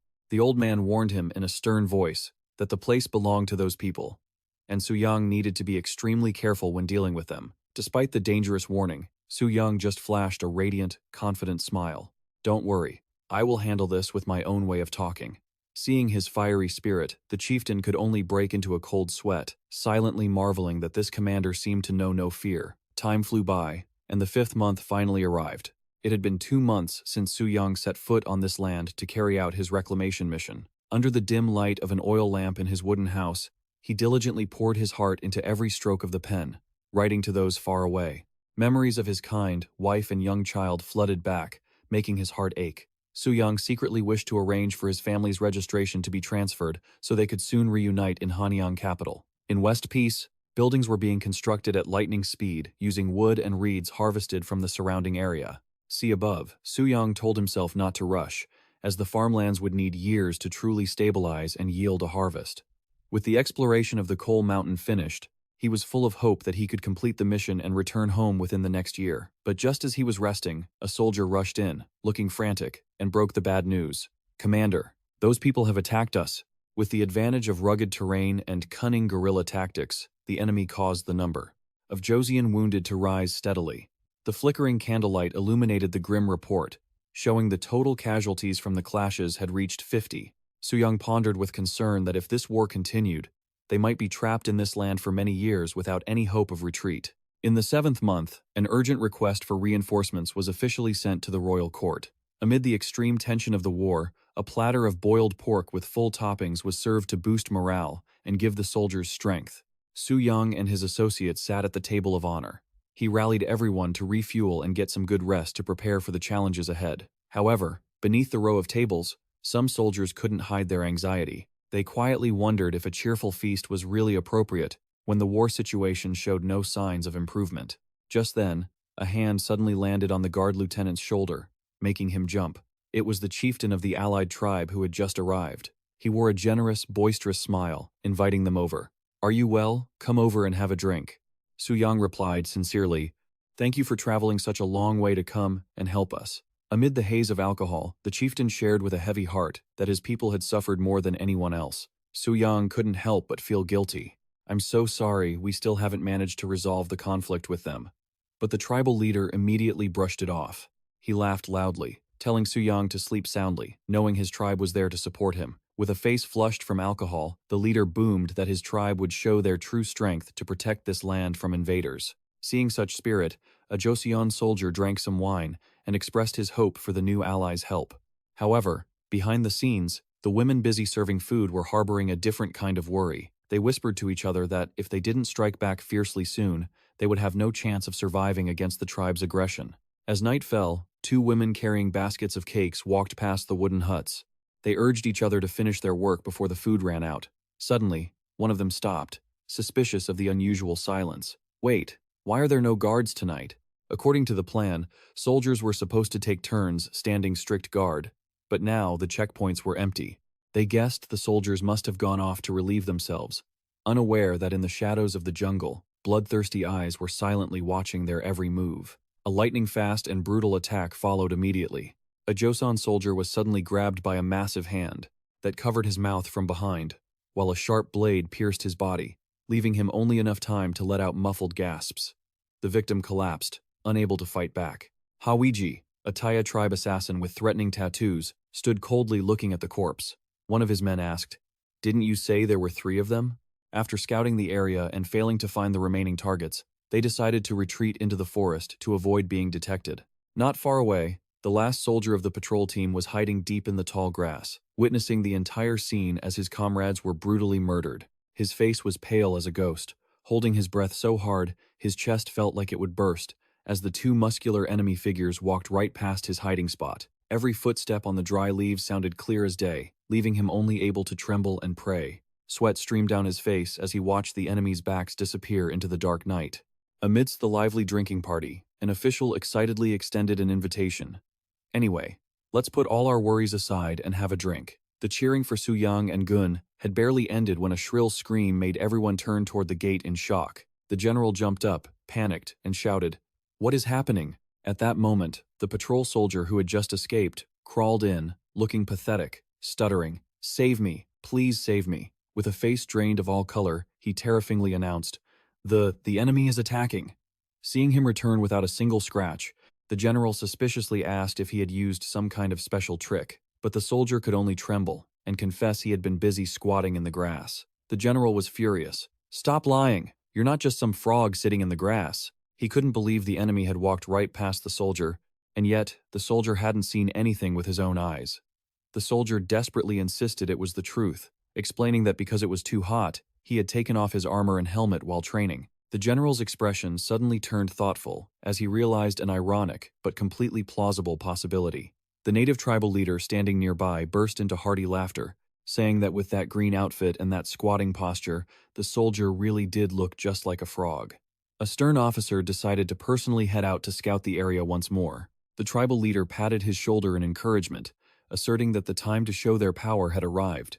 In the lush grass, a real frog was quietly hiding, proving that the perfect cosplay had saved the soldier from the enemy's blade. A soldier suddenly realized something important and exclaimed in confirmation. Instantly, a burning spirit filled the camp as the northern warriors began their total assault. They roared with confidence that the mountains were their specialty and urged each other to move forward to show the overwhelming power of the northern army. While the army was enthusiastically setting off, the general looked around in panic, wondering where the deputy commander was. Clearly, he wasn't participating in this expedition. As he searched, he suddenly froze and roared with rage at the sight before him. The general couldn't believe his eyes, seeing someone walking around so exposed in such an uncivilized manner. He wondered what on earth that man was planning in such a dire situation. It turned out Suyang was busy performing a bizarre ritual by mashing mugwort leaves and mixing them with some fat. He casually smeared the green mixture all over his six-pack abs and bulging biceps. After covering his entire body in the mugwort mud, Suyang stood tall in the moonlight, anxiously asking if he looked too green. Despite the general's weak attempts to stop him, he continued applying the mud to his face, satisfied and claiming that it was absolutely perfect. The general screamed in despair. He thought that living for so long and being so healthy had finally caused his deputy commander to lose his mind. Seeing Suyang wearing only a loincloth and squatting in the grass, the general realized with horror that he was trying to turn himself into a giant frog. Suyang flexed his massive back muscles, preparing for a powerful leap in the posture of an amphibian. Panicking, the general quickly turned to seek help from the first unit, but he was shocked to find there wasn't a single person left around. "Hey, someone help me here." The soldiers were calling to each other to carry the deputy commander who was acting so strangely. Suyang, with his face covered in mud, gave a smug smile. "That's right, ignore the general who's chasing after me, shouting, 'Deputy Commander, where are you going? Get back here.'" He still swiftly dove into the dense bushes. Suyang turned on frog mode, leaping continuously and disappearing into the green of the forest, leaving his subordinates helpless. The search became incredibly chaotic. Calls for the deputy commander echoed everywhere, but the only response was an eerie silence. The general pushed aside large leaves while being extremely worried. "Deputy Commander, where are you?" Seeing the high-ranking official of the imperial court suddenly go insane just when they needed to boost morale the most, the general could only cry, feeling stuck with such a heavy burden, his face showing clear despair, as if he were about to burst into tears. Suddenly, Suyang lunged out of the grass with a yell that made the general jump in terror. He proudly pointed at his perfect camouflage and laughed. "Look at this. Even with this many people, you still won't be able to find me." Suyang proudly declared, "I have truly become a real frog." Facing this bizarre transformation, the general froze for a few seconds, his face suddenly turning bright red with anger. He roared, "What was that? This is beyond tolerable." The general rushed over, grabbed Suyang, and shouted, "What on earth are you talking about? Go wash off this sloppy look of yours immediately." Despite Suyang trying to, before he could even explain, the general barked, "Silence." As night fell, shrouding the ancient forest, The general stood motionless in the heavy silence. He was gripped by shock, wondering what on earth was going on. Native warriors were hiding skillfully in the tall grass, silently observing every move the Joseon army made. The Sen tribal leader sneered at the general with utter contempt. "Are you all just playing games like this? You've underestimated the locals," he mocked. Meanwhile, the general continued to lead his cavalry deep into the treacherous, mountainous forest. He was frustrated that the enemy kept dodging a direct confrontation, but the answer came swiftly in the form of brutal attacks from the shadows. The enemy commanded, "Fire!" Arrows tore through the air, piercing deep into the Joseon soldiers. A true nightmare began, as the native hunters appeared and vanished in flashes, slashing through soldiers from behind. The general realized in horror that they were completely on the defensive, never knowing when or where they would be attacked from the forest's dark corners. The clash ended in total disaster. They suffered a humiliation like never before. Standing before them now were the Taya warriors, hulking figures wearing eerie masks and wielding dual blades with unpredictable grace. The general gasped, "I have never seen such ghostly opponents." In the face of this dire situation, Suyang suddenly appeared, his muscles rippling with power. He declared firmly, "That is why I said, if we become like frogs, we can fight like them and hide ourselves just as well." Looking at Suyang's back, as steady as a rock, the Sen leader nodded, admitting the plan was spot on. While the general was still bewildered, Suyang turned around and roared with intense spirit. "Now, follow me up the mountain and gather the men to crush these locals into pieces." Responding to that fiery call, the entire unit raised their fists, burning with the desire to settle the blood debt. Amidst the dark night of the deep forest, a green phantom suddenly lunged from the bushes. Suyang, with his perfect camouflage, delivered a lightning-fast strike that left his enemy crying out in pain. "Ugh!" The Taya warriors were terrified, trembling and shouting in panic. "Those green bastards, it's a green monster!" Before the opponent could recover, Suyang closed in and pressed his blade against the survivor's throat. With a piercing, threatening glare, he roared, "Take us to your village." Faced with overwhelming, irresistible strength, the Taya warrior could only stammer, "Okay." He stumbled to his feet, resigning himself to be the scout through the deep forest, signaling, "Follow me." The Taya warrior led the way, but he was secretly plotting. He smirked to himself. "Huh, you think I'll lead you straight to the village?" He calculated that just a little further, he would meet the tribe's hunting party. Then, he would join them to wipe out these green bastards. As soon as he reached the rendezvous point, he shouted at the top of his lungs, "Right now! The green bastards are here! Kill them all!" Hearing the alarm, other Taya warriors rushed out of the bushes, frantically asking where the enemy was. The guide pointed behind him, insisting, "Right behind me." But before them lay only empty space. There wasn't a soul to be seen. The hunters looked at each other in confusion, one even mocking that the guy must have been sunstruck and hallucinating. They scanned the forest, wondering where the ghosts had vanished to. Seeing the fresh tracks in the crushed grass, they knew for sure someone had just passed by. Meanwhile, Suyang's frogs, with their perfect camouflage, were quietly hiding right there in the bushes. Coldly observing the enemy's every move, Suyang tapped his comrade's shoulder and ordered, "Fall back, move quietly." The green-clad unit slipped silently through the tall grass. Every step was light, not making a single sound. Suyang smiled wickedly, thinking to himself that his plan was absolutely brilliant. Down below, a lone Taya warrior was trudging along with an axe, unaware that death was lurking right beside him. Suddenly, a powerful hand reached from the bushes, clamping over the warrior's mouth until he could only let out a choked, terrified gasp. A cold voice whispered, "This one is for my teammates." Instantly, a sharp blade pierced the enemy, landing a devastating combo that left him no chance to resist. Watching the guards get taken down, the lieutenant remarked that neither the guide nor these soldiers had been properly trained. Suyang asked in a low voice about the size of the village and their true strength. Hearing there were over 100 households capable of mobilizing 200 warriors, Suyang smirked with interest. He was curious to see how these ambush experts would react when they were the ones caught in a counter-ambush. Suyang raised his binoculars, focusing intensely, carefully observing everything ahead. Through the lenses, Suyang noticed that the village looked like a normal place with children and daily routines. But then, he was stunned to witness a barbaric ceremony taking place inside.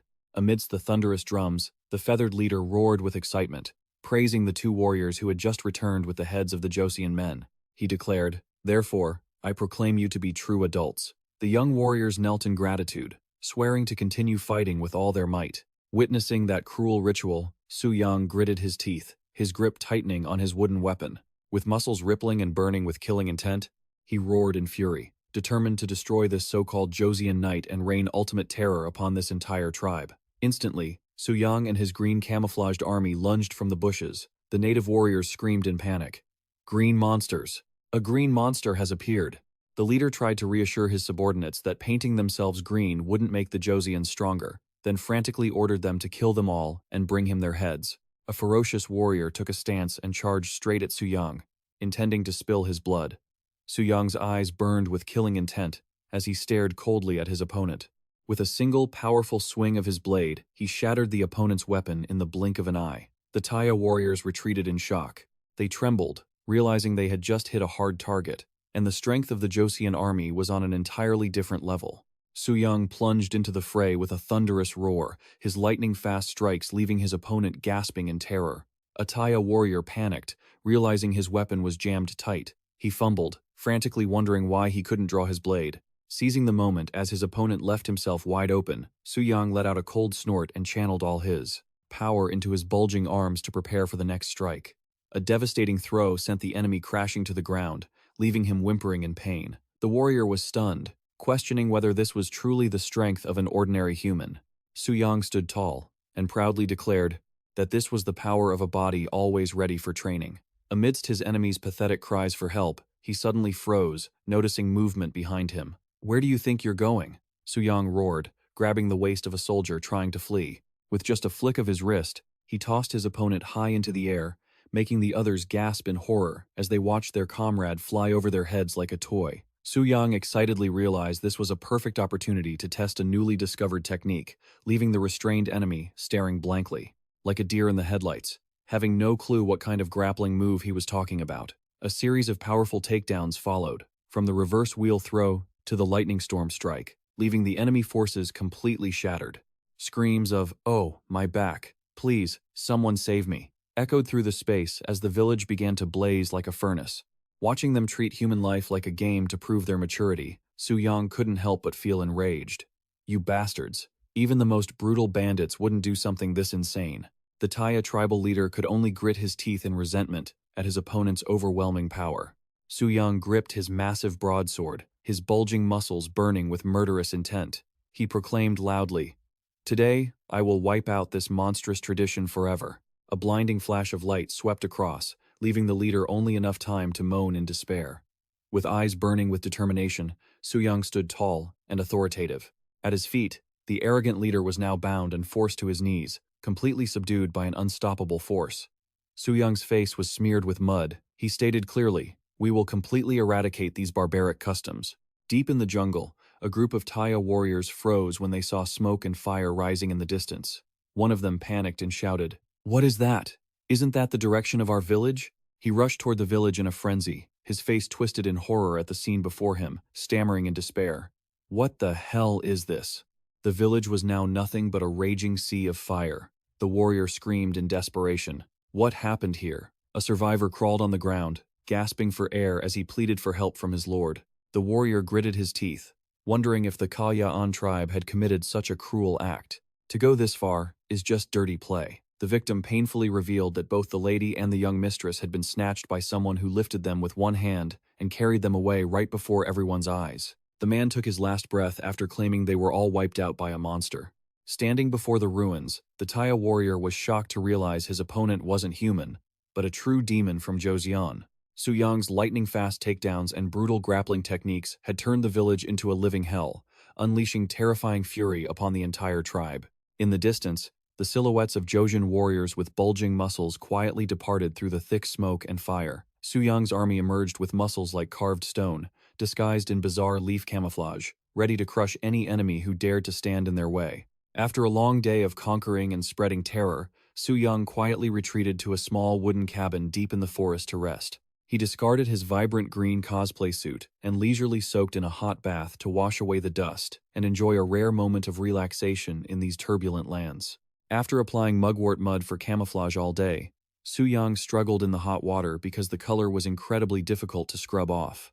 Seeing the vice commander still struggling, the general approached and asked, "Are you still bathing?"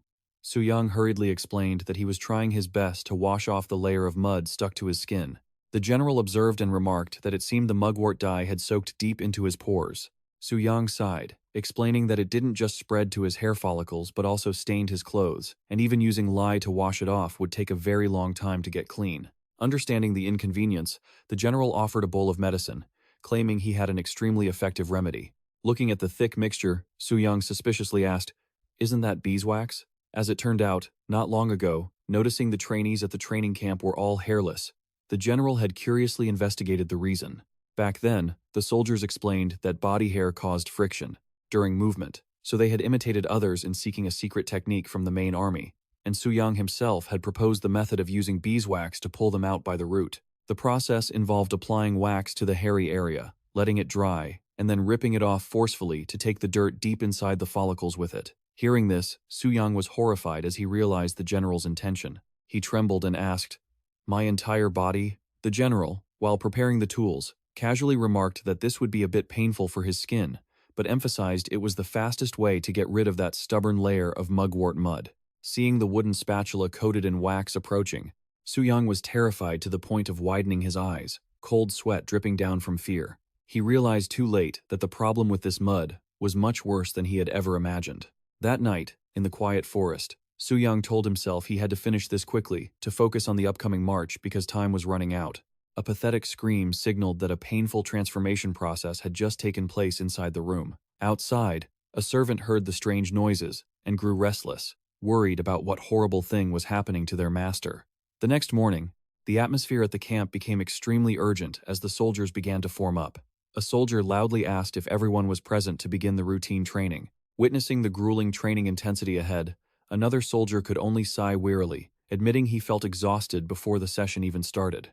As soon as they saw the figure approaching, the soldiers were simultaneously stunned, unable to believe their eyes as they gasped.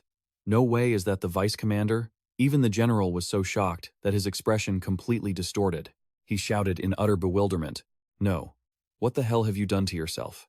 Standing before everyone now was a completely different Suyang. He had undergone a total makeover, meticulously grooming himself from shaving his beard and trimming his hair neatly to reveal a youthful face, paired with impressive, muscular physique, clad in a proper uniform.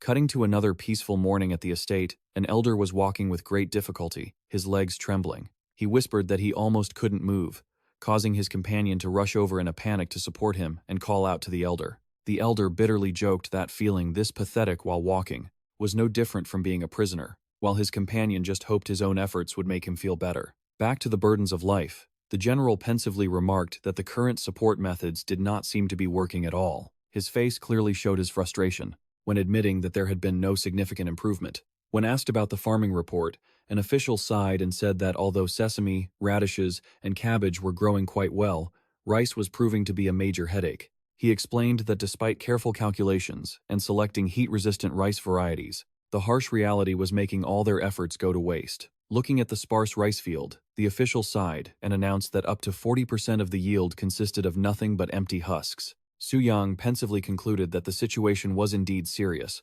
while the general decided he must personally inspect the farms to gauge the extent of the damage. Without hesitation, Suyang immediately offered to accompany the elder to find the cause. Seeing the elder so frail after battling illness for 10 years, he silently lamented that the elder's health was truly not what it used to be. Suddenly, a servant hurried over, shouting that they had found an incredibly valuable medicinal herb.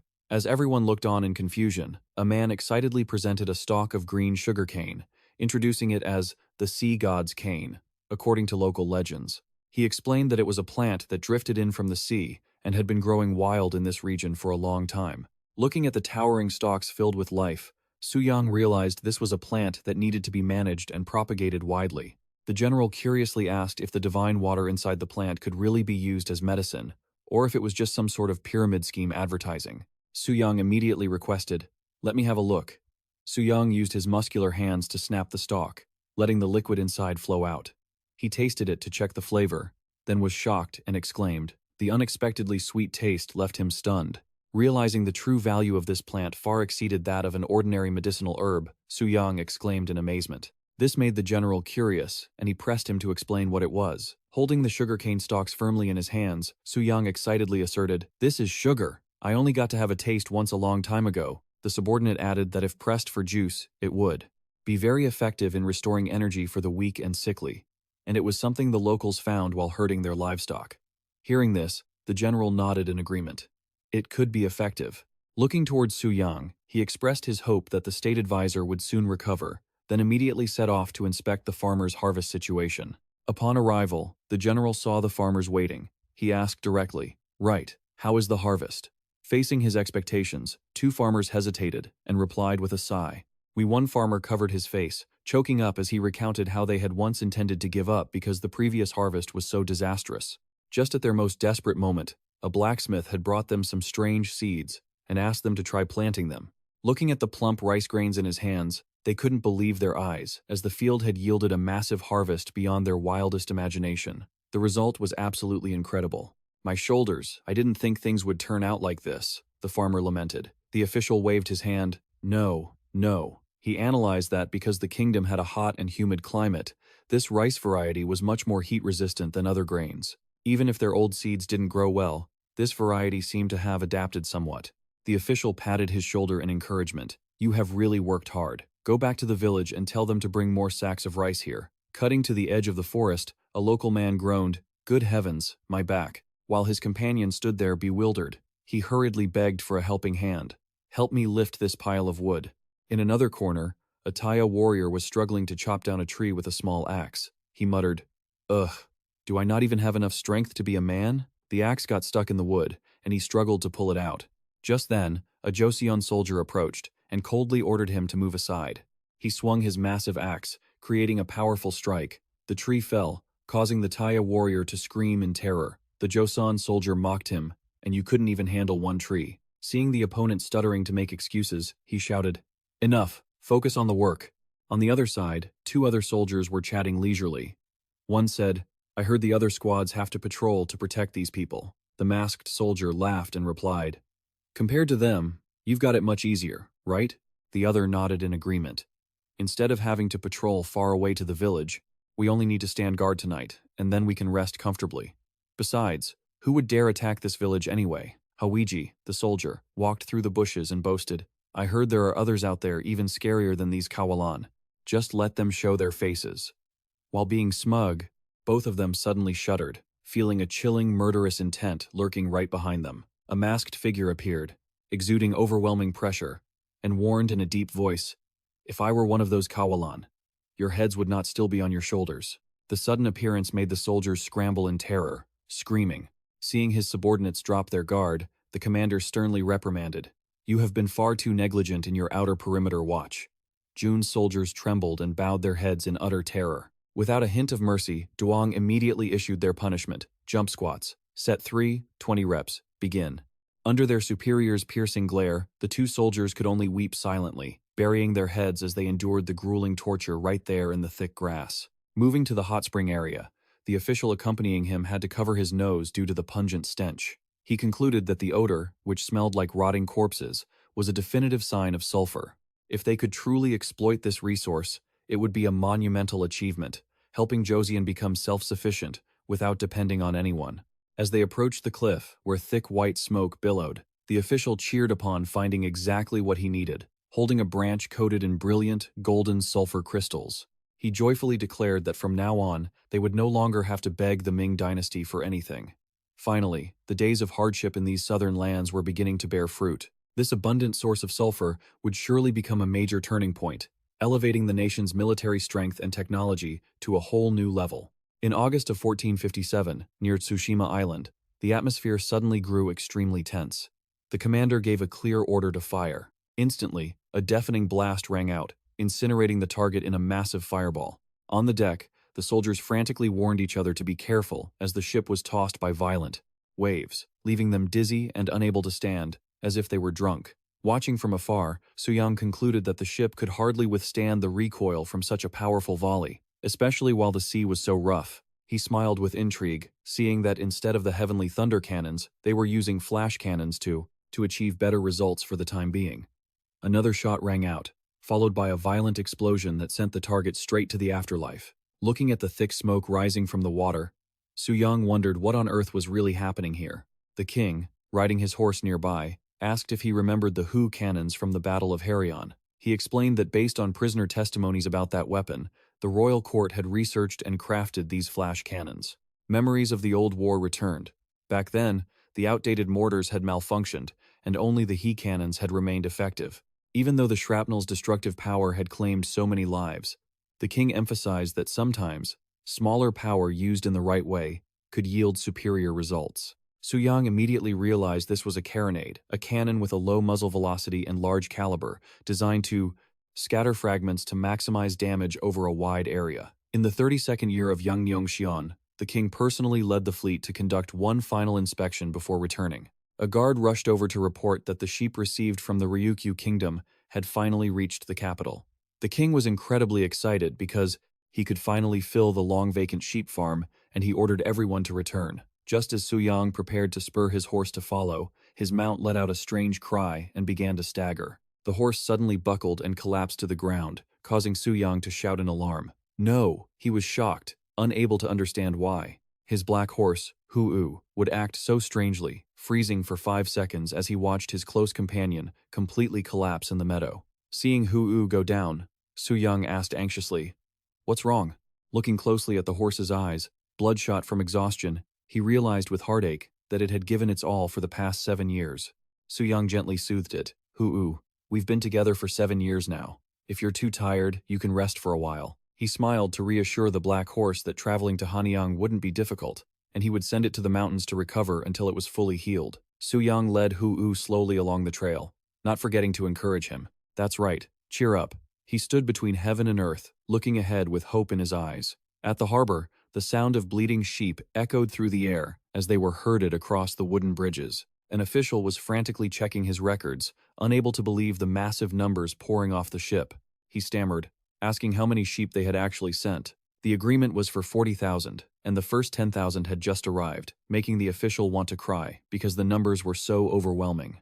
This is true capitalism. Witnessing this scene, Suyang couldn't help but be amazed, as he had only sent sea salt but received such an absurd number of sheep in return. A young official excitedly hugged a fluffy sheep, suggesting that perhaps the other side had simply loved Joseon's salt too much. He remarked that these sheep were truly larger and of better quality than the local breed. Just as Suyang was deep in thought, observing, a lead sheep with curved horns stepped forward with an arrogant expression. It suddenly sent a message, directly challenging the leader of the humans. Before Suyang could regain his composure, the sheep lunged like an arrow. A thunderous headbutt struck his chest, forcing him to brace himself for the impact.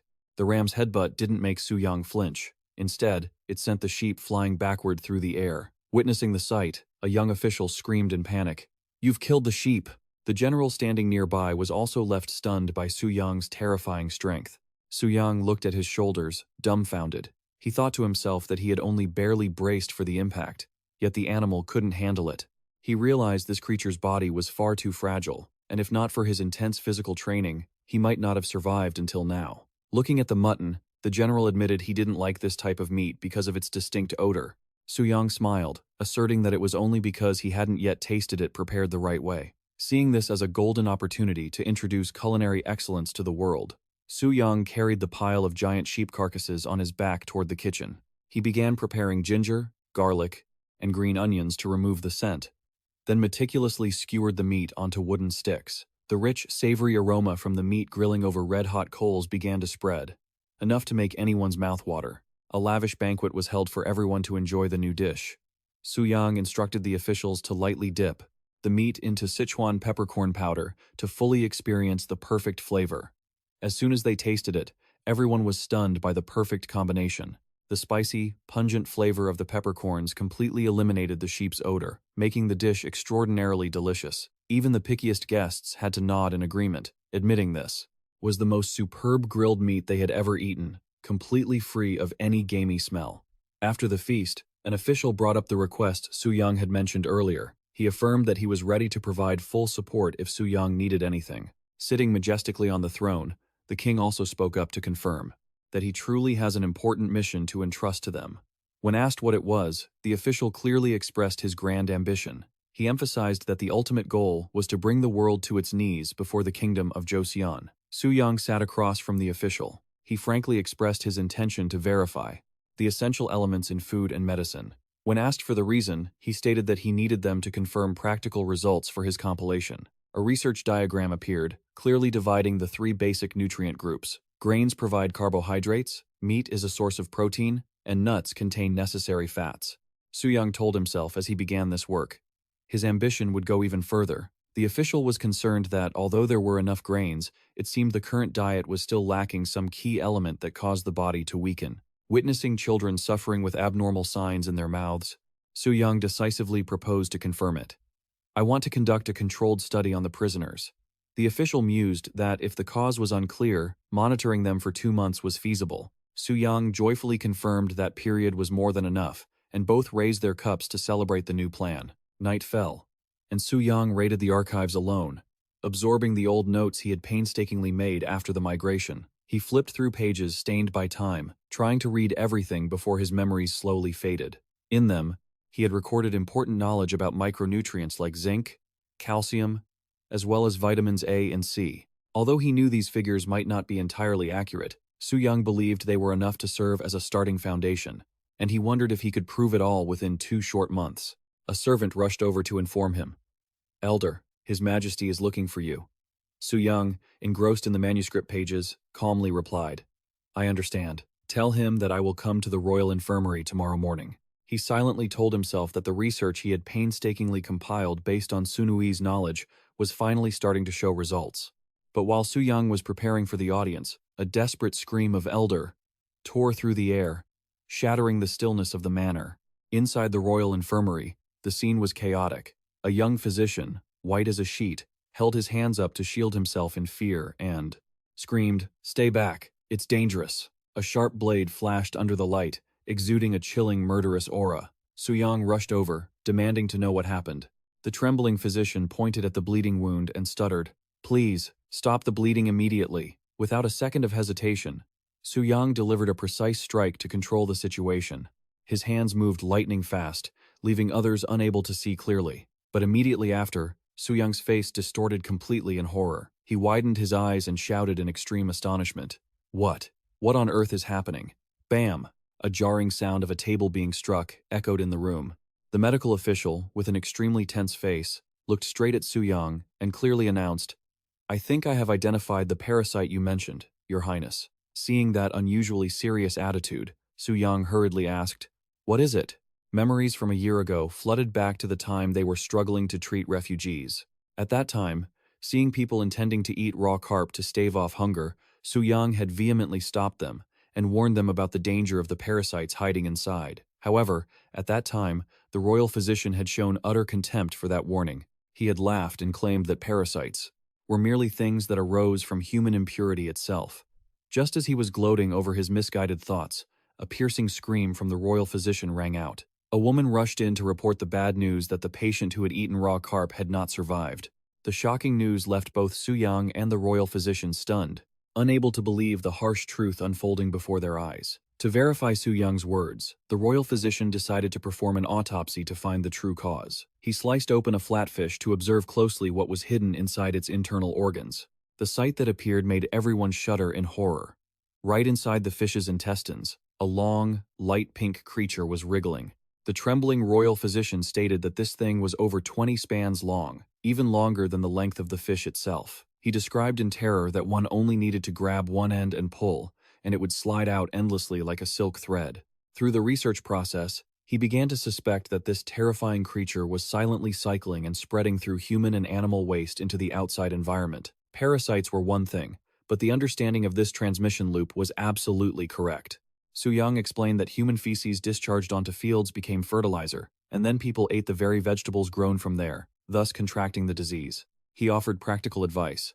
Soak vegetables in salt water before eating, and gut and clean fish immediately after catching them to eliminate the worms. Munjong nodded in approval, confirming he would record this in the essential dietary records. However, he still had one lingering concern, and asked Suyang to explain more simply the essential elements he did not yet fully understand. To clarify the matter, the royal physician told a story he once heard from a traveler. During a severe blizzard that caused roads to be blocked, a group of people had been trapped in the middle of a vast snowfield. They were forced to camp by a river and try to survive by hunting rabbits for food. The rabbits roasted over the glowing fire were their only source of hope amidst the bone-chilling cold. But a strange thing happened. After 3 days of eating only rabbit meat, they became so exhausted they couldn't even walk anymore. With no strength left to hunt, they were forced to drill a hole in the frozen river to catch fish. Miraculously, after only 3 days of eating fish, their bodies recovered and returned to a normal state. The royal physician asked, puzzled, "Rabbit meat is said to help reduce fatigue. So how do you explain this?" Suyang calmly explained that if one only eats rabbit meat, the severe lack of fats and carbohydrates would lead to protein poisoning.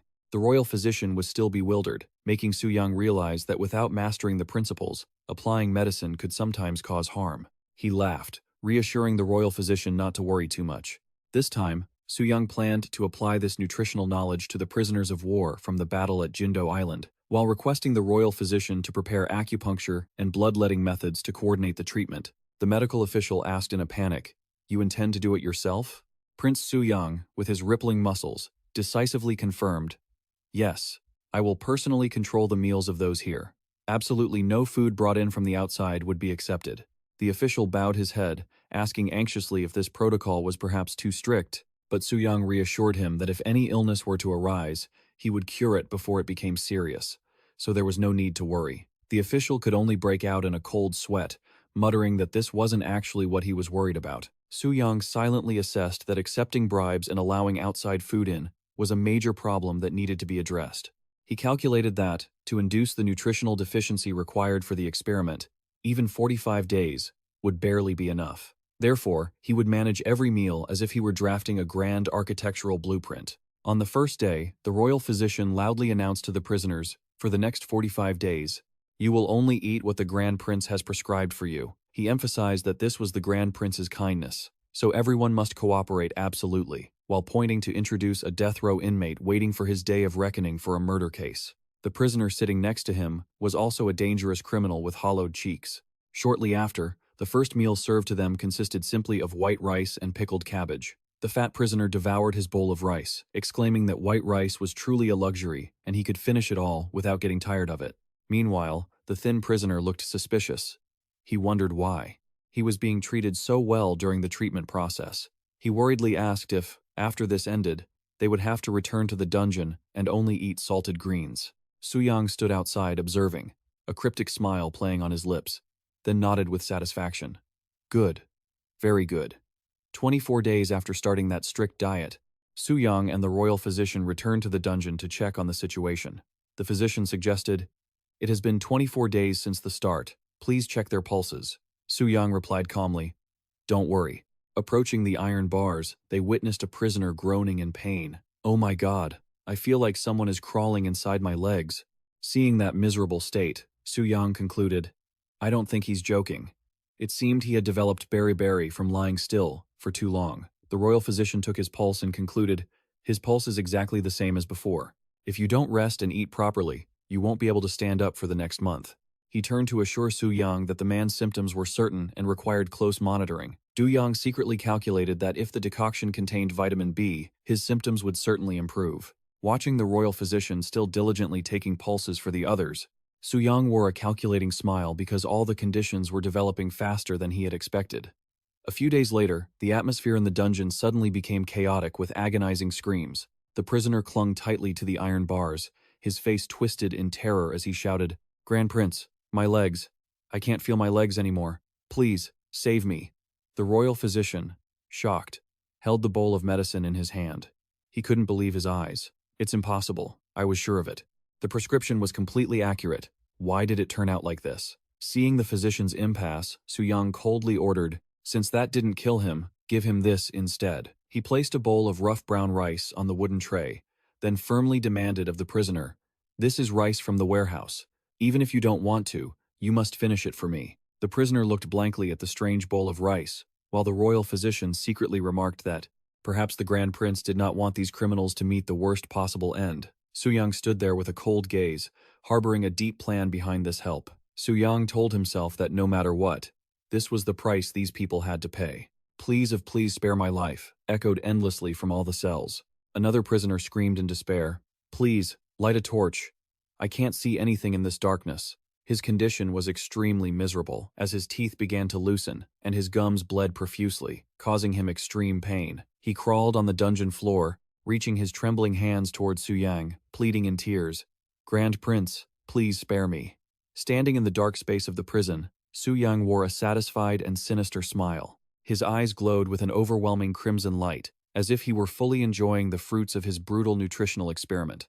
Looking at the steaming bowl of porridge in his hand, Suyang firmly commanded the guards, "Instead of the decoction, give him this." He explained in detail that this was porridge cooked from beans and brown rice, a perfect nutritional combination to restore health. With a radiant and confident smile, Suyang asserted firmly, "I guarantee he will stand up and be healthy again in 5 days." And just as Suyang predicted, just 5 days later, the prisoner's condition had fully recovered, leaving the officials in utter disbelief. Standing with his arms crossed proudly in the royal infirmary, he sternly reminded his subordinates not to be slow in reporting his progress. Witnessing his own miraculous transformation, the patient could only choke out, "This is absolutely wonderful." The royal physician was now completely won over. He bowed in admiration. "Your words, my lord, are absolutely correct. My king." Suyang revealed that he had completed a long and detailed list of food items based on the balance of yin, yang, and the 5 elements. He affirmed that this was the result of the relentless efforts of the entire team over the past period. On the 30th of October 1457, the entire system of nutritional elements had been organized and perfected to the fullest. The combination of metal, wood, water, fire, and earth in the diet created a great medical breakthrough for the Joseon dynasty. Immediately afterward, Suyang entered a room filled with stacks of woodblocks and scriptures piled high like mountains. He couldn't help but exclaim in surprise. Suyang peered around, searching through the giant stacks of books that were obscuring his view. "Master, where are you?" From behind the pile of documents, the master official waved him over. Over here, come closer." Suyang was shocked, wondering what on earth this massive pile of paper surrounding them really was. The master casually explained, "This is a collection of precious teachings from our ancestors that we need to process to complete the book." Looking at the massive volume of work that exceeded his imagination appearing before his eyes, Suyang was so shocked he couldn't say a word. He pointed straight at the master and roared in frustration. "What? This is all your fault!" Suyang pointed, insisting that while everyone else was busy with important matters, he felt like he wasn't doing anything, so he took on this task. Although he supported over 10 temples, he humbly stated that he was only trying to protect the 4 heavenly kings' statues from damage. Like these powerful guardian statues with bulging muscles, those with ill intentions would not dare to come near the sacred place. Witnessing the influence of the statues, Suyang asked in astonishment if that was truly the case. He believed that as long as his influence reached this far, the students would not dare to cause trouble. An enlightened monk appeared, expressing deep gratitude for his great contributions. Currently, the old monk was diligently teaching his disciples how to pronounce the sutras accurately. Inside the temple, the monks were busy researching documents, but a problem regarding the memorial ceremony had arisen. Suyang was bewildered to hear that the ceremony had been moved from Black Dragon Temple. He shouted in shock, "What?" He was even more stunned to learn that someone had to go into exile as a slave at the northern border in their father's place, and even the king himself had to personally intervene, leaving everyone in a state of panic. Returning to the mansion, Suyang called out, "Mabin, Mabin, are you there?" Seeing Mabin appear, he immediately asked him to come closer to ask about a strange man wearing a blindfold.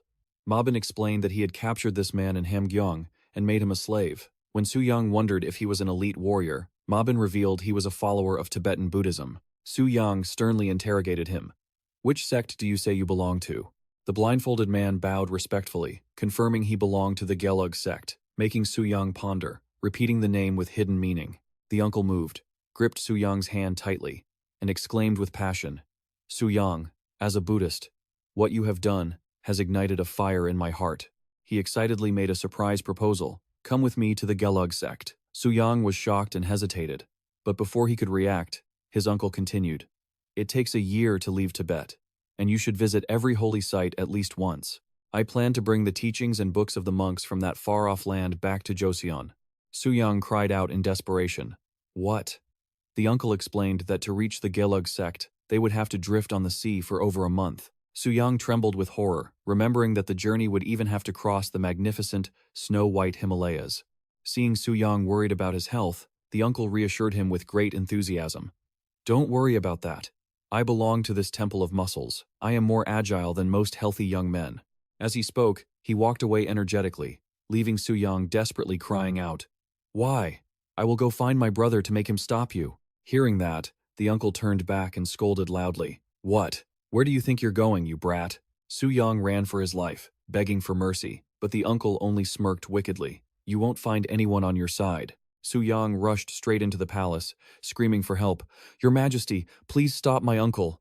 He was worried that the language barrier and the physical stamina of an elderly man, like his uncle, would not withstand the grueling sea voyage. Suyang was frustrated. It was unreasonable to send an elderly royal relative alone like that, but the king just calmly leaned back on his throne, looked at Suyang, and gave a cold reply.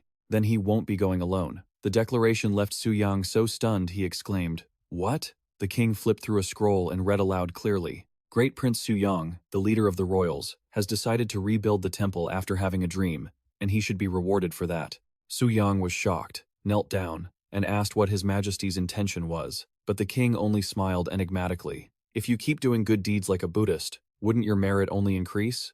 Suyang choked out. "That is ridiculous, because in reality, I am not a devout Buddhist at all." The king looked down at Suyang with a profound gaze. "Of course I know that. But in this world, everything is judged through the eyes of others."